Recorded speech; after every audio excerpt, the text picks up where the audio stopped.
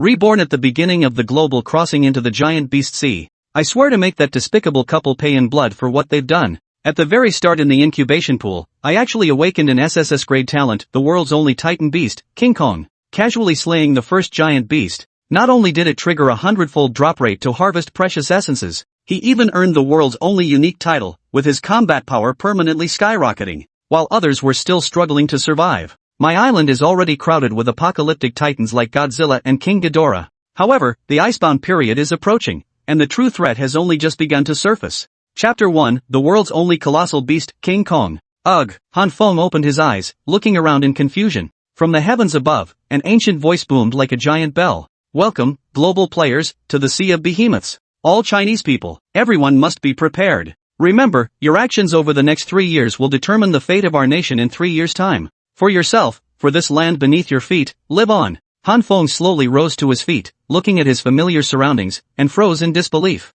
Did I just get reborn? Reborn to the very beginning of crossing the sea of giant beasts? He recalled that half a year ago, mysterious signals were discovered worldwide, indicating that within 3 years, monstrous beasts would invade Blue Star. Countless nations across the globe ultimately collaborated to develop a massive teleportation array capable of crossing the Sea of Behemoths. Any resources acquired during these 3 years will be brought back to Blue Star to prepare for the impending apocalyptic disaster. Death in this world means true death. There is no resurrection, humanity only has one life. The Sea of Behemoths is the salvation for all of humanity's calamity. In this catastrophe, humans may fight alone or band together to plunder. As a patriotic young man, he has always remembered this mission, but never expected. Damn it! Tang Xin, everything I've worked so hard for over 5 years has ended up being your stepping stone. And Zhang Chang, you two despicable lovers, just wait, this time I'm reborn, and I'll make sure you pay for this in blood. Recalling the time before his rebirth, there were only half a day left before he would cross back to Earth. Han Feng was being intimate with his girlfriend Tang Xin when suddenly, a knife stabbed straight into his heart. It was only then that Han Feng realized Tang Xin had long been involved with Zhang Chang, all because Zhang Chang had better resources than him. To further bolster Zhang Chang's reserves, Tang Xin actually killed herself, giving everything she had to him. Tang Xin. Han Feng clenched his fists tightly, the suffocating sensation before death still vivid in his mind. Once the 3-day novice period ends and the beast sea freezes over, the first thing I'll do when I find you is kill you. Han Feng's eyes blazed with murderous intent. He skillfully surveyed his surroundings. On an island spanning 1,000,000 square meters, towering ancient trees surrounded the area, scattered with rubble. Behind Han Feng was a roughly 30-meter-wide pond, shimmering with iridescent colors, beside which stood a small wooden hut. This was Han Feng's birth beast island. Across the boundless sea of giant beasts, there were 100 billion islands of varying sizes scattered throughout. All humanity exists within it. For the first 3 days, all humans will survive independently on their respective islands, slaying giant beasts to expand their resource reserves. Commonly known as the starter village. 3 days later, the entire world froze over, with oceans turning to ice, allowing humanity to explore freely and embark on a 3-year journey of development. Upon entering the Sea of Beasts and acquiring one's own beast island, the first task is to utilize the single incubation opportunity granted to each person, hatching a beast companion to secure the means of survival. In his mind, Han Feng examined his own attributes. Beast Master, Han Feng, Personal Combat Power, 75. Beast Coins, 0 a Beast Essence, 0 Equipment, none Abilities, none Storage, none Titles, none Beast Companions, none Home, Level 1 Wooden Cabin. Time until global freeze, 71 hours 59 minutes and 11 seconds. He sighed and stepped over to the incubation pool. A mass of water vapor condensed into the silhouette of a creature, but Han Feng couldn't discern what it was. Upon first arrival in the hatchery pond, the Beast Lord will receive 1 free hatching. Afterward, hatching essences must be purchased from the mall. However, all creatures in the incubation pool should be Earth's organisms, yet the silhouette of this colossal beast before me. How come I've never seen it before? Above the silhouette, the countdown ended with a flash of golden light so bright that Han Feng instinctively closed his eyes. After a long while, Han Feng opened his eyes. This isn't. Congratulations, Beastmaster Han Feng, for successfully hatching the world's only titan beast, King Kong. Chapter 2, 1 in a million? A jackpot right off the bat? Gasp. Wait, is this right? Han Feng gasped and stepped forward, looking at the gorilla beside the incubation pool. It stood about 2 meters tall, with a burly build and arms so long they nearly touched the ground. Information about the gorilla surfaced in his mind. Beast Companion, Kong, globally unique. Race, Titan Beast. Height, 2.1 meters. Weight, 500 kilograms. Level, Juvenile Stage 1, consumes 1 point of Titan Essence to upgrade to Stage 2. Attribute, Physical, can devour attribute cores to attach new attributes. Skills, none equipment, none the only one in the world? How lucky am I? Han Feng never imagined that the titanic beasts that only existed in movies and TV shows could actually be hatched by himself. In my previous life, I had never heard of such a classification existing. The creatures that everyone forms contracts with are merely mutated beasts, their only notable feature being their enormous size, nothing more. The colossal beast King Kong is an ancient titan beast, reaching hundreds of meters in size upon adulthood. Its strength far surpasses that of ordinary creatures, capable of moving mountains and draining seas with ease. Moreover, it possesses intelligence far exceeding that of its peers, enabling it to wield weapons in combat actively. It is also an exceptionally strong and rapidly evolving titan beast. Han Feng recalls that on Beast Island and in the oceans, there were countless colossal beasts. By slaying them, one could obtain beast coins, beast essence, and attribute cores. These are the very foundations upon which one can survive in this world. In this world, the hierarchy of colossal beasts, from lowest to highest, is as follows: juvenile stage, youth stage, mature stage, complete stage, beast king stage, beast lord stage, beast emperor stage, dominator stage, beast god stage, and cosmic stage. Each major stage is further subdivided into 10 segments, from segment 1 to segment 10. The stronger the colossal beast, the larger its entourage, meaning greater hope for one's own survival. The higher it goes. Tang Xan, Zhang Chang, just you wait. In 3 days, you're dead for sure.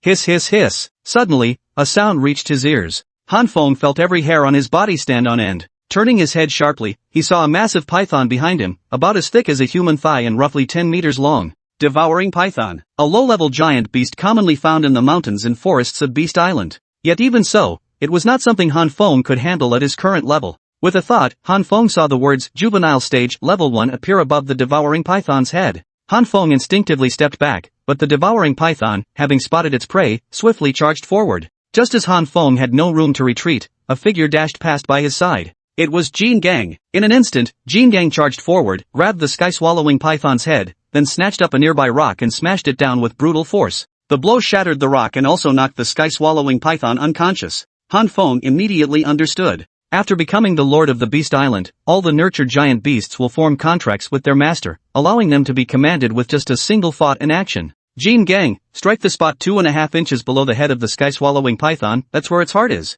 Jin Gang understood the intention, picked up an even larger rock with both hands, and smashed it down fiercely. He struck 4 or 5 times in succession until the devouring sky python's heart area was a bloody mess. Only then did he stop. Congratulations, Beastmaster, for slaying a juvenile stage 1 devouring sky python. You have obtained Beast Coins *100, Beast Essence *1, Devouring Sky Python Skin *1, Devouring Sky Python Meat *200 kg, Snake Gallbladder *1, Snake Oil *1, and Snake Scales *1. What? Chapter 3, The World's Soul Title The Brave One. Staring at the corpse of the sky-devouring serpent before him, which transformed into a sphere of light and vanished into his mind, Han Feng froze for a moment. What? A critical hit on the first strike, yielding the essence of a colossal beast? This was the sole path for beasts to advance in rank. Even killing 10,000 young beasts might not yield a single such essence. And he had obtained it in one fell swoop? Global announcement: Beastmaster Han Feng from Earth's Huaxia region has successfully slain the first giant beast. Awarded the title, The Brave One. This title is globally unique. Chat and friends features activated. Trading post feature activated. Marketplace activated. Han Feng smiled. As a Beastmaster, he could now wear titles that granted various ability enhancements. Brave One was the only title Han Feng knew of that could be obtained in the early stages. Seems Rebirth does have its perks. Suddenly, a light screen appeared before Han Feng, displaying a friend request pop-up. Beastmaster Tang Xin requests to add you as a friend. Accept? Yes, no. Han Feng narrowed his eyes and clicked the yes option. Han Feng? Was that you who just earned the title? It's Xinqing. Where are you? I'm so scared right now, hiding in the wooden hut. The manual says that in 3 days, all Beast Island masters will be able to move freely between islands. When that happens, you have to come find me right away. I'm counting on you to protect me. If you don't come, our wedding is off. Don't forget I promised you I'd marry you once the dowry was settled. Reading Tang Xian's message, Han Feng couldn't help but laugh bitterly. Oomph. In his previous life, he'd been such a pathetic sucker. Despite being a powerful warrior who'd risked his life countless times, he treated Tang Xian like a precious treasure, doting on her endlessly. And what was the end result? He got stabbed in the back. Tang Xian, so you're still trying to pull the wool over everyone's eyes? Fine. Last time we only met every 6 months. This time, I'll speed things up and send you to meet the King of Hell. With a cold laugh, Han Feng replied, fine. Wait for me. He exited the chat interface, watching as countless people added him as a friend. Clearly, it was because of the global announcement he'd just made. Han Feng snorted derisively. In his previous life, though he'd done reasonably well, he'd never truly stood out or garnered attention. This time around, not only had he gained extraordinary luck and hatched the Soul Titan beast, but he'd also attracted this much attention? Clicking the Ignore All button, Han Feng opened his operation panel. He looked at his spatial pocket. All the resources obtained from slaying the swallowing heaven serpent moments ago were stored within. The spatial pocket was infinitely vast, capable of holding every resource drop and item that belonged to him. Han Feng first examined the titles. Brave 1, when equipped, permanently increases the Beastmaster's combat power by 20%. Permanently increases the pet's combat power by 20%. Han Feng's expression brightened. In his previous life, the title of Braveheart had been claimed by a Beastmaster from the United States, who had risen to become a world-class powerhouse within 3 years. This time, it was his turn. As he equipped the title, Han Feng felt his body grow significantly stronger than before. Before him, his beast companion, King Kong, displayed even more solid muscles, looking even more terrifying than before. With a thought, a tomato-sized orb of light appeared in his hand, shimmering with multicolored light. This was the giant beast essence, capable of elevating a beast pet's rank. After a pet's level increased, its size, combat power, defense, and other attributes would all improve. Chapter 4, Level Up. Explosive Growth. The beast pet Kong before him was destined to be his longest-lasting companion. Han Feng would never be stingy with it. He lifted the giant beast essence and hurled it directly at King Kong. The essence instantly vanished into the beast's forehead as Han Feng took a few steps back. A dazzling rainbow light instantly enveloped King Kong's body, growing ever more blindingly brilliant. After a moment, when Han Feng looked again, he couldn't help but be astonished. Holy crap, no wonder it's a titan beast once it grows, it's this powerful. Before him, Kongang now towered over 10 meters tall. His form had grown even more robust, standing like a small mountain before Han Feng. Beast pet, Kong globally unique. Species, Titanic beast. Height, 2.5 meters. Weight, 700 kilograms. Level, Juvenile Stage 2 can advance to Stage 3 by consuming 1 point of Colossus Essence. Attributes, Physical can devour attribute cores to acquire new attributes. Skills, none. Equipment, none. Whoa! That's intense? After reviewing Kong's attributes, Han Feng couldn't help but gasp in astonishment. In his previous life, he'd never heard of titanic beasts existing in the world. Now, reborn, he'd become the sole owner of the planet's only titanic beast. Most beasts were merely slightly larger in size, but he never imagined that with each level up, Kong's height would increase. Its weight had now reached 700 kilograms. If it eventually reaches the cosmic realm, wouldn't it be able to split the heavens with a single palm strike? That would be a true cosmic-level colossus, right? Han Feng was thrilled, beginning to anticipate the ultimate potential of the Kong. Unfortunately, subsequent upgrades required increasingly large quantities of Titan essence. Who knew how long it would take to gather enough again? He led the gorilla to the small wooden cabin. This would be Han Feng's future home. Though it appeared modest, it could be upgraded using Colossus coins once he gathered the necessary resources: timber, metal ores, and the like. What Han Feng was actually standing on beneath his feet wasn't the island's soil, but a turtle shell. After arriving in this world, everyone possessed a mobile living space. Their vessel was called the Xianming turtle, capable of traversing both land and water at incredible speeds. Upgrading one's dwelling correspondingly increased the Xianming turtle's size. However, the Xianming turtle itself possessed no combat abilities, it was merely a vehicle. True fighting power depended on the giant beasts hatched from eggs. Seeing the dilapidated wooden hut, Han Feng decided to explore first. This million-square-meter giant island held only one human himself. Whatever he could gather within 3 days would be his to keep. Opening the marketplace, he spent 10 giant beast coins to purchase a logging set. Seeing King Kong crouch down, Han Feng climbed onto its shoulder and waved his hand. King Kong. Let's go. Into the mountains. Scavenge. King Kong pounded his chest and roared, startling countless birds into flight from the surrounding woods. Man and beast charged headlong into the edge of the forest within Beast Island. One advantage was that all dropped resources were automatically collected. As Kong Lang rampaged along the forest's edge, Han Feng gathered hundreds of kilograms of logs. Such a massive stockpile would have taken at least several days to collect in his previous life. But Kong was simply too massive. The trees before it were like toys, trampled underfoot with ease. But too much timber was useless. These were the most basic resources. Han Feng directed Kong straight toward the very center of Beast Island.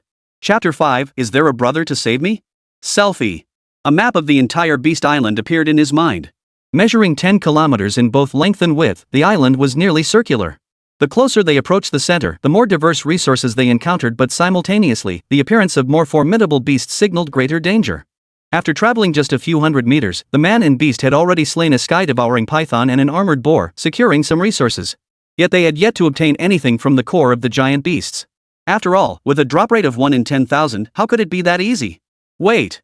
Han Feng suddenly called out, halting the gorilla's advance. Looking ahead, the trees grew sparser, replaced by a ring of small hills. To the left front, at the foot of one mountain, an irregular mound emerged. A metallic sheen flickered on its surface. After Kong Jiang crouched low, Han Feng leapt down, striding forward with a look of delight. Ha! What luck! To find an iron ore cluster right here on the edge. Not huge, but still worth hundreds of pounds. King Kong. As Han Feng finished speaking, a mining pick appeared in his hand. He tossed it forward, and King Kong immediately reached out to catch it. This mining pickaxe, designed for human use, now held in the hands of the over 2-meter-tall Kong, seemed rather petite and delicate. Han Feng stepped back slightly as King Kong stomped his feet, sending thunderous booms through the ground.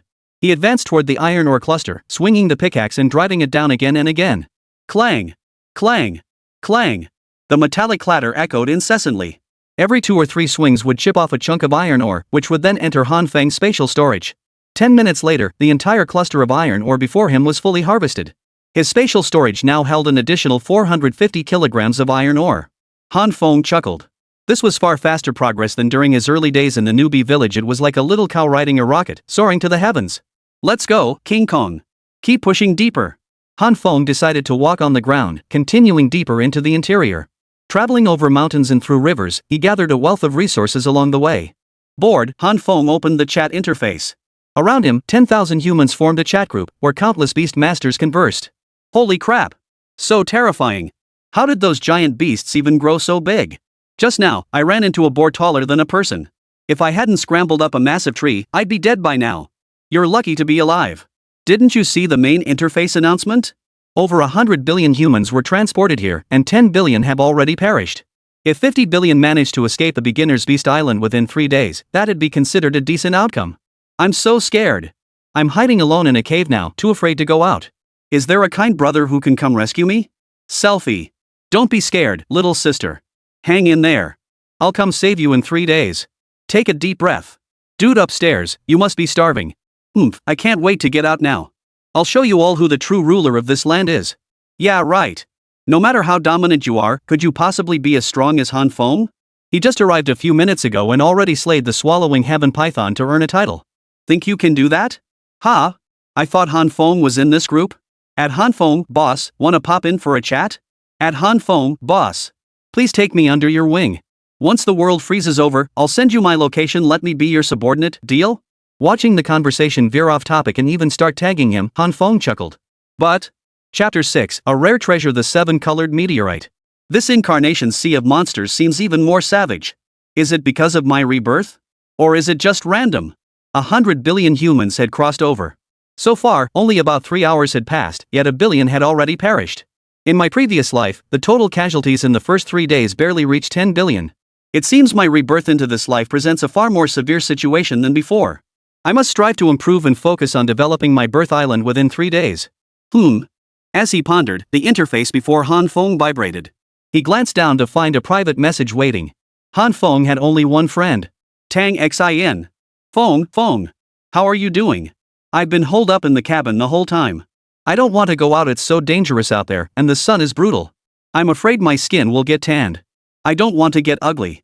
Reading Tang Xin's message, Han Feng narrowed his eyes. Just like in his previous life, Tang Xin was always the selfish. Only concerned about her own safety. Han Feng couldn't fathom it. What the hell was he thinking back then? Why did he keep acting like her lapdog? Damn it, Tang Xin. Just you wait a few more days. He spat angrily before replying, sounds good. I'm gathering supplies nearby right now. Really? Well then hurry up and gather as much as you can. Once we meet up, hand over half your resources to me. I don't want to go out gathering supplies myself, you're enough for me. Ha! Still think I'm your lapdog? Han Feng snorted derisively, though he didn't send this reply to Tang Xin. Alright. Tang Xin, I knew it, you're the best, Feng. Oh, and if you find any rare resources or materials, you'd better save them. No using them yourself. When the time comes, hand them all over to me. I'll keep them safe for you. You men get spoiled. Once you have something good, I'll manage them. And also, image, click to view.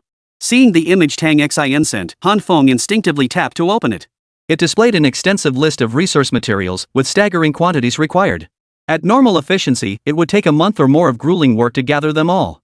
Tang Xin, however, seemed utterly unconcerned. These are the materials to upgrade the cabin. I want to turn it into a villa. There are also beautification blueprints that require 5,000 giant beast coins. You've prepared everything. Hurry up and gather it all within 3 days. When it's done, hand it over to me immediately, got it? Otherwise, we're breaking up. Han Feng laughed bitterly. You really don't treat me like a human being. I hope you're still this arrogant after 3 days. Han Feng replied, alright, no problem. After closing the interface, he suddenly halted in his tracks. He turned his head to look left ahead. There, a mountain path lay ahead, radiating a dazzling, blinding light. As he passed through with his golden armor, the scene that suddenly opened up before him and the object within the deep pit at its center left Han Feng speechless. Whoa! This is... Han Feng's eyes widened in disbelief until he finally gasped aloud. Rainbow meteorite iron. Han Feng stared intently at the multicolored meteorite iron within the pit. This was a metallic substance that had descended from beyond the heavens since the emergence of the Sea of Colossal Beasts. The multicolored meteorite iron possessed extraordinary malleability.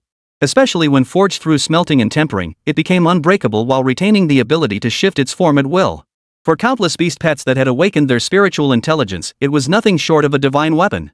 Due to its rarity and unique properties, anyone possessing it rose to prominence overnight, embarking on a path of invincibility. In his previous life, Han Feng had only ever seen it in the equipment of the most powerful figures. Equipment forged from rainbow meteorite iron was guaranteed to be of divine weapon grade. Chapter 7. Whoa! This much? In the Sea of Behemoths, weapon tiers range from F to A, with S, SS, and SSS above them. Quality is further divided into 6 tiers: common, fine, superior, excellent, epic, and divine. One essential requirement for obtaining a divine weapon grade weapon is multicolored meteorite iron. It could be said that possessing multicolored meteorite iron was what forged the futures of those elite players. Han Feng's expression lit up with delight. He never imagined that after his rebirth, he would not only hatch the Titan beast King Kong but also possess the materials to forge divine weapons. His breathing quickened as he stepped into the deep pit. The multicolored meteorite shimmered with a myriad of dazzling lights, radiating a brilliant glow. To the touch, it felt smooth and warm like jade. Kong, come quickly. Dig it out, be careful. Loosen the surrounding soil first, then collect it. In this world, once a beast master and their beast pet were hatched, a successful contract was formed.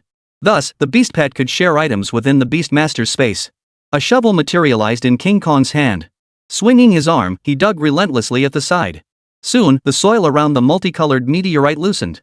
King Kong finally put away the shovel and, under Han Feng's direction, exerted his strength to lift the multicolored meteorite before him. The meteorite was irregularly shaped, resembling a boulder that had rolled down from the mountain. Observing the shimmering patterns within, Han Feng focused his intent, and the multicolored meteorite entered his spatial pocket. Rainbow meteorite 150 kilograms. Whoa! That much? Han Feng sucked in a breath of air, then chuckled. Today, he had definitely struck gold. He had hit the jackpot. This quantity of meteorite is more than enough to forge a weapon of F-grade divine weapon quality. As for armor, it might not be quite sufficient. Han Feng pondered. Due to the rarity of meteorite iron, the resulting weapon wouldn't be of the highest grade. Yet, divine grade quality was comparable to an A-grade weapon, more than enough for King Kong to sweep through everything during the early exploration stages. As for armor? The quantity was simply too small to forge anything substantial. Good job, King Kong. He patted King Kong's shoulder and chuckled. Now, let's keep exploring. We'll head back when it gets dark. Then, I'll grill some meat for you. Both Beastmaster and Beast Pet needed sustenance. In his previous life, Han Feng hadn't mastered much, but roasting meat over a campfire? That was his specialty. And so, man and beast continued their journey through the mountains and forests. Little did they know that as they left the meteorite crater, in the distance, atop a mountain hollow, hidden within the thicket of weeds, a pair of blood-red eyes slowly opened. Roar!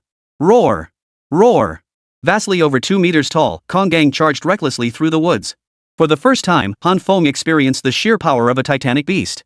Its skin was as hard as rock, and slenderer trees snapped like sticks beneath its hooves, easily broken and gathered by Han Feng. At 5 o'clock in the afternoon, a streak of evening glow appeared on the horizon. As the sun set in the west, the entire land gradually darkened.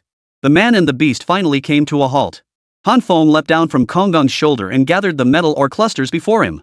Inventory: swallowing heaven python skin 23, swallowing heaven python meat 3,400 kilograms, snake gallbladder 23, snake oil 23, snake scales 23, wild boar meat 1850 kilograms, logging set, logs 1855 kilograms, iron ore 1,250 kilograms, rainbow meteorite iron 150 kilograms.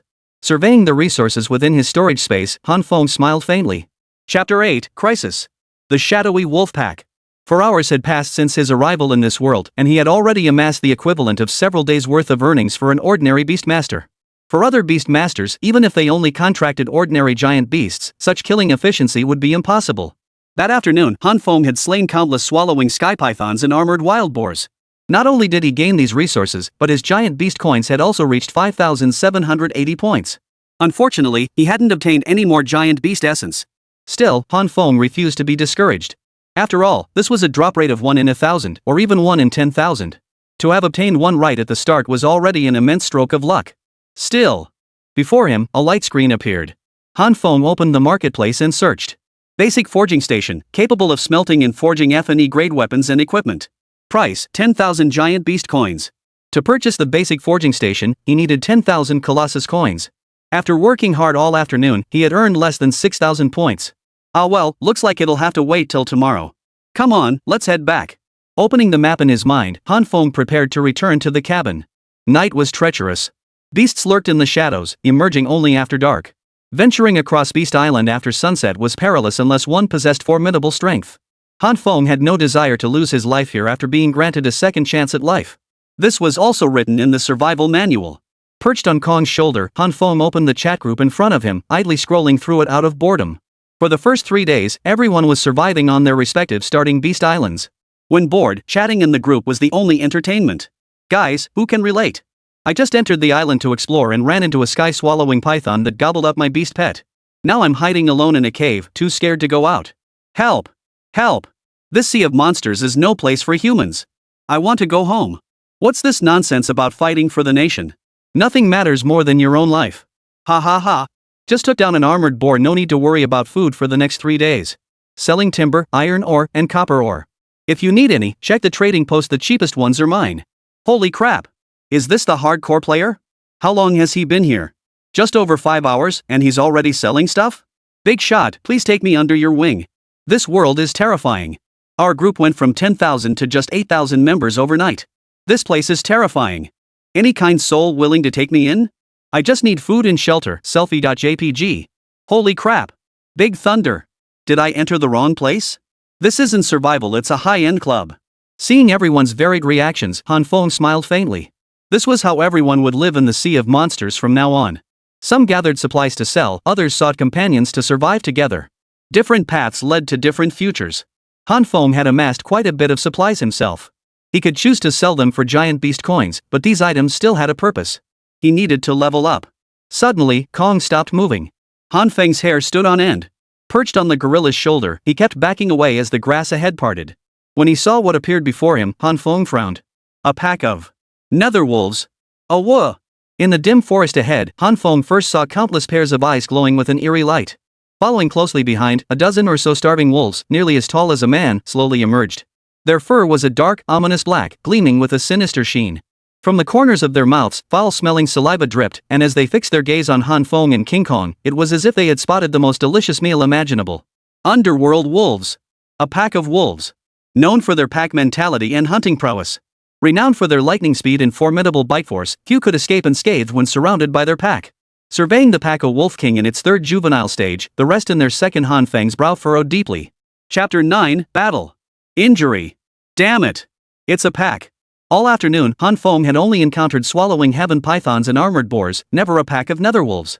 He'd relied on Komong's formidable strength to dispatch them one by one. He never expected to encounter a pack on his way back. If it were a single shadow wolf, even a stage 3 juvenile, Han Feng believed his stage 2 Vedra, bolstered by his title, could handle it. But facing a pack. Run!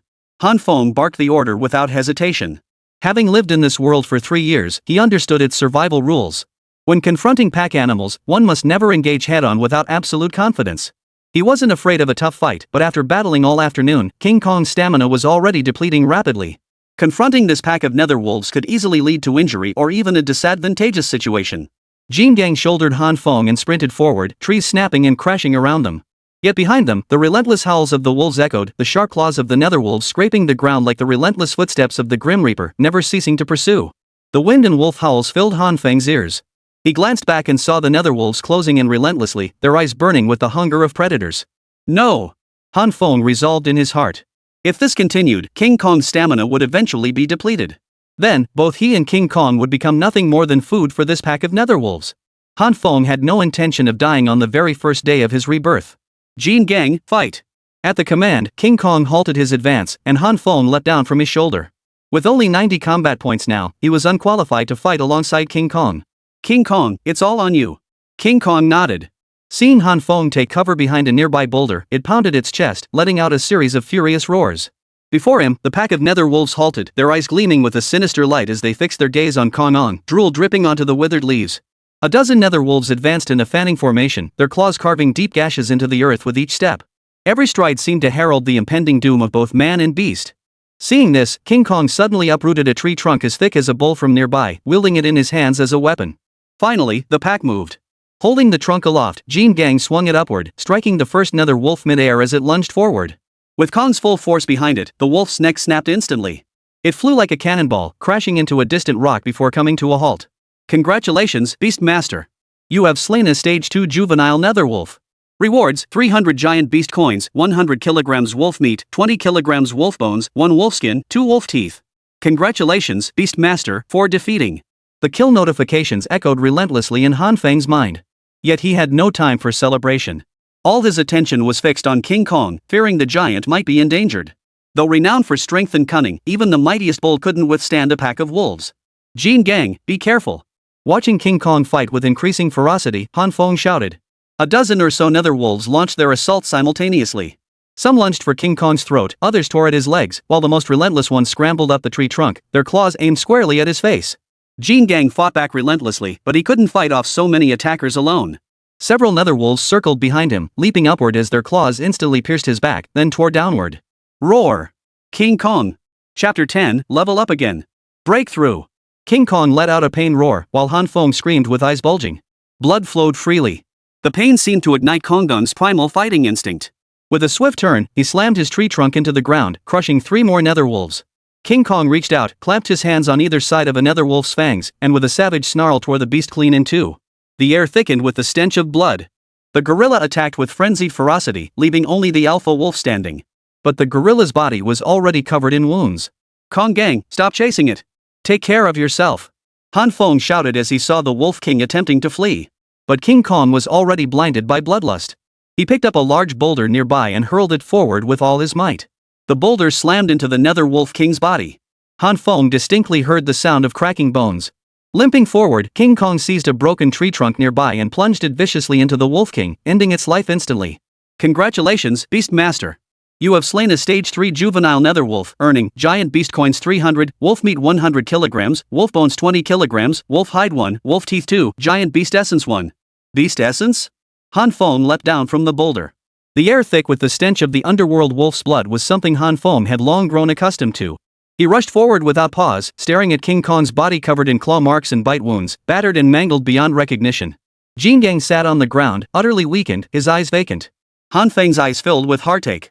As companions to their masters, beast pets spent long years by their owners' sides, naturally forming deep bonds. Though it was only his first day in this new world, the 3 years of his past life had made Han Feng's bond with his beast companion profoundly deep. Jean Gang, you've been through so much. Once we return and acquire a basic forging station, I'll craft weapons for you. If resources permit, I'll even forge a full set of armor. King Kong let out a low growl and nodded, panting heavily. With a flick of Han Feng's thoughts, a giant beast essence instantly materialized in his hand. After sustaining injuries, beasts can recover in 3 ways, consuming food, though this is slow, using recovery potions, which offer moderate speed and the fastest method, leveling up. Seeing the massive wounds covering Kong's body, Han Feng didn't hesitate to administer the giant beast essence to him. A flash of light erupted. When Han Feng opened his eyes again and saw the Kong Gang before him, he froze in shock. What a terrifying level-up boost. Whoa! Han Feng sucked in a sharp breath. Before his eyes, the Kong's stature surged once more, now towering nearly 3 meters tall, its frame bulking up by more than a full size compared to before. Beast pet, Kong globally unique. Species, Titanic beast. Height, 3 meters. Weight, 1 ton. Level, juvenile Stage 3, can advance to Stage 4 by consuming 1 point of Colossus Essence. Attributes, physical, can devour attribute cores to acquire new attributes. Skills, none. Equipment, none. At just 3 meters tall, its mass was already measured in tons. Han Feng thought to himself that in movies and TV shows, Kong's successors could even grow into titanic beasts hundreds of meters tall and weighing hundreds of tons. But he had a feeling this absolutely wasn't Kong's limit. As he watched Kong's body, where once there had been countless wounds, now completely healed, Han Feng exhaled deeply and suddenly smiled. This was the companion who would fight alongside him in the future. Any injury to it would surely cause Han Feng immense distress. Chapter 11, The Shock of Nearly 10,000. Yet Han Feng was well aware of the dangers of survival in the sea of colossal beasts. Humanity faced countless terrors beneath this boundless world. Only by bravely enduring could one ultimately glimpse the dawn of hope. Even in his previous life, just as Han Feng was about to return to Earth, he had indeed been betrayed by a scoundrel, leaving him filled with bitter resentment. He rose to his feet, patting the giant gorilla before him. The 3-meter-tall creature loomed like a mountain, casting a shadow over the sky. Watching the distant sunset, he knew the entire Beast Island would soon be plunged into night. Han Feng knew he had to hurry back. Glancing at the giant beast coins in his inventory, he saw he had only accumulated 8,800 points. While insufficient to purchase a basic forging station, he understood that 8,800 points would be an absolute rarity among other survivors. Han Feng had even opened the chat group, where many were actively discussing their holdings. Some openly shared the amount of giant beast coins they currently possessed. Currently, the highest amounts were only around 2,000 or 3,000 points. These individuals were dubbed grind gods. They farmed countless resources and then sold them bit by bit in the trading post to accumulate their holdings. Sigh. As he watched, Han Feng sighed softly, muttering to himself, "Looks like I won't be able to grind 10,000 beast coins today. Who knows when I'll be able to afford that basic forging station." As he spoke, Han Feng had King Kong crouched down. He leapt onto its back and sat astride it. The pair raced swiftly toward the small wooden hut. Finally back at the cabin, the howling sea wind lashed against Han Feng's body, carrying a biting chill. His birthplace lay on the edge of Beast Island, right by the sea. The salty, fishy scent filled his nostrils. He gathered some stones and dry wood from nearby, then returned to the cabin to build a bonfire. As the fire burned steadily, the surrounding temperature gradually rose. Man and beast sat huddled together, warming themselves by the fire. Han Feng whittled wooden skewers, preparing to thread meat for roasting over the flames. In his previous life, though Han Feng couldn't cook, his skill at grilling meat was unmatched. His companions back then all marveled at it, but after eating grilled meat for 3 years straight, anyone would get sick of it. Han Feng's gaze sharpened as he resolved to find more people to strengthen his team. He opened the trading post, surveying the vast quantities of meat stored in his inventory. He took a portion and listed it in the trading post, pricing it several giant beast coins below the current average minimum. The moment the meat appeared, it instantly sparked heated discussions among survivors in countless chat groups. "Holy crap, everyone! Did you see that? Boss Han Feng just listed this much meat. Goodness, how many giant beasts did he have to kill? What kind of beast pet did Han Feng contract? How could he possibly kill so many giant beasts?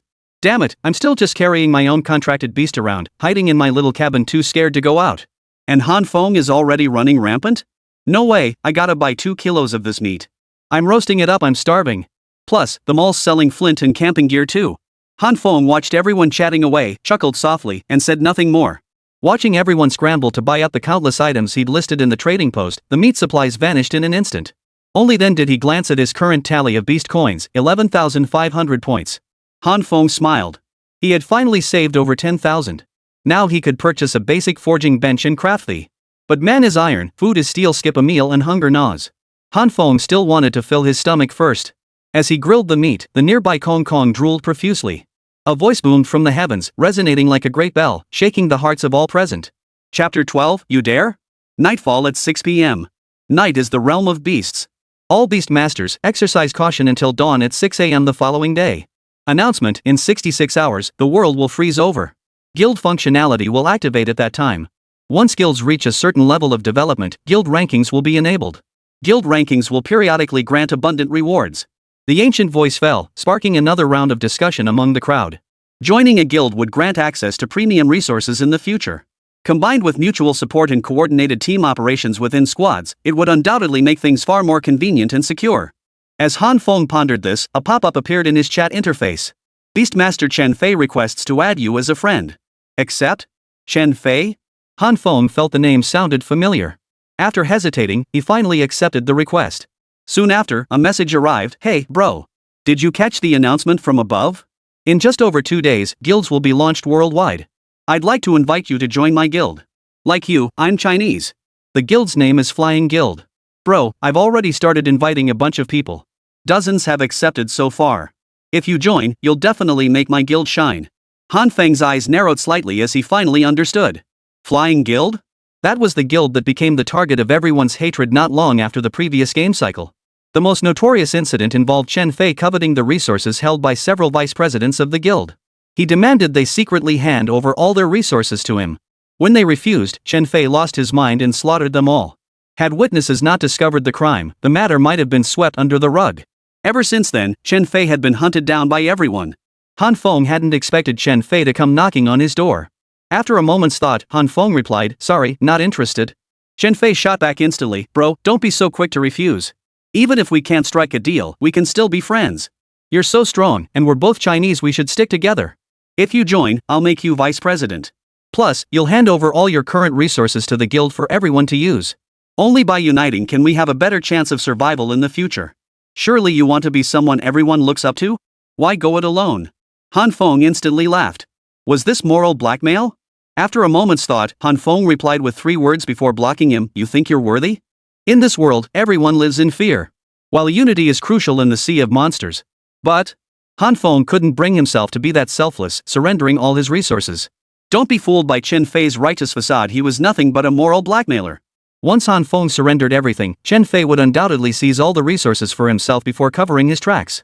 That's exactly what Chen Fei did in his previous life. How could Han Feng possibly agree like some naive fool? Shortly after Han Feng blocked and refused the request, a flood of messages poured into the chat group. Opening it, he saw that Chen Fei had taken screenshots of the chat, taken them out of context, and was spamming them relentlessly in the world channel. Only the initial invitation message was shown, followed by his own reply, "You don't even deserve it?" Chen Fei simultaneously attacked Han Feng, and countless people below began echoing Chen Fei's accusations. Chapter 13, Forging an F-grade Divine Weapon? Han Feng narrowed his eyes. He hadn't expected Chen Fei to play so dirty, deliberately trying to smear his reputation in the group. But once he blocked him, the chat history vanished. Han Feng sighed and decided to let it go. He thought to himself that no amount of explanation would help. Once Chen Fei's true, ugly nature was exposed, people would understand. Above the campfire before him, half a side of wild boar meat was finally roasted to perfection. Han Feng had spent a few giant beast coins in the system store within his spatial pocket to purchase a set of camping utensils. He then sliced the half side of wild boar meat. He kept 2 pounds for himself and gave the rest to King Kong. Beast pets needed to eat too. Grains, legumes, meat, and other foods could all serve as their sustenance. Holding the wild boar meat, King Kong chewed it in big bites, heedless of how scorching hot it was right after roasting. As it finished eating, Han Feng patted his own stomach and finally decided to get to work. Before him, the system store appeared. After searching through the options, Han Feng finally located the basic forging station and proceeded to purchase it. A blue, semi-transparent outline materialized before him, taking the shape of the entire basic forging station, which then hovered above the ground in front of him. This allowed Han Feng to place the basic forging station anywhere he desired. Before long, he placed it beside the incubation tank and stepped forward to stand before the basic forging station. The forge itself wasn't very large, standing about 1.5 meters tall and constructed entirely of stone. At the rear sat a small smelting furnace. Materials could be tossed inside, where the forge would automatically smelt them and forge them according to various preset schemes set by the Beastmaster. The basic forge could only craft weapons of F and E grades, but it ignored quality. Han Feng summoned the control panel on the forge before him, freely designing according to his imagination. After about 10 minutes, Kong Gang, having eaten his fill, came to stand behind Han Feng. He scratched his head there, looking exceptionally simple and adorable. Clearly, though Jin Gang possessed sentience, he couldn't comprehend the unfolding process before him. Finally, the rudimentary form of the Rui Jingu Bang materialized before him. Its overall hue was golden yellow, radiating an ancient, weighty aura. Above it, multicolored lights flickered like auspicious clouds swirling around it, constantly circling within. After selecting all these attributes, Han Feng confirmed his choices. A prompt appeared, "Forging an F-grade divine weapon? Please name it." Required materials, 150 kilograms rainbow cloud iron, 1000 giant beast coins. The basic forging station could calculate material requirements based on a weapon's form and specifications. An F-grade weapon required 1000 points of giant beast coins. Currently, Han Feng possessed only 150 kilograms of multicolored meteorite iron, sufficient only for an F-grade weapon. After naming it Rui Golden Staff, Han Feng deducted the multicolored meteor iron and 1000 giant beast coins from his system inventory. After this deduction, his giant beast coins dwindled to just 450 points. After investing everything, the basic forging station displayed that completion would take just 12 hours. He finally let out a sigh of relief. He then turned to look at Kong at his side and said slowly, "Kong, the weapon has begun forging. When you wake up tomorrow morning, this weapon will belong to you." Jin Gang happily pounded his chest. After warming himself once more, Han Feng returned to the small hut. Inside the wooden hut was only a worn wooden bed, covered with clean bedding. Lying down, he felt the bed's hard surface beneath him. Previously, through 3 years of relentless effort, Han Feng had upgraded the small cabin into a 3-story villa, living a life of relative comfort. Little did he expect that after being betrayed and reborn, he would find himself back at the very beginning. Still, Han Feng felt it didn't matter much. As long as he survived, that was enough. Chapter 14, Divine Weapon Emerges. The night passed without incident. That night, countless events unfolded across the boundless sea of monsters, claiming the lives of many more survivors. The next morning, gazing upon the mere 6 billion humans remaining, Han Feng's brow furrowed deeply. The attrition rate was countless times higher than in his previous life, signifying that this sea of monsters would be far more perilous yet potentially yield far richer rewards. Boom! In an instant, the heavens and earth trembled.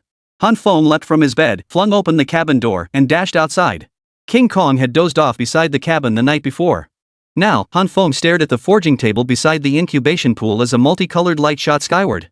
The light pierced the clouds, lingering for a full half-minute before gradually fading. Han Feng's expression brightened. Gee. It had been forged. The divine grade now hovered above the forging table. Visually, it appeared to be about 2 meters long, but Han Feng knew that due to the multicolored meteorite iron, the Rui Jingu Bang possessed extraordinary elasticity, capable of transforming at will. It could grow or shrink, just like the one wielded by the legendary Monkey King, Sun Wukong, in myth and legend. Han Feng stepped forward and seized the firmly in his grasp. Having fought countless battles before, he wielded it with practiced ease. Despite weighing 150 kilograms, the staff felt weightless in his hands, a testament to its belonging to him, even though his current personal combat power was only 90 points. As Han Feng extended the staff to its full 5-meter length and brought it down with a fierce strike, a massive boulder before him shattered effortlessly into dust. Whoa! Han Feng's expression brightened. The had not disappointed him. He then turned to glance at King Kong. Kong's eyes brimmed with intense delight, as if he held a special fondness for this newly revealed. Perhaps it too sensed that this was destined to be its own? Sure enough, as soon as Han Feng tossed the into the air, King Kong leapt up and caught it in his grasp. Beneath its heavy metallic feel, it seemed tailor-made for its grasp, its length and diameter fitting perfectly. Han Feng chuckled beside him. King Kong, it can extend or shrink according to your will. Then, Han Feng transmitted the method of using it into King Kong's mind.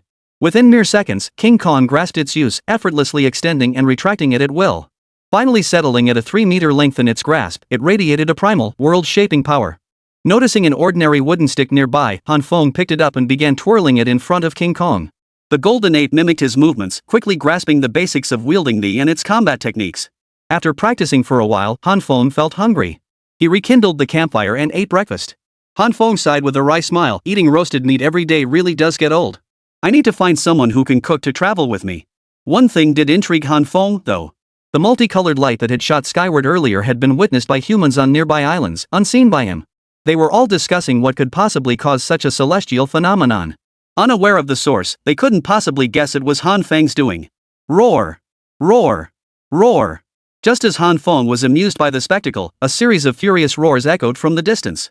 Immediately afterward, the ground beneath his feet began to tremble violently.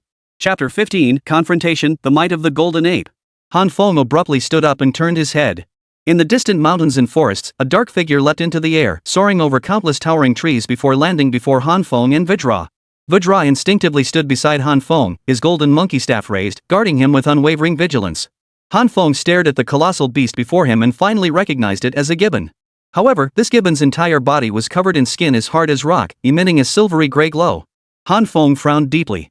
A stone ape, and a juvenile stage 5 stone ape at that. Damn it! How could a giant beast beyond stage 3 awaken on Birth Island within the first 3 days?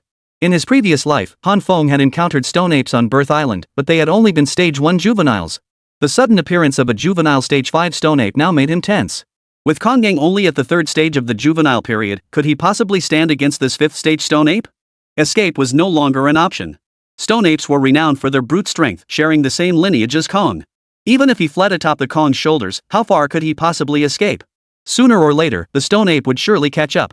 Moreover, like the Kong, the stone ape had begun to develop rudimentary intelligence. It was highly likely that it would eventually find a way back to the small wooden hut. It seemed this battle was unavoidable. Han Feng frowned deeply, retreating several steps to position himself in front of the small cabin. He knew his own strength was no match for the stone ape now. All hope rested on the golden ape. Meanwhile, with the title's bonus, King Kong's personal combat power increased by 20%.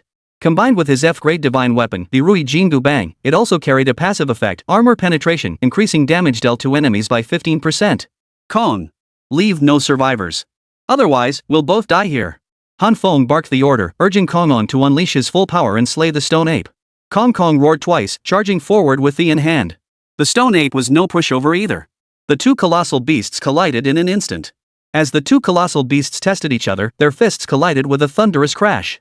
The deafening roar instantly assaulted Han Feng's ears, leaving his head buzzing and his body unsteady on its feet. Looking down, the ground now trembled violently, cracking inch by inch. King Kong stomped his feet hard, kicking up clouds of dust. Then, the muscles on his arms suddenly swelled, veins bulging across them.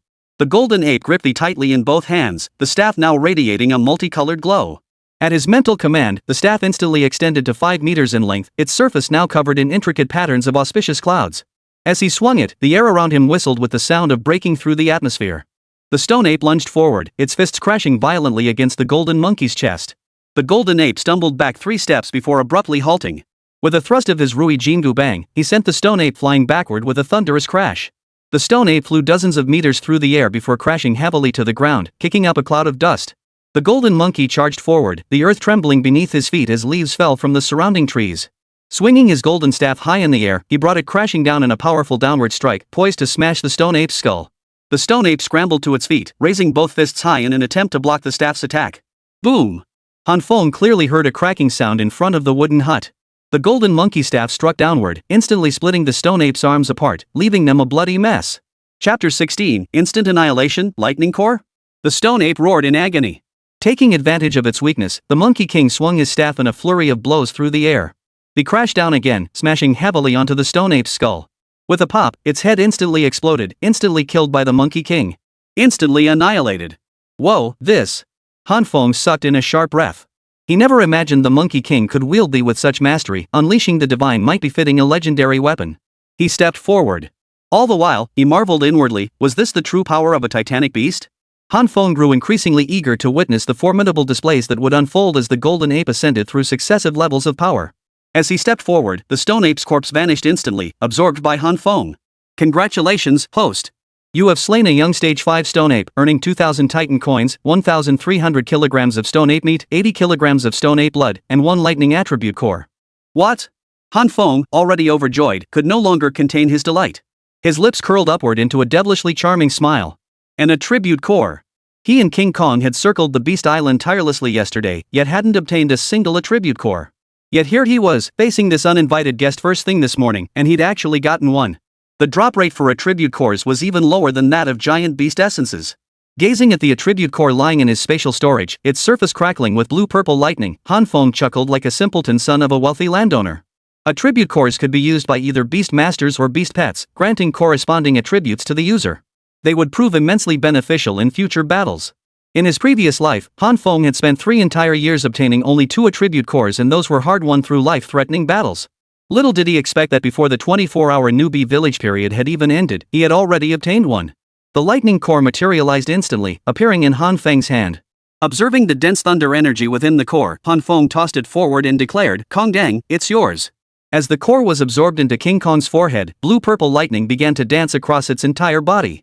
Within mere minutes, King Kong abruptly opened its eyes. A piercing light shot from between its pupils as the thunderous energy instantly vanished into its body. Simultaneously, a mechanical voice echoed in Han Feng's mind. "Congratulations, Beast Master. King Kong has successfully absorbed the lightning attribute core, gaining the lightning attribute. Automatically learn skill Thunderclap Fist. Channel lightning into both fists to deliver a powerful strike. While dealing damage, there is a 10% chance to paralyze the enemy." Han Feng raised an eyebrow and chuckled softly.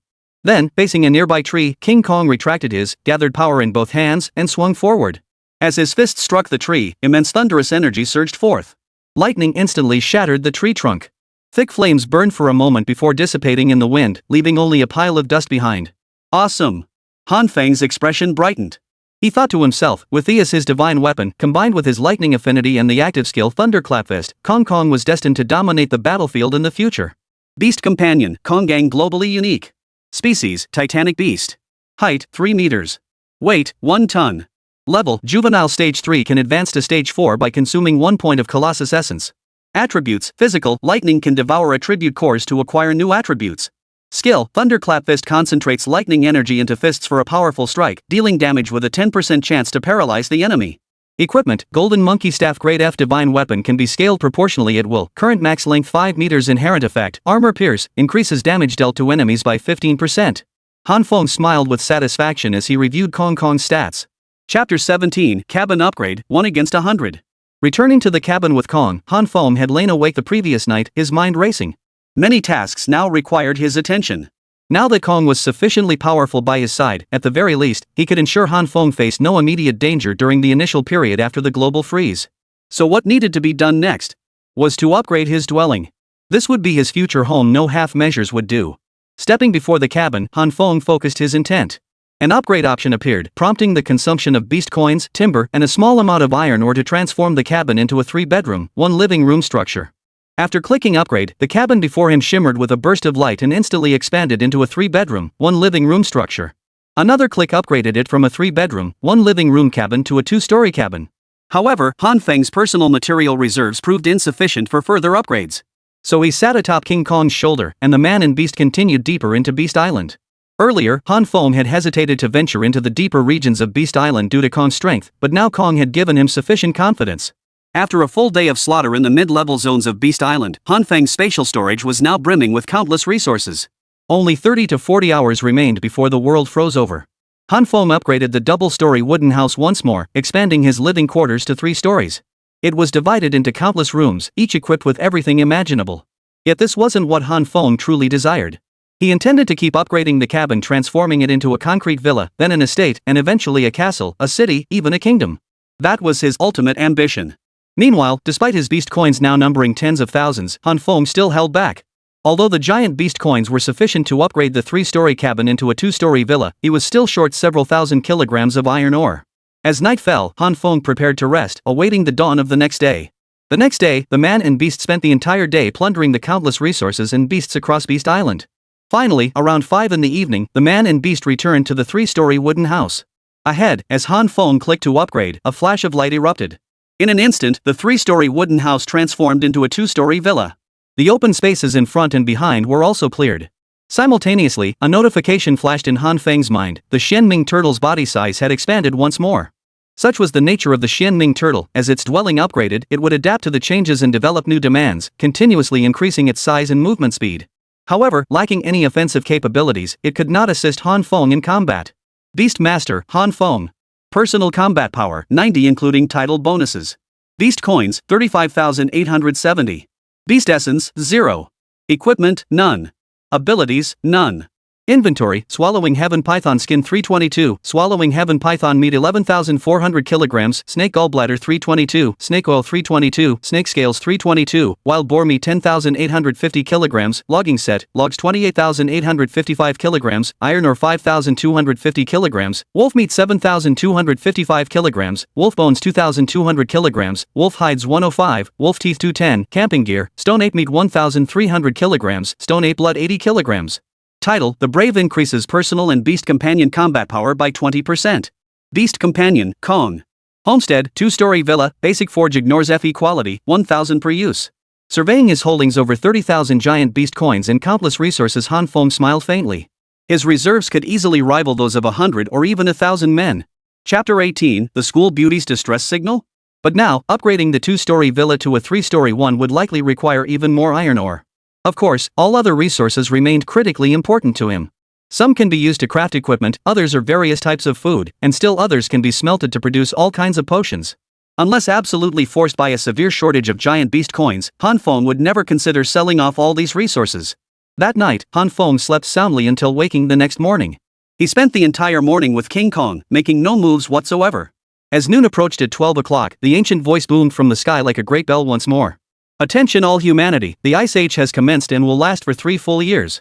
As the announcement faded, Han Feng sat on the second-floor balcony of his villa, feeling the ground tremble beneath him as the entire structure rose steadily upward. The Xianming turtle beneath his feet had finally awakened. This meant Han Feng could now explore the surrounding area under the turtle's guidance. While waiting for the sea to freeze over in the next hour, Han Feng idly scrolled through his chat groups until one message caught his attention. Mu Yunxue, is anyone there? Can anyone see my message? Can someone please save me? Please, I'm being attacked by 3 giant spider beasts. I'm hiding in a cave, too scared to move. Please, someone save me. I swear I'll follow you to the death. Han Feng's eyes narrowed. Campus beauty Mu Yunxue? Seeing that her message had been posted 3 minutes ago, it was instantly buried beneath countless other Beast Masters posts, ultimately sinking without a trace, ignored by all. But Han Feng narrowed his eyes. Before she had crossed over to the Sea of Monsters, Mu Yunxue and Han Feng had been fellow students at the same university. She was in the same year as him, also a biology major, admitted through recommendation. Her personal abilities were undeniable, and she possessed an outstanding talent in potion making. What stood out most to Han Feng, though, was that during her time at school, Mu Yunxue was widely regarded by countless male students as the undisputed campus beauty. Not only was she stunningly beautiful, but her figure was also among the most enviable. In his previous life, Han Feng clearly remembered that Mu Yunxue later joined a certain guild and became a world-renowned master alchemist. The potions she developed brought immense benefits to the guild and significantly enhanced the combat capabilities of countless pets. Reflecting on this, Han Feng's gaze sharpened as he contemplated whether he should proceed to rescue her. He added Mu Yunxue as a friend, and within half a minute received her reply, "You came to rescue me?" Han Feng, that's right, Mu Yunxue. What a coincidence. Before my transmigration, we were university classmates in the same year. I heard about your legendary exploits back then. Send me your coordinates. There are still a few minutes before the sea completely freezes over, and I can come rescue you. Really? That's wonderful. Mu Yunxue sent her location. Seeing the location hundreds of kilometers away from him, Han Feng thought to himself that with the Xianming turtle's speed, he should reach the location in about half an hour. Half an hour later, the Xianming turtle finally set foot on the birth island where Mu Yunxue was located. Guided by the precise coordinates, Han Feng soon mounted King Kong and leapt down. Before him appeared a cave entrance barely wide enough for one person to squeeze through. Ahead of the cave, a massive three-headed spider, standing 2 meters tall, loomed in the opening, emitting a constant hissing sound. Han Feng narrowed his eyes, instantly discerning the three-headed poisonous spider's level. Second stage juvenile? That weak? Chapter 19, Campus Beauty, I can do anything. Shaking his head in exasperation, he gave the order. King Kong charged forward, not even needing his. A single punch instantly obliterated the three-headed poisonous spider. After collecting the dropped loot, Han Feng leapt down and stepped into the cave. By the faint glow of the fire, he saw a small platform inside the cave. A woman was huddled against its edge, crouched on the ground, shivering violently. She wore a long dress, now torn and tattered, revealing pale, delicate skin beneath that captivated Han Feng. Spotting the human, Mu Yunxue scrambled to her feet. You must be Han Feng? Han Feng nodded. Mu Yunxue burst into tears. Why, you finally came. I thought I was going to die here. They've trapped me in this cave for a full day and night. I haven't had a single bite to eat or a drop of water. Han Feng pulled out roasted meat and a bottle of water from his spatial storage and tossed them over. Mu Yunxue took a bite of meat and a sip of water, feeling a little strength return. She wiped the tears from her face, but her hands were too dirty, leaving streaks across her cheeks like a little calico cat. Han Feng asked curiously, "Where's your beast pet?" Mu Yunxue sighed. After my beast pet hatched, it fought a giant beast that appeared nearby. In the end, both were mortally wounded and died. I had no giant beast coins and no means to gather resources, so this is how things ended up. Han Feng nodded, giving Mu Yunxue a thorough once-over. Feeling his intense gaze, her face flushed crimson. After a tremendous internal struggle, Mu Yunxue finally spoke up. Han Feng, please. For the sake of our past as fellow students at the same school, take me in. From now on, I'll do whatever you ask even if. Before Mu Yunxue could finish, Han Feng interrupted. If I recall correctly, you possess exceptional talent in alchemy, right? Seeing her nod, Han Feng continued, I can invite you to join my guild. You'll work alongside me, handling all matters related to potions. I can build all kinds of laboratories. While there are many official formulae provided, homemade potions yield superior results. That task will be yours. I'll provide the materials, and you'll work for me. But let me make one thing clear, if you ever try to betray me, I will make you pay with your life. Mu Yunxue nodded frantically, like a chick pecking at grain. Rest assured, Han Feng, I will never betray you. Han Feng finally smiled, then turned and walked toward the cave exit. Mu Yunxue clasped her hands before her chest and followed tremulously behind. Soon, they returned to the Xianming turtle. Seeing the double-story villa before her, Mu Yunshue's expression changed dramatically. Is this your residence? It's incredibly beautiful. Han Feng chuckled. Stay with me, and you'll see even more beautiful places. He tossed her a set of clothes he bought from the mall. The second room on the left upstairs is yours. Go take a shower and change out of those clothes.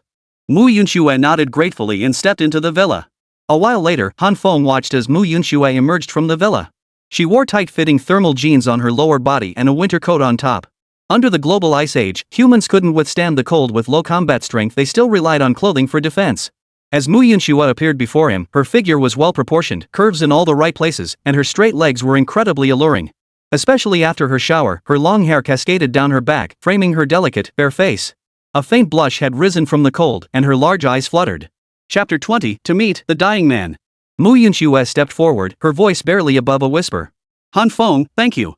Thank you for taking me in. Han Feng shook his head. It's nothing. As he spoke, Han Feng opened his interface and clicked on the newly activated guild feature. He saw countless invitations to join guilds flooding in, each with a different name. Han Feng declined them all.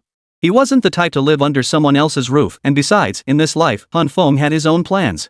He clicked to create a guild, paid the 10,000 giant beast coins fee, and thus established a guild named Goddess Temple. He then invited Mu Yuxue to join his guild. The first member of Goddess's Sanctuary and the first companion by Han Feng's side had arrived.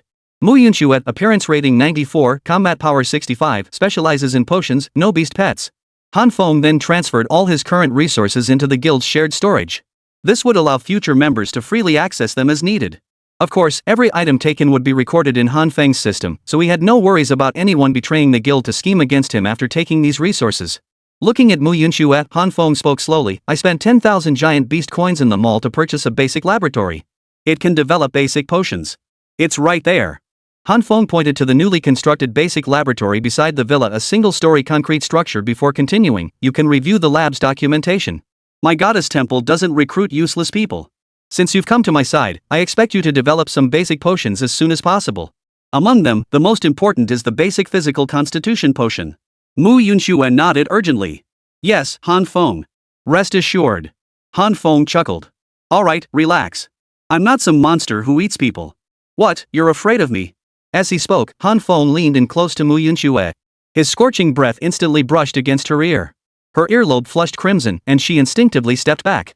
Recalling Han Feng's intense gaze upon her in the cave earlier, Mu Yuxue felt her body tremble slightly. She shook her head hastily. No. Of course not. I just... Han Feng waved his hand dismissively. Alright. Just call me Brother Feng from now on. Before Han Feng could say more, a notification ping sounded in his mind.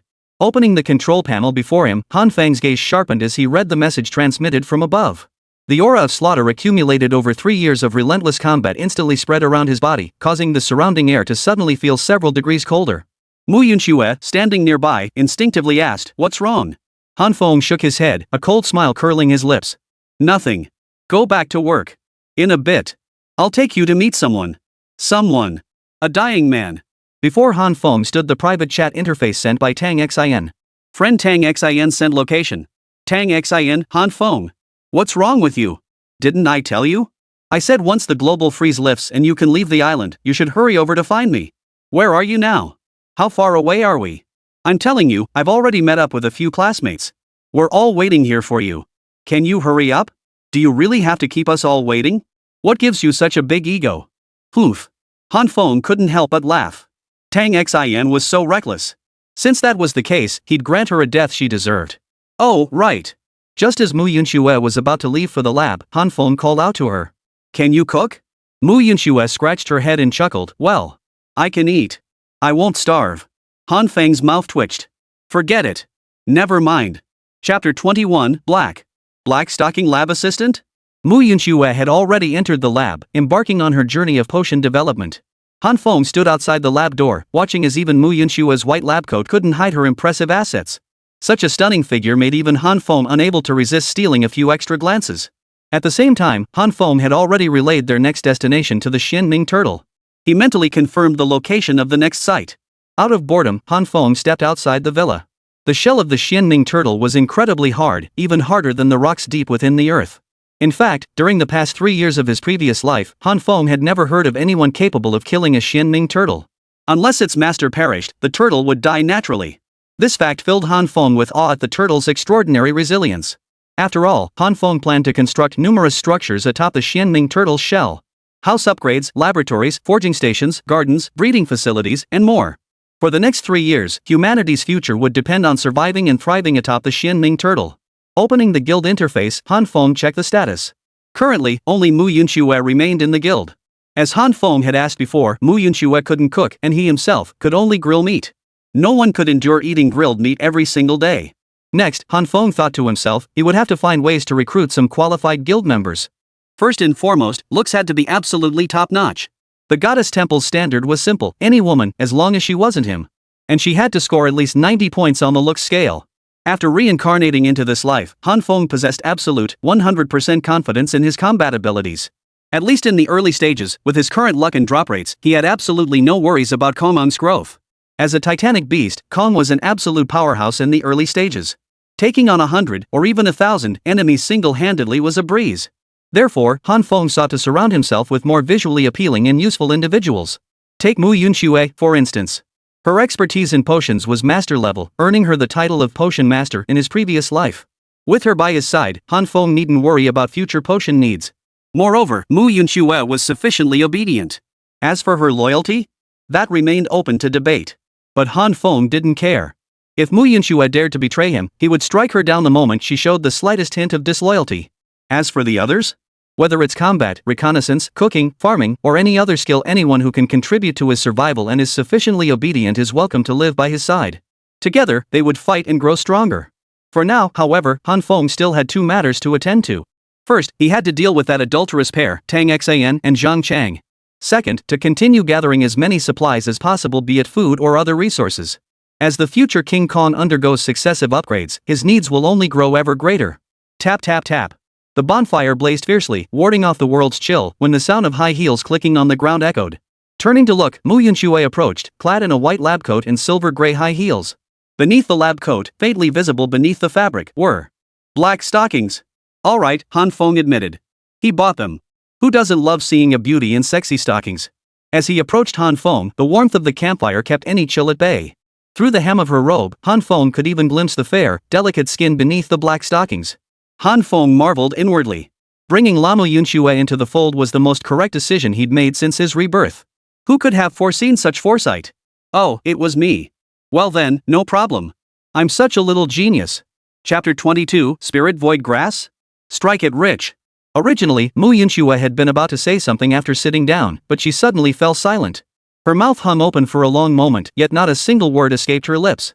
Especially when she met Han Feng's intense gaze, a faint blush spread across her cheeks. She knew she was beautiful.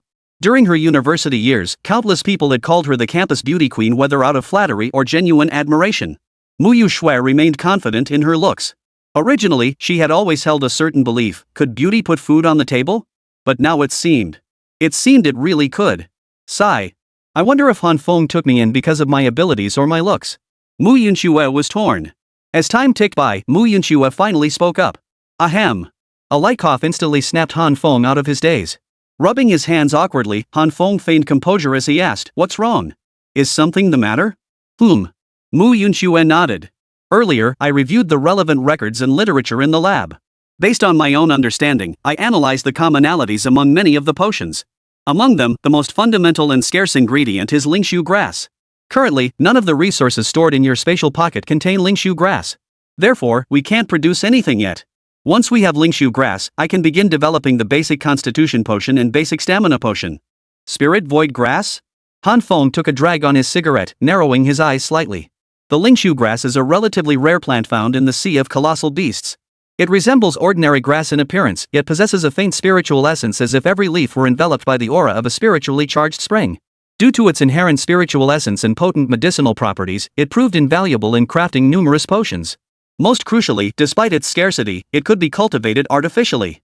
Once successfully cultivated, future potion development and research would no longer be a concern. If we find the lingshu grass, how many potions could you make?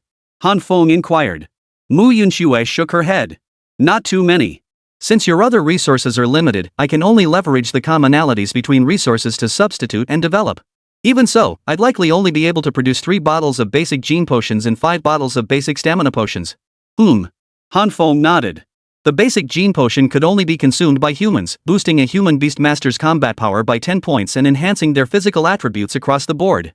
When Han Feng consumed it, combined with the bonus from his Brave title, it could boost his combat power by a full 12 points. As for the basic stamina potion, it restored stamina for low combat power, low-level humans or beast pets. While it also had wound healing properties, the recovery effect was minimal. Han Feng's heart sank, and he couldn't help but fall into deep thought. Where on earth could he find that lingshu grass?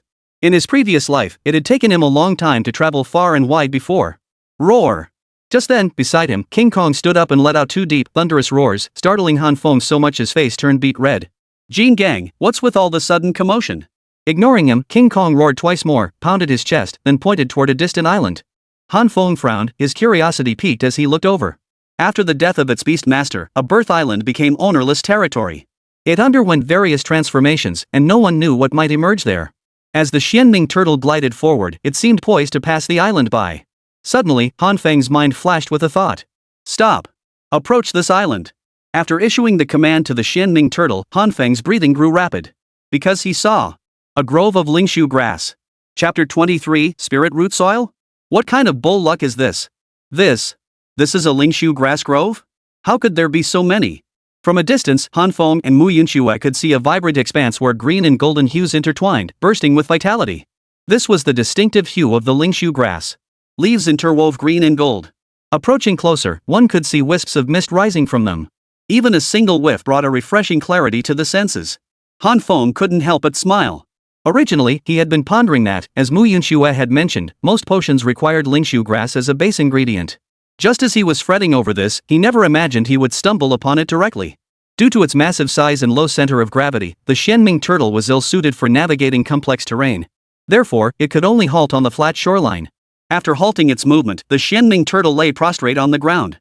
100 meters ahead lay a flat expanse where countless lingshu grasses clustered together. Let's go check it out.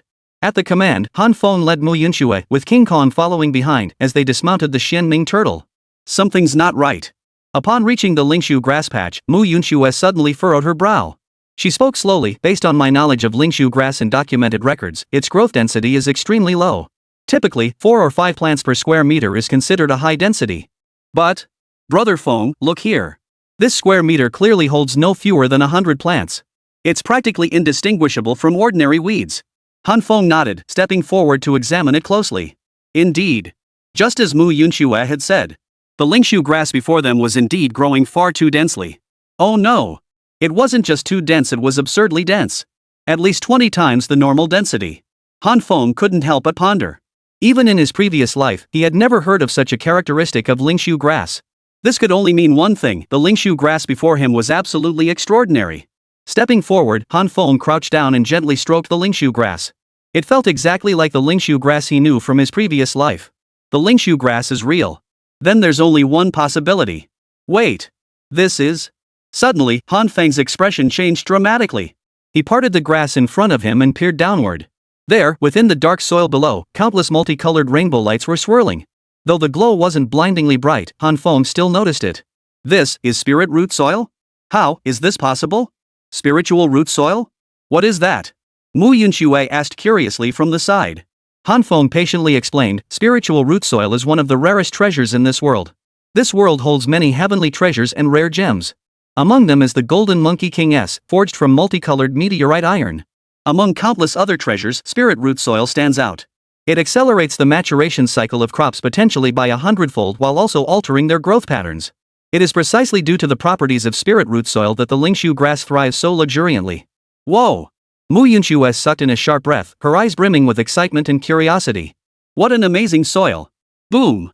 Suddenly, a series of thunderous booms echoed from ahead, causing the entire earth to tremble as if in response. Han Feng snapped his head up, his expression turning grim. A colossal beast burst forth from the front. Resembling a scorpion, its entire body was covered in rock-like armor and joints. Seeing this, Han Feng's eyes narrowed sharply. Rock-armored scorpion. Juvenile stage. Level 6. Damn it, it's a rock-armored scorpion.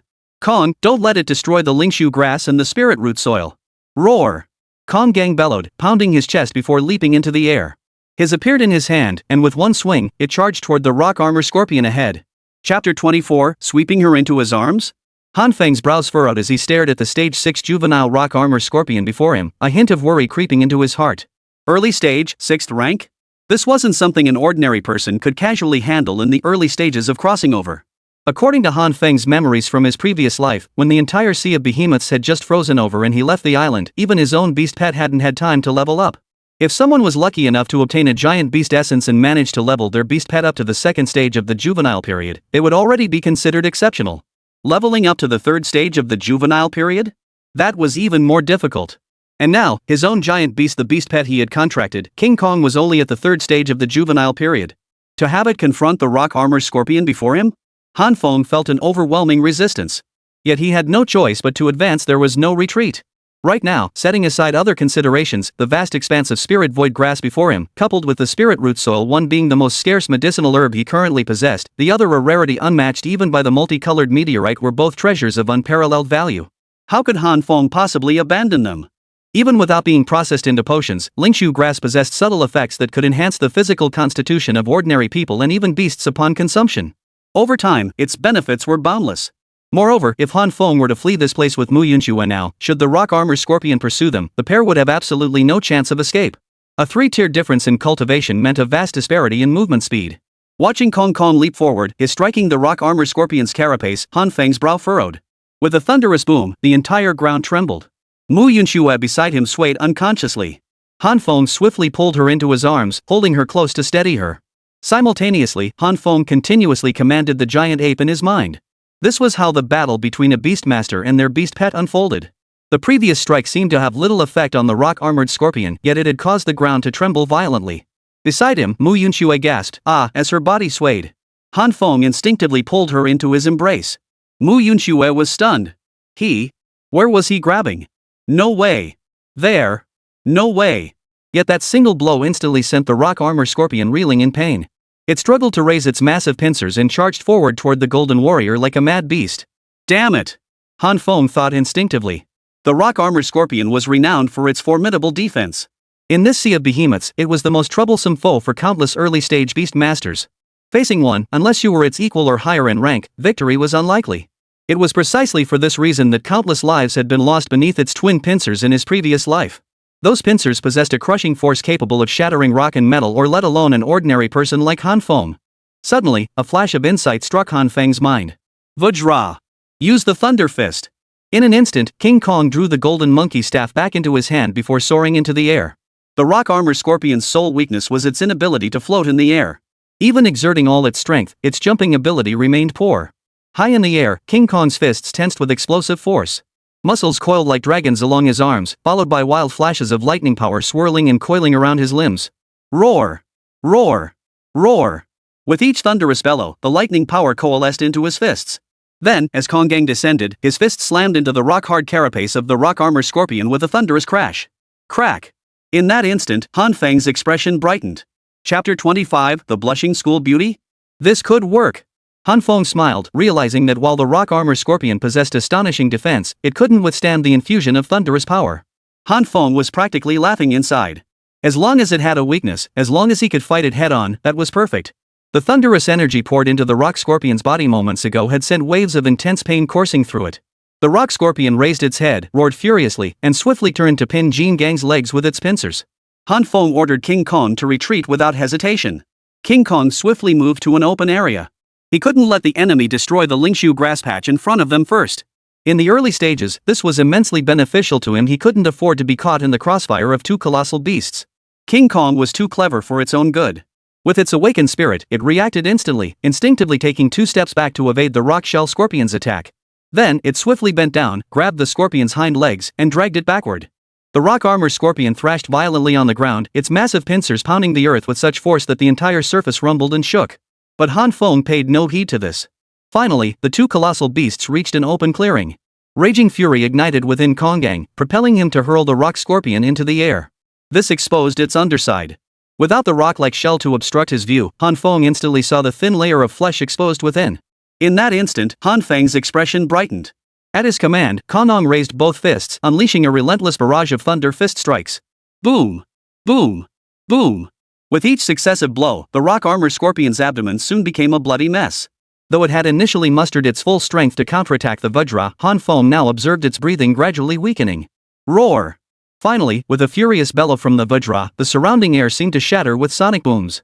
With a powerful thrust of its legs and a twist of its waist, Kong swung its fist upward with tremendous force.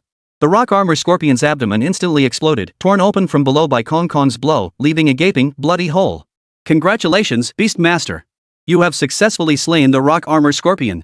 Rewards: Rock Armor Scorpion Heart 1, Rock Armor Scorpion Blood 200 kilograms, Rock Armor Scorpion Claws 1, Giant Beast Essence 1, Giant Beast Coins 2000, Rock Attribute Core 1. In that instant, a mechanical voice echoed in Han Feng's mind. What? Han Feng's expression brightened with delight. He was overjoyed inside. Holy crap! Han Feng couldn't help but wonder what was happening to him lately. Could it be that after reincarnating, even his drop rates had improved? From acquiring the Titan Beast at the very beginning to now, consecutively obtaining Giant Beast Essences, this wasn't ordinary luck. It was something most people could never achieve. Han Feng even wondered if anyone else in this world could match his pace, even if they had amassed countless colossus coins to purchase these essences. He'd seen it himself in the current trading market, each giant beast essence sold for hundreds of thousands of giant beast coins. Unless one belonged to a conglomerate or powerful faction that had pooled resources since their arrival, accumulating that much wealth now would be impossible. Just then, a soft, pouty sound came from beside him. Han Feng instinctively turned his head to find Mu Yunxue in his arms, her face flushed crimson, her breathing even becoming slightly hurried. After a moment, Han Feng seemed to realize something. Then, almost instinctively, pinched her right. Chapter 26, Level Up. Don't stop. Ah! Mu Yunxue let out a soft cry of protest, lifting her face flushed crimson. Her cheeks seemed so delicate they could drip with moisture. Her eyes gazed at Han Feng with a look of longing as she whispered softly, "Brother Feng, you?" Only then did Han Feng realize what he had just done, a completely instinctive action. Earlier, when the ground shook, he'd instinctively pulled Mu Yunxue into his arms, completely forgetting where his hand was touching. He quickly withdrew his hand. Mu Yunxue steadied herself and took a half step to the side. Her head bowed, she fiddled with the hem of her robe before murmuring, "Brother Feng, I told you before, as long as you take me in, I'll do whatever you ask." Han Feng felt his heartbeat quicken, but he cleared his throat twice and said, Jin Gang. I said it was an accident. Do you believe me? Finally, King Kong stepped forward. Seeing that Jin Gang was unharmed, Han Feng exhaled deeply. He then retrieved a large chunk of meat from his system space and tossed it over. Jin Gang caught it and sat alone nearby, gnawing away. The battle had drained King Kong's stamina, but thankfully, he was slowly recovering after eating the meat. A giant beast essence appeared in Han Feng's hand. Mu Yunxue beside him visibly calmed down, the flush on her face fading slightly. Seeing the giant beast essence appear, her expression turned shocked. She hurriedly exclaimed, "Brother Feng, this drop rate is way too high? You got giant beast essence already?" Han Feng smiled faintly and directly granted Mu Yunxue permission to view guild member information. This left Mu Yunxue utterly speechless. Her delicate, rosy lips parted wide, as if she could swallow a fist whole. For now she realized that the Kongjiang beside Han Feng had already reached the third stage of its juvenile period. Mu Yunxue stared in disbelief. Stage 3 of the juvenile period? Doesn't that mean it's already consumed 2 giant beast essences? Holy crap, Brother Feng, how did you manage that? Han Feng chuckled and replied, "Just good luck." Mu Yunxue hurriedly chimed in, "Then what about this giant beast essence? Should we list it on the trading post? I checked earlier, a single giant beast essence is selling for a whopping 300,000 giant beast coins on the exchange right now. Selling this would make us rich." Han Feng shook his head. Meeting Mu Yunshua's curious and puzzled gaze, he explained, "Right now, in this boundless sea of behemoths, countless people who crossed over, whether with conglomerates or organizations, have already started banding together for survival. But expecting to save up 300,000 giant beast coins on the very first day is nothing short of a pipe dream unless you're a conglomerate, and even then, only if every individual is a hardcore grinder. Besides, even if we could sell 300k worth, then what? What would we buy with it? Right now, our resources aren't scarce. Should we buy food, timber, or raw metal ore?" Mu Yunxue blinked, then shook her head. Only then did she realize Han Feng was right. Indeed, they lacked nothing at present. Han Feng continued with a smile, "That's why keeping this giant beast essence for ourselves is the most practical use. Only by strengthening our beast companions can we gain an extra edge for survival on this treacherous ice plane during these early perilous days." Turning to look at the well-fed Kong beside him, Han Feng directly handed the giant beast essence over. Jin Gang stood up, and the essence instantly vanished into his forehead. Instantly, a dazzling radiance erupted from his body. Mu Yunxue and Han Feng instinctively closed their eyes.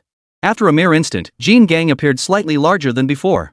Han Feng checked the information in his mind and instantly broke into a smile. Chapter 27, Massive Boost. The Might of Kong. King Kong had now reached the fourth stage of the juvenile period, his height increasing to 3.5 meters and his weight soaring to 1.5 tons. Now, Konggang possessed even greater strength and far more formidable physical defenses than before.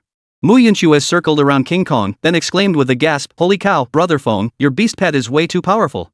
What type is it?" I'm just as curious as you are. I've been meaning to ask, but never got around to it." Han Feng chuckled and replied, "It's a pet from the Titan beast lineage. Its name is Kong, and it's one of a kind in the entire world." He looked at Mu Yunxue and nodded. "In the future, your focus in potion development will be twofold.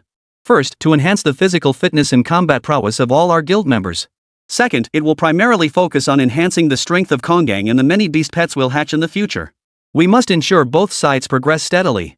In time, King Kong will become our greatest trump card for survival in this sea of behemoths." As he spoke, another bead appeared in Han Feng's hand. Mu Yunshue's eyes widened as she stepped forward, her curiosity piqued by the orb. It was her first time seeing such an object. She pressed her finger to her lips, scratched her head thoughtfully, and asked curiously, Brother Feng, what is this? Han Feng smiled faintly. This is an attribute core. It's mentioned in the survival manual, you should know about it. Mu Yunxue gasped. So this is an attribute core. I've heard of them, but I've never actually seen one. She pressed on, Brother Feng, you're not planning to give this attribute core to King Kong too, are you? Han Feng nodded. Naturally. King Kong needs these things himself. This core is of the rock attribute, enhancing Kong's defense to minimize damage in future battles. For now, I lack the resources to craft suitable gear for him. Perhaps with this rock core, Kong'an won't need any. As he spoke, Han Feng pressed the rock attribute core against Kong'an's forehead once more. Without the slightest resistance, an instant burst of earth yellow light enveloped Kong'an's entire body. Han Feng observed from the side, sensing something indescribable surge within Kong'an's body, making his frame even more resilient. Roar! Roar! Roar! As the rock attribute core continued to infuse, Kong'an let out a series of thunderous roars, the raw power surging within him. Half a minute later, a voice suddenly echoed in Han Feng's mind. Congratulations, Beastmaster Han Feng, on successfully enchanting your beast pet Kong'an with the rock attribute core. Passive skill acquired, enhanced defense. Pet's defense increased by 20%, body hardened like rock. As the voice echoed in his mind, Han Feng vaguely sensed King Kong's power surge instantly. King Kong's defense has significantly increased. Pet, Kong'an globally unique. Species, Titanic beast. Height, 3.5 meters.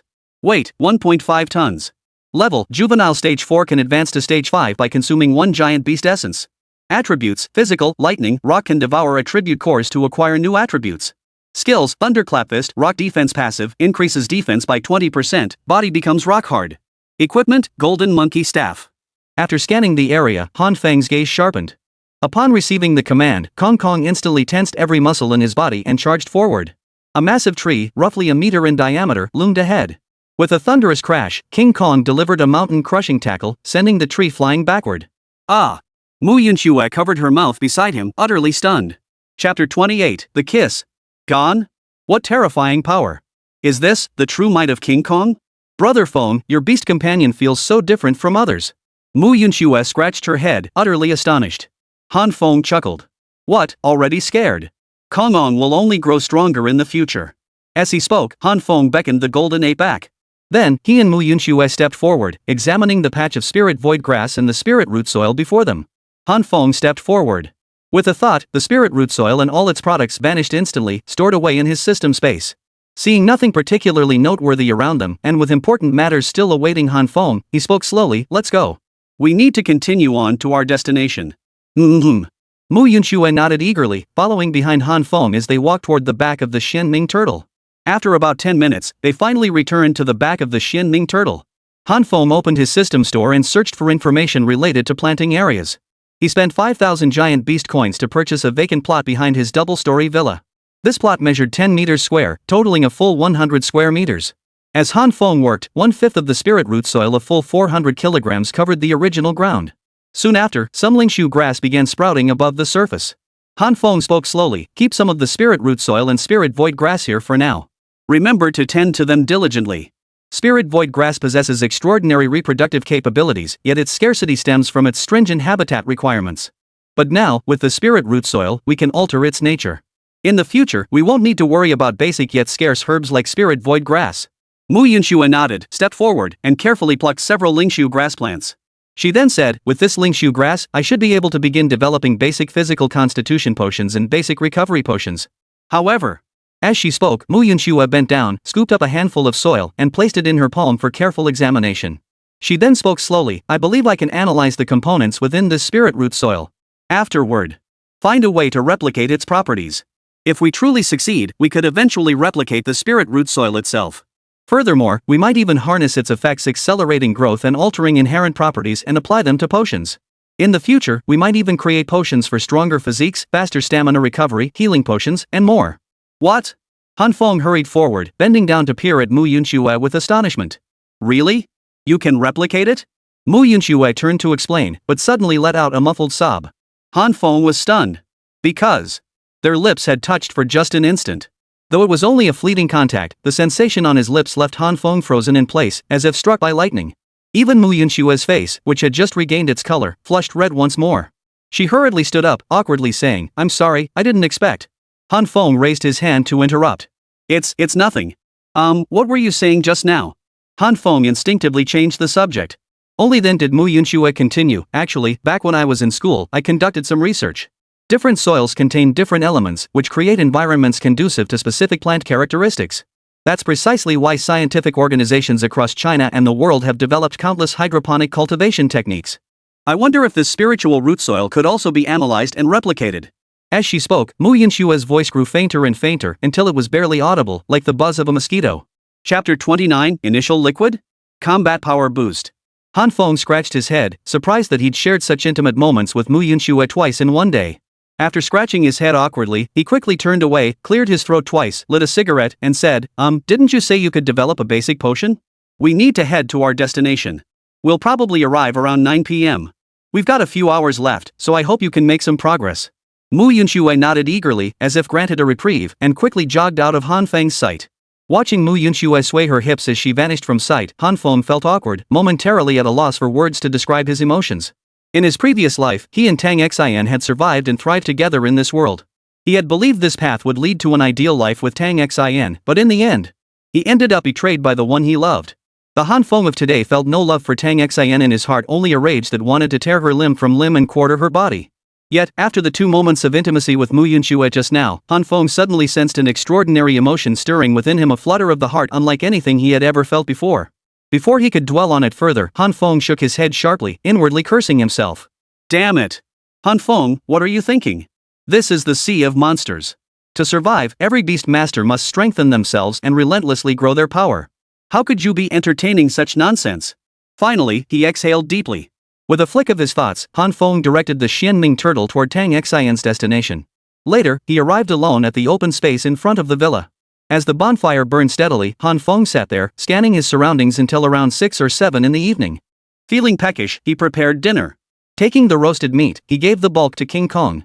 With the 2 small pieces remaining, he strode toward the laboratory beside the villa. The lab was a single-story structure with relatively sparse equipment. Of course, as Han Feng's future endeavors expanded, the laboratory's size and range of equipment would also grow. The lab maintained a constant temperature. Stepping inside, Han Feng placed the roasted meat on a makeshift table nearby. At that moment, Mu Yunxue stood before a series of beakers and test tubes, dressed in a white lab coat and wearing protective goggles. Her eyes were intensely focused as she carefully measured and mixed various chemical solutions. Han Feng couldn't make sense of any of it. Otherwise, in his previous life, he might have become a versatile jack of all trades with a side gig as an alchemist. Observing Mu Yunshue's profile as she worked with such intense focus, Han Feng found himself drawn to her. He had to admit, a woman focused on her work possessed a certain charm that drew him in. After watching for several minutes, Mu Yunxue examined the finished vial of potion before her, exhaled deeply, removed her safety goggles, and turned to leave. Suddenly, she spotted Han Feng and instinctively gasped, nearly dropping the vial from her hand. Han Feng caught it mid-fall, holding it in his hand. He glanced at Mu Yunxue and said awkwardly, "My apologies. I arrived just now, but you were so engrossed in your work that I didn't want to disturb you." Mu Yunxue hastily shook her head and smiled. "Brother Feng, I didn't let you down. I've developed the basic physical enhancement potion, the one you're holding right now. I've recorded all the formulas and details so we can accelerate further development from here. Unfortunately, our materials are limited. We can only produce 2 more bottles at most. You can drink this one first, Brother Feng." Han Feng examined the blue glowing potion in his hand, nodded, and opened the bottle, tipping it directly into his mouth. It tasted faintly sweet with no other distinct flavor. After swallowing it, within mere seconds, a wave of warmth surged through Han Feng's body, accompanied by a tidal force of energy. Chapter 30, He Called Me. Yunxue? A single bottle of basic physique potion could boost a Beastmaster's combat power by 10 points. These 10 points would evenly enhance all attributes across the Beastmaster's entire body, including strength, agility, and more. In his previous life, Han Feng had used basic physique potions and various graded physique potions to elevate his combat strength to over 600 points. Indeed, due to the extreme difficulty in obtaining Lingshu grass, Han Feng had accumulated countless other resources and materials in his previous life, yet his supply of Lingshu grass remained exceedingly scarce. Once major clans, organizations, or guilds acquired Lingshu grass, they typically used it to frantically enhance their own strength, rarely ever parting with it. Though not an utterly rare treasure, its scarcity was scarcely less than that of spirit root soil or 7-colored meteorite iron. At the same time, when an ordinary person consumed a physique potion and broke through the 100 combat power mark, it would completely unlock human evolution, successfully entering a new realm. Han Feng experienced precisely this sensation. Upon his second successful breakthrough beyond 100 combat strength, Han Feng felt his blood boil within his veins. His entire body grew incredibly light, his vision sharpened, and his hearing intensified. He could even discern the slightest rustling of grass nearby and the distant sounds of low-level dangerous beasts colliding against the ice far below. Yet this sensation lasted only a dozen seconds before fading. What he had just experienced was a mere glimpse of what lay beyond his physical limits. Instantly, Han Feng felt his physical strength had increased significantly. He raised his arms, clenched his fists, and smiled as he checked his personal attributes. His combat power now stood at 102 points. The original physical enhancement potion had added 10 points, and the Brave title had granted an additional 20% boost, successfully breaking through the previous barrier. Turning to glance at Mu Yunxue beside him, Han Feng smiled faintly. "You've worked hard, Yunxue. I never imagined your talent with potions would be this formidable. How much time has passed today that you could develop a basic physique potion ahead of schedule?" Hearing Han Feng's praise and even the gentle way he addressed her as Yunxue, Mu Yunshue's cheeks flushed slightly. She lowered her head and murmured softly, "It's nothing. I don't think what I'm doing is anything special. I just feel so grateful from the bottom of my heart that you rescued me and gave me a new life. What I've done for you is nothing compared to that. As long as you'll take me with you and help me get through these next 3 difficult years, that's all I ask. But rest assured, I..." Fearful that Han Feng might misunderstand, Mu Yunxue hurriedly lifted her head to look at him, her face filled with urgency as if constantly defending herself. "Brother Feng, trust me. I won't slack off in my training. Didn't the survival manual say that physical training can also subtly enhance combat strength? I won't slack off either. I'll improve rapidly from now on, striving not to hold you back or become a burden to you in the future." Han Feng smiled inwardly, sensing Mu Yunshue's longing to stay by his side. This was precisely the kind of guild member, or rather, companion Han Feng needed. Each person was willing to contribute to the team, each driven by their own resolve to climb higher. Chapter 31, Let Her Leave This World. Han Feng smiled and said, "You don't need to go to such trouble. You can take that basic physique potion too." "Ah, really?" Mu Yunxue, who had been tense moments ago, instantly perked up at his words. Seeing Han Feng nod earnestly, Mu Yunxue jumped up in excitement and threw herself into his arms. "Brother Feng, thank you. Thank you for giving me this chance. I'm truly moved. While conducting experiments today, I observed many people. After joining the guild, they must surrender all their resources for collective allocation. Some even had all their supplies completely swindled away by the guild, ending up stripped of everything. I was terrified I'd face the same fate." As she spoke, tears welled up in Mu Yunshue's eyes. Han Feng felt awkward, thinking this young girl hadn't experienced much of the world, or perhaps she'd never encountered genuine kindness from others. In his previous life, Han Feng hadn't founded a guild himself, but he had at least witnessed some guilds genuinely banding together against external threats. How come now Mu Yunxue only saw the dark side? Was it really that coincidental? But soon, Han Feng felt his heartbeat quicken. He felt her impressive assets pressing firmly against his chest. Though Han Feng had dated before, he'd never experienced such an intimate, ambiguous situation with someone as stunning as the school beauty.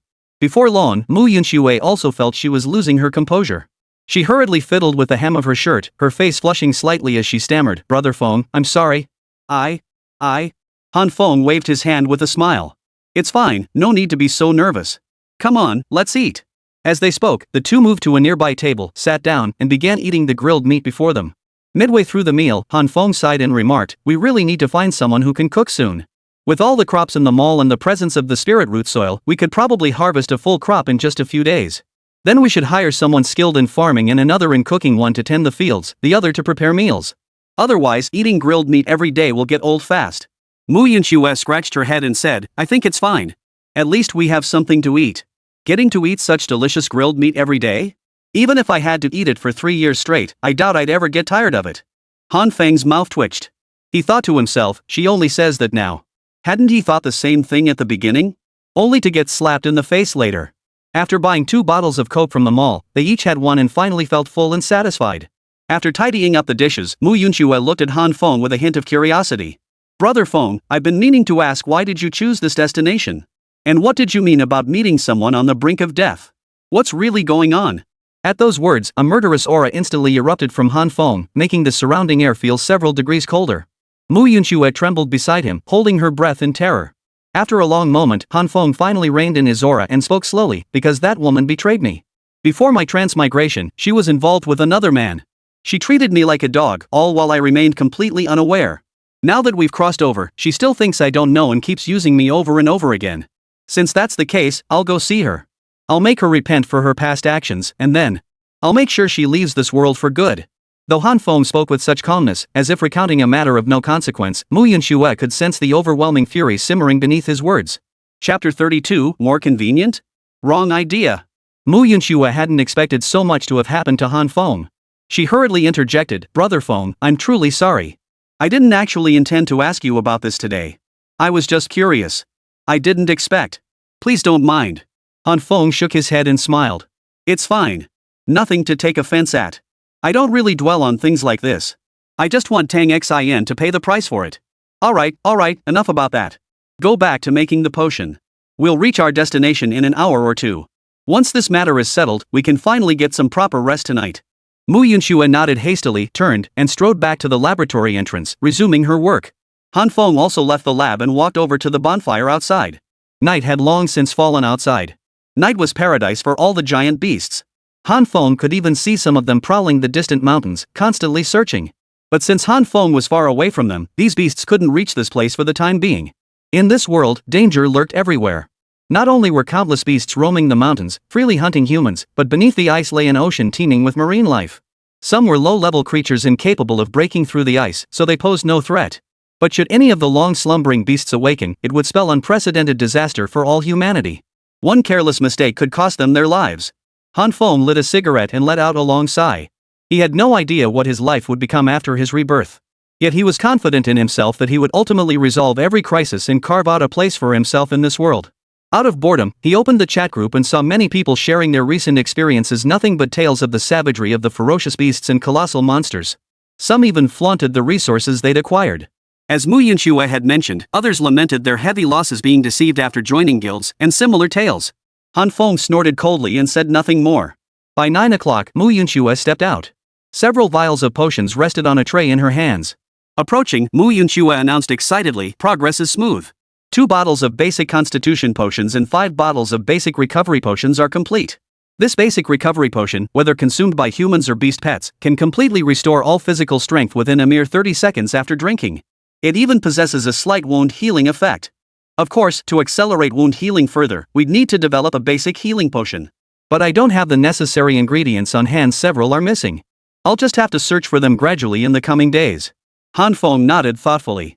With a wave of his hand, he stored all the potions on the tray into his spatial ring and shared access with Mu Yunxue, allowing her to retrieve them anytime. Next, Han Feng pulled out a bottle of basic constitution potion and tossed it directly to Mu Yunxue. She caught it curiously and asked, Brother Feng, what are you doing? Han Feng chuckled and said, drink it. You need it more than I do.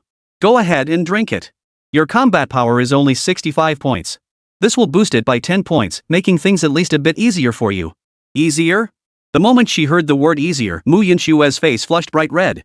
Chapter 33, Shameless Woman. At that moment, Mu Yunxue couldn't help but wonder to herself, what does he mean? What exactly is Brother Han Feng implying? Why would boosting combat power make things easier? Could it be that he really wants to, with me? At this thought, Mu Yunshue's face turned beet red. Han Feng stood nearby, about to say something, when he suddenly sensed something was off with Mu Yunxue.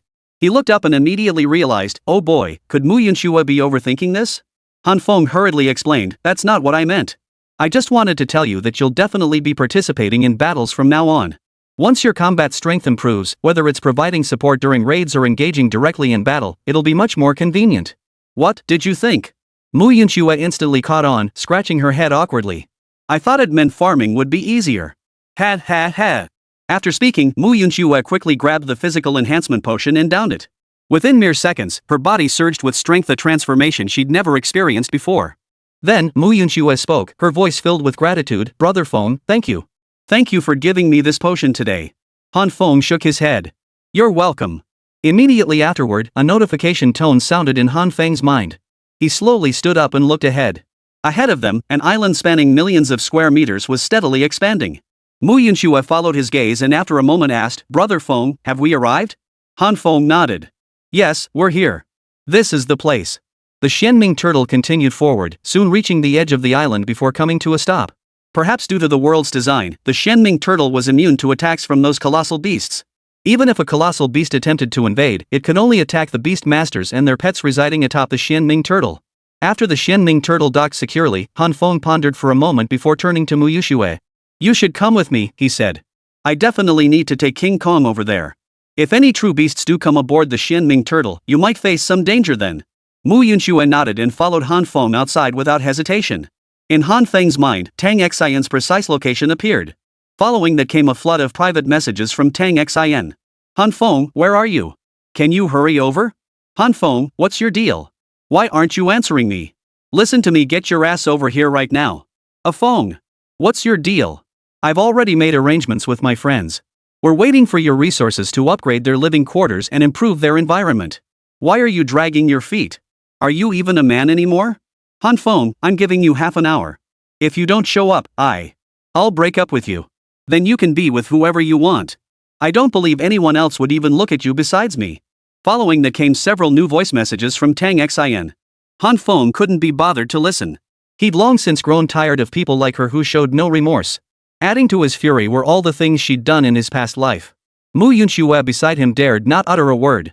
She sensed the increasingly intense killing intent emanating from Han Feng, fearing that if she said another word, she might be caught in the crossfire of his rage. Chapter 34, Give me everything, including the guild. Finally, they pushed through the dense forest ahead and emerged at the edge of an open clearing. Han Feng and Mu Yunxue looked up to see a group of people standing ahead. At the head of the group stood Tang Xian, the very person who had filled Han Feng with the most intense fury since his rebirth. Though everyone had been poised for battle moments before, they all visibly relaxed the moment Han Feng appeared. Tang Xian strode forward, her face twisted with displeasure, shouting accusingly, Han Feng, what the hell is your problem? I told you to hurry up and come over. Hurry up. Why are you dawdling? Do you even want to date me anymore? Hand over all your resources immediately. I'll distribute them right away, I've already promised them. As she spoke, Tang Xian extended her hand, her eyes and expression radiating an air of entitlement, as if Han Feng owed her these things and had no choice but to hand them over. The group trailing behind Tang Xian, however, eyed Han Feng with curiosity. As they drew closer, whispers spread, wow, this must be Tang Xian's boyfriend, Han Feng, right? Big shot Han Feng. Holy crap, so this is big shot Han Feng. Look at that giant beast behind him. So scary, so scary.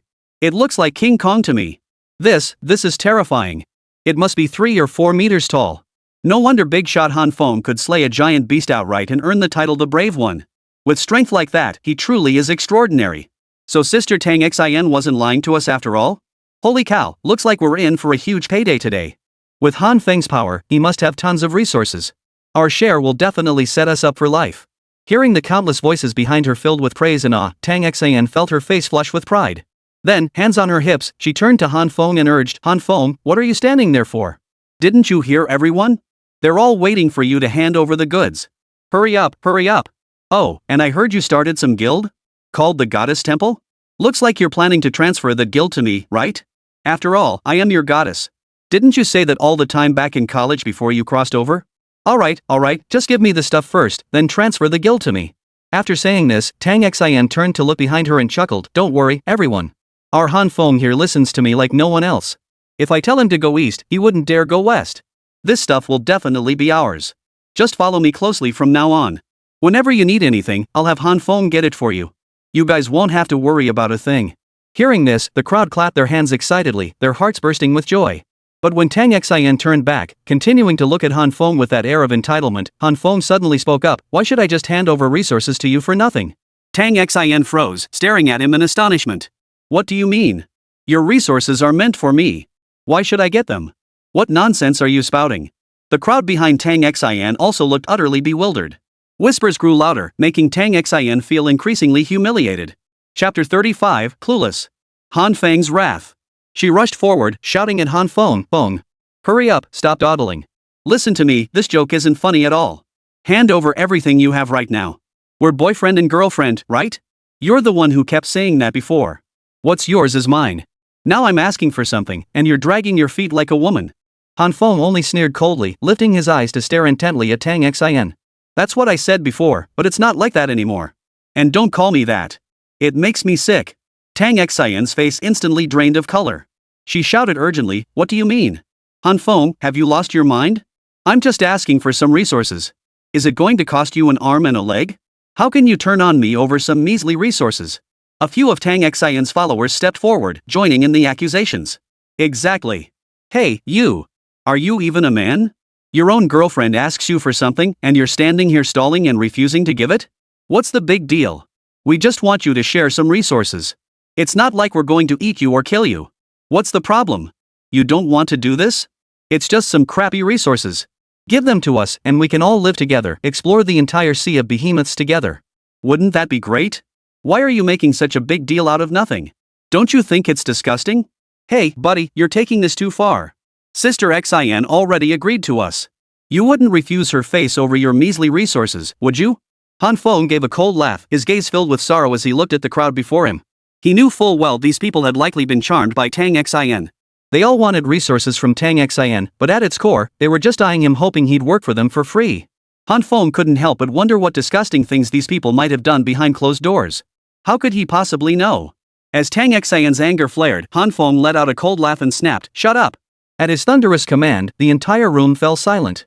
The murderous aura radiating from Han Feng was so terrifying that the crowd before him fell speechless. His gaze then settled on Tang Xin. Just as Tang Xin was about to speak again, Han Feng suppressed his rage and said, "Tang Xin, I truly never imagined that after crossing over to the Sea of Monsters, you could be so shameless as to even think of gaining something from me. Did you think I gave you too much face before we crossed over, or do you really think too highly of yourself? What the hell are you talking about?" Tang Xin screamed, lunging forward to slap Han Feng, only to be instantly intercepted. Gazing coldly at Tang Xin before him, Han Feng chuckled coldly. "What's this? Losing your temper? Since that's the case, let's have a proper talk. You think I don't know about you and Zhang Chang?" As Han Feng's words fell. Though his voice wasn't loud, it carried clearly to everyone's ears. The people behind Tang Xin froze, and Tang Xian's expression changed dramatically. But immediately after, she hurriedly retorted, "What nonsense are you spouting? Han Feng, what do you mean me and Zhang Chang? What's going on between us? There's absolutely nothing between us, we're just classmates. You don't seriously think we're involved, do you? Ha ha ha." Han Feng burst into laughter. As Tang Xin stared in utter bewilderment, still trying to protest, he suddenly raised his hand. In an instant, Han Feng's right hand clamped down like a vice, gripping Tang Xian's throat with deadly force. Chapter 36, Don't Talk Nonsense. As muscles coiled like dragons across Han Feng's arms, Tang Xin was lifted off the ground by sheer force. With his personal combat strength now exceeding 100, Han Feng's physical power had also increased. He felt no strain whatsoever, while Tang Xin struggled to breathe, desperately pounding at his arms. Han Feng let out a cold laugh. "A year before I crossed over, you were already hooking up with Zhang Chang. You think I, Han Feng, didn't know? I remember it was your birthday that day. I wanted to celebrate it with you, but you told me you weren't feeling well and didn't want to celebrate. You thought I knew nothing, but did you ever consider that my roommate was in contact with yours? Your roommate even told mine how envious they were of you, envious that you had me to spend your birthday with at night. So I was alone in the dorm, thinking you were resting there. I even kept sending you all these caring messages. Of course, you never expected this. I have a secondary account that added Zhang Chang as a friend. He posted photos of the two of you meeting secretly at a hotel, and wouldn't you know it, I happened to see them later." As Han Feng reached this point, Tang Xian's eyes widened instantly. "How could you?" At that moment, Tang Xin was gripped tightly in Han Feng's palm. Her breathing grew increasingly labored. Finally, she dug her fingers into Han Feng's arm, desperately trying to leverage his strength to ease her suffocation. Yet at the same time, shock flooded her eyes. She stared at Han Feng in disbelief, her mind racing. How could Han Feng know about this? Behind Tang Xin, the people who had been following her began to react. They murmured among themselves. "Holy crap, so that's how it is? Does that mean Han Feng has been treated like a tool by Tang Xin all this time? Yeah, I always thought big shot Han Feng and sister Tang Xin were truly in love. Turns out all his efforts were wasted? I thought big shot Han Feng wanted to go solo, or maybe he found a better woman. Yeah, look at that woman beside Han Feng. I thought she seduced him into this mess. Who knew there was more to it? Holy, I never imagined I'd be following a woman like this, someone who schemes against her own boyfriend and even cheats on him? People like that deserve to be damned by heaven." Hearing the murmurs behind her, Tang Xian's expression darkened. She instinctively shouted, "Don't listen to him. He's lying. I've always loved Han Feng. There's never been any betrayal between us." "Is that so?" But at that moment, Han Feng fixed his gaze on Tang Xin before him and spoke slowly. "Tang Xin, do you really think you've hidden it well? If my memory serves me correctly, over the past 6 months, you've repeatedly tried to extract money from me. You always came up with all sorts of excuses to ask me for money or have me buy you things. But do you know how hard I worked at part-time jobs during college just so you could be happy? Often, after finishing classes during the day, I'd take on a second, third, or even fourth job at night, all just to make you happier. And what was the result?" Han Feng laughed bitterly. Chapter 37, Efforts Wasted on a Dog. Hearing this, everyone's expressions changed dramatically. No one had imagined Han Feng cared so deeply for Tang Xin, or that he had sacrificed so much for her. During college, most students were content just enjoying a carefree campus life. Many repeatedly asked their families for money to fund their lifestyles. But for Han Feng, it was entirely different. Han Feng worked tirelessly at multiple jobs just to ensure Tang Xin could live a better life. Han Feng continued, I've always wondered why, after buying you countless gifts and giving you so much money, you never wore any of them or seemed to benefit from them at all. Later I realized every penny I gave you, you handed over to Zhang Chang. Every item I bought for you, you sold back to the shops, liquidating everything, then gave the proceeds to him. No wonder Zhang Chang could afford a car back then. It was all money I, Han Feng, provided for you. As he spoke, Han Feng's grip tightened. In an instant, Tang Xin felt her neck was about to snap. Summoning every ounce of strength, she screamed, Han Feng, it's not like that. None of it is true. You've misunderstood me. Please let me explain. As she spoke, Tang Xin suddenly felt the pressure on her neck ease instantly. Han Feng released his grip on her neck and stared at her coldly. In truth, Han Feng had no intention of hearing her explanation. Instead, he intended to expose every one of her crimes, to show everyone just what kind of disgusting woman Tang Xin truly was. Even the things Han Feng had just accused her of, he hadn't known any of it before crossing the Sea of Monsters. Even in his previous life, when he and Tang Xin had survived 3 years together in the Sea of Monsters, Han Feng remained completely unaware. It was only at the moment of death, during their final conversation, that Tang Xin revealed these matters to him. The Han Feng of before had never imagined Tang Xin would scheme against him for this reason. He had never even suspected the depth of the connection between Tang Xin and Zhang Chang. Upon learning the truth, Han Feng was filled with regret as death approached. Tang Xin had concealed it all too well. She and Zhang Chang had been secretly colluding all along. This became Han Feng's greatest regret and bitterness before his death. He hated himself for sacrificing everything, both before and after his journey through time. Han Feng had given Tang Xin 5 or 6 years of love and everything he possessed. Back in college, he had truly sacrificed so much, time and again, just to give Tang Xin a better life. Precisely because of this, Han Feng believed he had never wronged Tang Xin. And what was the result? In the end, Tang Xin was still seduced by Zhang Chang. Han Feng even understood why Tang Xin had chosen Zhang Chang. Because the two had been classmates since childhood. Zhang Chang would play with Tang Xin time and again, and during those years, he gradually became the white moonlight in her heart. After entering middle and high school, Zhang Chang went to study in another province, and the two lost contact. It wasn't until college that Zhang Chang returned, becoming a classmate of both Tang Xin and Han Feng. It was precisely from that moment onward that Zhang Chang's standing in Tang Xin's heart began to steadily rise. Chapter 38, Impossible. How could you know? The group behind them listened to everything Han Feng had said and began murmuring among themselves. Good heavens, I never imagined there was so much going on between them. It's truly astonishing. Yeah, so all along, Tang Xin was scheming against Han Feng. Now that big shot Han Feng has exposed her, I bet Tang Xin has no idea how to explain herself. Oomph. What explanation could she possibly give? She treated big shot Han Feng like a monkey to be played with. Someone like that deserves to be torn to pieces. I wouldn't even feel sorry if she died. And here I was, fawning over Tang Xin like that. Even just now, when Han Feng exposed her, I kept hurling insults at him. I feel utterly disgusting. As more and more people joined the discussion, Tang Xin suddenly stood up, gasping for breath as she rubbed her neck repeatedly. By now, Han Feng's hands had left deep, bloody marks all over her neck. Then, glaring at Han Feng, she shouted to the crowd behind her, "Don't listen to his nonsense. It's absolutely impossible, he's spreading lies. Throughout my university years, Han Feng and I got along exceptionally well. Every penny he gave me, I saved.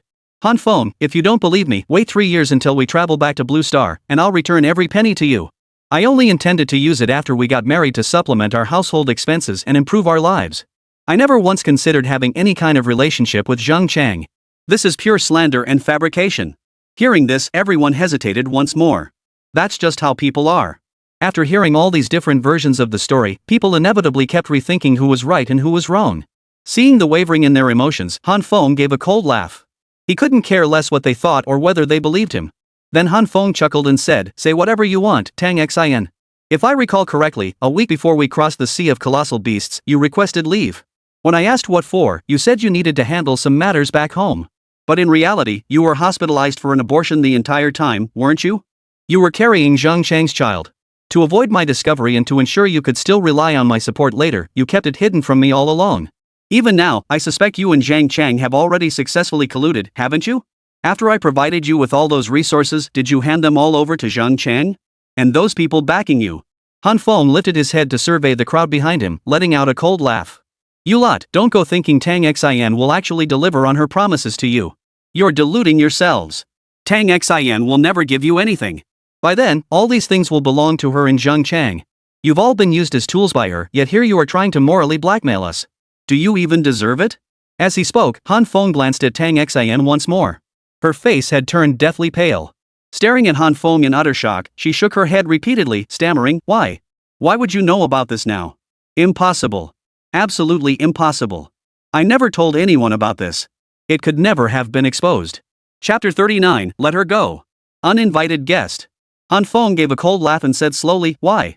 You can ponder those questions in your next life." Han Feng naturally had no intention of telling Tang Xian why he knew these things. There was no need, and Tang Xian was unworthy of knowing the truth. Then, Han Feng laughed aloud and said slowly, "Tang Xian, you'll never know the truth.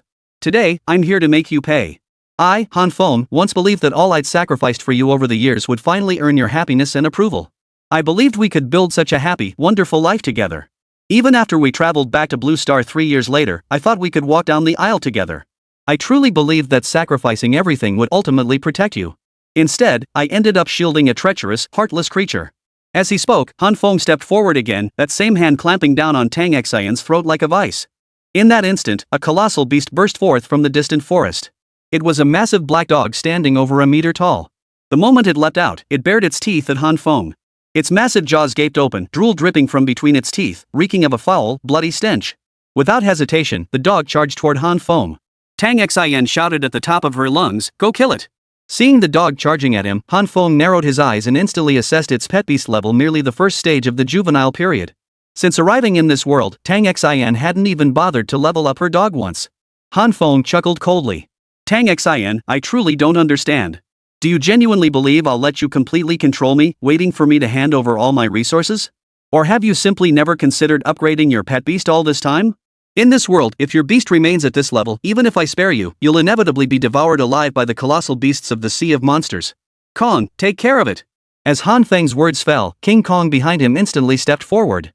In that instant, the entire ground trembled violently.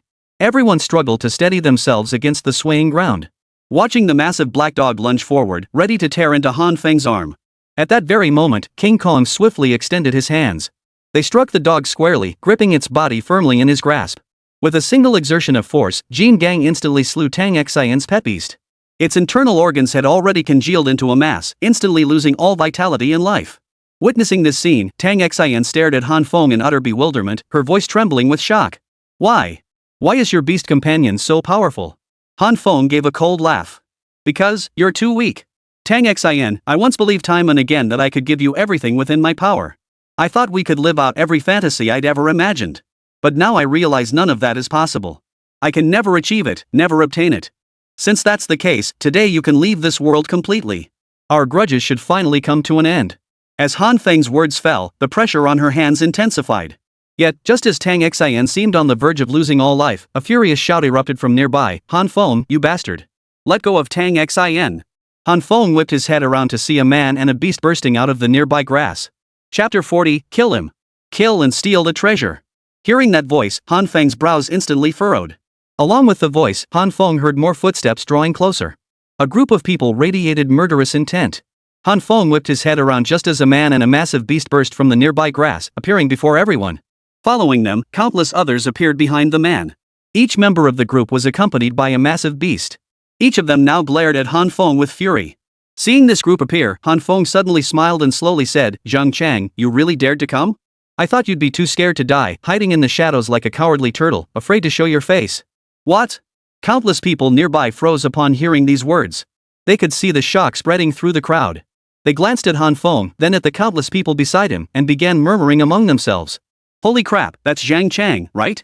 The one who wrecked the relationship between Han Feng and Tang Xian? Yeah, I never expected Zhang Chang to show up here. Looks like he's been lurking around for a while. But why didn't I know about this before? Ah, they must have been hiding here all along.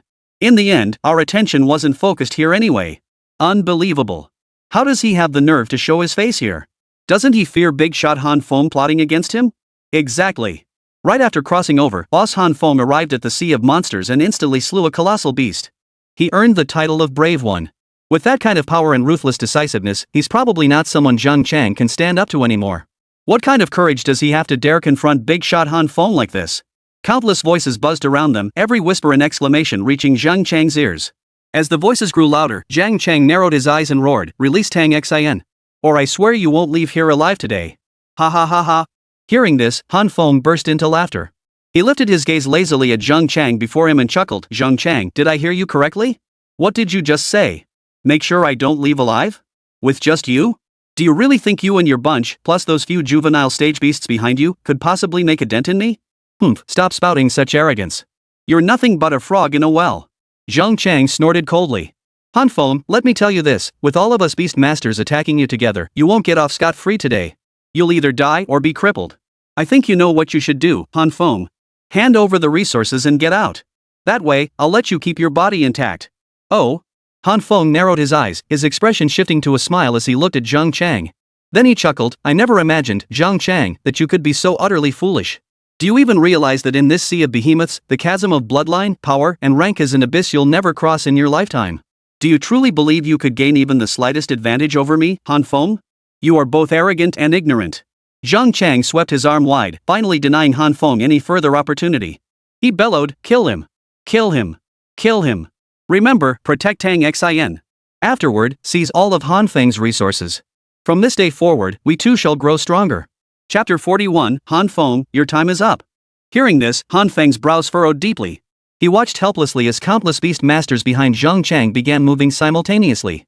In the ensuing chaos, the beasts under their command charged forward like mad beasts. Among them were jackals, wolves, tigers, leopards, and all manner of beast pets. Each radiated boundless fury and a bloodthirsty intensity. As these beasts charged toward him, Han Feng narrowed his eyes. Meanwhile, the other beast masters around him frowned deeply. They couldn't help but wonder who would ultimately emerge victorious amidst today's chaotic events. Even many onlookers understood that Tang Xin had likely been scheming against Han Feng, only to be exposed by him. Now, Han Feng sought vengeance for past grievances. But what about Zhang Chang? Did Zhang Chang truly have no idea of Han Feng's formidable strength? Was Zhang Chang really prepared to take such a reckless gamble? Was he determined to make Han Feng pay the price? Who will ultimately prevail in this clash? No one knows. While many were aware of Han Feng's beast pet's formidable power, they had never witnessed its true might firsthand. Just now, it had merely crushed Tang Xion's beast pet with a single swipe, relying solely on its level advantage. But now, he faced a group of beasts at the first and second stages of the juvenile period. In fact, Zhang Chang's beast had even reached the third stage of the juvenile period. In this standoff, could Zhang Chang truly gain any advantage? Yet. Seeing Han Feng so calm and composed, Zhang Chang couldn't help but sneer inwardly, his mind filled with arrogant ignorance. Han Feng, you truly are a frog in a well. I haven't said a single word out of place. How can someone as foolish and arrogant as you possibly think you can compete with me? Zhang Chang sneered inwardly. He had always believed Han Feng possessed absolutely no strength capable of standing against him. With the overwhelming numbers on his side, Han Feng would never stand a chance against him. Indeed, Zhang Chang had already been in contact with Tang Xian beforehand. After the chat group was established, Zhang Chang had sought out Tang Xian. He had assumed it might take a long time for them to meet, since only 10,000 people existed in that chat group. Who could guarantee Tang Xian would be in the same group as Zhang Chang? After connecting, the two began plotting this grand scheme. Whether it was Zhang Chang's repeated seduction or scheming, Tang Xian, driven by a complex mix of emotions, ultimately decided to have Han Feng rush here as quickly as possible. In fact, Zhang Chang had arrived at the location much earlier than Han Feng, precisely because of his proximity to Tang Xian. Zhang Chang then led some followers he had encountered along the way to set up an ambush nearby. Zhang Chang's thoughts were clear: if Han Feng dared to cause any trouble in the coming events, Zhang Chang would ensure Han Feng never returned alive. Watching the horde of beast pets charge toward Han Feng, Zhang Chang clenched his fists tightly at the sidelines, a cold sneer curling his lips. Han Feng. Today is the day you meet your end. How foolish of you to provoke me. I will make sure you never return alive. Chapter 42, what do you have to fight me with? Lost in thought, Zhang Chang hadn't even managed to let out his arrogant laugh when he suddenly froze in place. Just as the group of young Stage 1 and Stage 2 beast pets charged toward Han Feng, the beast pet behind him, King Kong, instantly leaped forward. The golden ape stomped its foot down hard, causing the entire ground to tremble. Under everyone's gaze, the group of Stage 1 and Stage 2 young beast pets lost their footing, swaying unsteadily on the ground. Then, Kongang charged forward, swinging his massive fists. His fists were like mountains, instantly smashing into every beast pet in front of him. With each punch, another juvenile Stage 1 or 2 beast pet met its end on the spot. Behind Zhang Chang, the henchmen who had followed him let out agonized cries. How could they accept their beast pets facing such a grim fate today? After all, to them, these were companions who would journey alongside them into the future, fighting together across the sea of behemoths, charging forward without hesitation. Simultaneously, an even more intense thought surged through their minds: Han Feng was far too powerful. Though Han Feng had only just unleashed his beast pet King Kong's attack, as the masters of these beasts, they shared a soul connection. Each of them could feel just how formidable Han Feng's beast pet King Kong truly was. Under such an impression, some began to entertain thoughts of retreat. One by one, they turned their heads to look at Zhang Chang. Their eyes darted around, their thoughts unclear. But just then, the surrounding crowd erupted into murmurs once more. Holy crap, I never imagined Han Feng's beast companion could be this powerful.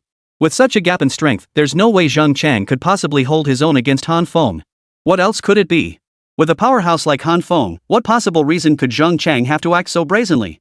Good grief, I never imagined Zhang Chang would not only steal big brother Han Feng's girlfriend, but now he's resorting to murder, arson, and home invasions? He's truly shameless. Oof. If I were big shot Han Feng, I'd want to skin Zhang Chang alive and make him regret this for the rest of his life. Alright, enough chatter. Let's see what big shot Han Feng is actually planning to do. More and more people kept murmuring. Watching the group he'd brought with him, their beast companions, now utterly dead, Zhang Chang clenched his fists. A faint red tinge appeared in his eyes. He saw many others around him paying the price for this moment. The beast pets they'd painstakingly hatched and bonded with were now leaving this world. It was something many people around him would find hard to accept. Zhang Chang's expression hardened as he coldly declared, Han Feng, I never imagined you'd actually raised your beast pet to the 4th stage of the juvenile period. But, so what? My beast pet is a mutated black bear. It possesses strength far beyond that of an ordinary black bear. Though it's only at the 3rd stage of the juvenile period now, dealing with your beast pet should be a breeze. Moreover, my beast pet has mastered the active skill Berserk. It can instantly ignite its own blood, activating a massive surge in its strength, speed, and even defense. Today, I'll see just what you've got to fight me with. Chapter 43, Enough play, kill him. As he spoke, Zhang Chang gave the order. Beside him, his black mutated giant bear companion furiously raised its paw and roared defiantly toward the sky. Seeing Zhang Chang speak with such arrogance, and witnessing the fury of the beast companion at his side, Han Feng instantly shook his head and smiled bitterly. An endless wave of sorrow washed over him. He truly couldn't fathom where Zhang Chang's confidence came from. Was this the arrogance that consumed countless souls upon first entering the sea of monsters? Did they not understand that in the sea of colossal beasts, rank and strength meant everything? Did they truly believe that acquiring a beast companion and a few self-enhancement skills would grant them the power to bulldoze their way through the sea of colossal beasts? They were deluding themselves. Watching the black colossal bear charge toward him, Han Feng shook his head helplessly. Zhang Chang, he said, today I'll show you what true strength looks like. As he spoke, Han Feng thrust his hand forward. Tang Xin, whom he was holding, was pushed to the ground. By now, Tang Xin had long since passed out from oxygen deprivation, lying motionless on the ground, her consciousness a distant mystery. Then, Han Feng pulled out a wet wipe from his spatial ring and wiped his hands, sneering coldly, I can't even stand the filth on my own hands. And you, Zhang Chang, you and Tang Xin are 2 peas in a pod. You're both trash, a pair of worthless scum. Today, I'll show you just how weak you really are. As Han Feng's words fell, his beast companion, King Kong, instantly stepped forward beside him. As the towering black bear, over 2 meters tall, charged toward him, Kong Gang showed no sign of retreat. As the bear's paw was about to smash down, King Kong extended his hand. With a thunderous crack, his massive palm instantly seized the bear's arm. The massive beast was now completely immobilized by King Kong's grip. Then, with a furious roar from Kong, the bear instantly dropped to its knees. With a thunderous crash, the surrounding space shook violently once more as the bear knelt. Countless birds and beasts within the forest fled in a frenzy, as if terrified the aftershocks of this battle might threaten the safety of these high-ranking beasts. The island grew increasingly chaotic. Seeing his black bear kneeling on the ground, Zhang Chang froze for a moment. Then he shouted loudly, No! Impossible! Why? Why is your giant beast so strong? He hasn't even shown any abilities yet. How is this possible? This absolutely can't be. Black bear! Charge! Use your active skill. Today, you must kill him for me. With Zhang Chang's furious roar, a powerful force erupted from the black giant bear's body. Under this overwhelming force, a dark aura instantly radiated outward from the bear's body. Even Han Feng, watching from the sidelines, couldn't help but furrow his brow at this terrifying aura. Han Feng had actually seen this skill before in his previous life. By burning one's own blood, it could indeed temporarily boost one's strength. But once this skill was truly activated, it would likely require a long recovery period or even risk extinguishing life entirely. Watching the black bear continue to amplify its aura, Han Feng's lips twitched slightly as he spoke slowly, Kong, stop playing around. Don't give it any more chances. Kill it.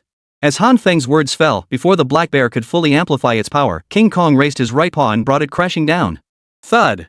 The massive black bear's body exploded. Chapter 44, Trash is Trash. No. No. No! Zhang Chang shouted furiously. He whipped his head around, fixing Han Feng with a deathly stare. Han Feng! You killed my beast companion. Today, I'll make sure you have no place to be buried. As Zheng Chang's words fell, a long blade appeared in his hand. As he spoke, Zheng Chang charged forward, leaping into the air. The blade was about to come crashing down on Han Feng. At that moment, Mu Yunxue screamed, "Brother Feng, watch out." Han Feng's body shifted sideways like a ghostly apparition. He raised his hand, delivering a swift karate chop that struck Zheng Chang's wrist. A sharp pain shot through Zheng Chang, causing the long sword in his hand to clatter to the ground. Han Feng raised his hand once more, his fingers closing around Zheng Chang's throat like tiger claws. Glaring at Zheng Chang, Han Feng sneered coldly, "Zheng Chang, you're weak. Pathetically weak." With that, Han Feng delivered a kick that slammed into Zheng Chang's abdomen, sending him sliding backward 3 or 4 meters before crashing into a tree and coming to a halt. Zheng Chang's body arched like a boiled mantis shrimp. His mouth opened and a mouthful of blood instantly spurted out. Han Feng stared coldly at Zheng Chang before letting out a derisive snort. Slowly, he drawled, "Zheng Chang, is that all you've got? Looks like trash will always be trash." Hearing this, Zheng Chang felt utterly helpless. Clutching his agonizing abdomen, he was unable to utter a single word at that moment. His eyes widened in terror as he stared at Han Feng, utterly unable to comprehend how Han Feng could be this powerful. Zheng Chang recalled with disbelief that back in college, Han Feng had been just an ordinary person, seemingly unremarkable in every way. In Zheng Chang's eyes, there was no way Han Feng could beat him. Yet today, Han Feng had delivered one surprise after another. Han Feng, however, chuckled and said, "What? Surprised? Did you think I was still the Han Feng from college? That's why you and Tang Xin had the guts to challenge me?" Zheng Chang hesitated repeatedly, opening and closing his mouth, unable to find the words. Finally, he blurted out urgently, "Han Feng, I think this is all a misunderstanding. Please give me another chance. Let me off, okay? I swear to you, from now on I'll never bother you again, and I'll never hurt you again." Hearing this, Han Feng burst into laughter. Meanwhile, the people around them were murmuring among themselves. That Zheng Chang is truly disgusting. Before he fought Han Feng, he was so arrogant. Now that he's realized he can't beat him, he's suddenly groveling? How embarrassing. Exactly. If it were me, I'd rather die standing than live on my knees. Enough with the snide remarks. Haven't you seen how powerful Han Feng really is? Under such pressure, it's doubtful any of us could hold out. Han Feng was living a peaceful life, dating Tang Xin. Nothing out of the ordinary. But then Zheng Chang had to go and cross Han Feng. They deserve it. Zheng Chang and Tang Xin? They got what they deserved today. Overhearing countless whispers, Han Feng lowered his head and stared coldly at Zheng Chang. "Zheng Chang, did you hear that? Seems like no one's buying your apology. Looks like today, you won't be getting my forgiveness." As he spoke, Han Feng bent down and picked up the long sword Zheng Chang had dropped nearby. Just as he raised the blade high above his head, ready to strike down, a voice suddenly rang out. "Feng, stop. Chapter 45, you bastards, die." At the sound, Han Feng's eyes narrowed as he turned his head. Unbeknownst to him, Tang Xin had slowly regained consciousness. She lifted her head and struggled to her feet. Her gaze fixed on Han Feng before her, her eyes filled with a look of desperate pleading. Finally, she spoke slowly, "Please spare us both. We know we've made a mistake. Please, have mercy on us." Han Feng shook his head coldly. "Now you're begging me? What were you thinking when you planned to kill me? When you and Zheng Chang conspired together, trying to make me pay with my life, why didn't you think like this then?" Tang Xin cried out instinctively, I truly know I was wrong." Han Feng smiled again. "Save your words. You don't know you're wrong. You're just facing imminent doom, and only now, when death is upon you, do you begin to feel regret? Tang Xin, don't you realize how meaningless all this is? Don't you find it utterly ridiculous? Do you really think I, Han Feng, am some kind of philanthropist? Or someone who forgives you no matter what you do? Do you seriously believe I'm still the same person I was back in college?" Intense regret surged in Tang Xin's eyes. After wrestling with herself, she still kept defending herself. "This is all a misunderstanding. Please, I beg you, calm down. I, Tang Xin, never intended to hurt you. I just made a mistake once. Can't you even give me this chance? You've really disappointed me. You." Han Feng finally snapped, cursing furiously. "How dare you say that? Now you're trying to morally blackmail me from your high horse? You've got no shame left, do you? Did you really think I, Han Feng, would just listen to everything you say, obey you, and coddle you like some precious treasure? But you said it before. You said no matter what I did, you'd forgive me. You promised you'd always understand me." Han Feng shook his head. "Finished? Then prepare to go to hell." As Han Feng raised the knife in his hand, fear flashed in Tang Xin's eyes. At that moment, Zheng Chang screamed, "No! Don't kill me! Han Feng, I beg you, spare me. It was all Tang Xin who seduced me. She demanded I do this. Otherwise, how could I ever hurt you? It's all Tang Xin's fault. It's all Tang Xin's fault." Hearing this, Tang Xian froze beside him. Her eyes snapped open as she stared at Zhang Chang in shock. Then, filled with regret and terror, she gasped, "What did you just say? Now you're denying it? Back then, it was clearly you alone who repeatedly manipulated me. How can you now deny all of this?" Fine. Zhang Chang, I trusted you completely back then, trying to help you seize everything from Han Feng. Now you turn around and blame me, abandoning me the moment trouble arises. Those around them couldn't help but find the exchange laughable, and eventually, everyone burst into laughter. Hilarious. Who would have thought these two would start fighting amongst themselves? They were the ones who schemed against big shot Han Feng together. Talk about abandoning ship when trouble hits. These two really show me what cold-heartedness looks like. People like this don't deserve Big Brother Han Feng's forgiveness. Sure enough, as the surrounding murmurs grew louder, a sharp command cut through the air. Enough. Han Feng lowered his head, his gaze turning cold as he looked at the two men sprawled on the ground. If you can't explain yourselves, then shut up. Don't waste my time with this nonsense. I, Han Feng, have come to you today with one purpose only: you two, die together. Chapter 46, Is the Campus Goddess Afraid? As Han Feng's blade rose and fell, the lives of Zhang Chang and Tang Xian finally came to an end. Even in her final moments, Tang Xian found an unexpected surge of strength. She scrambled to her feet and threw her arms around Han Feng's legs. Tears and snot streaming down her face, she begged Han Feng incessantly, "Please spare me. Please let me go like I'm nothing. Please? Feng, please give me one more chance. From now on, I'll never do anything to hurt you again. Please give me a chance to prove myself, okay?" Seeing the pleading in Tang Xian's eyes and her fear of death, Han Feng coldly shook his head. He spoke slowly, "Tang Xian, it's too late now. Ever since you tried to lure me here back then, trying to get everything from me, it was already too late. You can never earn my forgiveness, Han Feng, and there can never be an ending between us. It's just like back in college when we were dating. The moment you chose to betray me, there was absolutely no turning back." As he spoke, Han Feng raised the knife in his hand and plunged it into Tang Xian's heart. In the end, Tang Xian died. Facing death, Tang Xian's eyes widened in horror, staring unblinkingly at Zhang Chang lying beside her. Han Feng watched the two of them die together, a strange sadness stirring in his heart. He never imagined these two would ultimately meet their end on the very same day. What a grotesque, self-mocking scene it was. Many people around witnessed this scene. Seeing Zhang Chang and Tang Xian's deaths, countless heads bowed in silence. Especially those who had followed Tang Xian and Zhang Chang here earlier, they couldn't help but feel their previous actions were utterly foolish and tragic. When they first arrived, many had harbored thoughts of exploiting Han Feng for resources or other gains, even murder and robbery. They had hoped to profit from the situation.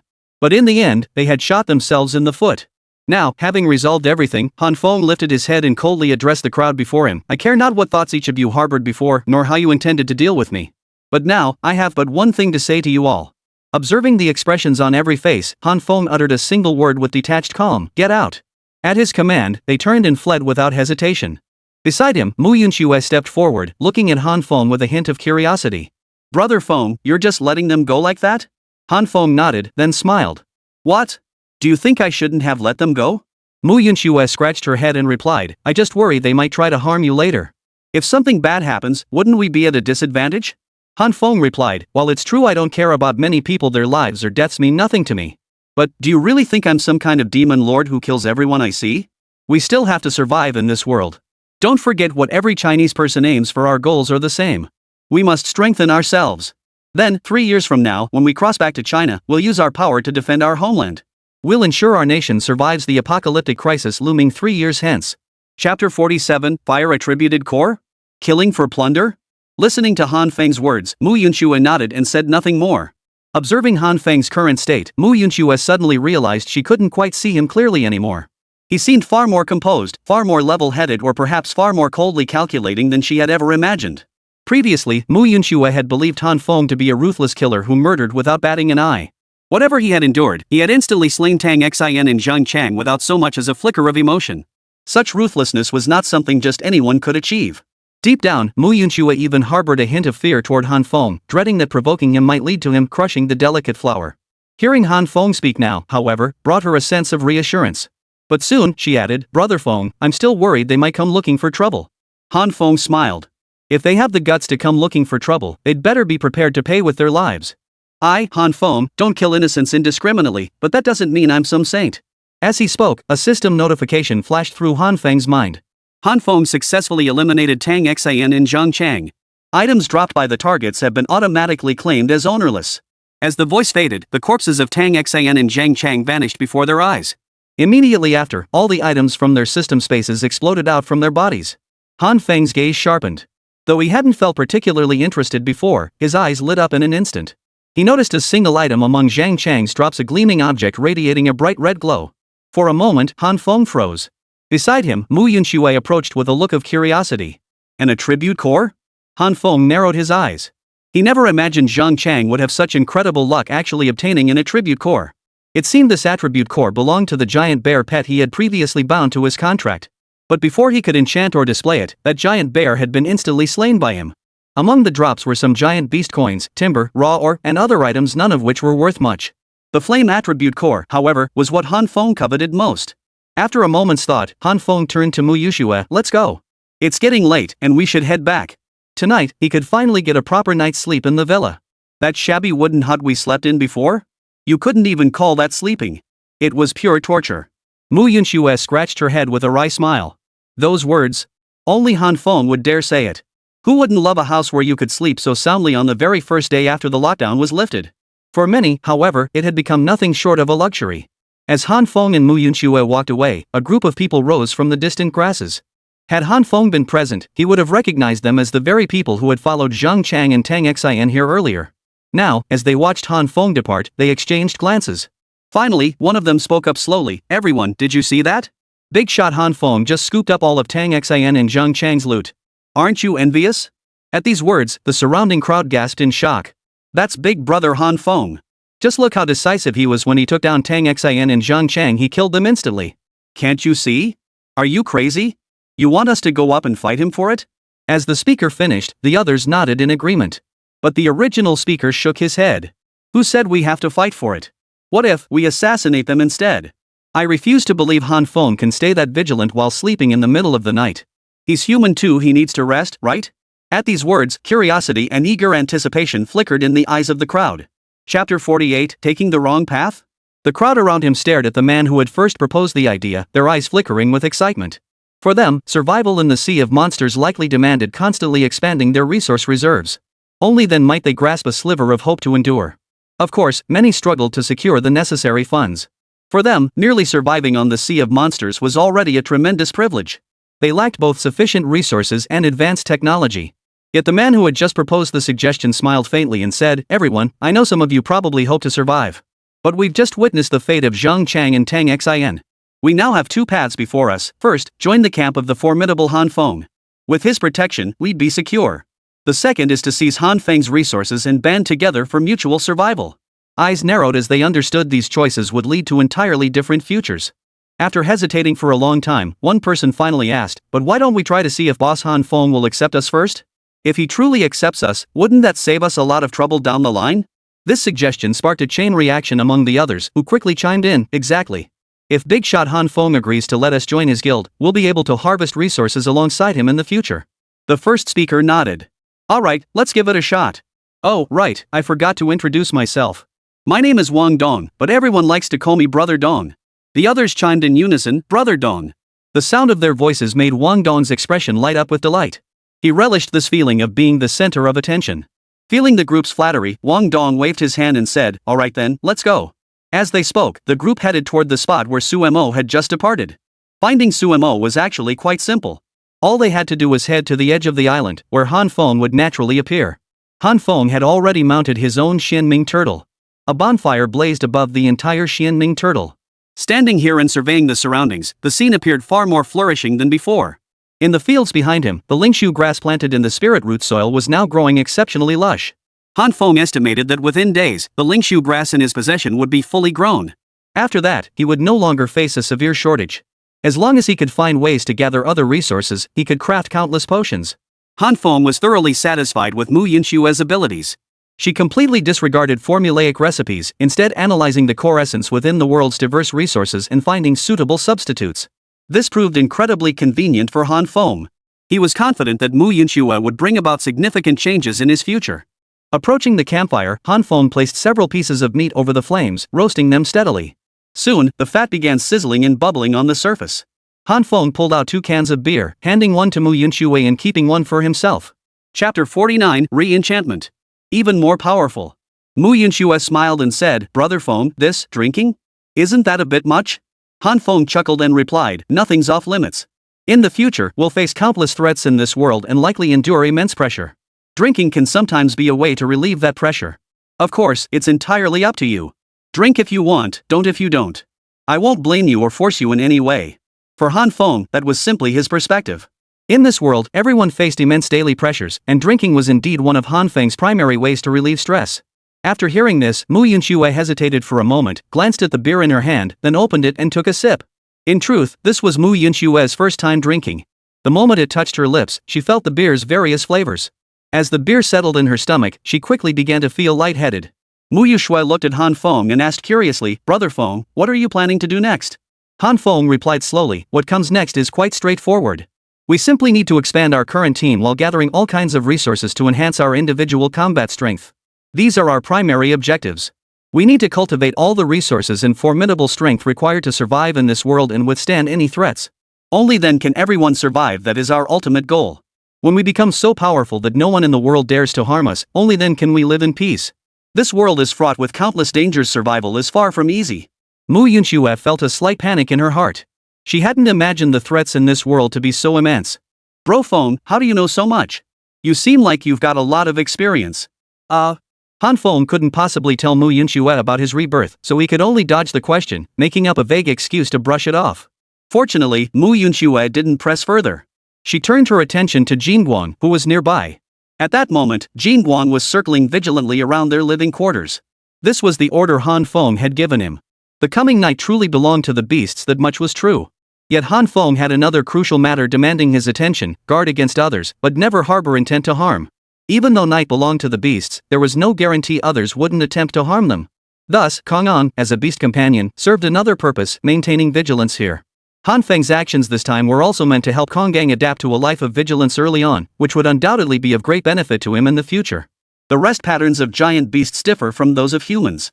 Humans could rest through sleep, while most beasts restored their stamina by consuming food or appropriate recovery potions. This process also brought significant relief and restoration to their mental states. This was the primary reason Han Feng urged Mu Yunxue to develop the basic recovery potion as quickly as possible. Gazing at King Kong, Han Feng raised his hand, revealing the flame attribute core within his grasp. He flicked it forward, and the flame attribute core sank into the center of Kong Gong's forehead. A burst of crimson light erupted from the surface of the golden ape's body. After a moment, both Han Feng and Mu Yunxue felt the surrounding air grow noticeably warmer. Chapter 50, The Campus Beauty Has Grown Up. Mu Yunxue looked slightly startled and asked, Brother Feng, does this mean King Kong has successfully enchanted a new attribute? Han Feng smiled faintly and replied, yes. I never imagined Zhang Chang would have such a valuable item on him. In the end, it worked out in my favor. Curious, Mu Yunxue pressed, Brother Feng, does that mean killing other beast masters will drop all their items? Han Feng nodded. That's correct. But at the same time, if their beast pets also possess corresponding resources like attribute cores or the like, these will also drop with a certain probability after their death. It's all written in the survival manual, so you should be able to figure it out. I fear that as more people discover this crucial point, future confrontations between humans will become even more frenzied. Mu Yunxue looked slightly startled beside him. After hesitating for a moment, she hurriedly asked, why would humans still fight each other? What purpose does this mutual slaughter serve? Han Feng shook his head and smiled. Of course it's pointless, but those beast masters, those greedy souls, never give a damn about such things. This inevitably brought back memories of his survival in the Sea of Behemoths during his previous life. Back then, countless beast lords discovered that killing their own kind and fellow beast lords could yield endless resources. From that moment on, the beast masters descended into madness. They had completely forgotten, or rather, completely abandoned the purpose that had originally brought them to this world. Everyone had once strived for this world, constantly developing for the sake of their own nations. Yet, one by one, they had lost their way. Humans slaughtered one another. Across the entire Sea of Behemoths, they not only faced the relentless assaults and dangers of countless beasts but also had to guard against the endless intrigues and schemes among their own kind. Han Feng couldn't help but feel a sense of sorrow. Gradually, everyone began to forget what it truly meant to be human and what sacrifices that entailed. Just then, a notification chime sounded in Han Feng's mind. Congratulations, Beastmaster Han Feng, on successfully enchanting the flame attribute core for your beast pet, King Kong. The pet Kong Gang automatically gains the fire attribute and acquires the active skill Flame Impact. This skill channels flame energy into his fists, unleashing a powerful strike that deals high-temperature flames. It increases damage by 30% against flesh-type enemies and can ignite numerous objects. Han Feng narrowed his eyes, smiling inwardly. The flame attribute core is indeed formidable. With this new core boosting damage by another 30%, I'm confident King Kong will breeze through, killing opponents 3 levels above him and taking down all sorts of beasts. Seeing the meat before him nearly roasted to perfection, Han Feng picked up a large chunk and tossed it entirely to King Kong. Jin Gang walked over, sat cross-legged on the ground, and began eating with relish. Then, Han Feng turned his gaze to Mu Yunxue and finally said, "From now on in this world, trust fewer people. You can't guarantee everyone's loyalty to you, nor can you be certain they aren't scheming behind your back seeking to exploit you for resources, or even kill you. Murder and robbery are common occurrences in this world." Mu Yunxue nodded earnestly. She truly sensed the dangers of this world through Han Feng's words. During her university days, she had never encountered such intense scheming and backstabbing. Where had she seen such widespread scheming between people? Chapter 51, Moral Blackmail? No morals. Back in college, she had been a sheltered flower, never exposed to such realities. But now, hearing Han Feng speak thus, Mu Yunxue found herself contemplating the future in a new light. She accepted the meat, narrowing her eyes slightly as she savored each bite. Just as Han Feng began to ponder, shouts suddenly echoed from outside, "Big shot Han Feng? Big shot Han Feng!" Hearing the commotion, Han Feng frowned.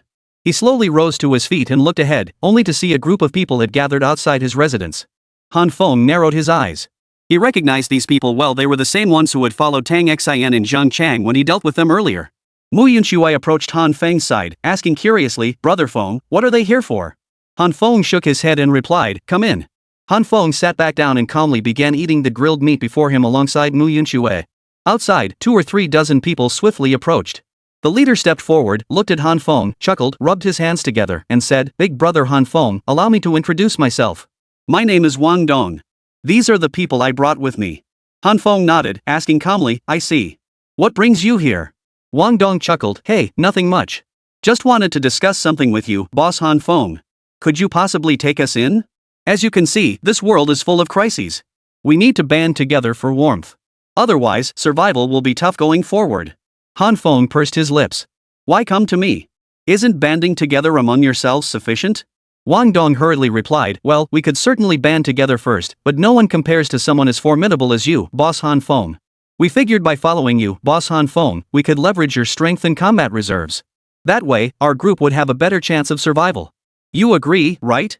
Hearing Wang Dong's words, Han Feng suddenly smiled, inwardly scoffing, "Humph, Wang Dong, you really have no tact whatsoever. At least others put on a show of flattery and sycophancy. But you? You just come right out and say exactly what you think." Han Feng understood the mindset of the people before him, but he found it somewhat distasteful. In this world, people should strive for teamwork, not act like Wang Dong, always trying to latch onto someone powerful. Of course, some people just love that feeling of being the center of attention. But Wang Dong was mistaken. Han Feng couldn't care less about such things. He waved his hand dismissively. Just then, the crowd behind Wang Dong spoke up in unison, "Big brother Han Feng, please take us in. We swear we'll follow you faithfully from now on. Though we did cause you some harm by following Tang Xian or Zhang Chang before, we hope you can forgive us. We've all realized our mistakes. We hope Big Boss Han Feng can overlook the past and let us follow you to face the apocalypse and embrace the future together. Big brother Han Feng, you'll agree, won't you? A man of your caliber would never refuse us, right?" "Exactly. If I were Big brother Han Feng, I'd be eager to expand my reserves. We're sure brother Han Feng will agree." "Enough." Before they could say another word, Han Feng suddenly roared, lifting his eyes to stare at the crowd before him. Taking a bite of meat, Han Feng declared, "Find someone else. I have my own standards, and unfortunately, none of you meet them. So leave. Don't waste your time here, and don't keep trying to get anything from me." Chapter 52, The Campus Goddess's Curiosity. Hearing this, the crowd froze in shock. They had no idea what Han Feng truly desired. Han Feng simply wanted to surround himself with useful beauties. With stunning companions by his side, life would be far more enjoyable. At the same time, he needed each person to serve a purpose. Han Feng certainly didn't want to surround himself with mere decorative figures. If they were mere ornaments, why would Han Feng go to such trouble? As for why he was so dismissive of these people, the reason was simple: once untrustworthy, forever useless. After all, these individuals had previously conspired with Tang Xian and Zhang Chang to harm Han Feng. Han Feng was also worried. In the future, if these people ever caused him any trouble, what if one day they really stabbed him in the back? He wouldn't even have time to cry. Instead, the group before him grew indignant at his words, especially Wang Dong, who walked at the front. He blurted out instinctively, "Big shot Han Feng, what do you mean by that? What's wrong with us? Didn't everyone come to this world to strive relentlessly for survival, to band together for mutual support? Why are you rejecting us?" The others chimed in agreement. Exactly. Han Feng, I admit you've got some skills. You're powerful, but you can't just reject us like this. We left everything behind to find you, talk to you nicely, and asked you to take us in. Isn't that enough? What more do you want? Han Feng's gaze sharpened, his expression brimming with displeasure. That look instantly startled everyone before him. Shaking his head helplessly, Han Feng spoke slowly. I've already said it, you're not suited to join my team or my guild. I have my own plans. What you say won't change anything. Finally, someone refused to accept this. Voices erupted in protest, some even charging forward, hurling accusations and curses at Han Feng, accusing him of showing no consideration. But before they could say more, Han Feng suddenly roared. Beside him, the pet beast Kong, having just finished feasting on grilled meat, rose to its feet and let out a furious roar. A towering aura surged from his body, the sound thunderous enough to make everyone's ears ring. Then, Jin Gang charged forward, his Rui Jingu Bang held horizontally before him. He looked at everyone present, his eyes filled with vigilance. Han Feng spoke slowly, aren't you leaving? Would you like to experience the true power of my beast companion? At these words, the crowd instinctively stepped back. No one dared speak, terrified that the staff might come crashing down on their heads in the next instant. Only Wang Dong spoke up then. Han Feng, are you really going to push things this far? Do you even realize what you're doing? Han Feng remained silent. After hesitating for a long moment, Wang Dong spat out, fine. Looks like we've got nothing left to talk about. Fine, Han Feng. I hope you won't regret this in the future. With that, Wang Dong swept his arm and led the others away. Mu Yunxue, who had witnessed everything, hesitated before asking curiously, Brother Feng, why did you refuse to let them join your guild team? Han Feng smiled and said, those people's eyes were filled with greed. Their purpose in joining my team was nothing more than to seek my protection and obtain all kinds of resources. I have neither the obligation nor the need to aid every single one of them. Their goal in joining my guild is undoubtedly to amass vast resources, live comfortably, and live worry-free. Even when danger arises, they expect me to shield them from any threats. These people think they've got it all figured out. Do they really believe I, Han Feng, am a fool? Chapter 53, Fragrance Scent Disturbs the Mind. Mu Yunxue finally caught on and blurted out, I never imagined these people would harbor such ulterior motives. Han Feng smiled without elaborating, but soon added, still, we should be extra cautious tonight. Mu Yunxue asked urgently, what do you mean, be careful? Brother Feng, what else could possibly go wrong? Han Feng nodded. It's inevitable. Before Wang Dong left, I saw a glint of murderous intent in his eyes. That's resentment. He won't accept losing everything today. He'll find a way to get something from me next time. Otherwise, today would have been a waste. Mu Yunxue scratched her head and sighed. Wow, I never imagined there could be so much scheming between people. But I feel really lucky to be with Brother Feng. I won't have to worry about anything in the future, right? Han Feng chuckled. Hey, stop buttering me up. As I've said before, I never keep useless people around me. Since you've earned your place by my side, prove your worth. Show me what makes you stand out, what makes me want to keep you here. Mu Yunxue nodded firmly and hurriedly replied, Brother Feng, rest assured. I'll work my hardest from now on. A smile played at the corner of Han Feng's mouth as a sudden thought crossed his mind. In the future? Finally sated, having downed 2 cans of beer, Mu Yunxue was nearly finished drinking. Her face now flushed with a faint blush from the alcohol. She gazed at Han Feng with a dazed expression, and this look unexpectedly stirred something within him. Back in college, Mu Yunxue was widely regarded as the campus beauty by all the male students. Her beauty was undeniable. Now, seeing the faint blush on her once delicate, fair complexion, Han Feng couldn't help but feel a stir of emotion. Compared to Tang Xian, Mu Yunxue was worlds apart. The difference between the two was like heaven and earth. Mu Yunxue was not only more beautiful than Tang Xian, but her personality was also several times better. Thinking of this, Han Feng couldn't help but feel a sense of satisfaction. Tang Xian was finally paying the price for her actions, and in a way, it felt like revenge for the wrongs of his past life. Han Feng felt no pity whatsoever. This was the price Tang Xian deserved to pay. All right. Han Feng stood up, looking at Mu Yunxue as he spoke slowly, let's go. It's time to rest. Mu Yunxue nodded urgently and rose to her feet. Just as she took a step, her body suddenly swayed. Han Feng rushed forward, catching her in his arms. Feeling the intense heat radiating from her exposed skin, Han Feng sighed helplessly. You don't hold your liquor very well, do you? Mu Yunxue exhaled a breath of alcohol before replying, sorry, Brother Feng. I really can't hold my liquor. Han Feng smiled bitterly. If you can't handle it, you shouldn't drink. You should have just told me. I wouldn't have made things difficult for you. I just wanted you to have a drink to ease the pressure, not that it was mandatory. Mu Yunxue giggled. Hee, it's fine. Since you wanted me to drink, I'll drink. What's the big deal? Her words left Han Feng feeling utterly awkward. Shaking his head helplessly, he could only support Mu Yunxue as they made their way toward the villa. Along the way, Han Feng felt his heartbeat quicken. A subtle fragrance emanated from Mu Yunshue's body. The scent drifted into Han Feng's nostrils, stirring his restless heart once more. Chapter 54, Undercurrents. He couldn't help but glance down again at the tempting skin beneath Mu Yunshua's fair neck, or a faint blush was visible. Even now, with each breath she took, her chest rose and fell, the view at the collar of her blouse becoming tantalizingly visible. The sight stirred Han Feng's emotions. Han Feng couldn't help but feel a sense of failure. He and Tang Xian had never even shared a moment of intimacy. But now, upon reflection, it didn't matter. If he had truly been intimate with a woman like this, and she had killed him before he crossed back to Earth, Han Feng feared he would have died with regret, unable to rest in peace for the rest of his life. Finally, supporting Mu Yunxue, he reached the door to her room. It was the second room on the second floor, near the stairwell. As the door opened, Mu Yunxue turned her head, her eyes brimming with affection. She finally spoke, "Brother Feng, I'm a little nervous."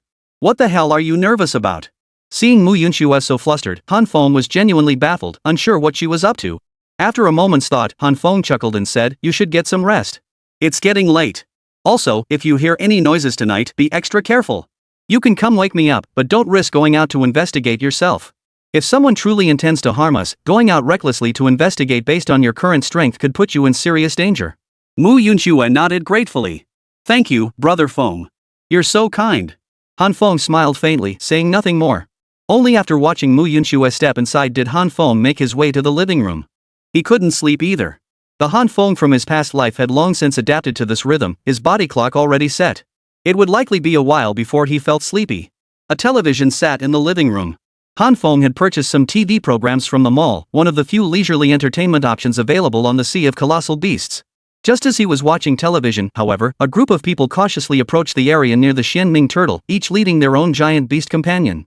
Leading the group was Wang Dong, followed by the same individuals who had accompanied Tang Xian and Zhang Chang earlier. Upon arriving, Wang Dong raised his hand, and everyone halted, stopping on this side of the grassy area. After gathering beside Wang Dong, someone cautiously asked, "Brother Wang, when are we moving today?" Wang Dong frowned, thinking for a moment before replying, "Wait a little longer. It's still early. We should wait until at least 1 or 2 in the morning, when Han Feng is sound asleep, before we figure out how to sneak into his quarters. Then, when Han Feng faces the threat of death, I don't believe his pet beast will be faster than us. At that point, Han Feng will inevitably choose to hand over all his resources. But we shouldn't push things too far. After all, murder is only a step away from the grave. Getting Han Feng to hand over a significant portion of his resources will allow us to upgrade this place and acquire enough resources to survive. Then, we can train some beast pets that should be sufficient." Everyone nodded eagerly, their eyes suddenly brimming with excitement.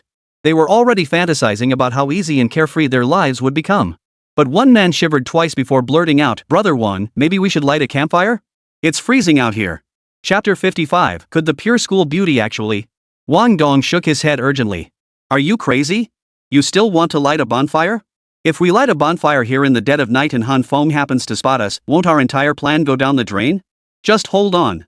We still have 4 hours until the operation. You guys need to chill out, okay? Those who achieve great things must endure hardship, toil, and hunger. Don't you understand that?" Hearing this, the others suddenly sensed something was off, though they couldn't quite pinpoint what it was. With no other choice, they sighed heavily and reluctantly agreed with Wang Dong. Little did they know. Han Feng was watching TV when a sudden cry of alarm pierced the air. Hearing the sound, Han Feng instantly jumped to his feet. The scream had come from Mu Yunshue's room.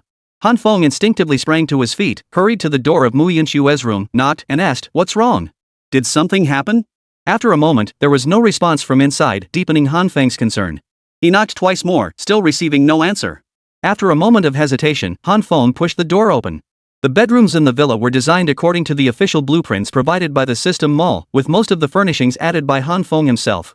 Each room featured a large bed and every conceivable amenity, especially the luxury of a hot bath, the most precious indulgence for any beast master. Han Feng pressed the doorknob and found it unlocked. He hurriedly pushed the door open and looked inside, but Mu Yunxue was nowhere in sight. After hesitating for a moment, Han Feng hurriedly called out, "Mu Yunxue, where are you? Are you okay?" As the question left his lips, Han Feng finally heard the sound of heavy, labored breathing coming from the bathroom nearby. Reaching the bathroom door, Han Feng instinctively pushed it open. Just as he was about to step inside, he froze in shock. There, lying on the floor, was Mu Yunxue, clutching her injured ankle in pain. But none of that was the most important thing. The most important thing was, Mu Yunxue and Han Feng had come face to face. Han Feng instinctively turned away and said, "I'm sorry, I came in by accident. I just heard you cry out and was worried something happened, so I came in. Are you okay?" Behind Han Feng, Mu Yinxue's face had already flushed bright red, as if it could drip with sweat. A wave of embarrassment washed over Mu Yinxue. Moments ago, she had slipped and fallen to the ground, causing her ankle to swell instantly. She instinctively cried out and looked up, only to find Han Feng rushing in. You could blame Han Feng for this, but then again, not really. After all, she had tripped and fallen on her own. But then again, was it really his fault? Now, here they were, face to face in such an awkward situation. Back in college, Mu Yinxue had been famously pure and untouched. From the start of college, she had never dated anyone. Despite countless suitors, Mu Yinxue had always maintained her purity. And now, here she was, completely exposed to Han Feng. Her face flushed crimson, and even her breathing grew ragged. Brother Feng, I'm fine. I'm really sorry. Could you step out for a moment? Han Feng hurriedly nodded and stepped out, returning to the living room where he lit a cigarette. Han Feng muttered with a helpless grimace, damn it, what kind of mess is this? Chapter 56, The School Beauty's Midnight Bedside Blues? Han Feng admitted it, there was a bit of self-interest in how his guild, Goddess Sanctuary, recruited every capable woman. What man wouldn't want beautiful women around him? Of course, Han Feng also hoped that this approach might lead to some stories with others. That way, the next 3 years wouldn't be too dull. After smoking 2 cigarettes in the living room, Mu Yinxue finally emerged, wrapped in a bath towel. Han Feng looked up and froze for a moment. Mu Yinxue's exquisite figure instantly filled Han Feng's vision.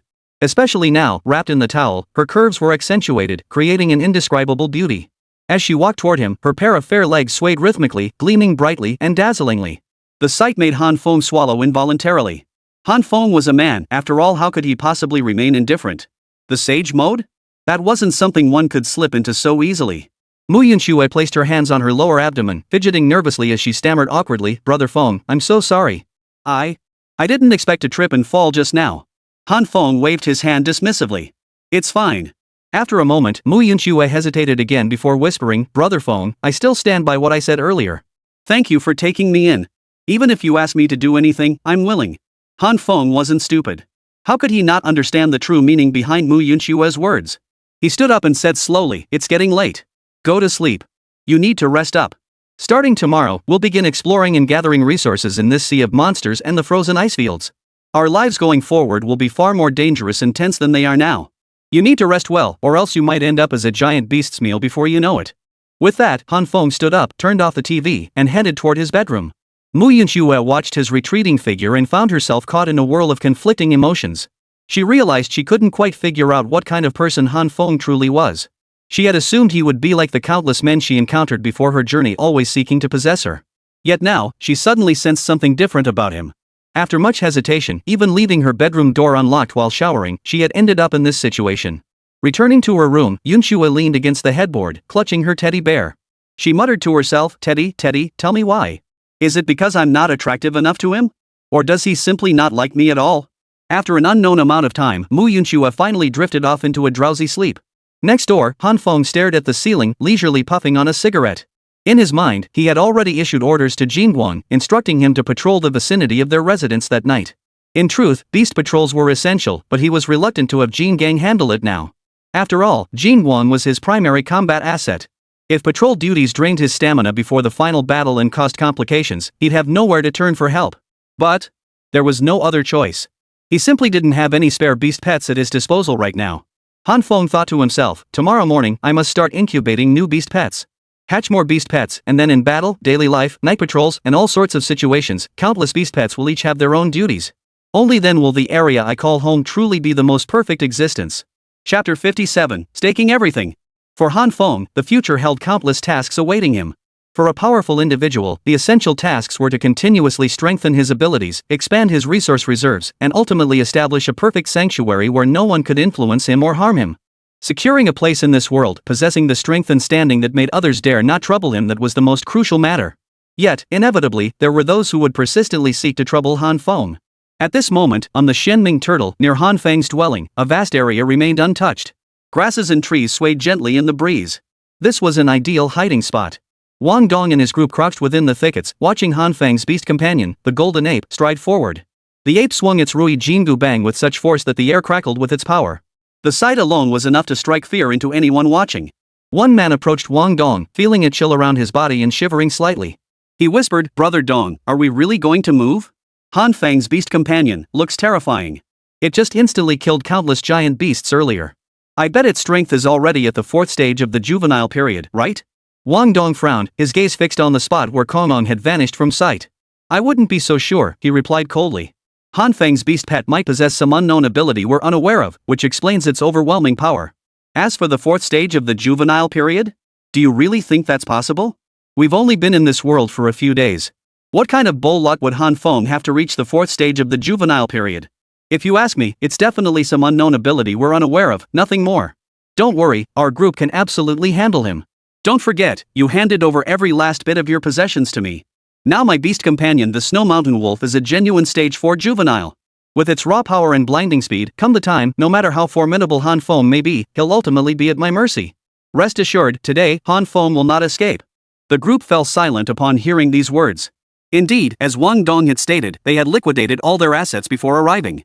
They sold off supplies at the trading post, then purchased giant beast essence to give to Wang Dong. This allowed them to forcibly advance the Snow Mountain Wolf bound to Wang Dong to the 4th stage of its juvenile period. Although today they witnessed the colossal beast, the golden giant, display its overwhelming power. But Wang Dong had always insisted that the colossus beast was merely stronger. Its massive size inevitably made its movements sluggish. Then, if it came to combat, his snow wolf was far from powerless. As the saying goes, men risk their lives for wealth, birds risk theirs for food. After being swayed by Wang Dong's words, the group began to entertain a glimmer of hope. They began to wonder if perhaps, just as Wang Dong suggested, they might truly find a glimmer of hope in this endeavor. There was no denying it, the resources Han Feng possessed were simply too tempting. Just the double-story villa where Han Feng resided, visible from afar, was enough to stir excitement within them. They even began fantasizing if all those resources could be transferred to them. Would never have to worry about food or shelter again. At the very least, in the early stages here on the Sea of Behemoths, they could level up a bit and live a little better, no problem. Chapter 58, Walking into a Trap? That night, the sky was dotted with stars, yet a bitter wind raged around them. Just sitting here made them shiver uncontrollably. Wang Dong cursed under his breath. Though he appeared outwardly successful in daily life, his inner nature was utterly ruthless. He had even begun plotting murder and robbery, preparing to. Once he seized every last resource from Han Feng, he would find ways to make certain people pay the price to vanish from this world forever. These people would never again have the chance or the right to compete with him for any resources. Wang Dong thought this with such viciousness that he even began to anticipate it. Regardless of Han Feng's true strength, Wang Dong was convinced that with his childhood stage, 4th tier Snow Mountain Wolf, he could ensure Han Feng met his end at the claws of his beast pet. The people behind him, unaware of Wang Dong's thoughts, were still intending to serve as his pawns here. Pitiful, pathetic, lamentable. Finally, after continuous observation, the group realized that the beast pet, the Golden Patrol, completed a full circuit in roughly 8 to 9 minutes. Wang Dong's mind raced. From here, it would take only 3 minutes to reach Han Feng's quarters. Then, once midnight arrived and Han Feng was fast asleep, they could sneak in quietly. At that moment, Han Feng would surely face his death sentence. Wang Dong clenched his fists, his body trembling with excitement. Han Feng, tonight! There's no way you'll escape this. As time ticked by, it finally reached 1 a.m. Han Feng was now fast asleep, and even Mu Yunxue, her mind gradually calming, had drifted off. Regardless of what she had endured before, or how deeply she feared this world. But now, Mu Yunxue believed that as long as she followed Han Feng, everything would turn around in the future. She firmly believed she would eventually be able to enjoy life again, to truly live well. Meanwhile, on a narrow path leading to Han Feng's villa, a path hidden among countless trees and thickets, a group of shadowy figures crawled forward silently. The beast companion, King Kong, had departed over a minute ago and had long vanished from sight. The shadowy figures moved swiftly forward, finally arriving at the villa's entrance. Seeing the villa's door tightly locked, Wang Dong frowned and waved his hand. Behind him, a man swiftly approached. Before his transmigration, he had been a locksmith. He pulled a set of lock-picking tools from his spatial storage. However, just as he was about to pick the lock, a voice suddenly rang out from the second floor. Well, gentlemen, paying a visit in the middle of the night? How about knocking first? That's hardly proper guest behavior, is it? Sneaking in and picking locks, you've sunk that low? Aren't you afraid of being despised? What? Wang Dong instinctively gasped aloud, snapping his head up to see Han Feng standing on the second floor balcony. Fully dressed, hands in his pockets, a cigarette dangling from his lips, Han Feng looked down with a sneer. His eyes brimmed with provocation and scorn. Instantly, that voice and that gaze made Wang Dong's brows furrow deeply. He was stunned. He never imagined Han Feng would know he was coming? But how could that be possible? Wang Dong asked instinctively, why aren't you asleep? Chapter 59, Zhang Taigong Fishing, Those Who Wish to Bite the Hook. Han Feng smiled. Why wouldn't I be asleep? Because I was waiting for you. My most precious guests.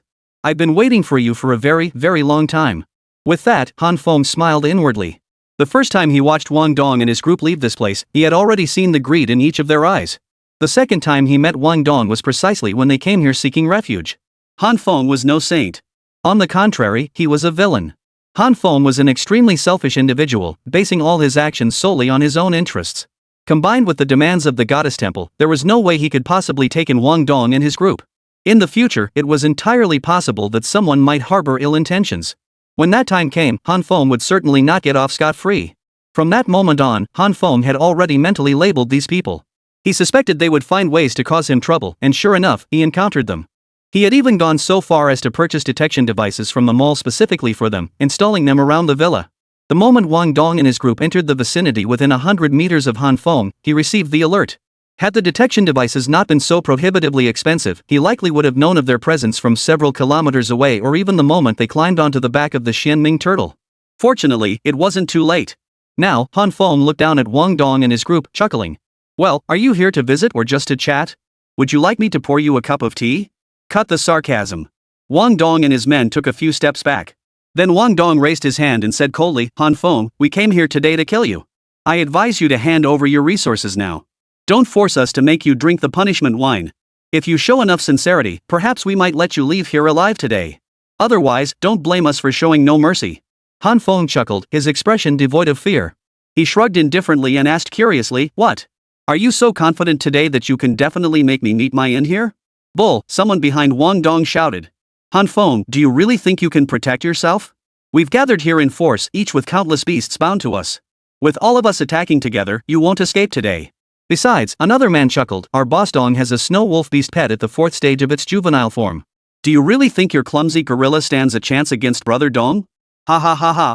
Han Feng laughed, his eyes showing not a trace of fear. At the same time, he couldn't help but think, utterly foolish. These fools were truly ignorant. They had no idea what kind of power Han Feng's contracted beast pet, King Kong, truly possessed. While it was true that both were at the 4th stage of the juvenile period, like Wang Dong's Snow Mountain Wolf, Kong Kong's 4th stage of the juvenile period could transcend 3 minor levels and instantly annihilate its opponent. Could Wang Dong and his group possibly stand a chance against such power? The commotion grew louder and louder, with everyone chiming in, eventually waking Mu Yunxue from her sleep in the room. It was worth noting that since upgrading to the villa, the rooms had become exceptionally warm. The fully automated heating system continuously warmed the space, lulling Mu Yunxue into a sweet slumber. Yet the noise outside still roused her. Living in such an environment already filled Mu Yunxue with deep-seated dread. The moment she heard the commotion, she scrambled out of bed, quickly dressed, and hurried over to Han Feng's side. Chapter 60, such was his true intent? Just as Han Feng and the crowd gathered before the villa entrance stood locked in a standoff, knocking sounded from within the house. Knock knock knock. Hearing the knocking, Han Feng immediately called out, come in. Turning his head, he saw Mu Yunxue approaching in a nightgown. Her sheer nightgown swayed as she moved through the room, the hem revealing glimpses of her fair, slender legs. Han Feng couldn't help but feel his heartbeat quicken. But immediately afterward, Han Feng frowned and asked, why are you awake? Mu Yunxue approached with a worried expression, stopping at the edge where the balcony met the living room. She hurriedly explained, Brother Feng, I heard noises outside in my sleep. Worried something might happen to you, I rushed over. Han Feng shook his head, feeling genuinely touched. He hadn't expected someone like Mu Yunxue, an ordinary person with little combat ability, to step up in a crisis, driven by her courage, and come to his side. Han Feng chuckled softly, waving his hand dismissively. Don't worry. Such minor matters are easily handled. But, since you're here today, I'll let you witness this. In this sea of monsters, beneath the rule of the beast lords, everyone lives in constant fear. To survive in a place like this, we must grow stronger constantly. Though we all bear the fate of saving our nation, I want you to understand clearly, only the strong have the right to survive. With that, Han Feng moved forward, his legs propelling him forward as he leaped directly over the balcony railing. Boom! Han Feng landed on the ground. He stood directly before Wang Dong and the others. Wang Dong and the others froze, their eyes momentarily dazed as they instinctively took a few steps back. Wang Dong frowned and demanded, what are you doing? Han Feng smiled and said, what am I doing? Wang Dong, oh Wang Dong. Your greed has run rampant, always craving more. Today, you will finally pay the price for it. Wang Dong's expression darkened. He glanced at his companions before snorting coldly. Han Feng, what gives you the right to say that? Do you know why we're here today? Because we know you can't stand up to us. Don't think that just because you have a beast companion and some hidden strength, you can stand against us. Do you know that my beast companion, the Snow Mountain Wolf, is still in its juvenile stage? As Wang Dong finished speaking, the Snow Mountain Wolf materialized beside him, raising its head to let out 2 fierce barks, radiating an overwhelming aura. Han Feng's eyes narrowed sharply. Seeing the snow wolf appear, Wang Dong and his group instantly sensed the dawn of victory, shouting even louder. Exactly. Han Feng, do you really think you can stop us all by yourself? Exactly. Everyone, today we'll make Han Feng pay for this. Han Feng absolutely has no chance against us, humph. Han Feng, no matter how powerful you are alone, you're still just one person. We've all brought our beast companions here, what do you have to fight us with? Hey Dong, look. Han Feng's got a beauty by his side. She's quite a looker. If we take Han Feng out, should we keep this beauty around? Let the brothers have their fun too? Ha ha ha. Their voices grew increasingly lewd. Standing on the balcony, Mu Yunxue clenched her fists tightly, her heart surging with profound sorrow and rage. She never imagined these people before her harbored such thoughts. Chapter 61, The Golden Band of Good Fortune, Repelling the Beast Horde. Mu Yunxue thought to herself. After all these days, only Han Feng genuinely wished to keep her by his side, to safeguard her peace and protect her utterly unlike those frivolous individuals. At this moment, Mu Yunxue truly witnessed the stark differences between people. As she gazed at Han Feng's retreating figure, a profound shift stirred within her heart. The reverence and affection she felt for him grew even more intense. Just then, boom, boom, boom. The earth trembled violently. Immediately, everyone turned to see Beast Pet King Kong charging swiftly from the distance, wielding his Rui Jingu Bang as he rapidly approached Han Feng. The Beast Pet Kong glared forward and roared, a thunderous cry that instantly stunned everyone present. Wang Dongyi and the others took several steps back, feeling the overwhelming pressure emanating from the colossal beast. Damn it! Wang Dong's brow furrowed. For some reason, he couldn't shake the feeling that Han Feng's beast companion seemed even more terrifying than before. A chill ran down Wang Dong's spine. He realized a strange fear had suddenly taken root in his heart. He couldn't shake the feeling that today, he simply didn't have the strength to harm Han Feng. It felt as though death was the only thing awaiting him. He slowly turned to look at the others beside him. Fear was etched on their faces as they murmured instinctively. Why does it feel like Han Feng's beast companion seems stronger than before? Can we really handle him like this? Wang Dong raised his hand to cut off their discussion, his voice cold. What? Scared already? Do you really think Han Feng's beast pet, no matter how powerful, could stand against us? Brothers, charge! As Wang Dong's words fell, the group exchanged glances. Finally, gritting their teeth, they commanded their contracted beast pets and charged forward. From the balcony, Mu Yunxue witnessed the scene and instinctively cried out, Brother Feng, be careful. Han Feng, however, smiled confidently. Watching the countless beast pets charging toward him, he said, You fools? You actually think you can kill me? Do you really believe you can succeed? As he spoke, Han Feng waved his hand. The colossal beast beside him, King Kong, pounded its chest, crouched low, and roared with fury. A sonic wave, seemingly tangible, surged forward. Following immediately, the colossal beast leapt into the air, its Rui Jingu Bang swinging downwards in a swift, decisive strike. Whether it was the snow wolf before him or the other beast pets, all froze in place under the overwhelming pressure of the 5-meter-long golden staff. They dared not move, fear evident in their eyes. Han Feng smiled, but Wang Dong and the others were stunned, instinctively taking half a step back. Wang Dong exclaimed in shock, What kind of monster is this? Why is it so incredibly powerful? As they descended like a thunderbolt, terror gripped the group. Boom! Finally, a deafening roar echoed as all the beast pets collapsed to the ground. Blood had already pooled like a river before the villa's entrance. Thud, thud, thud, countless sounds echoed as the group behind Wang Dong collapsed, slumping to the ground. On the balcony, Mu Yunxue watched the scene unfold, utterly stunned. She covered her mouth, her eyes wide with shock.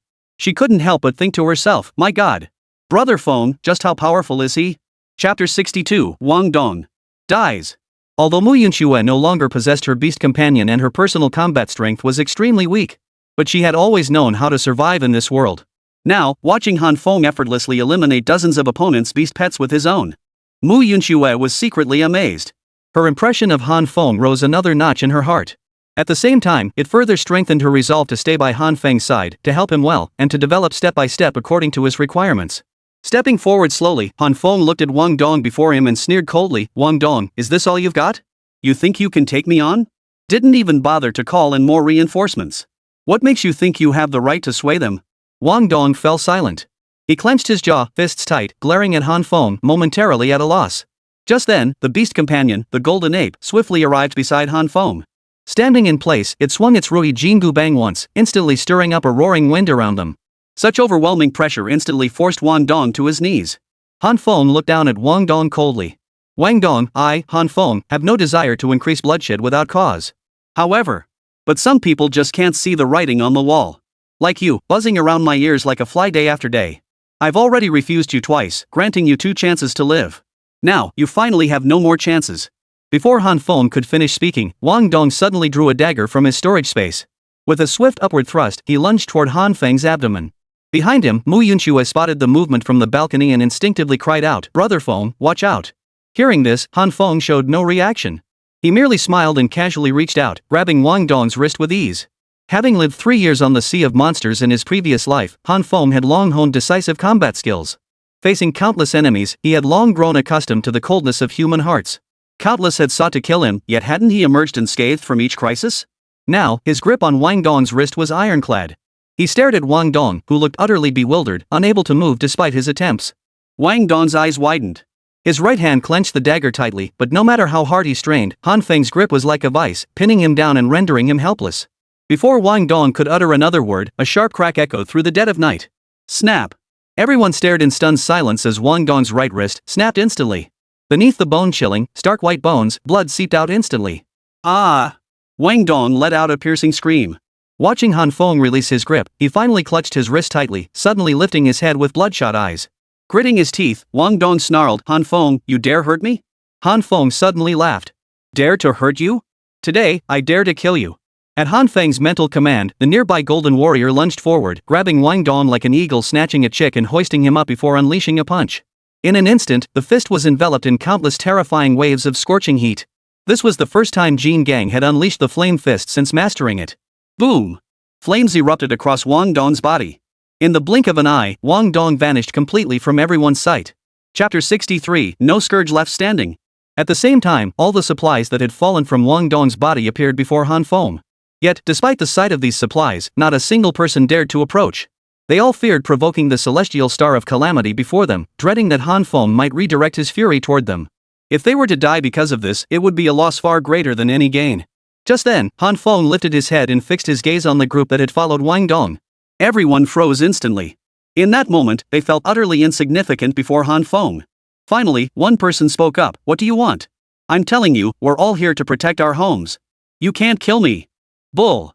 Han Feng sneered coldly, stepping forward with King Kong. He surveyed the crowd before him and said icily, "When you all came here before, trying to kill me, why didn't you say that? Now you're all trying to morally blackmail me? We fight to protect our homeland, but you lot with your wolfish ambitions and lust for others' resources. If I let you go, wouldn't that be like releasing a tiger back into the mountains? I've given you 2 chances to live. Not striking back was an act of immense mercy. Yet today, you dare come looking for trouble." Han Feng's rage flared even brighter as he spoke these words. In his previous life, surviving on this sea of monsters, he had killed countless people all to stay alive. Yet he never imagined that trouble would constantly find him. To ensure his own survival, Han Feng had no choice but to relentlessly pursue strength. He had hoped for a peaceful life after rebirth, but some people remained unchanged. They would never align with Han Feng's vision. Han Feng turned and strode toward the villa. Following close behind, King Kong brushed past him and instantly plunged into the crowd.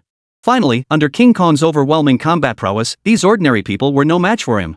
Within mere moments, they were completely wiped from this world. Han Feng exhaled deeply, lit a cigarette, and sighed helplessly, "Don't blame me. Blame your own greed for trying to kill me. Anyone who dares to obstruct my return to Blue Star in 3 years is my enemy. I, Han Feng, will give you absolutely no chance." With that, Han Feng strode upward, while countless sounds of dropped items being collected echoed in his mind. Han Feng paid them no mind, quickly returning to his room. The moment he pushed open the door, he saw Mu Yunxue standing there. Her eyes glistened as she looked at Han Feng, filled with concern. Han Feng suddenly smiled. "What are you doing here?" Mu Yunxue nodded and hurriedly asked, "Brother Feng, are you okay?" Han Feng shook his head confidently with a smile. "How could I be? Didn't you see the whole thing just now? Do you think I look like someone who's hurt?" Mu Yunxue exhaled deeply but still voiced her concern. "I just didn't expect so many people would dare come looking for trouble with you. And the situation earlier was so dangerous. If it weren't for your powerful beast companion, Brother Feng, you might not have escaped unscathed." Han Feng nodded, smiling non-committally. "You're right. In this world, there will always be those who covet your resources. Don't expect everyone to be saints, don't expect everyone to revere you. No matter what you do, no one will dare stop you. Remember this, in this world, might makes right. It's the law of survival. The unbreakable law of survival." Chapter 64, Human Greed Knows No Bound. Hearing Han Feng's words, Mu Yunxue paused in surprise. Her delicate, charming face had frozen for a moment before finally growing noticeably dimmer. Then, she slowly said, "Honestly, Feng, I understand what you're saying. I can see your point. It's just I've never been able to accept it in my heart. Half a year ago, when countless nations across the globe received that signal from beyond the heavens, everyone plunged into a state of panic. Life lost all sense of purpose. We didn't even know when our own lives would end in this apocalypse. Countless people clung to the hope of buying more time. Then we arrived at the Sea of Monsters. Only then did I discover others discussing it in chat groups. Only then did I realize this world was far more terrifying and dangerous than we'd ever imagined. Truthfully, at the very beginning, I never took this matter seriously. Mu Yunxue trailed off, then let out a self-deprecating laugh.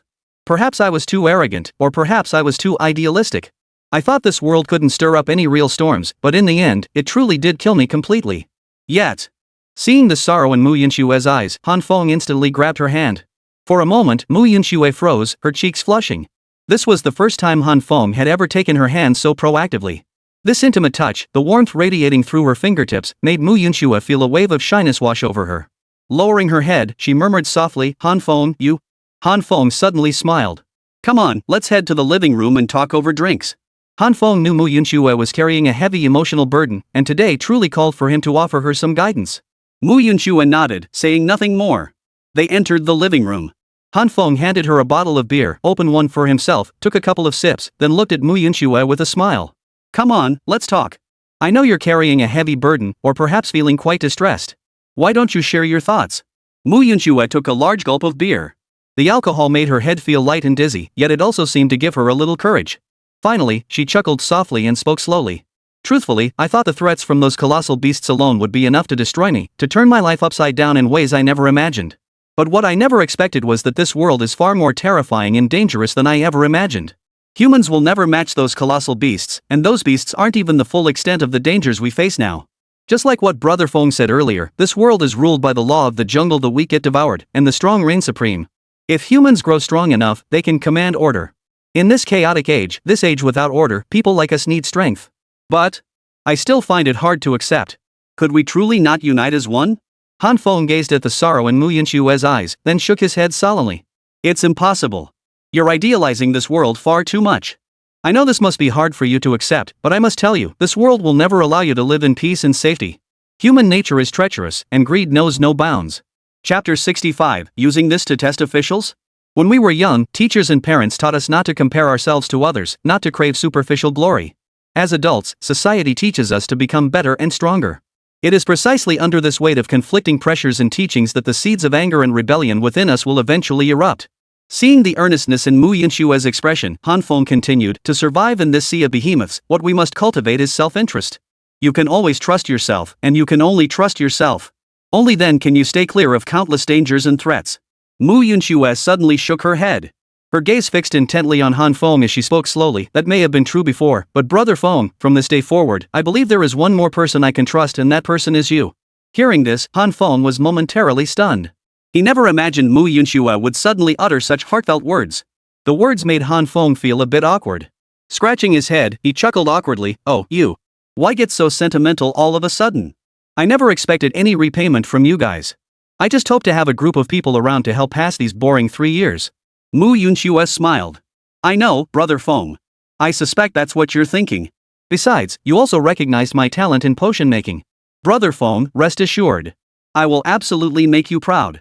I will pour every ounce of my talent into helping you grow stronger and establish yourself in this world. Not just for you, but for my own future too. Han Feng chuckled, not expecting Mu Yunxue to suddenly declare her resolve. Then, he waved his hand dismissively. Enough, enough. Why talk about this? Drink up. Oh, right. Since you're here in this world, if there's nothing specific you need to do or anyone you must find, I can keep an eye out for you? The moment she heard these words, Mu Yunxue's expression instantly darkened, and Han Feng clearly saw the gloom in her eyes. Han Feng instantly realized something must be troubling Mu Yunxue. Sure enough. With endless sorrow in her expression, Mu Yunxue spoke slowly. Brother Feng, I want to find my parents. Before the transition, the entire nation restricted travel outside provinces and cities to ensure everyone could transition smoothly.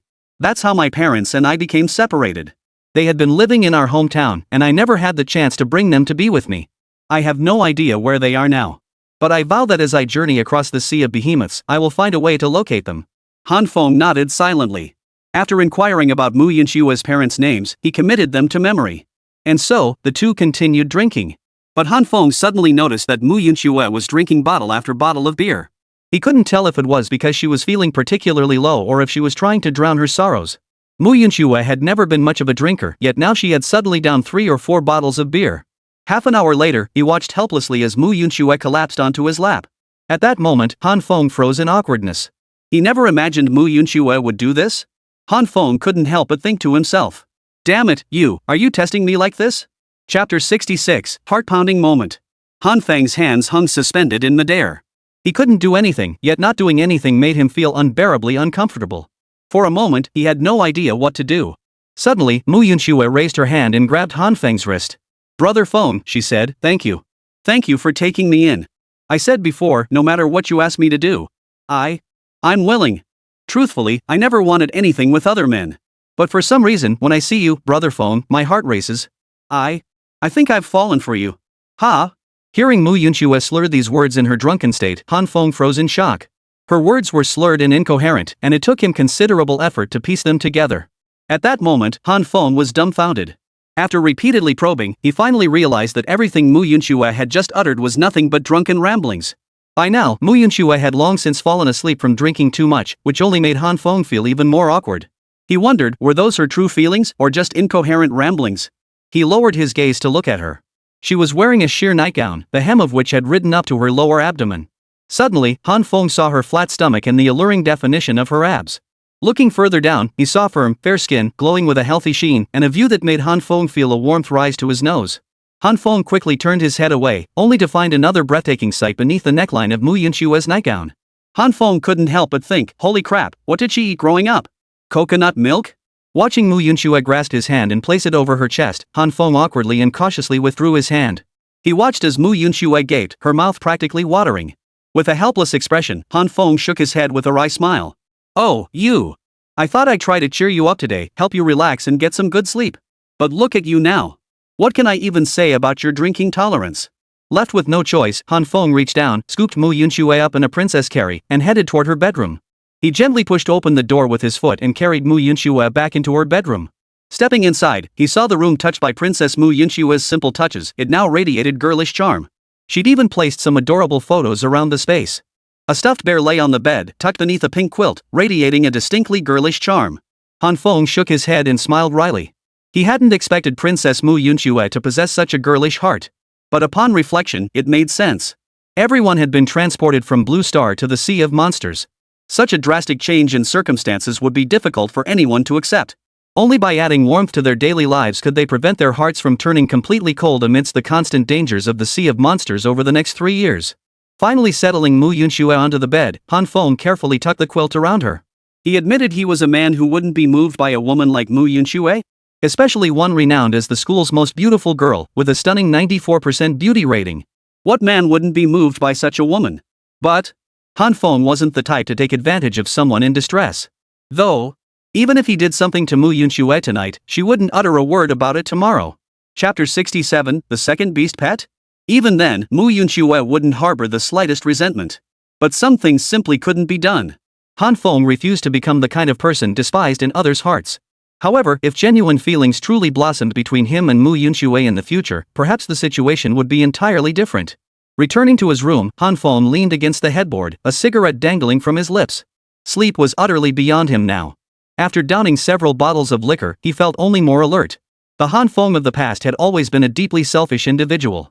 Everything he did was to satisfy his own desires, or rather, to fulfill his petty whims. In his previous life, struggling alongside Tang Xian, everything Han Feng did was merely to survive to return to Blue Star and resume the life he once cherished. After reincarnating into this life, Han Feng's heart was filled with hatred, driven by a desire for revenge. But now that his great vengeance was achieved, Han Feng had a new goal to carry forward the aspirations of his past life and survive in this sea of monsters. Han Feng had yet to witness what life would be like after returning to Blue Star, nor had he protected the land beneath his feet or the loved ones and friends by his side. Despite the past 3 years, he had witnessed countless acts of selfishness and greed. So many friends he once considered brothers had ultimately abandoned his entire world. Han Feng felt utterly helpless. He never imagined he would end up like this.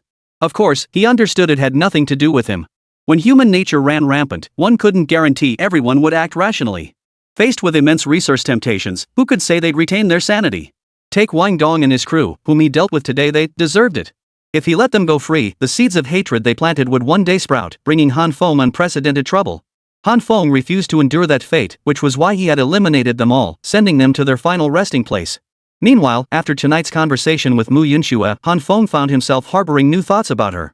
He realized she was far stronger than he'd imagined, adapting to this world more swiftly than he had in his previous life. Whether this resilience stemmed from her innate character or her time by his side, it didn't matter. Han Feng felt genuinely happy that she had opened up to him tonight. Finally finishing his cigarette, Han Feng lay back, staring at the ceiling as his mind churned with thoughts about his next steps. After waking tomorrow morning, he would begin preparations to hatch his second beast pet. Currently, he only had one Vajra above the Xianming turtle, which was far from sufficient.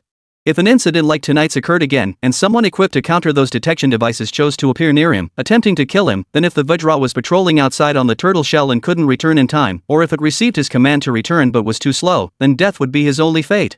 Han Feng realized that only by hatching a second beast pet could he hope to earn the right to sleep peacefully at night. But, Han Feng muttered to himself, I wonder what kind the second beast pet would be. If I could hatch another one just like Kong, that would be absolutely fantastic. After his mutterings, Han Feng finally closed his eyes and drifted off to sleep. The next morning, Han Feng was awakened by the enticing aroma of meat. Chapter 68, The Drunken Embarrassment. The moment Han Feng opened his eyes, he heard knocking outside. Brother Feng, breakfast is ready. Get up quickly, wash up, and let's eat. A warm feeling washed over Han Feng. He relished this kind of life. The sensation of being cared for was something he hadn't experienced in the past 3 years. Though Tang Xin had been his girlfriend in his previous life, that woman had never shown him such tenderness. Alright, coming. Just give me a minute. Han Feng called out in response. After washing up, he stepped out of his room and headed to the living room on the second floor. Mu Yunxue looked up at him, her face flushed with embarrassment. Brother Feng. I drank too much last night. I didn't say anything stupid, did I? He recalled how Mu Yunxue had cried and clamored about all sorts of things last night while drunk, like a cute little girl who'd suffered all kinds of injustices. Han Feng chuckled softly, shaking his head. You were drunk last night. You passed out and fell asleep. After I helped you back to your room, I didn't bother you anymore. Really? Yunxue's face flushed crimson. Mu Yunxue lifted her head, her expression earnest and expectant as she looked at Han Feng. Upon hearing this, Han Feng nodded, then chuckled softly. Of course it's true. What? Don't you believe me? Mu Yunxue instantly felt awkward. Truthfully, she desperately wanted to believe Han Feng's words. Yet when she woke up this morning, she had already begun to recall, or rather, remember what she had said and done the previous day. When she and Han Feng appeared together yesterday and discovered Wang Dong and the others had arrived here, a whirlwind of emotions had surged within Mu Yunxue. Amidst her hesitation, part of her had been reluctant to accept everyone's presence in this world, knowing it meant facing all sorts of threats. Yet in the end, she had no choice but to accept and believe in the events that had unfolded. Mu Yunxue finally understood that this world was far more terrifying than she had ever imagined, and it would never be as peaceful and serene as she had once envisioned. The peaceful experiences she had cherished in her heart, those ideal eras she had encountered upon arriving at the Sea of Monsters, would never materialize. Thus, Mu Yunxue gradually came to terms with this reality. Yet, she still felt profound helplessness and anger toward Wang Dong and others like him, whose actions were driven by greed and greed alone. At the same time, Mu Yunxue found herself missing her parents. Ultimately, it was Han Feng's persistent conversations by her side that had stirred these memories. Mu Yunxue truly missed her parents and loved ones. Overwhelmed by these emotions, she drank heavily until she drifted into a hazy stupor. At the time, Mu Yunxue had no idea what she had done or said. Who knew that when she woke up in the morning, the memories suddenly flooded back, revealing she had apparently said things she shouldn't have. But lying in bed, Mu Yunxue was consumed by endless turmoil. She truly didn't want to take the initiative to ask Han Feng about these matters. Yet, if she kept silent, it would only fester into a knot in her heart. After much internal struggle, she hurriedly prepared breakfast and waited to wake Han Feng. Chapter 69, Little Secret. Little did she know, Han Feng had long anticipated her thoughts. Observing her hesitant demeanor, he chuckled inwardly. How could he not understand what she had said yesterday? But at this moment, Han Feng also understood that such matters could never be candidly revealed to Mu Yunxue. After all, if he truly revealed such matters, what would become of Mu Yunxue? If she became too shy to meet him or talk to him afterward, Han Feng knew he'd feel helpless. He was deeply reluctant to see her become that way. After wrestling with the decision for a long time, Han Feng finally explained with a calm expression, trying to prevent Mu Yunxue from suspecting too much. Brother Feng, did I really not say anything? Mu Yunxue looked at Han Feng again, asking curiously. Han Feng nodded. Of course not. Rest assured. Alright, you definitely didn't say anything. If you had, I would have told you. Hearing this, Mu Yunxue exhaled deeply in relief, even thinking to herself, maybe I really was overthinking it. Maybe I truly didn't say anything. All those words that came to mind this morning were probably just echoes of yesterday's dreams. With that, Mu Yunxue chuckled softly. Han Feng, however, looked at her curiously and asked, could it be that you have something you want to tell me? No, Mu Yunxue shook her head vigorously, like a rattle drum, hastily denying it. Brother Feng, what are you talking about? How could I possibly have anything to say to you? Nothing at all, nothing at all. Just my mind wandering, overthinking things. Oh, I see. Han Feng chuckled inwardly, but deep down, he thought to himself, Mu Yunxue, let's pretend this never happened. Who doesn't have their own little secrets? No one wants to share those secrets with others. Even though you opened up to me last night and shared so many things, how could I possibly tell anyone about them? Let them remain stories buried deep within me, and let them stay as the little secrets you've always wanted to keep hidden in your heart. Han Feng hadn't even realized it himself. His feelings toward Mu Yunxue were gradually shifting. He began paying attention to her every expression, sensing her emotions and various thoughts. Even Han Feng hadn't anticipated this at all. Still, he found it rather pleasant. At the very least, the fact that he and Mu Yunxue had reached this point felt like a decent outcome. At the very least, it spared Mu Yunxue from feeling too much awkwardness. This ease in their interactions would make their future life together much smoother. Han Feng hadn't yet reached the point where he could completely bare his soul to Mu Yunxue. Of course, for Han Feng, he could easily have Mu Yunxue do countless things for him. But as Han Feng had previously realized, there were certain things he simply didn't want to do. Han Feng wasn't that kind of petty person. He hoped everything would unfold naturally, like water flowing downhill. Thus, Han Feng gave a light chuckle and said, let's eat quickly. We have important matters to attend to after dinner today. Chapter 70, Loose Lips. Upon hearing Han Feng's words, Mu Yunxue's curiosity piqued. She lifted her head and asked eagerly, Brother Feng, what else do we have to do? Han Feng chuckled, of course, we'll continue exploring the giant beast sea. We live upon this sea of behemoths. Everyone must explore its boundless resources to grow stronger. Even so, Mu Yunxue hesitated repeatedly before finally speaking up, but isn't this island completely deserted now? Why don't we just live here for 3 years? Then we can leave without worrying about any threats? Hearing Mu Yunxue's confident and idealistic words, Han Feng shook his head helplessly. After a moment, he chuckled softly, raised his hand, and gently patted her small head. The gesture made Mu Yunxue's cheeks flush slightly, her heart pounding wildly inside her chest. Good heavens! Brother Feng actually patted my head. What does he mean by that? What is he trying to do? In truth, Han Feng hadn't paid it any mind, or rather, hadn't noticed how his gesture might affect Mu Yunxue. Looking at her now, Han Feng gave a helpless chuckle and said, you really do see the world through rose-colored glasses. Didn't I tell you a lot last night when we were drinking? This world is filled with dangers far more terrifying than you could ever imagine. Every single day, you could end up buried here. All of us humans, once we become beast masters, inevitably embark on the path of constantly strengthening ourselves. From now on, we must all abandon all notions of kindness in our hearts and strive relentlessly for this purpose. Only then can we hold on to any hope of survival. Seeing Mu Yunxue nod, Han Feng continued, you're right, there's no one else on the island now. But you can never know when others might discover this island. During the 3-day novice period, everyone lived on their own beast island, and many areas remained unexplored. Across the sea of behemoths lie countless blank islands, each harboring secrets unknown to us. At the same time, take our birth island, this very land beneath our feet, as an example. You can never know what kind of colossal beasts dwell beneath this island, nor can you ever know if these beasts might unleash devastating attacks upon us. As time marches on, these colossal beasts will gradually awaken, growing ever more formidable. Across the world, countless islands will give birth to one secret realm after another. By the time Han Feng finished speaking, he noticed Mu Yunxue's eyes had transformed into something akin to starry eyes. The gaze she directed at him was brimming with curiosity. At that moment, Mu Yunxue couldn't help but wonder, how did Han Feng know all this? These events were never mentioned in the survival manual she had studied before. After hesitating for a moment, she hurriedly asked, Brother Feng, how do you know all this? Hearing this, Han Feng's heart skipped a beat. Only then did he finally realize. These were all things Han Feng had discovered during his travels across the sea of behemoths in his previous life. Yet in this world, few knew of them. Having been reborn, who would possibly know these things at this moment? After wrestling with his thoughts, Han Feng quickly forced a smile. I found it written on a stone tablet I discovered on the island. It detailed precautions to take when navigating the sea of colossal beasts. Chapter 71, Preparing for Incubation. Upon hearing this, Mu Yunxue finally understood. She nodded urgently and said, so that's how it is. It seems you've experienced a lot on your birth island, Brother Feng. You've truly seen the world. Han Feng nodded. Nothing much. These are just things I happened to come across. Mu Yunxue shook her head. How could that be? Brother Phone, the fact that you've earned endless honors on your own giant beast island, even securing the only global title and worldwide announcement to date. With your strength and circumstances, you've achieved what most people could never hope to reach in a lifetime. Honestly, I've always believed you possess such formidable strength. I'm certain you'll make waves in the giant beast sea in the future.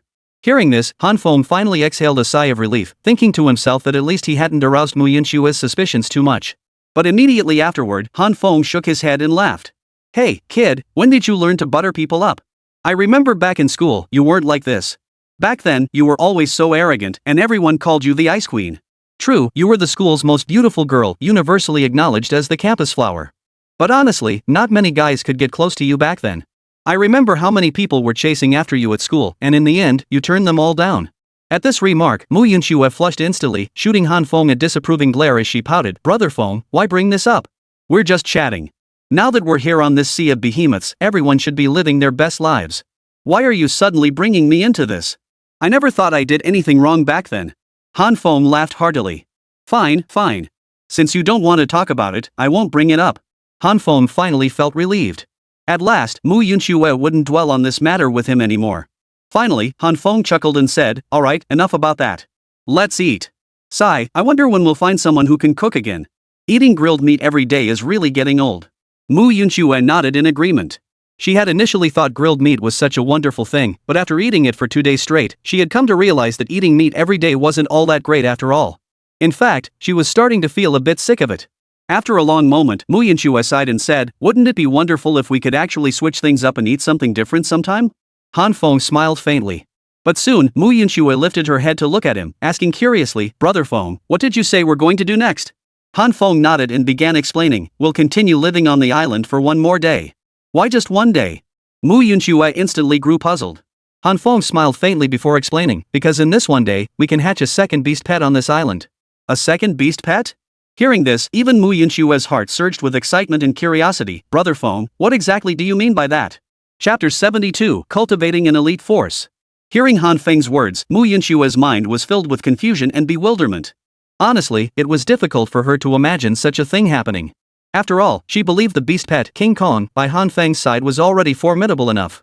From their previous encounters with Tang Xan and Zhang Chang's attacks, to last night's assault by Wang Dong and his group, every instance had demonstrated the formidable power of this beast companion, King Kong.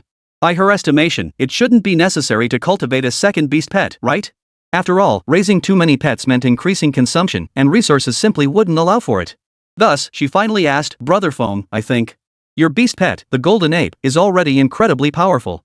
Why would you need to allocate extra resources to cultivate a second one? Isn't one beast pet per person sufficient?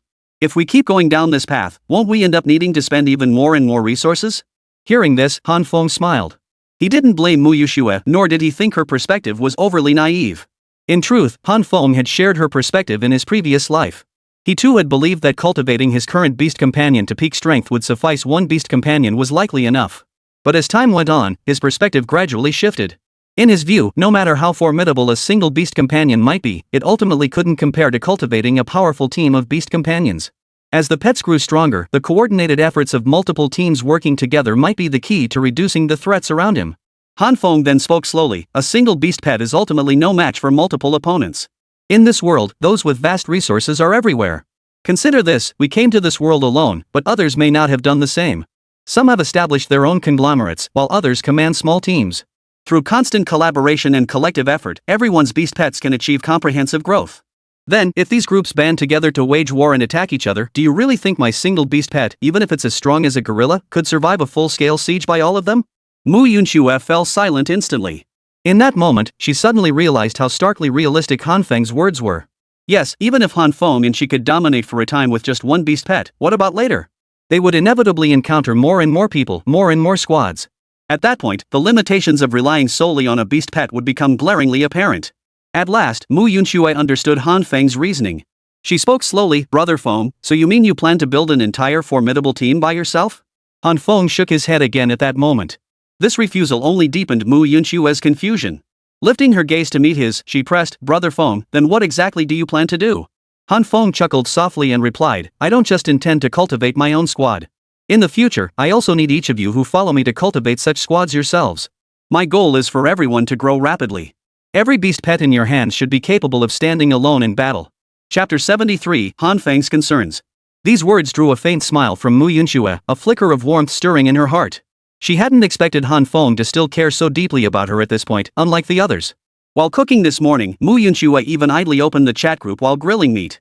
She watched for a long time before realizing that countless people had joined their respective guilds. Yet, the unity and mutual support everyone hoped for simply didn't exist. Solidarity existed, but it was born of coercion and bribery. Countless guilds demanded one thing from all who joined: surrender all or a significant portion of their resources for centralized management. They promised that should any member face trouble or danger, these resources would be shared. In reality, however, once these resources entered the guild leader kept them under various pretexts. This morning, Mu Yunxue witnessed countless players venting grievances in the chat group or sharing warnings about guild scams. Countless guilds faced a barrage of criticism and backlash, making the chat group unusually lively. Thinking about this, Mu Yunxue wondered if she might face the same fate under Han Feng. But she quickly came to terms with it. What could she possibly do? After all, she had come to Han Feng alone, penniless, and without any resources. Aside from this worthless life of hers, there was nothing worth Han Feng fighting over. So she reasoned, even if Han Feng later descended into the same depravity as others, what difference would it make to her? Yet now, hearing Han Feng's words, she couldn't help but feel touched. Instinctively, she blurted out, "Brother Feng, did I hear you correctly? What did you just say? You want to train each of us to lead our own squad?" Han Feng nodded and replied slowly, "Yes, that is my goal, one squad per person. No matter how formidable one becomes, there's ultimately nowhere to display that strength, or rather, such individuals never last long." Han Feng exhaled and smiled. In his previous life, he had gained profound insight into such matters. Back then, he too had followers by his side. It was through countless trials and battles that Han Feng grasped a truth: no matter how formidable he became, it felt utterly useless unless everyone around him was equally strong. Only when each person had their own squad and the strength to fight alongside him would true perfection be achieved. Han Feng was never one to be stingy. As long as they remained loyal to him, he would distribute his resources equally among every one of them. Han Feng continued, "Let's eat. Rest assured, from now on, every one of you who comes to my side and joins the goddess temple, I will ensure you can grow steadily. But not just yet. You know what happened last night. It served as a reminder it's hard to sleep soundly when we only have one beast companion by our side. I thought a lot last night. If Kanan patrols alone outside and something dangerous happens to us, he won't be able to return immediately. Ultimately, he'll become a ticking time bomb threatening our lives. That's why I need a second one. Only by working together can they become stronger." Mu Yunxue nodded, finally grasping Han Feng's reasoning. Chapter 74, Can Giant Beast Essence be Traded? A faint smile touched her lips. She felt boundless satisfaction with Han Feng's meticulous arrangements, marveling at his sharp intellect and clear vision for the future. She even wondered, was this truly the same person who had descended into the sea of monsters alongside them? She couldn't shake the feeling that Han Feng had somehow been here before. Of course, Han Feng remained oblivious to all these thoughts. He took a bite of meat and said, "Alright, after we finish eating, we'll go incubate the second beast pet. Once incubation begins, it will take 24 hours. After 24 hours, the second beast pet will emerge, and we can then leave this place to head to nearby high-resource islands to search for and gather all kinds of resources." Also, in the early stages, many beast masters living in the sea of colossal beasts don't pay much attention to certain resources they possess, like colossal beast essence. Mu Yunxue furrowed her brow, asking curiously, "Brother Feng, are you saying those people don't even care much about giant beast essence?" Han Feng nodded. Yes. Some beast masters might obtain 2 or even more giant beast essences. After leveling up their beast pets once, they naturally feel they can comfortably coast through the early stages like this. So they'll go to great lengths to acquire countless giant beast coins, spending them in the marketplace to buy all sorts of resources or build their current living quarters. Many have made a slight misstep in their development path. Instead of pursuing parallel growth, they choose to enjoy the present moment first. This creates an opening for us to exploit. Han Feng smiled wryly, his mind drifting back to the experiences of his past life. Back then, he too had drifted along with the current, sharing the same mindset as countless others and choosing a completely wrong path of development. This thought filled Han Feng with a sense of helplessness. But now, things were different. After Han Feng reincarnated, he knew how to smoothly pursue parallel development and how to maximize the enhancement of the resources he acquired. Han Feng then waved his hand, and a light screen materialized beside the two of them. Displayed upon the light screen was the current trading post. As Han Feng searched, both of them saw the items listed: Giant Beast Essence, priced at 300,000 Giant Beast coins each, and that was the lowest price. Some were even listed at 400,000 or 500,000. Mu Yunxue gasped, "Holy cow, have they lost their minds? Is a single Giant Beast Essence really worth that much? Would anyone actually buy it?" Han Feng chuckled and replied, "Of course. Not only will people buy at such high prices, but countless others will also discover the business opportunity within. So inevitably, a huge number of beast masters will try every means to slay all kinds of giant beasts, hoping to get lucky and obtain giant beast essence to sell on the auction house. Based on my estimate, within about 7 days, the next batch of giant beast essences will flood the trading market. After that, the price will keep falling. When it drops to a point where certain conglomerates deem it profitable, they might buy in bulk. That will be our moment to act as well. How much giant beast essence we can acquire then will depend entirely on our luck and how fast we can act. In the meantime, we must thoroughly explore the surrounding islands. As soon as the second beast pet hatches tomorrow, I'll purchase resources and exploration equipment. Once we've mapped out all the high-grade resource zones surrounding our area in the giant beast sea, we'll head out together to seize them. Chapter 75, Uninvited Guests, Concerns. Mu Yunxue finally nodded. She now fully understood Han Feng's plan for the upcoming events. After a moment, Mu Yunxue chuckled softly and praised, "Brother Feng, I never imagined you would consider this matter so thoroughly. With your arrangements, I believe our future development should face few obstacles." Han Feng chuckled, "Oh, you're at it again, flattering me. But whatever you say, my goal is to ensure a better future for all of us, not just you, but everyone who will come to my side in the future. I will make sure you all live as you wish." "Alright, let's eat," Han Feng said. "Hurry up, or the food will get cold." During the meal, Han Feng and Mu Yunxue chatted endlessly about all sorts of things. After finishing breakfast, Han Feng felt completely stuffed. After all, who could stomach grilled meat first thing in the morning? However, just as Mu Yunxue emerged from washing the dishes and the two were about to relax in the living room for a few minutes, a loud thud suddenly echoed from downstairs. This was followed by a series of heavy thuds against the door, as if someone had thrown themselves against the villa's entrance with all their might. Hearing the commotion, Mu Yunxue instinctively stood up. The suddenness of the noise made every hair on her body stand on end. The noise filled her with dread. Could it be someone else coming to cause trouble? Mu Yunxue now felt like someone who'd been bitten by a snake once and feared every rope for 10 years. In that instant, her heart filled with dread. Han Feng, however, also frowned deeply. His mind kept replaying yesterday's incident when Wang Dong and his gang had come looking for trouble. He had deliberately taken care of every single one of them, leaving not a single survivor. They deserved to pay with their lives. But what puzzled Han Feng was who could possibly be coming to his place at this hour. The detection devices Han Feng had purchased and installed around his living quarters were all basic models. But these basic devices had a drawback: they required 2 hours of recharging every 24 hours of operation. They weren't capable of endless, round-the-clock operation unless upgraded to intermediate or advanced models. At the same time, Han Feng speculated in his mind who it could be. Such a coincidence to arrive at his villa precisely at this moment. Was it intentional, or just a coincidence? Beside him, Mu Yunxue asked anxiously, "Brother Feng, what should we do?" After a moment's thought, Han Feng nodded. "Let's go. We'll go out and take a look together." Simultaneously, Han Feng mentally recalled his beast companion, the golden ape, which had been patrolling nearby. As he spoke, Han Feng stepped forward, walking shoulder to shoulder with Mu Yunxue toward the villa's entrance. Finally reaching the villa's entrance, a long blade materialized in Han Feng's hand. Forged at the workbench from ordinary materials, this blade served as a more than adequate temporary emergency weapon. Having lived on the Sea of Monsters for 3 years, Han Feng understood one truth deeply: never trust the arrival of any stranger.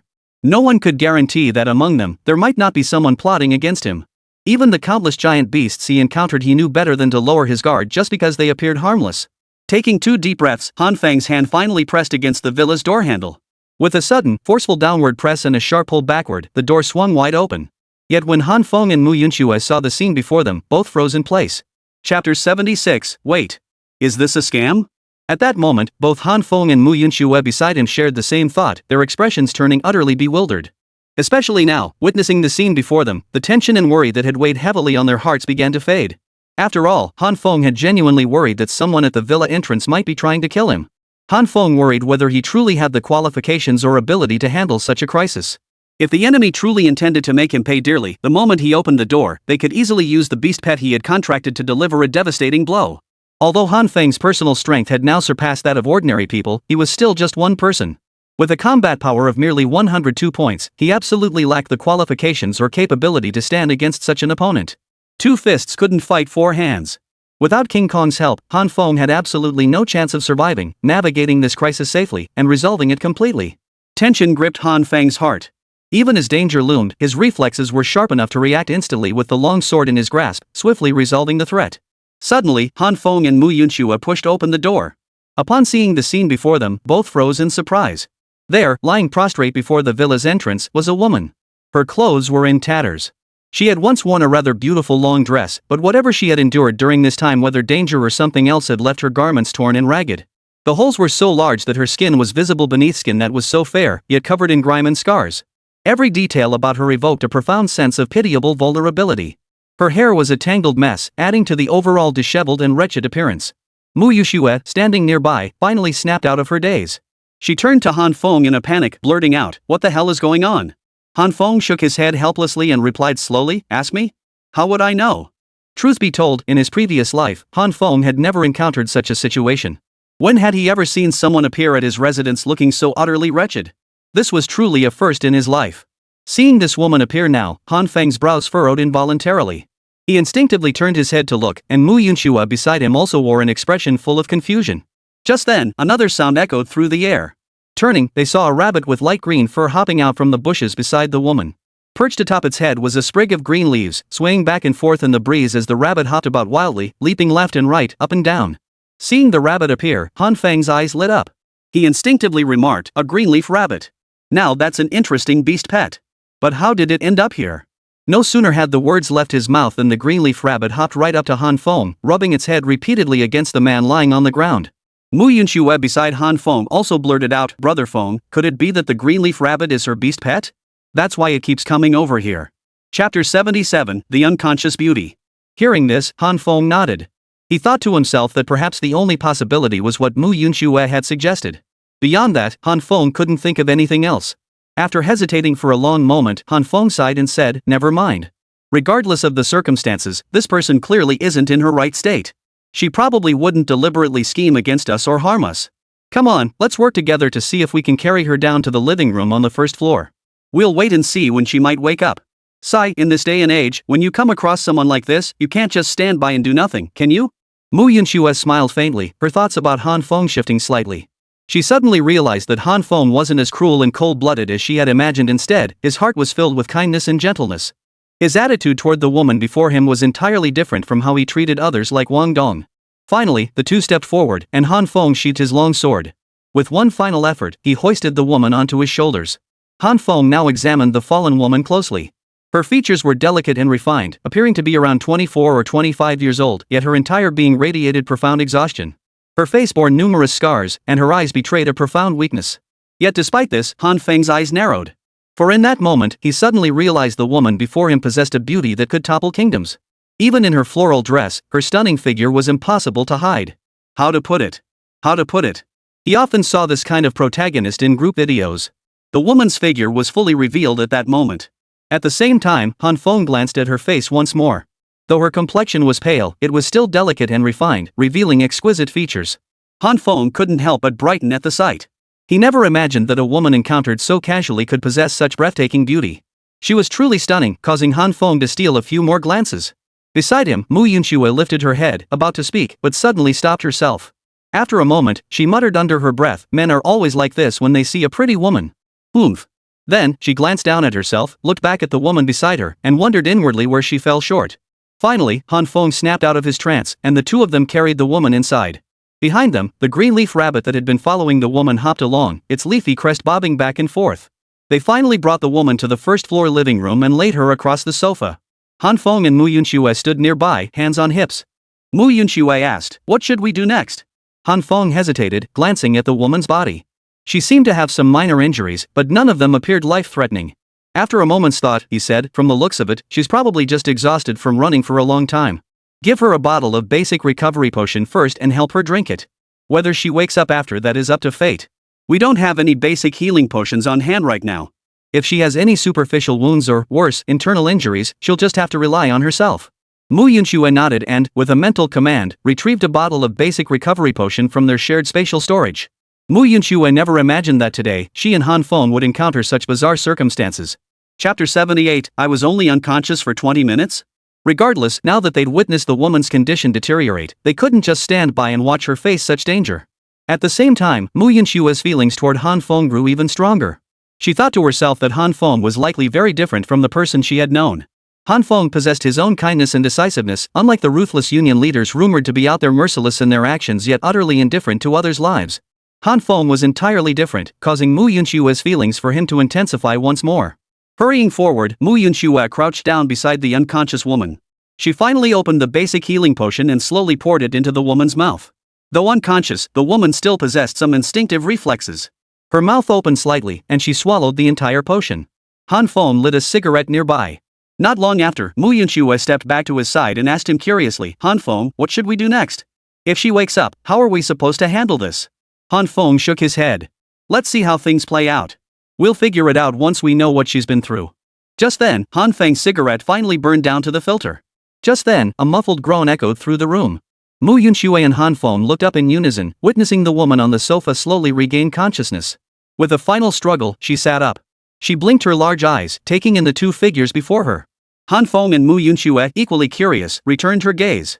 A faint ripple seemed to flicker in her eyes, and Han Feng couldn't help but feel a stir of attraction. Han Feng silently marveled to himself, this woman was truly beautiful. With such striking features paired with her bright eyes, she was undoubtedly the kind of woman who could make countless men fall head over heels. Where am I? And who are you two? The woman asked slowly. Hearing her voice, Han Feng retorted, aren't you the one who stumbled to my villa's doorstep and collapsed unconscious? And now you have the nerve to ask where you are? I'd rather ask you, how did you even end up here?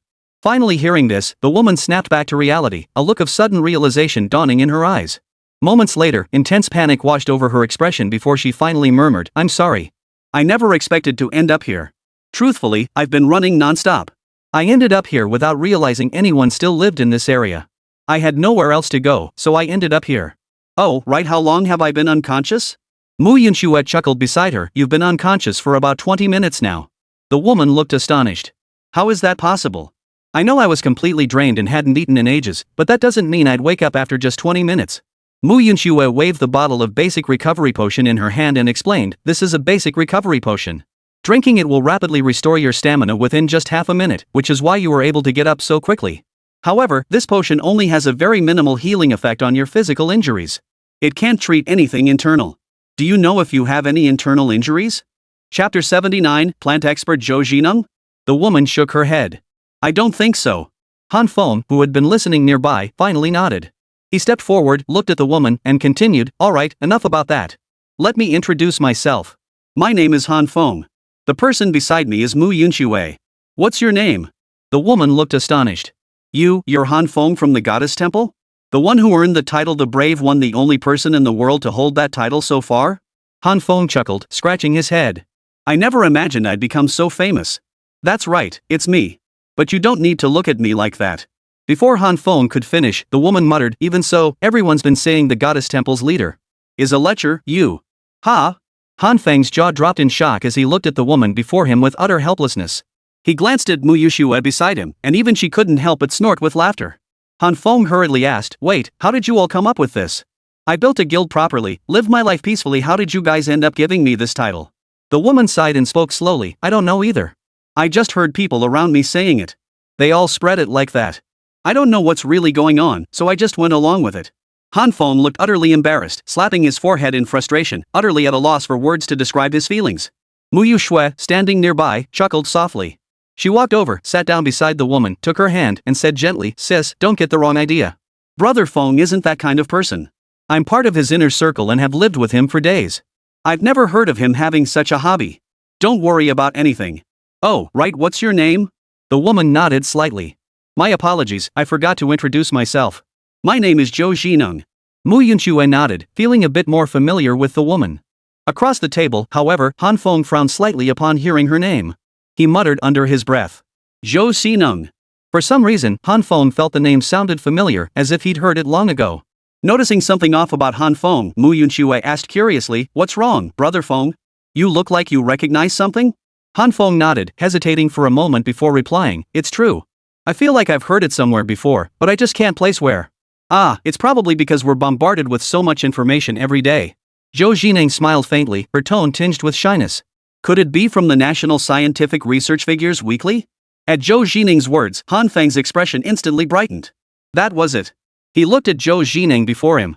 Despite the smudges on her face that made her look like a little kitten, Han Feng accurately picked up the relevant information and quickly said, if I remember correctly, you're a plant science expert, right? Under the curious gazes of both Han Feng and Mu Yunxue, Zhou Jineng felt a bit embarrassed. Scratching her head, she nodded. Yes, though it feels a bit awkward to boast about myself, but you're absolutely right. Mu Yunxue asked curiously from the side, what do you mean? Is she a plant expert? Han Feng chuckled. Seems you're not quite up to speed on this. She's actually quite famous. Chapter 80, The Whole Story. Hearing Han Feng's words, Mu Yunxue scratched her head awkwardly. She gave a sheepish chuckle and said, I really didn't know much about this before. Han Feng smiled faintly, showing no sign of displeasure toward Mu Yunxue. Instead, he looked at her and said with a smile. She was a scientist specializing in biological plants. I happened to come across one of her published papers by chance, which included her photo. I had almost forgotten about it entirely, but to think I'd see her again today, what a coincidence. Zhou Jining smiled softly upon hearing this and said, Brother Feng, please don't be so polite. I don't consider what I did before to be anything special. I just have a little understanding of plant science. Honestly, I never thought my research could accomplish anything. I only hope to benefit the people and humanity, so that everyone can enjoy the boundless benefits that plant science will bring in the future. Han Feng smiled. He could sense from Zhou Jining's words just how deeply curious and passionate she truly was about plant science. Then Han Feng turned his gaze to Mu Yunxue, giving her a meaningful look. Before long, Mu Yunxue approached carrying a plate of grilled meat. Zhou Jining's mouth watered at the sight of the grilled meat, drool threatening to spill from the corners of her mouth. After a moment, Zhou Jining exclaimed in astonishment, Wow!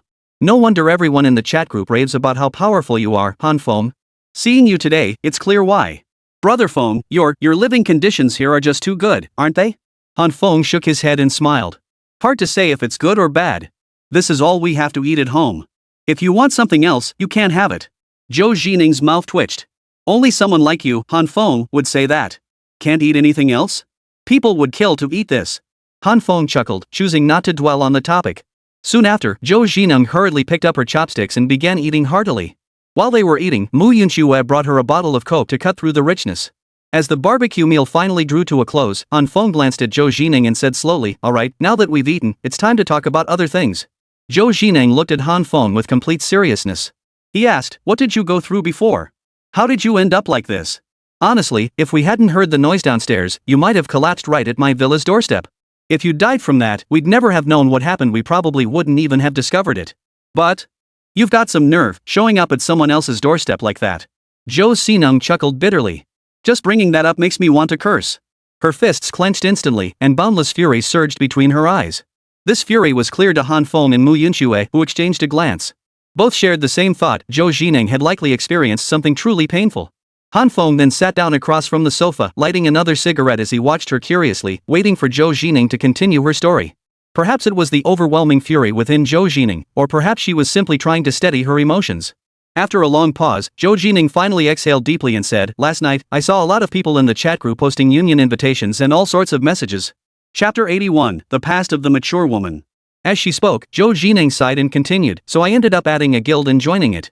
I thought I'd join everyone else since, as you can see, the beast pet beside me is called Greenleaf Rabbit. It's not a combat-type beast pet. Han Feng nodded. He knew a bit about the Greenleaf Rabbit. Indeed, this beast pet wasn't combat-oriented but rather specialized in cultivation. At the same time, Han Feng felt a bit surprised. This type of cultivation-oriented beast pet was actually a perfect fit for Zhou Jineng herself. She was an expert in botany, and encountering such a beast pet couldn't have been more suitable. Zhou Jineng continued, Last night, around 8 o'clock, I actually arrived on the neighboring island. It's not too far from here, roughly 2,000 to 3,000 meters away. Han Feng nodded, gesturing for her to continue, while inwardly pondering. Not all beast islands in the Sea of Behemoths were extremely distant from one another. For instance, just 2,000 or 3,000 meters from the island where he was located, there were others. This caught Han Feng off guard. He hadn't expected that people had already begun setting up camp on the neighboring island. Zhou Jineng continued, Our guild happened to be there. Since I was relatively close, I rode the Xianming turtle over. Once I reached the guild, they asked me to release the Xianming turtle. That way, I could join the guild and live with them. Beside him, Mu Yunxue asked curiously, Brother Feng, why didn't you ask me to release the Xianming turtle earlier? Han Feng shook his head helplessly. Release what? What exactly would you release? You were alone to begin with, without even a beast companion. Besides, whether you release the Xianming turtle or not doesn't really matter. We're exploring everywhere anyway. Leave it on the original island. When we stray too far from it, the Xianming turtle will automatically dissipate into the heavens and earth. It's just a means of transportation given to us by the rulemakers of the Sea of Giant Beasts. Nothing more. Mu Yunxue nodded, finally understanding. Han Feng glanced at Zhou Jineng again and continued, Go on. What happened next? Zhou Jineng hesitated, sighed, and said, After I disbanded the Xianming turtle, I completely lost my means of transportation between the various islands. But honestly, I didn't feel it was a big deal. After all, I couldn't participate in combat, and my beast companion was utterly incapable of fighting. I could only let them control me, that was the only way I could survive. So that evening, around 9 p.m., I attended the guild's bonfire banquet, sharing food and drink with everyone. Everyone was incredibly warm toward me that night. Our guild had over 100 members, but only about 20 or 30 gathered that evening. We all had a few drinks. At this point, Zhou Jining sighed helplessly. I'm not really good at drinking. At first, I actually intended to decline their invitation because I didn't really want to drink. But they kept pressuring me, saying things like, everyone else is drinking. If you don't, won't that be rude? In the end, I just couldn't stand up to them, so I drank it all down. Chapter 82. No, I want to say. Zhou Jining frowned. Han Feng and Mu Yunxue stood nearby, watching with slight surprise. The more I drank, the hotter my whole body felt, and I started to feel a bit hazy. By the end, I was gradually losing consciousness. Finally, under their persuasion, I completely got myself drunk. As she spoke, Zhou Jining's anger grew. Her jaw clenched so tightly her teeth ground together with a sharp, grating sound. Her fists clenched tightly, her entire body trembling uncontrollably.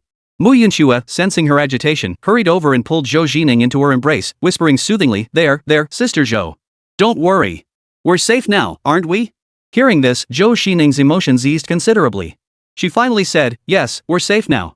Truth be told, before meeting Big Shot Han Feng, I wasn't sure if I'd even survive. Of course, even after meeting Big Shot Han Feng, I was still worried. After all, rumors outside say he's no good, they call him a sex fiend. Put. Han Feng chuckled beside her, nearly choking on the smoke in his mouth. He shot her a disapproving look and said, What? So in your mind, I'm not a good person? Mu Yunxue hurriedly waved her hands. No.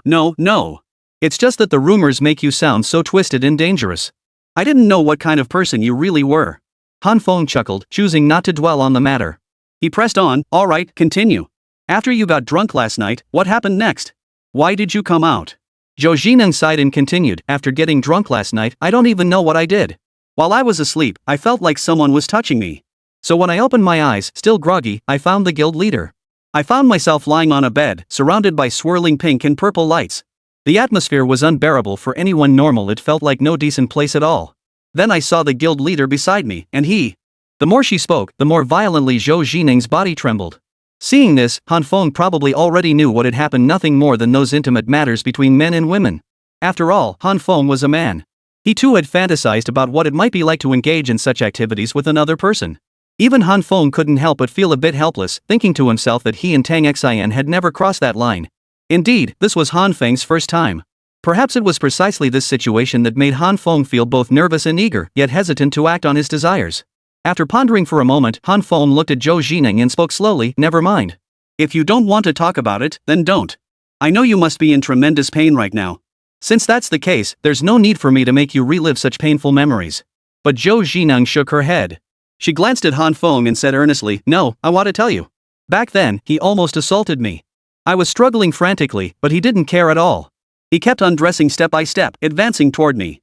In the end, I managed to get him to leave by telling him to go take a shower first. He agreed. Chapter 83, Han Feng's Dilemma? As she spoke these words, Zhou Jining seemed to grasp at a lifeline, letting out a long sigh. Then she continued. He hurried off to shower. While he was in there, just as he was about to step out of the bathroom, I grabbed a stool nearby and smashed it right into the back of his head. That's how I knocked him unconscious. After that, I quietly jumped down from the second floor. Fortunately, everyone nearby had been drinking that night, and the union members who were supposed to be patrolling had all fallen asleep. But I still encountered those autonomous patrol beasts. I fled desperately with the green-leaf rabbit. After being relentlessly pursued by several beast pets, I finally escaped with my life and ended up here. At this point, Zhou Jining exhaled deeply and continued slowly, Truthfully, I never believed I could escape the danger. I only hoped to flee that island, for that would give me a sliver of hope.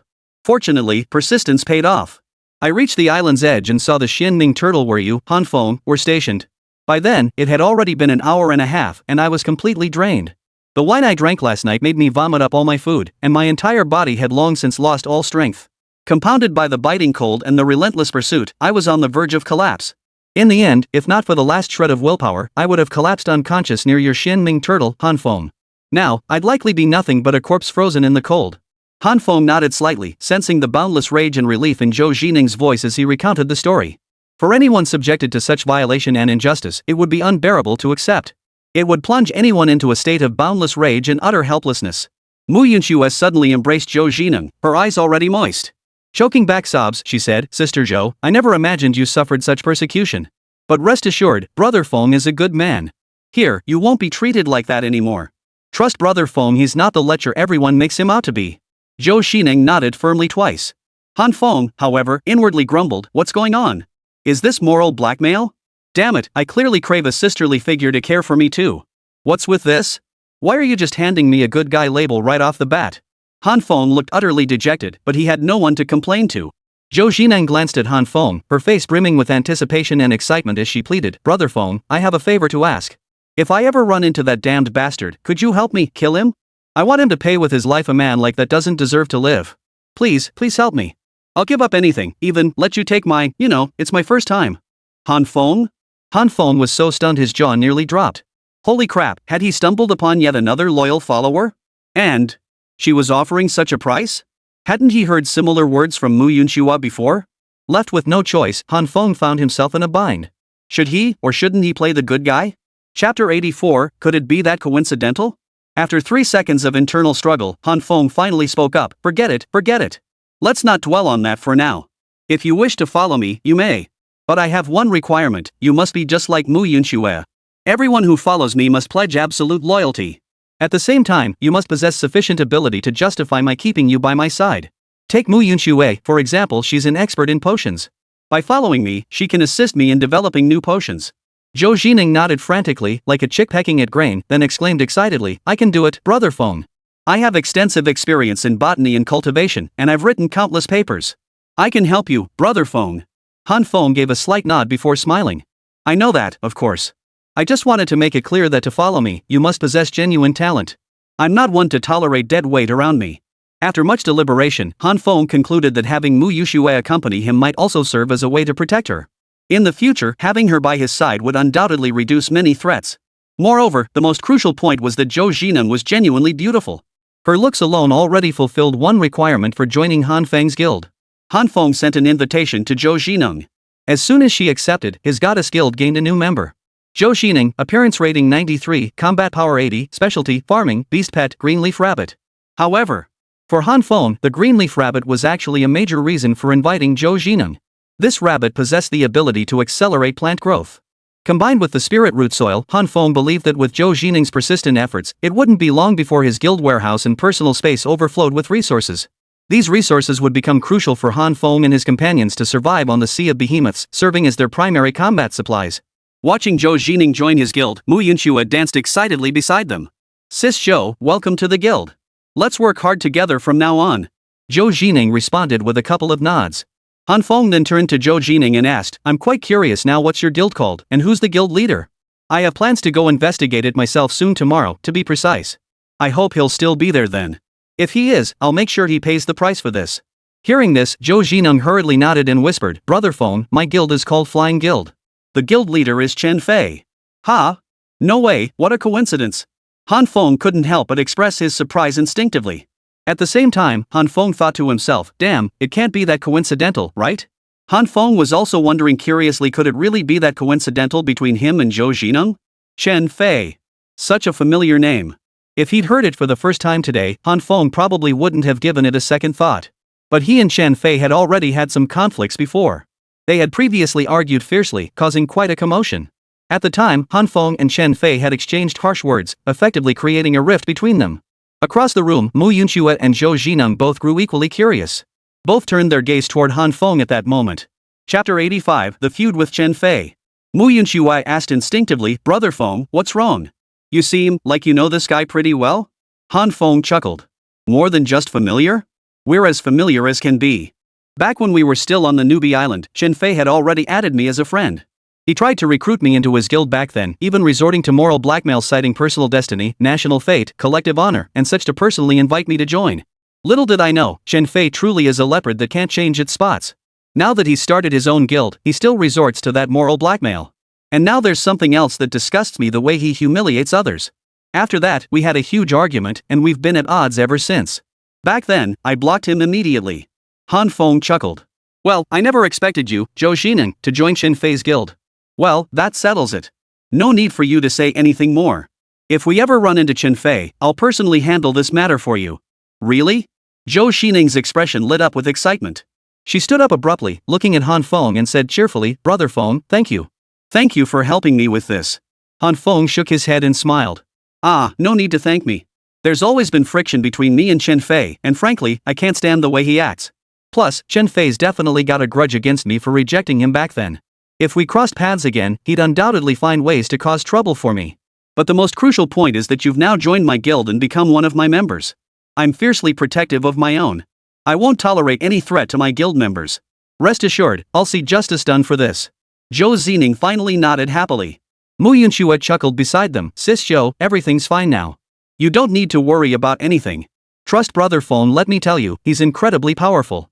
Han Feng hurriedly interrupted with a helpless sigh. Hold on, Mu Yunxue. Why are you suddenly buttering me up?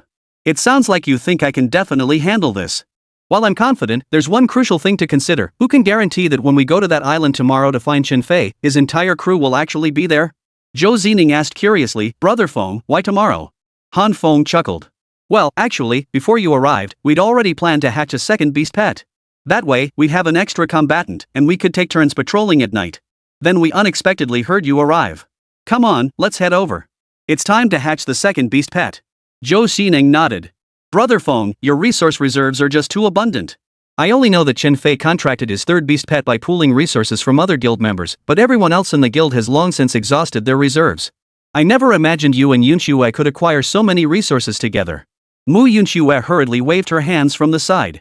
Sister Zhou, I can't take credit for this.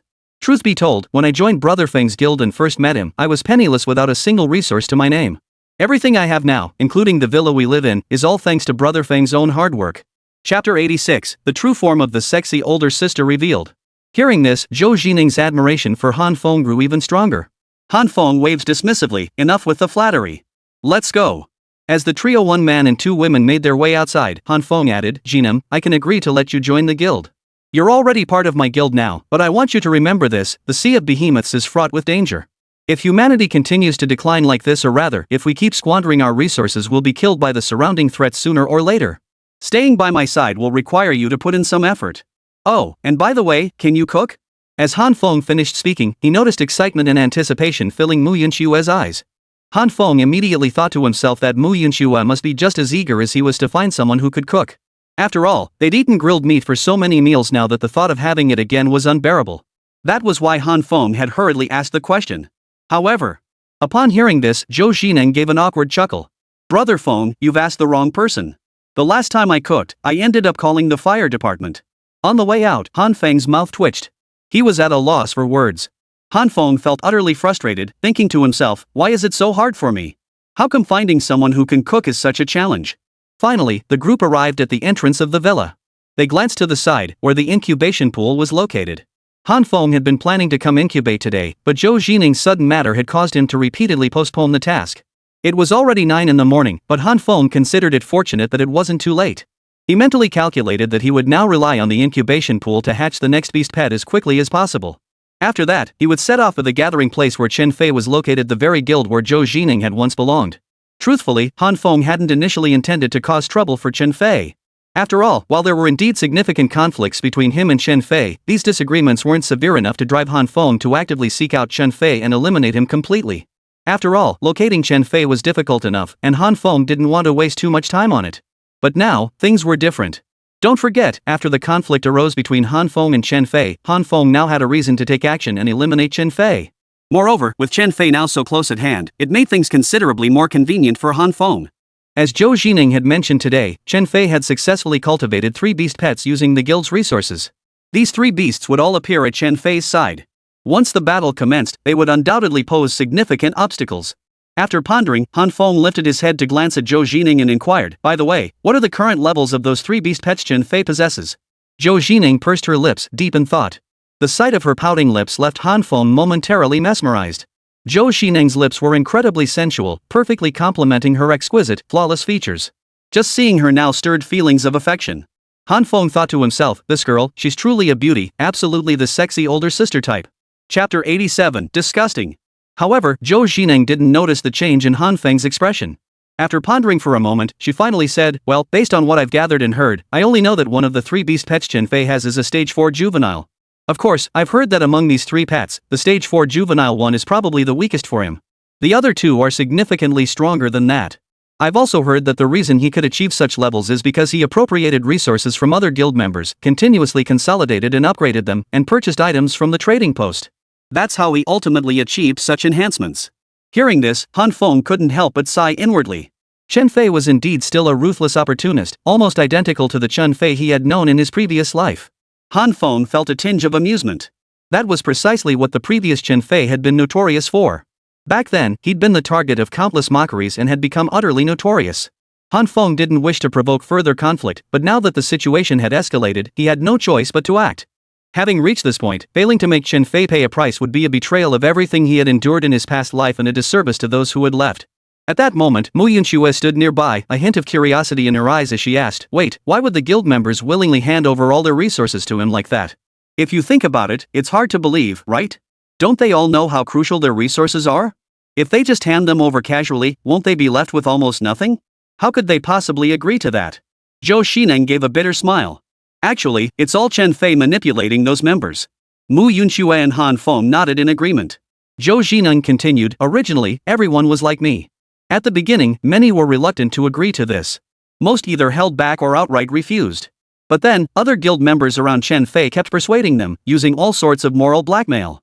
Even Chen Fei himself argued that pooling resources would allow them to first cultivate 3 or 4 powerful beast pets. With these 3 or 4 beasts serving as the vanguard in upcoming battles, stronger pets would mean higher chances of victory and greater protection for everyone's lives. This would also allow them to acquire resources faster and on a larger scale, which was the only way to ensure everyone's continued growth. Chen Fei kept telling them that once everyone contributed their resources and his pets were trained, he would definitely lead the charge at the forefront. Hearing this, Mu Yunxue beside him pursed her lips and murmured, "And just like that, they agreed?" Zhou Xineng nodded. "Precisely because of that, of course they agreed. At the time, I didn't have many resources myself, so I agreed without much thought. Only later did I realize Chen Fei was actually planning to take advantage of me. It's disgusting." Mu Yunxue listened silently, then sighed with a hint of resignation. Han Feng chuckled and remarked, "Come to think of it, some of these people probably joined Chen Fei's squad just to find a patron or a team to ensure their survival. After all, going it alone can never match the strength of a team. That's why they ended up by Chen Fei's side." Chapter 88, The Second Beast Pet, Incubation. Seeing the two women nod, Han Feng continued, "Later, as these individuals were gradually influenced perhaps through Chen Fei's persistent persuasion over time, their perspectives shifted. That's why, when encountering other teammates, they now echo Chen Fei's efforts to recruit others." Listening to Han Feng's explanation, both women wore expressions of helplessness. Finally, Han Feng concluded, "But it's fine. Next, I'll let everyone see what kind of person Chen Fei truly is. Just now, Xineng, you mentioned that Chen Fei promised everyone that whenever danger arises, he'll be the first to charge forward?" At this point, Han Feng suddenly smiled, a smile so bright it seemed to light up the room. He couldn't help but recall what he'd heard in his previous life. Back when Chen Fei led his guild members into battle, whenever danger arose, he never charged ahead as he now claimed. Instead, he instantly sacrificed countless guild members, turning them into cannon fodder. The thought amused Han Feng. He slowly replied, "Don't worry. I'll make sure the people around Chen Fei get a taste of what's coming." "Alright, it's time to begin the incubation." As he spoke, Han Feng gazed at the incubation pool before him. With a flicker of his intent, a beam of light appeared above it, prompting him to insert the incubation essence. After a moment's thought, Han Feng began checking his resource reserves. After slaying Wang Dong and countless others, consolidating their resources had instantly inflated his beast coins to 55,510 points. This was an accumulation absolutely impossible for a lone individual or even a small team to achieve in such a short time. However, what frustrated Han Feng was that despite all these kills, not a single giant beast essence had dropped. After slaying their giant beast pets, the essences wouldn't drop. After all, they had been enhanced using giant beast essence in the first place, so it was only fair that Han Feng couldn't reap all the benefits. After eliminating others, Han Feng acquired over 50,000 beast coins in total. The first incubation essence only required 10,000 points. Han Feng turned to Mu Yunxue beside him and asked curiously, "Yunxue, do you want to hatch a pet of your own?" A flicker of excitement flickered in Mu Yunxue's eyes, but she quickly shook her head and smiled. "Brother Feng, let's skip it. I don't think I need one right now. After all, my personal combat strength isn't that high yet. Even if I hatched a beast pet, leveling it up would waste our guild's resources. It's better to focus all our efforts on cultivating yours for now. Once your beast pet, King Kong, is sufficiently leveled up and capable of protecting all of us, and if there are extra resources available, then I'll consider it. Right now, I don't want to waste these resources unnecessarily." Han Feng chuckled softly, genuinely surprised by Mu Yunxue's unexpected perspective and sentiment. Beside them, Zhou Xineng watched Mu Yunxue with a touch of emotion. She hadn't expected that besides herself, another guild member by Han Feng's side would possess such a spirit of self-sacrifice. She thought to herself, Mu Yunxue is truly selfless. But after much hesitation, Zhou Jining kept her thoughts to herself. After a moment's thought, Han Feng nodded. He then opened the shop and directly purchased an incubation essence. The glowing essence appeared and instantly fell into the incubation pool ahead. Chapter 89, Worlds Apart. A countdown ticked overhead 23 hours 59 minutes and 59 seconds. This meant that in exactly 24 hours, the incubation essence would hatch Han Feng's second beast pet. However, as Han Feng gazed at the silhouette of the beast pet before him, his brow slowly furrowed. For some reason, the silhouette felt strangely familiar, a broad frame, a long neck, paired with thick, stubby legs and a tail. A thought flashed through Han Feng's mind, could it really be what I'm thinking? After a moment's thought, Han Feng shook his head. He thought to himself, it's best not to get my hopes up too high. As the saying goes, the greater the hope, the greater the disappointment. If the beast pet I'm expecting doesn't appear, I'll probably be really disappointed. Finally, seeing that Han Feng had finished injecting the incubation essence, Mu Yunxue quickly approached him and asked instinctively, Brother Feng, what are we going to do today? We can't just stay here, right? That doesn't seem like you at all. Han Feng chuckled. What's this? How long have we even known each other? Already thinking you know me so well? Mu Yunxue chuckled softly. No. I just thought I'd ask Brother Feng. Han Feng smiled and said, today, let's just wander around this island and see if we can discover any scarce resources. If we don't, no big deal. We can also search for fruit seeds and see if there are any other rare medicinal herbs, grains, and so on. Once we've gathered everything, we'll hand it over to Jining for her to handle the planting. Han Feng glanced at Zhou Jining and chuckled, to be honest, we have a plot of land behind us. It's only 100 square meters, but it's covered in spirit root soil.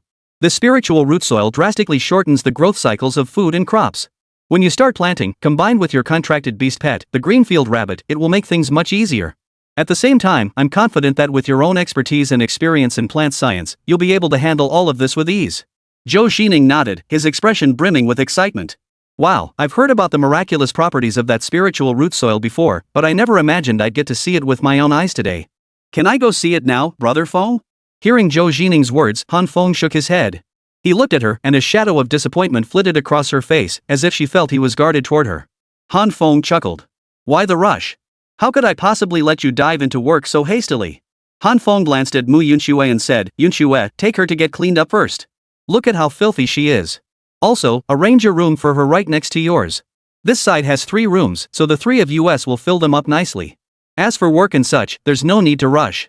Han Feng then turned to Zhou Jining and said, go to the mall and buy yourself a set of clothes you like to change into. We can't have you walking around in that filthy outfit, can we?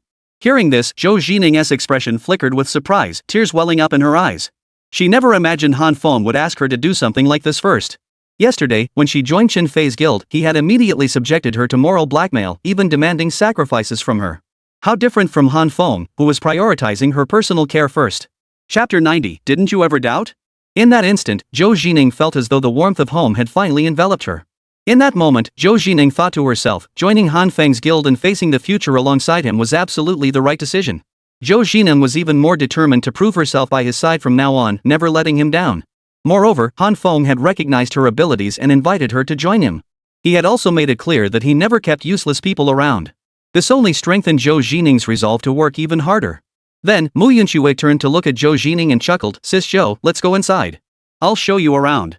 Zhou Jining nodded happily. Yesterday, at Qin Fei's place, she hadn't even had her own room. In fact, the entire group had been forced to pitch tents outside Qin Fei's quarters. Then, enduring life in the bitter cold, how could that compare to this moment, where she actually had her own private room? Just the thought of it filled Zhou Jining with excitement. Soon, the two entered the villa. Han Feng sat beside the campfire, smoking incessantly as he tended the flames. He then began mapping out his next moves. He had already laid out his plan step by step, first organizing resources, then infiltrating pirate groups to scavenge supplies. In this world, beast companions were the foundation of power. Only by strengthening them could one hope to survive. Han Feng understood this well. Currently, his only combat assets were King Kong and the beast pet about to hatch. As for what it would be, Han Feng dared not speculate just yet. He intended to rely on these 2 beasts to steadily strengthen himself. Watching Zhou Jining follow Mu Yunxue deeper inside, Zhou Jining felt a twinge of curiosity and spoke up, Yunxue, there's something I'd like to ask you. Hearing this, Mu Yunxue halted her steps on the staircase. She turned back, gave Zhou Jining a slightly curious look, and chuckled, what is it? Is there something you want to ask me? After hesitating for a long moment, Zhou Jining finally asked, I'm just curious, how did you and Brother Feng meet? You seem to trust Brother Feng so much. Mu Yunxue chuckled.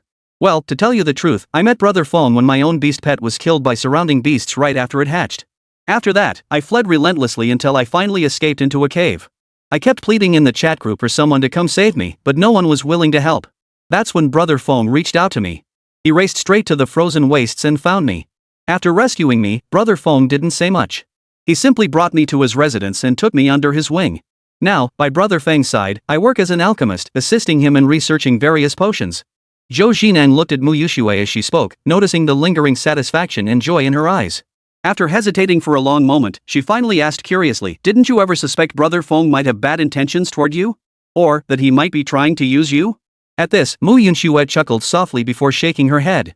Chapter 91, Who Missed Me? Mu Yunxue said, "I know you're probably still wary after that experience, once bitten, twice shy. You're a bit worried now, aren't you?" Seeing Zhou Xining nod, Mu Yunxue continued, "I had the same worries as you at first. But after spending a day or two with Brother Feng, you'll realize he's not what we imagined him to be. Of course, anything else I say now might sound like I'm praising him too much. You can take it however you like. I think if you wait another couple of days, you'll understand him naturally. Brother Feng always charges to the front in battle, and when problems arise, he always considers our feelings. Don't be fooled by his serious demeanor deep down, he's a genuinely warm-hearted person." Zhou Xining scratched her head, momentarily surprised that Mu Yunxue held such high regard for Han Feng. Yet after reflection, she agreed he deserved it. After all, what she had witnessed today proved that Han Feng was not a bad person. But, she thought to herself, only time would truly prove all of this. Soon, they reached the second floor. Mu Yunxue pointed to the rooms and said, "This one is Brother Feng's room, this one is mine, and the last one is yours." Zhou Xining raised an eyebrow in surprise. "Ha? You have your own room? Didn't you two share a room?" Hearing this, Mu Yunxue chuckled. "What? You weren't thinking of sharing a room with Brother Feng and then serving him, were you?" Zhou Xining stood awkwardly for a moment before stammering, I don't know. I was just thinking. In other guilds or chat groups, everyone seems to complain about this, how they become the guild leader's plaything after joining. I was just worried I might end up like them." Mu Yunxue clutched her stomach, giggling. All right. What are you thinking? Brother Feng isn't that kind of person. Honestly, I'd love to have something going on with a charismatic, handsome guy like Brother Feng. If something happened between us, I wouldn't be complaining. But alas, Brother Feng doesn't seem to have any interest in me at all. Even last night when I got drunk, I blacked out completely and don't remember a thing. Brother Feng still doesn't have any feelings for me.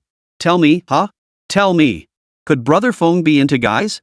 Zhou Xining's eyes lit up with gossipy curiosity. No way. Does he like men? Han Feng sat by the campfire, sneezing and rubbing his nose with a hint of exasperation. He muttered to himself, "What's going on? Who's thinking about me? Why am I sneezing? It can't be because it's too cold, right? But my combat strength has already surpassed 100, breaking through ordinary limits.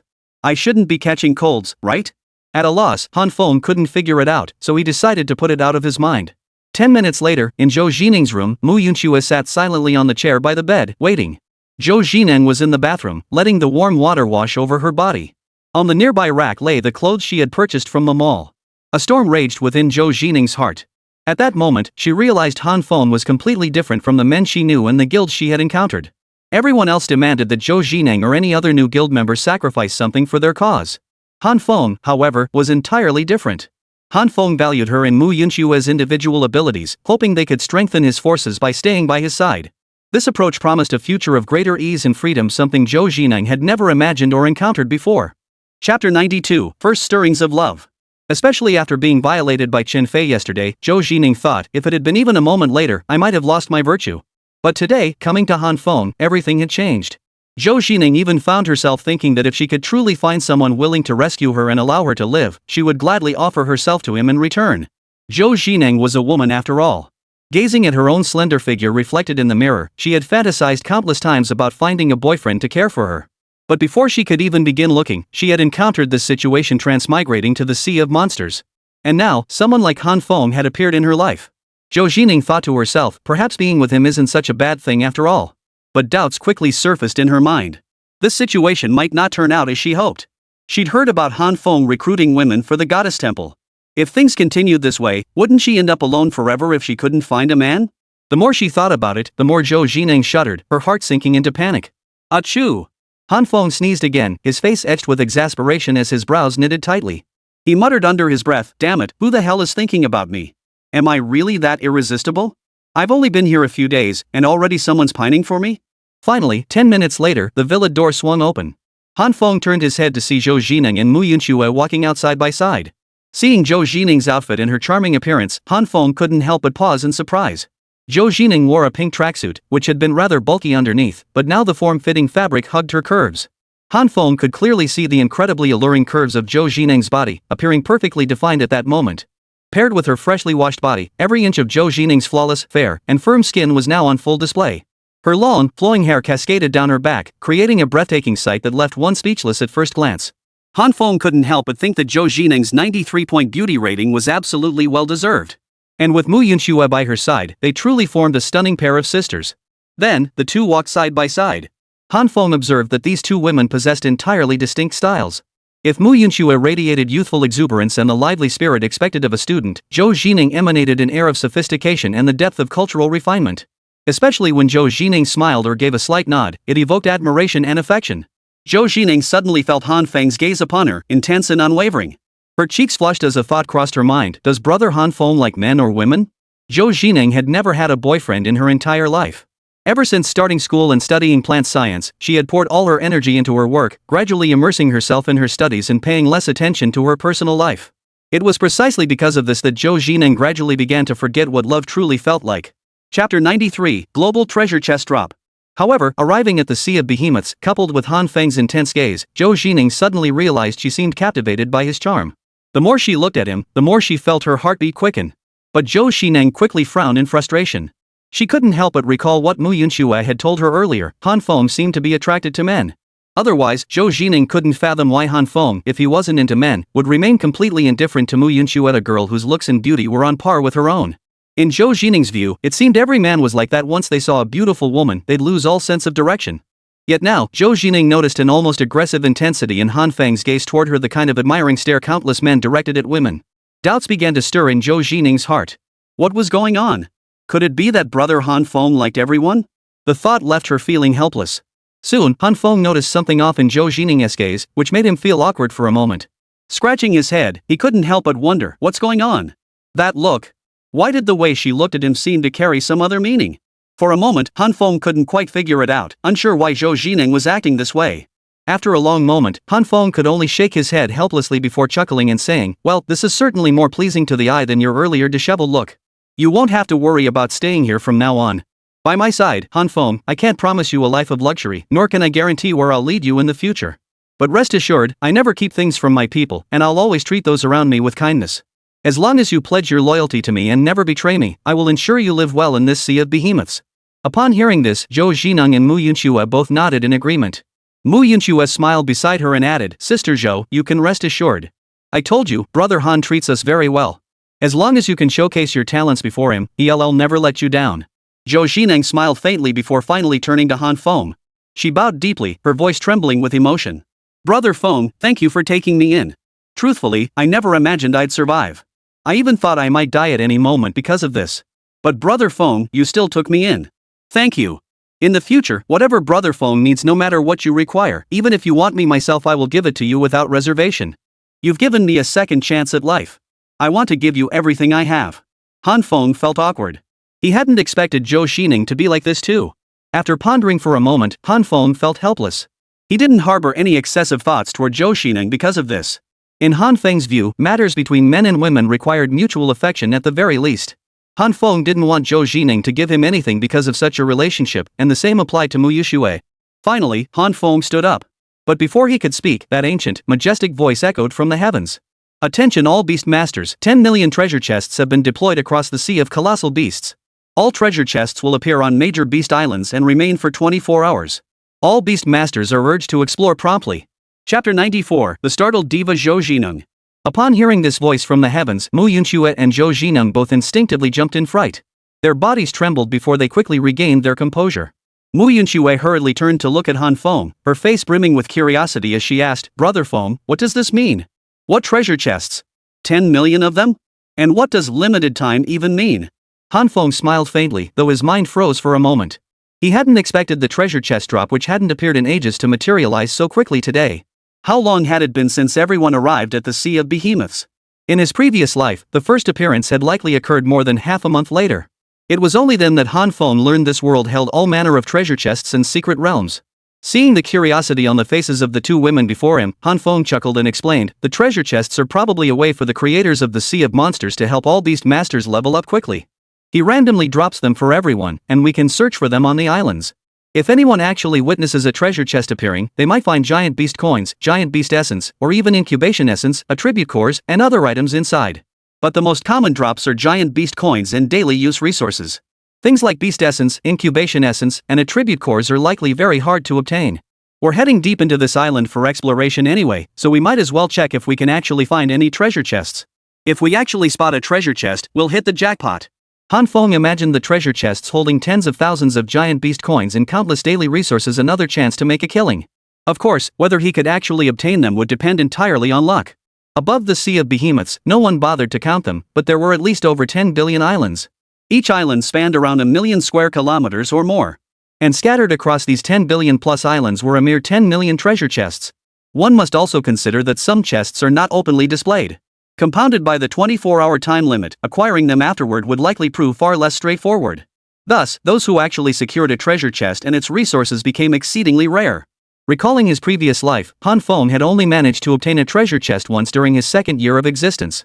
While the resources it contained were indeed plentiful, they held little practical use for him at that stage. But that didn't mean they wouldn't be useful in this life.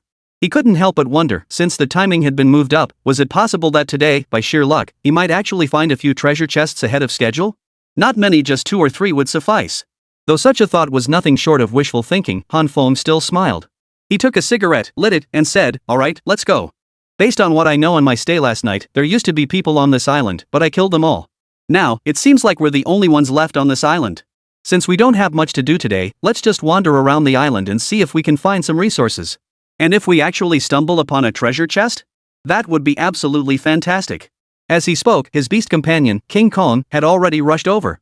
The moment Zhou Jining saw the 3.5-meter tall beast appear before her, she instinctively covered her small mouth. Chapter 95, Treated like an ATM? Her eyes widened in disbelief. "Brother Feng, your beast companion looks incredibly powerful." Han Feng chuckled. Indeed, during the half-hour Zhou Jining had spent here, Han Feng hadn't revealed his beast pet, Jingguan, to her. He'd only done so now after confirming her identity and verifying she posed no threat. Its sudden appearance now genuinely startled Zhou Jining. Han Feng chuckled and said, "Don't be surprised. This is our future combat strength and our best partner. Since you two aren't in the best physical shape, why not ride on Kong's shoulders? Let him carry you both forward while I follow behind." Hearing this, both of them instantly felt embarrassed. Zhou Jining fidgeted with the hem of his shirt and chuckled awkwardly, "Brother Feng, this is so embarrassing. After all, he's your beast companion. How can you let us two enjoy such a privilege?" Han Feng waved it off casually. No need for formalities. Finally, unable to refuse Han Feng any longer, the two climbed aboard. Soon after, Han Feng, accompanied by his beast companion, the golden ape, and the two women, followed the path down from the Xianming turtle and finally arrived on the island. Gazing at the island before them, now lush with green foliage and dotted with various trees, it teemed with abundant resources. Everyone kept walking along its perimeter. Along the way, Han Feng produced the last bottle of basic constitution potion in his hand. After much hesitation, he decided to drink it himself. After all, Han Feng reasoned that giving this basic physique potion to the two girls now probably wouldn't have much effect anyway. It would be better for him to drink it himself. After drinking it, he could charge ahead when facing danger. If danger arose, Han Feng would shield the two women behind him. He wasn't like Chen Fei, who always preferred to stand back and let those around him serve as cannon fodder. Such behavior was beneath him. He had always found it despicable. After finishing the potion, Han Feng scurried about, exploring the surroundings. His personal combat power had now reached 114 points, and his overall attributes had experienced an unprecedented leap. Perched on King Kong's shoulder, Zhou Jining turned her head to look at Mu Yunxue. Suddenly, she recalled the words Han Feng had spoken atop the Xianming turtle earlier. Zhou Jining frowned and instinctively asked Mu Yunxue, what did Brother Feng mean when he spoke atop the Xianming turtle? He mentioned killing many people yesterday. Is he some kind of murderous maniac? Hearing this, Mu Yunxue burst out laughing. She looked at Zhou Jining helplessly and said slowly, "Oh, you. When will you stop misunderstanding Brother Feng? A murderous maniac? What are you thinking? Why do you see Brother Feng in such a terrible light?" Zhou Jining scratched his head awkwardly. "It's not that, but hearing him say it like that made me feel scared. After all, taking someone's life is something I've never done before." Mu Yunxue chuckled softly. "Who has? Only Brother Feng. But, to be honest, those he killed all deserved it.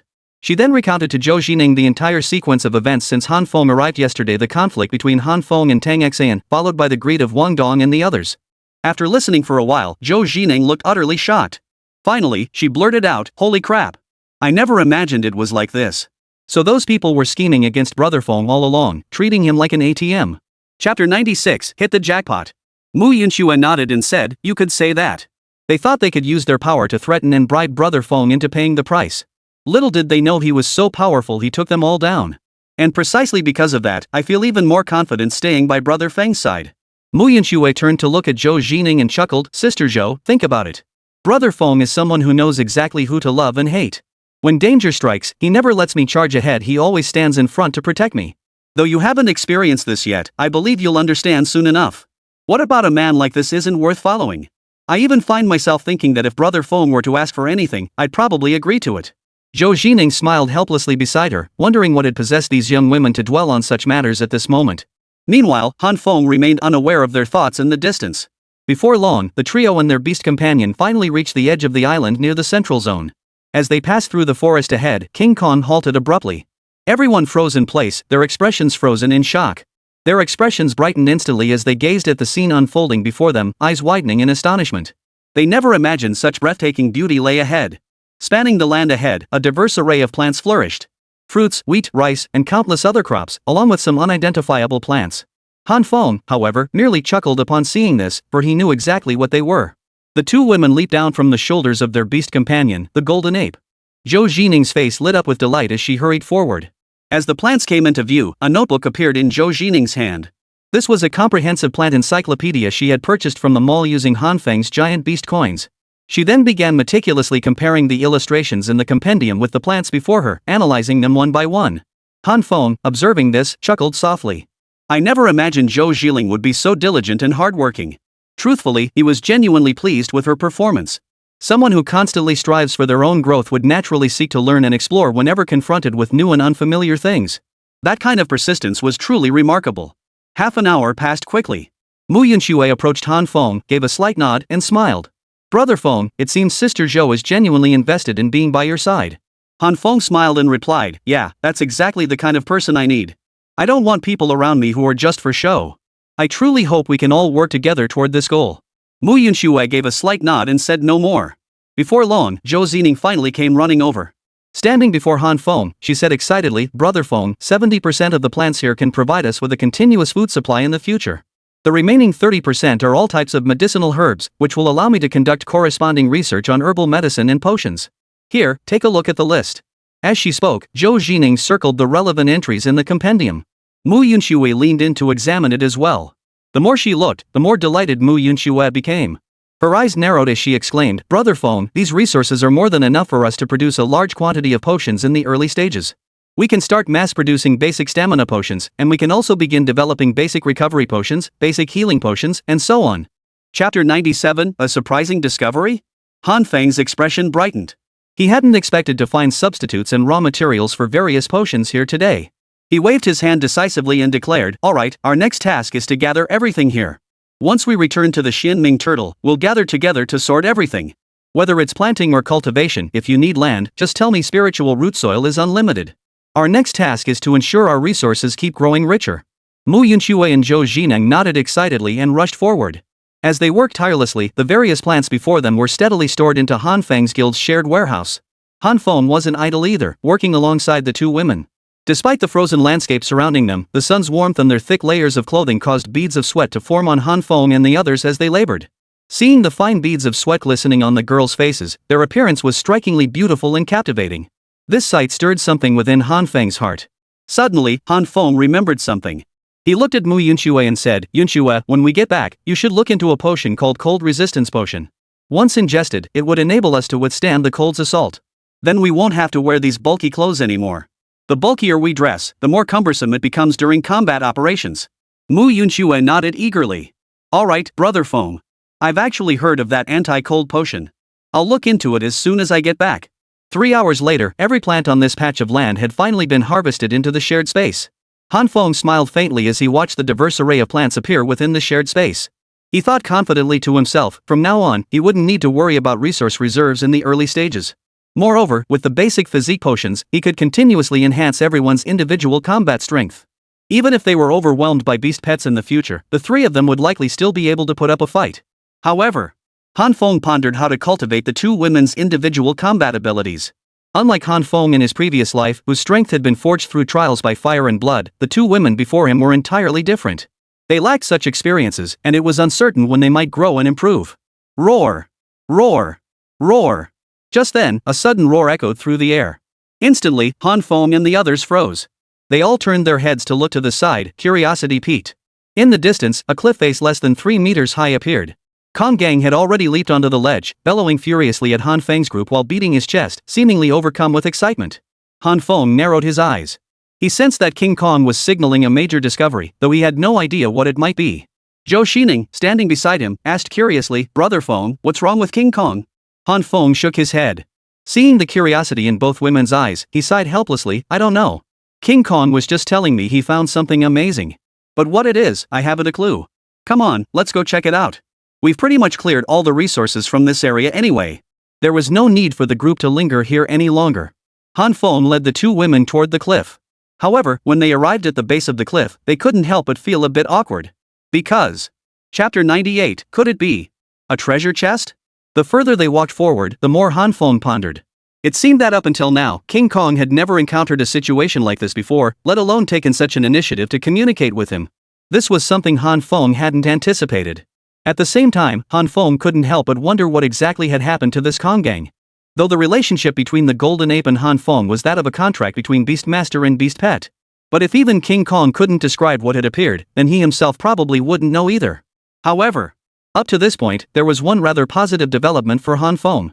The resources for cultivating various crops on the land before him had been nearly all gathered.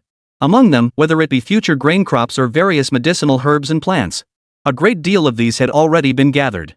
Moreover, nearly all of them were suitable for transplantation and replanting. Once Zhou Xining's assistance enabled the cultivation of all these plants, Han Feng believed that in the early stages of the Sea of Behemoths, at the very least, within the first year, he would have no need to worry about shortages of any kind of plant. Han Feng was certain Zhou Xining would deliver an experience unlike any he had ever known. Though in his previous life, Han Feng had never heard of Zhou Xining's exploits within the Sea of Behemoths. After all, the Sea of Monsters was vast.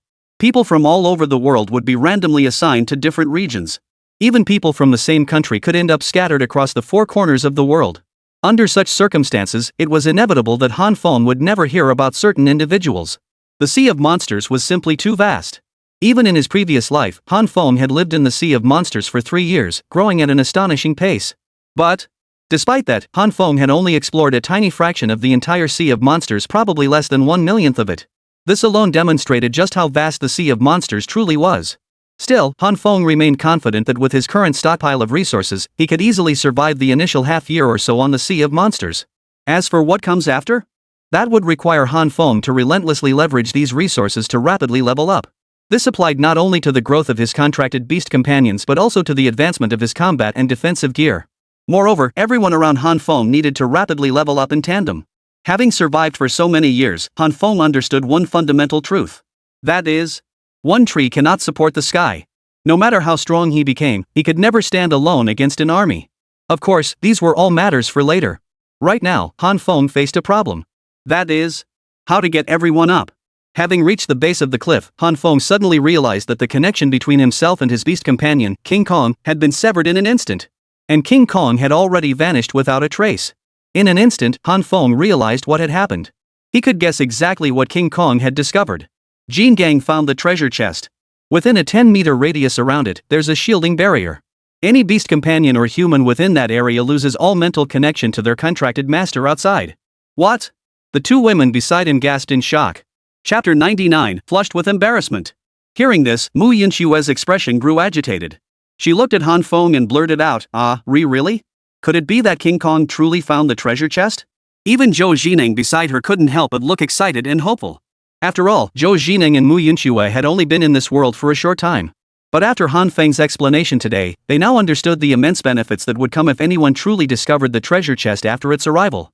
The treasure chest could grant its discoverers an instant flood of resources, a massive advantage that could propel them to explosive growth in the early stages.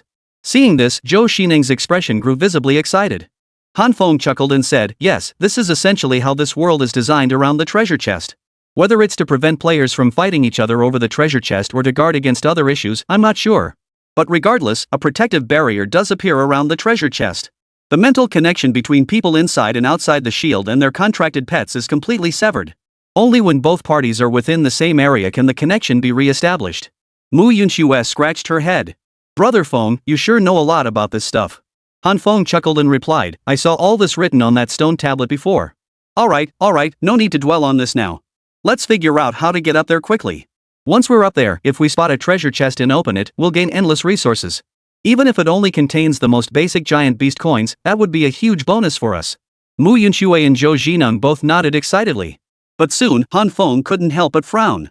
Because the sheer cliff before them seemed to have materialized out of thin air like a colossal boulder, leaving them no path upward. If King Kong could still jump down and lead the two women upward, he could at least charge forward with everyone. But the connection between Han Feng and King Kong had long been severed, leaving Han Feng utterly unable to communicate with him. After a moment's hesitation, Han Feng scratched his head and sighed helplessly, well, I never thought King Kong would forget about us. Looks like we'll have to make it up on our own. Looking at the cliff before them, which appeared to be only a little over 2 meters high, Han Feng thought for a moment. Climbing up shouldn't be too difficult for everyone. So he said, alright, I'll get you two up first. Step on my legs, climb onto my shoulders, then pull yourselves up. We'll figure it out once we're up. Hearing this, the two women nodded in agreement. Just then, Han Feng positioned himself at the base of the cliff, braced his hands against the rock, and waited for the women to begin their ascent. But when Mu Yunxue took a step forward, reached Han Feng's front, stepped onto his hands, and climbed onto his knees, she froze for a moment. Seeing the height and position they were in, Han Feng's head seemed to be touching something. In that instant, Han Feng, pure and innocent in both his past and present lives, flushed crimson. He acknowledged he was a man, but he was also a man untouched by the world. Han Feng instinctively sucked in a sharp breath. Mu Yunxue suddenly noticed something off about Han Feng's reaction, and in that instant, her own face flushed crimson. Even Zhou Xineng, standing nearby, couldn't help but blush at the sight. Chapter 100, In that instant, Mu Yunxue felt the sheer awkwardness of her current position. Being in such a position with Han Feng felt off. Especially now, as she quietly took it all in, she could feel Han Feng's hot breath. The sound of his heavy, gasping breaths completely filled her mind. In that instant, Mu Yunxue froze completely. She couldn't move up or down. Her face flushed crimson, and her entire being froze in utter bewilderment. Mu Yunxue lay there, her hands braced against Han Feng's shoulders. Zhou Xineng, standing nearby, witnessed this moment clearly. Instantly, Zhou Xineng's face flushed crimson with embarrassment. She wondered if she too would soon become like this. The thought of facing the same fate made her blush even more intensely, her embarrassment growing unbearable. As for Han Feng, he was even more bewildered. Throughout all these years, when had Han Feng ever engaged in such intimate behavior with another woman? Truthfully, Han Feng hadn't meant any harm. He'd simply wanted to hurry up and get Mu Yunxue and Zhou Xineng to the top so the three of them could search for supplies together. That was all. He hadn't considered anything else. But now, he was utterly at a loss. Brother Feng, should I come down? After a long moment, Han Feng finally snapped back to reality at the sound of her voice. He cleared his throat hurriedly, tilted his head back, and said coldly, no need. You hurry up and get on. I'm about to pull with all my strength to send you back. You must hold on tight up there. Hearing this, Mu Yunxue nodded without hesitation. Han Feng then braced himself, mustering all his strength to finally lift Mu Yunxue off the ground. Originally standing on his knees, she was now forced upward onto his shoulders as he exerted his strength. She immediately wrapped her arms around the edge of the cliff ahead and pushed upward. Suddenly, Mu Yunxue felt embarrassed again. She realized she simply didn't possess the strength to climb up on her own. Relying solely on her own power, it was proving to be quite difficult. After a long moment, Mu Yunxue gave an awkward chuckle and said, Brother Feng, I don't think I can climb up. I just don't have that kind of strength. Han Feng felt helpless, then slowly said, it's okay, leave it to me. Han Feng pushed upward with his hand, grabbing Mu Yunxue and lifting her up. However, when Mu Yunxue let out a startled-off cry, Han Feng realized where he'd just grabbed her. It turned out that the spot he'd grabbed seemed a bit inappropriate, and Han Feng hadn't even realized it. His hand unconsciously squeezed again at that moment, making him feel as if he'd grasped cotton candy. The sensation made Han Feng instinctively want to squeeze once more. But Mu Yunshua's sudden, delicate cry snapped Han Feng back to reality, making him realize exactly where he'd been touching. At that moment, Han Feng felt utterly embarrassed. With another forceful push, he shoved Mu Yunshui upward, as if trying to send her flying. Seizing the upward momentum, Mu Yunshue swiftly lunged forward without hesitation, landing directly on the cliff's edge. Summoning every ounce of strength, she finally scrambled to the top of the cliff. Now lying sprawled on the ground, Mu Yunxue felt utterly mortified. She lowered her head to glance at Han Feng, then shifted her gaze to Zhou Xineng. Chapter 101, You. Naughty. Mu Yunxue's face flushed crimson, as if it could drip with moisture. Zhou Xineng had witnessed the entire scene. The thought that she might soon experience the same as Mu Yunxue left Zhou Xineng at a loss for words. All these years since childhood, when had she ever shared such intimate contact with another man? When had she ever been touched like this by another man? She knew she couldn't be the same as before. Now, Zhou Xineng could only rely on Han Feng, staying by his side and relying on her own abilities to keep improving and survive. At that moment, Han Feng lifted his head to look at Mu Yunxue, asking curiously, "What's the situation up there now?" Mu Yunxue's heart was racing wildly, her mind wandering, but she suddenly snapped back to reality. She hurriedly stood up, glanced around, and upon seeing the surroundings, turned to Han Feng and explained, "Brother Feng, there's a forest above us. This place has completely blended into the environment. No wonder we didn't notice the cliff before. And right in the middle of that forest, I think I can see some colorful purple light." Han Feng nodded. "That's right. That's the protective barrier. Once we enter the shield, everything inside will naturally become visible to us." "Alright, Jiling, it's your turn. I'll take you up." As he spoke, Han Feng turned his head. But the moment he saw Zhou Xineng, he suddenly noticed her face flush crimson. Approaching her, Han Feng said somewhat awkwardly, "What's wrong? Why are you like this?" Zhou Xineng kept her head down, her cheeks flushed, and she pouted, "Brother Feng, I'm a bit sensitive, so could you be gentler?" Ha! Hearing this, Han Feng wore a look of utter bewilderment. He couldn't help but think, overly sensitive? What are you talking about? I'm a good guy, really. Is this necessary? That was clearly an accident just now, a reflexive action. I never imagined it would lead to this. Besides, this has nothing to do with me." "Fine, I didn't want it to happen either." So Han Feng said with a helpless look, "What are you thinking about? It was an accident." Alright, come over here quickly." Hearing this, Zhou Xineng nodded. She mimicked Mu Yunxue's earlier movements, and with Han Feng's helping hand, she finally climbed up onto the cliff's edge. Mu Yunxue, already on the cliff, helped Zhou Xineng climb up. This time, Han Feng's movements were incredibly smooth, so Zhou Xineng didn't sense anything particularly off. But just then, Han Feng glanced at the cliff ahead and slowly began to back away. On the cliff's edge, Mu Yunxue and Zhou Xineng watched Han Feng's movements and instinctively stepped back, afraid of interfering with his actions near the precipice. Soon, Zhou Xineng asked Mu Yunxue curiously, "What did you feel just now?" Mu Yunshue's face flushed again before she shook her head helplessly. "What nonsense are you thinking? I didn't feel anything at all." She chuckled softly, a hint of bashfulness in her eyes. Zhou Xineng looked puzzled and asked again, "Really? You didn't feel anything at all?" Seeing Zhou Xineng's expression, Mu Yunxue sighed helplessly. "Oh, you're always teasing me. You've only been here half a day, and already you're acting so mischievous?" Chapter 102, That Annoying Minimum Guarantee Mechanism. Zhou Xineng chuckled softly, saying nothing more. Yet in her mind, she wondered, does Han Feng like men or women? If he was into men, why did Han Feng react like that just now? But if Han Feng liked women, then why had Mu Yunxue already stayed with him in the villa for an entire night? And earlier, something interesting had even happened between them in the room. So why could Han Feng still control himself? The more Zhou Xineng pondered, the more curious she became. She thought to herself, if Han Feng truly has a normal orientation, then perhaps being with him wouldn't be so bad. After all, spending 3 years on this sea of monsters, life was as lonely as snow. Who wouldn't want a little more fun? Just then, the sound of footsteps echoed through the room. Mu Yunxue and Zhou Xineng looked up and instantly saw Han Feng. Han Feng sprang upward, his muscles bulging as he pushed off with both hands and leapt onto the deck.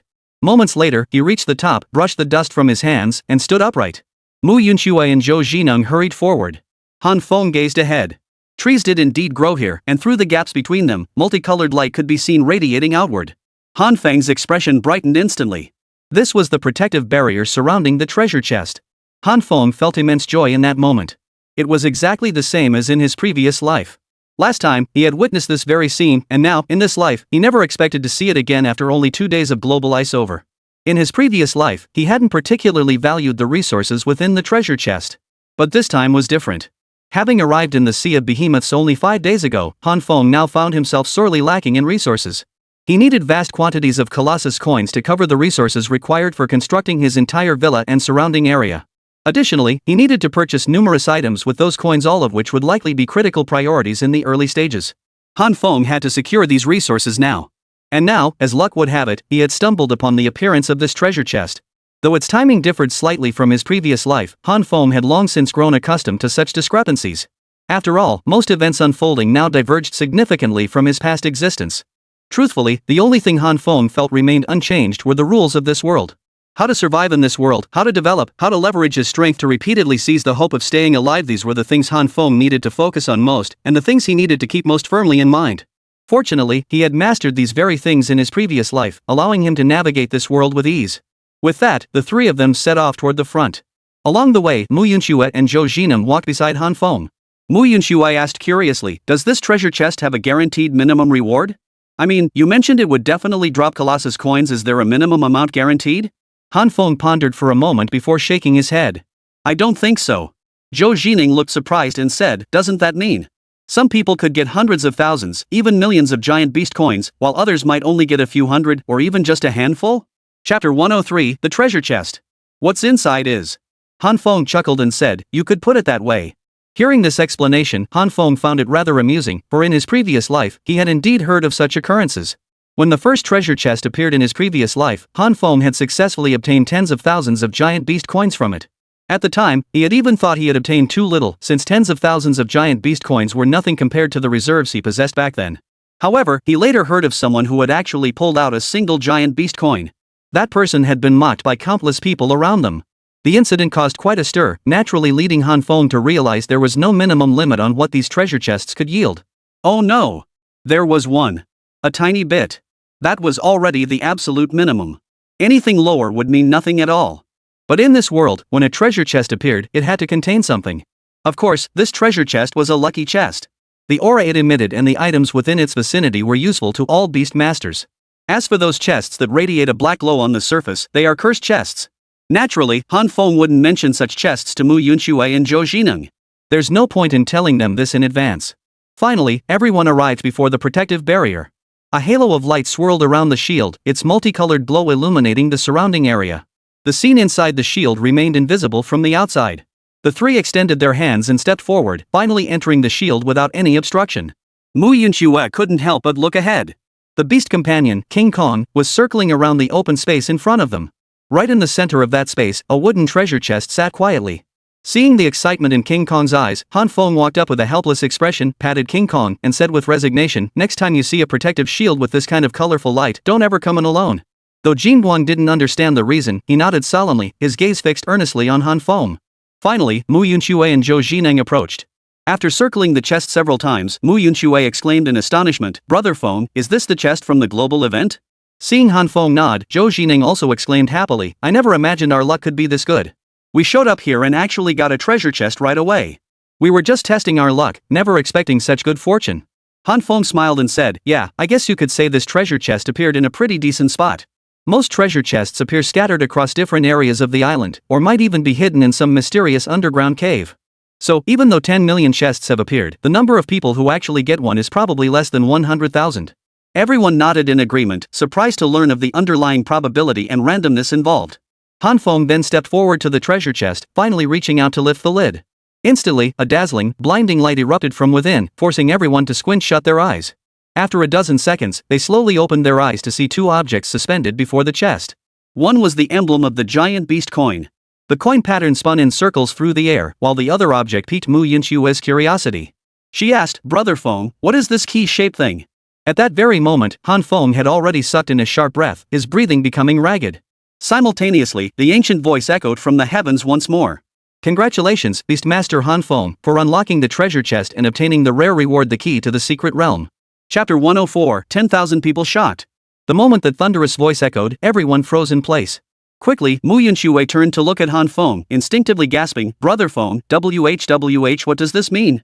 The key to the secret realm, what is that?" Han Feng's breathing quickened as well. He chuckled and explained, "The key to the secret realm is precisely what allows us to unlock a hidden realm. Within this realm lie countless dangers, but alongside those dangers come opportunities. We can enter the secret realm to slay all manner of colossal beasts, then concentrate our efforts on gathering countless vital resources. If we emerge unscathed from this secret realm, the rewards awaiting us will be unprecedented in abundance." Whoosh! Hearing Han Feng's words, Mu Yunxue and Zhou Jineng beside him both sucked in sharp breaths. For them, the very existence of a secret realm key was unheard of, and they knew nothing about secret realms themselves. Hearing Han Feng describe it now, they were all stunned.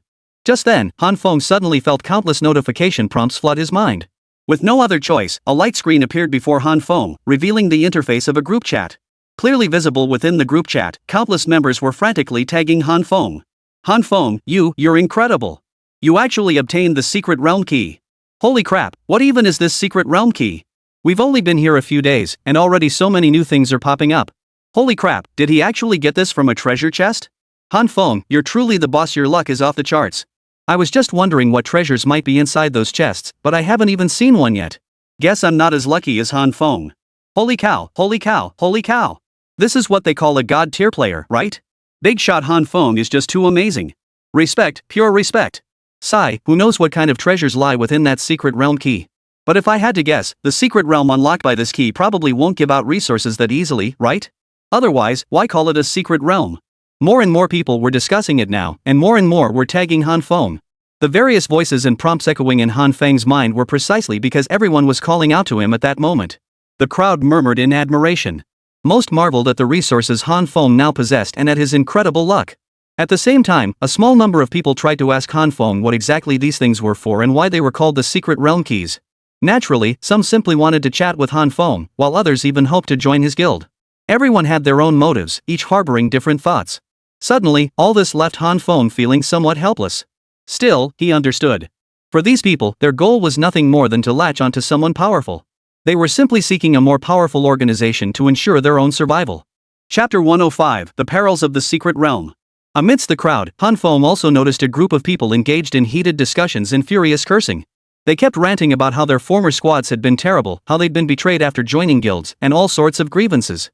It all left Han Feng feeling rather helpless. After all, he understood that in this world, all manner of demons and monsters existed. One couldn't expect everyone to possess such noble character, such kindness and selflessness. Inevitably, some would harbor selfishness, greed, and other base emotions. Han Feng realized he was no exception. He, too, was intensely self-centered.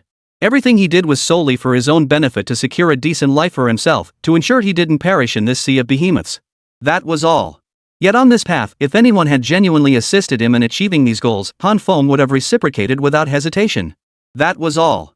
With a resigned wave of his hand, the screen before him dissolved. Mu Yunxue stepped forward, angrily pumping her tiny fist before pouting and declaring, "Humph. I never imagined so many people would come looking for Brother Feng. They're just looking for a free ride, trying to latch onto someone powerful.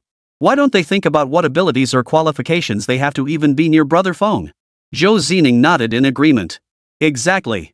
Brother Feng never wants useless people around. Anyone who wants to join must have something substantial to offer. You absolutely mustn't accept these people who knows what ulterior motives they might have. Han Feng shook his head helplessly at their words, surprised by how seriously these two women took the guild's current situation. He chuckled softly. Don't worry. I know exactly what I'm doing. My guild has its own standards for who I invite. I invite women with high looks, and each of you joining me must have your own abilities and strength. I've said before I won't take useless people. But clearly, the people chatting with me now don't meet those standards. Alright, enough about that. Let me tell you this, once we obtain the secret realm key, a secret realm teleportation point will open somewhere nearby. After that, as long as we possess the secret realm key and arrive near the portal as a guild, we can hand it over, undergo identity verification, and then cross over into the secret realm. These secret realms vary in size, some are smaller than a school basketball court, while others are as vast as a major Chinese city. But regardless of size, they're currently too challenging for us to explore.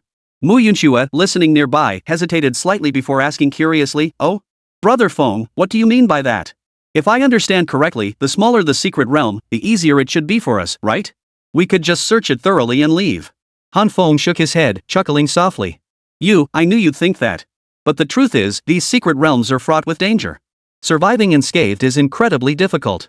And honestly, I have no idea what level of peril lurks within. Chapter 106, The Most Critical Matter. At this point, Han Feng hesitated. During the 3 years of his previous life, he had been genuinely excited upon hearing of the secret realm's existence. He had imagined that entering the secret realm would surely grant him access to countless abundant resources. Then, whether it was his own livelihood or his resource reserves, he would likely have nothing to worry about. Yet upon actually entering the secret realm, Han Feng had felt the overwhelming danger it held. The secret realm teemed with countless colossal beasts, each possessing formidable strength and intent on annihilating every soul who dared to enter. Moreover, some of these beasts were far beyond the capabilities of ordinary individuals to handle. Had Han Feng not been accompanied by his comrades, whose combined efforts allowed them to strike together, he would likely have met his end there. Of course, the stronger the beasts, the richer the resources they guarded. After all, the resources guarded by the mightiest beasts are invariably the most abundant. But these were all things Han Feng had learned in his previous life. He sighed helplessly, who knows what dangers we might face within the secret realm. Of course, the dangers inside the secret realm are proportional to the rewards. But for us right now, wanting to enter the secret realm to obtain resources, we really need to carefully consider everything from the beginning. After all, as you know, our guild currently consists of only the three of us. With our current strength, if we somehow manage to overcome minor crises, we might just scrape by. But if we encounter truly formidable beasts within, destruction would likely be our only fate. Mu Yuxue and Zhou Jineng exchanged glances upon hearing this. They both understood Han Feng's assessment of the secret realm. They knew that entering it truly required substantial resource preparation. Mu Yuxue then spoke up, "Brother Feng, should we focus on adjusting our strategy or improving our own strength as soon as possible?" Han Feng nodded. "Indeed." As he spoke, Han Feng extended his hand and swept it across the table, gathering up all the giant beast coins and the secret realm key before him. He chuckled softly and said, "Not bad. We got lucky. We secured the secret realm key, and at the same time, we gained 50,000 giant beast coins. Our giant beast coin reserves now exceed 95,000 points." Hearing this, both women couldn't help but feel excited. Just then, the vibrant, multicolored protective barrier surrounding them completely dissipated. Han Feng waved his hand and said, "Everyone, let's head towards the Xin Ming turtle." As they walked, Han Feng stroked his chin and mused, "At this point, I believe our next task is quite clear." He glanced at Mu Yunxue and added, "Yunxue, you should focus on developing various potions as quickly as possible, whether they're physical enhancement potions, recovery potions, or any other type we can create. Once each potion is developed, we need to stockpile an adequate supply of each. The most crucial items are the basic constitution potion and the cold resistance potion. Once we consume this cold resistance potion, it will save us a lot of trouble in future battles. The basic constitution potion boosts individual combat strength, though it only raises it to 300 points before plateauing. Still, that's more than enough for us." Chapter 107, The Next Plan. Seeing the two women nod, Han Feng continued, 300 points of personal combat power is 3 times that of an ordinary person. Even if our beast companions join the fight, or if we encounter attacks or schemes from others, we'll still have the strength to fight back. Mu Yunxue nodded, inwardly impressed by how methodically Han Feng had organized everything. Han Feng then turned to Zhou Jineng and said, "Secondly, Jineng, you must fully support Yunxue. Ensure all her resource needs are met. As long as she's researching potions, whatever she requires, you must comply completely. Upon my return, I will designate new cultivation zones for you, incorporating all the spirit root soil into them. Whatever she requires, you must support her fully." Zhou Jineng nodded without hesitation. Han Feng exhaled deeply and said, "Then our next plan is clear. After returning, you two will proceed with your work step by step and report to me at any time. Tomorrow morning, after my second beast pet hatches, I will arrange for each of you to hatch one as well. I hope to hatch pets that will benefit you in combat strength or defense. After all, I can't guarantee your safety by my side forever, nor can I promise I'll always stabilize crises or protect you both. We must arrange combat or defensive forces around you to ensure your security." Hearing this, the two exchanged glances, their hearts brimming with profound emotion. Neither had imagined Han Feng would value them so highly. Such a scenario would be unthinkable in other guilds. Most guild leaders were self-serving when faced with resources, who wouldn't covet as much as possible to secure their own future. But Han Feng was different. What truly mattered to him was their safety. For a moment, tears welled up in Mu Yunxue's eyes. Seeing this, Han Feng gave a helpless smile and said, "All right, enough with the melodrama. Crying like a woman."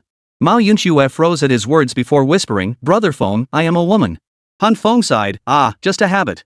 All right, enough of that. Besides, there are 2 more things we need to keep in mind. First, don't let Chen Fei escape. I hope he's still on that neighboring island tomorrow when my beast pet hatches. If I find him, he'll pay a deathly price. He dared to bully a member of my guild, he must pay the price. Second, we need to focus on recruiting more companions.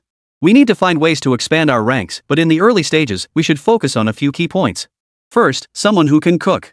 With just the 3 of us, and not a single chef among us, it's embarrassing. Eating grilled meat every day has gotten old. Second, we need someone skilled in hand-to-hand combat. Oh? Hearing this, Zhou Jineng narrowed his eyes and asked, "Brother Feng, why specifically someone skilled in hand-to-hand combat?" Chapter 108, Han Feng's Intentions. Hearing Zhou Jineng's question, Han Feng chuckled softly. For Han Feng, he didn't harbor any particular feelings toward Zhou Jineng or Mu Yuxue. He resented the curiosity and dissatisfaction these 2 women harbored toward his various actions. In his previous life, Han Feng had witnessed countless instances where constant questioning from those close to someone eventually bred resentment, leading to bitter conflicts. But for Han Feng, such a scenario was utterly impossible. While he was self-serving and did hope those around him would contribute something to enrich his life, resources, or combat prowess, Han Feng was fundamentally kind and genuinely enthusiastic. Just then, Han Feng chuckled softly. "Heck, you can probably tell that our guild isn't like the others, packed with so many members. With such limited membership reserves, it's inevitable that our overall combat strength isn't as formidable as others. Consequently, when facing various dangers and crises with insufficient combat reserves, we're highly susceptible to being manipulated or exploited by others. It could even prevent us from gaining the upper hand when confronting other schemes and threats. Therefore, what we must prioritize above all is accelerating our own strength.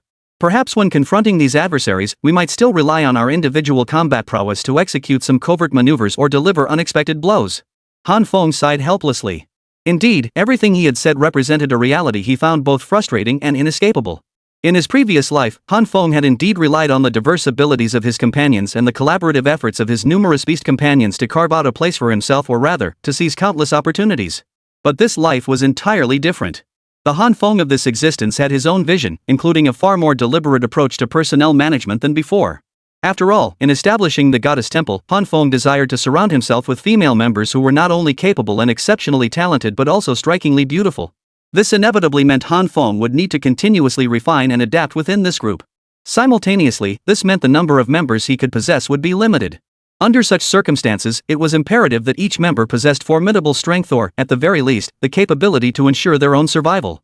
Han Feng then spoke slowly. "What we need to do now is focus on enhancing our own strength. Only then can we navigate the various crises we face. For instance, the most basic point."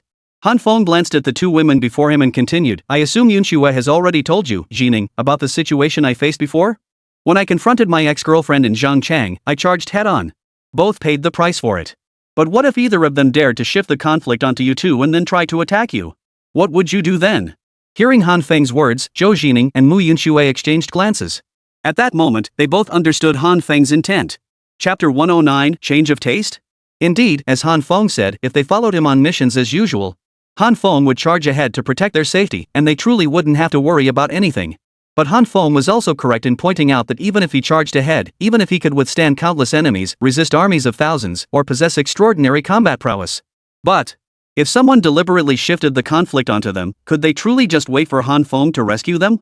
That was impossible. They must possess the ability to protect themselves. This self-defense capability wasn't just for their own safety, but also to free Han Feng from having to constantly worry about their well-being. Mu Yunxue quickly interjected, "Brother Feng, I understand your meaning. You're saying we must possess the ability to protect ourselves, to successfully safeguard our own safety moving forward." Han Feng chuckled softly. "You could put it that way. But there's an even more crucial point. Beyond self-preservation, your combat prowess could also deliver unexpected surprises to others. Think about it this way, if you face others who underestimate your combat abilities, wouldn't your actions then deliver a fatal blow? Moreover, battles between beast pets are inevitable. Their strength will naturally be crucial for all of us to win this fight, but individual combat prowess must not be overlooked either. While your beast pet's combat prowess is one aspect, we must also possess corresponding abilities that complement and synergize with our pet's fighting. That is precisely what I most desire to see. That is precisely why I am determined to find a way to recruit someone with combat prowess to join our guild." Han Feng sighed slowly. Since his previous life, he had repeatedly resolved various troubles through battle. Through these battles, he had cultivated formidable combat skills, techniques honed in life and death struggles. Yet Han Feng knew these life and death techniques lacked structure. They were merely the most efficient ways to eliminate opponents, nothing more. If he could truly develop a systematic approach to combat, it would make things considerably easier for him.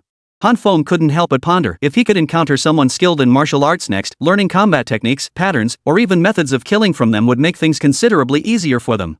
The two women nodded in agreement. Just then, they found themselves back atop the Xianning turtle. It was nearly noon. Mu Yunxue and Zhou Jining swiftly approached the campfire and began preparing the roasted meat. Han Feng sighed helplessly, thinking to himself, when will this daily routine end? I'm sick of eating nothing but grilled meat every day. It's enough to make me sick to my stomach. Wait. Suddenly, something occurred to him. His expression brightened as he exclaimed, "Wait. Hold up. We're not having grilled meat for lunch today, let's switch things up." Hearing Han Feng's words, both of them froze in surprise. Chapter 110, Grilled Fish. Delicious grilled fish. Mu Yunxue looked at Han Feng with delight, asking eagerly, "Brother Feng, what do you mean? What else could we eat besides grilled meat?" Zhou Jining scratched his head beside her and said, "Brother Feng, we don't know how to cook. If we try to make something, what if we end up frying the Xianming turtle? That would be a huge loss." Han Feng chuckled softly, then with a flick of his thoughts, opened the system store and directly purchased the corresponding winter fishing gear set. Seeing the winter fishing gear Han Feng pulled out, both Mu Yunxue and Zhou Jining perked up. Zhou Jining was the first to react, blurting out, "Brother Feng, you mean we're going fishing? Are we having grilled fish tonight?" Han Feng chuckled. "Exactly. There's a small fish pond near the edge of the island where the Xianming turtle is docked. Even though the surface is frozen over, it won't hinder our fishing at all. Plus, it won't disturb the giant beasts lurking beneath the vast expanse of ocean beyond." Hearing this, the two women perked up. They quickly followed Han Feng as he descended from the Xianming turtle. Sure enough, at the edge of the island lay a small freshwater fish pond, its surface frozen solid. Han Feng approached the pond, thinking to himself that the fishing gear set he'd just purchased for 2,000 giant beast coins absolutely had to be put to use. Soon, the trio worked swiftly and efficiently, finally securing a spot at the very center of the pond ahead. Under the set's effect, a circular hole appeared, revealing flowing water and swimming fish below. Han Feng also began continuously deploying the fishing net within it. As the nets were lowered beneath the surface, they drifted back and forth with the current. After waiting for about half an hour, everyone started to get a bit bored. But soon, persistence paid off. At Han Feng's command, everyone moved swiftly, finally hauling the net before them to the surface. As the nets surfaced before them, Han Feng chuckled softly. Inside the nets, several large fish were visible. Though only 4 or 5 in number, they were more than enough for Han Feng and his two companions to eat. Carrying the fish, they hurried toward the Xianming turtle. Upon reaching the Xianming turtle, Han Feng and the two women swiftly gutted and scaled all the fish with their tools. Though he couldn't cook, Han Feng knew the basics of fish preparation. During his explorations in his previous life, he had picked up the basics of fish preparation from those around him. Han Feng couldn't help but feel relieved that he hadn't forgotten these skills. Otherwise, today would likely mean another day of eating nothing but grilled meat. How could anyone ever get tired of grilled meat? Well, that would be me. Never mind then. Soon, everyone had skewered the fish and placed them over the campfire to roast continuously. Meanwhile, Han Feng purchased some seasonings from the mall, spending a few more giant beast coins. But to Han Feng, this amount of giant beast coins was absolutely peanuts.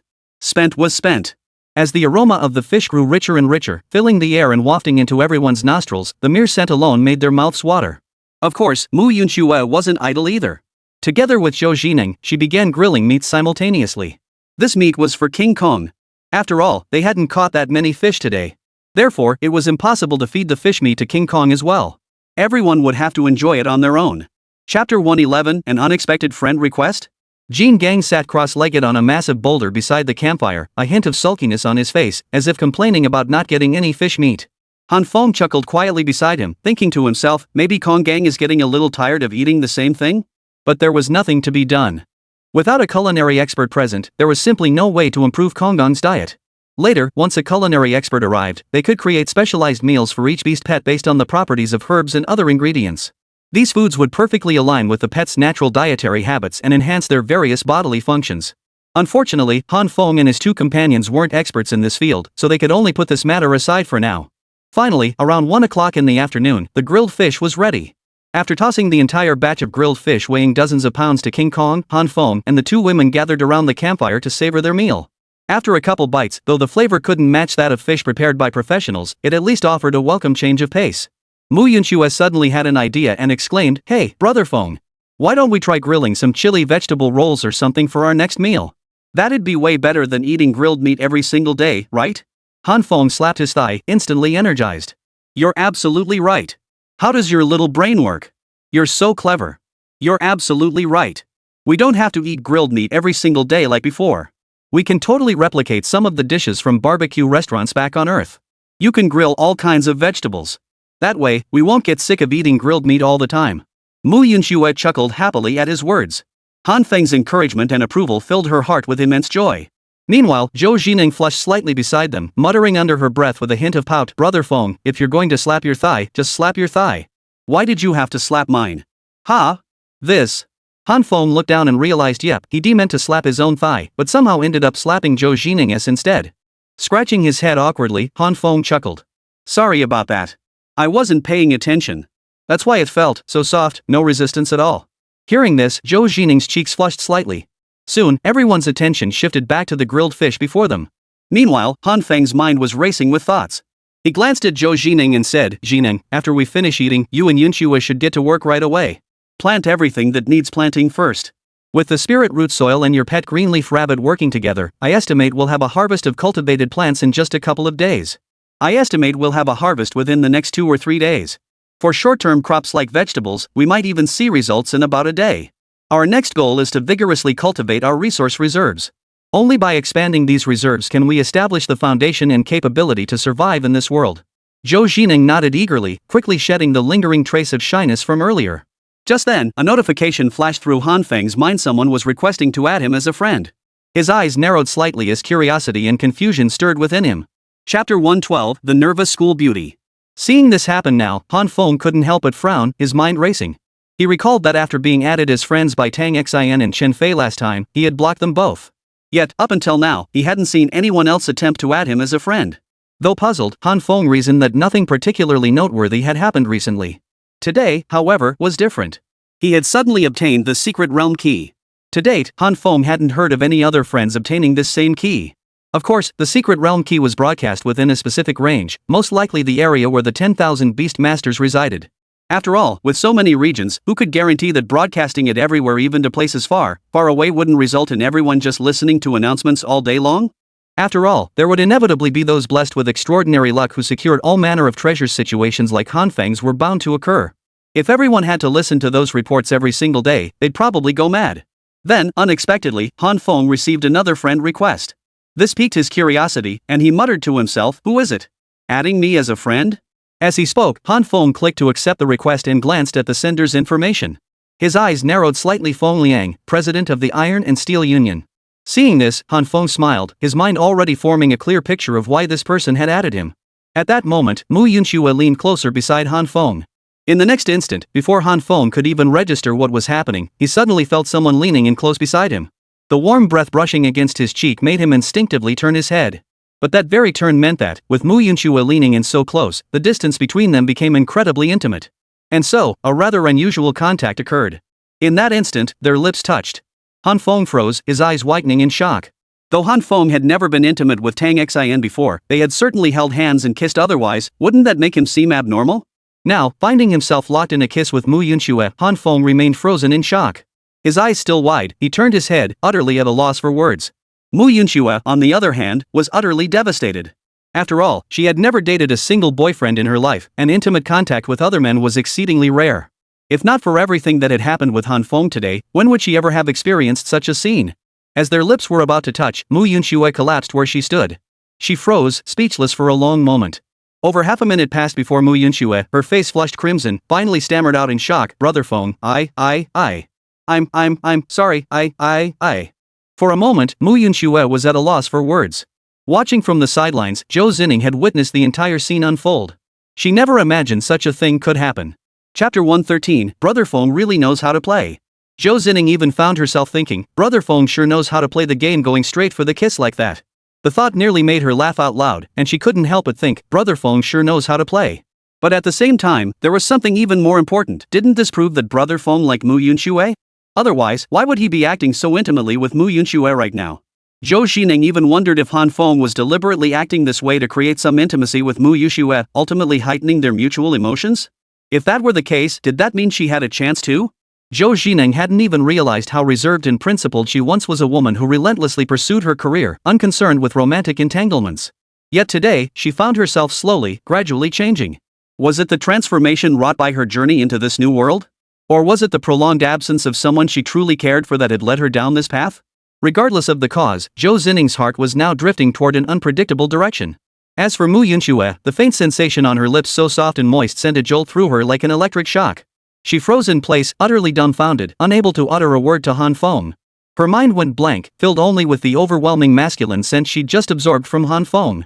That very scent made her heart race wildly, like a frightened deer. After a long moment, Mu Yunxue finally snapped back to reality and hurriedly stammered, Brother Feng, I was just about to. It's nothing. Before she could finish, Han Feng spoke up. He felt his cheeks burning. Though he and Tang Xian had shared intimate moments before, their relationship had never escalated beyond that. Yet from start to finish, this was the first time Han Feng had ever felt such a blazing, dizzying, heart-pounding emotion. His heartbeat quickened, and he found himself utterly at a loss for what to do next. Then, as time slowly passed, Han Feng gradually began to hear a series of sounds echoing in his mind. Finally snapping out of it, he hurriedly looked up. He discovered that Feng Liang had already sent him numerous messages on the screen before him. Beside him, Mu Yunxue and Zhou Zining also snapped out of their daze. They quickly gathered around, their eyes fixated on the holographic screen before Han Feng. Seeing the messages displayed, Mu Yunxue snapped out of her earlier emotional state and smiled as she asked, "Brother Feng, who is this?" Han Feng shook his head and replied slowly, "Feng Liang. According to the message, he's the president of something called the Ironworkers Union. As for why he added me, I haven't figured that out yet." Mu Yunxue and Zhou Jineng exchanged glances, both their eyes reflecting a hint of confusion. Not only did Han Feng remain in the dark, but so did the two of them. They stared at the screen as Feng Liang's messages flooded in. "Brother Han Feng, good afternoon. My name is Feng Liang, president of the Steelworkers Union. My apologies for adding you as a friend in the middle of the day. I hope I'm not disturbing you? Hey, brother Han Feng, why aren't you replying? Chapter 114, Hidden Motives? Brother Han Feng, are you there? Hey, brother Han Feng, where are you? Why did you disappear right after accepting my friend request? Brother Han Feng, are you in trouble? Need help? I can rush over to support you right now, just send me your location." Seeing Feng Liang's barrage of messages, Han Feng's mouth twitched. He turned to the two girls and chuckled, "Looks like Feng Liang's quite the chatterbox after all." The two women chuckled silently. Han Feng, unsure how to respond, quickly typed back, "Here. Sorry, just had a little issue. It's handled now." Beside him, Mu Yushua's eyebrows twitched slightly as she glanced at Han Feng with a hint of curiosity. A thought crossed her mind, a little trouble? Solved already? It doesn't seem like it. "You're fine now, with no lingering effects, but I'm the one suffering." Mu Yunxue raised her hand to touch her chest. She could feel it pounding violently. The rapid heartbeat left her momentarily speechless. The mere thought of her intimate moments with Han Feng earlier sent her heart racing, her breathing becoming ragged. Recalling Han Feng's alluring physique and handsome features, every detail stirred an unprecedented excitement within her. She couldn't help but wonder how wonderful it would be if she could develop something more with Han Feng someday. Though she, like Zhou Jineng, had never been in a relationship, she yearned for it deeply. Having known Han Feng the longest, Mu Yunxue confidently believed she understood him better than most. Given these circumstances, wouldn't it be quite reasonable for something to happen between her and Han Feng? The more she thought about it, the deeper the blush spread across her cheeks, until she couldn't help but let out a soft sigh. Zhou Jineng beside her was utterly bewildered, utterly baffled by the meaning behind Mu Yunxue's reaction. Even Han Feng, standing nearby, was taken aback. That coy little sigh left him feeling awkward, and he even experienced a slightly unusual reaction. Mu Yushue's actions were utterly captivating. After a long moment, Han Feng finally turned to Mu Yunxue and asked helplessly, "What's that supposed to mean? Why are you sighing like that?" Mu Yunxue hastily shook her head. I didn't mean anything." Han Feng curled his lip and shifted his gaze away. Just then, Feng Liang sent another message, "Heh, so that's how it is. Perfectly normal, perfectly normal. After all, someone as busy as brother Han Feng having a little something going on is perfectly reasonable." Han Feng didn't waste words with him. He knew Feng Liang had come seeking something, a weasel paying respects to a chicken, clearly up to no good. So Han Feng cut straight to the chase. "Brother Feng, let's get right to it. What do you need from me? I assume it's related to the secret realm key." Han Feng's words weren't baseless. After all, ever since he obtained the secret realm key, he'd noticed someone adding him as a friend. This critical timing could only mean one thing: it was undoubtedly related to that. Feng Liang chuckled eagerly on the other end. "Exactly, brother. I added you as a friend precisely because of the secret realm key. Would you be willing to discuss it?" Han Feng narrowed his eyes before clicking to initiate a voice chat with the other player. Chapter 115, Are You Dissatisfied? It was worth mentioning that after crossing over to this world, many things had become incredibly convenient. For instance, if Han Feng wanted to chat with the person in front of him or with his friends, he could simply call them directly, just like dialing a WeChat call on his phone. This aspect was incredibly straightforward. Within 2 or 3 seconds, the call connected. Feng Liang's voice came through, tinged with a hint of surprise. Brother Han Feng, I never expected you to call me directly. Truly unexpected." Han Feng chuckled. "No big deal, President Feng. Let's cut to the chase. The key to the secret realm is now in my possession. What are your thoughts on this?" Feng Liang chuckled. "Brother, you sure are straightforward. But since you put it that way, I won't beat around the bush either. Would brother Han Feng be interested in joining our guild?" At those words, Han Feng froze. Even Mu Yushui and Zhou Jineng beside him paused mid-bite of their grilled fish. They knew exactly what had transpired between Han Feng and Chen Fei. Back then, Chen Fei had tried to recruit Han Feng into his guild, but Han Feng had refused. The two had ended up on very bad terms, and even now, there was still some lingering tension between them. Seeing Feng Liang extend the invitation again now piqued the curiosity of the two women. They wondered how Han Feng would respond. Just then, Han Feng smiled and asked, "President Feng, are you aware that I already have my own guild?" Feng Liang chuckled. "Of course I know. Otherwise, I wouldn't be approaching brother Han Feng so directly today. It's precisely because I value you that I'm extending this invitation. If you joined someone else's guild, I wouldn't have come to you at all. Han Feng chuckled. Chairman Feng, you certainly don't mince words. But I wonder, what exactly is the purpose of inviting me to join your guild? Feng Liang chuckled softly, then fell silent for a full minute before finally getting straight to the point. Han Feng, it seems you truly wish to cut through the formalities. In that case, I won't beat around the bush. Join my guild, hand over the secret realm key, and we'll explore it together. Whatever resources we acquire inside, I guarantee you'll get 5%. What do you say, brother? Pretty tempting, right? Feng Liang had barely finished speaking when Han Feng nearly burst out laughing on the spot. The two women beside him couldn't help but chuckle softly. They'd been wondering what business Feng Liang had with Han Feng, only to find this? Both were dumbfounded, utterly unprepared for such an enticing offer from Feng Liang. Of course, that tempting was in quotation marks. Hearing the voices, Feng Liang's tone grew slightly displeased. He took a deep breath before coldly saying, "What's that, brother? From the sound of it, you don't seem too happy with the share I just mentioned? But do you realize the secret realm is fraught with danger? If you venture in alone, refusing my terms, do you think you'll fare well? And do you have any idea how many people are in my Iron Union now?" Chapter 116, Moral Blackmail? He doesn't even deserve it? Feng Liang's tone dripped with smugness. My Iron Guild now boasts 300 to 400 members, and over 100 guild members have already gathered. Once all our forces are assembled, the combat power we'll wield will be formidable. With such formidable strength, Brother Han Feng, joining our union would be nothing but beneficial for you, right? Any sensible person would agree to this. What reason could there be to refuse? What? Is it because the compensation I'm offering is too low? As Feng Liang spoke, he realized this might be the issue. After hesitating for a long moment, he finally said, "If you feel the terms I've offered are insufficient, Brother Han Feng, we can certainly discuss them further. Here's the deal, I'll bump your cut up by 2%. If you agree to join my guild, I'll give you 7% of the profits from the secret realm. On top of that, I'll grant you the title of vice president. What do you say, brother? This offer is already quite tempting, isn't it? Most people wouldn't be able to refuse." Finally, Han Feng couldn't hold back any longer and burst into laughter. Feng Liang, sitting across from him, frowned slightly, his tone tinged with displeasure. "Brother, what's this? Are you mocking me for being stingy? Or do you still think the terms I offered aren't good enough? Let me give you some advice, greed is never satisfied. Brother Han Feng, I'm sure you know this saying, right?" Han Feng glanced at Mu Yushui and Zhou Zining beside him. Both women wore innocent expressions, their eyes brimming with mockery. Han Feng thought to himself that they shared his thoughts. Then he spoke up, "Feng Liang, do you think you're the one without brains, or do you think I am?" "What do you mean?" Feng Liang froze, then snapped back coldly, "Han Feng, what's that supposed to mean? Are you insulting me?" "I don't just want to insult you, I want to slap you twice right now." "You're stupid. You want me to join your guild and be your vice president? I'm doing just fine as my own guild leader, surrounded by 2 gorgeous women. Why the hell would I need your Thai vice president position? And you're only offering me 7% of the secret realm profits? I entered that place alone with the key. Even splitting it 3 ways, each of us would get over 30%. What kind of pittance is 7% supposed to be?" Feng Liang's face darkened instantly at these words. His tone brimmed with indignation. "Han Feng, do you even know what you're saying? With your pathetic little guild of 3, you actually think you can challenge me? What gives you the right?" Han Feng laughed at this. "Since when does combat strength depend on the number of guild members?" "Feng Liang, do you really think having a few people in your guild gives you free rein to act however you please? You're being downright shameless. Who gave you this confidence? Your dad? Who gave you this courage? Sister Liang?"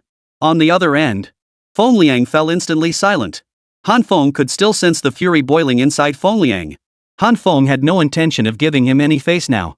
He thought Feng Liang had something important to discuss. But what difference was he from Chen Fei before? Wasn't he just the same, fond of moral blackmail? The thought only deepened Han Feng's distaste for him. Moral blackmail? He wasn't even worthy of it. Chapter 117, The Inevitable Confrontation. Finally, Feng Liang couldn't hold back any longer, his voice tinged with anger. "Han Feng, I've given you more than enough face.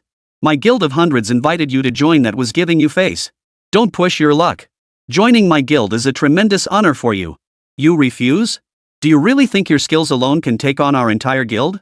How would I know unless I try?" Han Feng smiled confidently. Feng Liang snapped coldly, "Han Feng, do you even know what you're saying? With your pathetic union of 3 people, you actually want to take me on? What gives you the right? You'll find out soon enough." Fine. Feng Liang burst into laughter at those words. "It's been ages since I've seen someone dare speak to me like this. Han Feng, you've really made me look at you differently. Even before I crossed over to Blue Star, no one dared speak to me like this. And here you are, standing before me today. Han Feng, I remember this insult. From now on, you'd better pray we never cross paths again. If we do meet, I'll make you pay dearly. With that, the call between them was abruptly cut off. Han Feng frowned deeply, then burst into laughter moments later. Beside him, Mu Yunxue and Zhou Zining followed suit, shaking their heads helplessly. Neither had imagined such an incident could unfold. After a long pause, Mu Yunxue finally spoke up. That Feng Liang is shameless. To mock him like that, to resort to moral blackmail, he's completely lost all sense of decency. Zhou Zining chimed in, exactly. How is he any different from that Chen Fei before? Both are trying to cozy up to boss Han Feng, then use moral blackmail to forcefully demand all sorts of things from him. It's utterly despicable. Han Feng shook his head helplessly with a wry smile and said slowly, these people are always self-centered. That's just how they are. You'll encounter this kind of situation countless times in the future.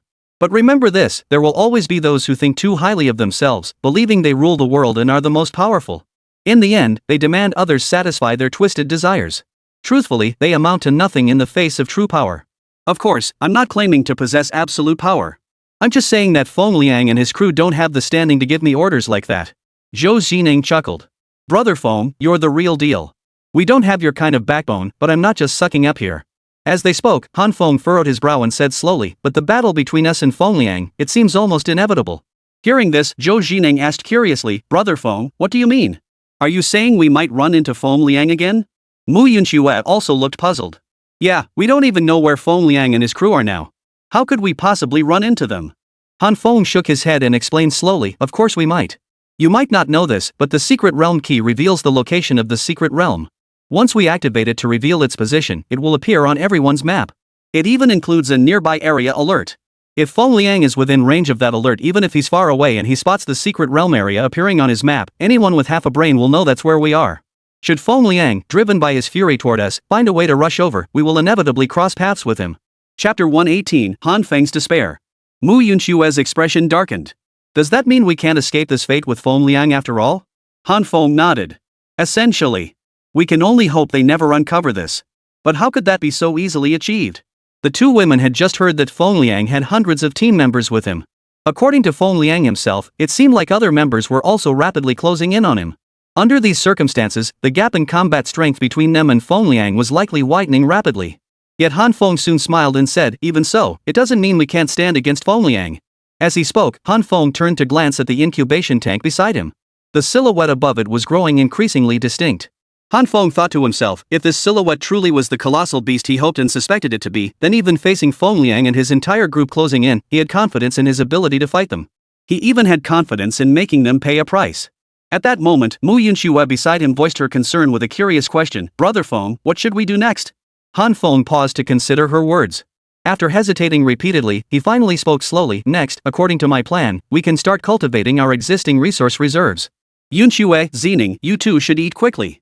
After finishing, assign the tasks at hand. Additionally, you must complete the development of the cold resistance potion and the basic constitution potion within this period. The basic physique potion can boost each person's physical constitution, increasing individual combat strength by up to 300 points 3 times that of an ordinary person. This will give us a slight edge in physical reflexes, strength, and other aspects during upcoming battles, even without professional combat training currently available. At the very least, when real danger strikes, we'll have the strength to fight back or withstand the threat. Mu Yunxue nodded firmly. She knew she must follow Han Feng to get everything sorted out now. Han Feng sighed. Ah. Yunxue, Zining, this period might be tough on both of you. As he spoke, Han Feng's expression grew resigned. He had also considered the underlying mechanisms of this world. Han Feng spoke slowly, for now, we can only rely on the two of you to manually handle planting and the development of various potions. I simply can't afford to upgrade your lab to intermediate level or purchase a fully automated planting and harvesting system. Truthfully, that would require a great deal of resources. Han Feng couldn't help but think that in this world, not everything required manual labor for cultivation or scientific research. In truth, purchasing intermediate labs, intermediate forging stations, or fully automated planting and harvesting systems would enable fully integrated automation for corresponding tasks. However, acquiring these items demanded colossal sums of Colossus coins, each costing at least 100,000 points. Zero setting aside whether he even possessed 100,000 points, spending that much would likely leave him unable to acquire other essential materials for quite some time. Thus, Han Feng felt helpless. He concluded he'd likely have to proceed manually for now. Chapter 119, Future Necessary Upgrades. At that moment, Mu Yunxue and Zhou Zining exchanged glances and both chuckled softly. Mu Yunxue then looked at Han Feng and chuckled, Brother Feng, why are you apologizing? What do you have to be sorry about? For us, being able to grow and strive alongside you, to simply live on, is already an incredibly fortunate thing. How could we dare to ask for anything more now? Zhou Jining chimed in from the side. Brother Feng, just being able to live with you on the sea of behemoths, thriving here without being affected by the chaos around us, that alone is more than enough for us. You're still bringing this up? Even if we're not proactive, what difference does it make? What's the point of us all working so hard?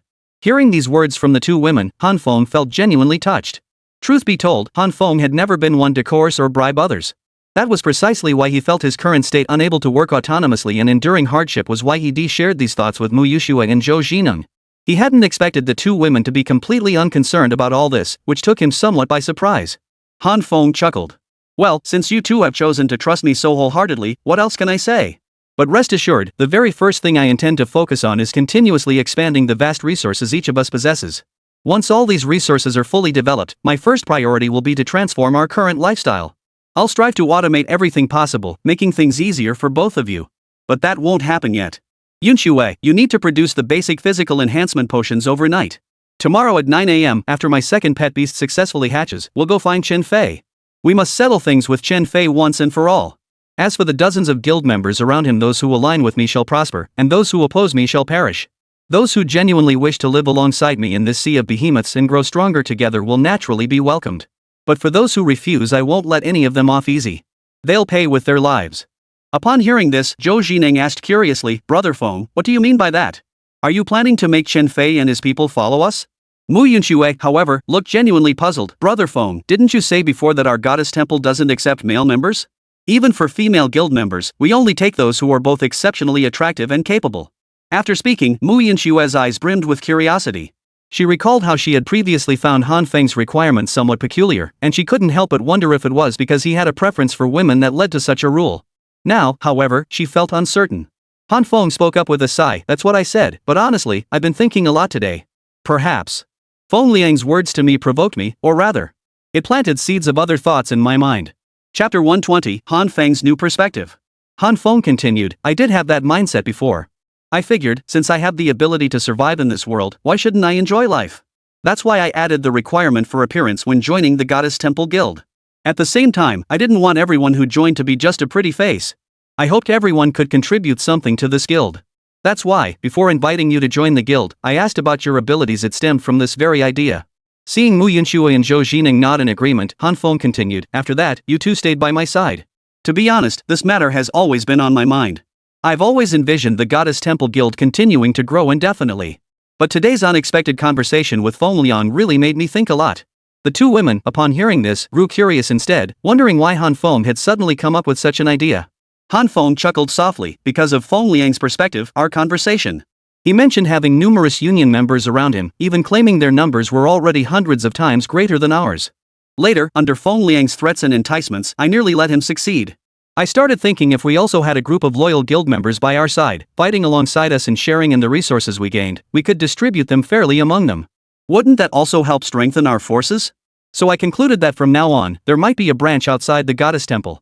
As the guild I lead and manage, the Goddess Temple would still recruit female members in the future, who would then follow me. Simultaneously, I plan to establish another guild. This new guild will operate alongside mine. Then, when we explore the world together or face real danger, these guild members can step in to help me resolve issues. With their assistance in the future, we'll be able to handle crises much more easily. Hearing this, the two women finally understood. Han Feng intended to retain the Goddess Temple while simultaneously establishing another guild that could expand freely. It would become a formidable ally for everyone when danger struck. Mu Yuxue nodded. But Brother Feng, who will manage it then? Would it be one of us three, me or Jining? Han Feng shook his head. Looking at the two women, Han Feng chuckled, of course not. The main reason is that you two have been living with me for quite some time now, and your abilities are actually very important to my side. As for the new guild, I'll need to figure out who will take control of it when the time comes. For now, I haven't fully decided. Hearing Han Feng's words, Mu Yunxue and Zhou Jining finally understood. To put it simply, Han Feng intended to establish a second guild. For a second guild, it would likely require someone exceptionally loyal to Han Feng to secure the position of leader. As for when exactly this would become possible, the two women had no idea. After finishing the grilled fish in his hand, Han Feng waved his hand. You two should get back to work. Yunxue, you have a lot on your plate. Make sure to step up your pace from now on. If you need anything, don't hesitate to let me know.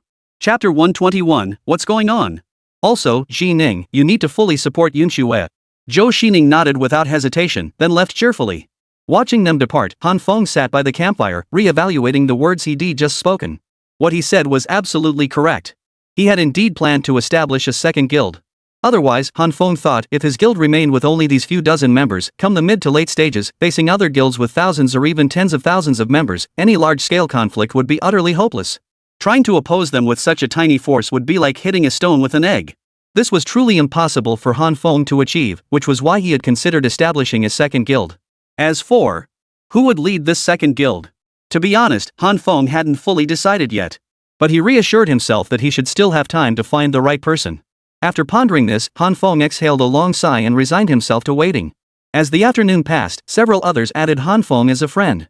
Their intentions were clear, some sought to recruit him into their guild, while others offered tens of thousands of giant beast coins in an attempt to purchase the secret realm key he held. Just reading their messages left Han Feng feeling too exhausted to even muster a smile. Where on earth did these people come from? They thought spending a mere fraction of the giant beast coins would buy them a secret realm key capable of yielding countless resources? Did they think the resources they could unlock were that tempting? Or did they think he was a fool who'd agree to anything they said? They clearly had no idea what this secret realm key truly represented. But Han Feng knew. In his previous life, Han Feng had lived through all this. He knew exactly how crucial the secret realm key was. In the latter half of his previous life, a secret realm key could fetch millions of giant beast coins. Still, Han Feng saw no point in dwelling on this with them now. As time passed, evening finally arrived, and Mu Yunxue and Zhou Jining both approached. Han Feng led the two women back down from the Shenming turtle, arriving at the edge of the frozen fish pond where they had caught fish earlier that day. Arriving now, they could already see the fishing nets cast at noon were overflowing with catch. As they hauled the net out of the water, they instantly saw numerous fish wriggling and splashing about inside. Jin Gang held the net in his hands, drool dripping from the corners of his mouth. Han Feng knew Jingguan was probably dying to taste the fish inside the net. But he couldn't let him have them. If he let King Kong eat them, who knew what they might end up eating next? Han Feng didn't eat grilled meat, it was pure torture. After returning to their lodgings, Han Feng resumed grilling the fish. Just then, Zhou Xining couldn't help but frown. Han Feng instinctively asked, "What's wrong? Did something happen?" Zhou Xining slowly shook her head, then a holographic screen appeared before her. Han Feng sat down to look. On the screen was a private message Chen Fei had sent to Zhou Xining. Han Feng's eyes narrowed as he read the message, then he snorted derisively. There, Chen Fei was using every persuasive tactic in the book, spouting nothing but empty promises. The messages came flooding in relentlessly. Chapter 122, Bait and Switch. Zhou Xining, where the hell have you been? You knocked me out last night and ran off. Now I've got a bloody gash on my head. You better come fix this for me, you bastard. When I find you, I'll skin you alive. Too scared to answer me now, huh? Ha? Looks like you've really grown wings and gotten bold, ignoring me like this. You've really grown some balls. Jining, where have you been? I miss you so much, so much. Please come back. You must still be on this island, right? Can you tell me? Where are you? Please respond to me. Can you send me your location? I really want to come find you right now, I want to see you so badly. Zhou Xining, you're not even giving me the courtesy of a response, are you? Just wait. If I ever catch you, I'll make you pay. Following this, countless messages from Chen Fei poured in. It was like witnessing someone's mental breakdown. Seeing this, Mu Yunxue asked curiously, "Sis Zhou, why haven't you deleted him as a friend yet?" Zhou Xining scratched her head awkwardly. I just forgot. I never imagined Chen Fei would still be trying to contact me. Han Feng chuckled beside her. Isn't it only natural he'd contact you? After all, you made him pay the price for it last night. It's only natural he'd want to get back at you. Someone like Chen Fei has always been petty and scheming. We can't expect him to see reason. What's done is done. Zhou Xining scratched his head awkwardly before turning to Han Feng with a curious look. So what do we do now? Han Feng's expression suddenly sharpened, a hint of mischief flickering in his eyes. All right, Han Feng said promptly. Send Chen Fei a message. Tell him you're on the island. You've just discovered a rich resource area and plan to collect everything there before returning to his guild. Tell him you'll meet him tomorrow at noon. Oh, and your personal info has hidden your guild affiliation, right? Zhou Xining nodded. Of course it's hidden. Ever since joining your guild, Brother Feng, I've concealed all that information. I'm not worried about Chen Fei or anyone else discovering anything. Han Feng chuckled. That's good. This way, we can keep Chen Fei waiting for us on that island indefinitely. Zhou Xining nodded eagerly upon hearing this, then sent the message to Chen Fei exactly as Han Feng had instructed. Within mere seconds, Chen Fei's reply came flooding back. What? You're actually on the island and discovered a high resource zone? Where are you? Tell me now, I'm heading over immediately. I'll send people to find you right away. Wouldn't it be better if everyone accompanied you to collect resources together? Where are the people? Where are the others? Why aren't you answering? You're not planning to keep all this for yourself, are you? Jining, I beg you, just tell me the location. I'll bring people immediately. No. Fine, I'll go myself. Is that acceptable? If I go myself, you should feel reassured, right? I know you might not be entirely satisfied with me, or perhaps you're a little afraid of me. But if I go myself, would that change your mind? Zhou Jining glanced at the several voice messages Chen Fei had just sent and immediately switched to Do Not Disturb mode. Chapter 123, Outmaneuvering Chen Fei. She then turned to Han Feng. Seeing him shrug, she smiled before slowly saying, Brother Feng, I bet Chen Fei will be frantically searching for me next.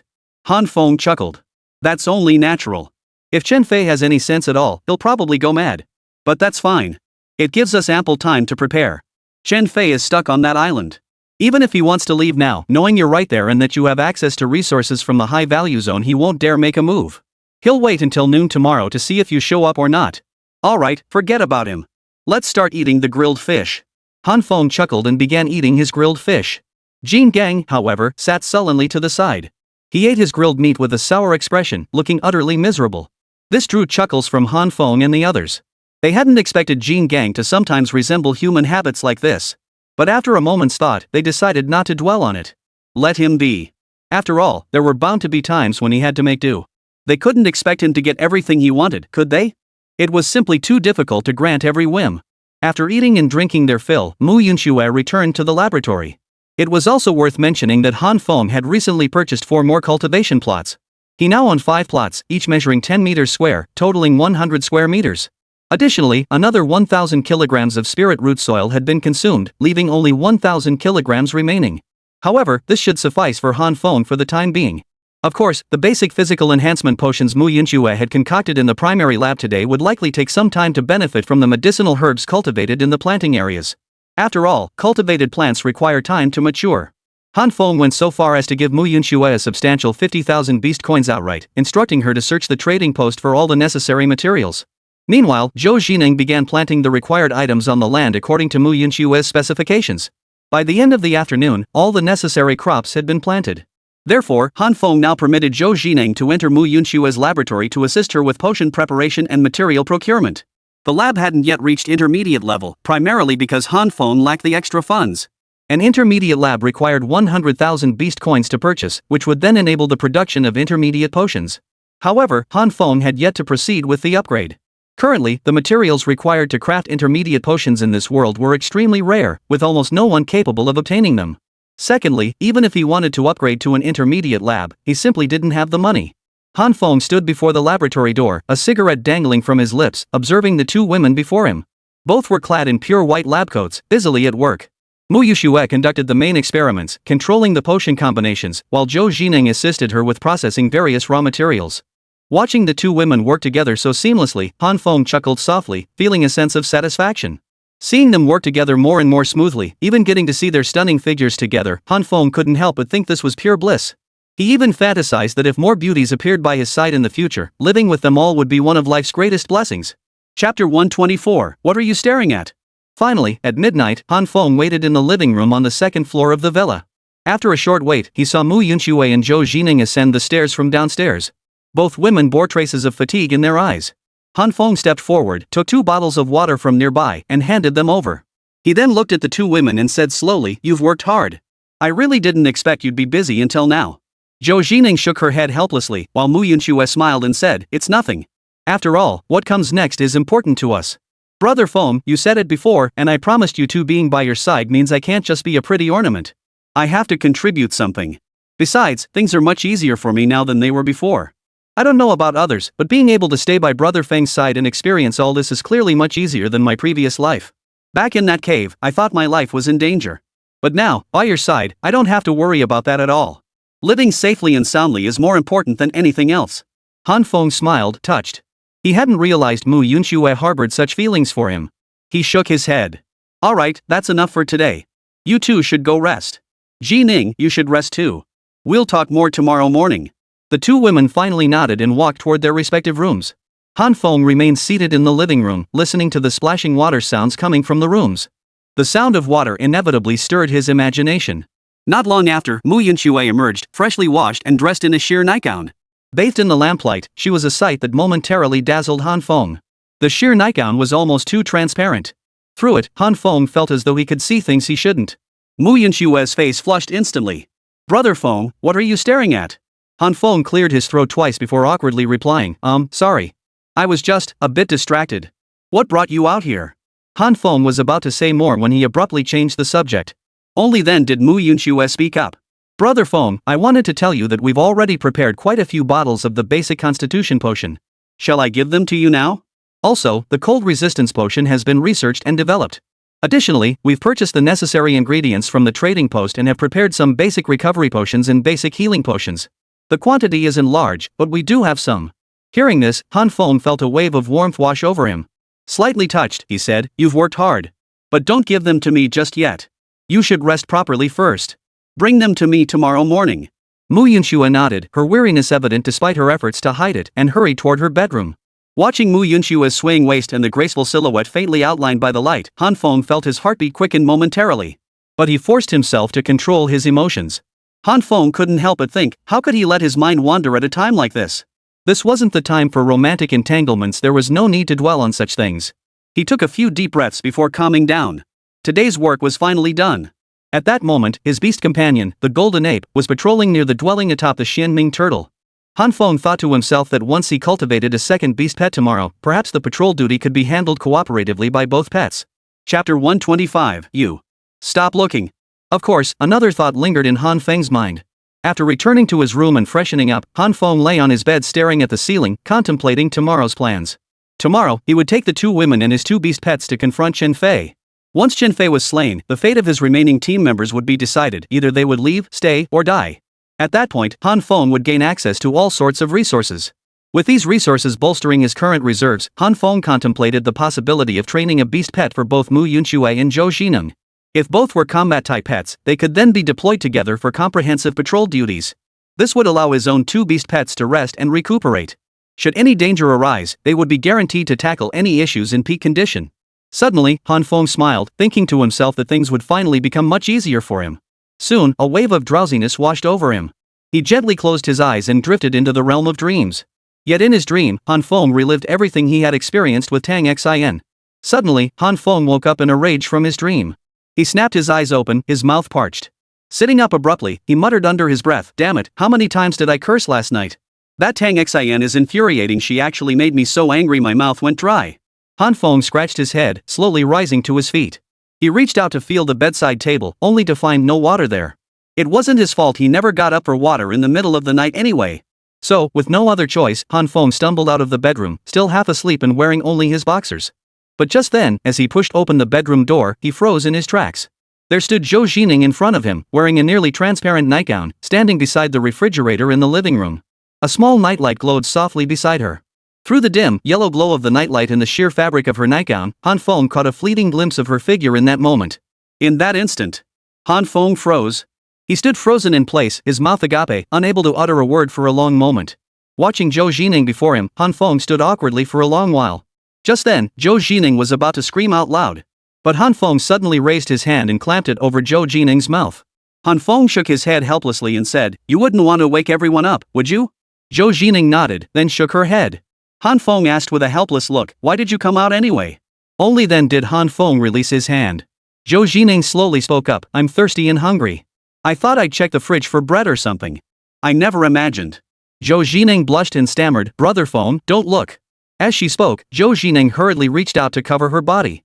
Her face flushed bright red. Han Feng felt awkward too. He didn't want to look either, but sometimes he just couldn't help himself. Watching Han Feng glance down before finally lifting his head, he gave a helpless smile and said, If I say I didn't mean to, would you believe me?" Zhou Xineng's face flushed crimson as she shot Han Feng a disapproving glare. Finally, Zhou Xineng grabbed the snacks she wanted and dashed away from the scene. Chapter 126, Wish I'd Been the Bad Guy. Watching Zhou Xineng sway her hips as she walked away, Han Feng suddenly chuckled. That girl's pretty shy, but I gotta say, she's got a killer figure. Back in her room, Zhou Xineng leaned against the door. Though she hadn't heard Han Feng's mutterings, her breath remained ragged and her cheeks flushed crimson. After a moment, she patted her chest and murmured, "Brother Phone, he was just too sudden. And also, too." The memory of how she secretly lowered her head just now flashed through her mind, as if she glimpsed something in that instant. The mere thought of it made her cheeks flush red once more. But when she finally hesitantly opened the door, she suddenly realized Han Feng had already vanished without a trace. Little did she know, Han Feng was already lying on the bed, having even turned on the fan beside him. Outside, it was a frozen wasteland. While the room had underfloor heating, it certainly wasn't hot enough to warrant a fan. But little did she know, Han Feng wasn't just feeling the heat from his surroundings, he was burning up with desire. Han Feng gulped down a large mouthful of water, glanced down at himself with a sigh of resignation, and muttered, "Damn it, is this what they call the pleasures of the rich? This is just too frustrating." He mentally berated himself, Han Feng. You're supposed to be a man of integrity. If you were just a little less principled, you wouldn't be suffering like this today." After an unknown amount of time, Han Feng finally drifted off to sleep. The next morning arrived in the blink of an eye. Han Feng was awakened by the enticing aroma of grilled meat. Opening his eyes, he walked to the window and looked outside. There, Mu Yunshui and Zhou Jineng were roasting fish and meat over a campfire, with vegetables sizzling nearby. The vegetables were skewered on sticks, and Zhou Jineng was busily turning the ingredients on the grill. After washing up and changing clothes, Han Feng walked over to the fire with curiosity. "Where did you guys get this grill?" he asked. Zhou Jineng chuckled and replied, "I suggested buying it from the mall. This morning when I went to the back planting area, I found that many crops had already been harvested, like lettuce, soybeans, and so on." "Oh, right, Brother Phone, Yunshui and I discussed it and wanted to ask you, should we buy a basic food processing station? With this basic station, we could process ingredients further. For example, soybeans could be made into tofu rolls, bean curd sheets, and even soybean oil. We could process all sorts of plants and crops this way. I'm quite skilled in this area after all. I majored in plant science and specifically studied post-harvest crop processing with my professors back in the day." Faced with Zhou Jineng's suggestion, Han Feng nodded without hesitation, smiling as he said, "That's a great idea. But don't you think it might be too exhausting?" Zhou Jineng shook her head quickly. "Not at all. Brother Phone, I'm genuinely happy to do something for you, and I'm more than willing to work hard for our current living environment." Han Feng chuckled. "Alright, since that's how you feel, I'll go with your plan." That said, Han Feng suddenly realized Zhou Jineng seemed to have forgotten last night's events, as if she hadn't given them much thought. Given that, Han Feng didn't want to dwell on the matter with Zhou Jineng, it would only make things awkward. Before long, the grilled meat and fish were all ready, and everyone began to eat. Chapter 127, Comprehensive Enhancement, Power Surge. After eating their fill, Han Feng stood up. Just then, Mu Yunshui approached his side. With a flick of her thoughts, countless vials of potions varying in size and color materialized before her. Mu Yunshui exhaled deeply before speaking slowly. "These are the basic physical enhancement potions and cold resistance potions. As for the others, I won't give them to you just yet. They're all stored in our guild's shared warehouse. Brother Feng, just take what you need when you need it." Han Feng nodded slightly and smiled. He then picked up the basic constitution potion in front of him, twisted off the cap, and gulped it down. Thanks to the boost from his brave title, each basic constitution potion Han Feng consumed increased his personal combat power by 12 points. His original combat power stood at 114 points, leaving him 186 points short of the 300-point cap of the basic constitution potion. After consuming a full 16 bottles, Han Feng's personal combat power surged by a massive 192 points. Combined with his previous strength, his total now reached 306 points. With a thunderous boom, as his combat power surged, a colossal force erupted from within Han Feng's body. So potent was this force that it stirred the air around him. A windless gust arose, causing his clothes to rustle loudly. Han Feng lowered his head, then flexed his arm with a slight effort. In an instant, his muscles bulged prominently, straining his clothes until they rippled taut. At this moment, Han Feng felt the surging, formidable power within his body, a sensation he had never experienced even in the early stages of his previous life. Of course, in his previous life, Han Feng had eventually elevated his personal combat strength to remarkable heights. Yet, he had never achieved such rapid growth efficiency during the early stages of his journey to the Sea of Behemoths. With 306 points of personal combat strength, more than 3 times that of an ordinary person, Han Feng was confident that even if his beast pet, King Kong, was engaged in battle with others, he himself would still be capable of fighting and delivering a surprise performance to his opponents. Glancing at the 12 remaining bottles of basic constitution potion before him, Han Feng turned to Mu Yunshui and Zhou Jineng beside him, smiling as he said, "Alright, you two take 6 bottles each. Drink them all down." The two girls nodded without hesitation upon hearing this. They felt exceptionally delighted, even thinking to themselves at that moment that becoming members of Brother Fang's guild was truly an honor. Unlike other guild leaders, who would ever think to distribute resources equally among their members? Han Feng, however, was entirely different. Without hesitation, the two girls picked up the potions. This was Zhou Jineng's first time tasting a basic physique potion. Zhou Zhinang glanced at Mu Yuxue before gulping it down. After watching the two women finish all 12 bottles of the basic physique potions, a subtle energy fluctuation began emanating from their bodies. Han Feng could clearly see their muscles visibly bulking up. Han Feng then focused his mind to check their combat power. Mu Yunshua's personal combat power reached 135 points, while Zhou Zhinang's soared to 140 points. Both had now surpassed the limits of ordinary humans. Han Feng chuckled and said, "Not bad. Both of your personal combat power has increased significantly. When facing danger in the future, if you encounter unexpected situations where you're restrained by others, you should be able to put up a fight and catch them off guard. However, you'll likely need to continue crafting basic physique potions. I don't demand quantity, but at the very least, ensure both Yunshui and Zhining can reach the 300-point ceiling for your individual combat power." Chapter 128, Bro. Godzilla. The two women nodded without hesitation upon hearing this. But soon, Han Feng began to ponder, if both girls' combat power has increased, then what about endurance? Wouldn't that also be incredibly strong? Ha ha ha ha. Then, Han Feng picked up the cold-resistant potion and drank it right then and there. After a while, Han Feng realized his sensitivity to the cold had completely vanished. The exposed skin on his face and hands, which had previously felt slightly chilly, now felt completely warm and comfortable. Han Feng chuckled softly before declaring, "Excellent. From now on, this cold resistance potion will ensure we feel no chill whatsoever. Of course, Yunxue, next we need to start making heat-resistant potions and the like. In the future, we might venture deep into volcanic regions or even dive into the deep sea. Cold-resistant potions, heat-resistant potions, underwater breathing potions, all these must be prepared in advance. Once we have the necessary materials, we should craft them immediately." Mu Yunxue nodded eagerly. But just then, before Han Feng could say anything else, a voice echoed in his mind. "Congratulations, Beast Master. Your pet has hatched. Please proceed to the incubation pool to view it." Han Feng's eyes flashed with excitement upon hearing this. It's finally here. His breathing grew slightly ragged as he thought to himself, the moment had finally arrived. Ever since placing the incubation essence inside yesterday, Han Feng had been filled with anticipation, eager to discover what kind of being lay within, hoping that the silhouette might be exactly what he imagined. Now that the moment had finally arrived, Han Feng hurriedly stood up. The two women beside him also rose simultaneously, their eyes fixed on him. Mu Yunshui asked curiously, "Brother Feng, what's wrong?" Han Feng chuckled. "My colossal beast has finally hatched. Let's go take a look." Hearing this, the two nodded eagerly and immediately began walking toward the side. Soon, they arrived beside the incubation pool, where the silhouette before them grew increasingly clear. At that moment, Han Feng was finally certain that the giant beast that had hatched was indeed the one he had envisioned. Without delay, Han Feng clicked to extract the hatched giant beast. Instantly, a burst of light flashed before the three of them. The dazzling, multicolored radiance was so intense it momentarily blinded them. After 20 or 30 seconds, a thunderous roar finally echoed from before them, sounding as if a colossal object had crashed into the ground. Moments later, everyone opened their eyes. Han Feng's expression changed dramatically as he burst into joyful laughter. Ha ha ha ha. Hearing Han Feng's laughter, Mu Yunshuet and Zhou Zhinang were instead struck dumb with shock. Their mouths hung open, utterly speechless. Both women were stunned as they witnessed the colossal beast that had appeared before them. This beast appeared to be about 2 meters tall, with a long tail stretching from head to toe, measuring 3 to 4 meters in length. Its entire body was covered in blue-gray scales, hard as steel and fused to its skin. Its back was covered in saw-like teeth, resembling the blade of a chainsaw. In the next instant, Mu Yunshuet and Zhou Zhinang cried out in unison, "Gee, Godzilla!" Chapter 129, The One and Only. Indeed, the colossal beast before them was none other than Godzilla. Seeing Godzilla's appearance, Han Feng smiled. He looked at Godzilla. At this moment, its entire body was a deep blue-gray, its scales gleaming like metal under the sunlight. Even Han Feng couldn't help but feel its sheer massiveness. At the same time, his beast companion, Kong, swiftly flew closer. Standing before Godzilla at 3.5 meters tall, Kong looked like a high schooler observing an elementary schooler. Godzilla, too, glared at it with its huge eyes, lifting its head to look at Kong. Its gaze held the wide-eyed wonder of a child unfamiliar with the world, filled with curiosity about this creature before it.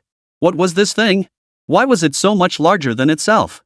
Following this, Kong roared twice, his voice brimming with joy, as if Godzilla could become his friend. In the future, these two colossal beasts might even fight side by side. Godzilla let out a shrill cry at that moment. Han Feng immediately activated his mental commands, beginning to scan his mind. Beast pet, Godzilla globally unique. Species, Titanic beast. Height, 2 meters. Weight, 500 kilograms. Level, juvenile stage 1 can advance to stage 2 by consuming 1 point of Titan essence. Attributes, nuclear energy can devour attribute cores to acquire new attributes. Skill, atomic breath power increases with level. Equipment, none. SSS-tier. As Han Feng examined Godzilla's attributes, a voice audible only to him echoed in his mind. Congratulations, Beast Master. You have hatched the world's only titanic beast Godzilla. Another world's only? Han Feng's breathing grew rapid once more. He couldn't help but wonder, could this Godzilla and King Kong be hinting or even telling him that from now on, after his rebirth, everything he might hatch all be Titan monsters? The mere thought of it felt almost unbelievable to Han Feng. Titan beasts, any one of them in the world before, would have been a catastrophe for the entire planet. Though these were merely fictional creations from movies and TV shows, it did nothing to diminish their formidable power. Han Feng even wondered if countless familiar Titan monsters, both benevolent and malevolent from his memories, could manifest in this world, and if these beasts matured to a certain level, wouldn't that mean he would become invincible? After all, once each Titan reached its mature stage, every single one would possess the power to shatter the heavens and destroy a planet. By then, they would all become his beasts of burden. Just the thought of it sent Han Feng into an uncontrollable frenzy of excitement. Brother Feng, how did this Godzilla appear? I've never heard of anyone's beast pet hatching such a terrifying existence. Isn't this something straight out of movies? Han Feng gave an awkward chuckle before replying, I don't know either. I never imagined Godzilla would become my beast pet. But, come to think of it, wasn't King Kong the same? Wasn't he also just a movie character? But, Zhou Jining chimed in curiously, King Kong at least had a real-life counterpart. Does Godzilla have one too? Han Feng nodded. I suppose so. But regardless, for us, Godzilla is simply the best possible ally. Chapter 130, Atomic Breath. Powerful.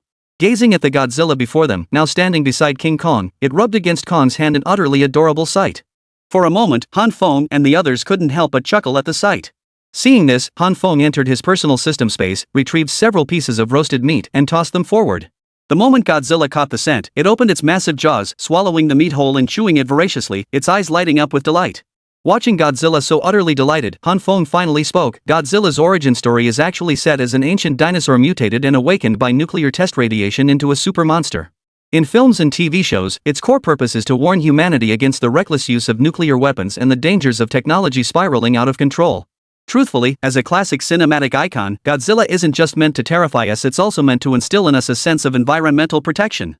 The two women nodded. Han Feng continued, according to authoritative sources back on Blue Star, Godzilla's prototype was actually a black iguana.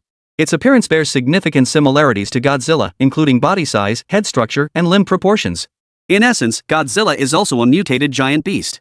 If we're talking about prototypes, it's similar to King Kong. The black iguana measures about 1 meter in length, with short forelimbs, wide nostrils, and cat ear-like scales so strikingly similar to Godzilla's appearance. At the same time, the black iguana is an amphibious creature inhabiting numerous seas, including the Galapagos Islands. It primarily feeds on plants but will consume other foods as well. Especially after its mutation, Godzilla can now feed on various forms of energy, including nuclear power. Its nature is actually gentle, but when faced with real problems or situations, it can become ferocious. Han Feng then looked at the Godzilla before him, chuckled, and said, of course, some speculate Godzilla might be a Tyrannosaurus Rex, or perhaps a crocodile. There are all sorts of theories. Of course, none of that detracts from Godzilla's formidable power. Han Feng realized he hadn't considered that this Godzilla had hatched with the atomic breath ability already active. After scanning his surroundings, Han Feng finally spoke up. Come on, Godzilla. Show us what you can do. Godzilla, who had been rubbing against Kong's wrist, nodded eagerly at the command. He stood up and took 2 steps forward. Facing the vast jungle ahead, Godzilla arched its back and took a deep breath. In an instant, it unleashed a beam of white light toward the forest ahead. The beam was instantly enveloped in an endless swirl of white mist, its blinding light hurtling toward the forest ahead. With a thunderous boom, the moment the beam collided with the forest, the very heavens and earth seemed to change color, causing the entire Xianming turtle to tremble. Trees struck by the beam were incinerated one after another, reduced to ash. After a long moment, Godzilla finally ceased its actions. Mu Yunxue and Zhou Jineng stood nearby, their eyes wide with shock. Mu Yunxue blurted out, holy crap. Is that Godzilla's atomic breath? So powerful. It's like a massive area demon slaying attack. Zhou Jining nodded like a chick pecking at grain. Chapter 131, Departure. Searching for Chen Fei. It wasn't just the 2 girls who were stunned. Even Han Feng, standing nearby, widened his eyes slightly as his pupils suddenly contracted. He never imagined that this was merely a juvenile stage Godzilla, yet it already possessed such formidable attacks. Within at least several meters of diameter before them, not a single blade of grass remained. Compounded by the atomic breath's inherent nuclear energy, this area would likely remain devoid of any life for quite some time without proper restoration. Of course, Han Feng had his own thoughts on the matter. Fortunately, this Godzilla would not harm its own allies. This meant that anyone who joined Han Feng's guild or was added to his whitelist would be immune to Godzilla's attacks, or rather, immune to the radiation emitted by its skills. However, for the time being, it seems unlikely that we'll be able to guarantee a steady supply of nuclear energy for Godzilla to consume. Han Feng mused that perhaps in the future, once electrification advanced sufficiently, they could establish a dedicated cafeteria for Godzilla to consume nuclear energy. After a moment, Han Feng chuckled and tossed a few more chunks of meat to Godzilla before leading the two women back to the campfire. Han Feng then said, "Alright, with Godzilla as our long-range beast pet and Kong, who excels in close combat and wields divine weapons, we now have the strength to fight Qin Fei. Moreover, in my estimation, these two beast companions could likely hold their own against even a juvenile stage, 4th-tier giant beast as long as it wasn't utterly absurdly powerful. We can set out now." As he spoke, Han Feng sent a mental command. The Xianming turtle slowly rose to its feet and began moving toward the neighboring island. The distance to the neighboring island was considerable, taking roughly an hour to reach. Zhou Jining had also marked the location of Qin Fei's camp on the map for Han Feng. Zhou Jining then added, "Brother Feng, by our estimates, Qin Fei likely has 60 or 70 team members with him now. Even if each of them only has one beast pet, we should still proceed with extreme caution." Han Feng chuckled. "Of course. Rest assured, I'll be cautious. At the same time, we absolutely must settle the score with Qin Fei today. Otherwise, if we wait until he grows stronger, it might become impossible to take him down later. Besides, Qin Fei constantly schemes against his own team members, selfish, greedy, and arrogantly overconfident. I fear that if we delay dealing with him, he might harm even more people in the future." Zhou Jining then asked him, "Brother Feng, after we deal with Qin Fei, does that mean we'll start preparing to enter the secret realm?" Han Feng nodded. "After dealing with Qin Fei, we will indeed need to prepare for unlocking the secret realm key. However, before that, we need to handle a few things. First, we must consolidate all of Qin Fei's resources and bring them under our control. Once these resources are consolidated, whether it's potion development or other matters, we should prepare and plan ahead. Second, we need to see if those people choose to follow us. If they agree to join us, our lives will be easier going forward, and we'll have the strength to fight Feng Liang's guild when the time comes. Third, we must first hatch a beast companion for each of you. If these companions possess combat abilities or protective skills, they can patrol the Xianming turtle, improving our living conditions. Finally, we need to check if these resources contain any giant beast essence or similar items to see if we can level up King Kong and Godzilla. These two beast pets will become our absolute combat strength when facing Feng Liang's countless men and even greater dangers ahead." Hearing Han Feng speak thus, the two women nodded in agreement. Mu Yunxue asked curiously from the side, "Brother Feng, then why don't you continue hatching more beast pets?" Chapter 132, Comprehensive Development. Upon hearing Mu Yunxue's question, Han Feng suddenly smiled. He glanced at the two women, their eyes brimming with curiosity. Han Feng thought to himself that the two girls probably didn't quite grasp how to survive on this sea of giant beasts or how to develop their strength most effectively. Of course, this didn't make Han Feng feel dissatisfied or mock them. In truth, to Han Feng, this was perfectly normal. Having just arrived in the sea of monsters themselves, it was only natural for them to be filled with all sorts of questions about this world. From initial panic to later resignation, they could only gradually adapt. Given the range of emotions they were experiencing, expecting them to fully grasp everything and then live with effortless ease was indeed asking too much. Finally, seeing the confusion in the two women's eyes, Han Feng smiled faintly and said, "Actually, the first point is this: the next giant beast we're about to hatch for me, your first giant beast compared to my second one will cost me a lot more giant beast coins. That kind of expense, I simply can't afford right now. Think about it, if I were to hatch a second giant beast, just purchasing the necessary incubation essence would cost 50,000, and the expenses would only grow from there. While I could manage the costs for the second colossus, it would become increasingly difficult starting with the third. Unless we possess truly vast resources where 50,000 giant beast coins are but a drop in the bucket compared to our reserves, we could proceed without burden. Otherwise, we simply cannot lightly undertake hatching a second giant beast." The two women nodded in vague understanding. Han Feng continued, "Another point is that even if we successfully hatch this colossal beast, ultimately, it would remain solely my beast companion. No matter how formidable I become, what difference would it make? In this world, humanity's only path forward lies in unity and cooperation, collaborating for mutual benefit. Only through this can we find a glimmer of hope when facing various crises or being hunted down by countless beast hordes. The saying 2 fists can't fight 4 hands isn't just empty talk. Think about it yourselves, no matter how formidable an individual might be, they might be able to fight 3, 5, or even 10 opponents. If they were truly strong enough, that might be possible. But if they faced 100, 1,000, or even more? In that situation, even a god would struggle to escape unscathed. And what if we're accompanied by ordinary people with no combat skills at all?" Hearing this, Mu Yunxue and Zhou Jining paused, both nodding in agreement. Then, Zhou Jining said, "I see. Brother Feng, you mean there's still a lot we need to do next, right?" Han Feng smiled and replied, "That's inevitable. After all, for us to come together like this, I did have a little ulterior motive at the start. But ultimately, since you've all chosen to follow me, I still hope to empower each of you with combat strength. That's my plan moving forward. That's why I said we must first cultivate each of your second beasts.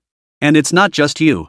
If other guild members join us in the future, if others align with us in the second branch guild we establish, and we all venture out together to gather resources, I'll be thinking about elevating everyone equally. Chapter 133, Don't Flatter Me to Death. Han Feng admitted that deep down, he always knew he was an extremely selfish person. His sole pursuit had always been to grow powerful enough to forge his own path through this world, free from interference or threats. But deep down, Han Feng understood the inevitable reality of survival in this world. Teamwork was ultimately necessary. If he were the sole survivor, he could indeed fight alone. But when faced with a coordinated attack from others, survival was far from guaranteed. Take this example: if Han Feng were fighting alone and discovered a rare treasure in this world, wouldn't everyone start hunting him down and keeping tabs on him? Once discovered, the moment he appeared, Han Feng would inevitably face the encirclement of countless pursuers. If he encountered a large guild, thousands or even tens of thousands strong, they could form a circle with each member spaced 10 meters apart, leaving Han Feng no chance of escape. No matter how formidable his strength, he could never withstand the overwhelming assault of a massed horde converging upon him. In that case, even if Han Feng managed to survive, he'd likely never be able to collect supplies again. And in this world, no supplies meant no way to enhance his strength or upgrade his giant beast. Should he ever need to venture out for bloody battles or food gathering, facing even slightly formidable opponents would spell destruction and death for him. This world left Han Feng feeling utterly speechless and deeply enraged. The entire world felt like a game for those in power. Even now, despite being reborn from his previous life, Han Feng still had no idea what kind of creator had made this sea of monsters their toy. What rules had they set for this world? What kind of spectacle did they wish to witness unfolding within it? Regardless, one thing remained clear to Han Feng: he had to survive. Finally, upon learning of Han Feng's thoughts, the two women nodded slightly in understanding. Then, Zhou Jining said emotionally, "Brother Feng, I truly feel you're completely different from the other guild leaders. These past 2 days, when Yunxue and I had free time, we'd occasionally glance at the chat group. We noticed countless people in the group chat scheming to establish guilds, only to exploit the resources of their own members afterward. They only care about their own growth, driven purely by self-interest. As long as they can become stronger, that's enough for them. They never consider any other circumstances.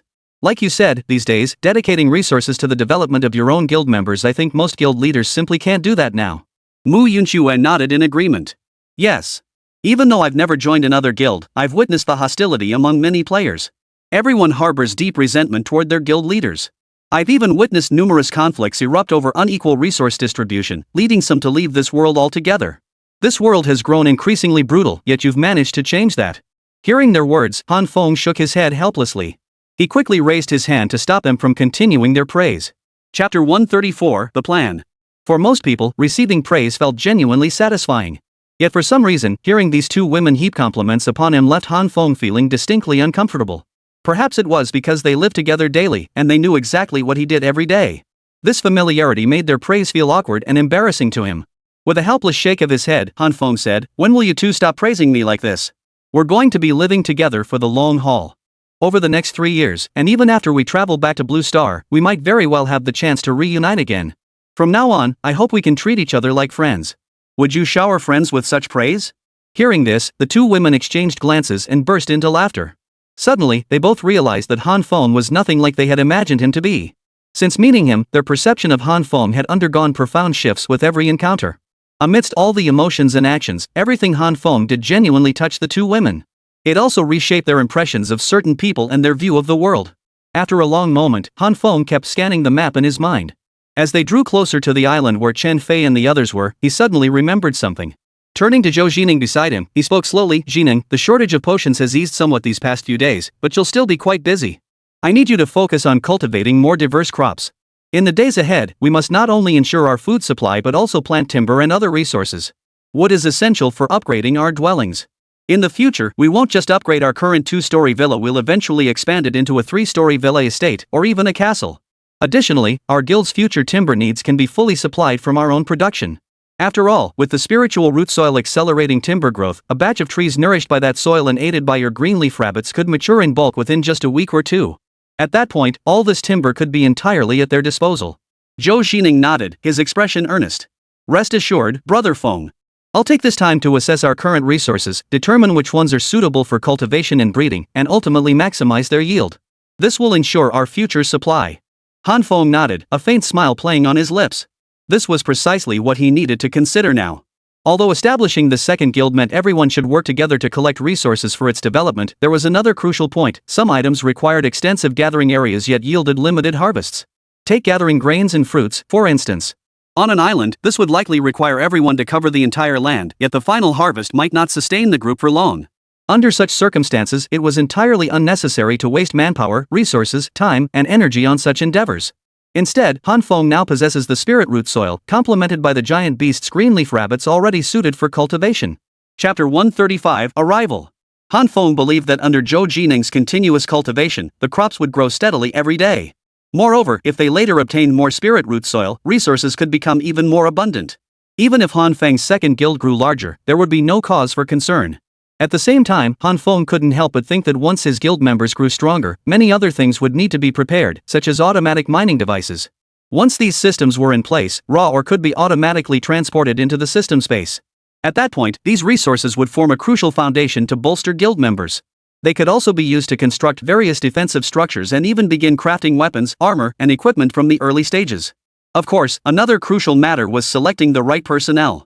Han Feng currently needed personnel in several areas: agriculture and animal husbandry, combat skills, and cooking. Given the sheer breadth of life's necessities, Han Feng couldn't be certain if he'd find all these specialists in the early stages. Yet he remained confident that one day, he would encounter them. Just then, Zhou Jining let out a soft hum. Han Feng snapped back to reality, lifting his gaze to meet Zhou Jining's eyes as he asked curiously what was wrong. Zhou Jining pursed her lips and sighed helplessly. "Brother Feng, it's that Chen Fei again. He's been bombarding me with private messages." "Oh?" Hearing this, Han Feng leaned closer and saw the chat window appear before Zhou Jining. Countless messages from Chen Fei flooded the screen. Jining, where the hell are you? Why haven't you responded since last night? Where are you? Where are you? Jining, you didn't just take all the resources and run, did you? Let me tell you, our guild has people all over this island. You think you can escape? Zhou Jining, I advise you to use your head.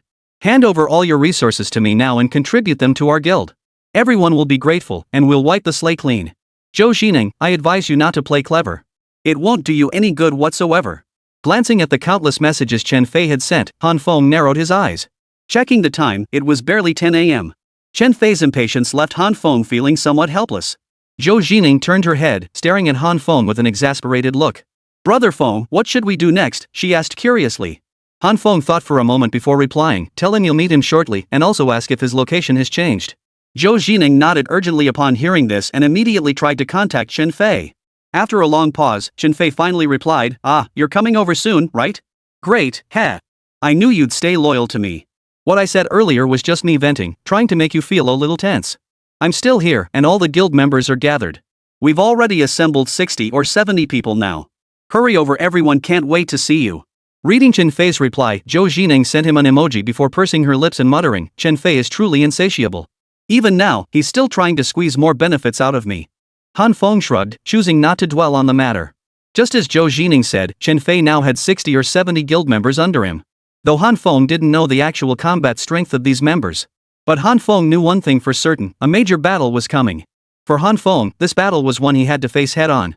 Before long, Zhou Jining rose to her feet and announced slowly, "We've arrived." Chapter 136, Face Him. Hearing Zhou Jining's words, Han Feng also rose to his feet. His gaze swept forward to where today's destination lay, the location of Chen Fei and his group, situated at the edge of an island. Beside the island, several Xianming turtles were anchored in the distance. Han Feng commanded his Xianming turtle to take a detour and proceed to the side. Simultaneously, he analyzed the situation in his mind. The size of a Xianming turtle was related to the grade of its dwelling. For instance, Han Feng had upgraded his residence to a 2-story villa, creating numerous new areas around it that were significantly larger than before. To accommodate such expansive areas, the size of the Xianming turtles had also grown considerably. Thus, one could directly gauge resource distribution by comparing the size of each Xianming turtle. Observing these few Xianming turtles, each was noticeably smaller than Han Feng's. Han Feng roughly estimated that Chen Fei clearly hadn't allocated excessive resources to those around him. The largest Xianming turtle in the center was undoubtedly occupied by Chen Fei. Sure enough, Zhou Jining pointed and said, "Brother Feng, that biggest Xianming turtle belongs to Chen Fei. I had a gathering with them on it last night, and that's where they got me drunk in the end." Han Feng nodded, understanding fully. He chuckled, "Don't worry, I've got it covered. Next, we'll go take a look and see just what kind of person this Chen Fei really is." Watching their Xianming turtle disappear from view among the others, it soon docked at the edge of the island. Finally, Han Feng stretched lazily, clenching his fists until his knuckles cracked. He chuckled, alright, let's go. It's time we met him. As he spoke, Han Feng led his two pet beasts a Kong and a Godzilla, then headed toward the Xianming turtle with the two women. This time, the two women walked alongside Han Feng, accompanying him on his journey. After all, their physical constitutions had long surpassed those of ordinary humans, and their strength had grown significantly stronger than before. Watching the group descend, weaving through the mountains and forests, Han Feng surveyed the surroundings. Everything appeared serene, showing no signs of recent destruction. He curled his lips and remarked, ever since Chen Fei acquired all the resources from the guild, he's been indulging in pleasure, neglecting any exploration. That guy really has no shame. How could he be so certain those resources would guarantee him a good life? The two women beside him giggled. Mu Yunxue speculated curiously, Brother Feng, do you think it's possible that Chen Fei figured Sister Zhou was about to bring back massive resources, so he stopped caring about what's left on this island? Hearing this, Han Feng chuckled and nodded. That's entirely possible. But Chen Fei is being overly confident and arrogant. Come on, let's go see how he's faring now. As the group traversed the mountain forest, just as noon approached, Zhou Jining's chat window began flashing frantically. She glanced at it, all messages from Chen Fei. Chen Fei was growing increasingly impatient, even resorting to cursing in his messages to Zhou Jining. At this sight, Han Feng snorted derisively. Chapter 137, Prepare to Die. Finally, the group crossed a small hill ahead and reached the summit. Looking forward, they spotted Chen Fei and his group. There they were, now appearing at the very edge of the island. The group was laughing and chatting, treating the island's edge as the perfect spot for their next party. A man sat on a high chair, legs crossed, while two women busily attended to him. Seeing this, Han Feng's eyes turned cold, and he nearly laughed out loud inside. He couldn't help but think, Chen Fei sure knew how to enjoy himself. Such a greedy display was utterly disgusting. Just then, Zhou Jining pointed at the man and said, Brother Feng, that's Chen Fei. Han Feng smiled. He had recognized him long ago. Among so many people, only Chen Fei stood out as special, any normal person could tell. So everyone bypassed him and entered the forest ahead, continuing onward. Suddenly, Han Feng halted in his tracks. The two women beside him hesitated slightly, unsure why Han Feng had stopped. Just then, several figures emerged from ahead. They looked at Han Feng, brows furrowed. The leader shouted loudly, Halt! Who are you? Hearing this, Han Feng's eyes narrowed. Before he could respond, one of them recognized Zhou Jining and blurted out, Hey, Zhou Jining? This morning, Brother Fei mentioned you when searching and found a high resource area. We were skeptical at first, but seeing you like this, it seems you really did discover something? What brings you here? You wouldn't be bringing people to seek revenge, would you? Ha ha ha ha. That's hilarious. Zhou Jining, do you even have the strength for that? Look at the power of our brothers here. You think you can come seeking revenge with just these two people and two pets? Honestly, Zhou Jining, you'd be better off staying in bed with Brother Fei. That'd be pure bliss for you. Wow, wow, wow. Never would have guessed Zhou Jining's figures gotten even better. How come after just one night apart, you seem even more curvaceous? No wonder Brother Fei took a shine to you with looks like yours. Who wouldn't want to enjoy a little fun? Ha! The speaker turned to his companion beside him and suggested, Guys, how about we keep Zhou Jining here for ourselves first? Fly wouldn't know. We can have our fun before taking her back. If Fly asks, we'll just say she was bullied on the way and we rescued her. He'll thank us for it. At this, the group burst into laughter. At that moment, they were roughly a kilometer away from Chen Fei's location. Their conversation went unnoticed by Chen Fei and the others in the distance. Besides, they were still deep within the forest, making it even less likely anyone would notice their movements. And so, with a chuckle, the three slowly made their way up. Beside Han Feng, Mu Yunxue cautiously took Zhou Jining's hand. Zhou Jining's face was twisted with anger. Mu Yunxue said, I never imagined these people could be so disgusting and frivolous, bullying you like this, Sister Zhou. After speaking, Mu Yunxue turned to Han Feng, about to speak instinctively, when Han Feng suddenly raised his hand. At that moment, Han Feng chuckled coldly, his tone dripping with scorn, as if he were looking at a bunch of dead men. Finally, Han Feng spoke coldly, Finish talking? Now that you're done, isn't it time to get ready? Chapter 138, What the hell? The others froze, staring at Han Feng. One of them blurted out, Prepare for what? Who the hell are you anyway? Han Feng smiled coldly. Does it really matter who I am? As for what you're preparing for? Preparing to die, of course. As Han Feng's words fell, the golden armored warrior beside him stepped forward. At that moment, the golden ape soared into the air, the Rui Jingu Bang appearing in his hand. The golden staff traced a flourish through the air before crashing down toward the front. Han Feng had always been a man of decisive action. He had his own judgment about who deserved to die and who did not. Seeing these men spewing venomous words, Han Feng had already sentenced them to death in his mind. Moreover, they had insulted Zhou Jining, who stood by his side. Zhou Jining was not only someone close to him but also a member of his guild. Such an insult had already sealed their fate in Han Feng's mind. In that instant, the crowd watched as the golden ape soared into the air. Eyes widened, pupils contracted sharply. Before they could even react to summon their beasts to fight, the golden ape slashed down. In an instant, it smashed down upon every living thing before him. Boom! Like fireworks exploding in an instant, a deafening roar echoed deep and thunderous, yet piercingly loud. Simultaneously, when the golden monkey raised his hand again, he discovered that the few people and all the creatures before him had already been crushed into a pile of mud. Only one man and one giant beast remained alive. They all retreated backward. Han Feng sneered, "What? Trying to run?" Just as the man raised his walkie-talkie to speak, King Kong lunged forward. His fist shot out, crackling with lightning and surging with overwhelming power. In an instant, as the fist made contact with the man before him, a burst of lightning erupted. The man instantly turned to black ash, dissipating into the surrounding air. Han Feng strode forward, scooping up every resource the fallen man had dropped. Then he curled his lip and cursed, "Damn it, this Chen Fei really is a bloodsucker. Look at these guys, they couldn't even scrape together 1,000 giant beast coins. They're so damn poor." As he spoke, Han Feng spat contemptuously. At that very moment, all their corpses vanished into the air. Behind Han Feng, Mu Yunxue had been feeling nauseous. Seeing all the corpses vanish, she finally exhaled a sigh of relief. After a moment, Zhou Jining approached, his face resigned. "Brother Feng, this is Chen Fei's doing. His goal is to get everyone to hand over their resources to the guild. I doubt we'll find anything valuable on them now. Most of the resources are probably already with Chen Fei." Han Feng nodded, understanding perfectly. He chuckled, "Of course. But every little bit helps. Let's keep moving." Meanwhile, at Chen Fei's location, his group was enjoying themselves peacefully. Laughter filled the air as they clinked bottles and toasted each other, reveling in their merriment.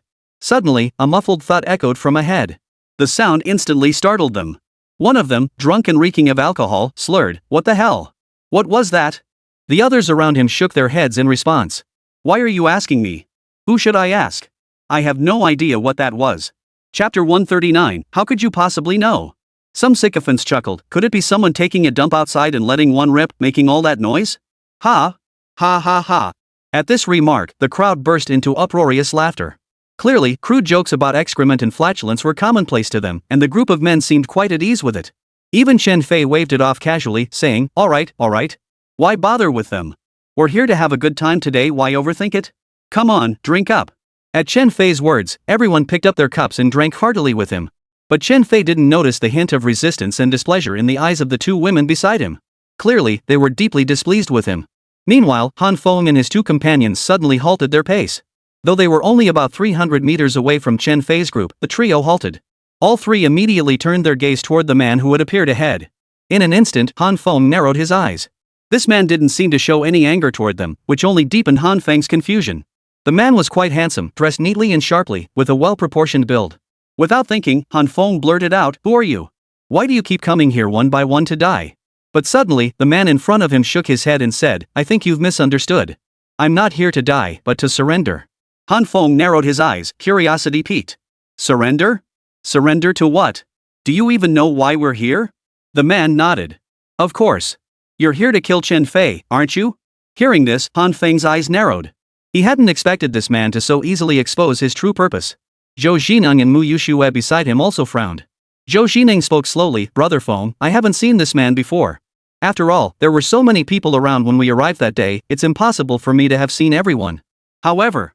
Zhou Jining paused to think before continuing, "This man wasn't present when anyone tried to morally blackmail me or pressure me to drink.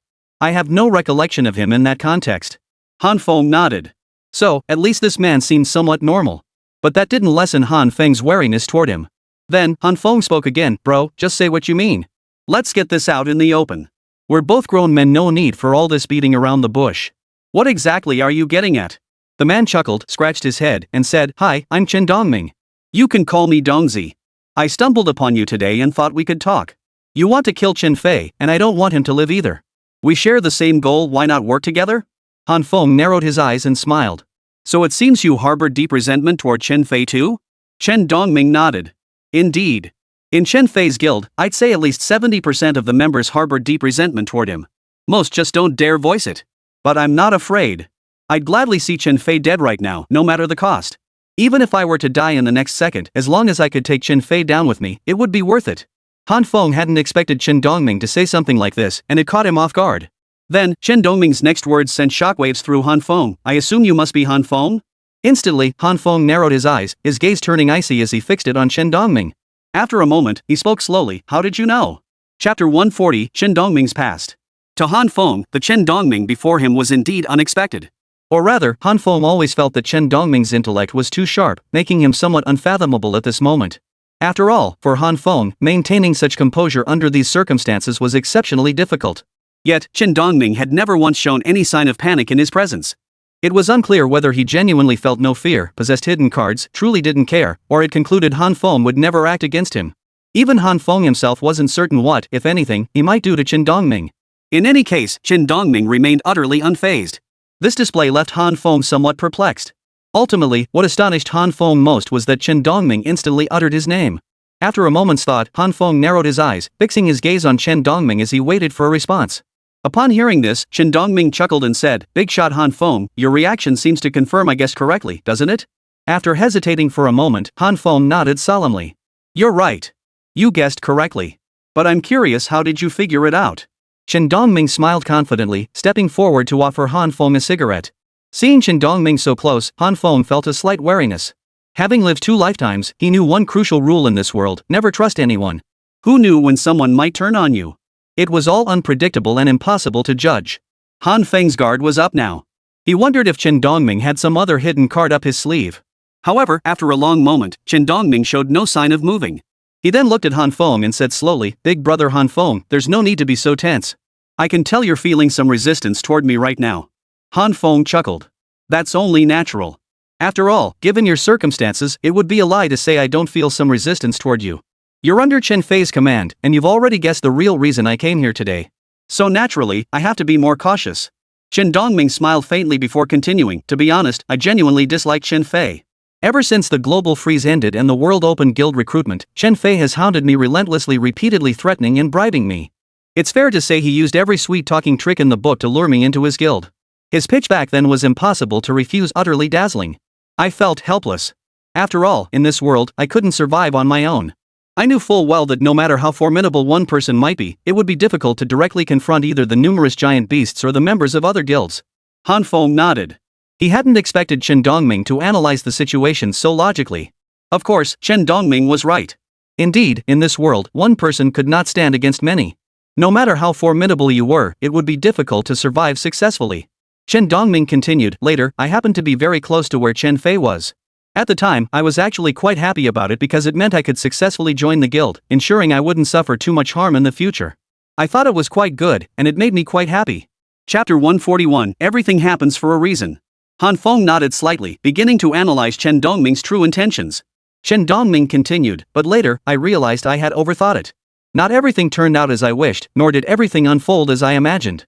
I thought I could finally live a good life, even have a group of close friends. We'd all work tirelessly together for our futures. Honestly, when you think about it, that's not such a bad thing. But alas, I was still overthinking it. After joining Chen Fei's guild, whenever we met, Chen Fei's first thought was to demand I hand over all my resources to him. Just like Zhou Jining by your side, Han Feng." Hearing this, Han Feng narrowed his eyes before smiling and saying, "Seems you know Zhou Jining quite well." Chen Dongming nodded without hesitation. All too familiar. After all, Chen Fei sent a message to everyone in the guild, telling us that if anyone spotted Zhou Jining, they had to report her information immediately. He wants her to pay for it. In fact, I can tell you straight up now, don't even think about bringing Zhou Jining back with you. I was thinking that if I happened to run into Zhou Jining nearby, I could at least warn her to stay away from Chen Fei. After all, Chen Fei definitely plans to do something else to her next. But now that you're here, Han Feng, I suppose I don't need to worry about that anymore." Han Feng listened with a wry smile. "Don't flatter me to death like this. I don't see myself as having any special abilities." Chen Dongming chuckled. All right. I won't dwell on this with you, Han Feng. What I meant to say is, after meeting Chen Fei and handing over my resources, I was resistant at first. After all, giving away everything meant I'd have nothing left. Later, Chen Fei used all sorts of sweet talk to deceive me. To be honest, I really couldn't wrap my head around it at the time. I had no idea what Chen Fei was up to. But after much hesitation, I figured since I'd already joined his guild, I might as well agree in the end.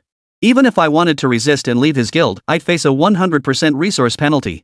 I really thought, what difference would that make compared to just handing everything over to Chen Fei? Han Feng nodded. This was actually part of the guild's design. I wonder what the creators were trying to prevent. Anyone who joined the guild and wished to leave would inevitably have to surrender all their resources. Unless the guild leader specifically set it up, but generally, guild leaders wouldn't bother with such restrictions.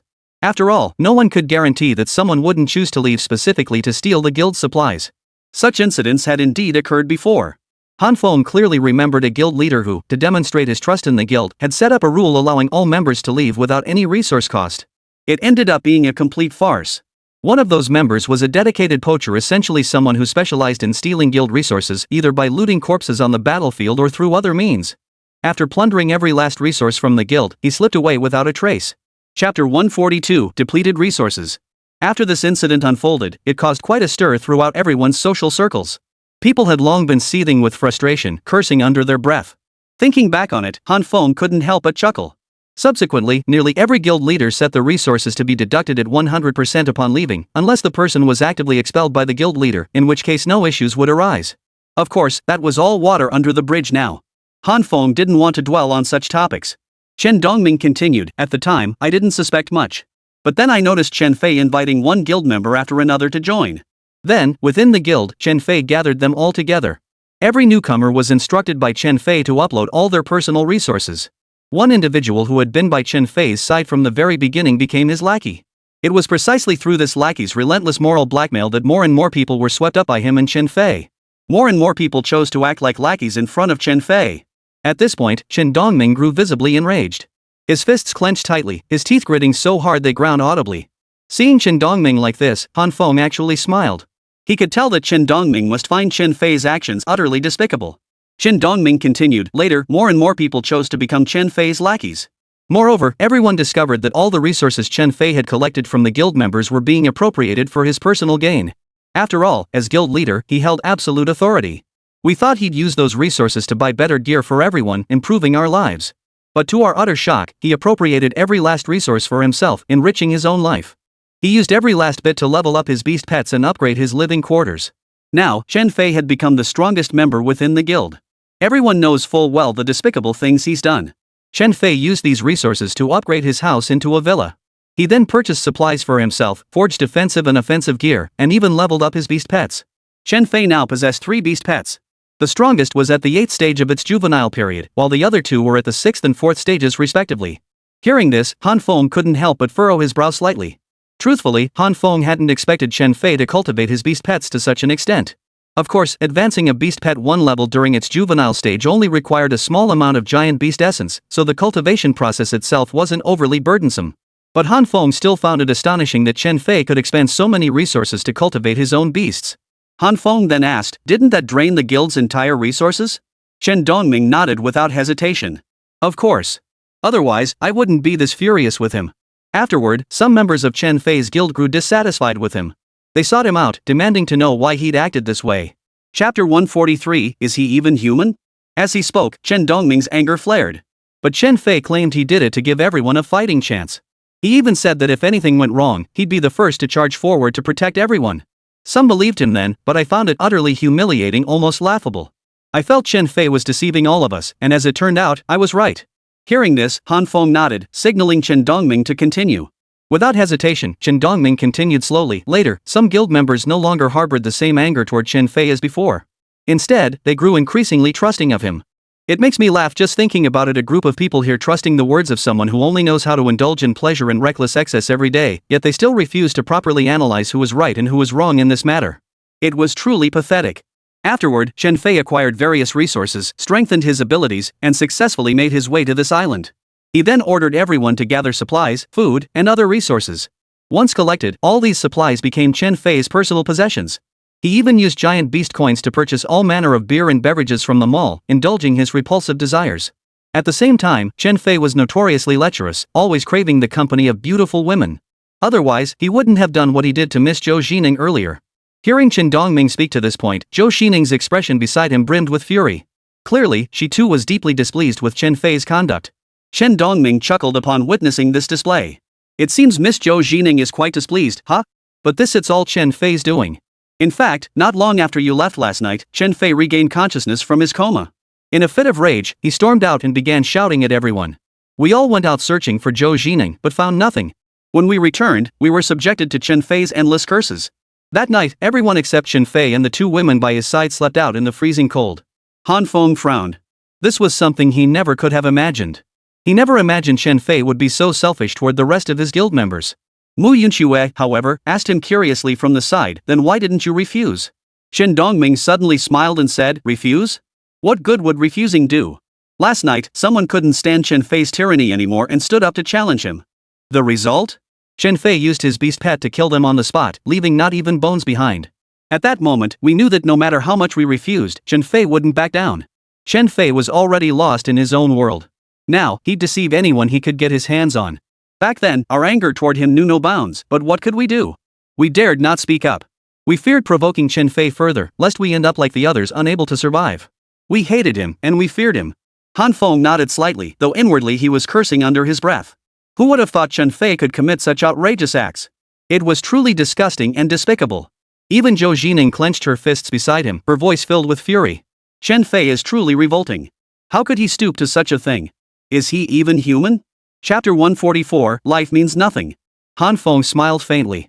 Remember what I told you before? Once a person is consumed by desire, there's nothing they won't do in this world. So from now on, what we need to be mindful of is discerning the people around us. Of course, not everyone is this selfish and self-serving. What I can say is that the next 3 years will undoubtedly show us what human nature truly is. It will magnify everything endlessly. Zhou Zining and Mu Yunxue exchanged glances, both letting out a sigh at that moment. Then, Chen Dongming continued, so now, across the entire guild, roughly 70% of the members are filled with rage toward Chen Fei. Everyone is itching to kill him and be done with it. Even if we wanted to escape Chen Fei's clutches, we could leave, or rather, we could give up. That way, we'd have nothing left, only our beast companions to take with us. But we refuse to let Chen Fei continue living so freely. That's why I hope to join you, Han Feng. I want to stand by your side and witness Chen Fei's death with my own eyes. I'm even willing to join your guild. Han Feng chuckled. But do you know my guild only accepts women? Seeing Chen Dongming nod, Han Feng continued, by the way, how did you know I was Han Feng? Chen Dongming chuckled, perhaps it was intuition. After all, you came here alone with 2 beast pets to challenge Chen Fei, and you just killed several members of our guild. Besides Big Shot Han Feng, who else could it be around here? After all, Big Shot Han Feng earned the title of Braveheart before, and lately, he's been riding high after acquiring the secret realm key. Even Chen Fei himself said that if anyone ever encounters brother Han Feng in the future, they should kill him with all their might. But I know full well that Chen Fei only wants the secret realm key in your possession, intending to seize all the resources for himself afterward. To him, we're nothing but cannon fodder, the kind that doesn't survive an episode in TV dramas. It's truly frustrating. The helplessness in Chen Dongming's eyes was palpable. Han Feng burst into laughter. Ha ha ha. I never expected you to be so philosophical. Your speech and manner of speaking are quite different from most people I know. Chen Dongming gave a bitter smile. It's all because Chen Fei's oppression has been so relentless. Otherwise, how could I have become this way? Of course, I know deep down that all this is ultimately my own doing. If I hadn't joined Chen Fei's guild back then, I wouldn't be dealing with all this crap now. Then again, had I stayed away, whether I'd even be alive today is another matter entirely. Truth be told, when danger wasn't imminent, staying by Chen Fei's side at least guaranteed my safety. It ensured I'd survive. But I also know that when real danger strikes, the ones charging ahead to die first will inevitably be us. Han Feng nodded. Indeed, this was much like what he'd learned last time. After all, Chen Fei was an extremely selfish individual who hoarded every resource for himself, solely to ensure his own comfort. In Chen Fei's eyes, nothing mattered more than his own comfort. He could abandon everything, even the lives of his own guild members, without a second thought. He paid no heed whatsoever. Chapter 145, Chen Dongming's Mindset. Chen Dongming continued, returning to our earlier topic, Boss Han Feng, you asked if I knew your guild only recruits female members? Seeing Han Feng nod, Chen Dongming chuckled, of course I know. I'm well aware of the requirements within your guild, big brother Han Feng. I also know you only recruit women into your guild, and I've heard each one must possess exceptionally high looks. Han Feng smiled, responding noncommittally, that's correct. You're right. Those are indeed the requirements of my guild. Chen Dongming continued, Big Shot Han Feng, have you ever considered establishing a second guild? This second guild would be subordinate to yours. In the future, whenever any situation arises, it could step in as your trump card. It wouldn't belong to your current Goddess Temple guild. Externally, others wouldn't be able to tell if this guild is yours. They might even think it's another independent guild. Then, if Big Brother Han Feng ever faced real danger, more and more people would fail to consider this guild's existence. Ultimately, they might pay a terrible price for it. As Chen Dongming spoke these words, Han Feng's heart began to race with astonishment. Though outwardly composed, Han Feng was inwardly shaken. He hadn't expected Chen Dongming to analyze the situation with such penetrating clarity. Such reasoning struck a chord with Han Feng. Han Feng had indeed been contemplating precisely this. After all, living in this sea of behemoths, encountering more and more people, who could guarantee that conflicts wouldn't arise between them? Once conflicts erupted, Han Feng would inevitably face relentless pursuit and blockades from various factions, even attempts to eliminate him. At that point, Han Feng would genuinely need a second force by his side to help resolve matters. Chen Dongming continued. Additionally, the second point is that when facing various challenges, whether gathering resources, engaging in battles for them, or confronting other crises, you'll need companions by your side. You can't possibly expect every female member of your guild to accompany Big Shot Han Feng into battle against every crisis, can you? I imagine even if the goddess temple made such a demand, the number of people who could actually meet it would be quite small. Probably less than 100. If it exceeded 100, that would be nothing short of astonishing. Han Feng chuckled softly. You. I never would have guessed. But you're right, it's exactly as you say. The Goddess Temple Guild's requirements are quite strict. I demand they be both beautiful and talented at the very least. They can't be mere ornaments by my side. That's why I set these standards. You're absolutely right. If things continue this way, those who ultimately stand by my side may not possess the greatest strength. When facing major crises, resource raids, or even exploring secret realms, it might not be as convenient. Chen Dongming nodded. Seems I guessed correctly. In that case, I believe we can discuss a partnership, Big Shot Han Feng. I wish to join your guild, Master Han Feng, or establish a second guild as your affiliate. We can privately sign a guild resource sharing agreement. Chapter 146, The Person Who Surprised Me. Chen Dongming declared confidently, from this day forward, all resources acquired by the guild will be unconditionally shared with you, Senior Han Feng. Consequently, I will implement strict oversight over all guild members. Anyone leaving the guild must guarantee they have absolutely no ulterior motives and have not engaged in any other activities. Otherwise, they'll face the same consequences as Chen Fei, now losing 100% of their resources and starting over from scratch. Of course, the most crucial point. Chen Dongming chuckled. That is, no one should follow Chen Fei's example. Our guild's founding purpose was surely to foster greater unity, to collectively leverage our abilities to earn more resources, whether to improve our lives or ensure long-term survival. Not to act like Chen Fei, driven solely by greed and extreme self-interest. I imagine Han Feng would find such behavior utterly despicable, right? Han Feng smiled and asked, how did you come to that conclusion? Chen Dongming replied, a man who travels thousands of miles to stand against Chen Fei for his guild members. Whether you genuinely believe in your own strength, or truly feel compelled to defend your members out of dissatisfaction with Chen Fei's actions, either way, it proves both your power and your character. Of course, I suspect you might harbor a touch of self-interest deep down, but frankly, that kind of self-interest hardly matters. With a chuckle, Han Feng finally broke into laughter. He looked at Chen Dongming before him and gave him a thumbs up in admiration. Following that, Han Feng pulled 2 cigarettes from his pocket, and the two lit them up once more. Beside them, Mu Yunxue and Zhou Jineng stared wide-eyed, their expressions filled with shock. They exchanged glances, utterly astonished that Chen Dongming had analyzed the situation with such thoroughness. Seeing Chen Dongming light his cigarette, Han Feng slung an arm around his shoulder and chuckled slowly. Honestly, I never expected you to be this sharp. You've dissected everything with such clarity. Your intelligence is almost unsettling. Chen Dongming chuckled. Big Shot Han Feng, you really don't need to flatter me to death like this, do you? I never thought I was particularly clever. In fact, the whole situation makes me feel sick. Big brother Han Feng, have you decided whether to accept my request? Han Feng studied the earnestness in Chen Dongming's expression for a long moment before finally smiling. But I'm curious, if you join my guild, how will you prove your absolute, 100% loyalty to me? Chen Dongming smiled and said, I can't guarantee that. It all comes down to trust between people. Isn't that what a wager is? There aren't any items in the mall that can buy contracts. In fact, even if we were to sign a guild contract, my actions wouldn't be constrained by the guild. But I think you already know the answer, Han Feng. If you already know, why ask like this? Han Feng burst into laughter. Ha! Chen Dongming, you truly surprise me.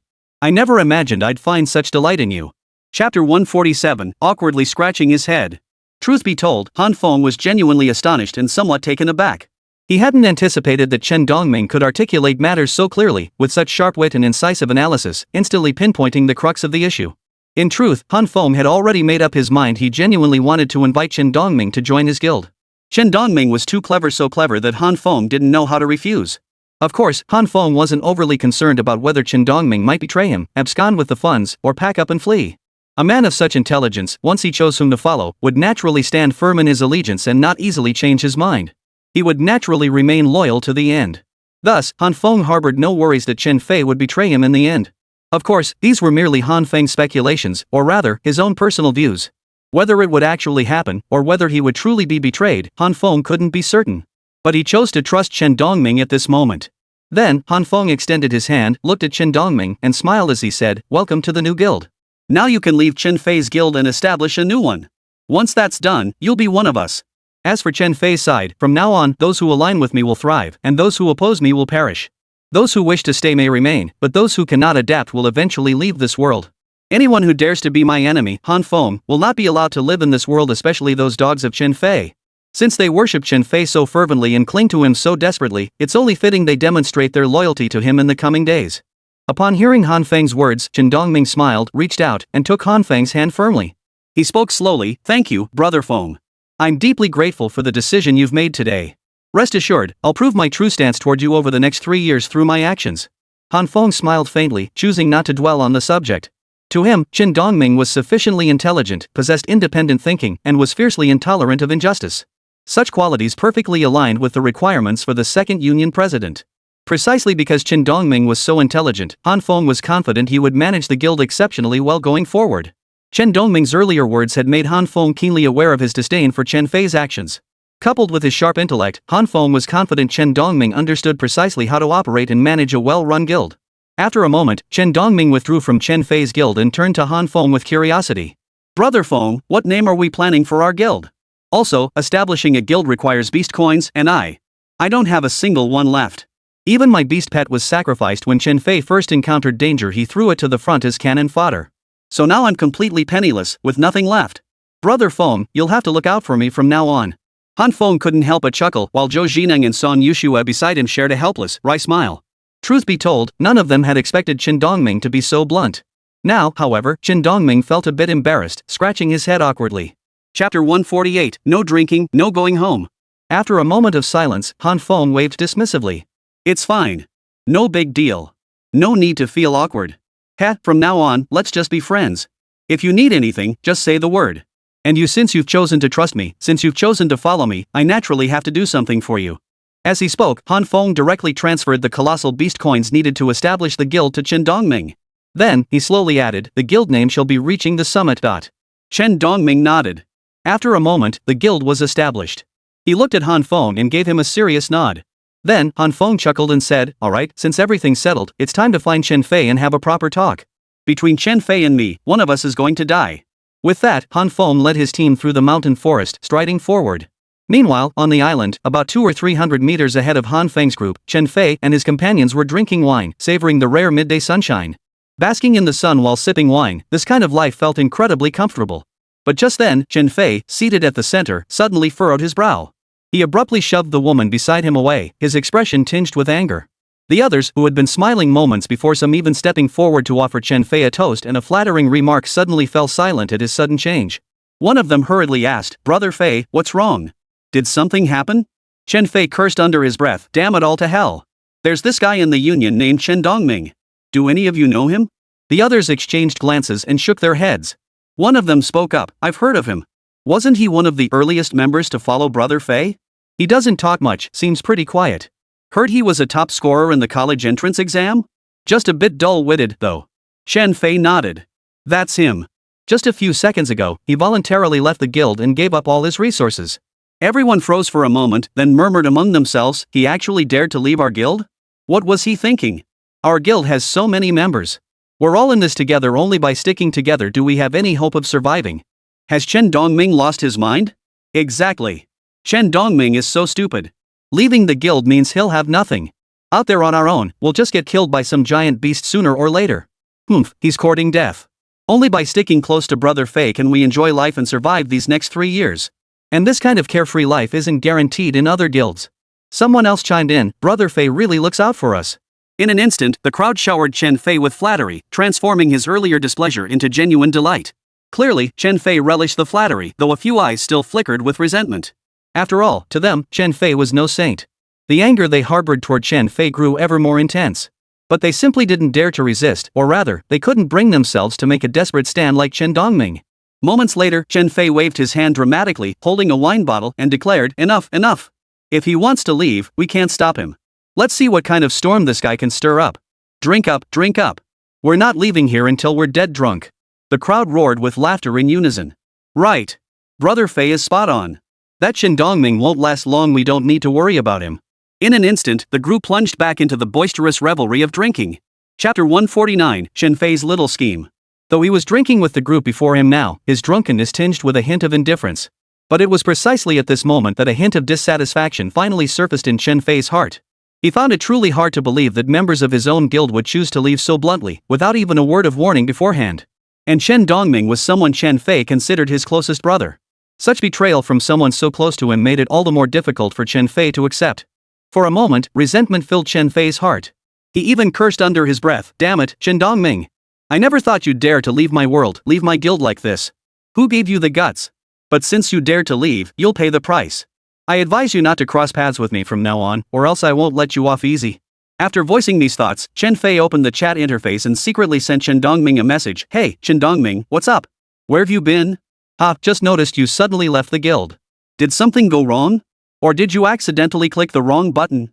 I'll pull you back into the guild right now. We can talk about it when we meet up." But after Chen Dongming read the message, Chen Fei waited here for a full 3 or 4 minutes without receiving a reply. At that moment, Chen Dongming was walking alongside Han Feng through the mountain forest. At the same time, Chen Dongming suddenly noticed the message from Chen Fei and immediately showed it to Han Feng.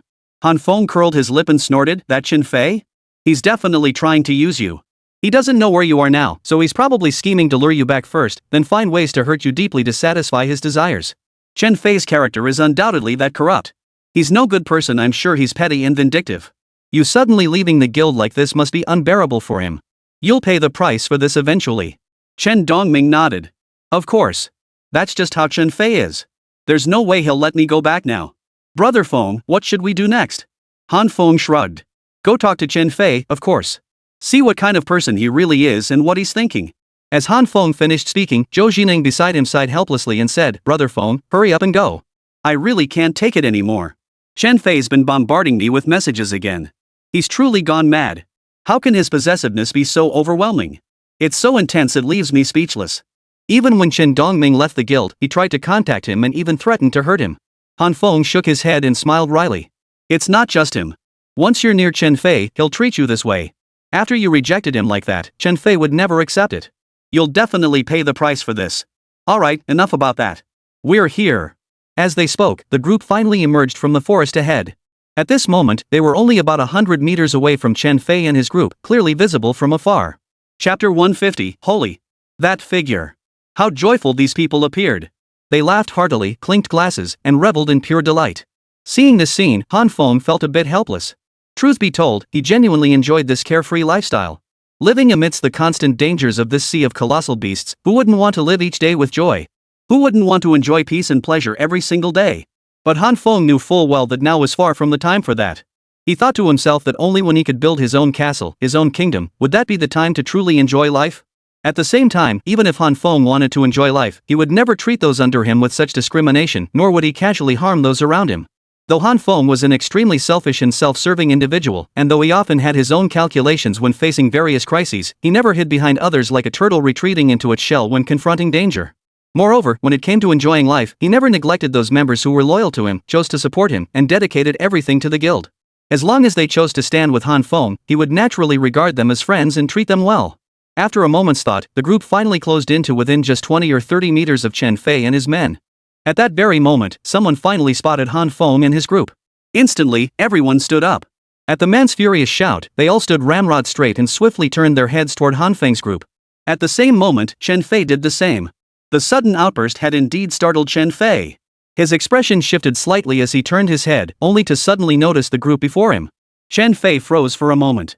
After a short pause, he suddenly smiled and said, I was wondering who it could be. It's Zhou Jining and Chen Dongming. What's up? You two are finally back. Do you have any idea how hard it was waiting for you?" Chen Fei's entourage immediately showed their displeasure. After all, they'd heard Chen Fei recount those so-called misunderstandings and already harbored resentment toward Zhou Jining and Chen Dongming. Now everyone was clearly annoyed with them. One of the men muttered angrily, "Damn it, Zhou Jining and Chen Dongming, you two actually have the nerve to show your faces here. And who's this guy with you? Is he the one who knocked Brother Fei unconscious last night? Don't you give a damn about the guild's rules? And Chen Dongming, you just abruptly quit the guild. What, do you think this guild is something you can just join and leave whenever you please? Now you regret it, huh? Whoa, Zhou Jining, the girl next to you is gorgeous. What school does she go to? Damn, just looking at that figure is pure pleasure." One of them even said to Chen Fei, "Brother Fei, should we hurry up? I can barely hold back anymore." Chen Fei laughed heartily, his eyes fixed on Zhou Jining, genuinely stirred by the sight. Deep down, Chen Fei knew exactly why he tried to befriend Zhou Jining, even resorting to threats and bribes. It all boiled down to one thing: he was captivated by her beauty. Chapter 151, You're finally back. Zhou Jining was truly breathtakingly beautiful. That was precisely why Chen Fei had fantasized that if he ever had the chance to share intimate moments with her, it would be the greatest happiness in his life. But unexpectedly, last night, just as he was about to deepen his connection with her, he stepped out of the shower only to be knocked unconscious by Zhou Jining. Later, Chen Fei awoke. Consumed by boundless rage, he resolved to settle the score with Zhou Jining. He would make her pay dearly for this, then teach her exactly what a woman ought to do. But then Zhou Jining informed Chen Fei that she had secured substantial resources. This news stunned Chen Fei. Truth be told, Chen Fei was that kind of person. Self-serving though he was, his sole focus was on accelerating his own growth and becoming powerful through access to countless resources. Thus, Chen Fei gradually set aside his grievances against Zhou Jining. Eventually, he even became utterly insincere. He put on this fake act, inviting Zhou Jining to hurry back. Unexpectedly, Zhou Jining had returned and alongside her was Chen Dongming. Seeing Chen Dongming appear, Chen Fei frowned deeply, his mind filled with confusion. He couldn't fathom why Chen Dongming had returned. Just minutes ago, Chen Dongming had withdrawn from the guild and hadn't even acknowledged him. Now he actually had the nerve to come back? The thought alone made Chen Fei's expression darken with displeasure. But regardless of his displeasure, his attention was instantly drawn to Mu Yunxue standing nearby. Mu Yunxue was young and beautiful, with a figure that could be described as one in a million. She was dressed in casual attire, her denim shorts accentuating her flawless legs to perfection. Those legs were so white, straight, firm, and full of elasticity. Every aspect of them made Chen Fei's breathing quicken just from looking. Seeing this, he quickly chuckled awkwardly and said, "Hey, what are you guys doing? Can't you guys be nicer to our guild members?" Zhou Jining and Chen Dongming left the union before, but surely they had their reasons. What's with all this? All you know how to do is criticize them here. Don't you even use your brains? We're a united and caring union, a united and caring family, you understand? After speaking, Chen Fei hurriedly waved his hands and stepped forward. As he looked at Zhou Jining and Chen Dongming before him, he chuckled and said, "I never expected this. When did you two come back?" After that, he glanced at Zhou Jining first and sighed, "You're finally back. Do you know how hard I waited for you? I was so worried about you, afraid you might encounter danger out there. Tell me, did you find any high resource zones? But honestly, I don't really care about high resources or anything like that. As long as you're happy, that's enough for me." Sigh. Of course, about you hitting me yesterday, to be honest, I was a bit upset at the time. But after thinking it over, I understand. You must have felt some resentment toward me, or maybe you were scared by my actions back then, which is why you hit me. But I hope you can believe me, I only acted out of love for you, out of how much I adore you. I had no other bad intentions. I truly love you. Chapter 152, A Leopard Can't Change Its Spots. After hearing his words, Zhou Jining could only curl her lips in a sneer, her expression dripping with sarcasm. She finally murmured, "Chen Fei, oh Chen Fei, you sure know how to talk a good game." Zhou Jining's words left Chen Fei speechless. Finally, the henchmen trailing behind him couldn't hold back. One of them snapped, "Zhou Jining, what the hell are you saying? How dare you call Brother Fei a bolter? I advise you to get down on your knees and apologize to Brother Fei right now. Otherwise, I won't let you off easy." Another chimed in, "Zhou Jining, what the hell do you think you are, talking like that about Brother Fei?" Another turned to Chen Fei, "Brother Fei, what are you waiting for? Zhou Jining's already talked like that, why should we give him any face? My say is, just go slap her a couple times till she gets the point, then drag her inside and toss her on the bed. I bet she'll be begging for mercy in no time." More and more voices joined in, the anger growing louder. Some were even about to charge forward and do something excessive to Zhou Jining. Suddenly, however, Chen Fei raised his hand and gestured for them to back off. Then, finally, a smile spread across his face as he looked at Zhou Jining again. Chen Fei chuckled, "Oh, Jining, why are you getting so worked up? What happened before? I admit I was in the wrong. I did hurt you and cause you pain. But I'm here admitting my mistake, aren't I? Who hasn't made mistakes? I still hope you can forgive me, don't you think? Besides, let's just forget about what happened before. You cursed me now, and you hit me before. No matter how you look at it, you're in the wrong, right? But look at me, I'm magnanimous and haven't held any of that against you." After saying this, Chen Fei cursed inwardly, "Zhou Jining, you. How dare you curse me? Fine, just wait until I catch you. If I get my hands on you, I won't let you off easy. The more arrogant you are now, the more miserable I'll make you later. I'll make you wish you were dead." Turning back to Mu Yunxue, he grinned. "Oh, miss, my apologies for neglecting you earlier. I assume you came here with Zhou Jining to join our guild? Well, let me tell you, you've made the right choice. Joining our guild will guarantee you a life of luxury from now on. For the next 3 years, I guarantee that if you join our guild now, you'll live in luxury. Ask any of these guys behind me, everyone knows I, Chen Fei, never skimp on treating my guild members well. At this, the group of followers behind him nodded in unison. One of them chimed in, that's right, that's right. Brother Fei genuinely cares about his guild members. Another added, addressing Mu Yunxue, Miss, you should join our union right away. Once you're in our union, you'll live in luxury, no other group can offer that. Another asked, Miss, what's your name? How old are you? What did you do before you crossed over to the Sea of Monsters? As they chattered on, Mu Yunxue listened with growing disgust. She curled her lips in disgust, her eyes brimming with contempt. But just then, Chen Dongming couldn't hold back any longer. He snapped, Chen Fei, what gives you the right? How dare you say such things and invite others? Don't you find it disgusting? Hearing this, Chen Fei's brows furrowed. He instinctively looked at Chen Dongming and coldly retorted, who the hell do you think you are, talking to me like that? I was being polite to you earlier, that was me giving you face. You don't actually think you're some kind of big shot, do you? As he spoke, Chen Fei stepped forward, ready to strike. But at that moment, Han Feng finally raised his hand and spoke slowly, Chen Fei, you really are a dog that can't change its spots. Chapter 153, I'll cripple you. In an instant, Han Feng's words plunged the surroundings into a deathly silence. Everyone froze in shock. Eyes widened in disbelief as they stared at Han Feng. Who would have thought Han Feng would be so bold? How dare he mock Chen Fei here? Who was Chen Fei? The boss of everyone here. Especially those sycophants of Chen Fei. Upon hearing this, they instantly lost their composure. They snapped to attention, eyes darting toward Han Feng as countless voices erupted in furious curses. Who the hell do you think you are? How dare you speak like that? Exactly. Who do you think you are? Get down on your knees and apologize to Brother Fei right now, or else we'll make sure you regret it today. This is ridiculous. Who does he think he is, picking fights and mocking us like this? Among them were several who were a few years older than Han Feng. Combined with Han Feng's youthful appearance, the crowd's resentment toward him grew with each exchange. Even Chen Fei frowned deeply at this moment. Chen Fei looked at Han Feng before him, then glanced at the two beast pets beside him. For a moment, Chen Fei hesitated. He could tell that one of the two beast pets beside Han Feng resembled a creature from the movie Godzilla, while the other appeared to be a monkey. But exactly what kind? He didn't know. A wave of irritation washed over Chen Fei. Since arriving in this world and founding the guild, he had endured endless sycophants and flattery.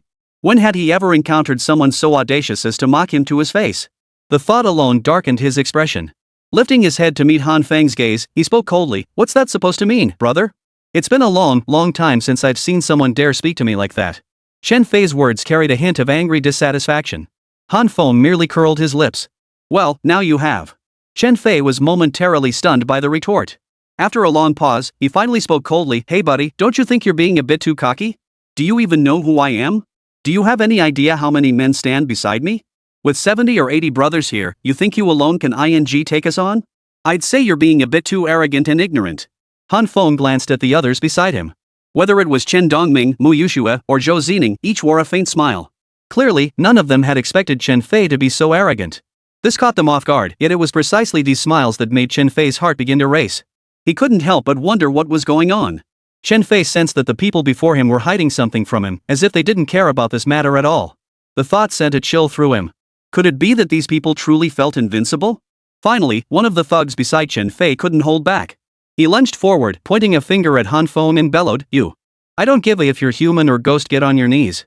Who the hell do you think you are, talking about Brother Fei like that? Just as the thug raised his hand to slap Han Feng suddenly grabbed his wrist. With a swift step forward, he executed a shoulder throw. He slammed the man to the ground, immediately pressing his right knee into the man's shoulder. With a powerful twist of his hands, there was a sharp crack as he snapped the man's arm clean off. Chapter 154, Dead End. Ah! A piercing scream instantly filled the air. The sheer horror of the sound froze everyone in place. No one had expected Han Feng to move so swiftly, rendering his opponent completely incapacitated in an instant. Even Chen Fei frowned. Time passed slowly. After a few moments of screaming, the man below finally passed out completely. Chen Fei's frown deepened. He waved his hand, and a small group from his entourage immediately approached his side. They all stared at Han Feng before them, their brows tightly knitted. Chen Fei finally spoke up, brother, this is a bit too much, don't you think? Killing someone is one thing, but you dare lay a finger on my men? Do you really believe that with just a few of you, you can touch my people and walk away? What's there to be afraid of? Who do you think you are, Chen Fei? Han Feng sneered. Chen Fei, I thought our past disagreements were water under the bridge, nothing that would cause major waves. But it seems you're still as arrogant as ever, and frankly, it's disgusting. Hearing this, Chen Fei instantly realized. What did he mean? Had he actually had a conflict with Han Feng before? The thought that he might have crossed paths with the man before him sent Chen Fei into a whirlwind of reflection. What exactly had happened between him and Han Feng? After a moment of thought, it suddenly clicked. Staring at Han Feng, he blurted out, Are you Han Feng? Ha ha ha ha. Han Feng finally laughed. He looked at Chen Fei before him and nodded slowly. I never would have guessed, Chen Fei. I thought you weren't the sharpest tool in the shed, but it seems you're not so bad after all. At least you can remember things. Hearing Han Feng's words, Mu Yunxuet and Zhou Jineng beside him burst out laughing. Who would have thought that despite Han Feng's usually serious demeanor, his mockery could be so infuriating? It was almost laughable. But at that moment, their reaction suddenly made Chen Fei feel an unbearable surge of anger. Instantly, dissatisfaction clouded his expression. Feeling mocked, he glared at Han Feng, his teeth clenched. Han Feng. Han Feng shrugged indifferently. Instead, the crowd behind Chen Fei remained utterly clueless about what had transpired. After a long moment, one of them finally approached Chen Fei and whispered, Brother Fei, what's going on? What the hell is going on? Chen Fei's brow furrowed deeply. He sensed his reputation was about to be utterly ruined today. Regardless of anything else, this situation was going to be difficult to handle. After hesitating repeatedly, Chen Fei said, Han Feng, you've heard of him, right? The people around him pondered for a moment. After hesitating, someone finally said, Oh, I know. Brother Fei, you mean that selfish, foul-mouthed Han Feng you argued with on the World Channel earlier, right? The others quickly caught on, so that's who he is. I was wondering who Han Feng was. Now I finally know it's him. Brother Fei, now that you mention it, I totally remember him. That's definitely him. Han Feng only knows how to mock and insult others. He's a shameless, uncultured jerk. I was wondering who it was. Turns out it's you, Han Feng. What gives you the nerve to come here looking for trouble with us? Do you even know what happens when you mess with us? I advise you to get down on your knees and apologize right now. Otherwise, the only path ahead for you is a dead end. Chapter 155, A Newfound Respect. Han Feng raised his hand to scratch his ear, his face now wearing an expression of utter helplessness. Han Feng genuinely couldn't fathom why these people before him were so utterly confident. Did they truly believe they possessed the strength to handle him? Or did they simply think themselves invincible, convinced they were number one and no one dared claim second? The thought left him feeling a bit exasperated. He couldn't help but think that all of Chen Fei's lackeys were probably just as arrogant. If that was the case, he had no reason to hold back. Then don't blame him for being impolite. At that moment, Chen Fei frowned deeply. I never imagined you'd have the nerve to show your face here. Don't you understand just how deep the rift between us runs? Han Feng shrugged. But I also know, Chen Fei, that you bullied my union members. This matter isn't over. And those baseless rumors you spread relentlessly in the chat group, I think it's time we settled this once and for all. I spread rumors? Are you implying? Smack! Before Chen Fei could finish, Han Feng raised his hand and slapped him across the face. Han Feng wouldn't give Chen Fei any chance to wriggle out of it. In his eyes, such a shameless scoundrel deserved to be wiped off the face of the earth right then and there. But with other matters to attend to, Han Feng forced himself to suppress his anger. The blow stunned Chen Fei completely and ignited the fury of the crowd behind him. As the group surged forward, closing in on Chen Fei, the countless beast pets at their side stood poised, ready to pounce on Han Feng at a moment's notice. Silence. Chen Fei was plunged into an endless silence.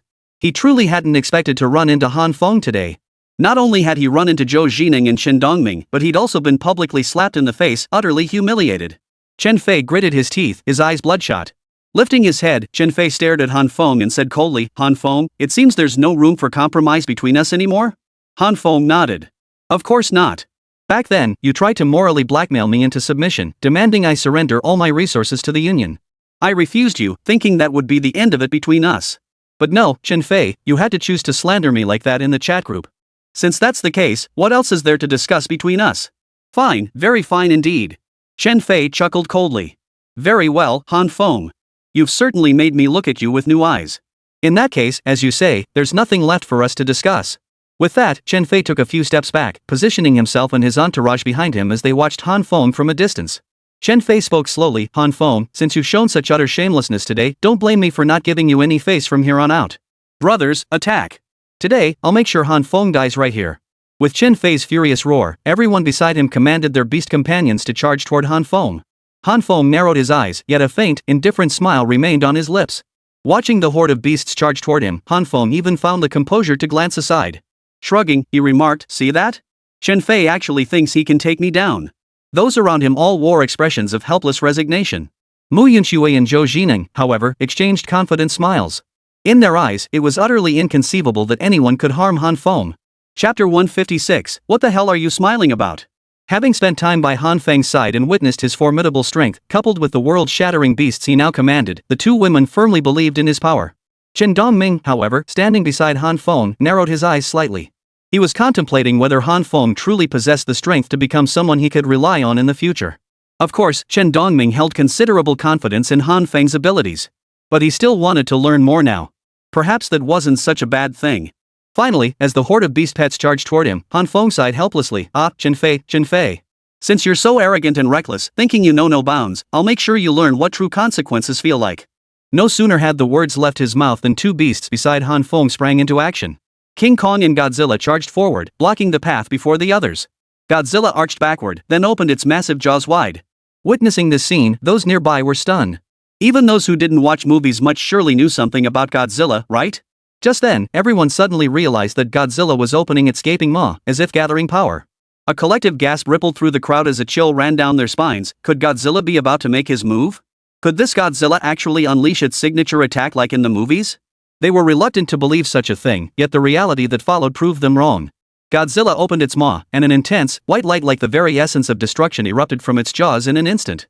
Immediately, a beam of light shot forth from its maw, hurtling forward. The beam came with blinding speed, leaving no time to dodge. In an instant, it slammed into the very center of all the beast pets. With a thunderous roar, the island's ground shook violently. Godzilla's charged attack was powerful and devastating, instantly raising clouds of dust across the island's surface. The ground beneath their feet swayed violently, making it difficult to maintain balance. When the white dust finally cleared, the crowd stared in horror. A full third of their beast pets had been obliterated on the spot. It must be noted that Chen Fei and his henchmen were no ordinary group. The combined number of their beast pets was substantial. Losing over a dozen out of 20 or 30 beasts in an instant was a terrifying toll. Chen Fei sucked in a sharp breath at the sight. His heart skipped a beat, and he couldn't help but think, damn it, why? Why did Han Feng possess such overwhelming power? He only had 2 beast pets, and the other one hadn't even shown its abilities yet. Had he already been pushed to this brink? Chen Fei felt a deep sense of injustice, his heart sinking once more. Even the group of underlings beside him, Chen Fei's henchmen, instinctively took 2 steps back. Everyone frowned deeply at that moment, and some were already contemplating retreat. After all, this sudden, devastating turn of events was far from something ordinary people could accept. It sent panic rippling through the entire group. Seeing everyone take half a step back, Chen Fei suddenly frowned and snapped, "What are you doing? Are you men or not? Facing crisis, and all you think about is retreat? Charge!" At his words, everyone froze in surprise. They all looked at Chen Fei, their expressions frozen in shock. Han Feng, however, suddenly chuckled. Hearing this, Chen Fei's face darkened instantly. "What the hell are you laughing at?" Chapter 157, The Vice President's Temptation? Seeing Han Feng before him, Chen Fei's brows furrowed deeply. Deep down, he felt increasingly uneasy about the situation.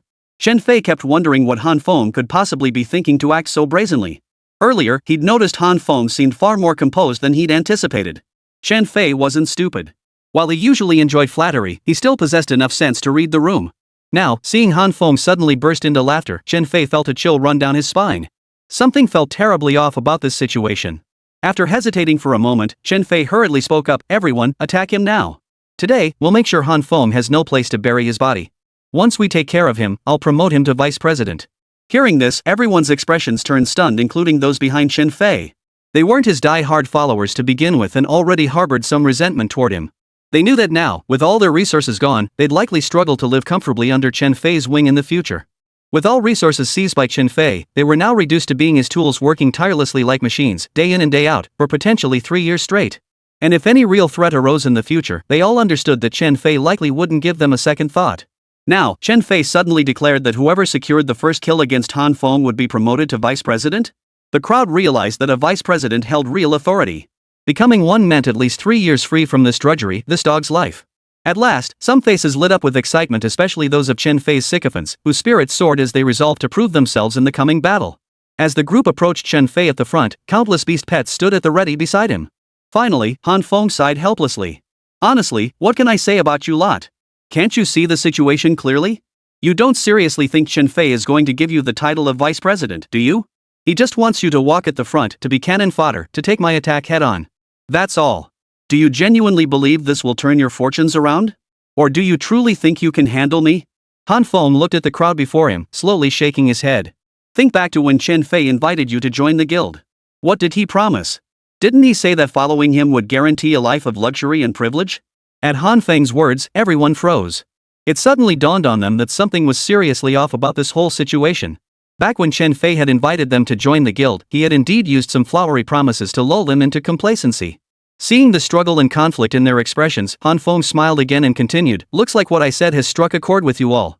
Even Zhou Jining and Chen Dongming, standing beside Han Feng, clenched their fists tightly. Han Feng had struck a nerve with both of them. Anger now surged within them. After all, hadn't they once believed Chen Fei's slanderous words and ultimately chosen to join his guild?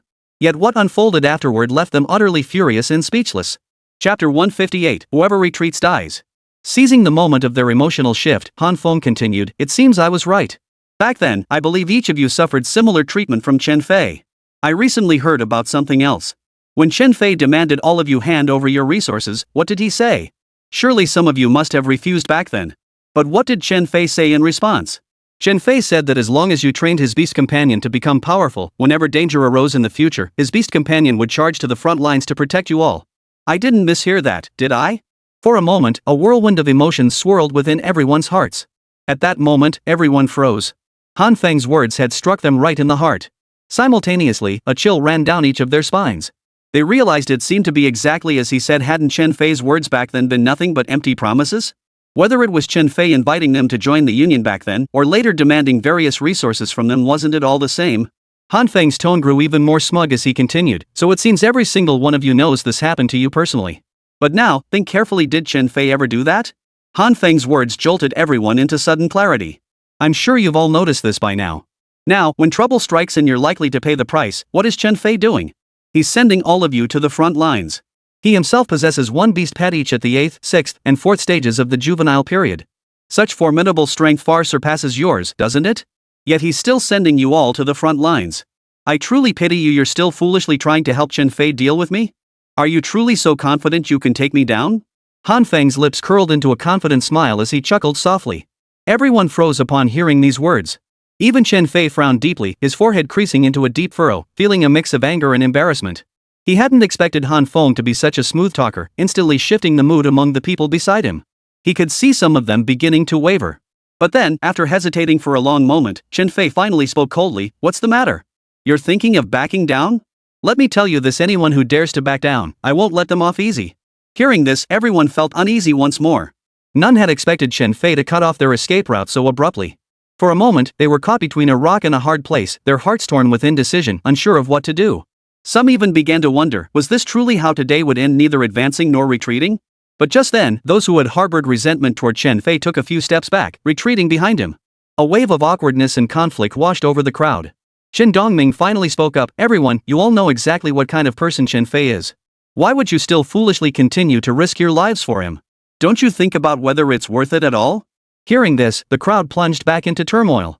They felt utterly helpless, never expecting today to bring wave after wave of such agonizing conflict. This tangled web of emotions weighed heavily upon them all. Chapter 159, Betrayal? Hearing Chen Dongming's words, Chen Fei's face darkened with anger. He cursed under his breath, "Damn Chen Dongming. What right do you have to lecture me? Didn't you just voluntarily choose to leave the guild yourself? Ah, now you're trying to sway others, huh?" Chen Dongming shrugged indifferently. "I left the guild because I couldn't stand watching your despicable actions. Chen Fei, you're nothing but a greedy bastard who devours everything without giving back. What can you possibly accomplish? You survived by exploiting others and sucking their blood dry. For someone like you, my leaving your union was inevitable." After speaking, Chen Dongming glanced at the crowd behind Chen Fei and slowly continued, "Everyone, we're not Chen Fei's lackeys. We're all filled with resentment. I'm sure you all want to leave Chen Fei too. Why not be brave? We have nothing now. Do you really think we'll gain anything by staying by Chen Fei's side? Think about what he's doing to us now. He's stripping us of every resource. Even if we got something, what good would it do? When trouble comes, won't we still be the first to be sacrificed as Chen Fei's cannon fodder? Think about what he's making us do now. It means we'll all keep living this miserable life forever." Hearing these words, the group began to waver. Those who hadn't aligned themselves with Chen Fei now felt conflicted. They began to wonder if perhaps it was time to leave his guild. What did they have left now? They had nothing. They possessed no resources to begin with, and now they risked becoming Chen Fei's tools. They would likely be thrust into the front lines of every battle, potentially losing everything: their money, their possessions, and even their lives. What meaning could such a life possibly hold? Just then, Chen Fei fell silent. He turned to face the crowd behind him, reading the conflict and struggle in their expressions. Chen Fei understood. He knew their hearts had shifted. Their original resolve was crumbling. Chen Fei wasn't stupid. He understood perfectly well that what he was doing now could never earn their loyalty. This was something Chen Fei could never achieve. He was already exploiting everyone's resources, then expecting them to charge into battle at the front lines. Under such circumstances, how could he possibly expect their loyalty? In truth, this was the essence of who he was always scheming to have others take the front lines while he hid safely in the rear. Chen Fei was this kind of cowardly, self-preserving individual, forever scheming to exploit others' resources. He'd never once contemplated sacrifice, never given a thought to how to run a guild. All he cared about was his own happiness, everything else was irrelevant. Yet now, Chen Fei suddenly noticed others' attitudes toward him slowly shifting. Their loyalty had faded, and even the last shred of devotion was now dissipating. No! Chen Fei's heart sank. He knew this couldn't continue. If it did, the entire guild would likely collapse completely. If these people left with their beast pets, Chen Fei would face utter failure. Before Chen Fei could speak, some of his sycophants suddenly piped up, "What's this? You think you can just walk out now? Let me tell you, anyone who leaves the guild will be hunted down by all of us. Even if you flee to the ends of the earth, what then? The guild will make you pay dearly. We hate traitors the most. That's right. If any of you dare betray the guild, don't blame us for being ruthless." Chapter 160, Between a Rock and a Hard Place. Some had even drawn weapons from their spatial storage and pointed them toward Chen Fei's back. Behind Chen Fei stood roughly 30 to 40 individuals, those who weren't loyal to him, harbored grievances, or now wavered in their resolve. Each was consumed by deep inner conflict. Originally, they had genuinely considered or even planned to leave Chen Fei's guild. Now, hearing Chen Fei's lackey speak so boldly, they were plunged into turmoil. Panic began to spread. At this moment, a single, unified question likely echoed in every mind: what should they do? Was this the only path forward? Was the only path ahead a dead end, leading inevitably to ruin? Everyone was caught in this turmoil. Han Feng witnessed the scene unfold before his eyes. Witnessing this unfold, Han Feng curled his lips and suddenly broke into a smile. He hadn't expected that Chen Fei, along with his entire entourage of sycophants, would prove so utterly inept at swaying hearts and minds. Han Feng had come here today intending to deal with Chen Fei. If he could also recruit a fresh batch of union members in the process, it would be absolutely perfect for his future. Now, observing the group before him seemingly mired in indecision, Han Feng remained uncertain how they would ultimately choose. To Han Feng, it didn't matter. There was no need to invite such weak-minded individuals into his guild. Such individuals would inevitably become major liabilities down the line. If they ever became the spark that ignited trouble, Han Feng would likely face significant complications. Soon, Zhou Jineng beside Han Feng spoke up slowly. "I am Zhou Jineng. You all know what I've been through, and you're well aware of what Chen Fei intended to do to me earlier. But what I want to say now is this: do you truly believe that just because you wavered today, Chen Fei will hold no grudge against you in the future? We have no way out now. Staying by Chen Fei's side, we'll never have a good life. Men will likely become his pawns, and women of beauty will become his playthings. Are you truly willing to live such lives?" Hearing this, everyone's expressions hardened once more. Chen Fei finally spoke up. "I promise you this, if everyone here obeys my orders today, if we take down Han Feng today and seize all his resources, I'll make sure you all live well from now on." Ha ha ha ha. Han Feng sneered coldly. "Chen Fei, you bastard, you've lost all shame saying that. What? When everyone gave you so many resources before, didn't you say the same thing then? Now look at you living in a mansion all by yourself. What about the rest? Everyone else is probably struggling to survive. Even in this bitter winter, they're forced to camp outside around a fire. Doesn't that make you feel a damn bit cold-hearted?" After speaking, Han Feng glanced at the crowd behind him, observing those still hesitating.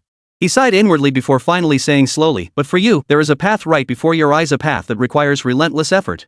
If you choose to trust me, I will ensure your safety from here on out. And once I've dealt with Chen Fei, I will make sure you all live well." Hearing this, everyone furrowed their brows. Each heart began to ponder, was Han Feng's offer true or false? Finally, the one thing that changed all their minds happened. Chapter 161, You Make Me Sad. Mu Yinxue had watched the entire scene unfold before her. For her, it was truly a helpless situation. She never imagined things would end up like this, nor did she expect Chen Fei and his pack of lackeys to repeatedly try and sway everyone's opinions. Mu Yinxue understood that Han Feng's goal was to make everyone present change their minds and join the second guild he was about to establish. This was, in fact, an inevitable step. Earlier, Mu Yinxue had struggled to understand why Han Feng insisted on creating a second guild.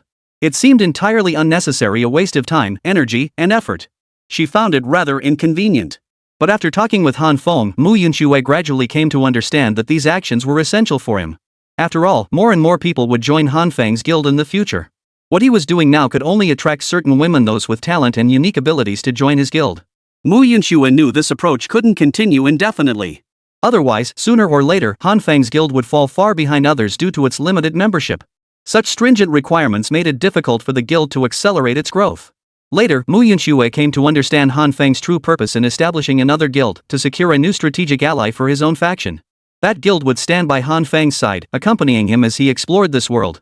No matter what dangers Han Feng might face or what endeavors he pursued, the guild members would always stand at the forefront, accompanying him as they confronted the world together. Together, we strive for a better life in this world. Meanwhile, Han Feng had originally come here hoping to invite members of the Chen Fei Guild to see if any might change their minds and reconsider. Unexpectedly, everyone now voiced all sorts of opinions, each with their own arguments. Ultimately, this seemed to cause a significant shift in the emotions of those wavering followers behind Chen Fei. Mu Yunxue thought, this won't do. She must step forward to persuade them. Thus, Mu Yunxue finally spoke up, don't you find all this utterly tragic? Don't you see that Chen Fei is nothing but a clown? He's toyed with you time and again. Think about it, even the promises he made wholeheartedly before, hasn't he failed to deliver on any of them? Yet here you are, still clinging to the hope that you'll win his favor next, or receive some benefit from him? As she spoke, Mu Yunxue let out a cold laugh. You truly make me feel sorrowful. Even I, a woman, can see that Chen Fei is spouting utter nonsense. How can you not see it? Chen Fei promised to bring you all a life of luxury in this world. Did he deliver? I don't think so. He promised to cultivate himself after acquiring your resources, vowing to charge to the front lines whenever crisis struck to fight alongside you and protect your safety. Did he deliver? No, he didn't. Now, you're the ones on the front lines. No one has seen Chen Fei deliver on his promises. Only you stand at the forefront like cannon fodder, facing crises together. You might even be used as pawns by Chen Fei next. Even if you die, he probably won't care about you. Chapter 162, so that's how it is. Of course, I know many of you harbor a sliver of hope. You cling to the notion that you'll eventually earn Chen Fei's forgiveness, or that his attitude toward you will drastically improve. Oof. Think about it yourselves. Zhou Xining beside me, and Chen Dongming, have either of them ever earned Chen Fei's forgiveness? Zhou Xining even deceived Chen Fei, claiming she'd discovered a resource zone outside. What happened in the end? Though Chen Fei agreed wholeheartedly for her to hurry back, promising a warm welcome, what was the final outcome? I believe those of you on the inside should know. It seems Chen Fei treats Zhou Xining as nothing more than a plaything. No matter how valuable her resources are, they hold no real significance. At these words, the crowd fell silent. Originally, those who held various thoughts, whether due to Chen Fei's threats and enticements, or other emotions, underwent a complete shift in perspective at that moment. This assessment was spot on. Every single promise that had ever rolled off Chen Fei's tongue seemed to have come to nothing. Chen Fei had been deceiving everyone, and now they were at a loss. Finally, just as it seemed they would remain frozen, someone snapped out of it. Then, one person stepped forward and shouted loudly, "You're right. Everyone, think about it yourselves. Has Chen Fei ever treated us well during this time? Since we came here, we thought we'd finally live a good life. We thought we'd never have to worry about the hardships of survival again. But what happened in the end? Chen Fei treats us like robots, like beasts of burden, making us scrape by like dogs. Is this what we wanted? Obviously not. Folks, if Chen Fei can't deliver, why should we follow him? Why can't we go our separate ways? Why can't we seek a new life elsewhere? Everyone exchanged glances. Meanwhile, over at Han Feng's side, Han Feng held a cigarette between his lips, his expression utterly languid. Beside him, Chen Dongming smiled and spoke up, "Everyone, I used to be part of Chen Fei's union too. I think you all know that. What I want to say now is this: we already have nothing left. What more is there to lose? Why can't we give ourselves a chance? Why can't we be brave enough to leave this place? We've lost everything anyway, what's the harm in starting anew? And let me tell you, I'm about to join Big Brother Han Feng's guild myself. You should all know that Big Brother Han Feng is someone who aspires to earn the title of Braveheart. His strength is absolutely beyond question. He can run the entire guild efficiently based on his own abilities, protect everyone's safety, and rarely if ever waste our resources. Given that, why not choose a wise leader to follow? Wouldn't it be better for us all to join Han Feng and build a new life together?" Hearing this, the crowd looked stunned. They never expected Chen Dongming to suddenly change course and choose to join Han Feng's guild. This left them somewhat shaken. At that moment, Chen Fei's eyes narrowed as he suddenly realized, Good. Now I finally understand why. Chen Dongming, how could I not have seen this coming? I was wondering why you came with Han Feng all along. So, you've already joined Han Feng's guild. Chapter 163, You've pissed me off. Chen Fei then turned to Han Feng with a cold sneer. Han Feng, you're something else. I never imagined you'd come here today just to poach my guild members. You're something else. Don't you realize how despicable and disgusting this makes you look? Han Feng, you make me sick. To pull a stunt like this, you're a real piece of work. Oof. Han Feng scoffed, then slowly stepped forward. Before long, Han Feng finally stood before Chen Fei, his gaze fixed on him. Han Feng just stared at Chen Fei. Chen Fei couldn't figure out what Han Feng was up to for a long while. After hesitating repeatedly, he finally blurted out, "What do you want?" "Let me tell you, you better." Smack! Before Chen Fei could finish, Han Feng suddenly slapped him across the face, the sound crisp and sharp. Chen Fei froze on the spot, staring at Han Feng. The blow was so hard it actually twisted his mouth to one side. It must be noted that Han Feng's personal strength now exceeded that of an ordinary person by 3 times the human limit. His strength was beyond what ordinary people could imagine, let alone match. The sheer force of the blow stunned Chen Fei instantly. His mouth opened wide, and a tooth flew out. The blow left Chen Fei utterly stunned, frozen in place for a long moment, unable to utter a single word. Han Feng wiped his hand before smiling at Chen Fei. "You really are all talk. Do you think I, Han Feng, came here just to poach your people? Do you really think that if some of them actually quit the Union next, if some of them truly betray you, it's because I'm here recruiting them?" Oof. Han Feng let out a cold laugh, his heart already brimming with resentment. Originally, he had come to cause trouble for Chen Fei, but to Han Feng, it hadn't seemed like a big deal at first. But now, Chen Fei's repeated self-righteousness was starting to make Han Feng feel sick. Instead, Han Feng spoke coldly, "You've lost all sense of shame." "What does this have to do with me? Let me tell you, everyone's had it with you for ages. Everyone quitting the guild is entirely your fault. Stop trying to shift the blame around here." Han Feng turned to glance at the people behind Chen Fei and finally asked, "Anything else you want to say? If not, let's make a decision. Do you want to follow Chen Fei in opposing me, or step aside and patiently await the final outcome before leaving Chen Fei's guild? Whatever Chen Fei ends up facing." "Enough!" Chen Fei roared, finally snapping. "Killing someone is no big deal, but you've really pissed me off. I advise you to kneel and apologize to me right now. Otherwise, this matter between us will never be settled." Before Chen Fei could say another word, Han Feng couldn't hold back and stepped forward again, landing another slap across Chen Fei's face. The sharp crack echoed through the air. Han Feng then raised his foot and delivered a vicious kick. Weighing over 200 pounds, Chen Fei was sent flying backward 3 or 4 meters by the force of the kick, crashing into a large tree behind him before finally coming to a halt. Chapter 164, again. Atomic breath. Chen Fei spat out a mouthful of blood, but Han Feng remained unfazed, as if performing the most ordinary of tasks. A group of henchmen rushed to Chen Fei's side. Witnessing this scene, they were all taken aback. Finally, the crowd erupted in shouts of "Brother Fei! Brother Fei!" as they charged forward like madmen. Han Feng, however, stood silently by, observing the reactions of those around him. Those who had previously held no regard for Chen Fei now retreated countless paces. They stood on the sidelines like bystanders, watching everything unfold before them. Before long, Chen Fei rose from the ground, his eyes blazing with fury. If looks could kill, Han Feng would have died 1,000 times over by now. But Han Feng couldn't care less. He'd seen it all in his life. What was one more incident with Chen Fei? Soon after, a group of henchmen confirmed Chen Fei was mostly unharmed. Everyone then turned their furious gaze toward Han Feng, shouting loudly, "Han Feng, you don't know when to quit. I advise you to apologize to Brother Fei right now. Otherwise, Han Feng, you'd better watch out. We'll make sure you regret this." "Han Feng, you really think having 2 beast pets by your side makes you a match for us?" Han Feng shrugged indifferently. "Of course. If you're not satisfied, bring it on, all of you together." Finally, this taunt combined with everything that had happened earlier had completely enraged Chen Fei and his henchmen. Faces darkened across the group as their fury toward Han Feng reached its peak. Beside Chen Fei, the 3 beast pets that had been lying on the ground sprang to their feet. With displeasure etched on their faces and brimming with fury, they charged toward Han Feng. Soon they reached Chen Fei's side, baring their teeth, fists clenched, and rubbing their paws together as if determined to devour Han Feng and his companions whole. Then, with a sweeping gesture of his hand, Chen Fei roared furiously, "Attack! Today, I will make sure Han Feng has no place to be buried." As he spoke, all the beast pets seemed to bristle with fury, charging forward madly. Han Feng recognized them immediately. These must be the beast pets belonging to Chen Fei and his henchmen. These must be all of them. Since they still dared to advance, he would see them through. As he contemplated, Han Feng's mind flickered, and at that very moment, he issued commands to Godzilla and King Kong. Godzilla arched his back once more, opening his massive jaws wide in preparation to unleash his signature move, the atomic breath. As the crowd witnessed this scene, Chen Fei instantly understood. Having already suffered the consequences of Godzilla's power firsthand, Chen Fei hesitated. After hesitating, he instinctively shouted, "Watch out, everyone spread out. Godzilla's attack is clearly an area of effect damage skill. We need to get away from it, or we'll be in big trouble sooner or later." As soon as Chen Fei's words fell, all the beast pets swiftly dodged to the sides. Finally, Godzilla's attack arrived. Godzilla opened its massive jaws, unleashing a white beam of light that surged forward with earth-shattering force and destructive power.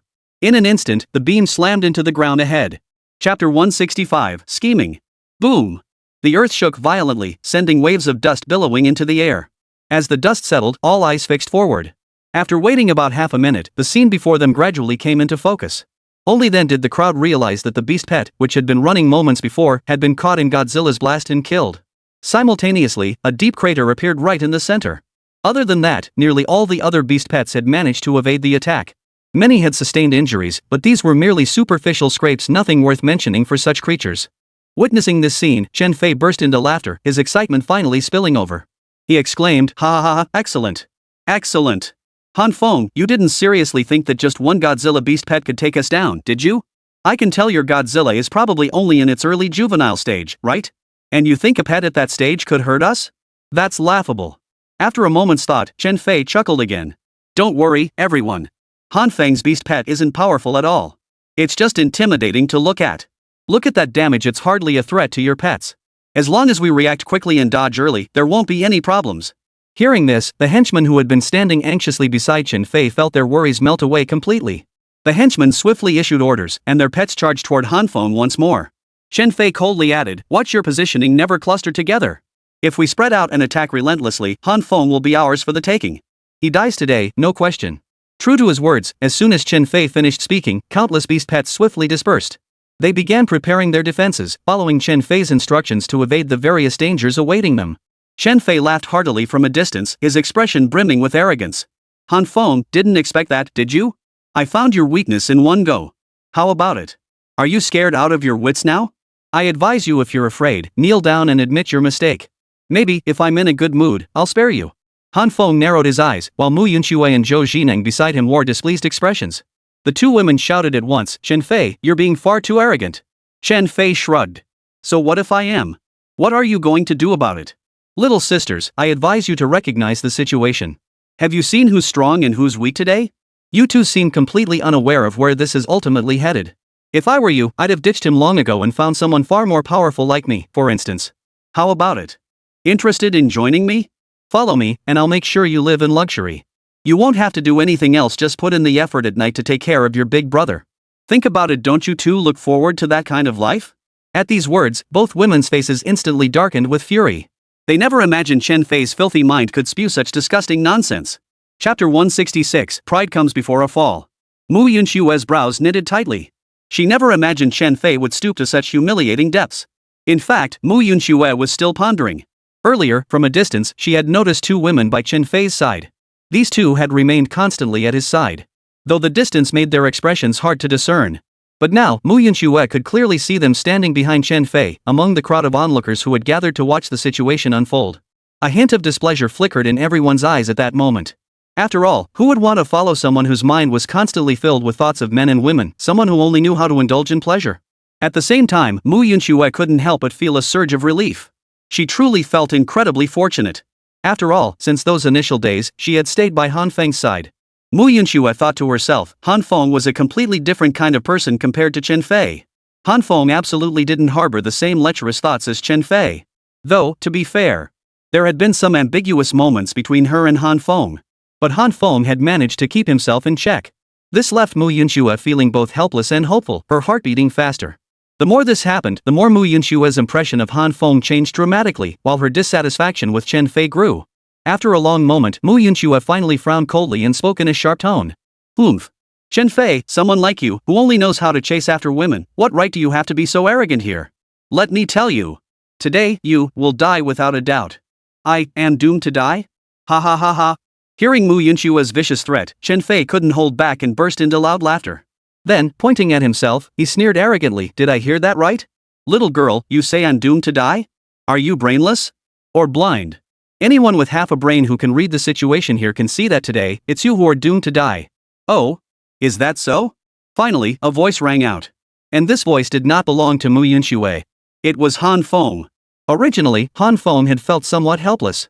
He couldn't fathom where Chen Fei got such confidence, this unwavering certainty that he would win. Then Chen Fei went and spouted off, which only made Han Feng feel even more annoyed. After all, Han Feng had never behaved this way himself. While it was true that a virtuous lady was a gentleman's ideal match, one couldn't possibly have their mind filled with nothing but such thoughts. Moreover, Mu Yuxue and Zhou Jineng were both members of his guild. Chen Fei had already chosen his path to destruction. Just then, a pack of beast pets had already surrounded Godzilla's body. Each beast pet's eyes burned with predatory hunger, their gaping maws dripping foul-smelling saliva. Watching the pets form an encircling formation, Han Feng chuckled coldly. Chen Fei, let me tell you this, the greatest folly a man can commit is arrogance.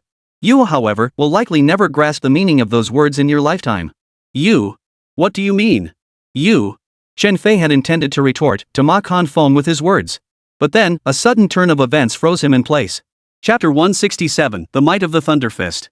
Watching Chen Fei's henchmen and their beast pets charge toward his own beast pet, Godzilla, Han Feng's lips curled upward. A confident smile spread across his face. In his mind, the fact that they dared to come here today looking for trouble with Chen Fei, and even dared to come alone like this, proved that Han Feng absolutely had a trump card up his sleeve. Han Feng's trump card was Kong, the beast companion who had followed him from the very beginning. Kong's power had grown steadily through Han Feng's repeated explorations, placing it worlds apart from Chen Fei's pets. Golden Ape possessed independent intelligence and the ability to think for itself.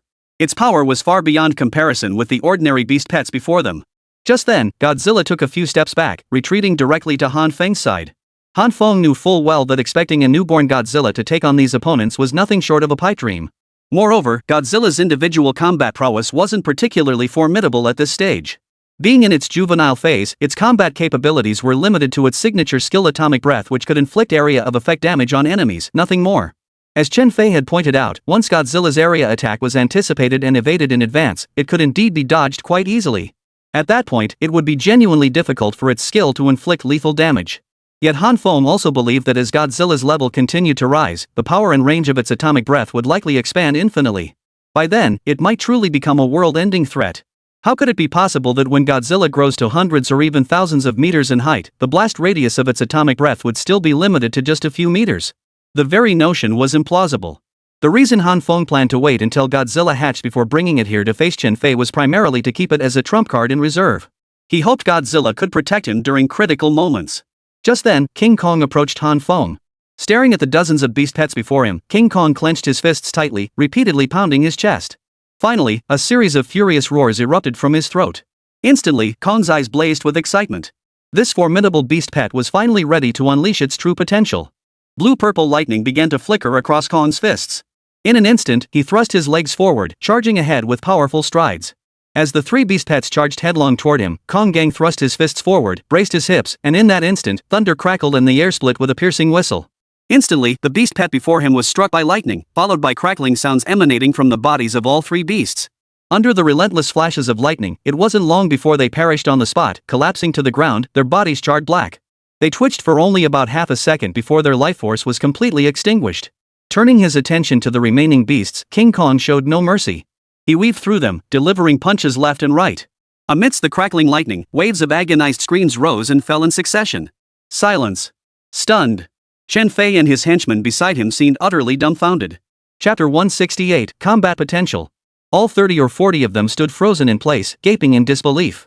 Especially the owners of the pets that had fallen one after another, fear now flickered in their eyes, gradually giving way to panic. Turning to Chen Fei, his brows were furrowed into a deep frown. He gritted his teeth, his gaze fixed intently on Han Feng. After hesitating repeatedly, Chen Fei finally spoke up. No, how could this be? This is absolutely impossible. Watching one beast pet after another collapse before him, Chen Fei's eyes flickered. After hesitating repeatedly, he instinctively blurted out, "Don't get close to it. Use our speed to attack it. This beast pet is so massive. If we just keep circling and attacking it over and over, we can absolutely wear it down until it loses its ability to fight."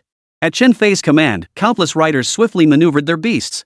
7 or 8 beasts attempted flanking maneuvers from the sides and rear, leveraging their speed advantage to repeatedly strike at the golden ape. At that moment, Han Feng sneered inwardly, "Chen Fei, you're really overthinking this." A wolf had now circled around to the back of the golden ape. The wolf leapt forward, claws extended, poised to strike the golden ape. But suddenly, the muscles on the golden ape's body bulged like coiled dragons, forming an absolute defensive barrier behind it. This was the Earth attribute passive skill. Rock Defense. Just then, the wolf's attack struck what felt like an incredibly hard rock, emitting a hissing sound. Ultimately, the sneak attack failed. Feeling the sneak attack, Kong Kong instantly let out a furious roar that pierced the heavens, making everyone's ears ring. Finally, Kong Gang spun violently around, fixing his gaze on the wolf that had just landed behind him. Flames erupted wildly from his right fist. Indeed, King Kong unleashed his second skill, Flaming Fist. The fiery fist swirled around his fist, making the surrounding air scorching hot and causing slight distortions. Without delay, the fist slammed into the wolf's body. The beast pet's body was instantly engulfed in flames, its entire form bursting into blazing fire in an instant. Within mere seconds, the wolf collapsed with a thud onto the ground, its body now charred black. Yes! Mu Yanshui and Zhou Jining, standing beside Han Feng, cheered with delight, their voices ringing out as they danced and skipped excitedly. Han Feng turned to look at them. Thanks to the cold-resistant potions they'd taken, their outfits were quite form-fitting and revealing. As their figures swayed back and forth before his eyes, Han Feng found himself momentarily unable to look away. It had to be said, these two were truly stunning. Han Feng couldn't help but feel a bit relieved that his guild's recruitment standards were so high when it came to looks. Having them by his side was nothing short of delightful. At the same time, one thing that pleased Han Feng was that Kong, having gained self-awareness, no longer seemed to require much command from him. Unlike other masters who manipulated their beast pets like puppets on strings, Kong acted independently. Instead, both Kong and Godzilla possessed their own independent minds. A simple command was all it took for them to instinctively engage in combat according to their own battle strategies and latent potential. It was simply their physical instinct. Beside Han Feng, Chen Dongming witnessed the scene unfold before slowly furrowing his brow. Chapter 169, Helplessness. Chen Dongming was exceptionally intelligent. As a top student, his analytical skills had been honed since childhood. Perhaps it was the constant influence and nurturing within his family that had profoundly shaped his character. For Chen Dongming, he simply enjoyed dissecting the pros and cons of every situation, weighing whether it aligned with his own judgment. Back when he first arrived in this world, Chen Dongming had already been analyzing things internally, speculating on how he should proceed in the future. He wondered if he could one day establish his own guild. In the days that followed, everyone worked tirelessly together toward their shared future. Gradually, however, Chen Dongming realized managing the guild was becoming far too cumbersome. Some people just loved to suck up to others, and so on. For Chen Dongming, this was precisely what he dreaded most. Later, Chen Dongming chose to join another guild because of this. When Chen Fei invited him to join the guild, Chen Dongming felt a bit uneasy, or perhaps just puzzled. But after being repeatedly influenced by Chen Fei and navigating various emotions, Chen Dongming ultimately chose to trust him. Gradually, however, Chen Dongming realized he had truly misjudged the situation. He found Chen Fei far more repulsive than he had imagined, especially with the endless stream of sycophants surrounding him, each vying to curry favor at every moment. Truth be told, Chen Dongming didn't particularly resent the act of flattery itself. After all, this was how society functioned. Even if everyone had been transported to the Sea of Monsters, the various workplace conventions would inevitably persist. All sorts of people existed, some relished sucking up, others thrived on networking. It was all predictable. But the sycophants surrounding Chen Fei? One after another, they were all sucking up to him, each scheming to monopolize the guild's resources, then reap rewards without lifting a finger, and so on. For Chen Dongming, this was utterly unbearable. Originally, everyone was part of the same guild, striving for their futures together. It should have been a shared effort and a collective achievement. Yet the members of Chen Fei's guild, one after another, remained utterly oblivious to this. Day after day, they acted this way, relying on their slight abilities and status to boss others around, making people do their bidding. Just thinking about it was sickening. Of course, Chen Dongming had initially dismissed it as trivial. But what followed shattered his last shred of hope. As Chen Fei amassed resources from more and more people, attempting to keep them under his control, he used these resources to enhance the beast pets in his possession. Watching countless beast pets clash in battle, this moment truly filled Chen Dongming with profound disappointment toward Chen Fei and everyone surrounding him. He found it utterly repulsive and despicable. Everyone should have been working together toward a common goal, yet here was someone sabotaging it. Since then, up until now, Chen Dongming had constantly pondered whether he could find a new guild or pursue other endeavors. Either way, as long as it meant leaving Chen Fei behind, it would be a welcome change. Even though, for Chen Dongming, he had already lost everything. Chapter 170, One Punch at a Time. But Chen Dongming thought to himself, what did it matter if he had nothing left? He had nothing to begin with. So leaving this place surely couldn't lead to anything bad. Then, Chen Dongming finally spotted Han Feng's arrival. He hadn't known this man was Han Feng before, but after much speculation and analysis, he had confirmed it was indeed him. Chen Dongming was well aware of Han Feng's reputation. Han Feng possessed formidable strength, especially when it came to the combat capabilities of his personal beast pets. There was no doubt about that. Moreover, Han Feng had dared to come here alone with just his two beast pets, confronting Chen Fei and attempting to cause him trouble. Such audacity was something Chen Fei could never hope to match in his lifetime. This was the gap between them. After pondering, Chen Dongming concluded that perhaps staying by Han Feng's side wasn't such a bad idea after all. Though the future remained uncertain, Chen Dongming genuinely hoped and was willing to see himself make a positive impact moving forward. Moreover, Chen Dongming was gambling on one thing: he believed Han Feng possessed both the capability and the right to successfully resolve this matter involving Chen Fei. He anticipated a prosperous future by Han Feng's side. Even if today proved to be a miscalculation, he could always start anew. Or, even if he met his end here, so what? Deep down, Chen Dongming still clung to a shred of his own dignity. Even if he had nothing left, living like a beast of burden at Chen Fei's side was worse than leaving this place now or dying. Better a short pain than a long one. What meaning would life hold if he spent every day as a beast of burden, stripped of human rights and dignity? Of course, some people cling to a miserable existence, while others revel in being lapdogs. Chen Dongming, however, was not one of them. Now, as Chen Dongming narrowed his eyes, he suddenly realized that Han Feng's strength seemed far more formidable than he had imagined. Originally, Chen Dongming had assumed Han Feng was either lacking in genuine strength or harbored some hidden trump card. But now it was clear, Han Feng's trump card was his beast companion. Possessing such a formidable beast companion, capable of holding its own against countless others in the fray, demonstrating prowess and ranged in close combat alike, was no ordinary feat. This was no ordinary beast companion's feat. At the very least, it proved Han Feng possessed genuine confidence and capability. Meanwhile, Chen Dongming began to harbor a quiet hope that Han Feng would eliminate Chen Fei next, thereby changing his own life and allowing him to restart his journey across the sea of colossal beasts. As for Chen Fei, he watched Han Feng's beast pet, the golden ape, move with such effortless ease once more. With a single punch, it could instantly eliminate at least one beast pet. Chen Fei could see the fighting strength on his side dwindling rapidly, with only a dozen or so combatants left standing. In an instant, Chen Fei's brow furrowed as a sense of unease settled in his heart, accompanied by growing concern over how this situation would end. Kong Gang was now fighting with bloodlust in his eyes. With every punch he threw, a beast pet would fall dead instantly beneath his fists. Chapter 171, Unmasking. Jingong's strength was overwhelming. His towering height combined with his immense weight, coupled with that formidable power, instantly rendered the lower-level beast pets before him utterly powerless to fight back. Within a minute or two, Zhou Zhineng and Mu Yunxue, standing beside Han Feng, burst into delighted laughter. For them, witnessing Han Feng repeatedly rise to prominence through his beast pets and secure victory after victory filled their hearts with indescribable joy. They were on the verge of cheering like a cheerleading squad, ready to celebrate this moment alongside Han Feng. Withdraw.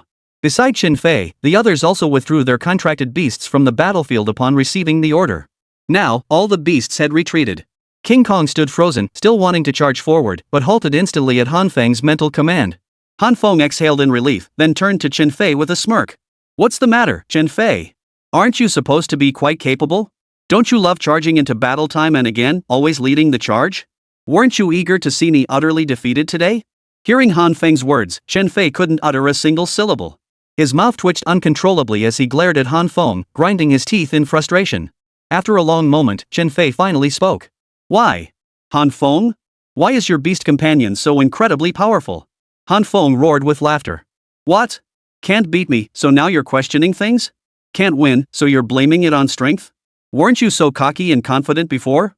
Now I can't see where that confidence came from at all. Chen Fei was rendered speechless.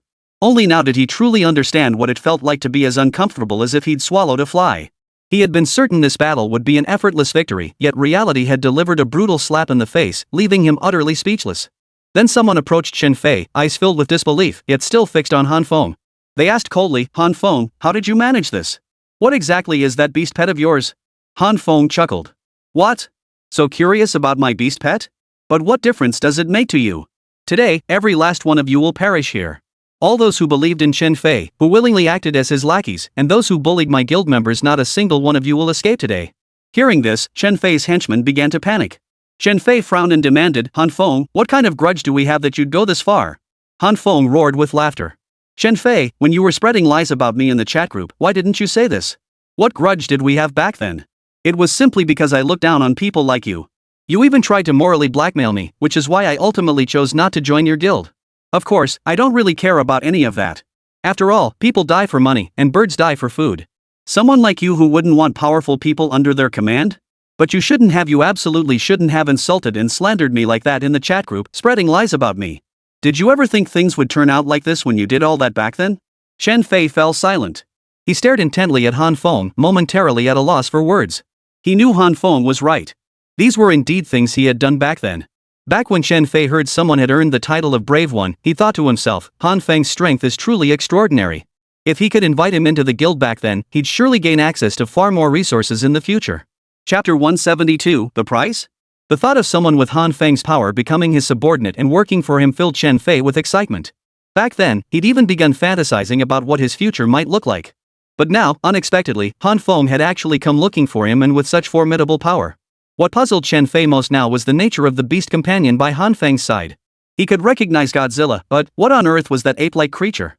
He felt like he'd seen it somewhere before, perhaps in some movie or TV show, but he just couldn't place it. This thought plunged Chen Fei into deep turmoil and inner conflict. He understood the current situation all too well. Han Feng's strength far surpassed his own. Comparing himself to Han Feng was like comparing heaven and earth. The gap was immense, not just a little. But Chen Fei refused to accept it. How could he possibly resign himself to defeat?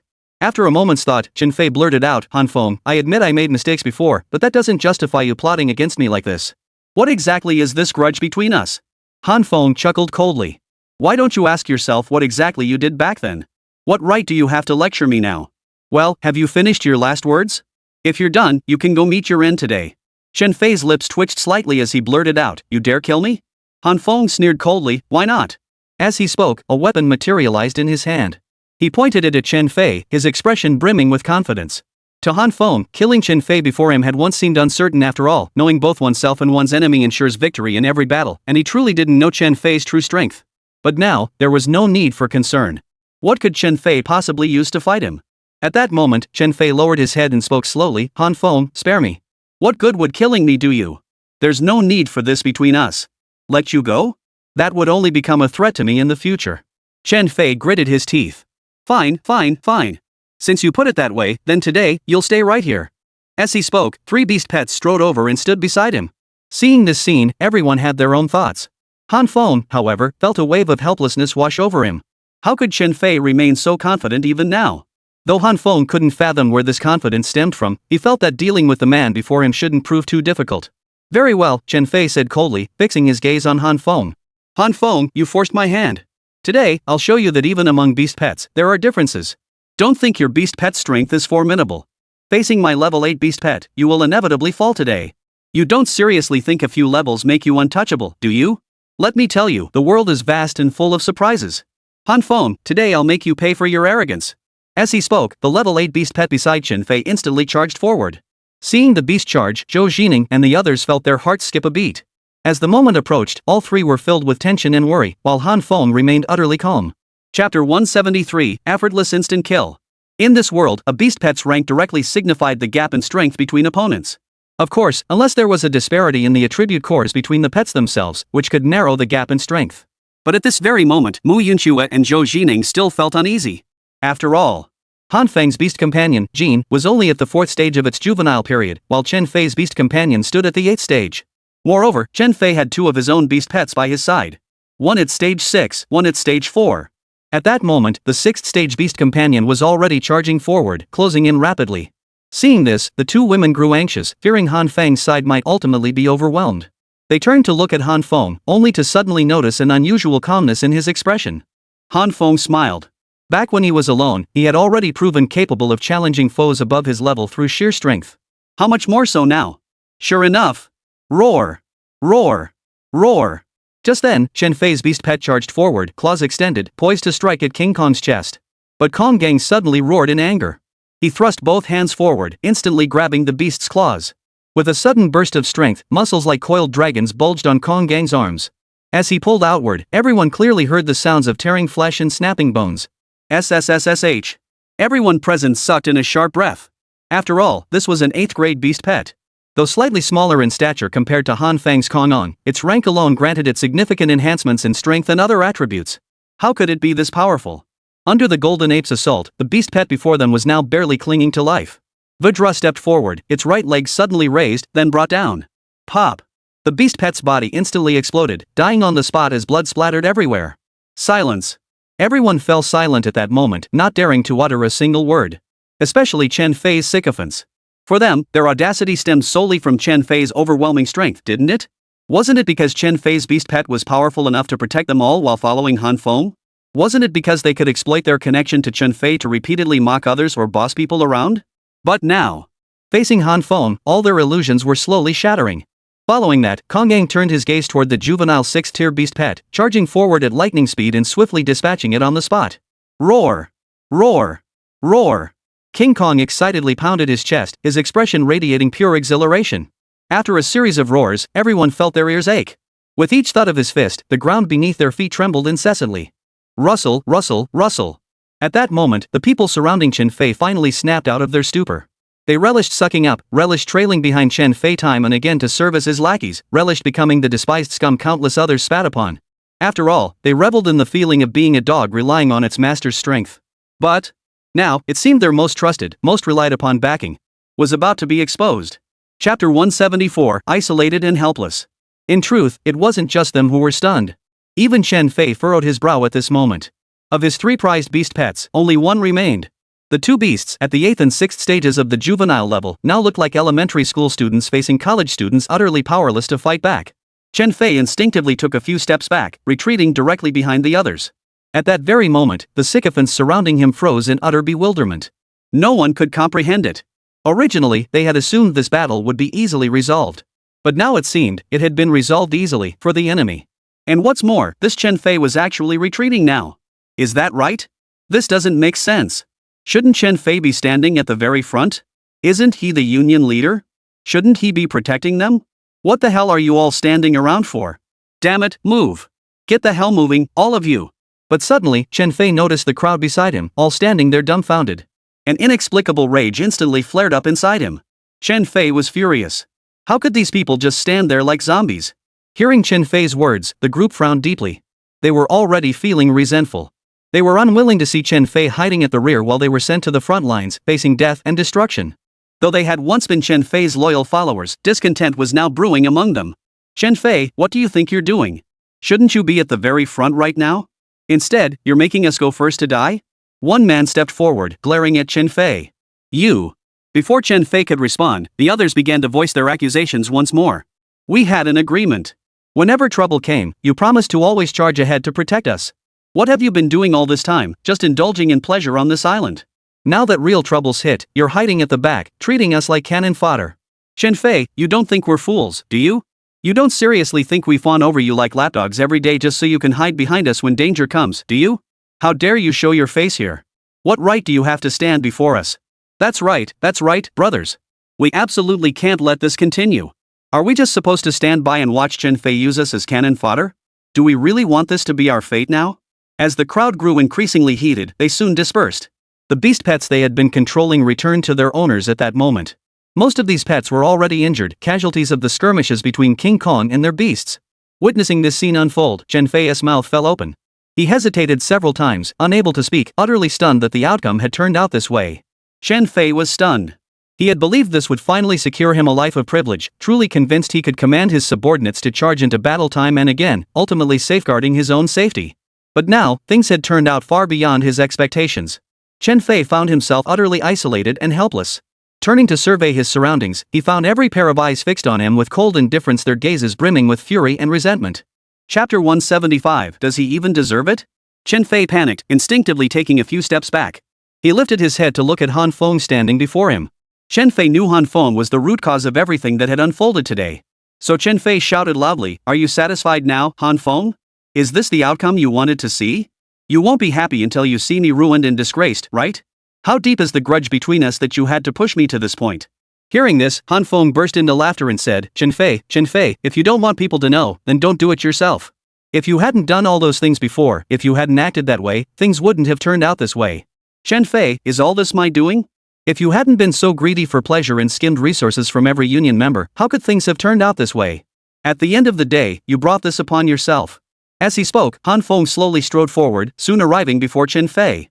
Zhou Jineng, Mu Yunxuet, and Chen Dongming followed close behind. Looking at Chen Fei, Han Feng shrugged and gestured toward Zhou Jineng beside him. To be honest, I thought our conflict would just fade away. If we ever crossed paths again, I might not have done anything. But you bullied my guild member, Zhou Jineng. I heard that last night, right here in your place. You dragged her into a room and tried to assault her, didn't you? If not for Zhou Jineng's quick reflexes and her escape here, I think the outcome would have been you destroying a woman, ruining someone's life, and Chen Dongming. Mentioning Chen Dongming, Han Feng pointed at her and continued, Chen Dongming is no different from nearly everyone else in your guild. You skim resources from everyone and hoard them for yourself. I admit, people have their desires and passions, and everyone has different ways of managing their guilds. But you absolutely should not have touched my guild's people. That's right, Chen Dongming was about to join my union. Naturally, I must stand up for him now. Chen Fei fell silent. He never imagined that all his actions would finally detonate like a heavy bomb, ignited and exploded in this very moment. Regret gnawed at Chen Fei's heart. He truly regretted his actions back then. But what he regretted even more was not making Zhou Jineng pay the ultimate price, not inflicting harm on Chen Dongming when he first sensed Chen Fei's intentions. At this moment, Chen Fei wasn't dwelling on his past mistakes. Instead, he was fixated on the fact that he hadn't covered his tracks properly. This pathetic and lamentable thought, however, remained unknown to Han Feng. Han Feng was likely already plotting to make Chen Fei pay for this. Han Feng then turned to survey the crowd, his voice cold as ice. Gentlemen, is there anyone else here who wishes to stand up for Chen Fei? At those words, the room fell instantly silent. Are you kidding me? What did they just hear? Stand up for Chen Fei? Had they lost their minds? They'd stand up for Chen Fei? That'd be pure suicide. Han Feng's power has reached such heights, who would dare stand up to him now? Besides, stand up for Chen Fei? Does he even deserve it? Chapter 176, Kill you? Why would I hesitate? As the saying goes, when the wall falls, everyone pushes. This was precisely the fate awaiting Chen Fei now. Now, facing Han Feng's arrival, even standing before Han Feng in the midst of such utter defeat. Not a single soul remained by his side. His former sycophants scattered as far as they could, as if Chen Fei himself were a star of misfortune anyone who drew near would invite disaster. In truth, for them, it seemed that was precisely the case. Today, Chen Fei had indeed brought misfortune upon himself. And this scene, naturally, was witnessed by Chen Fei himself. At this moment, Chen Fei frowned deeply as he looked at everyone around him. In his heart, boundless sorrow poured forth unrestrained. He was in agony. All this pain contradicts his original vision. Even now, Chen Fei wasn't stupid. He knew full well that he would eventually have to pay the price for this. No! Seeing Han Feng so close ahead, an overwhelming surge of emotion erupted within Chen Fei. No matter what, Chen Fei absolutely refused to accept defeat. He had his own vision for this world, yearning to savor life surrounded by countless women and men bowing before him. How could he possibly crumble so early on? In that instant, Chen Fei's mind raced. He entered the trading house and purchased a dagger. In the blink of an eye, the dagger appeared in his hand. He snapped his head up, his eyes flashing with savage intent. Then, lunging forward with a sudden step, he thrust the dagger toward Han Feng. Brother Feng, watch out! Han Feng, watch out! Ah! As the scene unfolded, countless onlookers reacted in horror. Even Mu Yunshui and Zhou Jining, overcome with fear, covered their eyes with their hands and screamed incessantly. Chen Fei, meanwhile, was already beginning to curve his lips upward. He thought to himself, once Han Feng was dead, no one would be able to handle his beast companion anymore. Then, he could still live the life he desired. And when that time came, today, everyone who betrayed him and tried to leave him would pay the price. What? However, next, Chen Fei froze. Stunned, he froze in place. Lowering his head, he realized his hand was now firmly clamped by Han Feng, unable to move forward even an inch. You! Ah! Snap! The sound of cracking bone echoed. Chen Fei let out a pain scream. His hand was broken. With a single, forceful twist, Han Feng snapped his wrist clean off. As the dagger fell, Han Feng caught it mid-air. Chen Fei stumbled backward, crashing to the ground. Instinctively, those around him took a few steps back, creating distance from him. Crawling backward on the ground, it wasn't long before Han Feng approached and planted his foot squarely on Chen Fei's chest. Ah! Chen Fei felt as if his chest was about to be crushed. What baffled him even more was, how could Han Feng possess such blinding speed and overwhelming strength? Was this even humanly possible? Chen Fei felt as if he'd been clamped in a vice. As the dagger that had been aimed at Han Feng's chest now pressed against his own throat, Chen Fei instinctively shouted, You dare kill me? Why wouldn't I? Han Feng smiled confidently. Chapter 177, No Mercy. Seeing the unwavering confidence in Han Feng's eyes as he spoke, Chen Fei froze. He remained silent, his brow furrowed. Panic began to grip his heart. Chen Fei realized Han Feng's words were likely not empty threats, nor was he deceiving him. He might actually dare to act. Instantly, panic seized Chen Fei. His entire body began to tremble violently. His pupils contracted sharply as he stumbled backward several steps. He suddenly fixed his gaze on Han Feng, shaking his head frantically as he shouted, No! No! No! You can't kill me! You absolutely cannot kill me! You won't get away with this! Hearing this, Han Feng narrowed his eyes and chuckled. Chen Fei, where does this confidence come from? Why do you think killing you will guarantee a bad outcome for me? Care to elaborate? Chen Fei's eyes darted nervously. My sister is the head of a major union. She's the union president. If you kill me, she'll hunt you down to the ends of the earth. Mark my words, Han Feng. If you dare kill me now, I'll spread every last bit of information before I die. I finally get it that beast pet beside you is King Kong, right? Along with Godzilla, it seems both of these pets are known as Titan monsters? I never imagined you could actually hatch a Titan beast. That makes you completely different from all of us. Han Feng, think about it. If news like this reached everyone's ears, what would they think of you? A beast master capable of reliably hatching Titan monsters? People would be lining up to investigate you. Han Feng frowned deeply. Truth be told, Chen Fei's words had genuinely made him hesitate. After all, for Han Feng, titanic beasts were indeed entities that demanded extraordinary caution. If someone recognized them as titan beasts, he'd inevitably attract unwanted trouble. But upon careful reflection, how long could he possibly conceal such a thing? Han Feng knew full well that King Kong and Godzilla were titan beasts. Those among the others who had seen the movies or were knowledgeable about them would inevitably recognize them too. By then, even if he wanted to conceal the truth, it would likely be impossible. Consequently, Han Feng concluded that this matter was beyond persuasion. Of course, though he wasn't eager to face these troubles, some things simply had to be endured. As for being hunted down by Chen Fei's sister? Setting aside whether this was true or false, even if it were real, so what?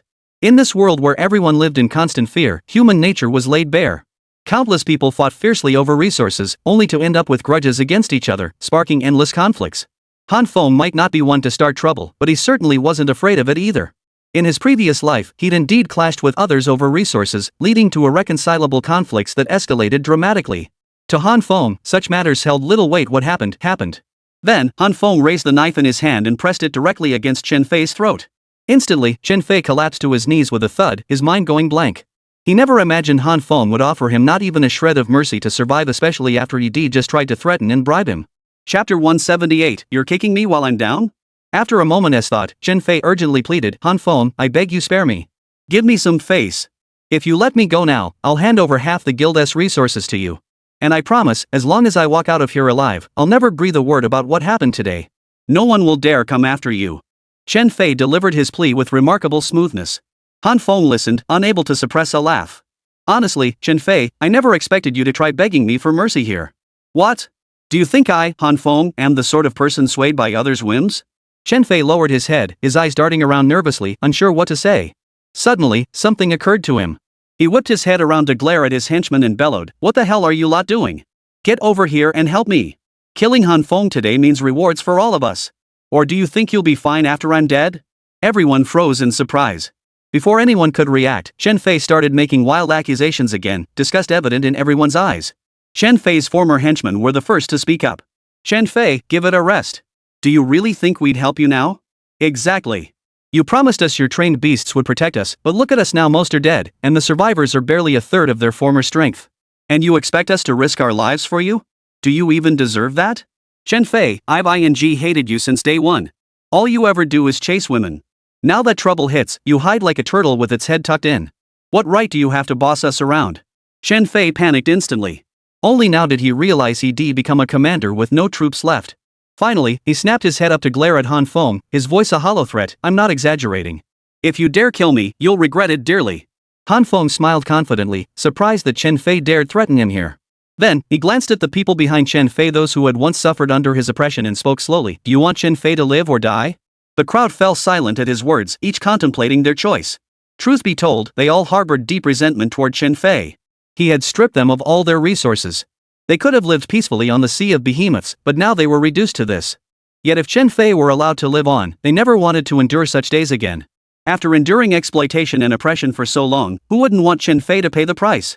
Just then, Chen Dongming chuckled softly before speaking up, he has no reason to live. What meaning is there in the existence of someone who only knows how to exploit others? More and more voices echoed his sentiment.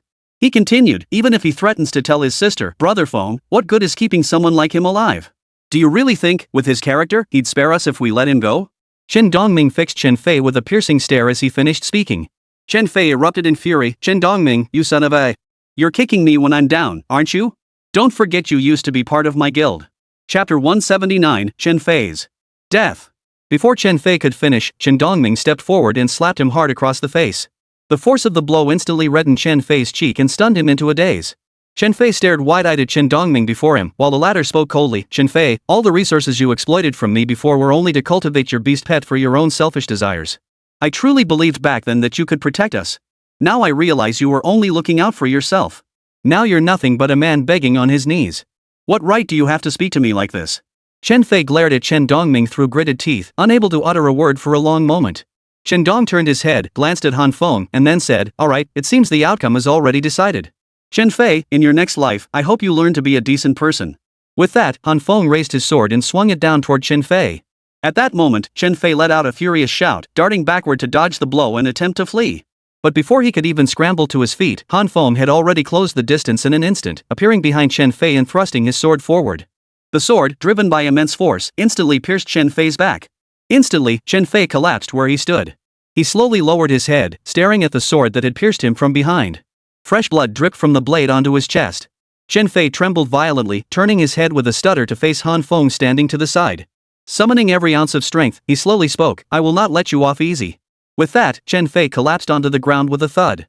At that moment, all resources on Chen Fei's person dropped to the ground, including his original flying guild, which dissolved instantly. Witnessing this scene, Han Feng remained silent. Beside him, Mu Yunxue and Zhou Jinang appeared utterly unfazed, their expressions remarkably calm. As for the others, their faces now displayed a variety of expressions. Han Feng strode forward, waved his hand, and gathered all the resources. After gathering them, he curled his lip and spat out, "That Chen Fei is a bloody vampire. He sucked all your resources dry like that, yet barely kept anything for himself? This trip was a total loss." Gazing at the mere thousands of giant beast coins, along with some food and building materials, Han Feng felt a wave of helplessness wash over him. Today was a total loss. Still, one thing gave Han Feng some satisfaction: eliminating Chen Fei would undoubtedly reduce future complications. Moreover, today's mission had settled both old and new grievances. The old grievance was Chen Fei's slanderous rumors about him in the chat group. Han Feng had avenged the injustices suffered by Qin Dongming, Zhou Jinang, and the other members of Chen Fei's guild. Just then, across from Han Feng, Chen Fei's former sycophants exchanged glances, looking left and right before one of them hurriedly spoke up, "Brother Feng, I want to join your guild." The others heard this and a hint of displeasure flashed across their faces, as if to say, "How dare you steal my line?" One after another, they chimed in, "That's right, Brother Feng. I want to join your guild too. I want to sail these seas of behemoths alongside you. Brother Feng, please give us a chance. Brother Feng, what happened before was our fault. We did try to harm you, but it was all because of Chen Fei's manipulation. Please believe us." Chapter 180, Integration. More and more voices chimed in, all essentially pledging their loyalty while hoping to earn Han Feng's forgiveness. Han Feng turned to face them, narrowing his eyes. Instantly, panic rippled through the crowd. They sensed a murderous intent in his gaze, as if Han Feng could decide their fates in an instant and they might truly meet their end. In truth, Han Feng was also contemplating whether these individuals deserved to remain by his side. Just as he weighed their fate, Qin Dongming spoke up, "Brother Feng, let them stay. Establishing the guild in its early stages requires significant resources and publicity. They can add strength to our cause. If we really eliminate them all, we might find ourselves short-handed later on, and that wouldn't be good." As soon as Qin Dongming finished speaking, everyone nodded in unison like chicks pecking at grain, their expressions radiating earnestness and delight. Han Feng instinctively turned to Qin Dongming, his curiosity evident as he asked, "Oh? Are you confident you can manage them well?" Before Qin Dongming could respond, the henchmen eagerly pledged their loyalty. "Brother Feng, rest assured. From now on, we'll follow Brother Dong faithfully." "Exactly. From now on, if Brother Dong tells us to go east, we won't go west for anything. Brother Feng, you can trust us. Before, we followed Chen Fei only because of his pressure. We were all manipulated by him. From now on, we'll wholeheartedly support you and our union. Brother Feng, please give us a chance. We'll gladly work ourselves to the bone for you." Hearing this, Han Feng burst into loud laughter. After a moment, he composed himself, patted Qin Dongming on the shoulder, and said, "All right. Since you're so confident, these guys can follow you." His gaze then shifted to another group, those who hadn't aligned with Chen Fei earlier and had also suffered under his oppression. Han Feng narrowed his eyes, cleared his throat, and said, "Everyone, you all know my situation. I've established a guild called the Goddess Temple. However, the membership requirements for our Goddess Temple Guild are rather strict. Therefore, I have now established a second guild. It's called Reaching the Summit. Would any of you be interested in joining?" After exchanging brief glances, the group nodded in unison. "Brother Feng, we're willing to join your guild. President, I'd like to join your guild too. I can tell you're not like that Chen Fei guy before, always trying to take advantage of us. At the very least, you're willing to stand up for the guild members when they're wronged and confront Chen Fei. With that kind of backbone, why wouldn't we join your guild?" "Exactly. Brother Feng, joining a guild like yours gives us real peace of mind." Han Feng waved dismissively. "Enough, enough. Cut the flattery." Turning to Qin Dongming, he added, "Now it's your turn. Integrate them first. I'll wait here for you." With that, Han Feng took advantage of the lull and sat down on a nearby chair. It must be said, Chen Fei truly loved comfort. This chair felt incredibly cozy when reclined. Finally, Han Feng summoned the Xianning turtle and waited silently. After about half an hour, Qin Dongming slowly walked over to Han Feng and handed him a cigarette. After lighting up, Qin Dongming spoke slowly, "Brother Feng, the guild now has exactly 50 members. However, only about a dozen of them still have their own beast pets. The others either lost theirs in previous battles or today's fight. I fear we must first focus on training everyone's pets before gathering resources. Furthermore. Chapter 181, Declaration of War. Upon hearing Chen Dongming's words, Han Feng took a drag from his cigarette before lifting his head to look up. He couldn't help but wonder what was going on. What new trouble had cropped up now? But after a moment's thought, he had a rough idea of what had transpired. Still, he said little, merely nodding to signal Chen Dongming to continue. Seeing Han Feng's nod, Chen Dongming instinctively added, "There's one more thing that's a bit troubling." As Han Feng lifted his eyes to meet hers, Chen Dongming slowly continued, "The world channel is already in an uproar. Particularly a woman named Chen Kursen, presumably Chen Fei's sister, is now demanding to find your location and kill you." At those words, Han Feng's eyes turned cold. The chat interface appeared before him, and sure enough, he saw a woman named Chen Kursen spamming the group chat. "Han Feng. How dare you kill my brother? You wait. From now on, you'd better hide like a turtle forever, or else I'll grind your bones to dust." Seeing such messages, countless others in the group chat began posting relentlessly, echoing her demands without pause. What's going on? Isn't Chen Kursen the leader of the Xinqing Guild? How did she end up in such a huge conflict with Han Feng? Yeah, I heard Han Feng earned the super powerful Brave One title. I don't think anyone else has gotten a title yet. How is it that big shot Han Feng is connected to President Chen Kursen? And this conflict seems pretty serious? That Chen Fei name sounds familiar. Wasn't he the one who said something bad about Han Feng in the chat group before? What's really going on here? Who's in the right and who's in the wrong? No way, Han Feng actually killed Chen Fei? Holy crap, what kind of massive conflict happened between them? All sorts of comments flooded in. Han Feng watched the chat messages stream by, sensing Chen Kursen's boundless fury toward him. Even members of Chen Kursen's guild were relentlessly spamming the chat. "Han Feng, clean your neck and wait here. It won't be long before we find you, and you'll pay the price." "That's right. You killed our guild leader's younger brother. You won't get off easy now." "Oomph. A titan beast pet? Never heard of such a thing. But once we kill you, we'll have plenty of time to study your pet thoroughly." Seeing these messages, Han Feng waved his hand, dismissing the chat interface before him. Watching Han Feng like this, Chen Dongming hesitated repeatedly before finally speaking up. "Brother Feng, what should we do? The situation looks pretty grim. I checked Chen Kursen's guild information, it's just a few hundred members, and I hear most of them have already gathered together. They're probably about to start traveling around. If we actually run into them, we might be in a pretty bad spot." Han Feng nodded. In truth, Chen Dongming's assessment was accurate. Within this chat group, everyone was essentially confined to a limited audience. Chapter 182, Unplanned Convergence. Of course, as everyone continued exploring and more beast masters joined, the group would keep expanding through various explorations and deaths. Eventually, the entire world might end up within a single chat group. But none of that mattered most to Han Feng right now. After a moment's thought, Han Feng spoke slowly. "Let's put this matter aside for now. Have you finished your preparations over there?" Chen Dongming replied, "The crucial matters are mostly settled. The guild members have assembled exactly 50 of them. What should we do next, Brother Feng?" Han Feng smiled, then looked at Chen Dongming and asked, "So, what are your thoughts? After all, this concerns the guild's future development, and you're the guild leader." This remark caught Chen Dongming off guard. Pointing at himself, he hadn't expected Han Feng to pin the entire matter on him.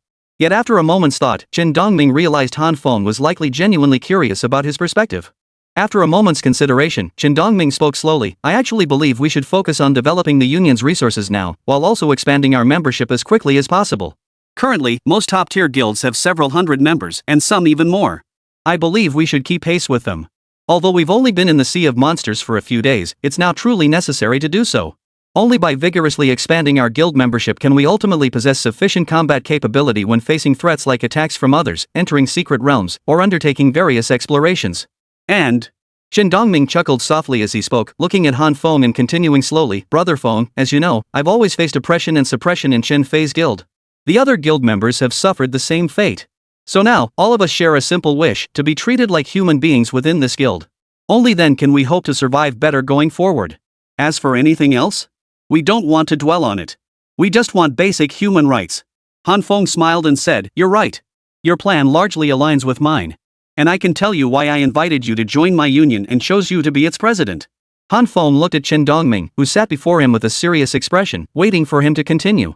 Chen Dongming was genuinely curious about the reasoning behind Han Feng's decision. Han Feng chuckled and said, "Truthfully, it's precisely because of all you've endured in Chen Fei's union that I understand what kind of union you've always hoped to see. I know exactly what kind of union experience you truly desire. That's precisely why I've chosen you to manage this guild. At the very least, when you're facing everyone within the guild and considering its development, you'll undoubtedly have a clear understanding of what's needed.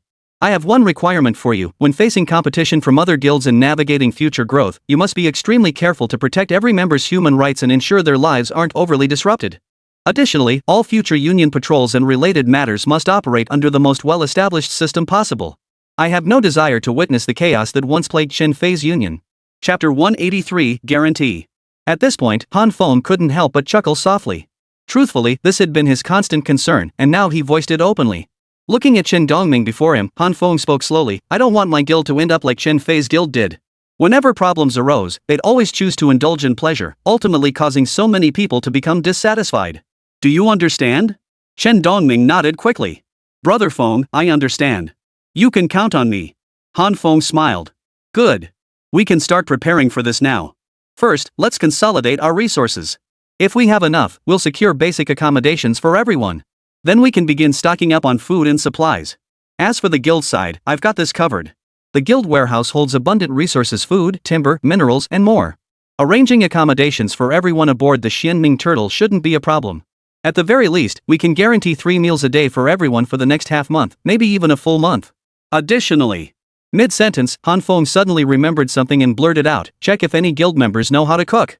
We need to guarantee everyone gets proper meals 3 times a day at the very least. We need to diversify our diet, after all. He took a deep breath and added, damn it, I've been eating grilled meat for days on end. I'm sick of it already. I really want to improve our meals. Chen Dongming burst out laughing upon hearing this. He hadn't expected Han Feng to have such a consideration. Yet, upon reflection, Chen Dongming realized Han Feng was right: eating grilled meat every day would indeed get tiresome. Yet at the same time, Chen Dongming felt deeply moved. In that moment, his impression of Han Feng had risen dramatically. He truly hadn't expected Han Feng to be so much better than others, or rather, he'd never encountered a guild leader who treated members this well before. His time with Chen Fei had been utterly unbearable, whereas now, under Han Feng, the guild leader treated members exceptionally well. Han Feng genuinely cared about their well-being, considering everyone's human rights and how they would sustain themselves over the next 3 years. As he contemplated this, tears welled up in Chen Dongming's eyes. He never imagined things would turn out this way. Truthfully, Chen Dongming was deeply moved. He even thought that if he shared this news with all the other guild members, it would surely move them even more deeply. Soon, Han Feng, sitting across from him, noticed the scene and asked curiously, what's wrong? Your expression seems a bit off. Chen Dongming chuckled awkwardly, a hint of embarrassment washing over his face. It's just that back then, we all lived such miserable lives. Under pure oppression, life felt utterly meaningless. We even thought about ending it all and leaving this place. But now, thanks to your union, Brother Feng, I see things changing dramatically. I'm genuinely happy that this union will thrive in the future. Rest assured, Brother Feng, I'll manage this union exceptionally well. I won't let you down. Chapter 184, Absolute Trust? Han Feng smiled and said, alright, enough about that. I'll grant you access to the mutual space between guilds. Also, Chen Dongming, I want you to know that I'm giving you this privilege because I trust you. I know you won't let me down. Of course, you could choose to betray me in the future. But understand this, I, Han Feng, detest traitors above all else. If you ever betray me because of this, I won't let you off easy. Standing firmly on the ground, Chen Dongming nodded. Rest assured, Brother Feng. I won't let you down. After hearing his words, Han Feng nodded. But he quickly added, alright. Within the hour, inform everyone to upgrade their accommodations and prepare today's lunch. Once lunch is ready and eaten, everyone will depart immediately during the midday break. Oh? Chen Dongming paused, genuinely curious. Brother Feng, why the immediate departure? Han Feng chuckled. He didn't mind that Chen Dongming hadn't considered this point after all, such matters weren't something everyone could foresee. Truth be told, Han Feng felt a bit helpless inside. He had already seen what was unfolding in the group chat. Messages were flooding in, what titanic beast? What kind of beast pet is that? How come no one's ever heard of it before? Holy cow, could it be that Han Feng gained his current power precisely because he obtained a titan beast as his pet? Ha, so that's his trump card. No wonder he earned the title of Brave One right from the start. It was all thanks to the titan beast. Wait, that's not fair. How come? I've never heard of anyone else getting a titan beast pet. Why did Han Feng suddenly get so many? Exactly. Otherwise, I wouldn't believe Han Feng could kill Chen Fei just with the titan beast and his other pets. I'm sure it's all because of the titan beast. Sigh, but has anyone considered why the titan beast appeared by Han Feng's side? Could it be that Han Feng knows something special? Or does he possess some ability that allows him to successfully cultivate the titan beast to its full potential? What? If that's the case, then doesn't that mean all we need to do next is find Han Feng? Then we could obtain the key to successfully hatching the titan beast. That makes sense. Never mind anything else, does anyone know where Han Feng is right now? Hurry up and give me his address. I'll pay in beast coins, just give me the info, and I'll buy it all off you. As the chat group's conversation veered further off track, Han Feng grew increasingly uneasy. After hesitating for a long moment, Han Feng turned his head to look at Chen Dongming beside him and said slowly, I assume you've already figured it out. Those two beast pets by my side are Titan beasts, right? Chen Dongming froze, unsure why Han Feng was asking this. After a moment's thought, he nodded. Yes, Titan beasts. I always thought they only existed in movies and TV shows. I never imagined one would appear beside Brother Feng. What's going on here? Of course, Brother Feng, if you'd rather not talk about it, you don't have to. Han Feng chuckled softly and shook his head. Chapter 185, Sense of Crisis. Han Feng simply stared at Chen Dongming, his gaze consistently carrying a faint detachment. Chen Dongming understood that it was perfectly normal for someone like Han Feng to have his own secrets. This matter demanded careful handling from everyone involved. After all, if the secret of a beast pet were to leak out, who knew what might happen in the future? Who could guarantee they wouldn't face threats from others later on? Because of this, every single one of Han Feng's various schemes was something Chen Dongming needed to consider. Chen Dongming understood this well. He knew that if Han Feng truly confided such a secret to him, he might face unforeseen consequences. What if the secret reached Han Feng's ears, only for Chen Dongming to inadvertently let it slip due to some unforeseen circumstance? Of course, Chen Dongming knew deep down that he himself would never reveal this matter. After all, Chen Dongming genuinely trusted Han Feng completely. He hoped to accompany Han Feng as they struggled to survive together in the sea of monsters. He hoped to weather these 3 perilous years alongside Han Feng. This also stemmed from his vision of building a perfect guild, a perfect life, and so on. Whichever thought it was, it made Chen Dongming feel a deep sense of belonging to the guild as it stood now. Therefore, Chen Dongming was confident he would never reveal such matters. But some things weren't guaranteed to earn Han Feng's approval just because he said them. Yet Han Feng soon smiled faintly, waved his hand dismissively, and said, alright. You, stop being so formal. To be honest, you should know and others are starting to figure it out too that right now, Kong is my primary beast companion, while Godzilla is my secondary one. Both of these beast pets are Titan-class monsters. In the chat group, everyone's already discussing this like crazy. The main reason I said we need to leave here quickly is because many people in the chat group are already talking about how I have 2 Titan-level beast pets by my side. They're all thinking that if they can track me down because of this, make me pay the price, or get me under their control, they'll likely be able to obtain these 2 pets and study them. Their goal is simple: if they can truly study these 2 beast pets and uncover some of their characteristics, it might lead to these 2 beast pets obeying their every command. It might even enable them to hatch Titan beasts themselves in the future. In this world today, Titanization is something we all must face. Han Feng sighed as he spoke, but Titan beasts are something no one has ever seen or experienced. Everyone desperately wants to cultivate Titan beasts. If they succeed, they might just carve out a place for themselves in the future of this world. Chapter 186, Decision. As he spoke, Han Feng sighed again. A sense of crisis was slowly taking root in his heart. For the first time in his life, Han Feng truly felt this sense of impending danger, a feeling he had never experienced before, not even in all the years leading up to this moment. Though Han Feng had known anxiety before in his previous life, amidst relative equality he never imagined the Titan beasts would thrust him into such peril so early in his journey. This was utterly unprecedented. Unlike others who clashed on equal footing, his situation was entirely different. After pondering for a moment, Han Feng spoke slowly. Although more and more people are beginning to take notice of the Titan beast by my side, some have even started spending money to buy my personal information across the globe and in various chat groups. If this situation continues, it's absolutely something I don't want to see happening. Then I believe we'll all face all sorts of troubles because of it, and we must find ways to withstand these crises. And most crucially, we must depart this island at the fastest possible pace. I can't guarantee whether Chen Fei sent his location to his sister before he died. If he did, then barring any surprises, they'll inevitably arrive here within a very short time. We must leave immediately. Chen Dongming's brows furrowed upon hearing this. Truthfully, deep down, Chen Fei hadn't anticipated the situation escalating to such severity. He certainly hadn't foreseen the global attention now focused on Han Feng, including the Titanic beast, a category of beast pet by Han Feng's side. To him, this was indeed something many should be paying attention to. If it were him, he'd likely feel a mix of anticipation and excitement too. Chen Dongming couldn't help but put himself in Han Feng's shoes. He pondered the situation and realized he would likely share the same thoughts as many others. If he weren't part of Han Feng's guild, not serving by Han Feng's side, and if he learned that Han Feng possessed a Titan beast as a beast pet, one whose power could alter the future trajectory of an individual or even an entire team, then Chen Dongming would likely be driven to even greater extremes. But after pondering, Chen Dongming asked curiously, Brother Feng, many probably didn't anticipate this before. Yet now, some have already begun paying attention to you, coveting the Titan beast pet by your side. What I'm wondering now is, should we inform others about this like everyone in the guild? Tell them not to carelessly expose everything going on, to keep their mouths shut, and to be more loyal to the guild? Han Feng shook his head, which only piqued Chen Dongming's curiosity further. He looked at Han Feng, hesitated, then finally asked, Brother Feng, what do you mean? Are you suggesting we shouldn't tell the guild members about this? Chapter 187, Why? Han Feng smiled and replied firmly, exactly. Why should we tell them? Chen Dongming scratched his head, utterly baffled at this moment. Han Feng, observing Chen Dongming's expression, couldn't help but chuckle. Han Feng had always believed that the current Chen Dongming possessed considerable experience when it came to union personnel matters, including managing members and anticipating various future scenarios. Chen Dongming had his own ideas, perhaps even an ideal world in his mind, a perfect union. But on many matters, Chen Dongming didn't think deeply enough. Undeniably, Chen Dongming was exceptionally intelligent. His sharp mind allowed him to analyze situations from multiple angles, demonstrating a remarkable ability to learn one thing and understand many others.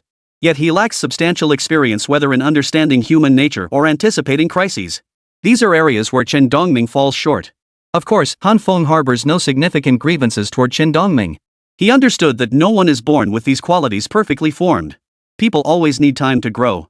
Then, looking at Chen Dongming before him, Han Feng chuckled softly and said, Alright, you probably don't know much about this either. Let me tell you this, we are indeed facing a crisis now, and we really need to consider whether to inform the union members. Or perhaps, under these circumstances, the best approach actually exists, but we shouldn't tell them not to spread the news. Doing so might cause resentment among them. They might suspect we're forcing or threatening them. Isn't that essentially the same as what happened with Chen Fei before? Chen Dongming scratched his head, suddenly realizing he hadn't considered this angle. In Chen Dongming's view, he often acted without giving much thought to people's feelings. He'd only focused on organizing his own thoughts and establishing a flawless union to ease everyone's burdens. Han Feng continued, Of course, we need to inform them about this matter. However, we shouldn't force them to keep all this information bottled up inside. Han Feng waved his hand and glanced around. No other guild members were present.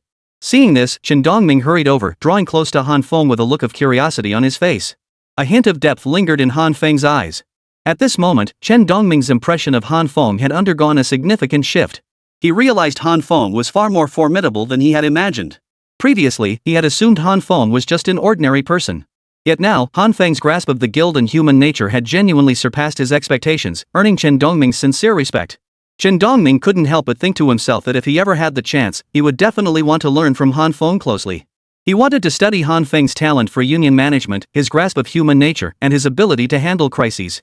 All of this, it seemed, was something Chen Dongming needed to learn. The path ahead was still a long one for Chen Dongming to traverse. Chapter 188, No Room for Gambling. Afterward, Chen Dongming looked at Han Feng with utmost respect. Han Feng smiled slightly and said, Alright, you go ahead and gather all the union members first. Then, share this news with them. After that, there is no need to rush to share every detail, including our personal thoughts with them. But one crucial thing you must remember is to share our entire plan for the guild's future with every member. Let them understand clearly what our guild intends to do next. Chen Dongming couldn't help but ask curiously, Brother Feng, why do we need to do this? Han Feng chuckled and replied, It's simple. Only by doing this will they feel truly moved by our guild. Once they feel that appreciation, they'll realize how comfortable their lives are within this union. If we ever dare reveal our current experiences, what we possess now, or our position to those seeking to buy our union's information at a high price, that kind of life might not last. In that case, their sense of honor and belonging toward the guild, including their commitment to its future development, would likely become exceptionally strong. Sometimes, you need to carefully consider this. Getting union members to voluntarily protect our union's interests is far better than forcing them to do so. Hearing this, Chen Dongming's expression brightened. It finally clicked for him. Wow, so that was Han Feng's reasoning. And indeed, as Han Feng had said, Chen Dongming now reflected on it and realized that this matter truly was exactly as Han Feng had described. If he implemented this plan, the entire union would likely develop a strong sense of belonging and be motivated to continuously strive for the union's betterment. With that realization, Chen Dongming nodded urgently and stepped away. Watching Chen Dongming depart, Han Feng smiled faintly. Just then, Mu Yunxue and Zhou Jinan approached. Mu Yunxue held a dessert in her hand, while Zhou Jinan carried a cup of drink. They approached and placed the items directly before Han Feng. Han Feng glanced at them and asked, What's this about? The two women smiled. Mu Yunxue explained, Well, the treats Chen Fei and the others prepared earlier haven't been touched. After we shared some with other guild members, there was still a bit left, so we thought we'd bring it over for you first. Hearing this, Han Feng chuckled. He looked at the desserts and drinks before him, pursed his lips, and said, Chen Fei sure knows how to enjoy himself. He's got everything he could want in life. Why couldn't we have it like this back then? The two women shook their heads at his remark, choosing not to respond further. Han Feng picked up a drink from the table, took a sip, chuckled, and said nothing more. Meanwhile, in the distance, Chen Dongming swiftly approached the entire guild assembly, waving his hand and calling out a couple of times. Before long, all the guild members gathered around. Their eyes brimmed with both joy and tension. Their joy stemmed from finally breaking free from Chen Fei's control, no longer having to endure their previous existence. At the very least, they could now live as human beings and be treated as such by others. Of course, the anxiety stemmed from uncertainty. Who knew if Han Feng would be the same? No one dared to gamble on that outcome. Chapter 189, each with their own thoughts. At that moment, as everyone watched Chen Dongming gather them here, even these individuals couldn't help but begin whispering among themselves. They were all pondering what exactly Chen Dongming wanted with them. Hey, guys, what's up with the president calling us over like this? Yeah, no clue. Why hasn't he told us anything yet? Hey, could it be about the guild? No way. Could something really be wrong with the guild? We've worked so hard to get the guild to where it is now, finally free from Chen Fei and able to thrive on our own. If our guild, which has reached its peak, starts having problems now, we won't even have a place to cry. But logically, that shouldn't be the case. Honestly, from what I've seen, Brother Feng seems like a decent guy, right? Surely with someone like him, we shouldn't be struggling to make ends meet? Sigh, who knows? These things are unpredictable. What if Brother Feng has been deceiving us all along? What if he's secretly plotting against us right now? We'd be stuck swallowing our anger in silence. If this were the old Chen Fei, I might have had the courage to leave him. After all, sneaking away with Chen Fei's abilities, if I could really evade him, I probably could have. Forget about dodging this guy Feng's power. Just take Godzilla, for instance. If he opens his jaws and takes a bite, I'd be gone in an instant. Alright, keep your voice down. What if we're misinterpreting what he meant? We don't know the full picture yet. What's the point of speculating here? For a moment, everyone chimed in with their own opinions. Chen Dongming stood silently observing and listening as the group voiced their thoughts. After a long moment, he finally cleared his throat softly. Instantly, the chatter in front of him fell silent. They turned to look at Chen Dongming with serious expressions. In truth, he had overheard much of what had been said. He felt a genuine sense of helplessness, yet he understood their concerns. After all, he had once shared those same fears, worrying that Chen Fei might do something to the guild or its members, potentially dragging everyone from one deep pit into another. Later, when he heard all the things Han Feng had said, that was when Chen Dongming finally felt his heart settle. At the same time, he exhaled deeply, his heart filled with profound emotion. He was deeply moved that Han Feng had led the entire guild to this point, that he held such vision for it. It truly brought him immense joy. Then, looking at the 50 members of the union he now commanded, Chen Dongming smiled faintly before speaking slowly. Everyone, I know you must all be wondering why I called you here. At these words, everyone nodded in unison. Chen Dongming continued, actually, there's no need to be nervous or overthink it. Let me explain. I called you here to discuss our guild's development plans moving forward. Chapter 190, Heartbreaking. At this, everyone froze. Truthfully, during their time in Chen Fei's guild, they had never once heard of any guild development plans. Back then, Chen Fei only knew how to indulge in pleasure and chase women. After grabbing all their resources for himself, why would he ever consider anything else? Chen Fei had never once contemplated the guild's current development or the existence of any plans. Seeing the curiosity in everyone's eyes, Chen Dongming explained, everyone, you should know we're essentially starting from scratch. Right now, our guild has virtually no resources. We still lack accommodations, daily necessities, and all sorts of other essentials. The group nodded in unison, stung by the truth of Chen Dongming's words. Yes, they thought. Chen Dongming was absolutely right. Wasn't that exactly their situation now? Ever since Chen Fei's death led to the guild's dissolution, they had lost all their resources. Although Han Feng had taken in Chen Dongming's resources at the time, he had also stated that Chen Dongming had absolutely nothing left, utterly destitute. This left everyone feeling both pitiful and helpless. At the same time, they kept cursing Chen Fei under their breath. Even though he was dead now, it didn't stop them from venting their anger.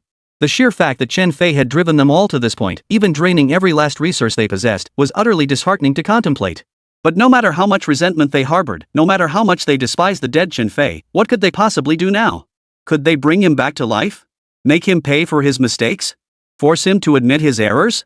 Or demand repayment for everything he owed them? Clearly, none of that was possible. Curious glances then turned to Chen Dongming. What could possibly be done now? Chen Dongming finally spoke up, everyone, our task now is to focus on building the environment we need to live in, while gathering all the scarce resources we currently lack. After that, we must devise ways to establish all the necessary rules and regulations we should have in place now. Let me be clear, the guild has no place for deadweight. Every single one of us must strive tirelessly for the guild's future development. Of course, within our respective roles, those skilled in cooking, farming, or other areas will not be burdened with additional tasks beyond their expertise. For instance, those skilled in cooking need not participate in other heavy tasks while preparing meals, and their resource-gathering responsibilities will also be appropriately reduced. But I hope you understand, no matter what, all of us must strive for the future development of this union. For the sake of living safely and peacefully over the next 3 years, I hope everyone can work a little harder toward this goal. Additionally, as Chen Dongming spoke, a subtle shift flickered in some eyes. They hadn't anticipated his call for collective effort and shared development toward the future. this was a stark contrast to Chen Fei's approach. Back then, when certain sycophants fawned over Chen Fei, one after another, it ultimately led to Chen Fei oppressing the rest. Chapter 191, The First Step. Back then, Chen Fei basked in the adulation, his mood soaring with delight, while the others were reduced to beasts of burden, toiling endlessly within his system. The situation back then was indeed quite helpless. But now, Chen Dongming couldn't care less about any of that. Chen Dongming's sole focus was on uniting everyone toward a common goal. At the same time, for union members with exceptional talents, there would be corresponding considerations for reducing their workload. For many, this arrangement was undoubtedly the most satisfying outcome imaginable. Having endured various oppressions under Chen Fei, many now found immense joy in joining this new guild. Whether guided by Chen Dongming or shaped by Han Feng, as long as they weren't subjected to past hardships and could contribute their share for the guild's collective good, it felt more than sufficient. Sure enough, as Chen Dongming spoke these words, excitement began to flicker in some eyes. Others, however, darted their eyes around restlessly, their thoughts unknown. Suddenly, Chen Dongming spoke again. There's another important matter. No, actually, two important matters. First, within the guild, I will not tolerate flattery or sycophantic behavior. I absolutely refuse to accept it. Of course, for the guild, we do need talented individuals. For example, if you have sales experience, you can recruit members for the guild. If you've trained as a chef and can cook delicious meals, you can prepare various dishes for everyone. Other skills are also welcome. But let me be clear, those sycophants who used to surround Chen Fei, I won't name names, but we all know who they are. We were all part of Chen Fei's inner circle in the union, and we all know exactly what I'm talking about. There's no need to spell it out. What I want you to understand is that I have absolutely no interest in such matters. Don't even think about it. Even if you approach Brother Feng, he despises this sort of thing even more. I hope you won't go looking for trouble when you have nothing better to do. As for other aspects like talent screening, I won't elaborate further here. What I can say is that I'll pay close attention to everyone. Anyone with genuine talent will naturally catch my eye. So everyone has opportunities to advance. Of course, I don't want to replicate the complicated promotion systems we had back on Blue Star, nor do I want this place to feel like a corporate office. I only hope everyone understands, this guild belongs to all of us, not just one person. I don't want everyone striving solely for themselves. Alright, now, those who can cook, raise your hands. At Chen Dongming's words, countless guild members exchanged glances. Then, 3 individuals raised their hands. Chen Dongming nodded. You 3, go prepare today's lunch immediately. The rest of you won't be idle either. We're heading to the Xianming Turtle. According to my plan, 3 will stay behind to cook, while everyone else follows me to the Xianming Turtle. We'll leave 3 Xianming Turtles behind to begin upgrading and constructing our living quarters. Chapter 192, Human Hearts. With a resounding boom, Chen Dongming's words sent shockwaves through the group. Everyone froze, then erupted into murmurs. Us. Are we really going to start building new dwellings on the Xianming Turtle right now? How is that possible? Is this what the new guild is all about? Everyone was astonished. After all, under Chen Fei's guild, they hadn't even had proper lodgings. Back then, just having a sleeping bag or a tent each night felt like hitting the jackpot. Most people could only bundle up in thicker clothes before lying down in the clean, dry grass. Yeah. If we could enjoy this in our current guild, what kind of heavenly life would that be? For a guild like this, I'd gladly work my heart out in the future. Goodness, I never imagined we'd get to enjoy this kind of thing nowadays. But soon, someone noticed something was off. Chen Dongming, staring ahead, shouted, "President! Even if we upgrade our lodging, where are we supposed to get the materials?" Hearing this, everyone snapped back to reality. All their resources and materials had been handed over to Chen Fei earlier and he used them all up. Now, where would they find the resources to build a decent place? Chen Dongming chuckled and said, "Everyone, don't worry. Brother Feng has already shared all his guild's resources with me." His message was simple: everyone must be settled by noon today. Even if the housing might not be ideal, perhaps log cabins or simple single rooms, Brother Feng's stance is clear. He wants everyone to live a bit better, ensuring at the very least a place to stay and food on the table. Shock. Silence. In that instant, everyone froze. None had ever imagined hearing such words today. Han Feng was actually willing to share all his resources with them for a newly formed guild? And let's not forget these resources were likely gathered by Han Feng himself, along with just those 2 guild members, right? Resources gathered by just 3 people were now sustaining over 50? The thought instantly moved everyone to the core, tears welling up in some eyes. They all voiced their astonishment. No way! Did I hear that right? Brother Feng actually gave us his resources? Good heavens, this is like heaven and hell compared to Chen Fei, isn't it? After how Chun Fei acted before, he's getting his comeuppance now. Just thinking about it feels absurd. Exactly. Who could have imagined Brother Feng treating us so generously after seeing how arrogant Chen Fei was before? To think I once even laid a hand on Brother Feng, and now he's looking out for me like this. I'm truly at a loss for words. Folks, I won't beat around the bush. All I'll say is this, from now on, under this guild, I'm willing to give everything for Brother Feng. If anyone in this union ever does anything tie to us, I'll be the first one to rip their mouths off. Everyone grew more and more excited as they spoke. And all these heated remarks were overheard by Qin Dongming. For a moment, Qin Dongming felt a flicker of astonishment. Han Feng had truly calculated correctly. Qin Dongming hadn't expected Han Feng to have calculated this matter so clearly and precisely. If this were the case, the cohesion among union members would likely strengthen significantly. And now was precisely the moment to take the next step. Suddenly, Qin Dongming let out a sigh. This very sigh instantly drew the attention of those around him.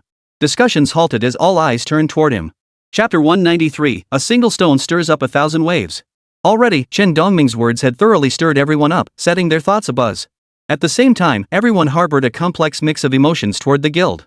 Each person now thought to themselves, if they could do something for this guild, how incredibly rewarding that would be.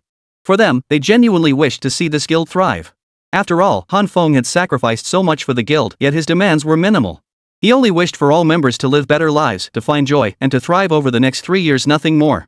He had even given all the resources accumulated by the guild over the past period to its members to the current Peak Ascension Guild, hoping they could use these resources to level up quickly. How could anyone not be moved by this? Surely no one could fail to feel a sense of belonging to this guild. Thus, a shared conviction now took root in everyone's hearts. For this guild, they were willing to brave fire and water, to sacrifice everything, to climb mountains of blades and plunge into seas of flames without hesitation. Some even began contemplating that if anyone were to tarnish the guild's reputation or act against its interests, they would step forward to defend the guild as a whole. But when they heard Qin Dongming sigh, silence fell instantly. Everyone stared intently at him, waiting for what he would say next. Some felt a pang of unease, wondering, could something be amiss? Could there be some hidden truth lurking beneath the surface? Qin Dongming chuckled inwardly, admiring Han Feng's skill at building suspense. Then, Qin Dongming spoke slowly, but to be honest, everyone, don't read too much into this. It's not Brother Feng's intention. It's just that I'm feeling a bit uneasy right now. I wonder if any of you have checked the chat group. Honestly, all sorts of things are being said in that group chat right now. And since Brother Feng took care of Chen Fei today, it's unfortunate that Chen Fei managed to send out a message before dying. Now, it's highly likely that many people know Brother Feng's location. They also know that the 2 contracted beast pets by his side are Titan-class beasts. I'm sure everyone here understands, or has figured it out by now, right? Everyone nodded in agreement upon hearing this. They weren't stupid, after all, how could they not know? Indeed, deducing that these were Titan-class beasts wasn't too difficult. Many of them enjoyed watching movies and such, often analyzing various scenarios. They felt these beasts were entirely different from ordinary creatures. Now, all eyes turned back to Qin Dongming. Everyone wondered what else he intended to say. After a moment, Qin Dongming continued, yet now, more and more people are fixating on Brother Feng as their sole target, all for the sake of obtaining the Titan beast. A single stone sent ripples across the pond. The moment Qin Dongming finished speaking, the entire crowd erupted. Eyes widened in disbelief as they stared at him. It was unimaginable that anyone would dare to target Han Feng. Chapter 194, Stirring Emotions.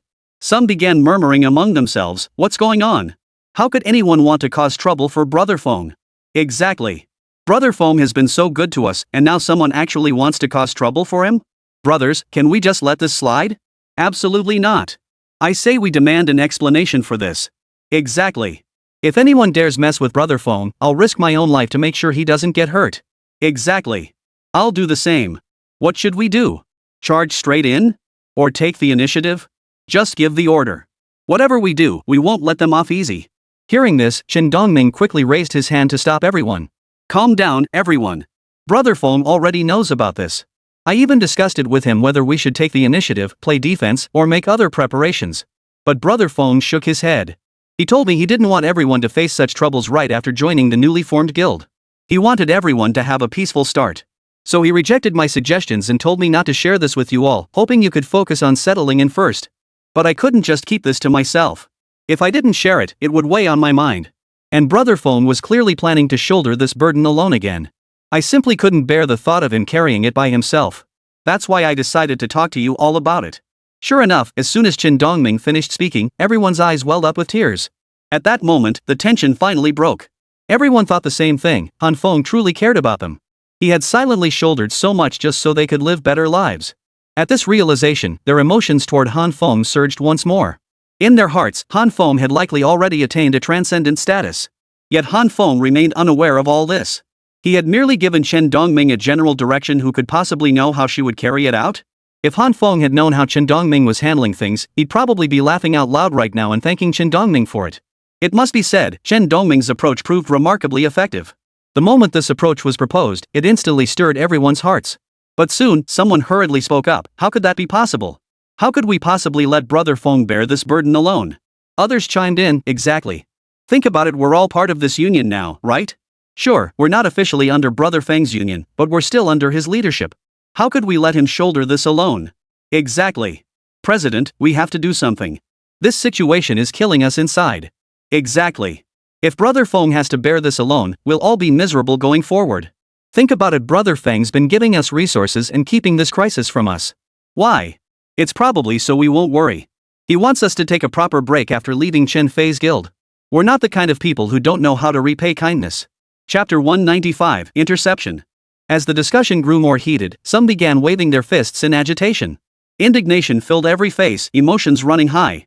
Chen Dongming smiled slightly at this sight, thinking to himself that these people had been thoroughly stirred up by his words. For him, this was actually a good thing. He was quite pleased to see this. At the very least, it meant everyone was uniting with the guild over this matter, which was truly the best possible outcome right now. Those who had previously left Chen Fei's union truly needed this unity now. After all, no one knew what Han Feng's future held. The words spoken by Han Feng and by himself were precisely what could shift everyone's previous sentiments. Then, Chen Dongming continued, everyone, I personally think we should go along with Brother Feng's idea. It's not that we have to agree with him taking all this on for us. Think about it, why is Brother Feng doing this? First, to avoid unnecessary trouble. Second, to ensure we can live in peace going forward. Our union has just been reorganized and simply can't withstand too much turmoil. Moreover, Brother Feng surely intends to leverage our strengths first, gradually upgrading our resources before pursuing other ventures. Given that, I think we'd be wise to follow Brother Feng's lead. While we might not be able to do much right now, we can fully support Brother Feng in growing the guild. Once the guild grows strong enough, we'll have the capability to resist, even confront attacks from others. By then, we'll have the strength to fight back. At these words, every guild member's eyes lit up. They all nodded in unison, thinking, Chen Dongming's words seem spot on. This might indeed be the best way to tackle all our challenges. Then, one guild member asked loudly, so what should we do next? Guild leader, just tell us. Whatever you arrange, we'll follow your lead without question. Others chimed in, exactly. President, just tell us what to do. Whatever you arrange, we'll follow without question. Exactly. Brother Feng has gone this far for us. If any of us still hesitates or makes excuses now, I'd feel unworthy of being called human. Honestly, I've never heard of a leader who voluntarily puts all their resources on the line like this. But now I've met Brother Feng, and I'm willing to give anything for him.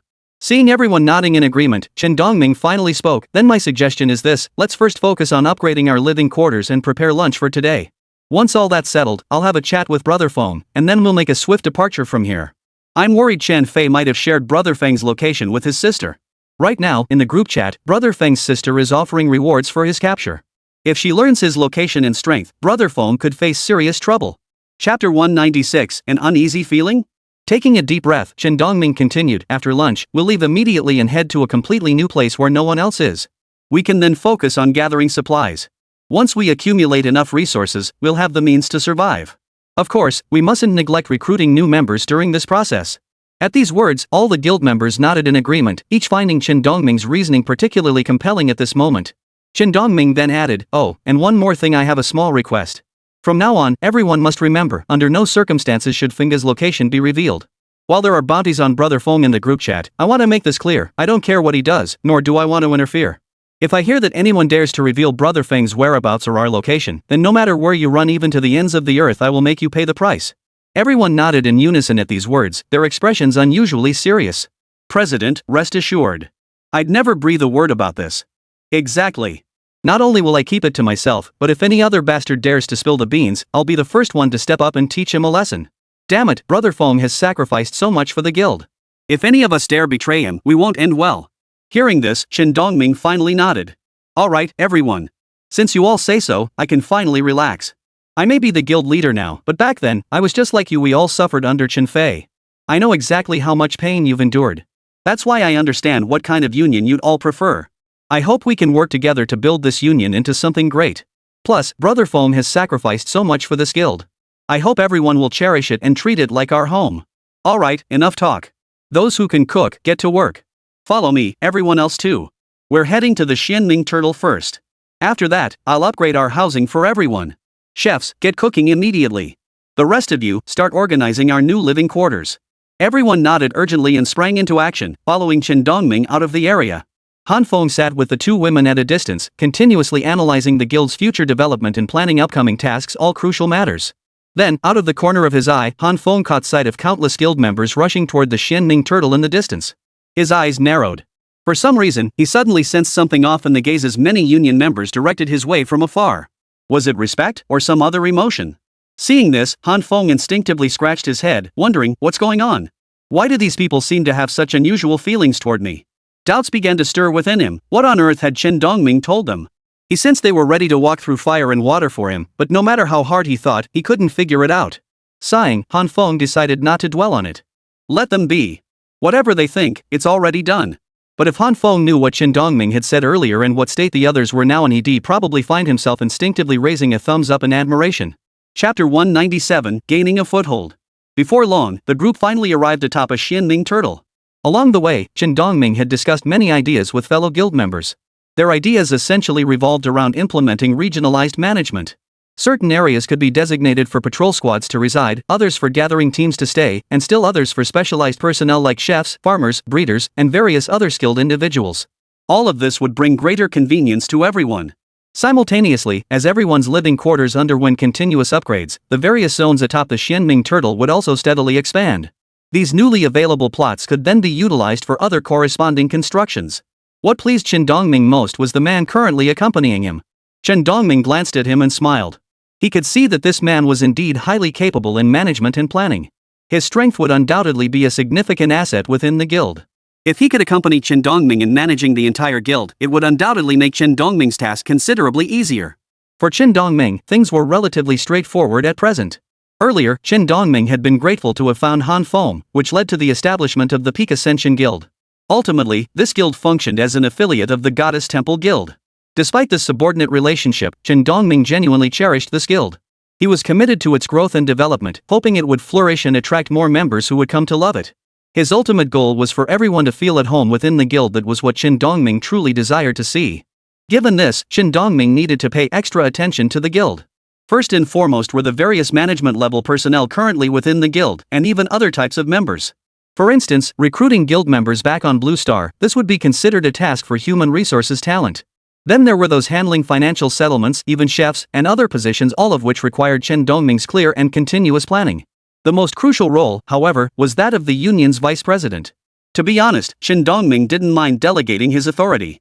Back on Blue Star, many people were reluctant to delegate authority when faced with their own responsibilities. Some feared that teaching apprentices would lead to their own downfall, as the saying goes. But for Chen Dongming, it truly didn't matter.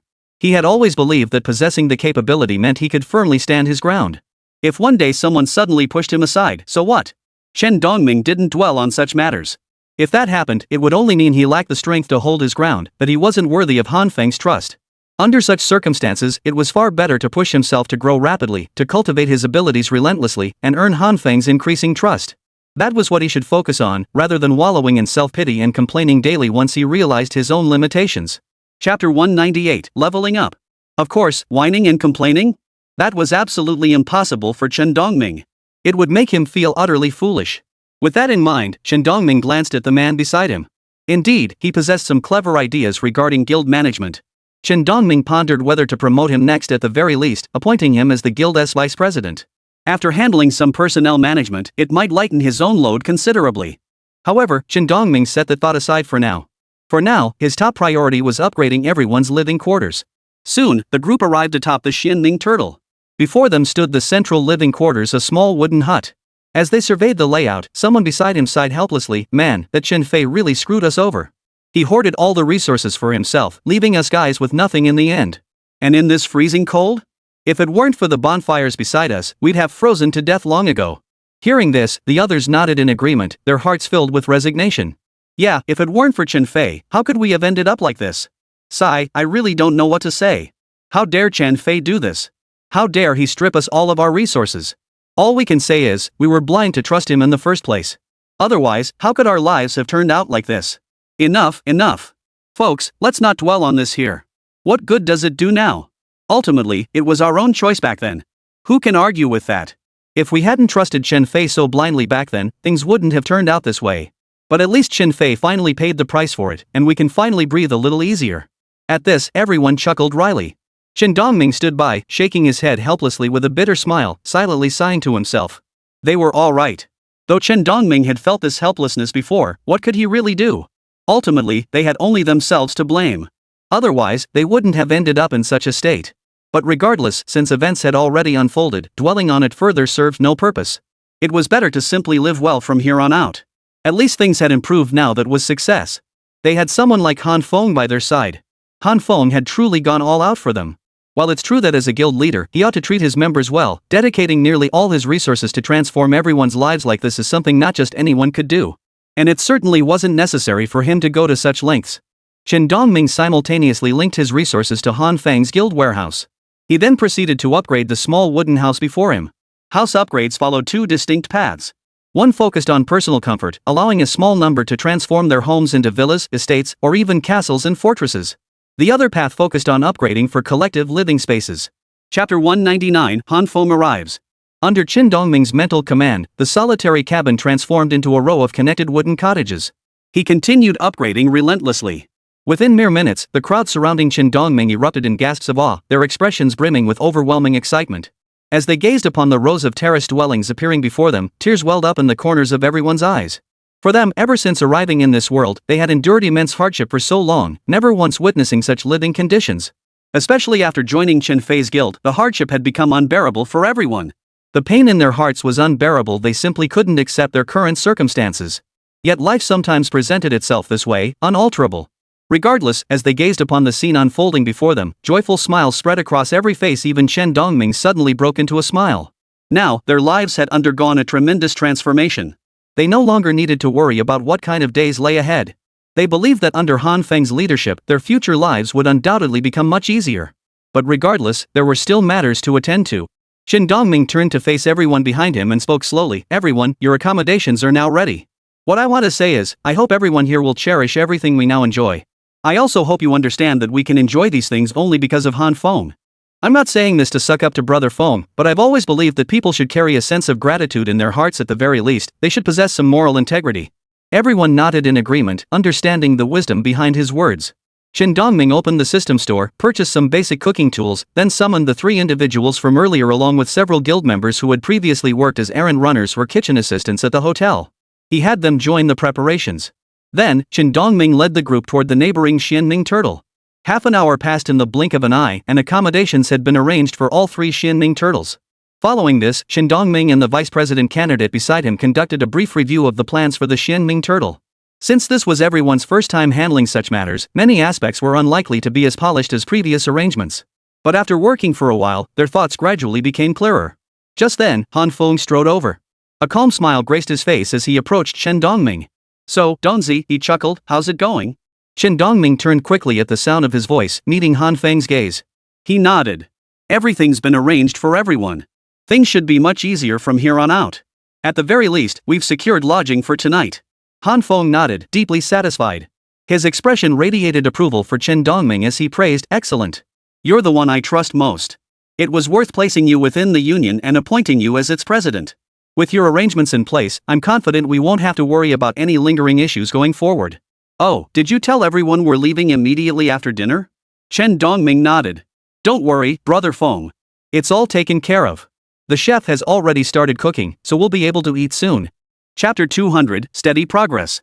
Han Feng smiled happily, thinking to himself, finally, no more grilled meat every single day.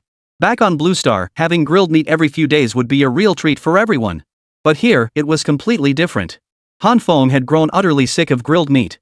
Even the two women beside him were drooling with anticipation, eagerly awaiting the chance to finally savor something delicious. Following Chen Dongming as they walked, Han Feng learned about the plans for the surrounding area and gained insight into Chen Dongming's future vision for the entire guild. Han Feng felt deeply satisfied, thinking to himself that encountering Chen Dongming, the leader of an affiliated guild who worked tirelessly by his side, was the most perfect decision he could have made. Han Feng was delighted, pleased by Chen Dongming's capabilities and equally satisfied with the person by his side. Later, on the way to the cafeteria, Han Feng sighed and said slowly, "Then we need to hurry up and leave. I just saw in the chat group that something has probably already happened. More and more people are searching for me everywhere. Some have even mapped out their routes in the chat group. I saw one route that would definitely lead them to us. But at the same time, I found another route. If we take that route, we'll likely encounter very few others. From then on, we'll follow the latest destination and repeatedly search for supplies within that area. Based on my estimates, we'll likely spend the next week or even up to half a month continuously growing and strengthening ourselves within that area. But once we get through this initial development phase, things will get much easier. Then we'll have the strength to take on other people and other guilds." Han Feng continued, "Oh, and Dongzi, remember this, when inviting guild members, be extremely selective. Be very careful not to encounter those with ulterior motives. If anyone joins just to pinpoint our location and then takes action against us, our guild will face serious trouble." Chen Dongming nodded. "Don't worry, Brother Feng." Han Feng nodded and continued, "But don't worry too much about it. We can't guarantee these people won't discover us early. Let's just take it as it comes. If any small groups come looking for trouble, I'll be the first one to charge in. My only hope now is that everyone can focus on developing steadily. Getting through this early stage is such a hassle. Fortunately, my own progress has been solid. As long as we don't run into anyone too powerful, protecting you all shouldn't be too difficult." Chen Dongming nodded earnestly, his heart swelling with emotion. Even some guild members standing nearby felt tears welling in their eyes. Everyone was deeply moved who wouldn't be touched by Han Feng's selfless dedication to the entire guild. Soon, the group finally arrived at the cafeteria. The cafeteria was simple, just a stone stove set up in the open air on the empty lot in front. It would likely improve once they upgraded later. Giant beast coins were an extremely scarce resource. Mineral resources and timber weren't particularly scarce, but manpower was severely lacking. Han Feng had hoped to obtain some giant beast coins from Han Qinfei during this trip, but Qinfei had left nothing behind when he died. In the end, with no other choice, he reluctantly had to make do with what they had. The moment Han Feng entered, everyone rose to their feet, their expressions solemn, earnest, and deeply moved. Chapter 201, Believers? Due to the scarcity of giant beast coins, the entire dining hall was essentially an open-air area built around a bonfire outside. Everyone sat near the tables here. Thanks to the bonfire, at least they wouldn't feel too cold. As Han Feng and Chen Dongming's group approached, everyone rose to their feet. They gazed at Han Feng, their eyes filled with awe, respect, and profound emotion. Some were even moved to tears. After all, these people had once worked under Qinfei. It was because of Qinfei that they had endured such a harsh life back then. It was safe to say that if not for Han Feng, Qinfei would never have met his end. Or rather, Qinfei might well have continued harming them all, and their lives would certainly not have been so easy and carefree. No one wants to toil like a beast of burden their entire lives, nor does anyone refuse the chance at a life of ease and comfort. Of course. They all understood that to live well in this world, one thing was non-negotiable: relentless effort. This place wasn't like Blue Star, where money alone could buy a life of luxury. But above the sea of monsters, danger lurked everywhere. No one could guarantee they'd still be alive when they woke up tomorrow morning. Giant monstrous beasts constantly threatened to destroy humanity and tear this world apart. Deep down, everyone had long accepted this reality. But what no one could fathom, or perhaps had never considered, was this. In their eyes, in this world where everyone lives in constant fear, anyone should have become utterly selfish in pursuit of these goals. Take Qinfei, for instance. He was the prime example of this. Of course, this didn't mean everyone approved of Qinfei's actions. After all, they were all part of the same guild. Theoretically, they should have taken risks for each other. But Qinfei didn't do that. He was extremely selfish and self-serving, amassing endless resources for himself solely to live a good life. Everyone despised this behavior and knew it was wrong. But what they never anticipated was that Han Feng would completely defy Qinfei. Han Feng's selflessness moved everyone to tears. They never imagined that Han Feng would sacrifice nearly all his resources just so they could live better lives. All of this deeply moved everyone present. Contrast is the crucible of perception. When such a contrast emerged between Han Feng and Qinfei, the gulf between them caused a profound shift in everyone's perception. Now, the gaze everyone cast upon Han Feng was filled with profound respect. Seeing that look in their eyes, Han Feng felt a bit startled. After hesitating for a long moment, Han Feng turned to look at Chen Dongming. He pulled Chen Dongming aside and whispered, "Wait, what did you say to them? Why does it feel like everyone's staring at me like I'm some kind of deity now?" "Ah, well, it's nothing really." Chapter 202, Worry. Chen Dongming scratched his head awkwardly before turning to Han Feng. With a serious expression, he recounted exactly what he had said today. After a long moment, Han Feng blinked his large eyes and looked back at Chen Dongming. Then, Han Feng reached out and gave him a thumbs up in admiration. He tilted his head slightly and said slowly, "It's gotta be you, Dongzi." Did you used to work in pyramid schemes or something? Chen Dongming instantly felt awkward, unsure what to say. Regardless, Han Feng was thoroughly satisfied. He was delighted that Chen Dongming had managed to bring about such a significant shift in everyone's mindset today. Through Chen Dongming's narrative, everyone's mindset and even their attitude toward the entire union underwent a profound shift. Now, Han Feng thought their loyalty to the entire union was absolutely beyond question. Han Feng then spoke slowly, "Alright, I won't say anything more to you. You did a pretty good job pulling this off. At the very least, everyone will be absolutely loyal to the guild from now on. But you must be careful to manage everyone's workload intensity. Also, be very mindful about resource allocation and task distribution. For those with proven capabilities in other areas, appropriately reduce their workload in those domains. Let everyone work according to their individual strengths and needs. Under no circumstances should anyone feel dissatisfied. You must strike the right balance. Furthermore, as I've said before, we must strictly vet new members joining the guild. Though I suspect many may not know the connection between the Peak of Excellence Guild and myself. But I worry, could there be a mole within the guild? Or did Chen Fei, before his death, share your information with his sister, Chen Kursen? Sigh. As he spoke, Han Feng sighed. Han Feng felt utterly helpless inside.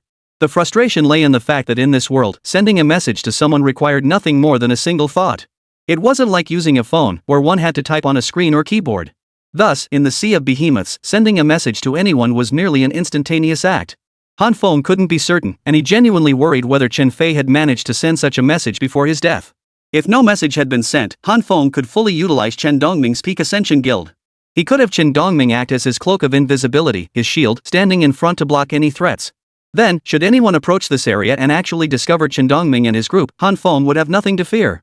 After all, no one knew of Chen Dongming or the Peak Ascension Guild's existence. But if Chen Fei had relayed this information, the situation would become far more complicated. Then, should anyone examine the guild's specific details, Chen Dongming would indirectly expose himself as well. Ugh. Just thinking about it gave Han Feng a headache. Of course, all of this could be traced back to its origins. Or rather, it could all be resolved. The problem was that Han Feng's current strength was simply too weak. Han Feng understood this, and he was certain that if only his strength were greater, whether relying solely on his own power or the combined might of his entire team, he could stand against most organizations or individuals. Why would he still be worrying about this? Chapter 203, The Strong Rule. Across from Han Feng, Chen Dongming also noticed the complex mix of emotions and inner turmoil in Han Feng's eyes. His eyes darted around for a moment before he finally spoke up. Brother Feng, you're worried that Chen Fei might leak our information, right? After all, if Chen Fei hadn't passed on our details, we could have boldly expanded our resources. Even if someone discovered us, we could serve as your shield, especially since no one would suspect any connection between us and your goddess temple. And in the end, we might even become your ultimate trump card. Should a truly critical crisis arise, we could be your secret weapon, your sharp blade. Han Feng nodded earnestly, his gaze toward Chen Dongming brimming with satisfaction. He smiled faintly and patted Chen Dongming's shoulder. Donzi, sometimes. I gotta say, your mind is so sharp it makes me admire you. You're wasting your talent as just a little union president. You've got a real big picture perspective. No, Brother Feng, please don't flatter me to death like this, Chen Dongming said, scratching his head awkwardly. Brother Feng, I don't think I'm anything special. I just tend to overthink things. Besides, didn't you already say it? What I lack now is experience and understanding of human nature. Sigh, I just hope I can improve in the future. Alright. I look forward to seeing what you can do in the future. As he spoke, Han Feng patted Chen Dongming's shoulder again, then added earnestly, Dongzi, don't betray my trust in you. I won't say more than necessary. Moving forward, I hope you grow quickly. I also look forward to the day our guild truly rises to prominence. At the end of the day, we're still not strong enough. We haven't reached the point where we can stand up to everyone. Remember, in this world, the weak get devoured by the strong. Only strength matters. It's your only hope for survival. Only when we become so formidable that no one dares provoke us will we finally be able to live in peace. Of course, this pressure isn't something I'm imposing on you. It's something we've come to understand through all the challenges we've faced with Chen Fei. Chen Dongming nodded firmly. Brother Feng, rest assured. I understand perfectly. Good. No need to say more. Let's go. It's time to eat. With that, Han Feng turned and led the way toward the others. On the way, Han Feng felt a lingering sense of helplessness. Deep down, Han Feng understood. In this world, strength was the sole foundation for survival. His current self? He simply lacked that strength. Otherwise, why would everyone be looking for trouble with him? If only one day he could become so formidable that he could take on 10,000 foes alone. Han Feng refused to believe anyone would dare cause him trouble then. Like hell. Han Feng absolutely refused to believe it. This was the absolute security that absolute power brought in this world. Finally returning, Mu Yunshui and Zhou Jinan swiftly approached Han Feng's side. A hint of tension flickered in their eyes as they instinctively asked, "Brother Feng, what's wrong?" Chapter 204, Adding Fuel to the Fire. Their gazes toward Han Feng were filled with concern. After all, over the past period, Han Feng had truly shown them what it meant to be dedicated and responsible. Both were intelligent women and understood instinctively who to follow for their own well-being. It could be said that now, the two women were completely dependent on Han Feng. They had always understood that in the future, only by staying by his side could they remain safe and sound. So now, at the slightest hint of trouble involving Han Feng, the two women grew anxious. Han Feng, noticing the concern in their eyes, chuckled softly and shook his head. "It's nothing, nothing. What's with you two? Don't tell me you thought something happened to me? It's nothing, really." Hearing this, the two women finally exhaled in relief. Han Feng then turned his gaze to the other guild members around him, already reading the expressions on their faces. Han Feng knew it all stemmed from Chen Dongming's earlier words. Chen Dongming's speech had completely stirred up everyone's emotions. Initially, Han Feng felt a bit helpless about it. But upon reflection, he realized it was somewhat understandable. At the very least, he no longer needed to worry about the loyalty of most people in front of him. Han Feng believed that most of them would be utterly loyal to him and would undoubtedly treat the entire union as their own home. These individuals would undoubtedly become his steadfast core team moving forward. Having lived 2 lifetimes, he understood all too well how crucial it was in this treacherous world to have a group of people banding together, striving collectively for the future. In his previous life, having even a handful of loyal brothers by his side had felt like a blessing beyond measure. During his 3 years in the Sea of Monsters, Han Feng had truly witnessed the coldness and warmth of human relationships, experiencing all manner of scheming and deceit. This time around, Han Feng vowed to himself that he truly did not wish to go through it all again. He only hoped that from now on, he could finally live a decent life. But as for now? A faint smile touched Han Feng's lips. Since Qin Dongming had already raised everyone's expectations, then now, shouldn't he also share his perspective? With a faint smile, Han Feng looked at the group standing before him and spoke slowly. "Everyone, I'm truly sorry. I never imagined Qin Dongming would share the experiences I've been through with you all. Sigh. To be honest, I thought that with my own abilities, I should be able to handle any future crises you might face. Besides, this whole situation started because of me. Now, countless people in our chat group are hunting me down, trying to find me whether to cause trouble, seek revenge for Qin Fei, or covet my Titan beast. Whichever reason it is, it's all deeply connected to me. But I thought that since this mess is my problem, I should handle it alone. I didn't want to drag you all into it. Before Han Feng could finish speaking, the countless guild members present could no longer contain themselves. At that moment, everyone's emotions erupted. Chapter 205, Through Fire and Sword. Han Feng felt he couldn't let all that coolness go to waste. After all, with Chen Dongming hyping him up like that, his reputation was bound to skyrocket effortlessly. Or rather, it would boost his standing in the eyes of all guild members, a pretty sweet deal for Han Feng. After all, as a guild leader, earning the trust of his members was crucial. Trust was the most vital factor in strengthening guild cohesion. Having joined guilds in his past life, Han Feng knew this matter held significant weight for any guild. Now that such an opportunity presented itself, he was determined not to let it slip away. Sure enough, Han Feng could now see every guild member before him. Deep emotion filled their eyes, and he could even make out tears welling up in some, ready to spill over at any moment. For a moment, Han Feng smiled inwardly. This was absolutely the best possible outcome for him. This would lighten his load considerably. Han Feng even thought to himself that these individuals might well become the backbone of his guild in the future. Whatever happened, he truly hoped they could bring about some positive changes. After all, for Han Feng, encountering a group of individuals exceptionally loyal to his guild meant that when faced with the inevitable minor, trivial matters within the guild, he could breathe a little easier. After pondering this, Han Feng let out a faint smile. Just then, emotions erupted within the guild. Everyone began discussing fervently, "My goodness, I never imagined this was Brother Feng's true sentiment. Holy cow, I never once considered that all the things Brother Feng has been doing lately were actually like this." Yeah, someone else chimed in. "Sigh, to think I actually misunderstood Brother Feng before. I even wondered if he was just hyping things up or something. Turns out I was overthinking it completely. I'm at a loss for words. Being by Brother Feng's side now, as a member of his affiliated union, feels like the happiest moment of my life. I feel the same way. Being around Brother Feng gives me a sense of purpose." Sigh, thinking back, I've seen others in the chat group lately who aren't nearly as happy. Many guilds are working tirelessly every day to gather resources and expand their scale, all just to make their guilds stronger. But in the end, many realize that it's mostly the guild leaders who reap the benefits, while the members themselves don't get much. That's not the case in our guild at all. Everyone here is enjoying the resources we've gained, and think about it, none of these resources were earned by us individually. Brother Phone gave them to us willingly. Absolutely. Let me state my position clearly, from this day forward, whatever the guild needs, I'll go through fire and water without hesitation. Me too. From now on, I just want to work alongside Brother Phone to manage this guild well. Let's all strive together for its continuous growth. Watching the group pour out their loyalty at this moment, Han Feng chuckled. He hadn't expected such a dramatic shift in their emotions. Chapter 206, No way. But upon reflection, Han Feng found their reactions understandable. After all, Qin Dongming had already stirred things up to this point, amplifying every emotion. It was only natural that everyone felt this way now. After pondering for a moment, Han Feng chuckled softly and spoke slowly, "Alright, everyone. There's no need to dwell on this anymore. What I can tell you is that I hope from now on, we can all work diligently for the guild's development. I know you didn't have it easy under Qin Fei's union. You even suffered exploitation and oppression at his hands, which is why our resources are so scarce now. As for me, Han Feng, I have little to offer. What I can guarantee is that at least in the early stages from now onward I'll ensure your hardships aren't unbearable. But..." Han Feng paused mid-sentence, his tone turning cold once more.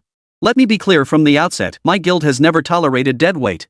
I won't tolerate anyone seeking pleasure or free rides within my ranks, it only breeds resentment among others.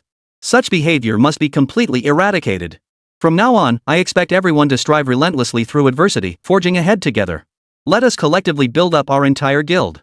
I also hope our guild will grow more refined in the future. Driving the guild forward together, that is what we should strive for and what we all truly desire, isn't it?" Everyone nodded in agreement. Their thoughts converged at that moment. From now on, they would find every way to work tirelessly for the Union. They all longed to see the Union thrive through their collective efforts. That was the outcome everyone truly desired. Observing the shift in their mood, Han Feng offered another faint smile before speaking slowly, "Alright, everyone, let's eat quickly. From now on, we won't need these formalities anymore. Oh, and I'm sure President Qin Dongming has already informed you. Let's finish our meal quickly. After eating, we'll be leaving this place. I'll arrange a set route for us to follow. We'll depart together and first search for supplies nearby. To be honest, I feel quite helpless right now, because some people have already set their sights on me. Though personally, I don't want to shift this conflict, or rather, this pressure onto you all and make you solve it for me." As soon as Han Feng finished speaking, some guild members immediately grew displeased. They hurriedly interjected, "Brother Feng, what are you saying? What do you mean you don't want to shift the conflict? Aren't we all part of the same guild?" "Exactly. Brother Feng, why are you saying this now? We are one union, working hard together and helping each other is what we should be doing, isn't it?" "Exactly. Brother Feng, remember this union exists because of you. Our current lives are all thanks to you. Now that you're facing trouble and problems, you want to leave us behind? Do you intend to shoulder this alone? Brother Feng, absolutely not. Let's face this together." Hearing this, Han Feng thought to himself, "Wow, what a coincidence. I never expected everyone's spirits to be so high, their loyalty so unwavering." Chapter 207, So delicious it makes you want to cry. But this was actually for the best. At least he wouldn't have to worry about anything going forward. With such loyal people by his side, Han Feng knew he could rest assured about the guild's safety moving forward. With that, Han Feng spoke with relief, "Alright, everyone. Hearing your words puts my mind at ease. I won't say more. From now on, let's work together tirelessly, forging ahead for the sake of our entire guild." Everyone nodded in unison, their expressions radiating unwavering resolve.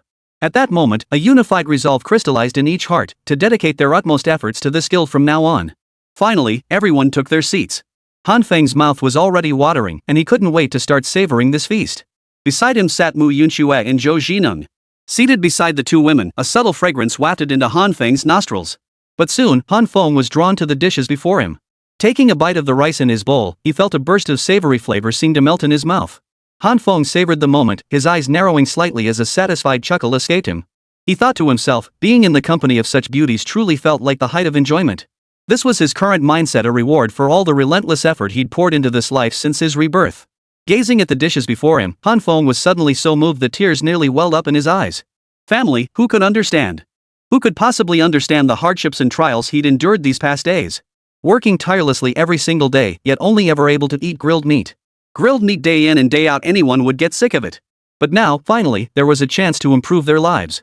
Before him lay a bowl of fragrant, snow-white rice, accompanied by several dishes combining meat and vegetables, especially the plate of chili fried eggs.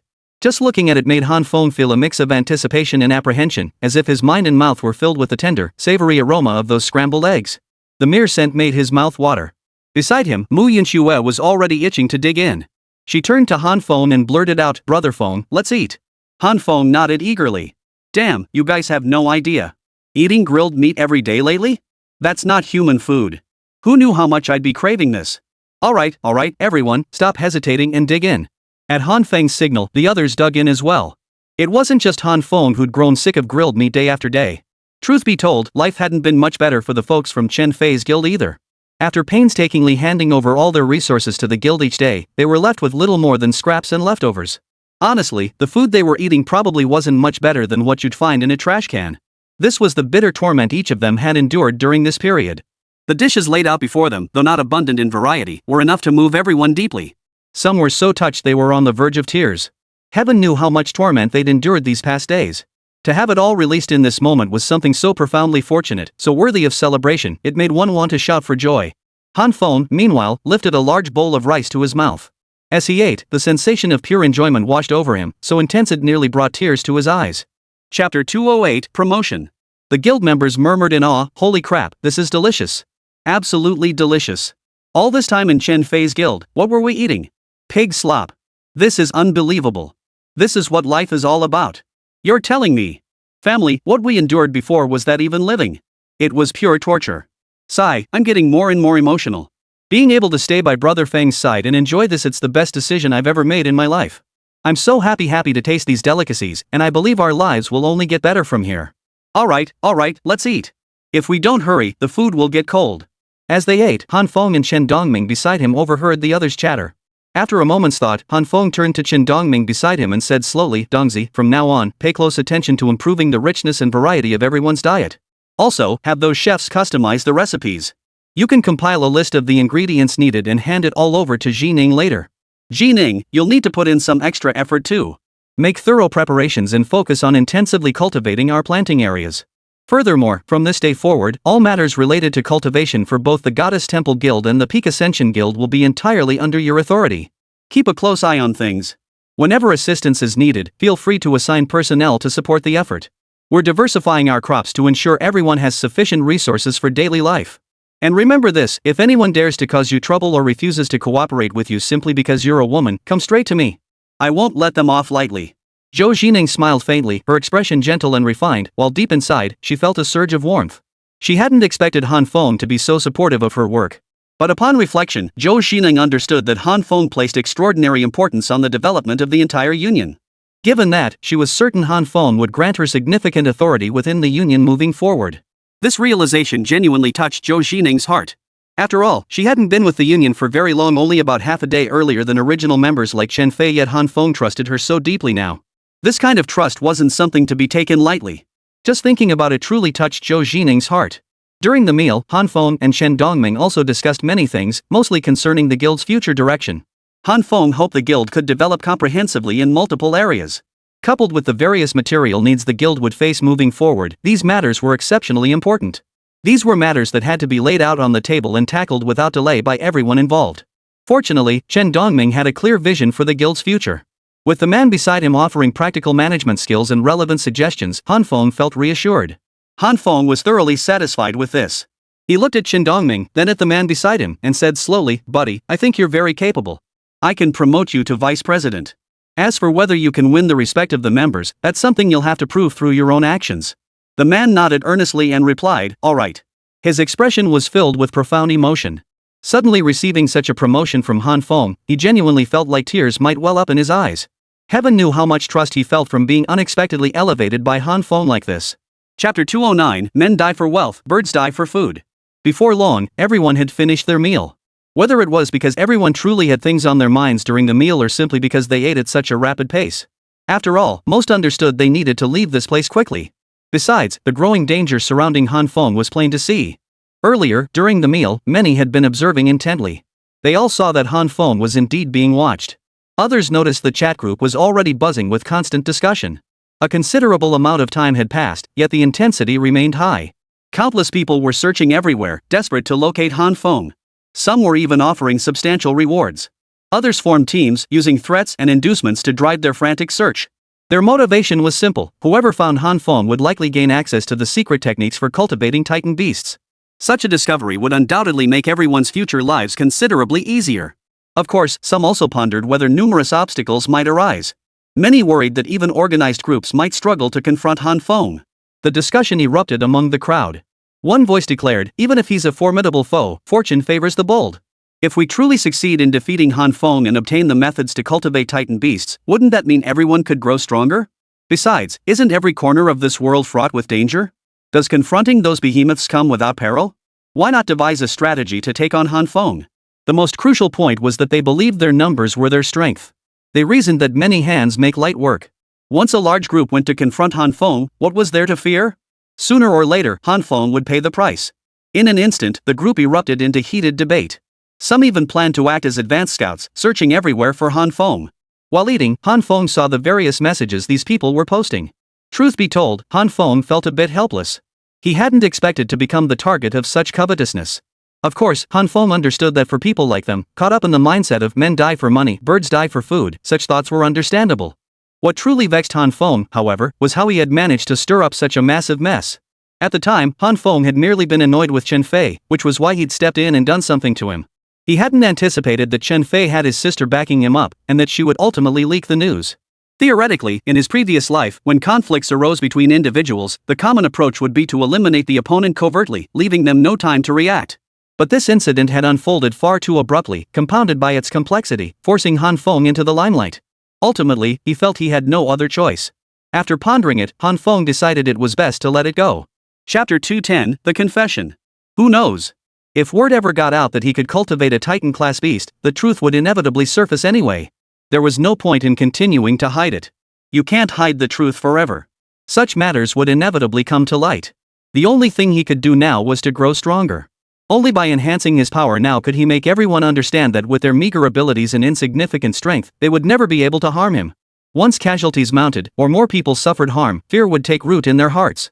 Then, he would no longer need to worry about anything.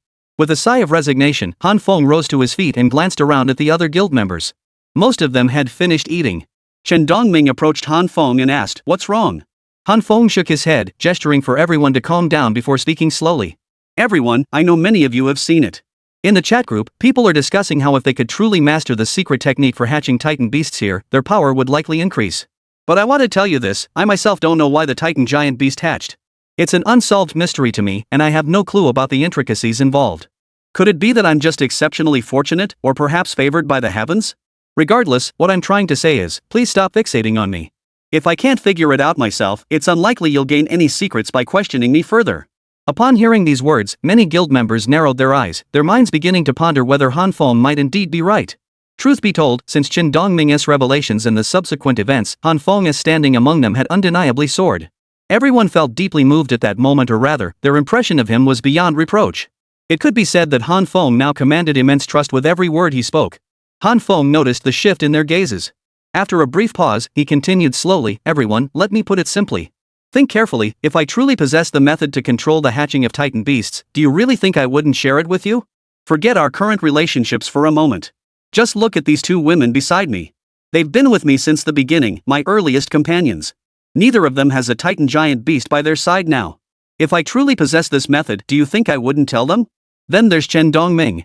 I've placed immense trust in him, even entrusting him with vast resources under my control. If I truly possess the method to hatch Titan beasts, wouldn't Chen Dongming have already succeeded by now? And as for you all, if I can entrust you with all my resources, would I withhold something as minor as the method to hatch Titan beasts?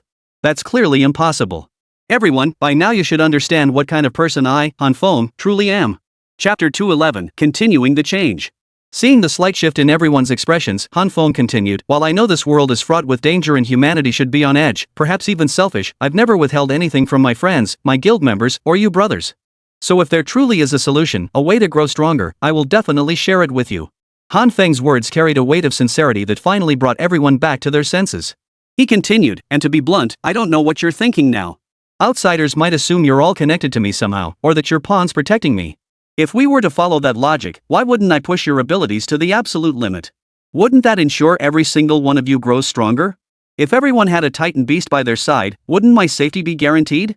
Clearly, regardless of the reasoning, I haven't done any of that." Han Feng pulled a cigarette from his pocket, a wry smile of resignation on his face. "Because I genuinely have no idea how to cultivate Titan beasts. So, everyone, what I want to tell you is this: I don't know if any of you, after seeing these chat logs, might think of ambushing me or coercing me into revealing the method for hatching Titan beasts. I want to make it clear I truly can't do it. I haven't even managed to uncover this knowledge myself. You all should understand that now, right? Finally, after a moment, everyone understood what Han Feng had been trying to convey with such earnestness. Ultimately, Han Feng simply wanted everyone to understand that he could never reveal the method for cultivating Titan beasts to the masses, let alone the entire world. And the reason for that was simple. Han Feng had no idea. Had he known, he would have shared it regardless of the reason. But since he didn't know, there was no need for them to harbor any further thoughts about scheming against him or the like. After pondering this, the crowd finally began murmuring among themselves. Sigh, Brother Feng's words really leave us feeling helpless, but we can't argue with him either. Who can argue with that? But I think Brother Feng is right too. After all, people risk their lives for wealth, and birds die for food. Sure, many around us claim they'll be loyal to Brother Feng from now on. But honestly, faced with huge temptations or when danger strikes and we need backup plans, I'm afraid we might all have some ulterior motives. That could very well hurt Brother Feng. You're absolutely right. Others chimed in, agreeing, it's true this could easily lead us to secretly betray Brother Feng later on. That's the last thing he'd ever want to see. Still, Brother Feng's words today have eased some of our worries. We can see he's truly in a difficult position. Guys, enough talk. Brother Feng has been so open with us. I think we should choose to trust him from now on, right? What else is there to say? Just look at how Brother Feng recruited us on the very first day the union was established. He's already delivered such tangible results, improving our lives. Let's not even get into other things. Just tell me, is there anyone in any other union who could accomplish all this? Everyone shook their heads. Chapter 212, Stepping Up Production. After everyone had finished eating, Han Feng quickly chuckled and said, alright, everyone, please don't go on and on praising me like this. It's not really necessary. I just wanted to share something with you all. These are actually things I've been thinking about for a while. Besides, we should finish eating and get ready to leave. Next, everyone will be heading to a new location. But I should warn you in advance, the environment there is indeed harsh. Based on my reconnaissance, it's currently a snow-covered mountain range. Rest assured, I'll have cold-resistant potions prepared for everyone as soon as possible. Mu Yunxue will handle the brewing and distribution. Regarding daily supplies, Zhou Xineng will be fully responsible. Though neither of them belongs to the Peak Ascension Guild, your future livelihood will be closely tied to them. Let me be clear, I expect every single one of you to obey their commands and guidance. Should I discover any of you attempting to defy their directives or expressing dissatisfaction with their capabilities, I will not let you off lightly. At these words, everyone immediately tensed up. Truth be told, the guild members had previously held a certain lack of respect toward the two women by Han Feng's side, Mu Yunxue and Zhou Xineng. After all, they were women and undeniably attractive. Many wondered if their status by Han Feng's side was merely due to their looks. But then, now, after Han Feng's explanation, everyone understood. It turned out the truth was quite different. Both women were genuinely talented and capable. This only strengthened their resolve. Han Feng's earlier requirement for genuine capability when founding the guild was clearly no empty promise. Now, looking at Mu Yunxue and Zhou Xineng by Han Feng's side, both women felt a slight stir of emotion upon hearing his words. They hadn't expected Han Feng to elevate their standing in everyone's eyes in such a way. This development would undoubtedly make their upcoming work endeavors much smoother. All in all, this was indeed a very positive development. Glancing at the time, Han Feng felt an uneasy foreboding. Alright, everyone, he said, it's time to move out. Turning to Chen Dongming beside him, he continued, Dongzi, have everyone follow the coordinates I sent you. Chen Dongming nodded and swiftly began making arrangements. Han Feng then led the two women toward his Shenming turtle. As they walked, the biting cold wind whipped around them. Han Feng glanced at Mu Yunxue and said, Yunxue, you need to ramp up production of potions. At the very least, ensure everyone has access to cold-resistant potions. As for other potions, since our lab's potion development is still manual at this stage, you don't need to make too many of those for now. Just make sure the cold-resistant potions are secured first. Once we reach our destination and gather sufficient resources there, we'll upgrade the laboratory. Should we encounter suitable personnel in the future, we can bring them on board to work alongside you, learn the necessary skills, and assist you. Chapter 213, Departure. Mu Yunxue nodded. She was genuinely delighted that Han Feng trusted her so deeply and offered such substantial support. She quickly nodded and replied, Alright, Brother Feng, rest assured. I'll get everything arranged as soon as possible. Han Feng gave a slight nod and smiled. Alright, I won't say more then. I have complete faith in both your capabilities and Jining's. We should reach the area in about 15 hours. I hope we don't run into other teams gathering supplies there, or we'll be in trouble. Right now, I just want things to go smoothly in the early stages. As he spoke, Han Feng sighed. Although his guild now had some members, he still lacked both the qualifications and the capability to handle more people encircling and coveting him. Han Feng preferred to minimize complications during this initial phase. Watching everyone finally climb onto the back of the Xin Ming turtle, he then guided it toward their destination. This destination was one Han Feng had discovered in his previous life, located in the opposite direction from the birth island. It had taken him half a year to reach that place back then. However, the environment there was truly too harsh. Bitterly cold winds and heavy snow blocking the mountains made travel extremely difficult for everyone. Compounded by temperatures colder than the usual ice fields, such a place was truly beyond the endurance of ordinary people. This time, however, Han Feng had Mu Yunxue by his side.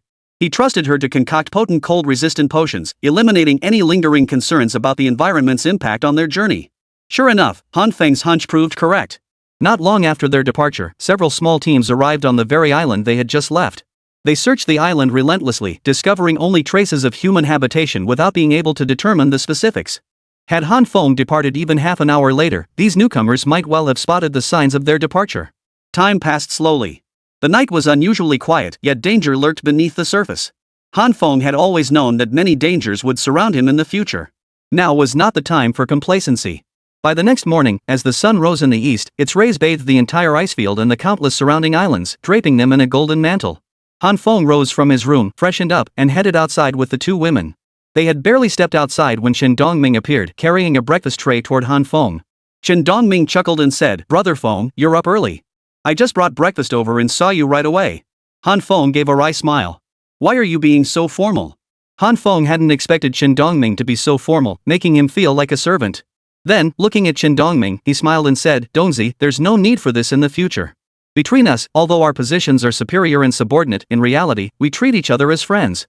You don't need to be so formal anymore." Chen Dongming smiled faintly. "It's fine, Brother Feng. Honestly, I just thought you probably didn't have anyone cooking breakfast for you. After all, you mentioned before.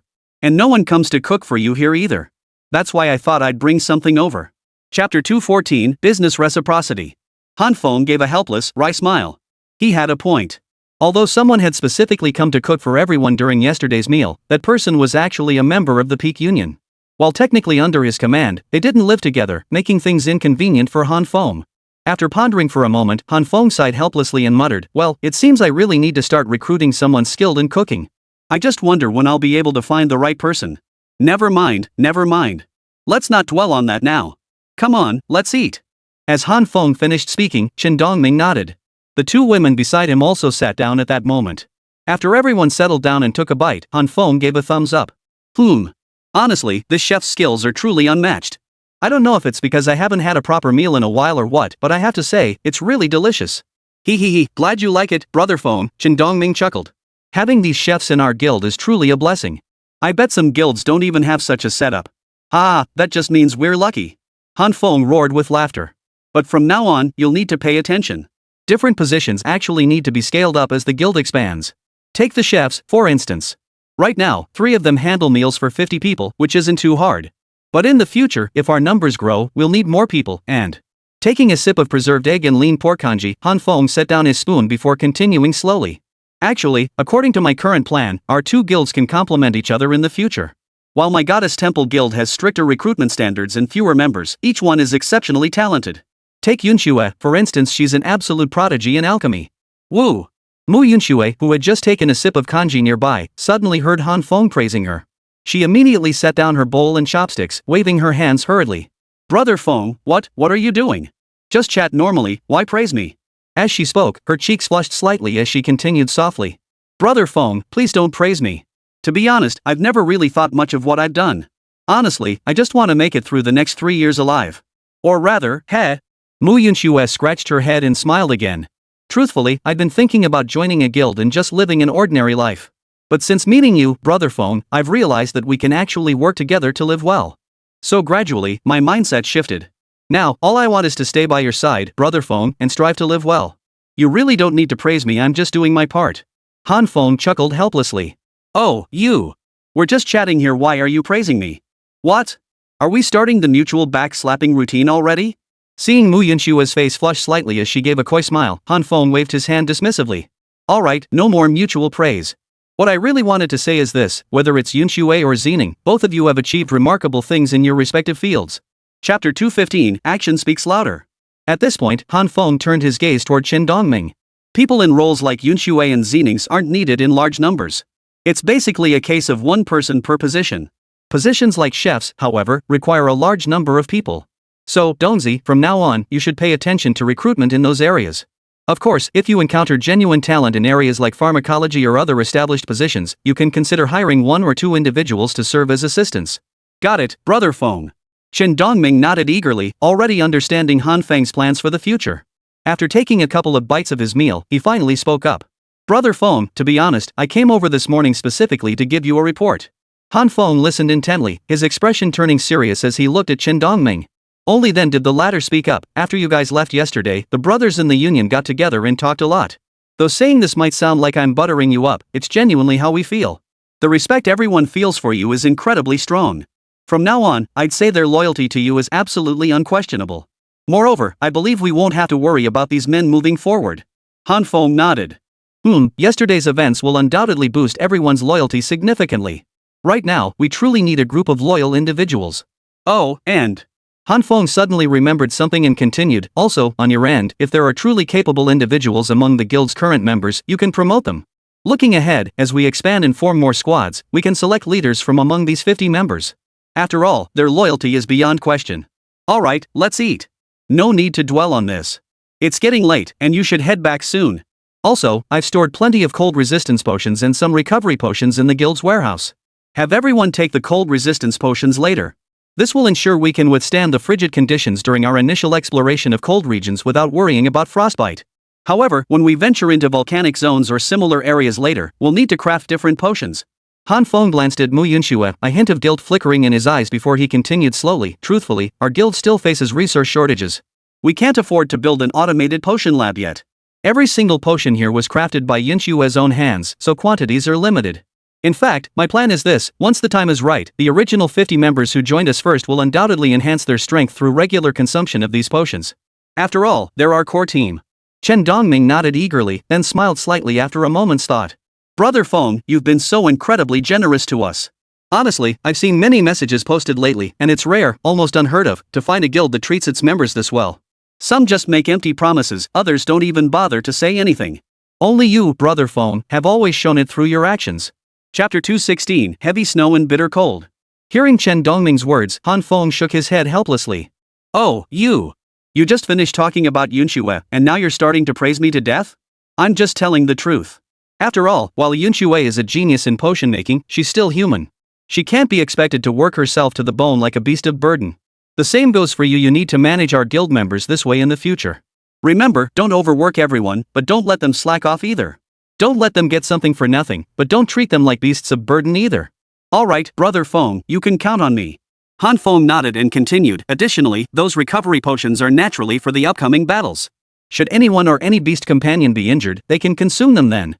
We must strive to minimize casualties as much as possible. After all, our sole purpose in this world is to survive.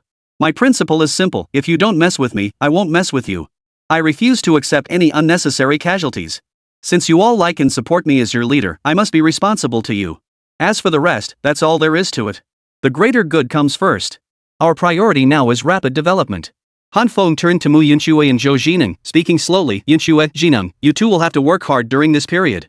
The two women shook their heads with gentle smiles. Brother Feng, no need for such formality. This is simply our duty. Before long, after Chen Dongming had eaten his fill, he rose, bowed with a raised hand, and stepped away. Watching him depart, Zhou Jining chuckled beside him. Brother Feng, it's clear you truly trust us all. Ha ha ha. Han Feng flicked his lighter with a click, lit a cigarette, and chuckled. Ah, you. Why bring this up? I've always adhered to one principle. Trust those you employ, and don't employ those you doubt. Besides, I can see there's no deceit in any of your eyes. Why even bring it up? But moving forward, you two will indeed have to work hard. One will handle ensuring everyone's basic living needs and facilities, while the other will manage the supply of medicinal agents. These tasks are especially crucial in the early stages. The two women nodded. Brother Feng, will handle it properly. Hearing this, Han Feng finally nodded in satisfaction and said no more. Time slowly passed, and before long, it was past 9 in the morning. Only then did Han Feng rise to his feet. Accompanied by the two women beside him, they approached the edge of their dwelling and gazed into the distance. There! Han Feng raised his hand, pointing toward the distance. That is our destination this time. The two women followed his gaze, looking in the direction he pointed. Ahead of them, as if crossing some invisible boundary, the landscape suddenly turned into a vast expanse of white. Countless snowflakes as large as goose feathers fell from the sky, obscuring the view ahead and making visibility extremely poor. Brother Foam, is this our next destination? MHM. Han Foam nodded. This is the place. It's rarely visited by people. Those born nearby have mostly left. Generally speaking, the more remote the area, the more abundant the resources. Plus, with few people around, we'll have much more peace and quiet. But, Zhou Jining raised a hand to her lips and spoke slowly, Brother Foam, look, what's over there? Chapter 217, not looking good. The location Han Foam had chosen was indeed extremely harsh. Visibility around them had plummeted to near zero, making it extremely difficult to discern the terrain ahead. Of course, the temperature was also bitterly cold.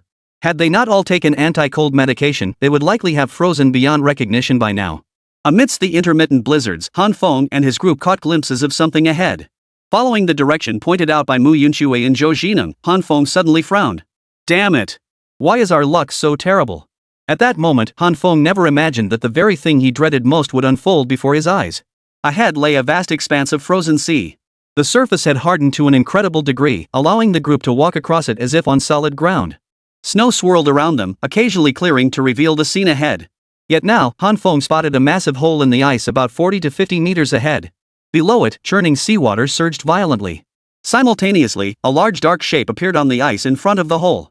Amidst the swirling snow, the shadow shifted restlessly from side to side. Soon after, cries of distress could be heard emanating from within it. Han Feng frowned, utterly unprepared for such a development. His mind raced, what's going on? Is someone exploring here? Or did they stumble upon this place during a crisis? Or perhaps someone specifically tracked them down? Who are they? What are their intentions? One question after another tugged at Han Feng's mind. Following Han Feng's mental command, the group halted in their tracks. Mu Yunxue, standing beside him, frowned deeply and asked instinctively, Brother Feng, what's wrong? Han Feng shook his head and replied slowly, nothing. It's just that the situation ahead seems rather unclear at the moment. I still don't know who those people up ahead are, nor what their purpose is for coming here. If they're truly after me, things could get serious. It means someone has discovered our location or our route. But even if they stumbled upon this place by accident, our troubles won't be insignificant. Zhou Jining asked curiously, Brother Feng, why? Han Feng continued, see that large black shadow moving back and forth up ahead? That shadow belongs to a colossal beast. Its power is beyond ordinary. We should call Chen Dongming over first.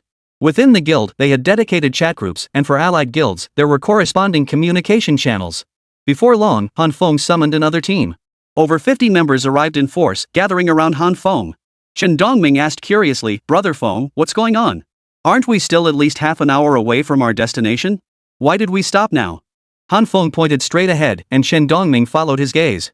When he saw the scene unfolding ahead, Chen Dongming's brow furrowed slightly. After hesitating for a moment, Chen Dongming slowly spoke up, Brother Feng, what's going on? This doesn't feel quite right. Chapter 218, The Purple-Scaled Sea Serpent. Han Feng nodded. Not sure yet. We have no idea what's actually happening up ahead. Alright, everyone, follow me down to investigate. If we can handle it, we'll take care of it. If not, we'll leave immediately. Don't get caught up in a fight. Everyone nodded in agreement upon hearing his words. Soon after, Han Feng led the group forward. Some quickly dismounted the Xianming turtle. In the bitterly cold, snow-swept environment, they huddled together for protection against potential dangers as they advanced toward the source of the commotion. Frowns deepened across their faces as tension gripped their hearts. The unknown situation ahead filled them with dread, and they had no idea what awaited them. As they pressed onward, they finally reached a spot about 10 meters behind the dark shadow and the source of the sound. It was then that everyone clearly saw the scene unfolding ahead. Chen Dongming beside them sucked in a sharp breath. Before them loomed a colossal black silhouetted dragon over 10 meters long, its entire body covered in scales that emitted a sinister, bluish-black glow. Instantly, everyone gasped at the sight before them. Behind them, countless guild members murmured in confusion, what is that? Is it a dragon? How could such a ferocious beast exist in this sea of monsters? Good heavens! That dragon moves with such blinding speed. Those few people up ahead must be utterly overwhelmed by now. Holy cow, I never imagined we'd run into such a ferocious beast right here. Can we really stand up to it? Good heavens, what should we do? Should we run? Yeah, if we fight it here, we're probably as good as dead. Everyone was murmuring in panic, and even Han Feng couldn't help but frown. Chen Dongming instinctively asked, what kind of giant beast is this? Han Feng replied slowly, a purple-scaled sea serpent, a colossal beast lurking in the depths of the ocean. Beneath this frozen expanse, it has lain dormant and slumbering all this time. It's fiercely temperamental, but it has one peculiar trait: it loves to sleep. Had these people not disturbed it, the purple-scaled sea serpent might never have broken through the ice. Han Feng's gaze sharpened as he studied the purple-scaled sea serpent's data. After a moment, he continued, this creature is a stage 6 juvenile.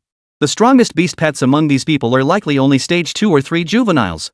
It's understandable they couldn't withstand it. Moreover, the ice surface is precisely the habitat best suited for this purple-scaled sea serpent. For it, this is arguably the most advantageous terrain for combat. After speaking these words, Han Feng couldn't help but sigh inwardly with resignation. He couldn't help but think back. In his previous life, he too had explored the Sea of Behemoths.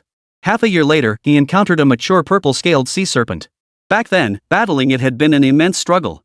One positive aspect, however, was that every piece of equipment dropped from the purple-scaled sea serpent, not just its skin, but its internal organs and more, proved to be exceptional materials.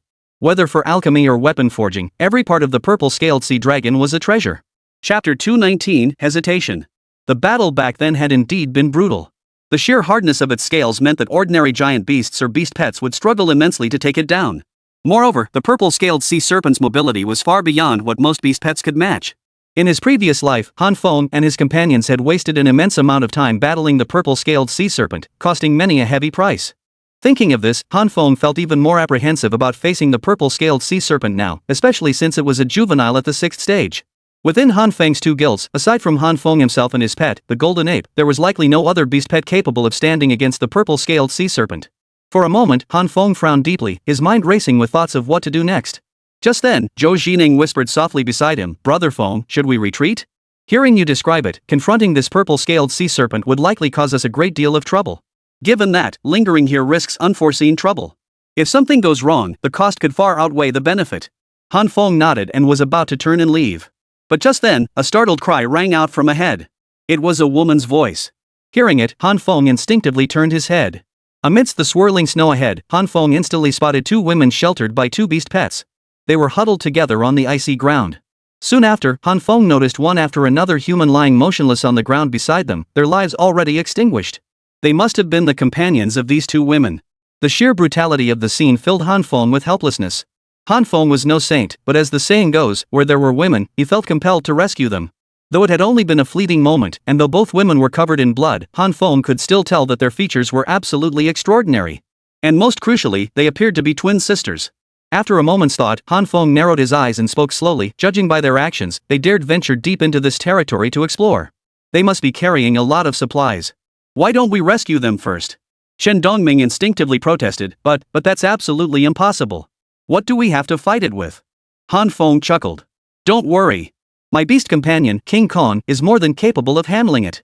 Besides, this purple-scaled sea serpent isn't particularly powerful right now. Next, if we can truly slay it with Kongang, all its resources will be ours to utilize. The resources from this purple-scaled sea serpent are crucial.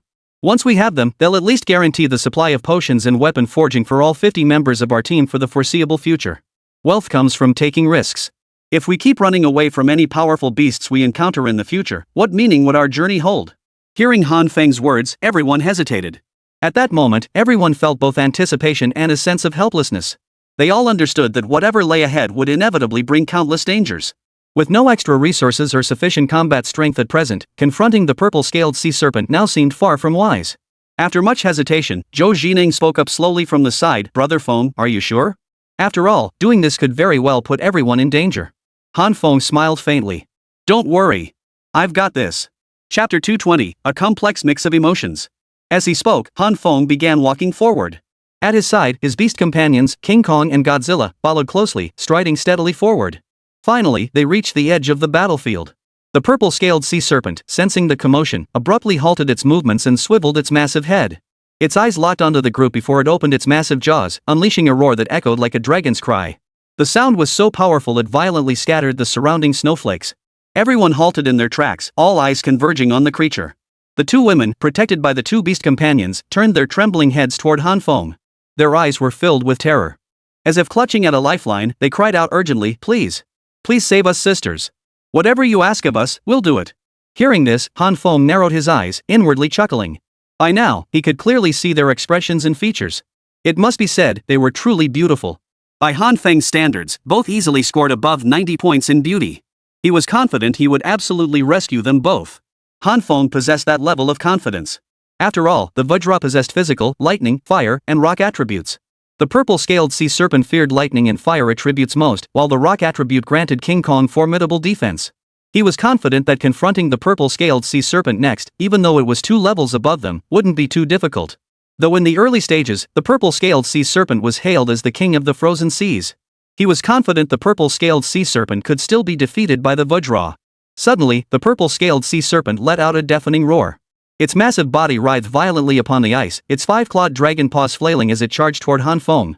But Godzilla instantly opened its massive jaws, materializing beside Han Feng and unleashing a torrential blast forward. A flash of white light erupted as the attack struck the purple-scaled sea serpent. Though Godzilla's attack dealt some damage, the gap in levels proved insurmountable. Having endured this assault, the purple-scaled sea serpent halted its movements. It spun twice in place, its gaze fixed intently on Han Feng. Then, Han Feng's lips curled into a smirk as he chuckled, "A mere 6th-stage juvenile beast, yet you dare act so savage and vicious? It seems you won't escape today. Since you came, you're not leaving." As he spoke, Han Feng waved his hand. In an instant, the golden ape beside him leapt into the air, then charged forward with all its might. As it charged forward, the golden monkey staff in his hand materialized, instantly stretching to a length of 5 meters. Behind him, the others were slightly startled. Whispers rippled through the group, "Good heavens, how many secrets does Brother Feng still hold?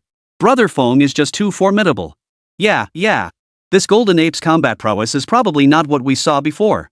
It's definitely not something Chen Fei could handle earlier. Goodness, this golden ape's combat prowess seems far beyond that of a stage 4 juvenile. I wonder what his ultimate strength will be. I suspect today's purple-scaled sea serpent might not stand a chance against King Kong. Hard to say. After all, there's still a 2-tier gap between them. Chapter 221, Why Trust? Chen Dongming heard these words, glanced at the group, hesitated for a moment, then slowly said, "Those with beast companions and combat abilities, listen up. If Brother Feng ever faces real danger, remember this, you must help him. Under no circumstances should Brother Feng or his beast companions suffer any harm." At these words, everyone immediately nodded in agreement. Subsequently, the team members who also possessed beast companions all moved to the very front of the group. Their shared concern was to ensure that Han Feng and his beast companion faced no danger whatsoever. After all, Han Feng was their pillar of strength. While it was true that in this world, the most important principle was that fortune favors the bold. Now, with Han Feng charging ahead, it truly fulfilled what he had once said, that when danger struck, he would rush to the front to protect everyone. Now was the moment for Han Feng to fulfill his promise. They hadn't been strangers to other guilds before. The place most of them had spent the most time in was Chen Fei's guild. At the same time, countless people had witnessed in the world chat group how many members were actively recruiting others into their respective guilds. He too was spouting platitudes like uniting for mutual aid and collective effort in the future and similar empty promises. To those people, it was all just flowery promises, making countless individuals choose to believe their words and join their guilds. After the fact, many realized they had been deceived. Especially after joining Chen Fei's guild, everyone saw his true colors in full. Chen Fei was truly a man who would stop at nothing to get what he wanted. He embodied selfishness taken to its absolute extreme, causing untold harm to countless others. Naturally, everyone harbored resentment toward Chen Fei. But even with that resentment, what good did it do them? They could only blame themselves for not seeing through him sooner.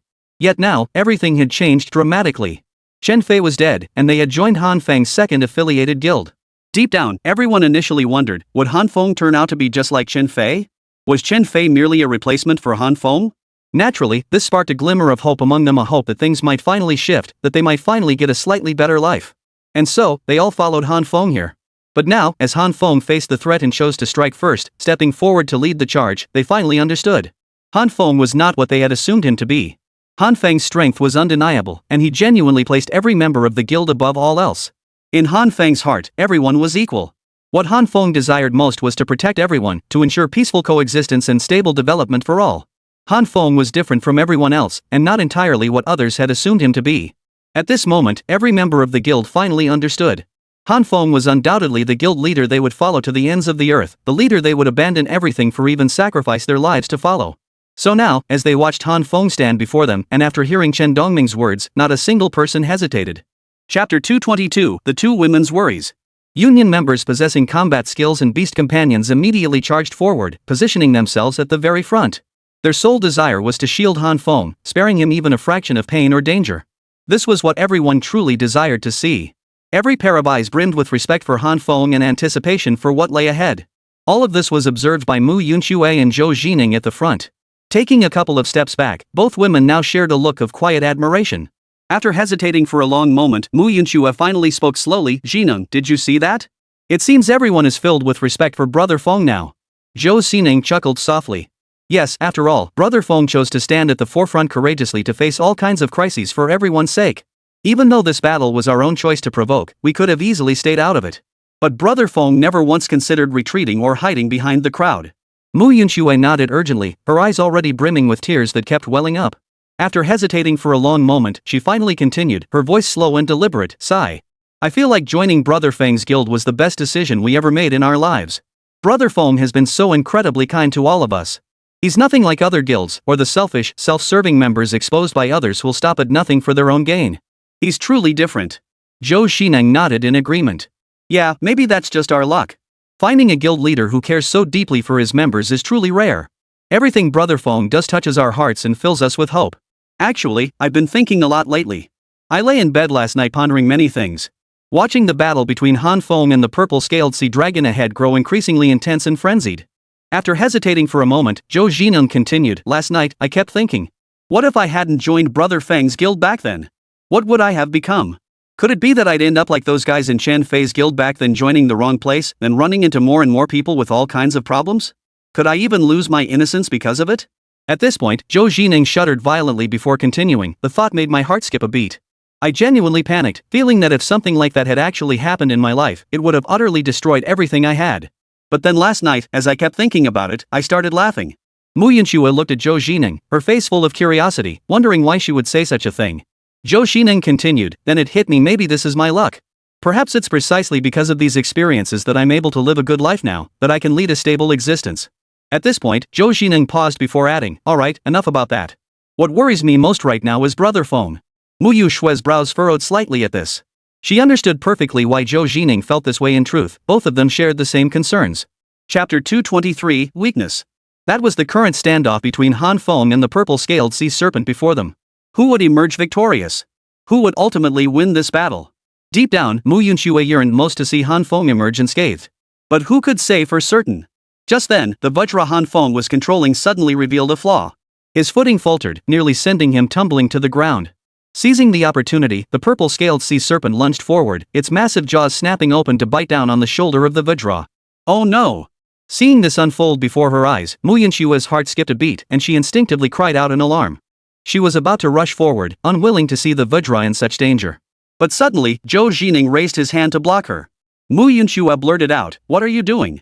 Why are you stopping me? Zhou Xining shook his head. Of course I have to stop you. Do you expect me to let you charge into the fight? We're just ordinary people with no combat skills. What would you accomplish by going now? Are you trying to throw your life away recklessly? Mu Yunxue's expression changed instantly. She hurriedly protested, then what should we do? Are we just supposed to stand by and watch? But just then, Chen Dongming finally spoke up, everyone, prepare yourselves. Give it your all. Protect Brother Feng and his beast companion. They must not suffer any harm. Brothers, Brother Feng has proven his trust in us through his actions. He's shown just how much he cares about us. Now that Brother Feng is in danger, how can we stand idly by? Listen to me. Before Chen Dongming could finish, Han Feng, who had been fighting ahead, suddenly raised his hand and slowly shook it at the group. Only then did he speak, no need. This kind of battle doesn't require your help. Do you really think my Khan's defenses are made of jelly? Besides, the strongest beast pets you have are only at the second stage of the juvenile period. Coming here with that level of strength is nothing but suicide. I don't want to see you die for nothing. As he spoke, Han Feng's gaze scrutinized the deep-sea purple-scaled sea serpent before him. The entire body of this purple-scaled sea serpent was covered in purple scales. These very scales were the foundation of its survival. Ordinary beast pets struggle to damage these scales. This is why the purple-scaled sea serpent could dominate early on despite its low level, becoming a fearsome presence in the sea of colossal beasts that struck terror into many. Even some colossal beasts hesitate to approach it, fearing injury. It could be said the purple-scaled sea serpent reigns supreme beneath the frozen sea surface. Its absolute power secures its place and fuels formidable strength growth. Of course, this doesn't mean the purple-scaled sea serpent is without weaknesses. Its weakness lies in its mouth. While its entire exterior is covered in countless scales, the interior of its mouth is surprisingly vulnerable. This is why the purple-scaled sea serpent can unleash immense energy through its roar to blow away surrounding objects. Simply put, all creatures engage in various behaviors to conceal their vulnerabilities, a trait shared by humans in combat. This is hardly a secret. The purple-scaled sea serpent can protect its mouth from damage by releasing massive amounts of energy. Chapter 224, The Might of the Vajra. Han Feng smiled faintly before issuing the command in his mind, Vajra, find a way to attack its mouth. Moreover, your lightning and fire attributes are precisely the means to overcome the purple-scaled sea serpent's skin defense, causing it genuine pain. Use this tactic to provoke the purple-scaled sea serpent, then seize the opportunity to destroy its mouth. Then, it will collapse without needing to be attacked. As Han Feng's thoughts shifted, a bottle of basic healing potion appeared in his hand. He watched as he tossed the potion, which was instantly caught by King Kong. The group behind him witnessed this scene, their expressions lighting up with delight. I've learned from movies and TV shows that Kong's intelligence is unmatched among his kind and unrivaled in the animal kingdom. Seeing it today confirms that King Kong is truly formidable. Exactly. With Kong's intelligence like this, I don't think we need to worry about anything in today's battle, right? But I'm curious, what exactly did Brother Feng say? How did he manage to instill such confidence in both the gorilla and Brother Feng? It seems Brother Feng doesn't even plan to rely on our help. Seems Brother Feng knows exactly how to take on that purple-scaled sea serpent. But isn't Brother Feng in the same boat as us? Isn't this our first time facing a purple-scaled sea serpent? I just can't believe that in the past few days, Brother Feng has actually encountered a purple-scaled sea serpent before? Otherwise, where does this sudden confidence come from? Chen Dongming had overheard the murmurs behind him. After hesitating for a long moment, Chen Dongming cleared his throat softly before speaking up. Alright, no more questions. We trust Brother Feng. He would never harm us, and he'll always be the best for us. Since we all understand Brother Feng wouldn't harm us, what's there to worry about? Alright, everyone. Let's stop all this pointless speculation and focus on observing the situation here. Also, remember this, if Brother Feng really runs into trouble later, every single one of us must show up immediately to protect him. At these words, everyone nodded in unison, shouting in unison, yes, President. Rest assured, we absolutely will not let anything happen to Brother Feng. That's right, President, rest assured. Even if it costs me my life today, I'll make sure Brother Feng survives unscathed. Han Feng stood at the very front, watching the battle between the golden ape and the purple-scaled sea serpent while listening intently to the voices behind him. Even Han Feng himself was somewhat taken aback. He truly hadn't expected these men to harbor such feelings toward him. But upon careful reflection, Han Feng understood. It must be because of the things he had done before that had changed their perceptions, making them exceptionally loyal to him. Regardless, this was a positive development, offering Han Feng nothing but advantages. As for the purple-scaled sea serpent they faced today, Han Feng possessed the confidence to defeat it. Just then, King Kong leapt into the air in an instant, letting out a furious roar. A formidable energy radiated from its entire body, while flames and lightning surged violently around it. Then, they violently converged toward King Kong's fists. Lightning danced across the left fist, while flames roared fiercely on the right. The collision of these energies violently parted the swirling snowflakes around them, splitting them apart like a natural watershed. With overwhelming momentum, King Kong charged forward toward the purple-scaled sea serpent. Chapter 225, Luck. Behind Han Feng, the members of the Peak Ascension Guild witnessed the formidable combat power unleashed by their beast companion, Kong Eng. They were particularly struck by the relentless clash of lightning and flames raging across his arms. As the two forces collided, they unleashed a power even more frenzied than when the purple-scaled sea serpent had opened its gaping maw to scatter the surrounding snowflakes. The collision of lightning and flame pushed the surrounding elements away, causing them to vanish completely in that instant. A vacuum-like zone emerged, appearing eerily calm. Of course, only those present understood that beneath this deceptive calm lay the terrifying storm about to erupt. Just then, the purple-scaled sea serpent seemed to sense the formidable power emanating from Han Feng's beast companion, the golden ape. Everyone held their breath, and even the sea serpent took a step back. It then opened its gaping maw and unleashed a torrential blast forward. Yet this attack clearly failed to halt the golden ape's forward momentum. Jing'an's power was truly formidable. Despite being 2 minor tiers below the purple-scaled sea serpent in raw strength, the synergy between Han Feng's attribute core and its myriad abilities had amplified its destructive potential exponentially. Witnessing this display, the guild members couldn't help but inwardly gasp in astonishment. Whispers soon filled the air. Good heavens, I'm genuinely curious now, do we really need to help Brother Feng? Yeah, just with this beast pet, the Titan, I think. Brother Feng probably doesn't need us at all anymore, right? Holy cow, I never imagined Brother Feng would be this powerful now. Is this the Titan beast's full potential? I doubt it. Could this merely be the tip of the iceberg of what the Titan beast is truly capable of? Hearing this, everyone nodded in agreement. It dawned on them that for them, this might indeed be just the tip of the iceberg of the golden ape's power. Someone chimed in my estimation, it's highly likely that once the Titan beast finally regains its full strength, it'll only grow stronger. In the future, I'm sure this Titan beast will leave us all speechless. Wow, I never imagined the gap between Brother Feng and that Chen Fei would be so vast. Come to think of it, even by raw power, Chen Fei's beast companion was pretty formidable back then. Yet in the end, what did Chen Fei do? He hid at the rear, pushing us forward to face certain death. Everyone nodded in agreement, their hearts filled with endless frustration. As the saying goes, comparing people leads to despair, and comparing goods leads to rejection. Comparison is always the most dreaded thing. Comparing Han Feng now to the former Chen Fei made everyone realize something was profoundly wrong. A wry smile spread across their faces. Yet despite everything, their spirits remained remarkably high. One man chuckled softly before finally speaking up, "Folks, no matter how you slice it, this is still the best possible outcome for us right now." Chapter 226, Devastating Blow. As the words fell, the others nodded in agreement. Yeah, what else is there to say? Seeing Brother Feng standing at the forefront now, honestly, it really hits me hard. After all, as members of the guild, we should be contributing something, doing something for the guild. But now, many things are simply beyond our reach. Still, no matter what, being able to join Brother Feng's guild, moving forward together under his leadership and guidance, this is truly what I've longed to see most in my heart. For these individuals, they are genuinely delighted in their hearts. Clearly, everyone knows how fortunate it is to join Han Feng's guild. Moreover, what matters most to them is that Han Feng now actively stands at the forefront to protect everyone and assist in combat, facing all kinds of threats and undertaking various risky operations. Truthfully, for many, witnessing such dedication was rare, an experience few had ever known. Yet regardless, they were profoundly happy. At the very front, Mu Yunxue and Zhou Jining overheard the group's discussion. After hesitating for a long moment, they finally chuckled and said, "You guys, there's no need to be like this. Before we even arrived here, we encountered Brother Feng, and he was the same. Brother Feng always fought to protect us proactively. No matter the situation, he would always stand at the very front. While we've grown accustomed to it, we share your feelings. We're reluctant to see Brother Feng put himself on the front lines to do these things for us. We want to help Han Feng too, but right now, we just can't." Zhou Jining nodded slowly. Yes, we can't do that yet. I think the only thing we can do is focus on strengthening ourselves. Whether it's striving alongside Brother Feng for everyone's livelihood, or following his lead in battle to ensure more people can live safely and peacefully, whichever path we choose, we must keep pushing forward relentlessly. Only then can Brother Feng's sacrifices truly hold meaning. Hearing this, everyone nodded in agreement, understanding the truth in his words. Indeed, in their current situation, it was essential for everyone to strive to improve themselves.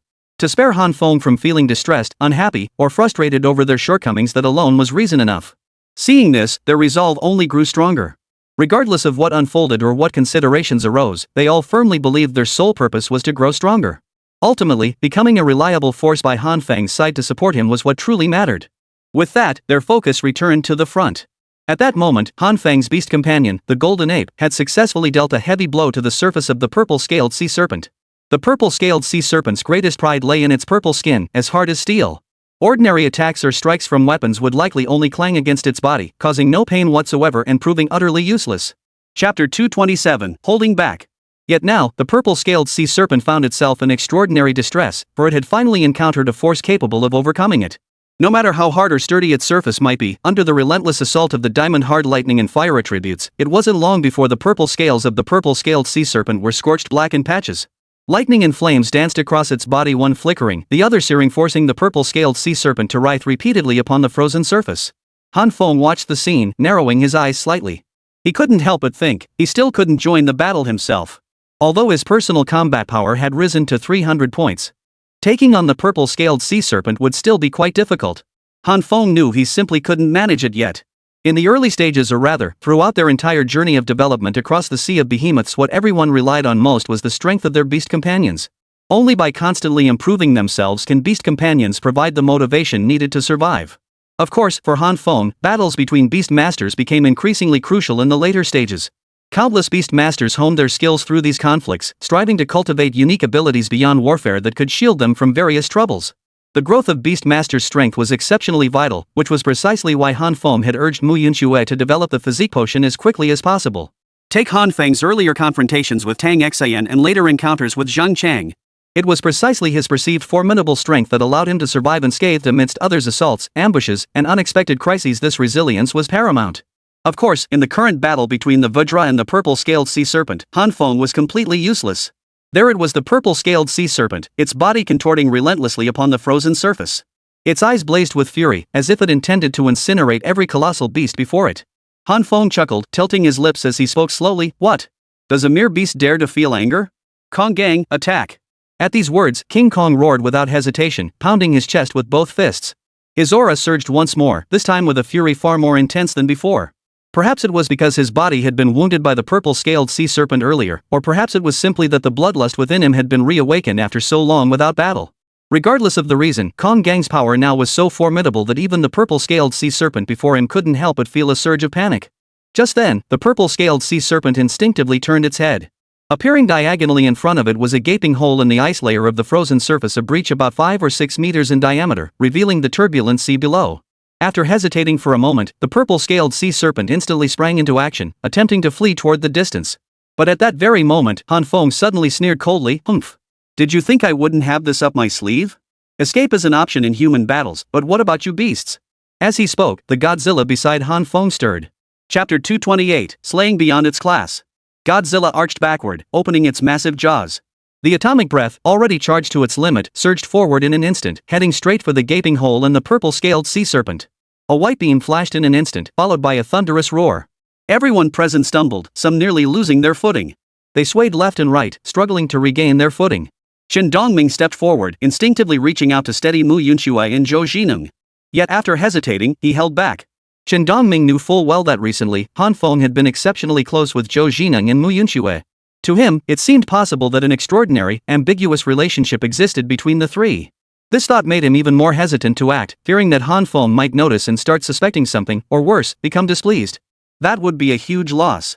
Fortunately, just then, Mu Yunshui and Zhou Jineng managed to steady each other, finally regaining their footing on the ground.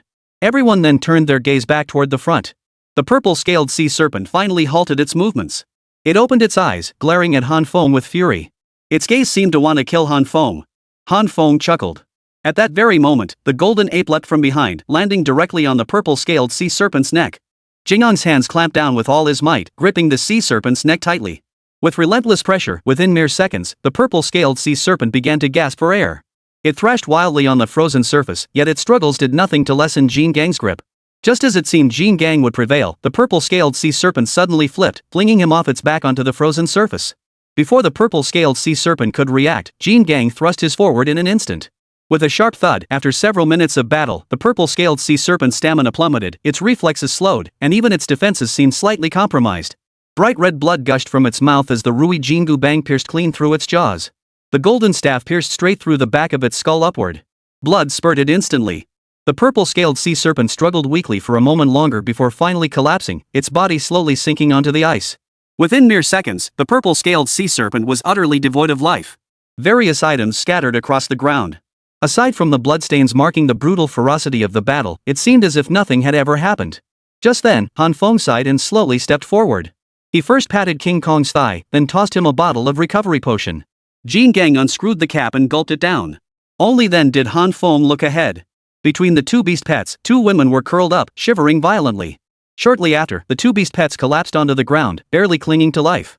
Han Feng then noticed two very small beast pets beside the women, one a golden snub-nosed monkey, the other a rabbit with fur resembling fiery red flames. Only then did Han Feng realize that those two beast pets were likely already at the end of their strength. Had it not been for protecting these two women, they probably would have left this place long ago. Han Feng looked at the two women. The creatures circling around them must be the beast pets bound to their contracts. After hesitating for a long moment, Han Feng finally stepped forward. He extended his hand and spoke slowly, "How are you both? Are you all right?" Hearing this, the two women first nodded, then shook their heads, momentarily at a loss for words. After a moment's thought, however, they reached out and grasped Han Feng's hands, one each. The moment his palms touched theirs, Han Feng felt a surge of emotion. Chapter 229, Change. Lost control. Truth be told, although Mu Yunshui and Zhou Jineng had been by Han Feng's side constantly during this period, and he had interacted with them many times, there had been some slight, fleeting touches between them before, but this moment still sent a flutter through Han Feng's heart. Compared to the two women before him, Mu Yunshui and Zhou Jineng seemed to have undergone some subtle shifts in their demeanor and appearance. The two women before him appeared genuinely pitiful on the surface, yet they were vastly different from the Mu Yunshui and Zhou Jineng he had encountered before. Especially when Han Feng touched their palms at that moment, he instantly felt how incredibly firm and tender they were. Though scars marred their hands, they could not conceal the formidable power now radiating from their bodies. Finally lifting his gaze, he could clearly see their faces, a pair of twin sisters, both possessing such graceful and elegant features. Such striking beauty stirred a flutter in Han Feng's heart. Despite the persistent grime on their faces, their delicate beauty remained undeniable. In Han Feng's estimation, they were the kind of women who could turn heads wherever they walked. Before he knew it, Han Feng found himself utterly captivated by their beauty. Most crucially, their figures were near perfect, exuding a mouth-watering allure that stirred excitement in anyone who saw them. Lost in the sight before him, Han Feng nearly forgot his purpose. In that moment, he almost forgot what he had come to do. The young woman before him was currently overwhelmed with endless frustration. For them, today had been deeply distressing. They had believed that facing the attack of the purple-scaled sea serpent would mean the complete loss of their lives. They were certain they would leave this world, never to have hope for survival again. In fact, they had already begun contemplating what their futures might hold. Yet, to their utter astonishment, Han Feng appeared beside them like a warrior descended from the heavens, a war god in battle robes. In that instant, he brought them hope for survival. Seeing this, the despair and fear of death that had filled their hearts vanished completely. Overwhelmed with emotion, they desperately wanted to talk to Han Feng properly. But just as they were about to speak, they noticed something was off about Han Feng. Hesitating for a moment, the two women felt a slight unease and instinctively opened their mouths to speak. But quickly, they noticed that Han Feng's eyes seemed to be filled with a hint of aggression. This made the two women realize what was happening, and they understood why Han Feng was acting this way. Truth be told, this wasn't the first time the two women had encountered such a situation. In their previous lives in this world, they had frequently encountered all kinds of men who displayed such emotions and behaviors toward them. Such occurrences were hardly coincidental. After all, they were well aware of their own appearance. Just as the two women were about to speak up, Han Feng finally snapped out of it. He rubbed his hands together hurriedly and said with a helpless expression, "My apologies. I lost my composure just now." Chapter 230, The Chow Sisters. Hearing this, the two women hesitated slightly. After much deliberation, they shook their heads from afar. The one on the left, with a distinctly masculine and spirited appearance, her short hair cut cleanly, also shook her head. Then, with a carefree smile, she reached out again to shake Han Feng's hand. Only then did she look at him and say, "Hello, my name is Chao Qingqing. Thank you so much for coming here today to save us." After Chao Qingqing finished speaking, Han Feng narrowed his eyes and murmured to himself, "Nice name." "Very nice. Hello, I'm Han Feng. Pleased to meet you." Hearing his introduction, Chao Qingqing's eyebrows shot up in surprise. Instinctively, she blurted out, "You're the legendary Han Feng?" Hearing her confusion, Han Feng chuckled softly and nodded. "That's right, I am. What's the matter? You seem to know me quite well?" "Well." Chao Qingqing hesitated for a moment before slowly speaking up, "It's not just familiarity. It's more like I know you too well." "So you're the legendary Han Feng, the one everyone in the chat group is buzzing about?" Han Feng hastily waved his hands. No, please don't be so formal. I can't bear such praise. I'm just doing what I believe is right. I just want to help everyone live well, and I just want to survive myself." Chao Qingqing gave a bitter smile. After a moment of thought, she suddenly realized something and turned to look beside her. "Big shot Han Feng, I forgot to introduce you. This is my younger sister, Xiao Yunyun." "I'm so sorry, I was so stunned by your identity just now that I completely forgot to introduce her." Han Feng waved his hand dismissively, smiling indifferently. "It's nothing," he said. "No need to be so formal. There's no need for such formality between us. Our meeting here is fate itself, why burden ourselves with such formalities?" After speaking, Han Feng turned his gaze toward Xiao Yunyun. This Xiao Yunyun was Chao Qingqing's twin sister. Truth be told, Han Feng could clearly see that Chao Qingqing and Xiao Yunyun possessed entirely different qualities. If Chao Qingqing was like a sharp, cropped haircut, all poised and capable, radiating a crisp, competent aura, then Xiao Yunyun was gentle and refined, with a sweet, adorable appearance that exuded tenderness in every way. The two sisters embodied entirely different charms. Their contrasting dynamic, one active, one serene, couldn't help but draw Han Feng's admiration. Both women were strikingly beautiful, each possessing a completely different personality and style. For Han Feng, this presented a wholly unique experience. If he were to rate them purely on looks, Han Feng would probably give Xiao Yunyun the edge. Perhaps Xiao Yunyun's features simply aligned more closely with Han Feng's personal aesthetic preferences. Of course, as the old saying goes, one shouldn't judge everyone by their own standards. To Han Feng, both possessed their own unique charms. One was bold and capable, while the other was gentle and charming. They embodied entirely different standards of beauty, making any comparison between them unnecessary. Finally, Xiao Yunyun spoke up. She extended her hand to shake Han Feng's once more. Her cheeks flushed slightly as she finally spoke softly, "Hello, Mr. Han Feng. I'm Xiao Yunyun. Thank you so much. Thank you for saving me and my sister. I don't know how to express my gratitude." Chapter 231, Just a Small Favor. True to her first impression, Xiao Yunyun spoke in a soft, gentle voice, her words barely audible, as if she feared saying the wrong thing or making a grave mistake. But to Han Feng, this only made him like Xiao Yunyun's personality even more. She was genuinely endearing, the kind of person who evoked pity at first sight. Just a few more glances, and a sense of affection welled up in his heart. Sure enough, at that moment, Han Feng glanced over at the other men in the guild. Their mouths hung slightly open, drool practically dripping from them. Their eyes were practically glued to Chao Qingqing and Xiao Yunyun, as if they could stretch threads between them. Seeing this scene, Han Feng couldn't help but feel a wave of helplessness wash over him. He thought to himself, what's wrong with these guys? They can't walk straight when they see a pretty woman. He recalled the same reaction when they'd encountered Mu Yushua and Zhou Jining back at Chen Fei's guild. They'd been utterly transfixed, their eyes glued to the women, completely captivated. The thought made Han Feng chuckle inwardly, though he understood their reaction. A graceful lady is a gentleman's delight. After all, how many men didn't like beautiful girls? Even he was no exception. It was just that Han Feng didn't show it much, that was all. But that didn't mean he didn't like the two women in front of him. Just then, Chen Dongming cleared her throat softly and glanced at the union members gathered around her. Only then did the others finally realize they'd been a bit too carried away. One by one, they hastily shook their heads, scratching their ears awkwardly, daring not to make any further displays. Xiao Qingqing and her sister noticed the expressions on their faces. Han Feng felt awkward and quickly interjected, "Sorry about that. They're just like that. But they're only admiring you, nothing else. Please don't misunderstand." Xiao Yunyun hastily shook her head, afraid her response might be too late and upset Han Feng. Instead, Xiao Qingqing spoke up slowly at that moment, "Big brother Han Feng, I'm fine. We're actually used to it by now. We still want to thank Big Brother Han Feng again. You saved my sister and me today, and we are truly beyond grateful. Had you not appeared, we knew our days were numbered. My sister and I had even prepared to give up on living." Han Feng waved his hand dismissively. "Since I saw you, saving you was only right. To be honest, we never expected to find you here. Actually, I was planning to explore this area anyway. I wasn't thinking much about it when I happened to spot you. So I just saved you on the spot." Xiao Yunyun patted her chest and said gratefully, "It seems my sister and I are truly fortunate to have encountered your help, Han Feng. We owe our lives to you." Han Feng smiled faintly. All right, no need for such formalities. It's nothing, just a minor inconvenience." "Oh, right, how did you two end up here? And why were you facing such grave danger?"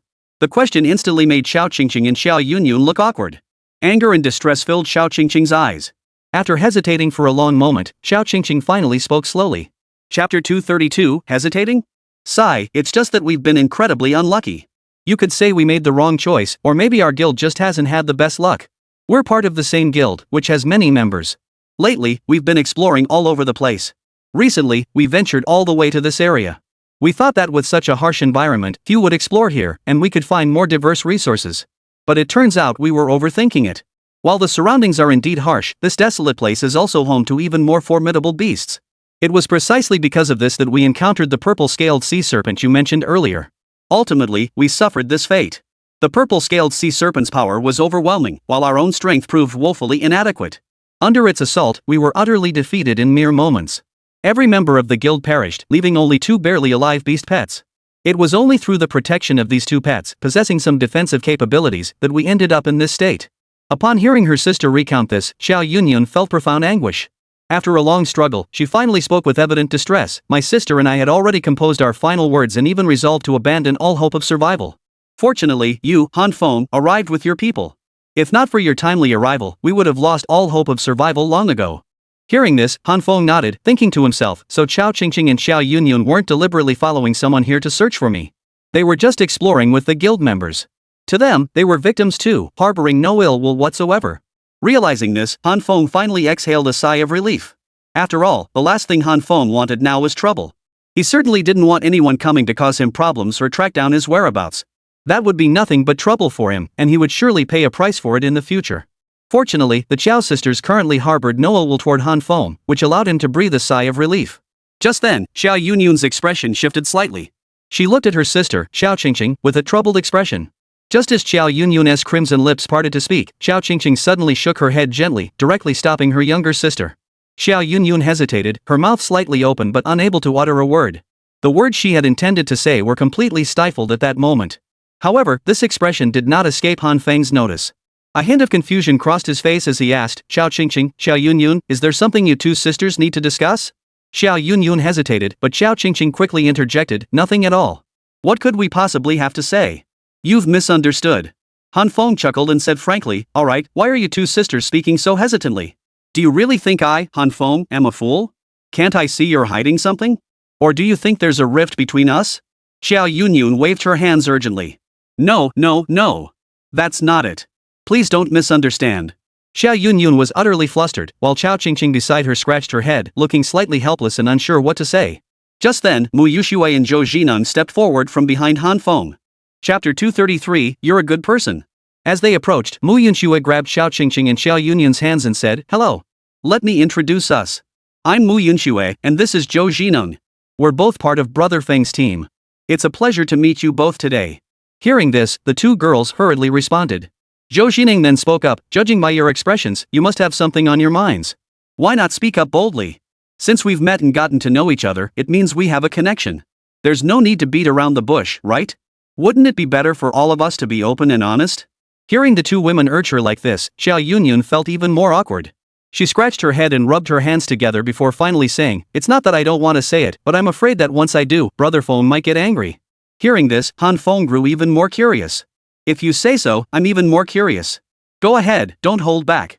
Honestly, I'm genuinely curious. What is it you don't want to tell me? It's fine. I've weathered every storm and heard every kind of news. You don't need to hide it from me. Just speak freely. Xiao Yunyun glanced at her sister. Seeing her nod, she finally spoke up. Brother Feng, I'll tell you then, but please don't get angry. Han Feng smiled and said, don't worry, I won't get angry. I, Han Feng, have that much magnanimity. Finally assured by Han Feng, Xiao Yunyun felt as if a weight had been lifted. She smiled happily. Her red lips parted slightly as she began to tell her story. To be honest, I heard some things about you, big shot Han Feng, in our biggest chat group. It felt like they were saying you weren't exactly a good person. I also kept getting the impression they described you as arrogant, always scheming against others, or doing all sorts of questionable things. But no matter what they said, it didn't leave me with a good impression. Everything was crystal clear in the group chats. That's why I was just saying. Xiao Yunyun suddenly felt awkward, scratched her head, then continued, so, it's precisely because of all this that I've developed a bit of fear. I really don't want to see you, or rather, I'm a little worried you might do something bad to us. Before Han Feng could say anything, Xiao Qingqing hurriedly spoke up beside him, Big brother Han, please don't misunderstand or get upset. Honestly, we never meant to misunderstand you or show any dissatisfaction. It's just that we were a bit worried about this matter, or rather, we'd heard some scattered rumors beforehand, which led to this situation. But rest assured. Xiao Qingqing hurriedly added, her voice steady, Brother Han Feng, trust me, I won't doubt you anymore. That's right, Xiao Yunyun chimed in urgently from the side. While we may have misunderstood you, Boss Han Feng, over this period, seeing you appear under such circumstances now facing such danger yet bravely stepping forward to save us, I truly can't imagine anything about you that would warrant our misunderstanding. I understand now that you must be a good person. Chapter 234, The Reason. After speaking these words, sisters Xiao Qingqing and Xiao Yunyun both lifted their eyes, nervously staring at Han Feng. Both fidgeted with their fingers, exchanging nervous glances as an awkward silence hung between them. The more they looked at Han Feng, the more frightened they became. After all, seeing him like this now seemed genuinely unexpected to them, a rare thought indeed. After all, they had known very little about Han Feng before. The most they knew of him came from hearing bits and pieces about him in that chat group. Beyond that, they knew nothing else, and naturally, they had no clue about his current situation. As the two women stared at Han Feng, seeing the smile on his face and the hint of helplessness in his expression, they were about to say something when Han Feng suddenly chuckled. Only then did he raise his hand. He looked at the two women before him, who seemed on the verge of being completely frightened. Faced with this situation, Han Feng felt somewhat helpless, so he hurriedly spoke up slowly, alright. You two, there's no need to worry so much. In fact, I'm fully aware of everything discussed about me in that chat group before, the impressions people had of me and all that. To be honest, I didn't expect you to misunderstand me so badly. But it doesn't matter to me. As long as the people close to me don't misunderstand me, what does it matter if the whole world does? Your trust is the greatest support I could ask for. Hearing Han Feng's words, the two goddesses hesitated for a long moment before finally nodding slowly. Finally, Mu Yunxue and Zhou Jineng stepped forward. Looking at the two girls before them, they said reassuringly, alright. We all narrowly escaped death today and resolved the crisis. You two shouldn't be so tense. To be honest, we had some misunderstandings about Brother Feng before too, but look, hasn't everything been resolved now? Zhou Jineng chimed in, exactly. The only thing we can know for certain now is that Brother Feng genuinely cares about us. Isn't that enough? Let's not waste time with unnecessary speculation. By the way, are any of you injured? I have healing potions here. If you're hurt, you can take one. If you're alright, we can head up now. Perfect timing to visit our Xianming turtle. Hearing the two women speak, sisters Xiao Qingqing and Xiao Yunyun exchanged glances before both shaking their heads. Seeing that neither woman was injured, Han Feng finally spoke up, what are your plans from here? As he spoke, Han Feng's eyes brimmed with anticipation, eager to understand their next move. After all, he genuinely admired these two women. Not only were they attractive, but he knew having them by his side would undoubtedly be a visual treat. Han Feng thoroughly enjoyed days filled with such visual delights and the simple pleasures of life. But more importantly, Han Feng understood all too well that in this world, one couldn't simply indulge in pleasure, nor did he have the right to do so. In this world, Han Feng knew well how to survive, only by giving his all, never slacking off for a moment. Only by doing all of this could he possibly have the foundation to live on. Chapter 235 Talent. This was what Han Feng most needed and most desired to do now. Yet he was not yet capable of achieving it. Therefore, he refused to tolerate those who sought to reap without sowing in his presence or among his circle. Moreover, the most crucial point was that in this world, human hearts were unpredictable. Who knew what twisted thoughts might arise in the minds of those around him? Who could say whether these people would feel uneasy, guilty, or unwilling to accept others seeking pleasure without effort? Han Feng recalled feeling uneasy when he first started working. Back then, his thoughts were simple: why should they get to live like that? Why should some people be able to indulge in pleasure, get something for nothing every day, and then go enjoy the fruits of others' labor right in front of their bosses? Truthfully, Han Feng felt deeply resentful back then, convinced he was being treated unfairly. Later, he came to understand that these individuals had attained their privileged status precisely because of their exalted positions and the support they received from others. After careful reflection, Han Feng finally grasped the truth, concluding that perhaps this was simply the gap between people. In the end, though Han Feng accepted the outcome, he still couldn't help but resent such injustices. He knew that even if you hadn't done something yourself, if those around you did it, you'd often be unable to address it out of concern for appearances. Yet ultimately, this would lead to immense dissatisfaction among others. Once resentment took root, it inevitably transformed everyone's moods and mentalities. Han Feng understood this deeply. He knew he might not be able to prevent everything, but at the very least, he couldn't let those close to him become emotionally unstable. At the very least, he wanted each of them to genuinely enjoy being here and feel a strong sense of belonging to the guild. Some things are crucial to do, while others are equally crucial to avoid. Just then, the two women before him hesitated for a moment after hearing Han Feng's words. Finally, they exchanged glances, both eyes reflecting a hint of uncertainty. After a moment, Xiao Yunyun finally nodded and said, "Big brother Han Feng, my sister and I actually do have some skills and techniques. My sister used to be a professional combat coach, skilled in all kinds of fighting techniques. She was incredibly strong and even won the provincial combat championship back then. She was on the verge of competing in national and even international tournaments when she received the news to come here. She gave up those competitions and ended up like this." Hearing this, Han Feng's eyes narrowed. A look of genuine delight spread across his face. He never imagined that someone he'd casually encountered today would turn out to be someone with such special talents. What delighted Han Feng even more was that Xiao Qingqing was a talent in combat. Truth be told, what Han Feng most desired and urgently needed at this moment was precisely martial arts talent. Han Feng desperately needed such talents to assist him. This was simply perfect timing. And now, here it was, right before him. As he looked up and down at Xiao Qingqing standing before him, Han Feng began to understand why she carried herself with such efficiency and strength. It was likely due to her considerable skill and passion for combat. Chapter 236, We Are Willing. Perhaps it was precisely because Xiao Qingqing loved combat sports like Sanda that she possessed such formidable strength, or rather, such a character. Regardless, for Han Feng, this was a positive development. Han Feng then turned his attention to Xiao Yunyun. She gave him a gentle smile, her eyes softening as she lifted her gaze to meet his. "Big brother Han," she said softly, "the truth is, my specialty is cooking. Compared to my sister, my skills might not be outstanding, but I wonder if you'd consider it a talent." Hearing Xiao Yunyun's words, Han Feng's eyes nearly lit up. Clearly, this delight surpassed his earlier excitement upon learning Xiao Qingqing's martial arts skills. Sure enough, even at that moment, Mu Yuxue and Zhou Jineng beside Han Feng also wore expressions brimming with delight. The two women exchanged a glance, then nearly cried out in delight. Zhou Jineng hurried forward, grabbing both girls' hands excitedly. "Really? This is fantastic. You two probably don't know, but Brother Feng has been racking his brain lately, trying to find someone who can cook." Hearing this, the two women exchanged another glance before turning their eyes to the group standing behind Han Feng. Upon seeing them, both hesitated for a moment. Xiao Yunyun pouted and slowly said, "But Feng-go, why? Logically speaking, the people behind you should all have their own skills. Surely someone among them can cook? It shouldn't have taken you this long to find someone, right?" Han Feng burst into laughter. "Ha ha ha, it's not like that. You might not understand. What I need around me are women with talent."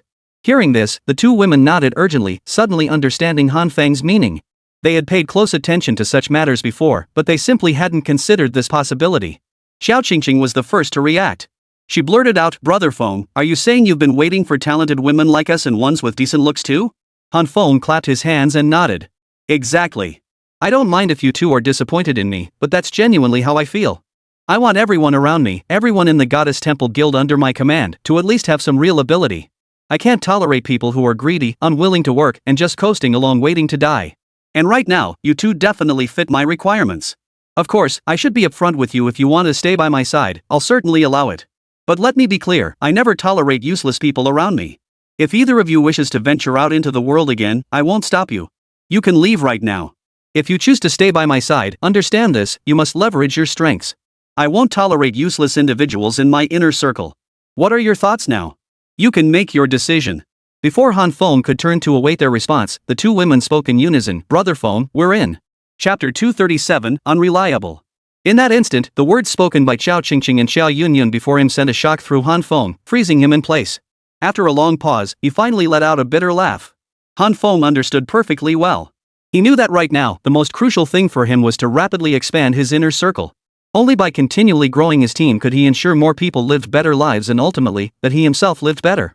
Either way, it was perfectly natural for Han Feng. Han Feng was a self-serving man. Who didn't want an easier life, a more carefree existence, surrounded by beautiful women? Yet, as Han Feng had previously contemplated, he refused to tolerate those who sought to reap rewards without effort, those driven solely by insatiable greed. That's precisely why Han Feng had inquired about the sisters Xiao Qingqing and Xiao Yunyun's unique talents. Now, seeing both girls articulate their strengths, Han Feng felt an immense surge of joy. Han Feng smiled faintly, thinking to himself that this couldn't be more perfect for him. What he needed most right now were talents in martial arts and culinary arts, and these two were absolutely the best fit. At the same time, their surprisingly direct and swift agreement caught Han Feng off guard.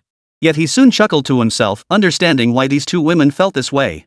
Clearly, after spending time in their former guild, they yearned for a new organizational home.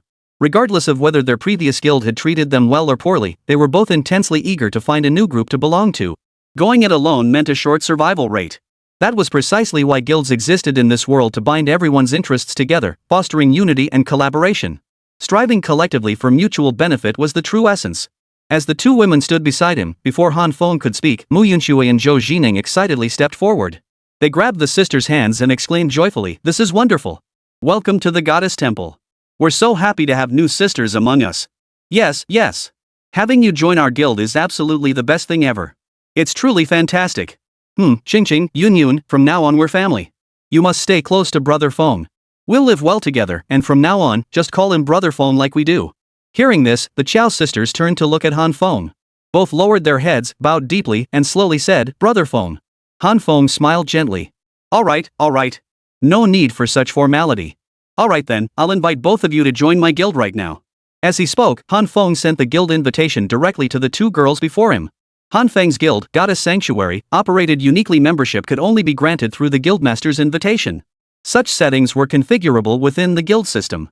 Most guilds operated on an application basis, with the guild leader approving members. However, Han Feng adhered to the principle of trust those you employ, and don't employ those you doubt. He found it difficult to fully trust others when they joined, unsure of their true intentions. Chapter 238, Compatibility. Therefore, for Han Feng, his greatest desire was for everyone to pass through his personal vetting. Of course, this restriction applied solely to the Goddess Temple. For Han Feng, the Goddess Temple was where he would spend the next 3 years of his life. Everything that happened during that time would be intimately connected to him. Consequently, he refused to tolerate any member of the Goddess Temple engaging in actions that might harm him, which was precisely why the current situation had arisen. Of course, Han Feng was well aware that this course of action ultimately served him quite well. At the very least, it ensured stability and peace, guaranteeing he wouldn't encounter too many schemers plotting against him in his daily life. This was actually a very good thing. And just like that, Han Feng finally invited the two individuals before him into his guild. He then raised his hand to open the guild interface, scrolling through its contents. His eyes lit up as he scanned the details. Xiao Qingqing, appearance rating 92, combat power 150, specializes in hand-to-hand combat, beast pet, golden snub-nosed monkey. Seeing such information caught Han Feng off guard. No wonder he had always sensed something different about Xiao Qingqing when he looked at her before. It turned out she was truly formidable. Her combat power alone, without any physical enhancement potions, had reached 150 points. Han Feng understood that this was largely due to her previous martial arts training. Individuals involved in combat sports and athletics like these often transcend human limits. Through sheer strength and relentless growth, they earned profound respect from countless people.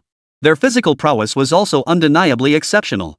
Based on Han Feng's understanding, Xiao Qingqing's relentless martial arts training must have transformed her physical constitution beyond recognition, enabling her current state. Regardless, this was a positive development for Han Feng. Not only would it save him a significant expense on stamina potions, but the higher Xiao Qingqing's combat prowess became, the more it would prove her innate talent and ability in combat. This would make his upcoming work much smoother.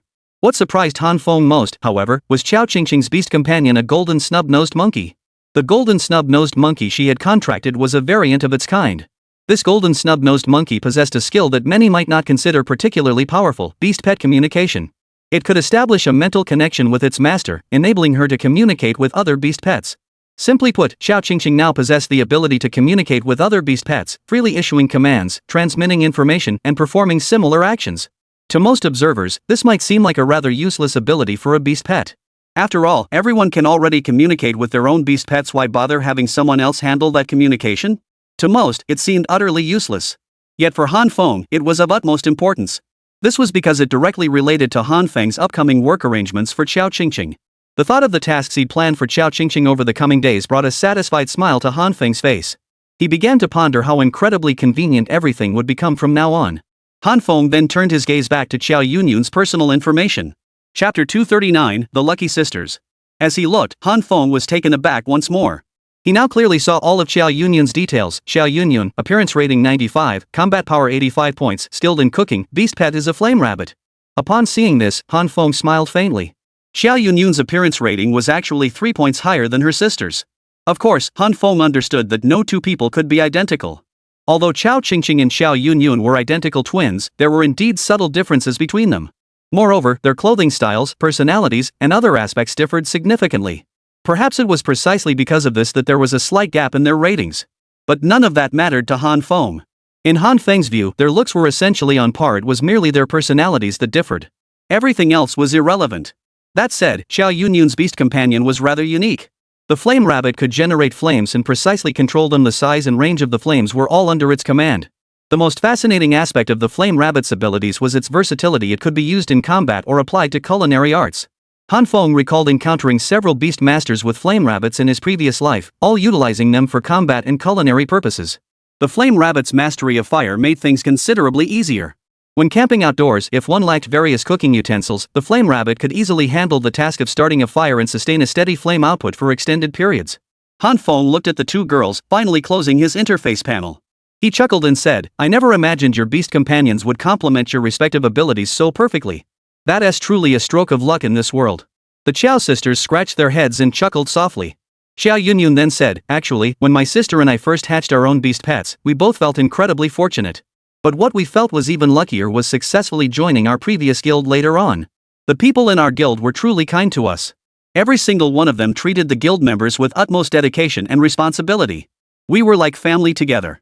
It's just a shame that we originally wanted to stay away from conflict and didn't want people to hurt each other, but we never expected something like this to happen in the end." Han Feng nodded silently. Truthfully, he understood exactly how deeply these two women were hurting. In his previous life, Han Feng had experienced countless separations and deaths. When close friends left him, his heart ached deeply. But often, people just have to face these things. Xiao Qingqing then approached, sighed, and spoke slowly, "I truly feel a deep regret too. Our group had even started talking, constantly imagining and planning how we could live well in the future. We thought that at least these 3 years together wouldn't be too miserable, and we believed we could enjoy the coming years happily together. But then the leader checked the surrounding maps and led us here. We thought this place was so remote that we wouldn't run into any problems, but who would have thought that in the end, this whole mess would happen? To be honest, it really weighs on our hearts." Han Feng hesitated for a long moment, then shook his head. He stepped forward, walking toward the Xin-Ming turtle. Chapter 240, Let's Be Frank.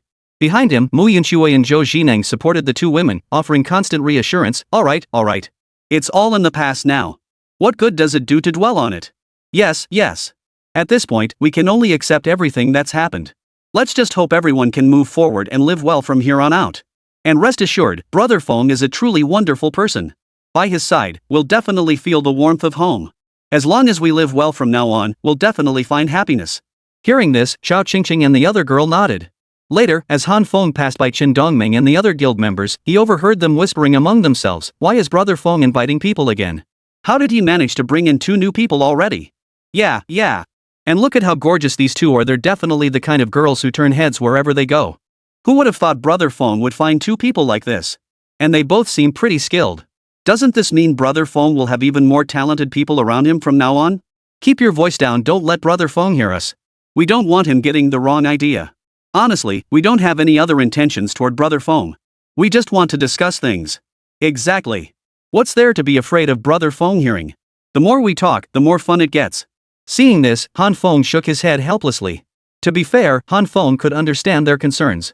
After all, he was bringing one woman after another into his life. Anyone witnessing this would likely grow suspicious and speculate. Fortunately, Han Feng himself had no such intentions.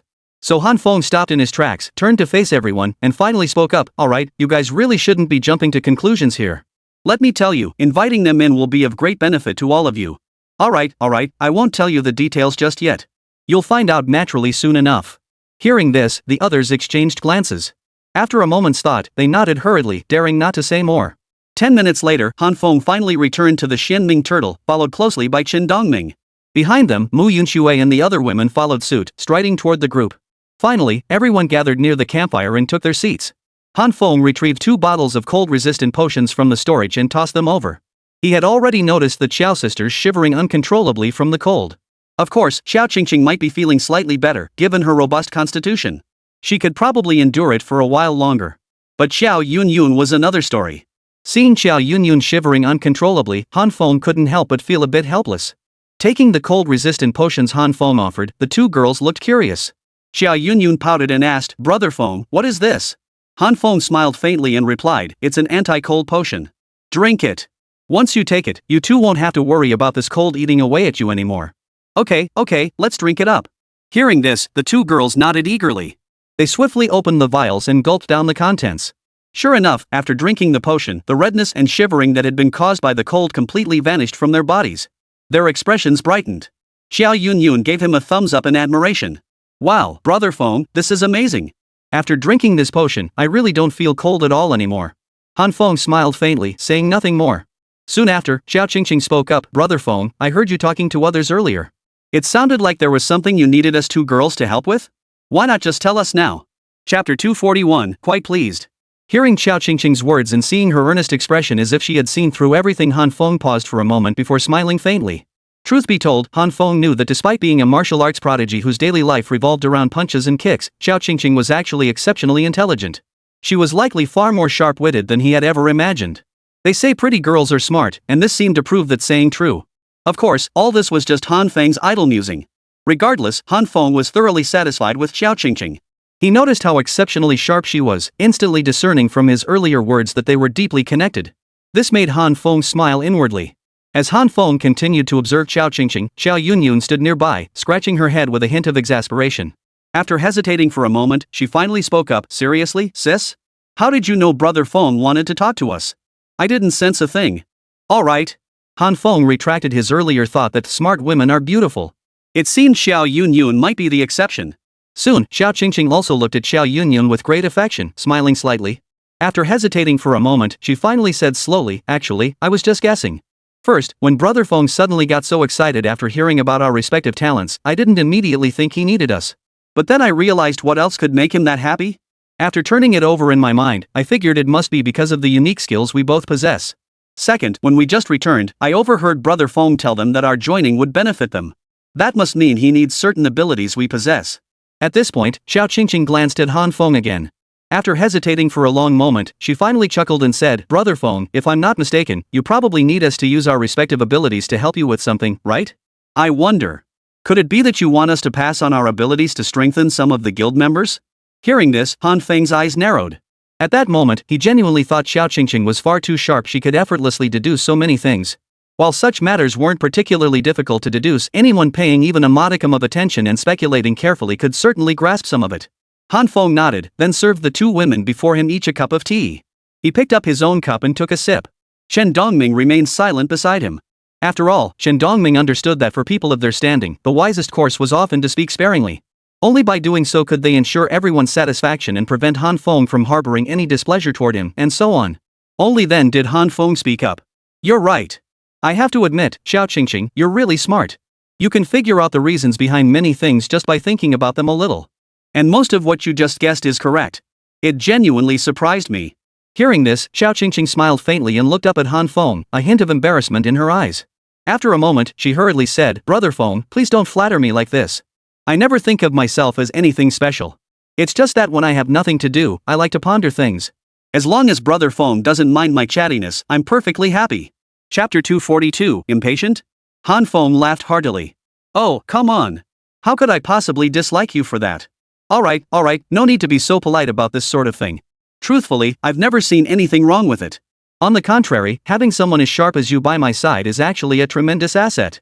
I genuinely want everyone to have their own independent thoughts, rather than just following me around like robots. Only then can everyone save themselves a lot of trouble in the future, and it'll save me a lot of headaches too. Alright, enough of that. Speaking of which, from Yunshui and Xining's conversations, or rather, from what I've gathered in the chat group, you two should be familiar with the goddess temple by now, right? Truthfully, I genuinely need individuals with unique talents. As you may have heard in the chat group, when I established my guild, I set specific requirements. To join, one must possess outstanding looks and corresponding talents. That's what I truly seek. Seeing the two women nod, Han Feng continued, and right now, what I need most are geniuses in combat and culinary arts. First, Xiao Yunyun, I'll just call you Yunyun. Hearing this, Xiao Yunyun nodded eagerly. Clearly, she had no objection to Han Feng addressing her this way. Her eyes even sparkled with delight, as if she relished the nickname. Han Feng didn't read too much into it, nor did he know what was truly going through Xiao Yunyun's mind at that moment. For Xiao Yunyun, she was the quintessential little girl at heart, desperately hoping for a Prince Charming to appear one day and rescue her from her troubles. Now, Xiao Yunyun had finally met him. When she and her sister faced mortal danger, on the brink of losing their lives and ending their existence, Han Feng suddenly appeared. Xiao Yunyun truly hadn't expected Han Feng to appear by her side like that. At the same time, she genuinely thought he was incredibly handsome. In truth, Han Feng was naturally blessed with striking good looks. Even on a crowded street, he would undoubtedly draw many admiring glances. And now, seeing Han Feng appear before her, Xiao Yunyun's heart began to race wildly. Especially now, after everyone had calmed down, every time she saw Han Feng appear, her heart fluttered wildly. She couldn't help but think how wonderful it would be if she could see him every day from now on. And now, seeing this very scenario unfold with Xiao Yunyun and her sister Xiao Qingqing joining Han Feng's guild, it seemed they truly would be together from now on. The mere thought of potentially spending every day with Han Feng made Xiao Yunyun so happy she felt like laughing, her eyes even beginning to glisten. Before Han Feng could say anything, Xiao Yunyun blurted out, "Brother Feng, tell me. What do you want me to do?" Han Feng froze for a moment, feeling a twinge of hesitation. What was going on? Why was Xiao Yunyun so eager? He hadn't even said anything yet. Wasn't she afraid he might trick her? Han Feng had no idea what Xiao Yunyun was thinking at that moment. If he did, he probably would have found it amusing. Chapter 243, Food is the Heaven of the People. Beside her, Xiao Qingqing instinctively covered her face with her hand at the sight of her sister. Xiao Qingqing felt utterly helpless. As the twin sister who'd lived with Xiao Yunyun all these years, she knew her too well. Over the years, Xiao Yunyun had always been hopelessly love-struck, easily captivated by anyone's looks, something Xiao Qingqing had witnessed firsthand. Seeing her sister like this now, Xiao Qingqing instantly understood, oh, she must be starstruck again. But upon reflection, Xiao Qingqing felt incredibly awkward. She knew she absolutely couldn't say anything now. At that moment, Han Feng across the table noticed the unusual expressions on both women's faces and couldn't help but ask curiously, "What's up? Looking at your expressions, something seems off." Upon hearing this, Xiao Yunyun's face flushed crimson instantly. She shook her head vigorously like a rattle, while Xiao Qingqing hurriedly waved her hands across the table, saying anxiously, "And no, nothing's wrong, Brother Feng. You're overthinking it. What could possibly be wrong with us? Brother Feng, why don't you tell us first? What really happened?" Hearing this, Han Feng hesitated for a long moment before finally nodding. He thought to himself that no matter what, he should at least discuss the serious matter with them first. Han Feng finally spoke up, "First off, there's Xiao Yunyun. What I need most is Yunyun. You can join my guild as our dedicated chef, preparing meals for everyone. Moreover, I hope that in the future, if the Peak Ascension Guild next door. Oh, I forgot to introduce you to the Peak Ascension Guild is also mine. It's my subsidiary guild and will handle certain tasks for me. The Peak Ascension Guild will inevitably expand in the future. My concern is that if we grow too large, there might be issues ensuring everyone's food supply. That's why I need Yunyun to train a team of skilled chefs. They'll be responsible for preparing meals continuously, guaranteeing that everyone's daily meals aren't disrupted." Upon hearing this, Xiao Yunyun nodded, her mind largely grasping why Han Feng had acted thus.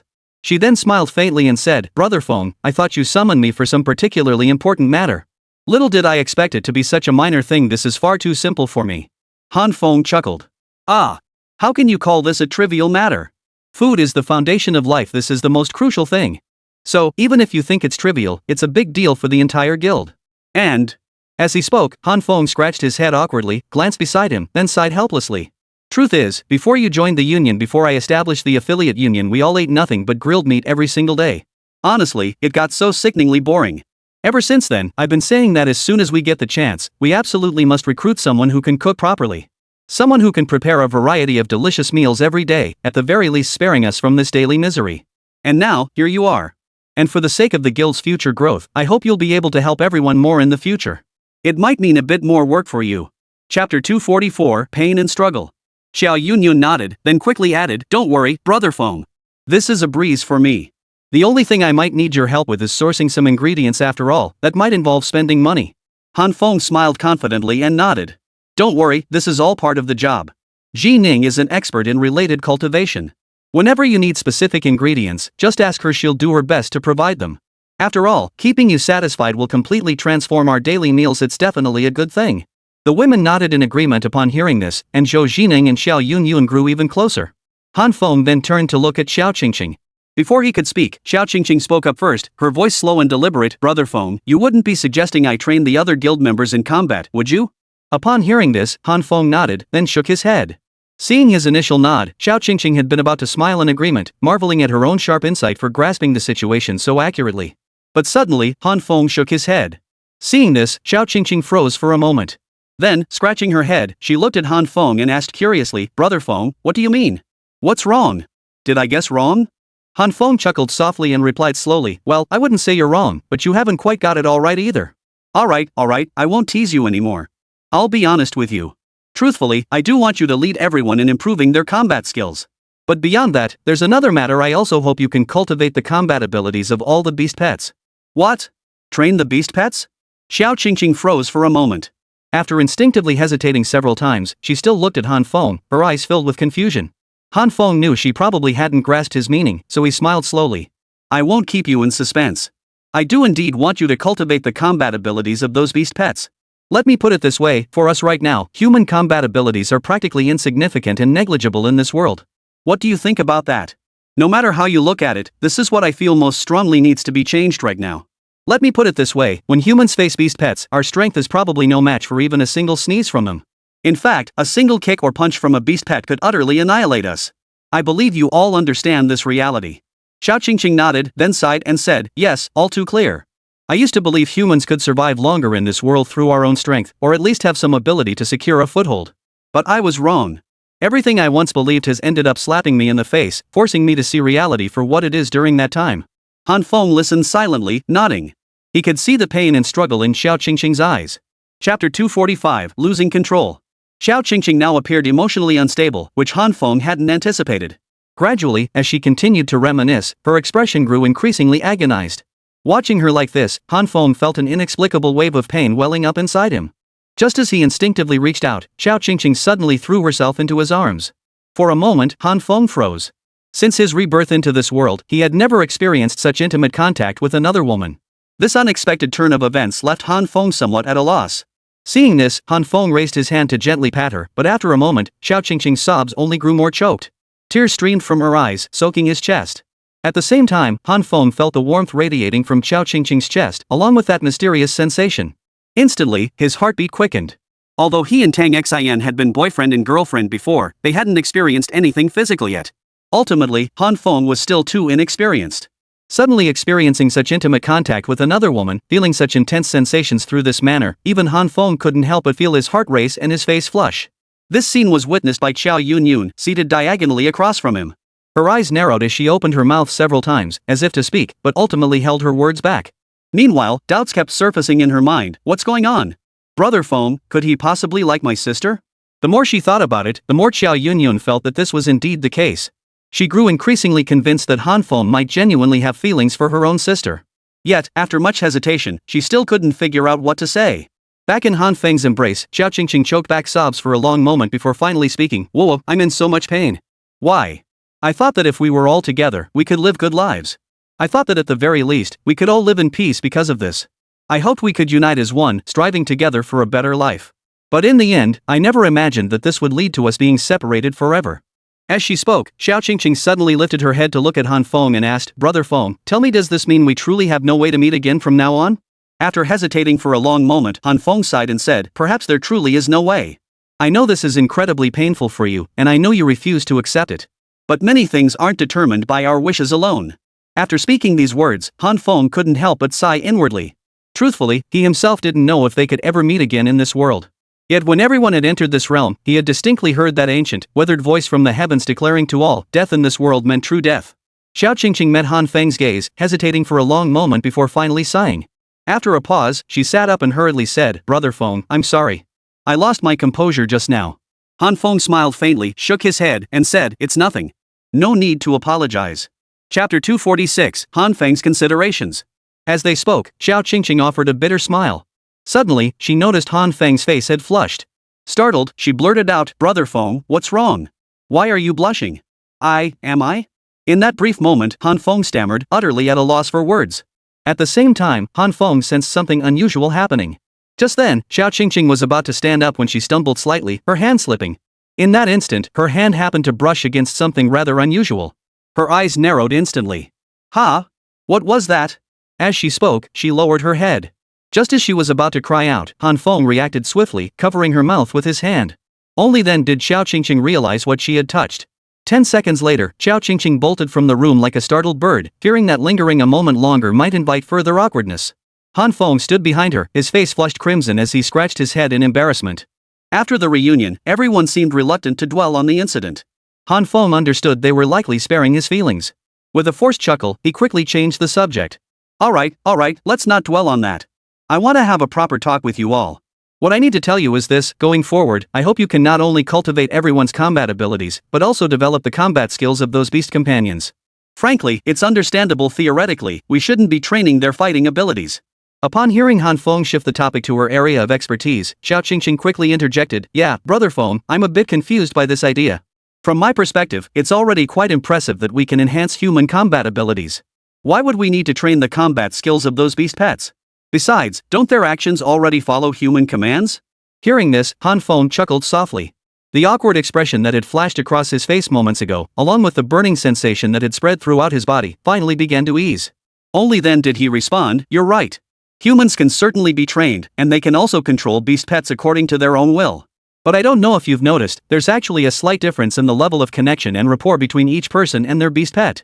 We can't guarantee that when we issue a command, the beast companion will execute it at 100% speed without delay. I think you understand this, right?" Xiao Qingqing pondered for a moment before nodding. I do understand. It's true, just as you said, Brother Feng. When I give my beast companion a command, there is indeed a noticeable delay before it executes. You're absolutely right about that. Han Feng nodded and continued, "That's precisely why I hope, under these circumstances, the beast pets can still exhibit some instinctive reactions. This would drive them to continuously improve themselves. I want them all to grow stronger going forward." And Chapter 247, Willing to Help. As for you, with your golden monkey beast pet, communicating with other beast pets should be much easier.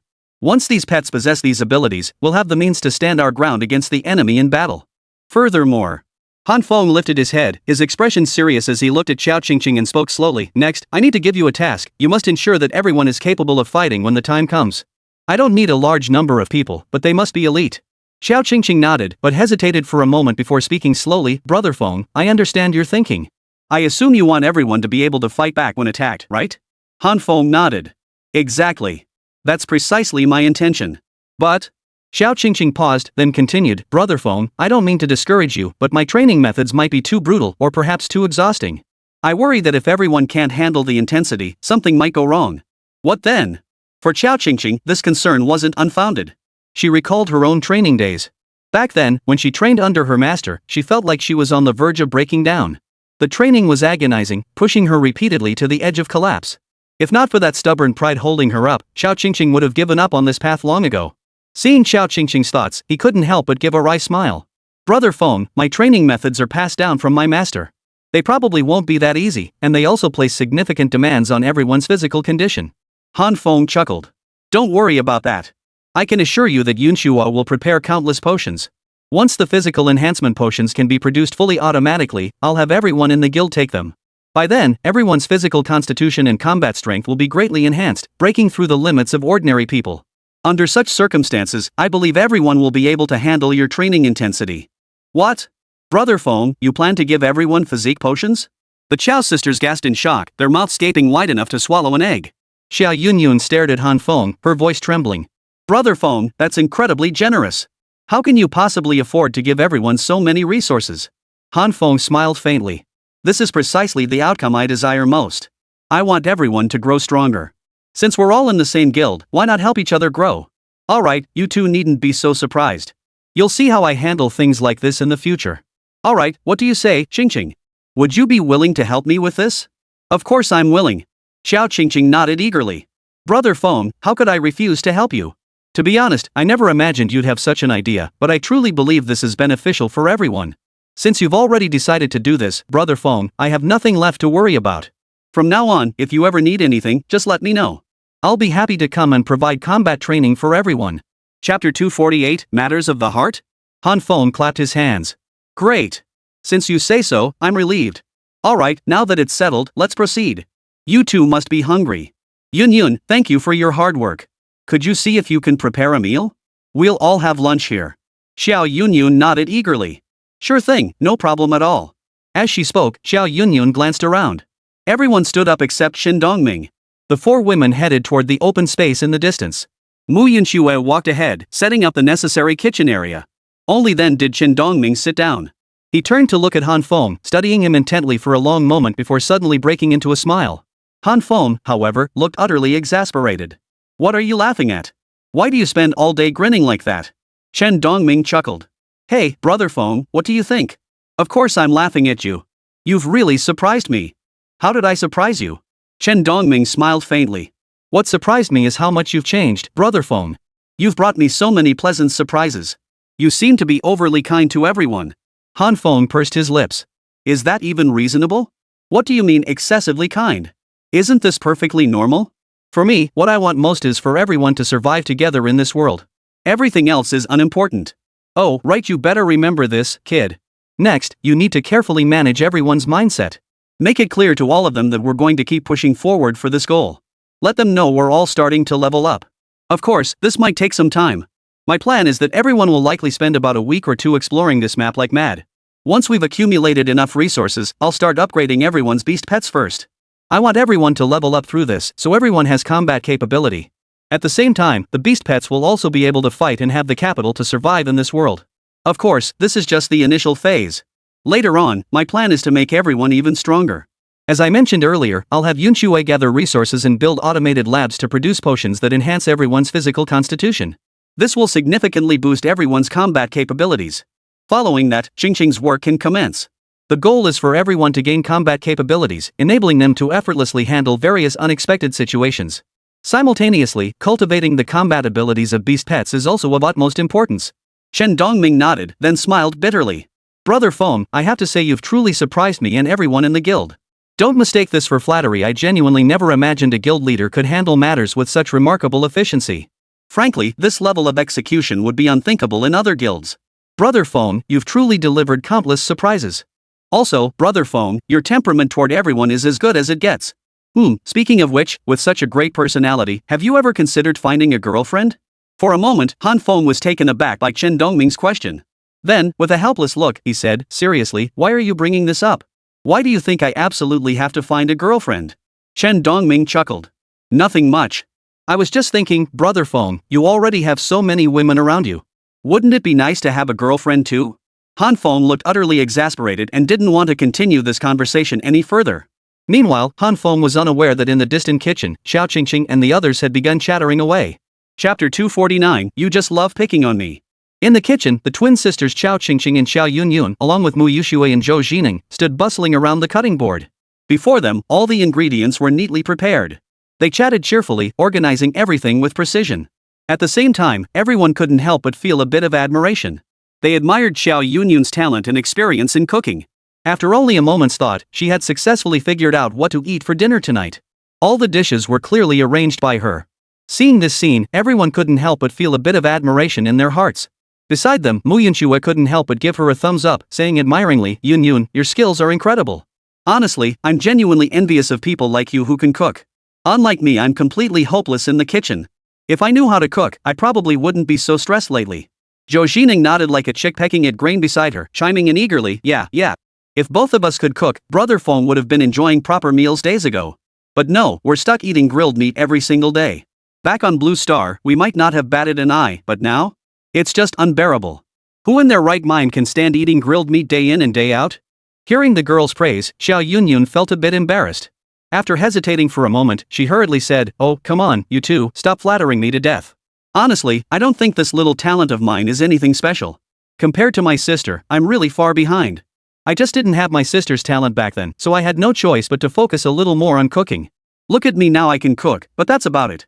Hearing this, everyone chuckled. But her sister, Xiao Qingqing, shot her a disapproving glare before teasingly retorted, "What's that supposed to mean? Hey, little sister, when did you start mocking your big sister? What, you can't even speak without taking a jab at me?"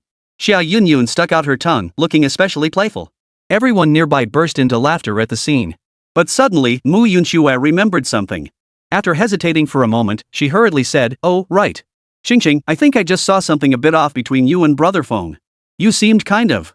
Hearing this, Xiao Qingqing instantly stuttered, her eyes darting nervously from side to side. She stammered on, unable to find the right words. Was there? Zhou Jining caught on immediately and chimed in, "Of course there was. I saw it perfectly clearly just now." "What, you don't want to admit it now?" The memory of what had just transpired between her and Han Feng instantly flushed Xiao Qingqing's face crimson, like a ripe red apple. She was truly speechless now. After hesitating for a long moment, Xiao Qingqing shot them a disapproving look before hurriedly saying, all right. Why do you two always have to tease me? I don't even think I did anything wrong. Why do you have to make fun of me?" Chapter 250, This Guy's Off. The girls giggled incessantly. Watching such a group of beauties chatting was a delight for everyone present. Any other man witnessing this scene would surely feel a surge of anticipation and excitement. Yet no one noticed the subtle shift in Xiao Yunyun's gaze as she watched from the sidelines. For Xiao Yunyun, seeing Han Feng today had stirred something different within her heart. Indeed, Xiao Yunyun found herself gradually developing feelings for Han Feng. This sudden stirrings of the heart felt almost unbelievable, even to her. Having never been in a relationship her entire life, this sudden, intense attraction to a man was an entirely new experience for her. Witnessing this situation, Xiao Yunyun's emotions underwent a dramatic shift. Moreover, she had witnessed the ambiguous interactions between her sister and Han Feng today. Realizing the depth of their connection, Xiao Yunyun felt a pang of unease, perhaps jealousy, perhaps discomfort. She even worried her sister might steal Han Feng away. For some reason, Xiao Yunyun suddenly felt a pang of unease. Even she found this sense of crisis slightly ridiculous, yet it left her with a vague sense of foreboding, like the sudden loss of a cherished childhood toy. This sense of loss stirred a quiet worry within her. But then, a thought struck her: had anything actually happened between her sister and Han Feng? At that thought, Xiao Yunyun felt there might still be a chance for her. Xiao Qingqing, her older sister, had observed every flicker of thought and emotion that had crossed Xiao Yunyun's face. Xiao Qingqing narrowed her eyes slightly. Seeing her sister like this, her heart skipped a beat. Xiao Qingqing wasn't stupid. She knew her sister too well to miss the lovesick look on her face, and she understood that her younger sister seemed to harbor special feelings for Han Feng. Upon reflection, it suddenly dawned on her, and she couldn't help but wonder, could her sister be jealous? Though neither Xiao Qingqing nor Xiao Yunyun had ever been in a relationship, Qingqing had some understanding of matters of the heart. She wondered, could it be that her sister truly harbored different feelings for Han Feng? And had Mu Yuxue and Zhou Jining's teasing earlier set her sister's imagination running wild? The thought sent a flutter of unease through her chest. She worried that if she kept acting this way, her sister might grow resentful toward her, or worse, something else might happen later. After mulling it over repeatedly without reaching any conclusion, Xiao Qingqing could only sigh inwardly. Perhaps she could only take things one step at a time now. Saying more at this point likely wouldn't make much difference. She'd just have to wait until things truly reached a point of no return before properly explaining everything to Xiao Yunyun. While Xiao Qingqing was lost in uneasy thoughts, Mu Yuxue and Zhou Jining were growing more animated in their conversation, even venturing into their speculations about Han Feng. Mu Yuxue whispered, "I'll tell you what, I just can't shake this feeling that Brother Feng seems a bit off lately." Hearing this, the Qiao sisters immediately turned to look. Xiao Yunyun blurted out, what do you mean? How is Brother Feng off? Chapter 251, Win him over through his stomach. Xiao Yunyun was clearly panicking from worry, especially when she heard the name Han Feng. Any mention of him made her heart skip a beat. Zhou Jining chimed in solemnly, "Listen up, you two. Yunxue and I suspect Brother Feng might not be into women? What the hell?" Before Xiao Qingqing could react, Xiao Yunyun blurted out, You mean Brother Feng doesn't like women? How could that be possible?" Mu Yunxue shook her head slowly. "It's hard to say. I'll tell you this, we've been thinking about it. If Brother Feng liked women, why has he remained completely indifferent to us two girls who've been hanging around him every day lately? It really is a bit strange and weird, don't you think?" Xiao Yunyun felt a wave of unease wash over her. She couldn't help but wonder, could it really be true? Could Brother Feng really be into men? Wouldn't that mean her first love was about to go down the drain? The thought filled Xiao Yunyun with a wave of bitter disappointment. Xiao Qingqing, however, chimed in beside her. "Brother Feng hasn't said he doesn't like women. Besides, maybe he just hasn't met someone he likes yet?" At that, Mu Yunxue pursed her lips. "Maybe. But now that you mention it, I'm actually starting to wonder, what kind of woman does Brother Feng really like?" Everyone shook their heads in unison, except for Xiao Yunyun, who sat pondering, what kind of woman did Han Feng truly like? And what should she do about it? Before they knew it, an unknown amount of time had passed and they finally finished preparing the meal. As Xiao Yunyun cooked, her heart felt unusually anxious and bitter. She was genuinely worried that her feelings for Han Feng would ultimately come to nothing. But what could she do, even if she wasn't willing to accept it? Things hadn't reached their conclusion yet. Who could predict the final outcome? Once the meal was finished, everyone finally gathered back around the campfire. Though the cold-resistant potion helped, huddling around the flames still brought a welcome warmth and comfort. Gazing at the feast spread before them, Han Feng's mouth watered so much he could barely contain himself. Yet, after a long moment, he forced back his hunger and kept his expression composed. Then, Han Feng smiled faintly and said, "Yunyun, were you the head chef at some business hotel before? Or maybe the owner of a private restaurant? Your skills are incredible. These dishes are perfect in color, aroma, and taste. Every single one looks so tempting." Hearing Han Feng's praise, Xiao Yunyun flushed slightly, her face breaking into a shy smile. But inside, she was already beaming with delight, thinking to herself, if Brother Feng compliments me like this, doesn't that mean I'll get even more of his attention in the future? After all, as the old saying goes, the way to a man's heart is through his stomach. Xiao Yunyun felt like she'd already succeeded in the first step. Han Feng, however, was puzzled. He noticed Xiao Yunyun standing there, smiling foolishly to herself, and couldn't figure out what she was thinking or what had gotten into her. After a moment's thought, Han Feng decided not to dwell on it. Why waste brain cells on something he couldn't figure out? It must be said, Xiao Yunyun's cooking skills were truly beyond reproach. The table was laden with 7 or 8 dishes, each one a feast for the eyes and the palate. One bite was enough to leave everyone lingering in delight. Chapter 252, A Matter of Anger? As Han Feng ate, his pace quickened until he was practically wolfing down his food by the end. Xiao Yunyun's cooking was simply too delicious. It was so good that Han Feng couldn't stop praising it, and he found himself losing control. Seeing Han Feng eat with such obvious delight made Xiao Yunyun even happier. She also received constant praise from the others. The more compliments she heard, the broader the smile on her face grew. As the meal drew to a close, everyone gathered around the campfire, chatting idly.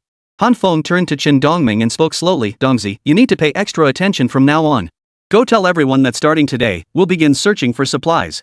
Though this area is covered by snow-capped mountains, it's actually rich in resources. Based on my estimates, we should be able to gather a significant amount of supplies here within 7 to 10 days. These resources will then be distributed uniformly. Additionally, you need to arrange the night patrols. Most members within the guild are trustworthy, so organize them into 3-person squads. Crucially, ensure no one is overburdened with tasks. Maintain a manageable workload for everyone, but also prevent any sense of entitlement or free riding." Chen Dongming nodded urgently. "Don't worry, Brother Feng. I've already thought this through. I'll get things organized as soon as I return, ensuring everyone gets into the swing of things quickly. As for any scarce resources we have here, I'll prioritize their collection and assign tasks accordingly." Han Feng pondered for a moment before shaking his head. "There aren't any particularly scarce resources. Just collect them however you see fit. Don't worry too much. I'm confident everyone will meet the resource acquisition needs as quickly as possible. Oh, and from now on, when no outsiders are present, our 2 guilds will live together. The Xianming turtles from both guilds should be placed relatively close to each other in their respective dwellings. When patrols are conducted, include my side in the coverage as well. After all, as you can see, I simply don't have enough patrol personnel. I can't exactly send King Kong and Godzilla out on patrol together, can I? While they possess independent consciousness and could flawlessly execute patrol duties, I'm concerned it might drain their energy. We wouldn't want them to encounter problems during missions." Chen Dongming nodded. "To be honest, I've considered this too, but hadn't gotten around to mentioning it. I understand that Kong and Godzilla are undoubtedly our most formidable combat assets and crucial assets. So naturally, I'll arrange for patrol duties on Brother Feng's side to be handled by others. But we might not have many patrol personnel to spare initially. As you know, Brother Feng, the combat-ready beast pets we all possess probably aren't that numerous." Han Feng nodded. "Don't worry. Barring any unexpected issues, it should only take 3 to 5 days at most. I'll do my best to expand everyone's beast pet roster so everyone has combat capabilities. Then we won't have to worry about anything else. Alright, Dongzi, you'll have to put in the effort here. Go ahead and start making the arrangements." Chen Dongming smiled faintly. "Don't worry, Brother Feng. I'll handle it properly when the time comes." Han Feng nodded again with a faint smile. He placed exceptional trust in Chen Dongming, otherwise, he wouldn't have entrusted him with such significant authority as head of the affiliated guild. This alone proved Han Feng's high regard for him. After that, Chen Dongming got busy with preparations. Han Feng reclined in a chair by the campfire, watching the women chatter cheerfully before him. The sight was quite pleasing to Han Feng's eyes, and time flew by. Before he knew it, night had fallen. Yet that night, an incident occurred that filled Han Feng with fury. Chapter 253, Flattery. Time slowly passed, and as night fell, the sky was dotted with countless stars. The night sky was exceptionally clear. Standing atop the Xianming turtle, everyone could see the endless stars swirling in the heavens. Han Feng gazed up at the sky. Countless stars twinkled and flickered, as if telling him just how beautiful this place was. Yet two things troubled Han Feng. First, he didn't find such beauty particularly appealing. He knew that behind every breathtaking sight lay endless dangers waiting to pounce. Han Feng never indulged in such beauty, or rather, never actively sought to enjoy it. For him, it inevitably signaled impending danger, a threat potentially grave enough to endanger his very life. Deep down, he knew he shouldn't revel in these sights. Second, Han Feng had pondered this question for a very long time: where exactly was the place he lived, this sea of monsters? Why, after nearly 3 years of living in this world, had he never heard or learned anything about its true nature? Truthfully, this world was filled with countless mysterious moments. Stories about it could be glimpsed on mystical stone tablets or in various ancient texts. Yet, to this day, Han Feng had never uncovered any crucial information about this world specifically, where exactly it was. Truthfully, Han Feng still hadn't grasped it at all, and this filled him with profound doubt. He wondered why someone had sent them to this world. Of course, he had heard various people say that everyone came to this world simply to survive, but this only deepened his hesitation. He wondered, why did those mysterious beasts invade Blue Star? And now, having arrived at this sea of monsters, whose voice was that ancient, resonant, bell-like sound echoing through the sky? All these questions swirled in Han Feng's mind, driving him to repeatedly seek the truth. Yet, up to this point, he had found no direction for his search.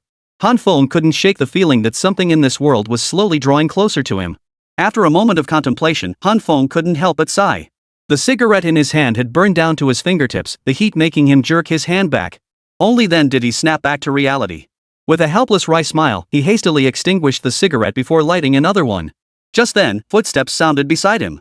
Hearing the approach, Han Feng instinctively turned his head, his expression tinged with confusion. Chen Dongming was slowly walking over. Spotting him, Han Feng narrowed his eyes before asking curiously, "What's up?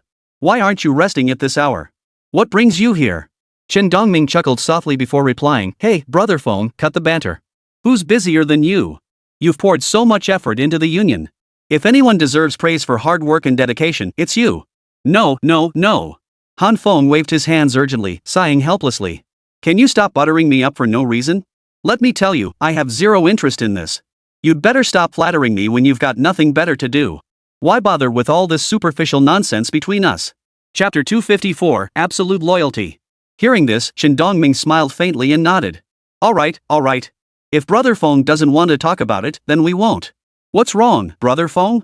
From the look on your face just now, it seems something's been bothering you. Did something happen? Han Feng finally nodded. Yeah, it's not really an incident, just something that's got me feeling restless. Chen Dongming asked curiously, "What's got you so agitated?" Han Feng pondered for a moment before finally speaking slowly, "How should I put it? I can't shake the feeling that someone is deliberately manipulating our destinies in this world. It feels like everything is just a game someone else is playing. In this world, we lack the strength to challenge others, and that's why things have turned out this way." Hearing this, Chen Dongming paused to think, clearly taken aback for a moment before replying slowly, "Brother Feng, why did you suddenly start thinking like this?" Han Feng chuckled softly. "It's not exactly sudden. Think about it, why did we come to this world in the first place?" Chen Dongming answered immediately, "Of course, it was because a colossal beast was about to invade our world." Han Feng nodded. "Precisely. It was because of that impending invasion that the entire nation, indeed, the entire world, made the decision to send us here. But what truly puzzles me is this: who exactly put us all in this predicament? Who is pulling the strings behind those beasts? All of this has become a mystery to me, plunging me into deep contemplation to this very day. Could it be that this is all someone's game, ultimately turning us into this?" Chen Dongming heard Han Feng speak to this point and finally gave a bitter smile. "Brother Feng, don't say things like that to me. I don't have that kind of intellectual depth or high level of awareness. In fact, I don't even care much about what the final outcome will be. I've never had grand ideals or ambitions. All I want is to survive, nothing more." Han Feng paused at Chen Dongming's words, suddenly realizing, in this world, how many people truly delve into such questions? Or give much thought to what they might endure here? People's thoughts were simple: they just wanted to live well in this world, hoping for a sliver more chance at survival, to keep enjoying life, to experience more in the future, nothing more complicated than that. As Han Feng contemplated this, he finally understood. He realized he had been overthinking things. What was the point of all that? Everyone who comes into this world strives relentlessly for it, isn't that enough? To dwell on anything else would only make him seem overly sentimental. Han Feng finally chuckled and said, all right, no more about that. I really was worrying needlessly, overthinking things. All right, let's not dwell on this anymore. By the way, what exactly brought you here today?" Hearing Han Feng's words, Chen Dongming snapped back to reality and slowly replied, "Well, I just wanted to give you a progress report on the union, Brother Feng. Han Feng chuckled, shook his head, and said slowly, what exactly do you have to report? Since I trust you enough to put this affiliate union in your hands, I obviously have no doubts about you. Why bother telling me all this? You, just go ahead and do your thing boldly from now on. I trust you're absolutely loyal to me and to the union. Chapter 255, Cohesion. Before Han Feng could continue, Chen Dongming hurriedly interjected, Brother Feng, that goes without saying. I'm 100% loyal to the union. In fact, I should be thanking you for recognizing my potential. If it weren't for you, Brother Feng, how could I possibly have this life now? How could I have become who I am today? Han Feng shook his head and chuckled. Cut it out, kid. Stop sucking up. When did you learn to suck up like this? Chen Dongming chuckled. Brother Feng, don't say that. What do you mean sucking up? I'm just expressing how truly grateful I am. Han Feng shook his head helplessly. He could tell Chen Dongming was now mastering the art of flattery to perfection. But after a moment's thought, Han Feng decided not to press the issue. Let him talk. As for Chen Dongming's feelings toward him, Han Feng genuinely appreciated them. He understood how significant his past actions had been for Chen Dongming. It could be said he had transformed Chen Dongming's life, and that Chen Dongming's current transformation owed much to him. Given that, Han Feng reasoned there was little point in dwelling on it. As long as Chen Dongming genuinely served the union and its members well in the future, that would suffice. Han Feng didn't want to ask for much more. He only hoped that in this world, everyone could live a little better. He waved his hand dismissively. All right. We've gone off track again. Never mind that. Tell me, how is the guild's work progressing now? Also, unless it's something truly important, you don't need to come report to me every single day. Why create extra stress and workload for yourself? As long as you manage the guild well, that's all that matters. The rest isn't something I'm overly concerned about. Chen Dongming smiled faintly and nodded, choosing not to dwell on the topic. He then said, Brother Feng, let me put it this way, I've already delegated most of the union's major tasks. The members don't have many other concerns. Everyone is happy and willing to contribute their efforts for the union as a whole. Their thoughts are simple, they want everyone to strive toward a common goal, to fight for the guild as a whole, and to see it flourish and grow. So today, even before I assigned tasks, many stepped forward voluntarily. They said they have beast pets and combat skills, wanting to take the lead, work hard for the guild, and actively patrol, and so on. It was clear the guild's cohesion had grown remarkably strong. Everyone genuinely desired to work together for the guild's prosperity and shared development. This is truly a wonderful development. Han Feng was genuinely taken aback upon hearing this. His eyes narrowed slightly as he chuckled softly. After a moment, he remarked, Oh? I never imagined so many within the guild would be striving tirelessly for this cause, so many filled with such strong cohesion for the guild. Excellent. Truly, this is a positive development. What the entire union needs is precisely this kind of cohesion. It needs everyone to keep striving and fighting for it. I believe that with this level of unity, our upcoming work deployments and initiatives will become much smoother. Chapter 256, The Ideal State. Chen Dongming smiled happily. Yes, this is exactly the kind of union I've always wanted to see. Many people have changed because of this. So whether it's your hard work, Feng, or the shift in mindset and collective effort from others in the union, achieving this outcome is ultimately a good thing. All right, I'll stop now. No more flattery. Seeing Han Feng raise his hand and open his mouth to speak, Chen Dongming quickly interjected with a laugh before changing the subject. He knew Han Feng would surely tell him not to suck up here, so he decided not to say anything at all. But honestly, Chen Dongming hadn't misspoken a single word. Every sentence had come straight from his heart. They were his genuine feelings. Chen Dongming never considered his words deliberate flattery. To him, everything Han Feng had done genuinely impacted the entire guild, moving and delighting everyone within it. These were the most genuine feelings in his heart and in the hearts of every guild member. It was just that Han Feng didn't want to hear them. Given that, Chen Dongming thought it unnecessary to continue. He chuckled softly before adding, Brother Feng, you needn't worry about this either. Truthfully, everyone isn't particularly anxious about the upcoming distribution of guild resources. Everyone's thoughts are quite simple, they just want to start working hard for this guild as soon as possible. That's all. As for anything else, no one's dwelling on it. Han Feng nodded. All right. But even though you say that, for the sake of the entire union, I still have to keep striving. I hope everyone can get back to normal work as soon as possible, regain their fighting strength, and enjoy life, enjoy the rare peace this world offers. That's what I want most. Well, it's getting late. Anything else? If not, get some rest early. Chen Dongming nodded. Nothing else. We've already discussed everything with you, Brother Feng. Nothing major on my end. Alright then, Brother Feng, I'll head back now. You should get some rest too. Han Feng smiled. Alright, go ahead. Only after watching Chen Dongming leave did Han Feng pull his thoughts back. He narrowed his eyes slightly, beginning to process the information from today's conversation with Chen Dongming. Han Feng felt genuinely pleased. He was delighted to see such positive changes among the guild members. This level of cohesion among everyone was truly a blessing. It would undoubtedly be beneficial for the guild's future endeavors. For any team, cohesion was paramount. It would greatly benefit the entire group's development, and Han Feng was naturally delighted to witness it. Following this, he turned his thoughts to the matters Chen Dongming had mentioned.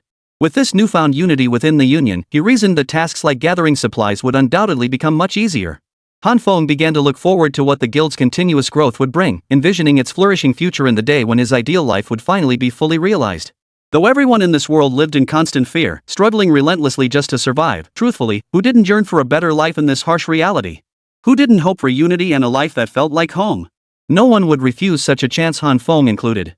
Thus, Han Feng too yearned for the arrival of such a life. Chapter 257, The Uninvited Twins. As time ticked by, Mu Yunshui and Zhou Jineng had already arranged accommodations for the twin sisters, Xiao Qingqing and her sister. The others had long since retired to their respective rooms, either chatting idly or likely already fast asleep. This was a welcome development for Han Feng, sparing him much effort. Seeing this, Han Feng yawned.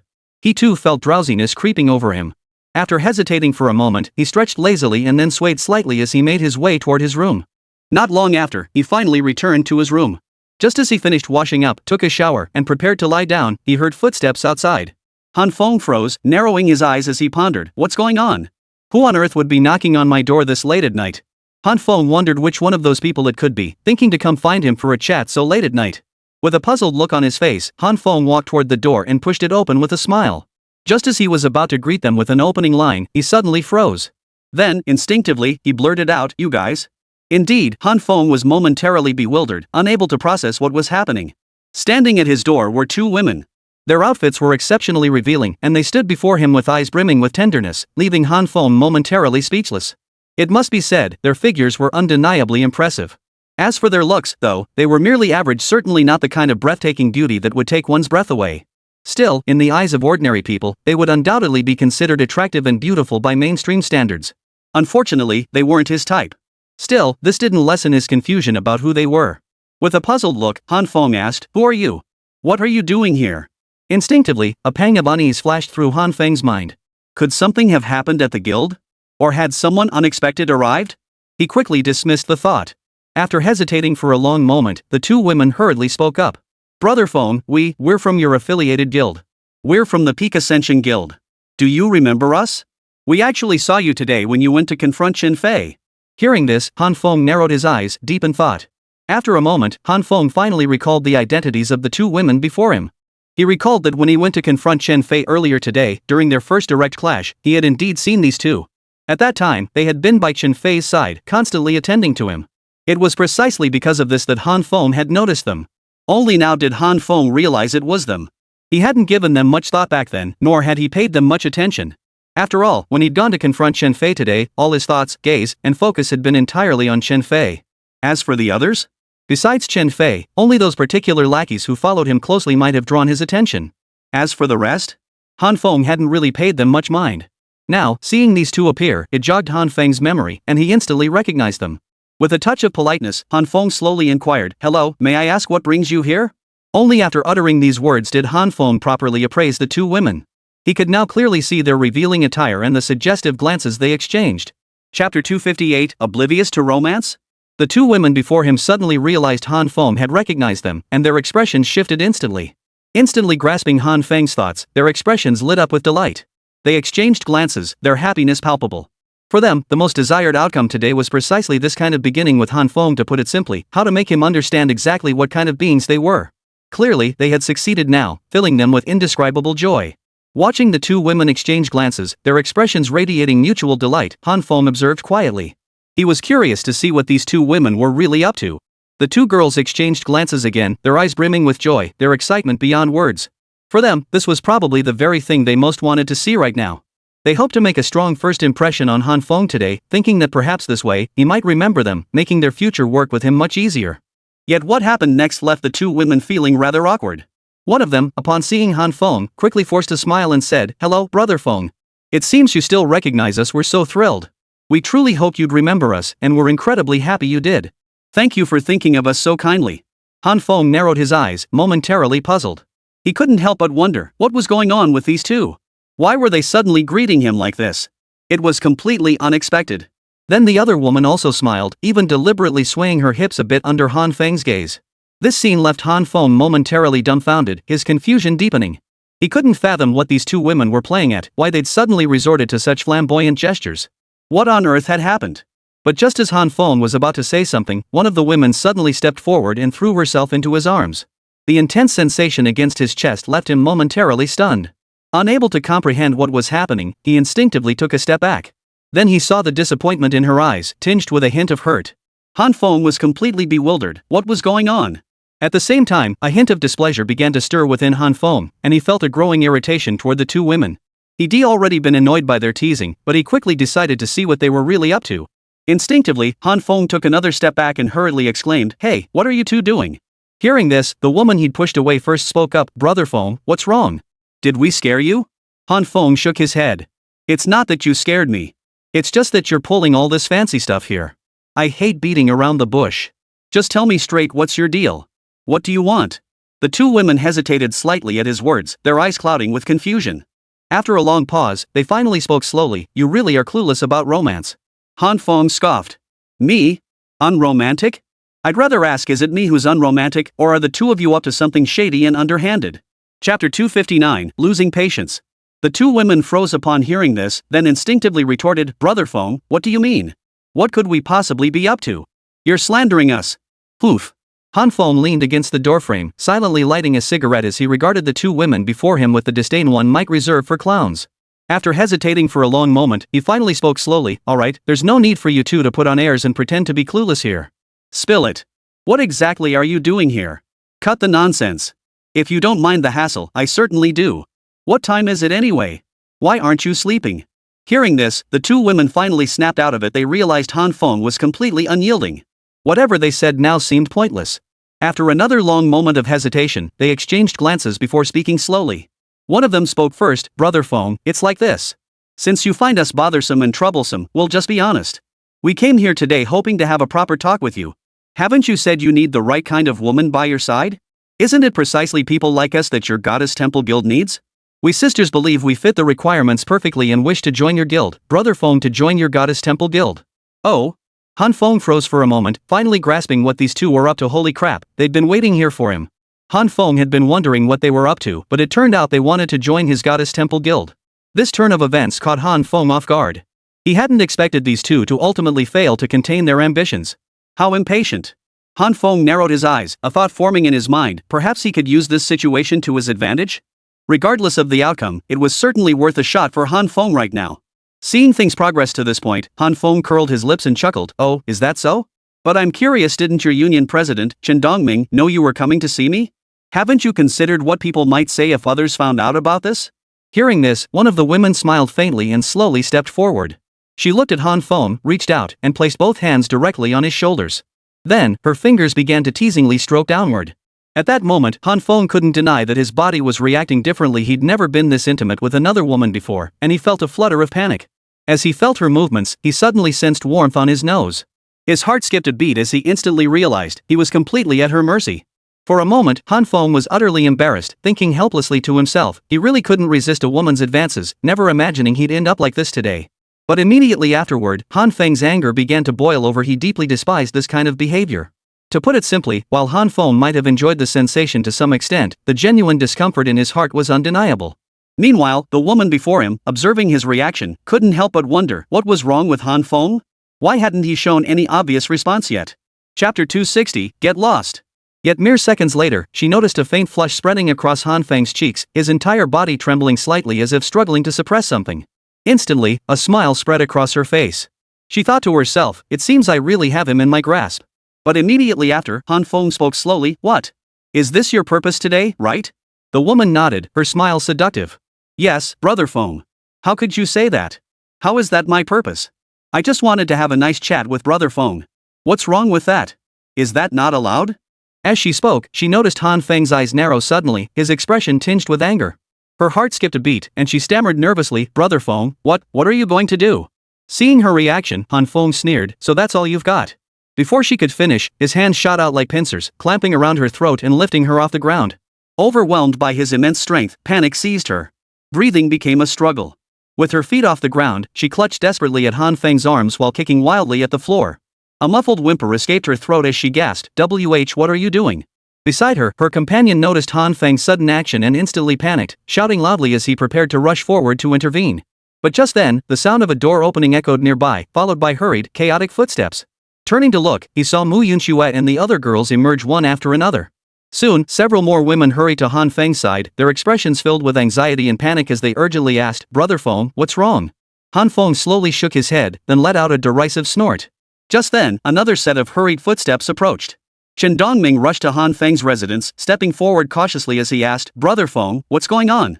Han Feng pointed at the two women before him, pursed his lips, and said slowly, "What's going on? Ask them." As he spoke, he gave the two women a pointed look. Chen Dongming nodded coldly, stepping closer before demanding, "What were you doing?" The two women crouched on the floor. One of them shouted, "What could I possibly be doing? Did we do something wrong?" "Brother Feng, we were just volunteering to join your guild." "What exactly are you trying to do? Must you watch us humiliate ourselves before you're satisfied?" "Oh? Is that so? You're twisting the truth and ignoring the facts. Since you refuse to speak, I'll explain it myself." Han Feng shrugged and spoke slowly, "Dongzi, these two came to me hoping to seduce me with what they consider their perfect bodies, aiming to get invited into my guild. But as you know, my guild never takes freeloaders, let alone useless trash. These two miscalculated. You should know what to do next." "What?" Chen Dongming froze for a moment, then abruptly turned to glare at the two women beside him. After gritting his teeth for a long moment, he coldly shook his head and said, "Get out. You're not welcome here." The two women froze in place. One of them scrambled to her feet, clawing at the ground, about to retort. But Chen Dongming suddenly raised her hand. With a sharp slap, her palm struck the woman's face. Chapter 261, Did I misunderstand you? Stunned. Both women were instantly stunned by Chen Dongming's slap. Han Feng, watching from across the room, saw clearly how Chen Dongming's single blow instantly swelled the woman's cheek, now flushed bright red. Beside Han Feng, Mu Yunxue and the others instinctively moved to intervene. After all, such sudden violence, especially against a member of their own guild, clearly demanded restraint and intervention, didn't it? But Han Feng raised his hand at that moment, directly blocking them. Mu Yunxue turned to look at Han Feng, about to speak, but saw him shake his head. Han Feng couldn't help but think to himself that some things were beyond his control even if he intervened. Besides, he felt furious toward these two individuals and wanted them to learn a lesson. Instead, the woman who had just been struck erupted in fury. As she glared at Chen Dongming, she screamed, "Chen Dongming, what are you doing? You're the union president. How dare you publicly assault a union member? Have you no shame left?" Chen Dongming merely chuckled coldly. "Oh? Now you want to talk reason with me? When you came here looking for trouble with Brother Feng, scheming against him, where was your concern for my dignity then?" Another woman quickly interjected, "What did we do wrong? We just want a better life, a place that truly belongs to us. Is that so wrong?" "Ha, ha." Chen Dongming burst into laughter. So I've been wronging you all, huh? Since you want to talk, let's have a proper chat. In this world, everyone strives tirelessly for the greater good. All we want is a decent life, a chance to live out our days in peace. Everyone has their own selfish desires, but the fundamental problem lies in the fact that we're all part of the same guild now. We should be dedicating ourselves to the guild as a whole. But you lot? You don't have a shred of that mindset. All you think about is getting something for nothing, coming to Finga for handouts, even trying to cozy up to him. What, do you really believe that only by following Brother Feng can you live a good life? Chen Dongming's words instantly stunned the pair, leaving both visibly flustered. After hesitating for a moment, one of the women spoke up, "We may have used questionable methods, but that doesn't mean you should come and beat us up, does it?" Chen Dongming shook his head helplessly. Suddenly, the other woman pointed at Mu Yunxue and her group, shouting, "What about them? Aren't they doing the same? Hanging around Han Feng day in and day out, catering to him, isn't that also for a better life? What's the difference between us? There is none. Yet here you are, refusing to acknowledge us." A sharp slap echoed through the room as Chen Dongming struck the woman again, stunning her instantly. As Chen Dongming prepared to speak further, Mu Yunxue's expression darkened with displeasure. She interjected, "Brother Feng and I have never had that kind of relationship. We've always worked tirelessly for the entire union, even striving to improve your lives. Where would any other thoughts come from? It's you who's been misunderstanding us all along." The woman clutched her stinging cheek, gritting her teeth in pain. "So I was overthinking it, huh? I misunderstood you, did I?" Chapter 262, Friends. Mu Yunxue was overcome with fury, opening her mouth to retort, but Han Feng raised his hand to silence her. Seeing this, Mu Yunxue looked at Han Feng anxiously and blurted out, "Brother Feng, why are you stopping me? I need to explain to her." Han Feng merely smiled faintly, shaking his head. "What's there to explain? People like her won't believe us no matter what we say. Turning to the two women before him, Han Feng continued, I know that even if I tried to explain, you might not believe me. In that case, I'll just say a few things. First, I admit that the women around me, my goddess temple, do require high beauty standards. But haven't you forgotten? My guild has another strict requirement: they must possess genuine ability. I don't want anyone who's all looks and no substance. That's the last thing I want to see. Clearly, neither of you meets that standard. Even if you did, your personalities alone would make me absolutely unwilling to invite you into my guild. Besides, who said Mu Yunshuai and the others are always accompanying me or serving me? Han Feng narrowed his eyes and spoke slowly, I hold everyone in the utmost respect. I hope everyone will strive together, and that everyone in this guild will be treated equally and respect one another. Frankly, I believe I've managed this well. It's you who've been spreading baseless rumors about me all along. There has never been anything inappropriate between Mu Yunshuai and the others and me. Han Feng lowered his head and silently lit a cigarette. Seeing him like this, Mu Yunshuai and the others standing nearby didn't know what to say. Truthfully, everyone felt genuinely moved. They were moved by Han Feng's thoughts, and equally moved by his straightforwardness in expressing them. In truth, everyone knew that humans were inherently attracted to beauty. Who wouldn't want to see handsome men and beautiful women every day? Who wouldn't want to be surrounded by attractive people and enjoy life? Han Feng was no exception, especially since he had never crossed any boundaries. Moreover, someone as candid as Han Feng was somewhat uncommon in their eyes. Han Feng continued, as for what you all think, I don't want to pry. It means nothing to me, and I don't care about you. But there is one thing I want to make clear: there are no ulterior motives between us. We're all working hard for this, yet you persist in judging everyone with such filthy, sordid thoughts. Frankly, I find you utterly contemptible. You make me sick. Oh, and one more crucial point. Han Feng suddenly lifted his eyes, fixing them coldly on the pair as he spoke slowly, you two can leave now. I have no desire to keep people like you who show not a shred of remorse in the guild, nor do I want you lingering around me. I, Han Feng, have always been clear in my rewards and punishments. I hope you understand my well-intentioned efforts. Consider this my kindness toward you. Think about it: if word of today's incident got out, others would surely be displeased. Many might even start harboring different thoughts about you. But above all else, you should never, ever have spoken ill of my friends. Chapter 263, Incitement. At the word friends, Han Feng turned to look at Mu Yunshuai and the others. At that very moment, everyone froze. Mu Yunshuai and the others suddenly realized the sincerity in Han Feng's eyes. In that instant, they understood Han Feng had always considered them friends. They had assumed their relationship was merely a partnership, but hearing him say friends moved them deeply. You're just lashing out in frustration. The woman spoke up again as she watched the scene unfold. Han Feng shook his head silently, suddenly finding no words to add. Instead, Qin Dongming shook his head helplessly before kicking the two of them out of the guild. Then, Qin Dongming spoke slowly, I've done all I can. I've provided you with basic living support, and I've returned everything that belonged to you before. Alright, you two can leave now. Only Brother Feng would go to such lengths to be fair and just. I think you should understand that this would be absolutely impossible in any other guild. So I hope you'll take something away from this. Not everything is as dirty as you imagine, and he isn't the kind of person you think he is. I admit, wanting to trade your bodies for a future is perfectly normal. I don't want to dwell on this with you, nor do I wish to debate who's right or wrong about it.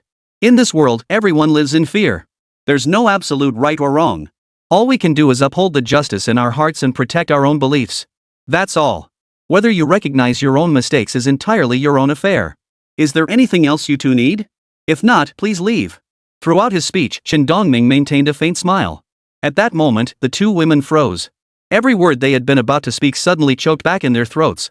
To them, it was truly unexpected that Qin Dongming could be so magnanimous as to give them everything.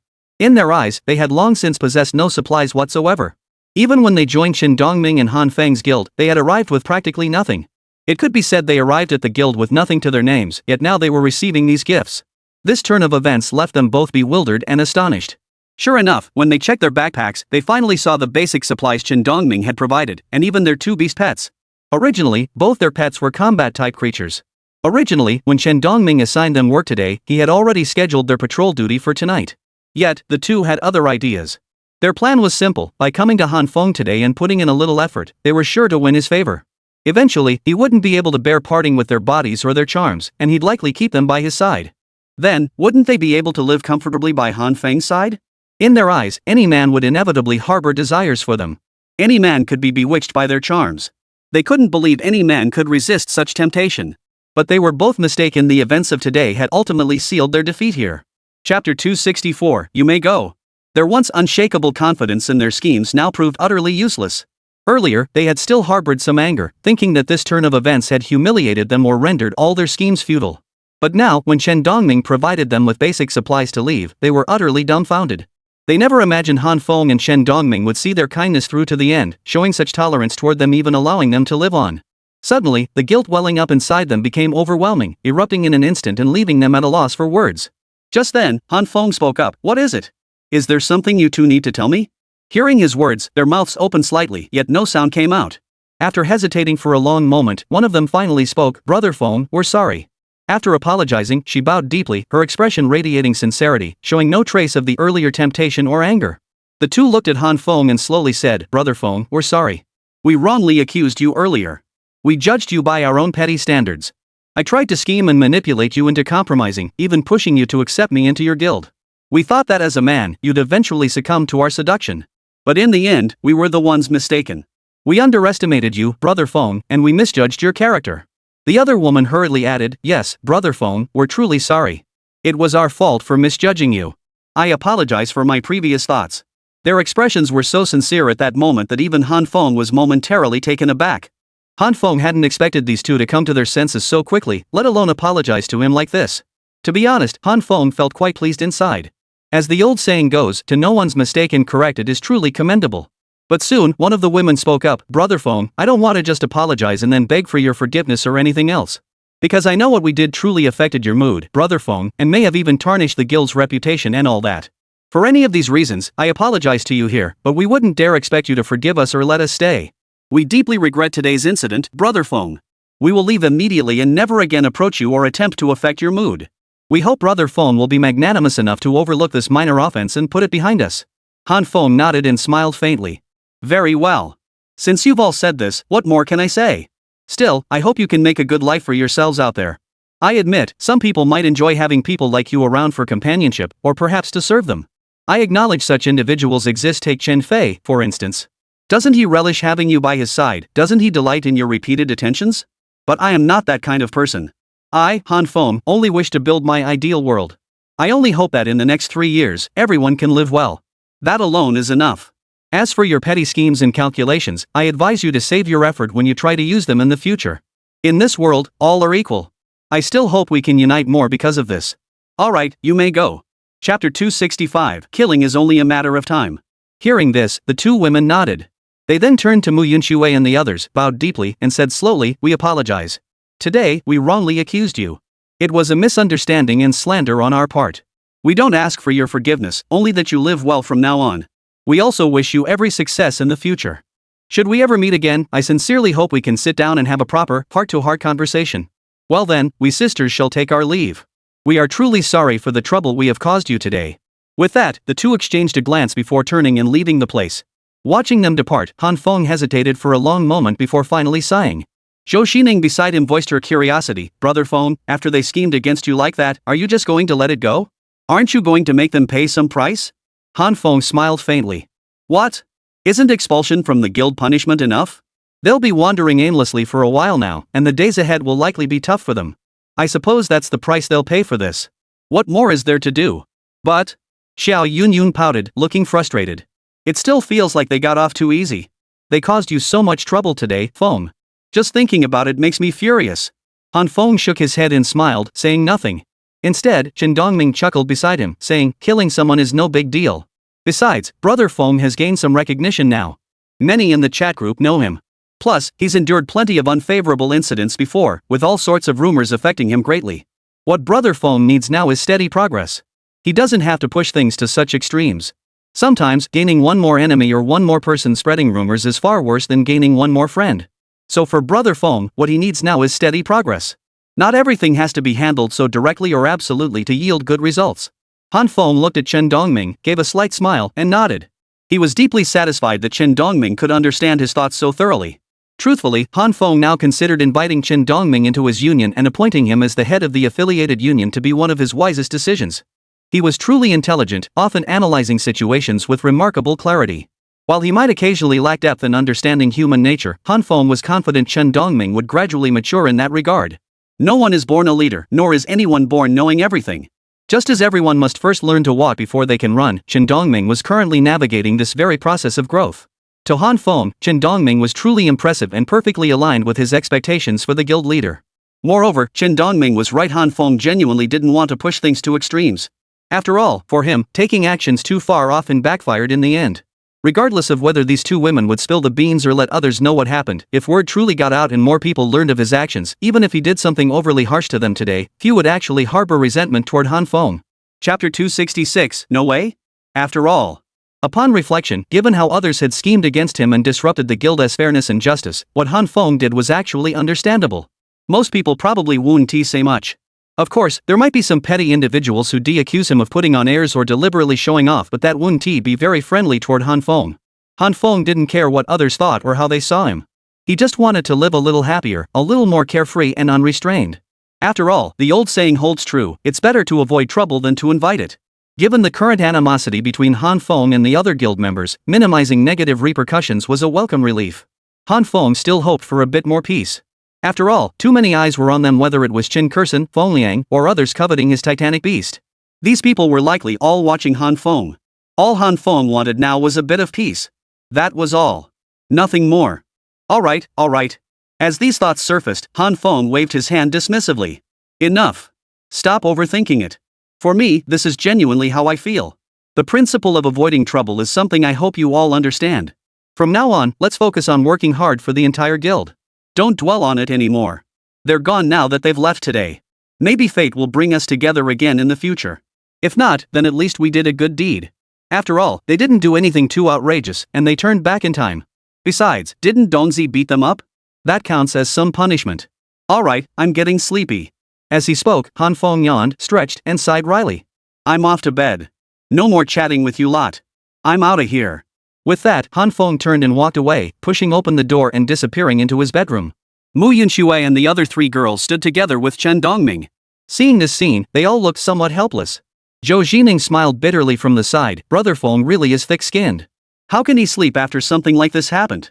Honestly, if I were slandered like that, I'd be too furious to sleep right now. Chen Dongming shook his head. That's why he's Brother Feng, the guild leader. Maybe that's the main reason he's managed to survive this long. Alright, everyone, let's all get some rest. My apologies for taking up your time. Those two have left, and I believe there won't be any more trouble from them. The girls nodded and said no more. But Mu Yunxue pouted slightly and chuckled. I'm starting to wonder if Brother Feng really doesn't like women anymore? Those two were practically throwing themselves at him just now, yet he didn't seem the least bit interested. The other girls exchanged glances, finding the idea increasingly plausible. It seemed to fit their suspicions perfectly. Meanwhile, Chen Dongming's expression grew peculiar. Not long after, Chen Dongming left the area. Walking back, she passed numerous patrol squads. Then, she muttered to herself, could Brother Feng really be interested in men? The thought sent a chill down her spine. Her back tensed, and she instinctively clenched her body. Chapter 267, Who's Missing Me?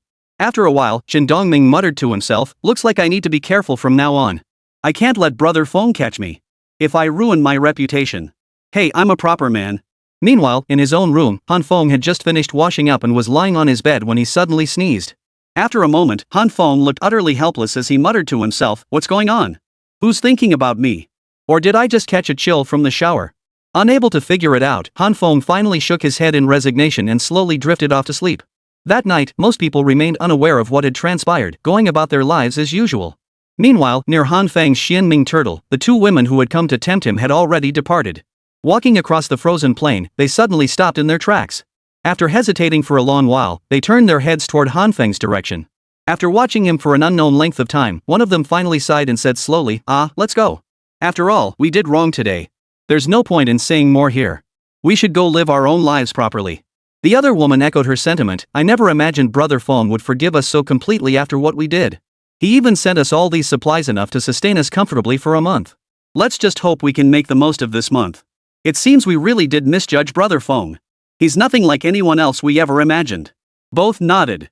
Then the other woman asked curiously, but what are your plans now? What do you intend to do? Her companion hesitated before replying, I honestly don't know yet. What do you think we can possibly do out here on this vast ice plain? There are so many dangers in this world. Humanity is on the brink of collapse.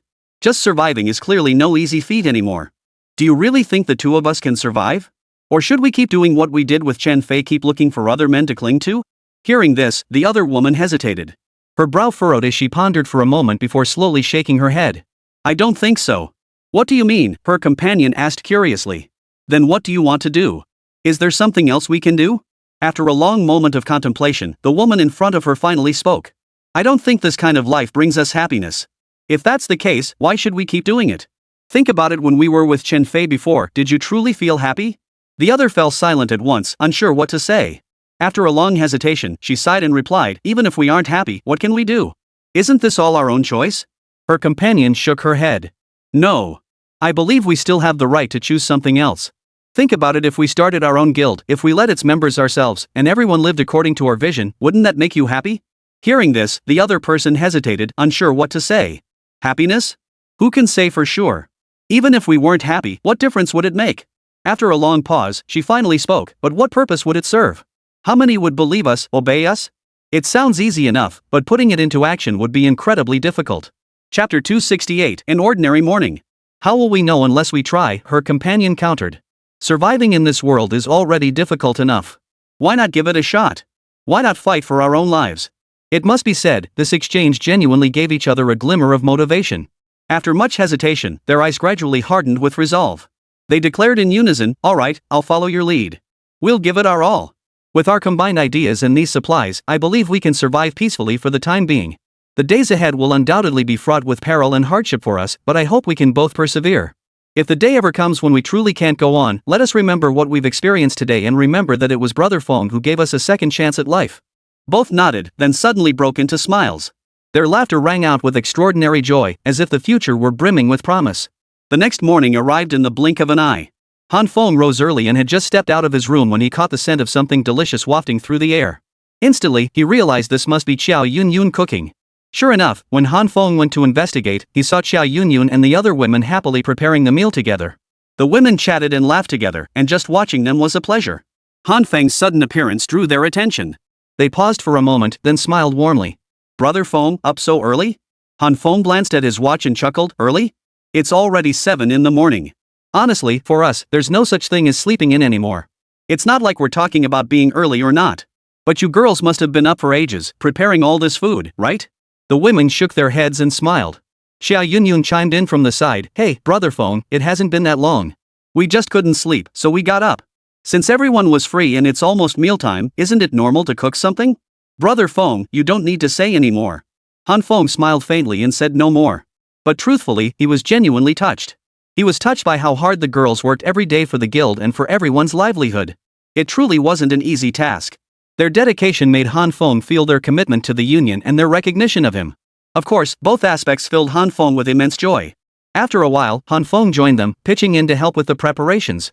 Truth be told, Han Feng cherished this atmosphere of collective effort and shared sacrifice. It gave him a profound sense of belonging and joy. Isn't that what life is all about? For Han Feng, this was the ideal life he envisioned, one where everyone strives and works hard together, for that is what gives life meaning. Han Feng believed that with everyone working so hard, their future lives would surely get better and better. Then Han Feng said, oh, and call Dongzi over too. The food is so delicious, I want to share it more and let everyone see what our beautiful Yunyun can cook. Flattered by Han Feng's praise, Xiao Yunyun giggled, her eyes crinkling with delight. For some people, cooking might be a chore, it's hard work, after all. Standing at the stove day after day isn't exactly a favorite pastime for many girls. But Xiao Yunyun was different. Chapter 269, Outstanding Talent. She loved sharing, loving to share the fruits of her labor so everyone could enjoy her cooking and shower her with praise.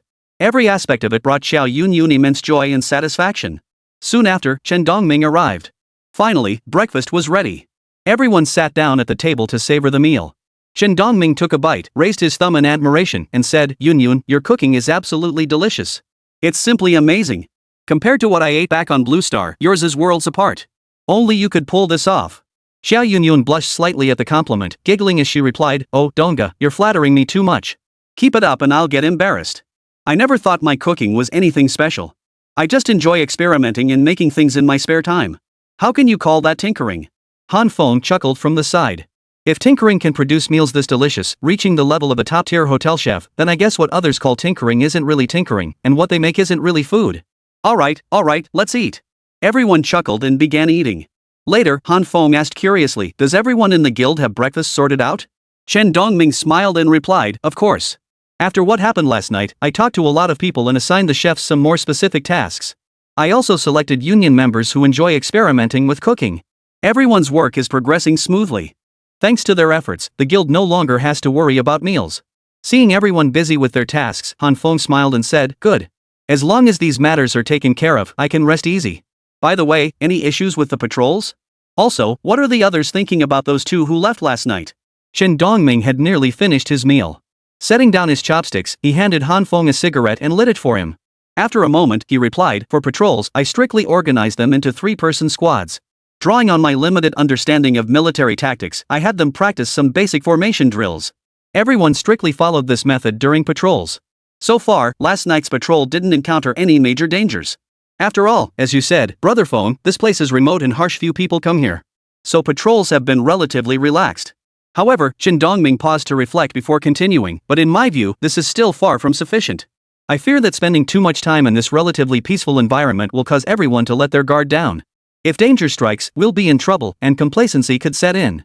Either outcome is something I refuse to accept. Moving forward, I'll arrange training exercises or simulated missions to keep everyone's nerves sharp. Everyone must understand that in this world, only through constant effort can we survive unscathed." Han Feng narrowed his eyes, momentarily taken aback. He hadn't expected Chen Dongming to harbor such thoughts. In truth, Han Feng himself hadn't considered these matters. In his previous life, he'd constantly lived in perilous environments where few actively pondered adapting to circumstances or maintaining constant vigilance. After all, to many, such things were simply expected. Chapter 270, People Aren't Stupid. Thus, few like Chen Dongming proactively considered this. Yet now that he voiced it, it was understandable and aligned with Han Feng's own thoughts. Han Feng replied, "Alright, it's good you're thinking this way. We'll go with your plan. But be careful not to stir up too much discontent. Focus on the approach, keep everyone alert without pushing them to the breaking point. You must manage their emotions." Chen Dongming nodded. "Don't worry, Brother Feng. I'll handle it perfectly." Han Feng smiled faintly. He relished the state where everything was falling into place and everyone was working together. Chen Dongming continued, "Also, about those 2 women who left last night, many in the guild noticed, but I brushed it off with a casual excuse. No one suspected much. After all, they're the only 2 women in the Peak Ascension Guild. If either left, it would be obvious. But don't worry, Brother Feng. I've handled it. No one will question it." Han Feng smiled and said nothing more. As long as no one grew overly suspicious, that was all that mattered. After all, in these turbulent times when trouble could come knocking at any moment, avoiding unnecessary complications was a blessing in itself. Han Feng continued, "Also, starting today, you'll lead everyone in expediting the search for supplies. I have an idea, we need to collect giant beast coins as quickly as possible. Based on my estimates, with this many people, we could save up around 70,000 to 80,000, or even over 100,000 giant beast coins per day. When the time comes, you'll need to be mindful of the approach and explain everything clearly to everyone. I plan to allocate 200,000 giant beast coins to Yunshui and Xining, 100,000 each to purchase an intermediate lab and a fully automated intermediate planting and harvesting device. After all, once both pieces of equipment are ready, their workload will lighten considerably. Right now, Yunshui and Xining are handling everything manually, relying solely on their own strength. It's just too exhausting for them." Han Feng continued, "This isn't about abusing my authority for personal gain. I just hope everyone understands that not everything can be so straightforward. If we can achieve partial automation, it will make things much easier for everyone, both in terms of resource acquisition and future development. I hope you can talk to everyone and help them understand this matter." Just then, Chen Dongming chuckled and said, "Brother Feng, rest assured. How could I not have considered this? Actually, after returning yesterday, I already discussed it with everyone. Knowing your thoughts, I briefly explained the situation. Everyone was very supportive and enthusiastic. They agreed without hesitation, saying all resources would be allocated to Xining and Yunshui immediately." "Oh?" Han Feng sounded genuinely surprised. Not a single hint of discontent among them? Han Feng chuckled, and Chen Dongming replied with a smile, "Why would there be? They're not fools. They all have their own judgment. How could they not understand the key point here? Plus, they know that once these resources go to Yunshui and Xining, it will bring about a qualitative change for everyone." So, they didn't say much and happily agreed. "Rest assured, Brother Feng. There won't be a single objection." Chapter 271, Rules and Regulations. Han Feng smiled happily too. Then, Zhou Xining and Mu Yunshui smiled softly beside him and said, "Then we'd like to thank everyone in advance." Chen Dongming shook his head, saying nothing more. Han Feng spoke again, "Also, I'll be joining you for today's collection work. That's all for now. I'll work alongside everyone else. I don't want special treatment and I hope everyone will work hard together, myself included." I don't want to become like Chen Fei, someone who only knows how to reap without sowing. I established this guild precisely because I want us all to strive together. That's what I truly hope to see. Hearing this, Qin Dongming felt a pang of emotion and hurriedly said, Brother Feng, I never expected you to think this way. It's truly rare. Han Feng shot him a disapproving look. You're just trying to suck up again, aren't you? Fine, fine. I can't be bothered with this. Eat up. Once you're done, get back and organize the work. Starting today, we'll explore this mountain. Once we've covered most of it, we'll decide whether to go public or move to a new location. Chen Dongming nodded, saying nothing more. After all, he understood that some things simply couldn't be done according to their wishes. Han Feng, on the other hand, had an overwhelming amount to handle, especially considering those who coveted his position. Everyone wanted Han Feng to pay a heavy price for this, and everyone demanded he reveal the method to hatch Titan beasts. Yet Han Feng had already stated his position on this matter long ago, including the method for hatching Titan beasts. Even Han Feng himself didn't fully grasp it. How could others possibly understand? Of course, some might argue that Han Feng had merely claimed to know who could truly discern truth from falsehood. This remained an open question, a point others might well doubt. But for Qin Dongming, his heart had always believed in Han Feng. He was certain Han Feng would never deceive him on such matters, and he was equally convinced Han Feng treated every member of the guild with genuine sincerity. That was his confidence in Han Feng's character. Besides, since Qin Dongming had already chosen to follow Han Feng and earn such trust by his side, what reason did he have left to doubt? Too much doubt could risk upsetting Han Feng, and that would be trouble. After pondering for a moment, Qin Dongming nodded and slowly said, Brother Feng, personally, I think we should start looking into how to organize our resources more efficiently. Han Feng narrowed his eyes, curiosity in his gaze. What's this? Got some ideas, kid? Qin Dongming smiled. Nothing too elaborate, really. It just occurred to me that back on Blue Star, all the various issues encountered at workplaces or within companies, they could have systematically organized those and assigned them to our union for ongoing decision-making. I actually think these are quite good solutions. Including the distribution of supplies and so on, everyone can follow the established rules and regulations. This way, it ensures that each person maintains the necessary self-discipline while also streamlining the process and eliminating unnecessary hassle in the distribution of supplies. We can also assign dedicated personnel to assist us with these tasks. Chapter 272, Formalization. Han Feng chuckled softly, patting Qin Dongming on the shoulder. All right then. Since you've made up your mind, I'll leave this matter entirely in your hands. I'm pleased to see you think this way, and I'm delighted to witness such initiative. For us, this is actually a state of continuous optimization and adjustment. Personally, I believe we all genuinely need to become more standardized and process-oriented. But whether this will truly satisfy and earn the admiration of others in the union depends entirely on your personal charm and your wit. Qin Dongming's lips curved upward in a faint smile. All right, Brother Feng, rest assured. I'll handle the arrangements properly from here on out. Han Feng smiled faintly and said no more. With that, he exhaled deeply, his anticipation growing. He looked forward to seeing how the guild would evolve, how formal it might become in the future, and what outcomes awaited all its members. Han Feng hoped to grow alongside everyone, to see what the final outcome would be. Everyone could only leave it to fate. Seeing everyone had finished their meals, Han Feng turned to Zhou Jineng and the others. Jineng, you go accompany Yun Yun and prepare the necessary planting supplies. Also, Donzi seems to have already sent you a list earlier. These are things many people in the guild need right now, so you need to get these arranged quickly. The next couple days might be tough for you all, but trust me, I'll make sure things get easier for you as soon as possible. Regarding Yunxue potion ingredients, start by compiling a comprehensive list of all required materials. We'll prioritize this task and maximize resource consolidation. Rest assured, I'll promptly arrange for everyone to gather the required ingredients. Once everything is in place, you can upgrade to an intermediate lab. Then, potion production will become fully automated, making things much easier for you. Mu Yunxue and Zhou Jineng both nodded in agreement. Their faces remained bright with smiles, yet their hearts were deeply touched. After all, for them, Han Feng's unwavering support for their work was truly no small feat. Han Feng had sacrificed a great deal for them, securing the guild's full backing and even preemptively utilizing guild resources for their project. Such actions weren't easily accomplished, and Han Feng's boldness clearly astonished everyone present. Han Feng then clapped his hands and said with a smile, all right, everyone, get to work. Also, Qingqing, your task is straightforward. Go figure out how to train everyone in the guild. My requirement is simple, get them up to speed fast. Help them boost their personal strength as quickly as possible. Whether facing other players or low-level monsters, we should be capable of holding our own. We can't have everyone relying solely on the combat power and fate of the beasts they've contracted. I still want everyone to have some self-defense capabilities, and I also hope this will make things easier for everyone. Ultimately, when we develop high-grade, special grade, or even god-tier physique potions, these will become the foundation for everyone's advancement. They might even grant some the absolute strength to rival their beast companions. Chapter 273, Childish? Xiao Qingqing smiled faintly and said, Brother Feng, rest assured. Last night, lying alone in bed, I thought about this for a long time. I've considered everything you just mentioned, and I have a clear plan in mind. Rest assured, I'll implement your plan with full commitment. Under my training, everyone will grow rapidly, gain combat readiness, protect our own safety, and spare Brother Feng any worries. Han Feng smiled faintly and said, Alright, since you've said that, what else is there for me to say? Alright, you all get back to your tasks. Dongzi and I will be heading out now. Today, I'll be exploring these mountains with everyone from his guild. You guys, be sure to watch your own backs. I'll leave King Kong and Godzilla with you to protect your safety. As he spoke, with a flicker of Han Feng's intent, King Kong and Godzilla beside him gave slight nods.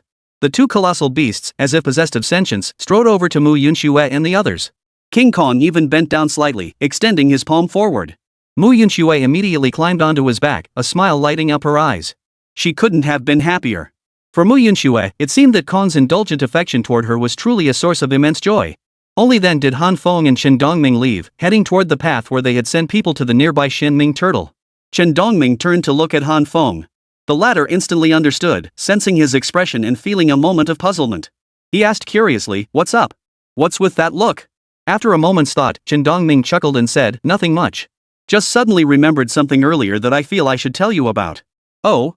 Han Feng inquired curiously, What is it? What happened? Chen Dongming smiled and said, I think that for the current 50 members within our guild, they can be considered the veterans. For the entire guild's development, they truly are the foundation upon which we will build our future. So I was wondering, could we consider allocating more resources to these founding members in the future when distributing various supplies? When it comes to items like enhancement potions, perhaps we could prioritize fully replenishing their stocks first. As for the newer guild members, I propose implementing a contribution point system. Everyone would be rewarded based on merit. Any action beneficial to the guild or the company's growth would earn corresponding contribution points. These points could then be used to obtain various resources, and future promotions could also be evaluated based on contribution points. This way, everyone will have motivation to work within the guild. Han Feng's eyes narrowed instantly as he silently observed Chen Dongming. After a long moment, he suddenly burst into laughter. Chen Dongming halted abruptly, staring blankly at Han Feng. Brother Feng, what's wrong? Why are you laughing? Did my idea and approach seem too naive? Unexpectedly, Han Feng shook his head, then patted Chen Dongming on the shoulder. No, how could it be childish? Dongzi, your idea is truly excellent. I never imagined you could think of something like this. Chapter 274, Individual Stances. Exactly. What you're doing is truly commendable. I'm genuinely looking forward to seeing what kind of changes unfold within the Union based on your ideas. You know what? Just like I said before, go for it with confidence. Chen Dongming finally chuckled and said, Alright, since you say so, Brother Feng. I'll start making arrangements first, get the necessary resources organized and see how things unfold. Han Feng nodded, saying nothing more. Time passed slowly. Meanwhile, at Mu Yunxue's end, she had just finished clearing the dishes and sat down as everyone began chatting casually. Just then, Zhou Jineng spoke up, Honestly, I'm more and more convinced that Brother Feng is incredibly generous to us. Mu Yunxue nodded in agreement. Absolutely. He's always been beyond reproach. I remember when I sent a message in the chat group trying to find someone to rescue me.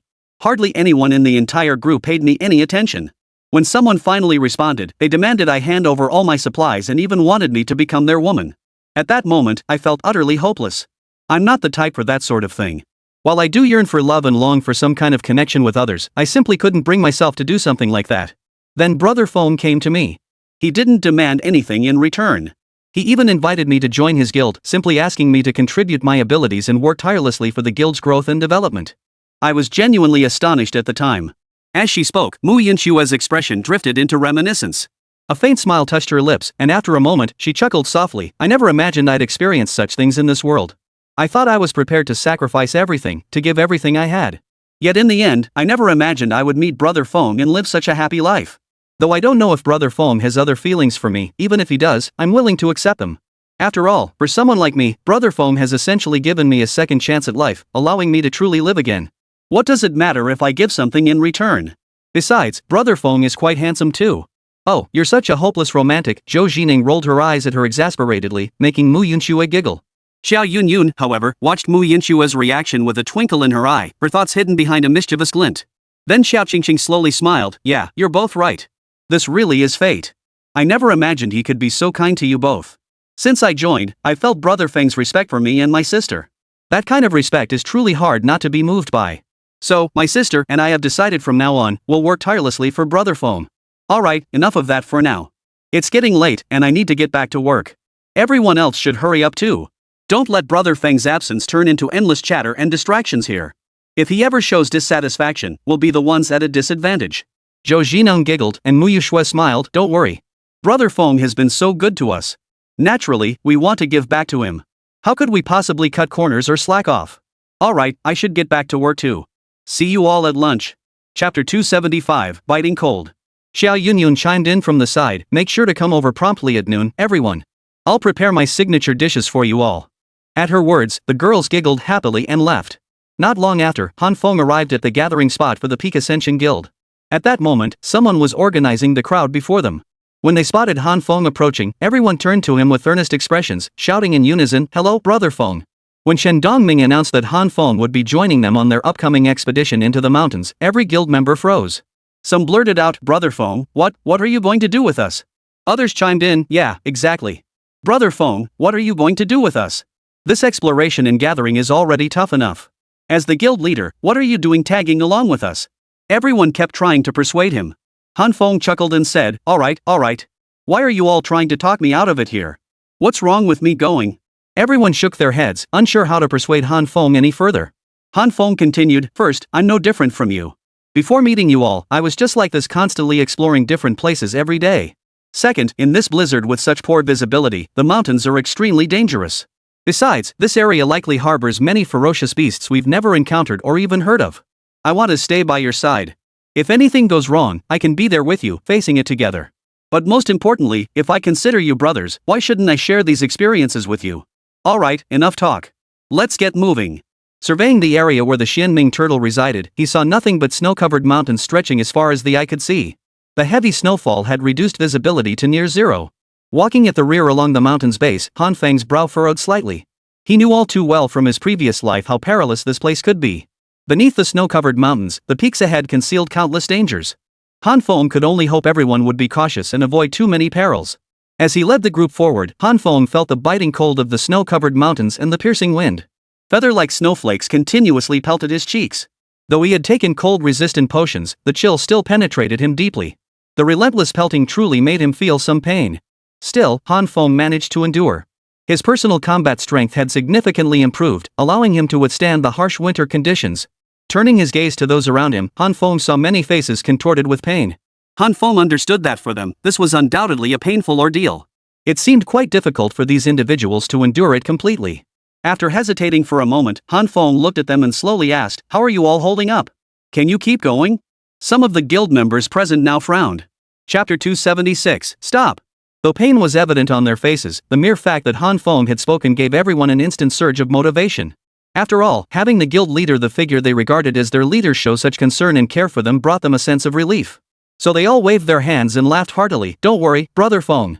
We can all hold out." Yeah, Brother Feng, what's a little pain? We can endure it. We're actually grateful you gave us the cold resistance potions, Brother Feng. They make things easier. That alone is a huge relief. Brother Feng, please don't feel guilty or embarrassed. We all think this is actually great. At the very least, we're all feeling a bit better now. Brother Feng, what more is there to say? You voluntarily joined us in this blizzard to explore together. I doubt any other guild members or guild leaders would ever do something like this. Brother Feng, you're truly different from them. With you being like this, what else can we say? Watching everyone chime in one after another, Han Feng felt a moment of helplessness. He hadn't expected his guildmates to hold such thoughts about him. Truthfully, Han Feng had always believed in treating others sincerely. He figured that if he was kind to others, they would be kind to him in return. He understood one fundamental truth: respect is always mutual. He never once considered disrespecting others for his own sake. All along, he'd hoped that by respecting others, he would earn their reciprocal respect in return. Little did he know that it was precisely this very respect that had earned him their current response. Chen Dongming chuckled beside him. Brother Feng, I think this is precisely where your personal charm lies. It's rare to find a union president like you who commands such respect from everyone. Especially for us who endured so much under Chen Fei's rule. Everyone was miserable. We worked so hard just to live a better life, but in the end, exploitation and oppression pushed us further away from that dream. Now, with your help, Brother Feng, things have become much easier for us. Alright, cut the flattery, kid. Keep this up, and I'll get embarrassed eventually. Han Feng waved his hand helplessly. Brother Feng, what are you saying? How could you be embarrassed? We're just telling the truth, Chen Dongming chuckled. Cut it out. Han Feng quickly raised his hand to stop him. You're starting to suck up again. Enough. Stop saying these things, kid. Alright, let's keep moving. We're heading deeper into these mountains. As they walked across the ground, the crunching sound underfoot made it clear the snow was exceptionally deep. With each step, they sank so far that the snow nearly reached their knees. As the group struggled further, Han Feng raised his hand. Those behind him immediately halted. Chen Dongming approached Han Feng and asked curiously, Brother Feng, what's wrong? Is there a problem? Han Feng shook his head. Nothing. I was just thinking about how we should proceed from here. After speaking, Han Feng began to ponder deeply, relying on his memory. According to his recollection, there was a cave nearby that they could explore. Chapter 277, Entering the Cave. Everyone, there's a cave up ahead. We can go explore it, and there's no heavy snow inside, so it'll be more comfortable. But remember, once inside, we'll split into teams of 3. Everyone must bring lighting equipment. Should any issues arise, report them immediately in the guild chat. While I'm eager for us to finish resource gathering quickly and for everyone to push forward for the guild, let's be honest, we're all part of the same guild. Since fate brought us together, we're brothers. Therefore, I still urge everyone to prioritize your own safety. Upon hearing Han Feng's words, every member of the guild responded with loud, resounding cheers. At the same time, many guild members felt deeply moved. Setting aside other considerations, since meeting Han Feng these past 2 days, he had repeatedly influenced and changed their perspectives. First, he had proactively invited them to join the guild, then expressed his desire to lead them in growing together. Second, he showed such profound respect for each and every one of them. Finally, he had even braved dangers alongside them. Each of these actions proved Han Feng's deep regard for every member of the guild. They realized Han Feng didn't treat union members like other guild leaders did. Instead, he treated them like brothers. Even now, Han Feng proactively reminded everyone to stay safe. Though it was just words, those who heard them felt genuinely warmed inside. Han Feng then said, Alright, everyone, follow me inside. I'll lead you into the cave interior, where things might be a bit easier for everyone. With that, Han Feng stepped forward first, walking slowly toward the cave entrance. He constantly adjusted his pace to accommodate the group behind him, moving very slowly. Before long, they finally reached the entrance ahead. Amidst the biting cold wind and swirling snow, the group suddenly saw a cave opening ahead. Wow! The sight drew gasps of astonishment from the group. Many wore expressions of shock, and even Chen Dongming followed Han Feng swiftly into the cave. He couldn't help but ask instinctively, Brother Feng, how did you know there was a cave here? Han Feng froze for a moment, his heart skipping a beat. He thought helplessly. Oh no, Han Feng thought. He had indeed spoken those words instinctively, never expecting they would arouse Chen Dongming's suspicion. Indeed, if things went smoothly, it would be fine. But if they didn't, someone would surely suspect whether he had prior knowledge of this place, or if he possessed something unusual. After a moment's thought, Han Feng felt utterly helpless. This wasn't the first time things had turned out this way. He had repeatedly leaked information ahead of time, sparking constant suspicion from many people. But after pondering it, Han Feng chuckled and said, Hey, remember why I chose to come here in the first place? It was because back on the Birth Island, I accidentally discovered this information during an exploration. It's stored in my personal vault. This place holds abundant resources and some unique map locations. But with heavy snow blocking the mountains and obstructing visibility, many things weren't easy to spot. Fortunately, I still managed to uncover a few details. At least it hasn't affected everyone's upcoming work. Chapter 278, Unexpected Incident. After saying that, Han Feng added, Alright. Stop overthinking things, kid. Chen Dongming nodded in agreement. Truthfully, Chen Dongming hadn't harbored excessive suspicion or wild speculation in his heart. It had merely been an instinctive inquiry born of curiosity. Beyond that, he truly had no other thoughts. Hearing Han Feng's words, Chen Dongming nodded again, inwardly impressed that Han Feng could uncover so many hidden stories. At the same time, Chen Dongming felt genuinely pleased. He was happy that such things were happening, as it was actually a good thing for him. After all these resources and discoveries would benefit every guild member. Their exploration of supplies would impact everyone's future development, undoubtedly a positive development for all. With that, Chen Dongming offered a faint smile and said no more. As time ticked by, Han Feng waved his hand and announced, everyone must strictly follow the team assignments. Each team must retain at least one combat-type beast pet. Everyone, be aware that in these mountains, we never know where more dangers may lie. But I want you to remember, if any problem arises, report it immediately. All nearby team members must rush to provide support immediately. Our resources, even if it means sacrificing some, even if it means abandoning some, must be remembered. Ensure the safety of every single person. All guild members shouted in unison, their expressions filled with emotion as they once again felt Han Feng's recognition, support, and care for them. Everyone was exceptionally excited. watching as teams of 3 and 4 formed and ventured into the mountains. Han Feng ascended to the large platform ahead, lifting his head to survey the surroundings. Once again, he was profoundly awestruck by the sight before him. The entire mountain was hollow inside, featuring numerous platforms and stone staircases throughout. Han Feng was certain this structure had existed long before their arrival. What puzzled him, however, was who could have planned all this? And who had designed it this way in advance? What could their purpose be? One question after another stirred up a whirlwind of thoughts within Han Feng. He had long suspected this might be some high-ranking figures game, perhaps someone deliberately plotting against them, wanting to watch them play out their roles here, and so on. Now, that feeling only grew stronger within him. By noon, their exploration had brought them back to the vast platform, where they prepared to have lunch. After all, returning to the Xianming turtle just to eat lunch would be rather inconvenient. Therefore, they gathered all the necessary items they would need and prepared to have lunch right here. They would eat lunch right here. Just as the meal was about to be served, they realized one squad had yet to return. Han Feng's heart skipped a beat. Instinctively, he sent a message in the group chat asking about the status of the missing squad. A full minute passed without a reply, when suddenly the sound of hurried footsteps echoed through the air. In the distance, 3 figures were rushing toward them. They quickly approached Han Feng, and one of them blurted out, "Brother Feng, we need your immediate decision on a situation." Han Feng instinctively stood up. Chapter 279, The Bug Clan's Mother Nest. Hearing the Union members' words, Han Feng's heart sank. Truth be told, Han Feng's greatest fear was that guild members might encounter trouble, even the slightest danger in this desolate, snowbound mountain range where few ventured. In such an uncertain place, any hardship weighed heavily on his mind. He refused to see any member of the guild in peril. His wish was for everyone to survive these 3 years unscathed, ultimately returning to Blue Star together. Now, hearing the Union members' frantic cries, Han Feng's heart skipped a beat. Han Feng thought to himself, this might be serious. His greatest fear was that someone might be in danger, that someone might be hurt. He swiftly strode forward to the person, instinctively asking, "What's going on? What happened?" Hearing this, the guild member grew even more anxious. Han Feng pressed further, "How many people are in your squad?" The man hurriedly replied, reporting to Brother Feng, "There are 3 of us in the squad." Han Feng pressed further, "Are any of you injured?" Hearing this, the Union member felt a wave of warmth wash over him. Even those standing nearby couldn't help but feel a surge of warmth in their hearts. Everyone had been worried moments before, even contemplating what to do next. Yet Han Feng's first words were to ask if anyone was hurt. Such genuine concern truly touched everyone's hearts. This instinctive inquiry came straight from the heart, revealing that Han Feng's greatest concern at that moment was for the guild members. Such instinctive actions and words instantly elevated everyone's impression of Han Feng once more. They all understood clearly that Han Feng's greatest worry at this moment was undoubtedly the safety of everyone in the guild. He had never cared about resource matters, never concerned himself with what supplies they might find trapped by the snow-blocked mountain pass. His foremost concern had always been the well-being of every single member of the guild. Just then, 2 other members hurried over, panting heavily as they approached Han Feng, their expressions tinged with awkwardness. One of them spoke up, "Brother Feng, I'm really sorry. We didn't find any good resources. We ran into some trouble and rushed back, delaying everyone's overall collection progress." Han Feng chuckled and waved his hand dismissively. "Hey, no need to dwell on that. As long as all 3 of you are safe and sound, that's what matters.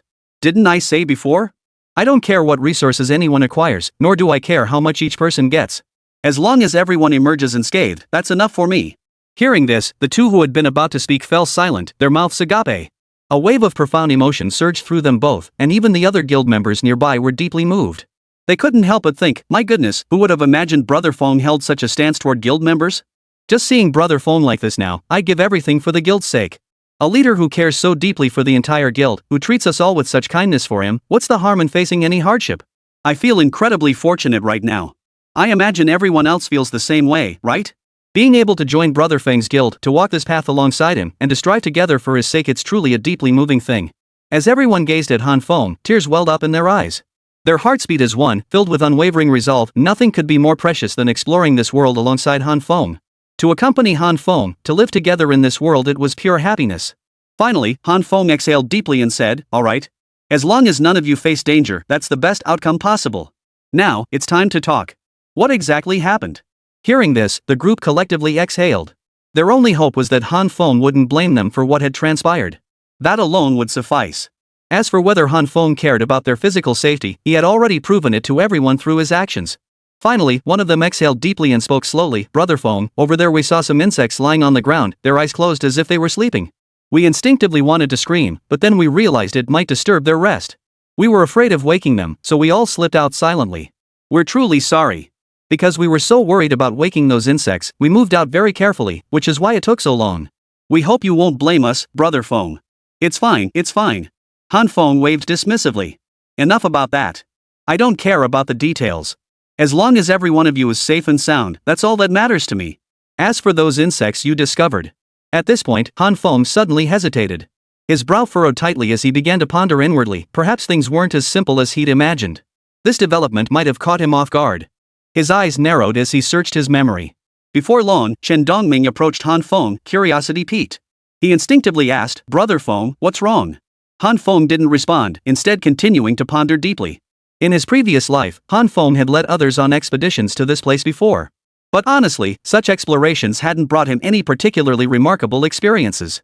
Back then, their group had only uncovered ordinary resources, things like giant beast coins and the like. As for anything else? Truthfully, Han Fong hadn't discovered anything beyond that. Therefore, while he could confirm that the extraordinary things mentioned by this man deep within the mountains were something he had never encountered in his previous life, that didn't mean Han Fong had no memories of those insects and the like. A distinct, undeniable thought now took root in Han Feng's mind: they had likely encountered the insectoid race. The mere thought of it sent a surge of excitement through Han Feng's expression. Chen Dongming grew increasingly certain something significant was unfolding. He looked at Han Fong and asked again, Brother Fong, what's going on? You look thrilled. Han Fong chuckled, turning to the three guild members. He patted their shoulders and said slowly, You three, if what you discovered deep in these mountains is truly what I suspect it to be, then I can assure you you've done yourselves a huge favor. Let's go take a look together shortly.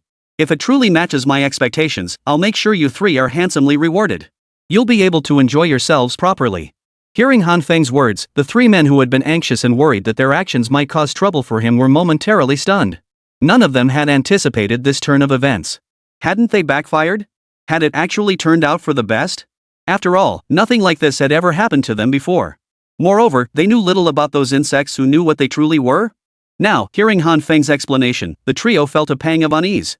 One of them finally spoke up, Brother Fong, you're not pulling our leg, are you? Han Fong chuckled. What are you talking about? Why would I lie to you about something like this? You guys might actually be about to do something big. But for now, I'm not entirely sure if it's really what I think it is. Don't worry, we'll find out soon enough. Oh, and it's about lunchtime. Let's all grab lunch together. We'll eat first, then head over to handle this matter. Some in the union nodded at his words, while others voiced their doubts. Brother Fong, from what he's saying, it sounds like there are countless insects over there. Those insects must be part of the giant beast lineage too, right? How can we possibly focus on eating now? Han Fong laughed heartily. Alright, no need to worry. Truth be told, those insects won't pose any immediate threat to us, at least not in the short term. In fact, they likely won't even have the ability to attack us actively for a while. So there's no need to fret about them here. Rest assured, I've got this covered. For now, let's all eat. Alright, dig in. Finally, with Han Feng's words, those who had been feeling uneasy gradually calmed down. Somehow, just hearing Han Fong say those words seemed to calm everyone down considerably. Each person's heart gradually settled. Chen Dongming turned to Han Fong, curiosity in his voice. Brother Fong, are you sure we really don't need to take any proactive measures? Seeing Han Fong shake his head and then meeting his confident gaze, Chen Dongming nodded in agreement. Chen Dongming felt a twinge of worry, but after giving it some thought, he decided it wasn't a big deal. After all, Han Fong was the leader of the group. No matter how many opinions the others had, they were ultimately just opinions. Moreover, the most crucial point was that Chen Dongming was completely unfamiliar with the situation over there. Han Fong, on the other hand, seemed utterly confident, as if everything was firmly within his grasp. Under such circumstances, what was there left for Chen Dongming to worry about? Soon, everyone began eating. Midway through the meal, Han Fong turned to Chen Dongming, chuckled, and said, Alright, stop wearing that worried look. I know you're probably worried about whether that dangerous area might threaten us, but I can tell you with certainty that, at least based on my understanding, it's completely impossible. Besides, if it were truly beyond our ability to handle, or if it genuinely posed a threat to us, then it would already be too late for us to do anything about it at this point. So, kid, stop fretting about it here. Once we get over there and see the real situation, I'll explain everything to you and everyone else. Oh, and help me tally up how much supplies we collected this morning during our exploration. Chen Dongming finally nodded and began tallying the figures. After careful consideration and finally completing the tally, Chen Dongming chuckled and said, Brother Fong, I gotta say, everyone's haul is pretty impressive. In just the morning, we've gathered nearly 60,000 giant beast coins, along with various mineral resources and more. And luckily, we even discovered 2 hidden resource points, finding some attribute cores and several pet essences inside. Things should be a lot easier from here on out. Han Feng's expression brightened. Oh? That lucky? Looks like today was a real jackpot. Well, everyone's haul is incredibly impressive, far exceeding my expectations. Alright, let's eat. Hearing Han Feng's words, everyone broke into delighted laughter. What delighted them most was finally having the chance to do something for Han Feng. After all, Han Feng had done so much for them. Everyone had been eager to return the favor, and now they finally had the chance. Through their own efforts, they had gathered countless resources, and these resources had made Han Feng exceptionally happy. This was precisely what everyone had longed to see. Seeing this, everyone chuckled, even finding renewed vigor in their meal. Only the 3 guild members who had previously encountered that mysterious area now wore slightly furrowed brows. Deep down, they were genuinely worried that the situation might ultimately prove unsolvable, worried that it might ultimately affect everyone. Only Han Feng remained utterly composed, his calmness rooted in the confidence drawn from his memories of a past life. Before long, lunch was finished. Everyone rose and followed Han Feng out, heading deeper into the mountains. Leading the way directly in front of Han Feng were the 3 guild members who had initially explored that mysterious area. They stepped forward cautiously, passing through a long, dim passageway until they finally emerged onto a vast platform ahead. Han Feng raised his hand, then slowly stepped forward. The sight that unfolded before him made him smile instantly. His mouth parted slightly as he uttered 4 words, the insectoid brood nest. Chapter 280, A Million-Strong Insectoid Legion. At that moment, countless people around him froze upon hearing Han Feng's words. Heads turned toward Han Feng. Chen Dongming instinctively asked, Brother Feng, what did you just mean? What's a bug clan mother nest? Is there something special about this place? Han Feng nodded. As he did, his heart surged with excitement, his breathing growing ragged. Han Feng never imagined that the secret rumors he'd heard in his previous life would be uncovered by him in this one. And to find it so early on in the game was the most ideal outcome he could have hoped for. In his previous life, this would have been the envy of countless people. Han Feng turned to face the others and spoke slowly, Everyone, I've heard whispers about this too, but I don't know the exact details. All I can tell you is that the insectoid brood nest is created under the guidance of the insectoid queen, through her breeding process. The queen constantly spawns countless insects, typically storing them in insect cavities to hibernate. Once the queen has bred a large number of insects, she will begin exploring the surroundings. This could be for foraging, or for protecting her territory, among other reasons. Of course, all this stems from their most primal instincts. The Zerg's greatest strength lies in their sheer numbers. Their sizes vary greatly, some as large as hills, others as small as ants. They possess diverse combat methods and abilities, making them the most dreaded threat to all creatures inhabiting this sea of behemoths. The insectoid race would become the most dreaded existence for all beasts and all living creatures. Their destructive power is immense, their vitality incredibly resilient, and coupled with their sheer numbers, they can dominate any region once mobilized. Everyone froze, then gasped in shock. In that moment, they finally understood. So this was the story behind the insectoid brood nest. And at the same time, the insectoids were this incredibly formidable. But Chen Dongming frowned, curiosity in his voice. Brother Feng, you just said the insectoid hive possesses such formidable power. Why did you bring us here? If we truly awaken the queen of the swarm, won't we be completely overwhelmed by their attack? The trouble that would bring us would be no small matter. After speaking, Chen Dongming frowned, his worries genuine. He feared that if the insectoid race truly awoke and launched a full-scale assault against them, the danger would be immense. Chen Dongming turned his gaze to the countless insects appearing before him. A chill ran down his spine. He spoke slowly, judging by what we see now, I'd guess there must be tens of thousands of these insects before us, right? Han Feng nodded, then chuckled, you could say that. And I suspect it's not just tens of thousands. Within the wormhole, there are likely more insects spawned by the queen. By my estimate, the total number of these insects is at least in the millions. All the guild members around them gaped. Some sucked in sharp breaths, while others nearly cried out in shock before abruptly covering their mouths with their hands. Chapter 281, Resource Demands Unsustainable? Everyone feared that even the slightest movement might awaken these insects, bringing imminent danger upon them. Han Feng waved dismissively with a smile. No need to worry so much. According to the records, the insectoid race requires a specific trigger to awaken. At the very least, the queen must be roused, and their unique secret language must be used to complete the awakening. Han Feng then looked at everyone and continued, remember Chao Qingqing's beast companion, the golden snub-nosed monkey? It can communicate with other beasts, but there is indeed one exception. In this world, beasts and the insectoid race are two distinct species that do not interfere with each other. They are also two relatively opposing races. Therefore, her golden monkey cannot hear or comprehend the communications between insectoid beings. Han Feng then looked around at the other guild members and continued, as for me, I happened to come across some methods in that data that could potentially control the insectoid queen. The current insectoid queen should be in her dormant phase, undergoing incubation. If we can truly locate the queen, we will undoubtedly devise ways to subjugate her. Once we succeed in subjugating her, let me tell you this, we will gain the power to command the entire insectoid army. Though the current level of these insectoid armies isn't particularly high, once we cultivate them and allow them to grow, a single insectoid army could rival hundreds of thousands of giant beast pets. Facing off against these swarm armies and surviving in this world would become incredibly easier. A collective gasp escaped everyone's lips. It dawned on them all at once the insectoid race possessed such a mysterious facet. For a moment, even Chen Dongming wore an excited smile, blurting out, "Brother Feng, do you really have a way to control the insect race? If that's truly possible, won't we be able to walk all over the sea of monsters from now on?" Han Feng shook his head. "What are you thinking? Do you really believe the insect race's growth is that effortless? Don't forget that feeding millions of them is a massive problem. Some feed on weeds, others on meat, and still others on metal. Some even consume radioactive energy like Godzilla. Such diverse dietary requirements will become massive obstacles to their growth. If we truly wish to cultivate them, the resources required would be astronomical. Fortunately, all insectoid species are currently entering a dormant phase.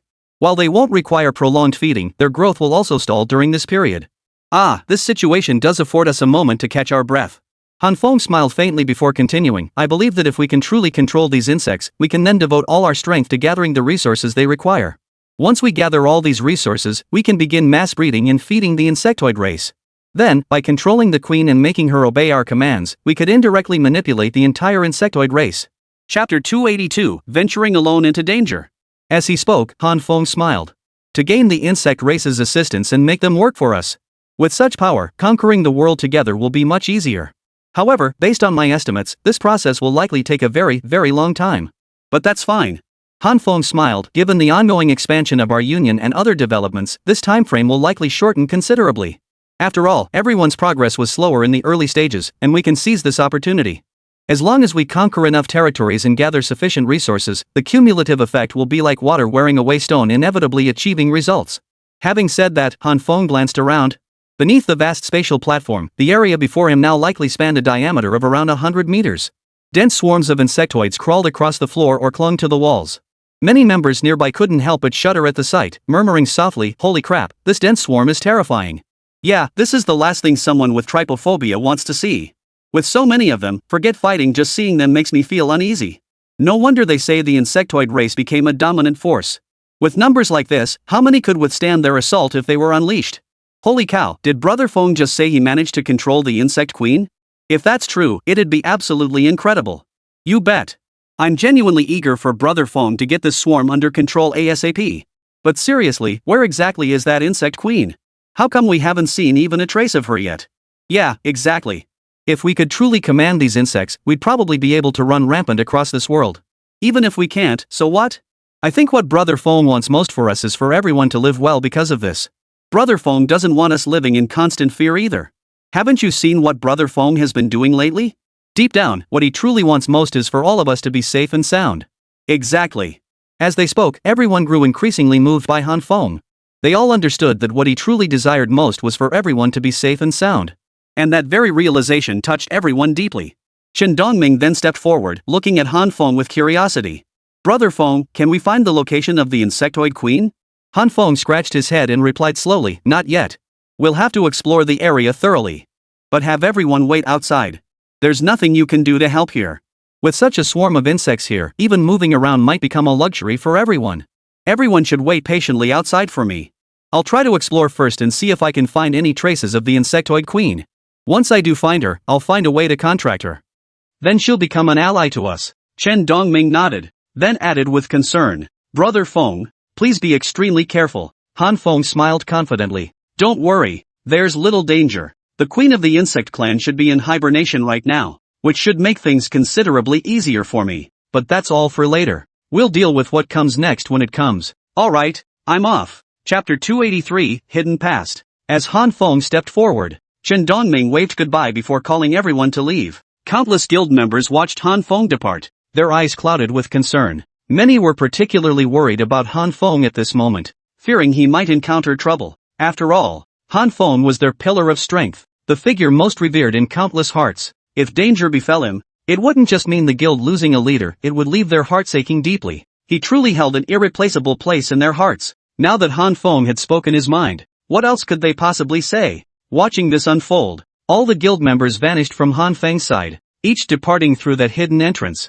A long sigh escaped Han Feng's lips, and a surge of excitement began to stir within him. This exhilaration gradually spread across his face. Han Feng wondered inwardly if he could be this fortunate. Reborn from his previous life, he had not only cultivated the titanic beast but also gained the loyalty of these guild members. Now, he had stumbled upon such a fortunate opportunity. He could almost see himself successfully contracting the queen of the insectoid race. When that happened, he would command an army of millions, perhaps even tens of millions, of insectoids at his command. Though their combat effectiveness varied, this was undoubtedly a win-win situation for Han Feng. If he could properly cultivate this insectoid army, its future combat prowess might even surpass that of his entire current squad. No matter how powerful the guild members were, how could they possibly match the might of countless insectoid troops? Once the insectoid hordes mobilized en masse, Han Feng was confident that any guild with fewer than 1,000 members, and later, even those with tens of thousands, would be utterly powerless against him. In this world, Han Feng feared not danger itself, but rather his own inability to withstand such threats. These were the things that caused Han Feng particular headaches. Fortunately, he now possessed such a formidable trump card, though all of this hinged on locating the queen of the insectoid race. Han Feng then stepped forward cautiously, moving toward the front. His movements were painstakingly slow, as if the slightest sound might awaken the surrounding insectoid creatures. Though they were currently in hibernation, if he truly disturbed them, word would spread like wildfire. As the insectoid race emitted their unique signal, countless others would inevitably awaken completely in response. He hadn't yet successfully contracted the queen of the swarm. If he did this, the queen might very well see him as an enemy. Then he'd have nowhere to cry about it. Fortunately, Han Feng moved with remarkable lightness. Fortunately, the surrounding insectoid creatures weren't clustered too densely, leaving spots where he could place his feet. Han Feng's breathing grew exceptionally slow and steady. Step by step, he moved forward. Before long, he finally reached the very center of the vast platform. Standing there, Han Feng scanned his surroundings. He realized that so far, he hadn't found any clues about the queen of the Bug Clan. For Han Feng, the Bug Queen was not someone he could find so easily. In fact, it was somewhat embarrassing to admit that even in his previous life, Han Feng had only heard rumors about her. Back then, as the contract entity of the world's foremost combat guild's leader, she had essentially helped that leader dominate the entire world. Chapter 284, Extra Space. At that time, virtually no one in the world could successfully oppose her. Once the Zerg hordes were unleashed, absolutely no one could survive their onslaught. This alone demonstrated the overwhelming might of the insectoid hordes. However, Han Feng had only heard these tales secondhand. Up to this point, he knew nothing else about the queen of the insect clan, save for the gleaming patterns adorning her forehead. Those patterns served as her unique identifier and were also a crucial key to her command over the entire insectoid army. Han Feng scanned the area until his eyes grew weary, yet he still couldn't find it.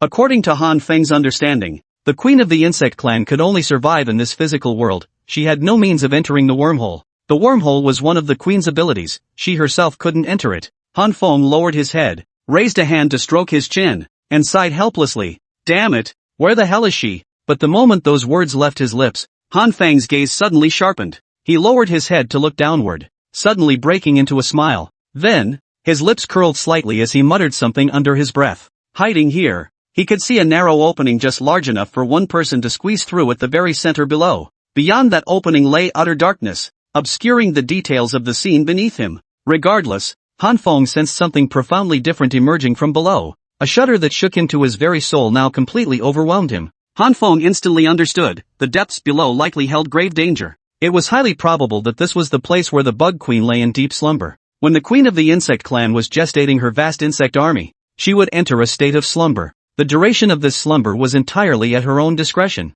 which meant that during her sleep, her natural defenses were severely compromised. This likely explained why the queen chose to station various insectoid forces around her breeding grounds. Han Feng couldn't help but ponder whether Xia Feng was one of the queen's placements. In his previous life, according to his memories, he had indeed learned about the queen and the Zerg swarm from the leader of the world's top guild. The guild leader had also described the queen's extraordinary intelligence, possessing human-level wisdom while mastering tactics like ambushes and stratagems that rivaled human ingenuity. At this thought, Han Feng narrowed his eyes. He realized the queen's intellect likely far surpassed that of creatures like Konon. Yet precisely because of this, a sense of unease began to creep into Han Feng's heart. He couldn't help but worry whether this place might be a trap left behind by the queen of the insect clan. Yet another thought struck him. No matter what, he had to act now. Han Feng wasn't willing to gamble recklessly. He feared that if he miscalculated, he might face even greater dangers ahead. But now, he had no choice but to descend and investigate. He retrieved a flashlight from his personal storage space,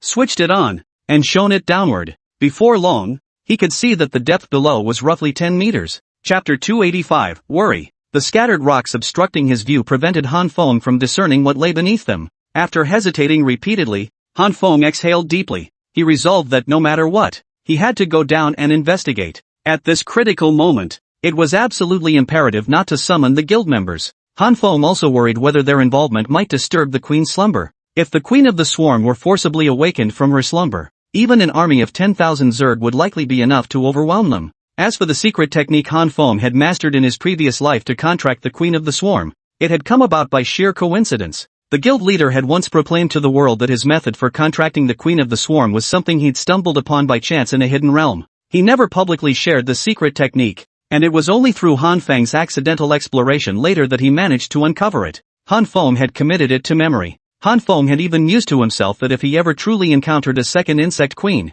perhaps he could actually contract it. Wouldn't that mean he would possess power rivaling that of the first guild's guildmaster? Yet in the end, this very pursuit ultimately cost Han Feng his life. His previous life had ultimately been one of gloom and frustration, leaving him unable to resolve the many regrets in his heart. Today, Han Feng smiled confidently to himself, thinking how fortunate he truly was. He never imagined that all the guild members would make such a discovery, one that brought him immense benefits. With that, Han Feng finally leaped downward, grabbing the edge of the opening to slow his descent before plunging downward in an instant. A loud thud echoed as Han Feng strained to control his landing, though the sheer height still caused a considerable disturbance. Instantly, Han Feng held his breath, crouching low on the ground, daring not to make a sound. He strained every nerve, listening intently to every sound around him. Finally, Han Feng heard no movement around him. Instead, he could only hear the faint whistling of the wind, as if it were coming from somewhere far away. Only then did Han Feng let out a long sigh of relief.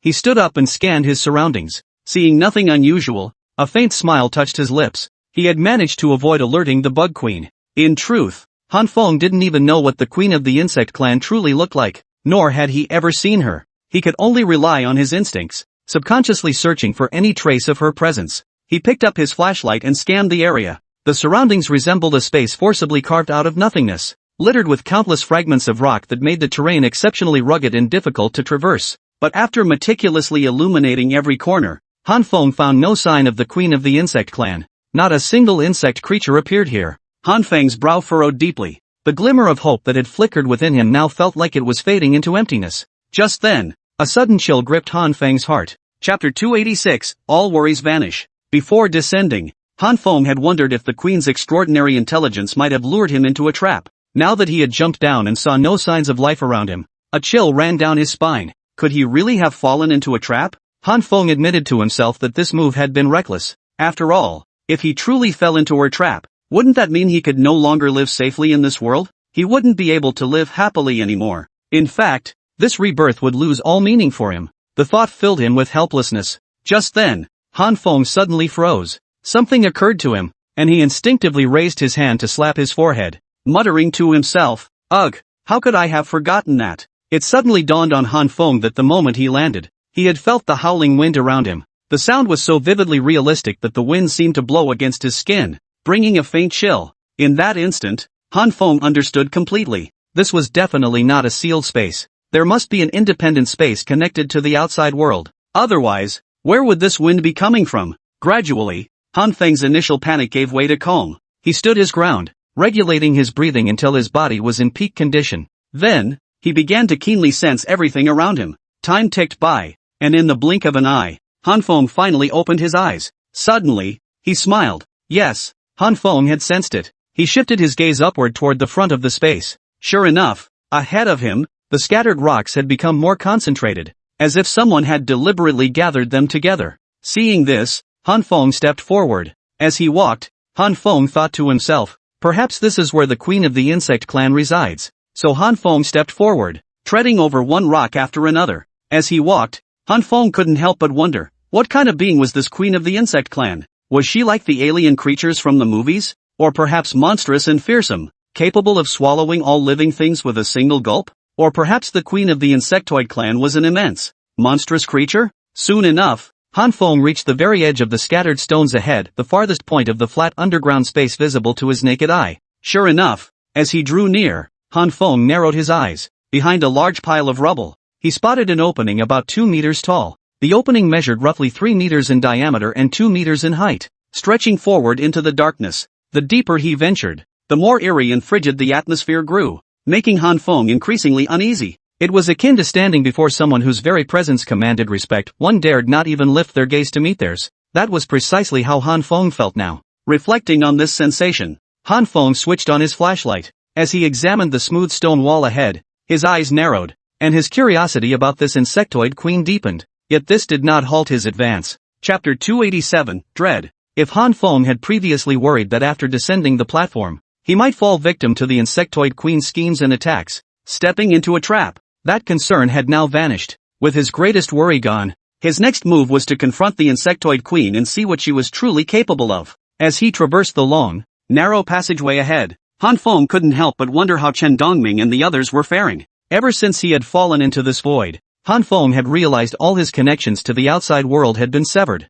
Any messages he sent out were being blocked. Han Feng hoped Chen Dongming and the others wouldn't worry unnecessarily because of this. At least he felt reasonably confident about his own safety. His real fear was that if Chen Dongming and the others grew anxious and suddenly rushed in, they might provoke the insectoid hordes and awaken the queen. That would truly be a situation with no escape, no way out. After pondering this, Han Feng couldn't help but silently pray that Chen Dongming would heed his earlier orders at this critical moment. With that, Han Feng pressed onward. Outside, Chen Dongming and the others had already retreated to the massive platform at the very center of the mountain. From here, evacuating the entire mountain would take only about a minute. Standing there, countless guild members murmured among themselves, "What should we do? Brother Feng went in ages ago, and we haven't heard a peep from him yet? Yeah, who knows what's going on? Why haven't we heard anything yet? Sigh, what about Brother Feng? I'm really worried something dangerous might have happened to him. After all, according to what he said, that insect queen is incredibly powerful and commands an army of millions.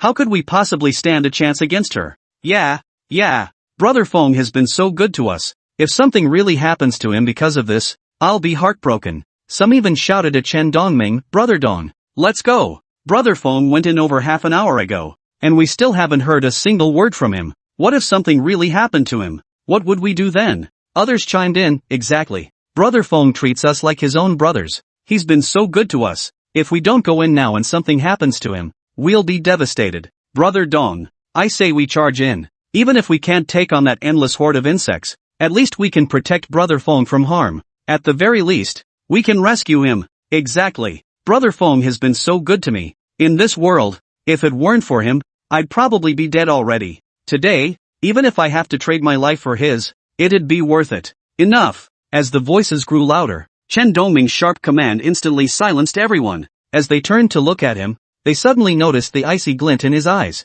In that instant, an overwhelming aura radiated from his body. No one had expected that Chen Dongming, who had maintained a gentle smile throughout, would suddenly become so stern. Chapter 288, Chen Dongming's Persuasion. This sudden gravity instantly silenced the room, as no one dared utter another word for fear of displeasing Chen Dongming. His brow furrowed deeply. Truthfully, Chen Dongming felt a deep sense of fear and worry within himself. He realized he could no longer communicate with Han Feng. Every message he sent to Han Feng in the chat window displayed a notification that it had been blocked for some reason. For a moment, Chen Dongming's heart skipped a beat. Could something have happened to Han Feng? But Chen Dongming also knew this wasn't necessarily a sign of Han Feng's death. This realization reinforced his belief that Han Feng was at least not currently facing a life-threatening situation. After a moment's thought, Chen Dongming turned his head to look at the others. He scanned the faces before him. Chen Dongming suddenly froze, for he noticed that countless faces before him bore an unusually solemn expression. It could even be said they possessed a resolve to sacrifice everything for this cause, even their lives, if necessary. In that moment, Chen Dongming understood that everyone truly cared about Han Feng's safety. After all, Chen Dongming had personally experienced all of this. Every action Han Feng took within the Union was for the benefit of its members, and each person was striving to build a better life with his help. Their gratitude toward Han Feng arose naturally, even Chen Dongming felt it. He sincerely hoped everyone would show Han Feng the respect he deserved. Yet now, many were unaware of Han Feng's current situation, including Chen Dongming himself. Beyond knowing Han Feng was still alive in this world, he had no idea what Han Feng was actually experiencing or doing. Chen Dongming harbored some anxiety, fearing Han Feng might face danger, but he knew he had to adhere to two principles. First, obey Han Feng's orders. Second, If he brought a large group in now and something went wrong, it could endanger Han Feng's life, a cost far outweighing any potential gain. Chen Dongming refused to risk placing Han Feng in such peril through his own stubbornness. Doing so would make him a criminal. So, in front of the other guild members, though everyone was startled by Chen Dongming's emotional outburst, someone hesitated before finally speaking up. Brother Dong, I know that in our guild, you care about our discipline and whether we follow the rules, but it's already come to this point. Why are you still making a fuss about these things? Brother Feng went out alone to deal with this problem, and now we haven't heard from him for half an hour. If we don't go look for Brother Feng now, what if something really happens to him? How could we live with ourselves? Hearing this, the others chimed in one after another. Yeah, Brother Dong. Brother Feng treats us like his own brothers. Why should he be the only one to charge into danger when trouble comes? Why can't we stand with him and face it together? Their voices grew increasingly passionate, and Chen Dongming felt deeply moved by their words. But after a moment, Chen Dongming waved his hand, sighed, and said, all right, I know you're worried about Brother Feng. I'm no different. But have you thought this through? What good does our worry do? Don't forget what Brother Feng told us. He's going in alone to explore. No amount of fretting now will change anything. It might even disrupt Brother Feng's rhythm. Do you all truly want us to suddenly appear and force him into danger? Don't you fear he might leave this world because of us? Or that we could all be wiped out? Chapter 289, Hidden? The guild members froze upon hearing this. A chill ran through them, and in that moment, they realized Chen Dongming might be right. But another guild member hurriedly interjected. But things are already like this. Can we really just sit here and wait? Chen Dongming sighed. I don't want to just sit around either. But there's nothing else we can do. Think carefully about what Brother Feng said back then. He stated he would enter alone to explore and didn't need any help from us. First, Brother Feng surely has his own reasons. Second, he must have considered that our intervention would disrupt his plans. Given that, staying here and not causing him trouble is probably the best course of action right now. Everyone, I know you're anxious, but for now, we should follow Brother Feng's lead. Besides, from what I can see, Brother Feng is at least not in mortal danger. He's still alive in this world. Surely that should ease your minds? At these words, the group exchanged glances. Some murmured quietly among themselves. After a long moment, their faces turned awkwardly grim, their expressions growing pained. But in the end, they could only sigh and say, all right, we'll listen to you. Brother Dong, you absolutely must keep a close eye on things. If anything happens to Brother Feng, I don't know what I'd do. Chen Dongming gave a bitter smile. Don't worry, I feel exactly the same way as you all. All right, let's not dwell on this anymore. All we can do now is wait patiently here. Watching the others chatter on, Chen Dongming felt increasingly agitated. He knew there was little he could do now, but this helplessness weighed heavily on his heart. Deep down, Chen Dongming couldn't help but silently plead, Brother Feng, please don't let anything happen to you. Though it might sound like a curse, if something really did happen to you, how could I possibly explain it to everyone else? Right now, they couldn't bear to see you face any trouble. If something really happened to you, these people would probably want to eat me alive. As these thoughts swirled through his mind, Chen Dongming found himself quietly impressed. He admired how Han Feng commanded such respect within the guild,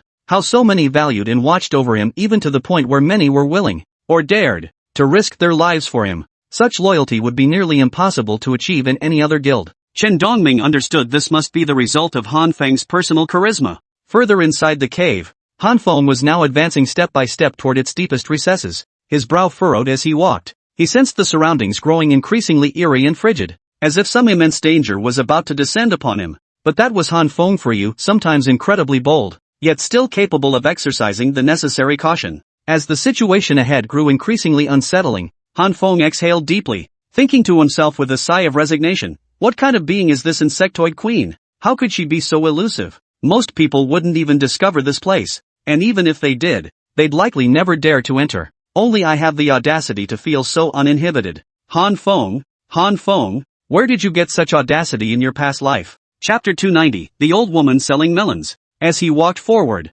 Han Feng couldn't help but ponder with a touch of resignation. In his previous life, Han Feng hadn't been nearly this bold when confronted with such situations. He was a cautious man by nature, always maintaining a guarded approach in everything he did. He feared making mistakes or suffering losses. This cautious nature had allowed him to live a remarkably stable life in his previous existence, rarely drawing trouble his way. Of course, he had to endure some necessary troubles, but for Han Feng, these were still manageable. Yet in this life, Han Feng found himself acting far less cautious than he had been before. After much deliberation, Han Feng finally pinpointed the reason. Perhaps it was because he had been reborn. Had he not been reborn? Everyone would likely share the same thought, survival. People would undoubtedly cherish their lives above all else. But for Han Feng now, it was entirely different. Having lived another life, he had gained another chance at existence. Yet, Han Feng still felt he had so many unfinished matters left undone. He felt he truly owed this world far too much. In his previous life, he had made many mistakes and left behind countless regrets. Since he'd been granted this second chance, why shouldn't he strive relentlessly to address them? Han Feng's thoughts after reincarnating this time were relatively straightforward. First, he would relentlessly strengthen his abilities to ensure his own survival, living safely until the moment he could return to Blue Star 3 years later. Second, he aimed to establish the most perfect guild in his heart. Han Feng had experienced countless guilds in the past, yet none had ever truly satisfied him. For Han Feng, those guilds had been nothing but a source of profound suffering. In one guild after another, he either encountered guild masters who exploited members, or faced perpetual loyalty crises where members schemed against each other whether to survive, secure resources, or for other reasons, or endured other chaotic situations. Each of these aspects left Han Feng feeling utterly helpless and deeply dissatisfied. Han Feng refused to tolerate such guilds. He aspired to build one where every member felt a profound sense of belonging, ideally, where the guild itself became their home, their very lifeblood. He envisioned every member becoming like family to one another. Only such cohesion and unity could fulfill what Han Feng truly desired. As he walked on, the path ahead seemed endless, winding left and right, always fraught with danger. Han Feng let out a bitter laugh. He knew full well that such aspirations might be utterly absurd for him, perhaps impossible to achieve in this lifetime. But since the thought existed, why not pursue it? Why not attempt to create something? Take that first step, and see what lies beyond it? Besides, Han Feng now possessed the ability and resources to lead the guild, along with his personal charisma. While this might sound like a self-serving boast, it was undeniably true for Han Feng. Within the guild, he commands the affection of countless members and the respect of many. Chapter 291, The Elusive Figure. Han Feng was confident that his reputation and authority would command the union members' utmost respect, ensuring they carried out his orders diligently. This was actually a positive development, one that saved Han Feng considerable trouble in establishing the guild. Of course, these were merely the tip of the iceberg of what Han Feng perceived. For Han Feng, the greatest challenge he currently faced was the myriad dangers lurking outside. Countless individuals were now plotting to harm him, each hoping to gain something from him. This truly left Han Feng speechless. He felt as though he had suddenly been saddled with unfounded accusations. It was like the rumors spreading across the world now that Han Feng possessed some method to nurture the titanic beasts. The very thought struck Han Feng as utterly absurd. How could such a thing be possible? If Han Feng truly possessed such a method, he would have long since shared it with those around him. He would have enabled everyone to nurture titan beasts, growing stronger together. Though Han Feng often harbored selfish desires, constantly seeking personal growth, he understood better than anyone the value of sharing. Han Feng understood the value of sharing. He knew that distributing resources would undoubtedly make life easier for everyone. Of course, such words spoken aloud might not convince anyone. Many would likely dismiss him as bragging or something of the sort. Han Feng couldn't be bothered to explain to them. This was indeed his truest thought, nothing more. Sighing, Han Feng thought helplessly that perhaps the only thing he could do now was to grow stronger as quickly as possible. First, he needed to cultivate the titanic beasts by his side, King Kong and Godzilla, as swiftly as possible. He had to ensure these two beast companions possessed the capability to carve out a place for themselves in this world, enabling them to effortlessly handle any danger that arose and safeguard Han Feng's safety. The second was the insectoid queen mother that Han Feng might soon encounter. The more Han Feng contemplated these possibilities, the more excited he became. He imagined that if he truly encountered the queen of the insectoid race, his future worries would vanish. If he could successfully form a contract with her, he would likely be able to rely on her aid and the might of the insectoid legions to confront any problem or danger. This would safeguard not only Han Feng but also the countless people around him. Yet, up until now, Han Feng had seen no sign or trace of the queen of the insectoid race. Han Feng's brow furrowed slightly as he wondered inwardly, what's going on? Where exactly is this queen of the bug clan? Just then, Han Feng's expression brightened. He thought to himself, talk about wishful thinking coming true.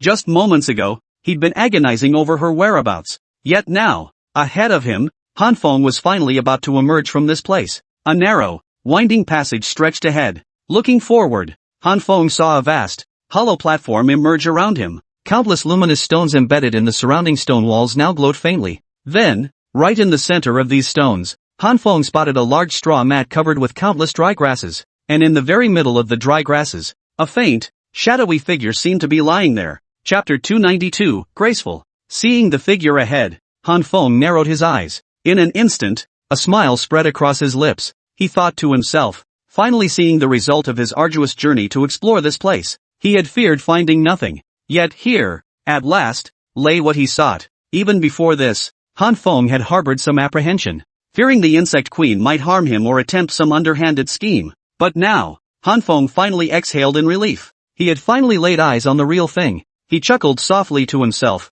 then stepped forward. He was determined to see for himself what kind of being this insect queen truly was. In his previous life, Han Feng had never had the chance to see the Bug Clan queen, so he naturally had no idea what she was like. Today, he hoped to finally meet her. Watching Han Feng advance, he finally reached the pile of dry grass. Peering beneath the pile of withered grass, Han Feng leaned in to look inside. His breathing grew tense. In the blink of an eye, his breath quickened, his eyes widening in astonishment at the sight before him. Before him, emerging from the haystack, stood a woman. And this woman and Han Feng were completely exposed to each other. Han Feng froze instantly. Such a woman with a figure so graceful, every inch of her, inside and out. Faced with such a scene, his blood surged, and Han Feng couldn't help but freeze. Huff, huff, huff. Han Feng gasped for breath, instinctively turning to flee. But he couldn't fathom why he'd suddenly felt such emotions and reacted this way. Yet he halted his movement immediately, for what he saw unfolding before him seized his attention.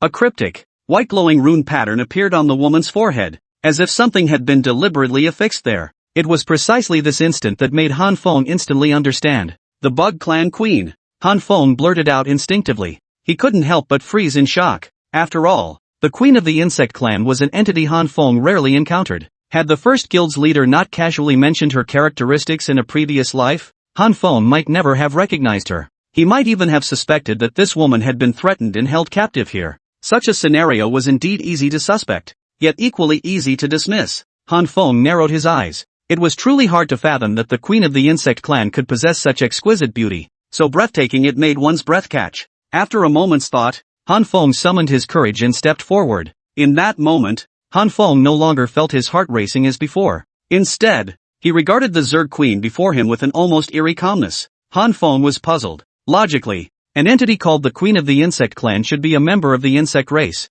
with appearance and physique closely tied to the insects. Why, then, did the figure before him appear as a woman? After hesitating repeatedly, Han Feng scratched his head and scanned his surroundings. All he saw was a vast, hollow platform, devoid of anything particularly unusual. The sight left Han Feng feeling slightly dazed as he stared. Chapter 293, The Contract. The sheer scale of this place, created solely by her own power, was staggering. Simultaneously, Han Feng could sense an overwhelming aura of might emanating from the insectoid queen before him. This pressure was akin to facing a cold-blooded killer who had taken countless lives. A sudden, overwhelming sense of dread washing over him. Han Feng felt this dread well up within him, as if it were innate and unavoidable. It felt as though this insect queen had truly endured countless battles, surviving time and again through sheer, overwhelming power. It was precisely this realization that made Han Feng's entire body tremble involuntarily. After swallowing hard several times, Han Feng finally exhaled a long breath. He admitted he had been genuinely startled just now.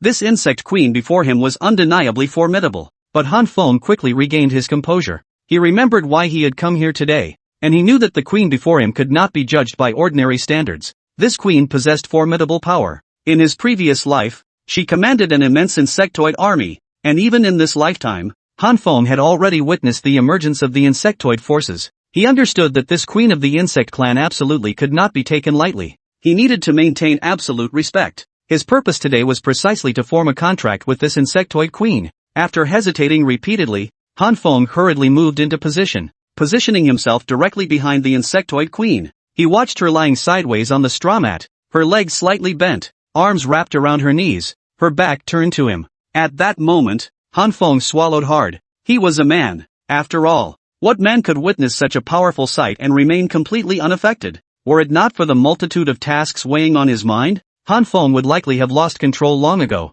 In fact, Han Feng wondered if anyone else in his position might have succumbed to a beastly act. Finally, guided by the contract procedures he recalled from his past life, Han Feng began moving behind the queen. After half a minute, Han Feng retrieved a dagger from his spatial pocket, pricked his finger, and instantly let a drop of blood fall onto the insect queen's forehead. In that instant, an intense radiance erupted from the insect queen's forehead. In that instant, the insectoid queen was enveloped in a kaleidoscope of colors, her body lifting off the ground as she soared upward. At that moment, witnessing the queen's reaction, Han Feng instinctively froze, taking 2 steps back. He couldn't help but wonder inwardly whether he should address her as human or insectoid, or something else entirely. A wry smile touched his lips as he realized he was overthinking things. The most crucial task now was to successfully bind the queen of the insect clan to his contract. Han Feng knew this part was already accomplished. All that remained was to patiently wait for the successful binding of the queen. At this moment, Han Feng could already sense a faint connection forming between his mind and the queen of the insect clan.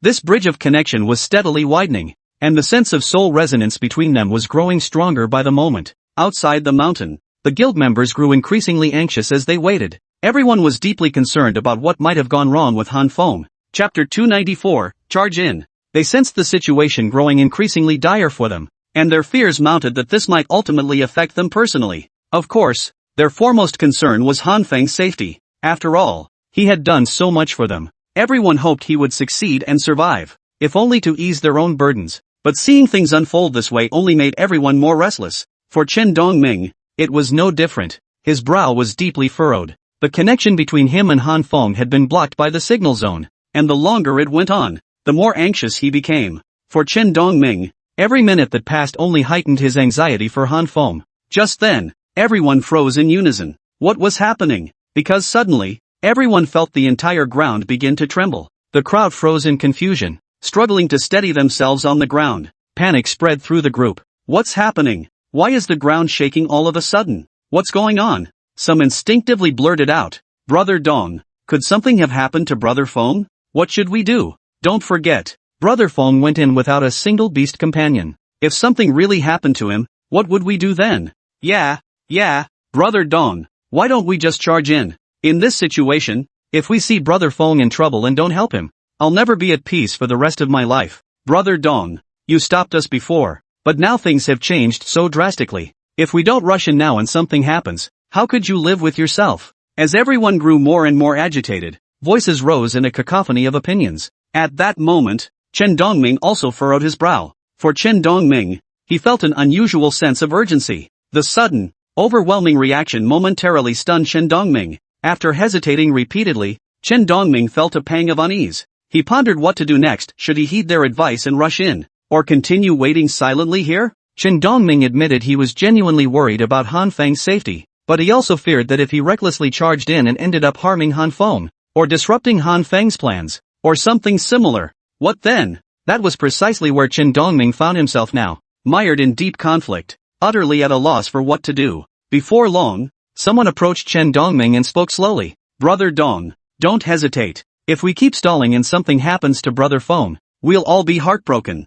Yeah, Brother Dong, if our hesitation affects Brother Feng, we won't even have a place to cry about it later. Chen Dongming gritted his teeth, clenching his fists tightly. After hesitating repeatedly, he finally spoke up. Let's go. Brothers, we're charging in. Today, I don't give a damn anymore. For Brother Feng, even if we die, I'll accept it. Don't forget, it was Brother Feng who gave us hope to live again. He gave us a second chance at life. If we just stand here waiting today, what's the point of living? Yeah, the others shouted in unison, thinking exactly the same thing. Chapter 295, Crisis Looms. The insect clan awakens. For them, if things continued like this, life seemed to lose all meaning. No one wanted to see Han Feng falter like this. They all wanted to do something for him. Now was precisely the moment. Seeing this, the group sprang into action, charging forward. Countless beast companions followed closely at their sides, each primed for battle, ready to spring into action at the first sign of trouble.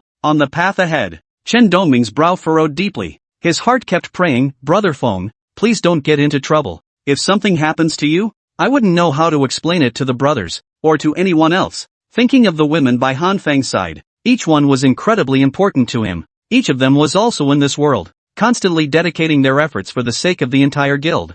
Though they had been complete strangers back on Blue Star, never having met before, in this moment, everyone had banded together. They walked side by side, united in a single hope, to cling to just one more shred of survival in this world. Their thoughts were identical. Their emotions mirrored each other. Chen Dongming understood clearly that all of this was because of one person, Han Feng. Had it not been for Han Feng's personal charisma, had he not orchestrated all these events, how could things have unfolded this way? Therefore, Chen Dongming knew he must save Han Feng, the very pillar holding everyone's hearts together. As they hurried forward, they finally reached the entrance to the hidden passageway. The scene unfolding before them left everyone momentarily stunned. Before them stretched an endless horde of insectoid creatures. They had seen this vast horde before arriving here, yet now it left them all speechless. For now, the entire swarm lay fully awakened, tall and short, large and small, an endless tide of insects filling the space. Each insectoid creature's mouth gaped wide, drool of various foul-smelling colors dripping from the corners. Their eyes glowed with eerie light, some blue-green, others crimson. Every insectoid creature fixed its gaze upon Chen Dongming and the others who had appeared before them. In an instant, countless people froze in their tracks, for at this moment, everyone understood, the insectoid horde had fully awakened. And the number before them? Even a conservative estimate put them in the tens of thousands, large and small. Their sheer numbers were thousands, even hundreds of times greater than the combined fighting strength of Chen Dongming and his companions. Compounding this, each insect radiated a deathly glow, as if awakened from the wasteland itself. They seemed intent on devouring everything alive, on slaughtering every creature before them. In that instant, panic seized everyone, and they froze in shock. Witnessing this scene, the group instinctively took several steps back. One person blurted out, "Damn it, what do we do? Why did the insectoid race awaken? Could it be because Brother Feng's movements were too loud, disturbing them? That shouldn't be possible. If the insectoid race awakened like this, doesn't that mean Brother Feng disturbed the true Queen Mother? But what then? If we disturbed the Queen Mother, wouldn't we be doomed? Brother Dong, what should we do? What about Brother Feng?" Chapter 296, Rampage. "What did you say?" Before the man could finish, someone beside him urgently cut in. "What? Are you suggesting we retreat? Let me tell you, retreating is the last thing on our minds right now. Don't forget, it's because of Brother Feng that we're still alive today. It's because of him that we've had it so good. And now you're thinking about retreating? Thinking about saving your own skin? If it weren't for Brother Feng, we'd have been dead long ago in Chen Fei's guild." The others chimed in unison. Instantly, those words reignited their courage. Exactly. Don't forget, without Brother Feng, none of us would be here today. And now you're thinking about retreating? You've got some nerve saying that. For a moment, the room erupted in a cacophony of voices, each opinion clamoring to be heard. The original speaker hurriedly clarified, "What are you all talking about? I never suggested retreating. I just think this situation is serious. Shouldn't we figure out a way to lure those bugs away? Otherwise, how are we supposed to get in and rescue Brother Feng? Besides, none of us even knows where he is right now." As the arguments raged, Chen Dongming's brow furrowed deeply. For him, the tension in his heart was growing unbearable. After all, he too was worried about what had happened to Han Feng. He was also pondering whether everything that had just transpired was somehow connected to Han Feng, or rather, where Han Feng actually was now and what he was doing. Time ticked away second by second. Chen Dongming knew he had to make a decision as quickly as possible and determine today's action plan. Every minute delayed now could mean another minute of danger for Han Feng. Neither Han Feng nor Chen Dongming could bear to accept that outcome. Chen Dongming raised his hand and commanded coldly, "Quiet. Everyone, quiet." His brow furrowed as he continued, "Do you think I'm not worried about Brother Feng? Do you think I don't know the worry in all your hearts? But we need to stay calm." Surveying the countless insectoids before him, Chen Dongming's mind raced. After a long moment, he finally spoke, "Have the beasts without combat ability step forward and provoke them. Then find a way to get that beast to lead the insectoid horde away from here quickly. Everyone else, listen carefully. When I give the signal, the moment we find an opening to go deeper, we move immediately. Our priority is to get out of here fast and push into the deepest part of this space ahead. We must find a way to locate Brother Feng. No matter what, even if it means going down fighting, we must ensure Brother Feng survives." The group shouted in unison. Whether it was the collective shout or some other occurrence, at that very moment, all the insectoid creatures ahead finally stirred. Countless insects surged forward like crazed beasts, some crawling on the ground, others flying through the air. Each creature's eyes burned with a destructive intent, as if determined to obliterate everything in their path. As the swarm erupted into motion, Chen Dongming instinctively shouted, "Trouble! The swarm's gone berserk. Everyone, execute the plan immediately. No hesitation." At his command, everyone snapped into action. Chapter 297, Cease Hostilities? At that moment, no matter how much hesitation anyone might have harbored,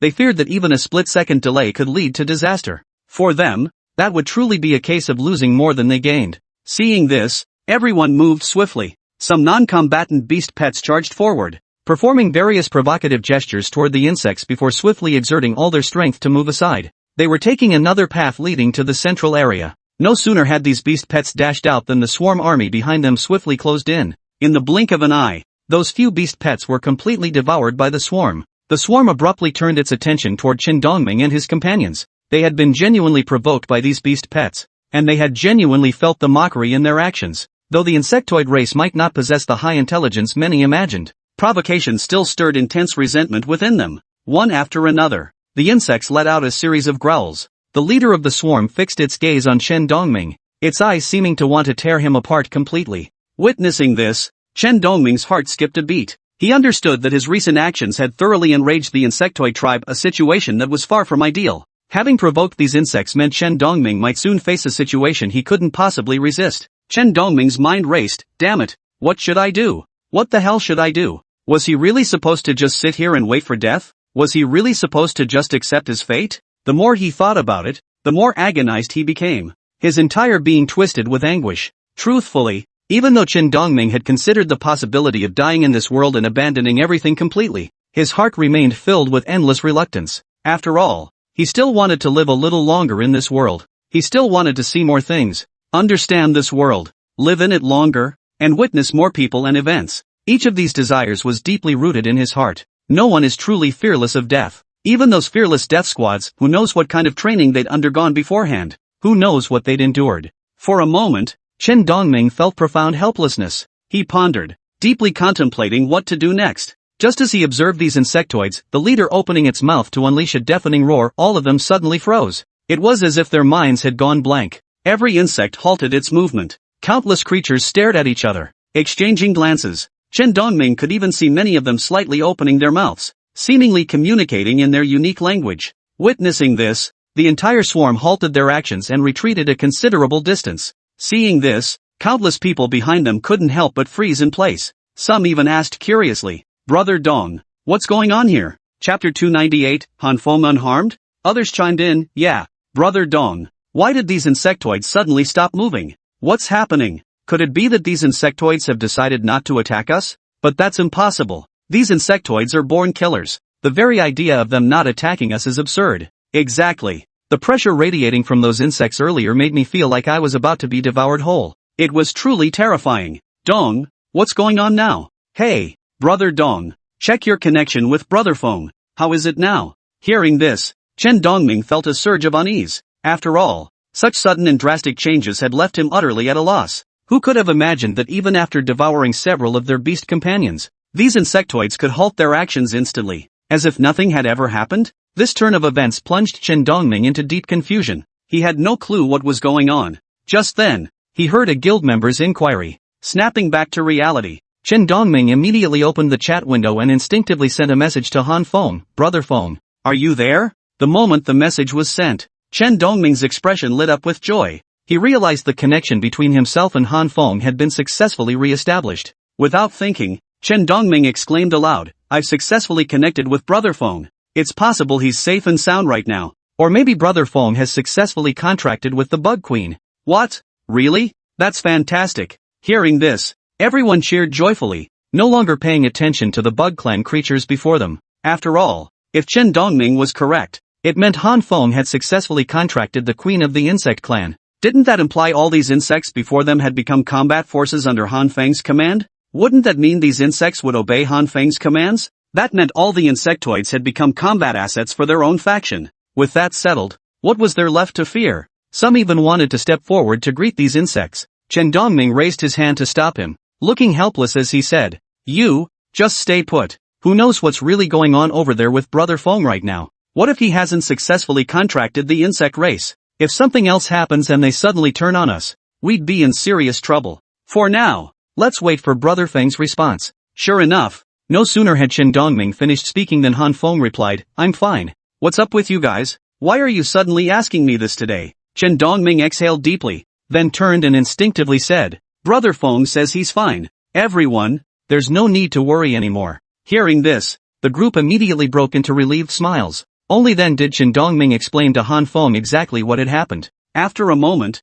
Han Feng replied, "Oh, so that's what happened. Alright, head back to the main platform and wait for me there. Barring any unexpected issues, I should be there in about half an hour. You can relax over there." I've resolved everything on my end and successfully contracted the Bug Queen. But just to be safe, in case the Bug Clan has any unexpected reactions or behaviors, for everyone's safety, you should wait for me over there. Chapter 299, Apology. Seeing this, Chen Dongming finally felt a weight lift from his shoulders. His earlier worries completely dissipated, and he hurriedly replied to Han Feng, "Got it, Brother Feng. We'll head over now." With that, Chen Dongming closed the chat window, glanced at the others, and headed back toward the path they had originally come from. As they walked outward, the smile on Chen Dongming's lips gradually deepened. Truth be told, Chen Dongming had been genuinely worried earlier. He feared that if something truly went wrong with Han Feng, he wouldn't be able to explain himself no matter how many mouths he had. After all, with Han Feng absent, as the guild's leader,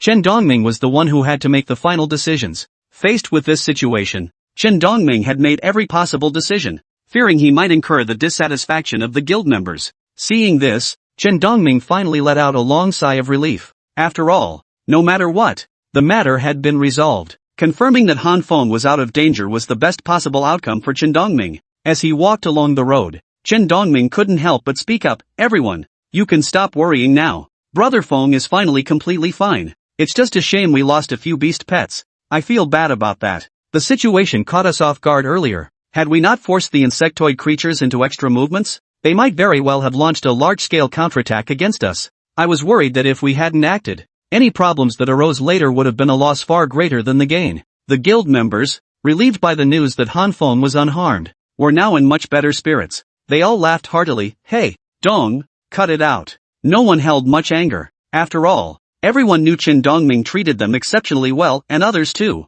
No one harbored resentment over past events, nor did anyone feel any other negative emotions. In truth, everyone had been deeply concerned for Han Feng at the time, fearing for his safety, which was why they had acted as they did. Thinking of this, the lingering resentment and dissatisfaction in Chen Dongming's heart vanished completely in that moment. Only now did Chen Dongming truly grasp how rare it was for everyone in the Union to come together like this. Moreover, no one harbored ill intentions, they were simply acting according to their most genuine feelings. Who hasn't had moments of irritability? Who hasn't snapped at someone in the heat of the moment? Seeing this, Chen Dongming finally smiled. A hint of warmth touched his lips as he spoke. "Hey, I know perfectly well that feeling this way is only natural. After all, Brother Feng is incredibly important to us. No one wants to see him go through something like this. Now that things have finally been resolved, we can all relax. Alright, I won't hold it against you, so please don't hold it against me either. Come on, let's get moving." With that, the group burst into laughter and set off toward the front, their moods lightening considerably. They chatted and laughed cheerfully, no longer needing to worry that their words might affect the countless actions of the insectoid creatures trailing behind them.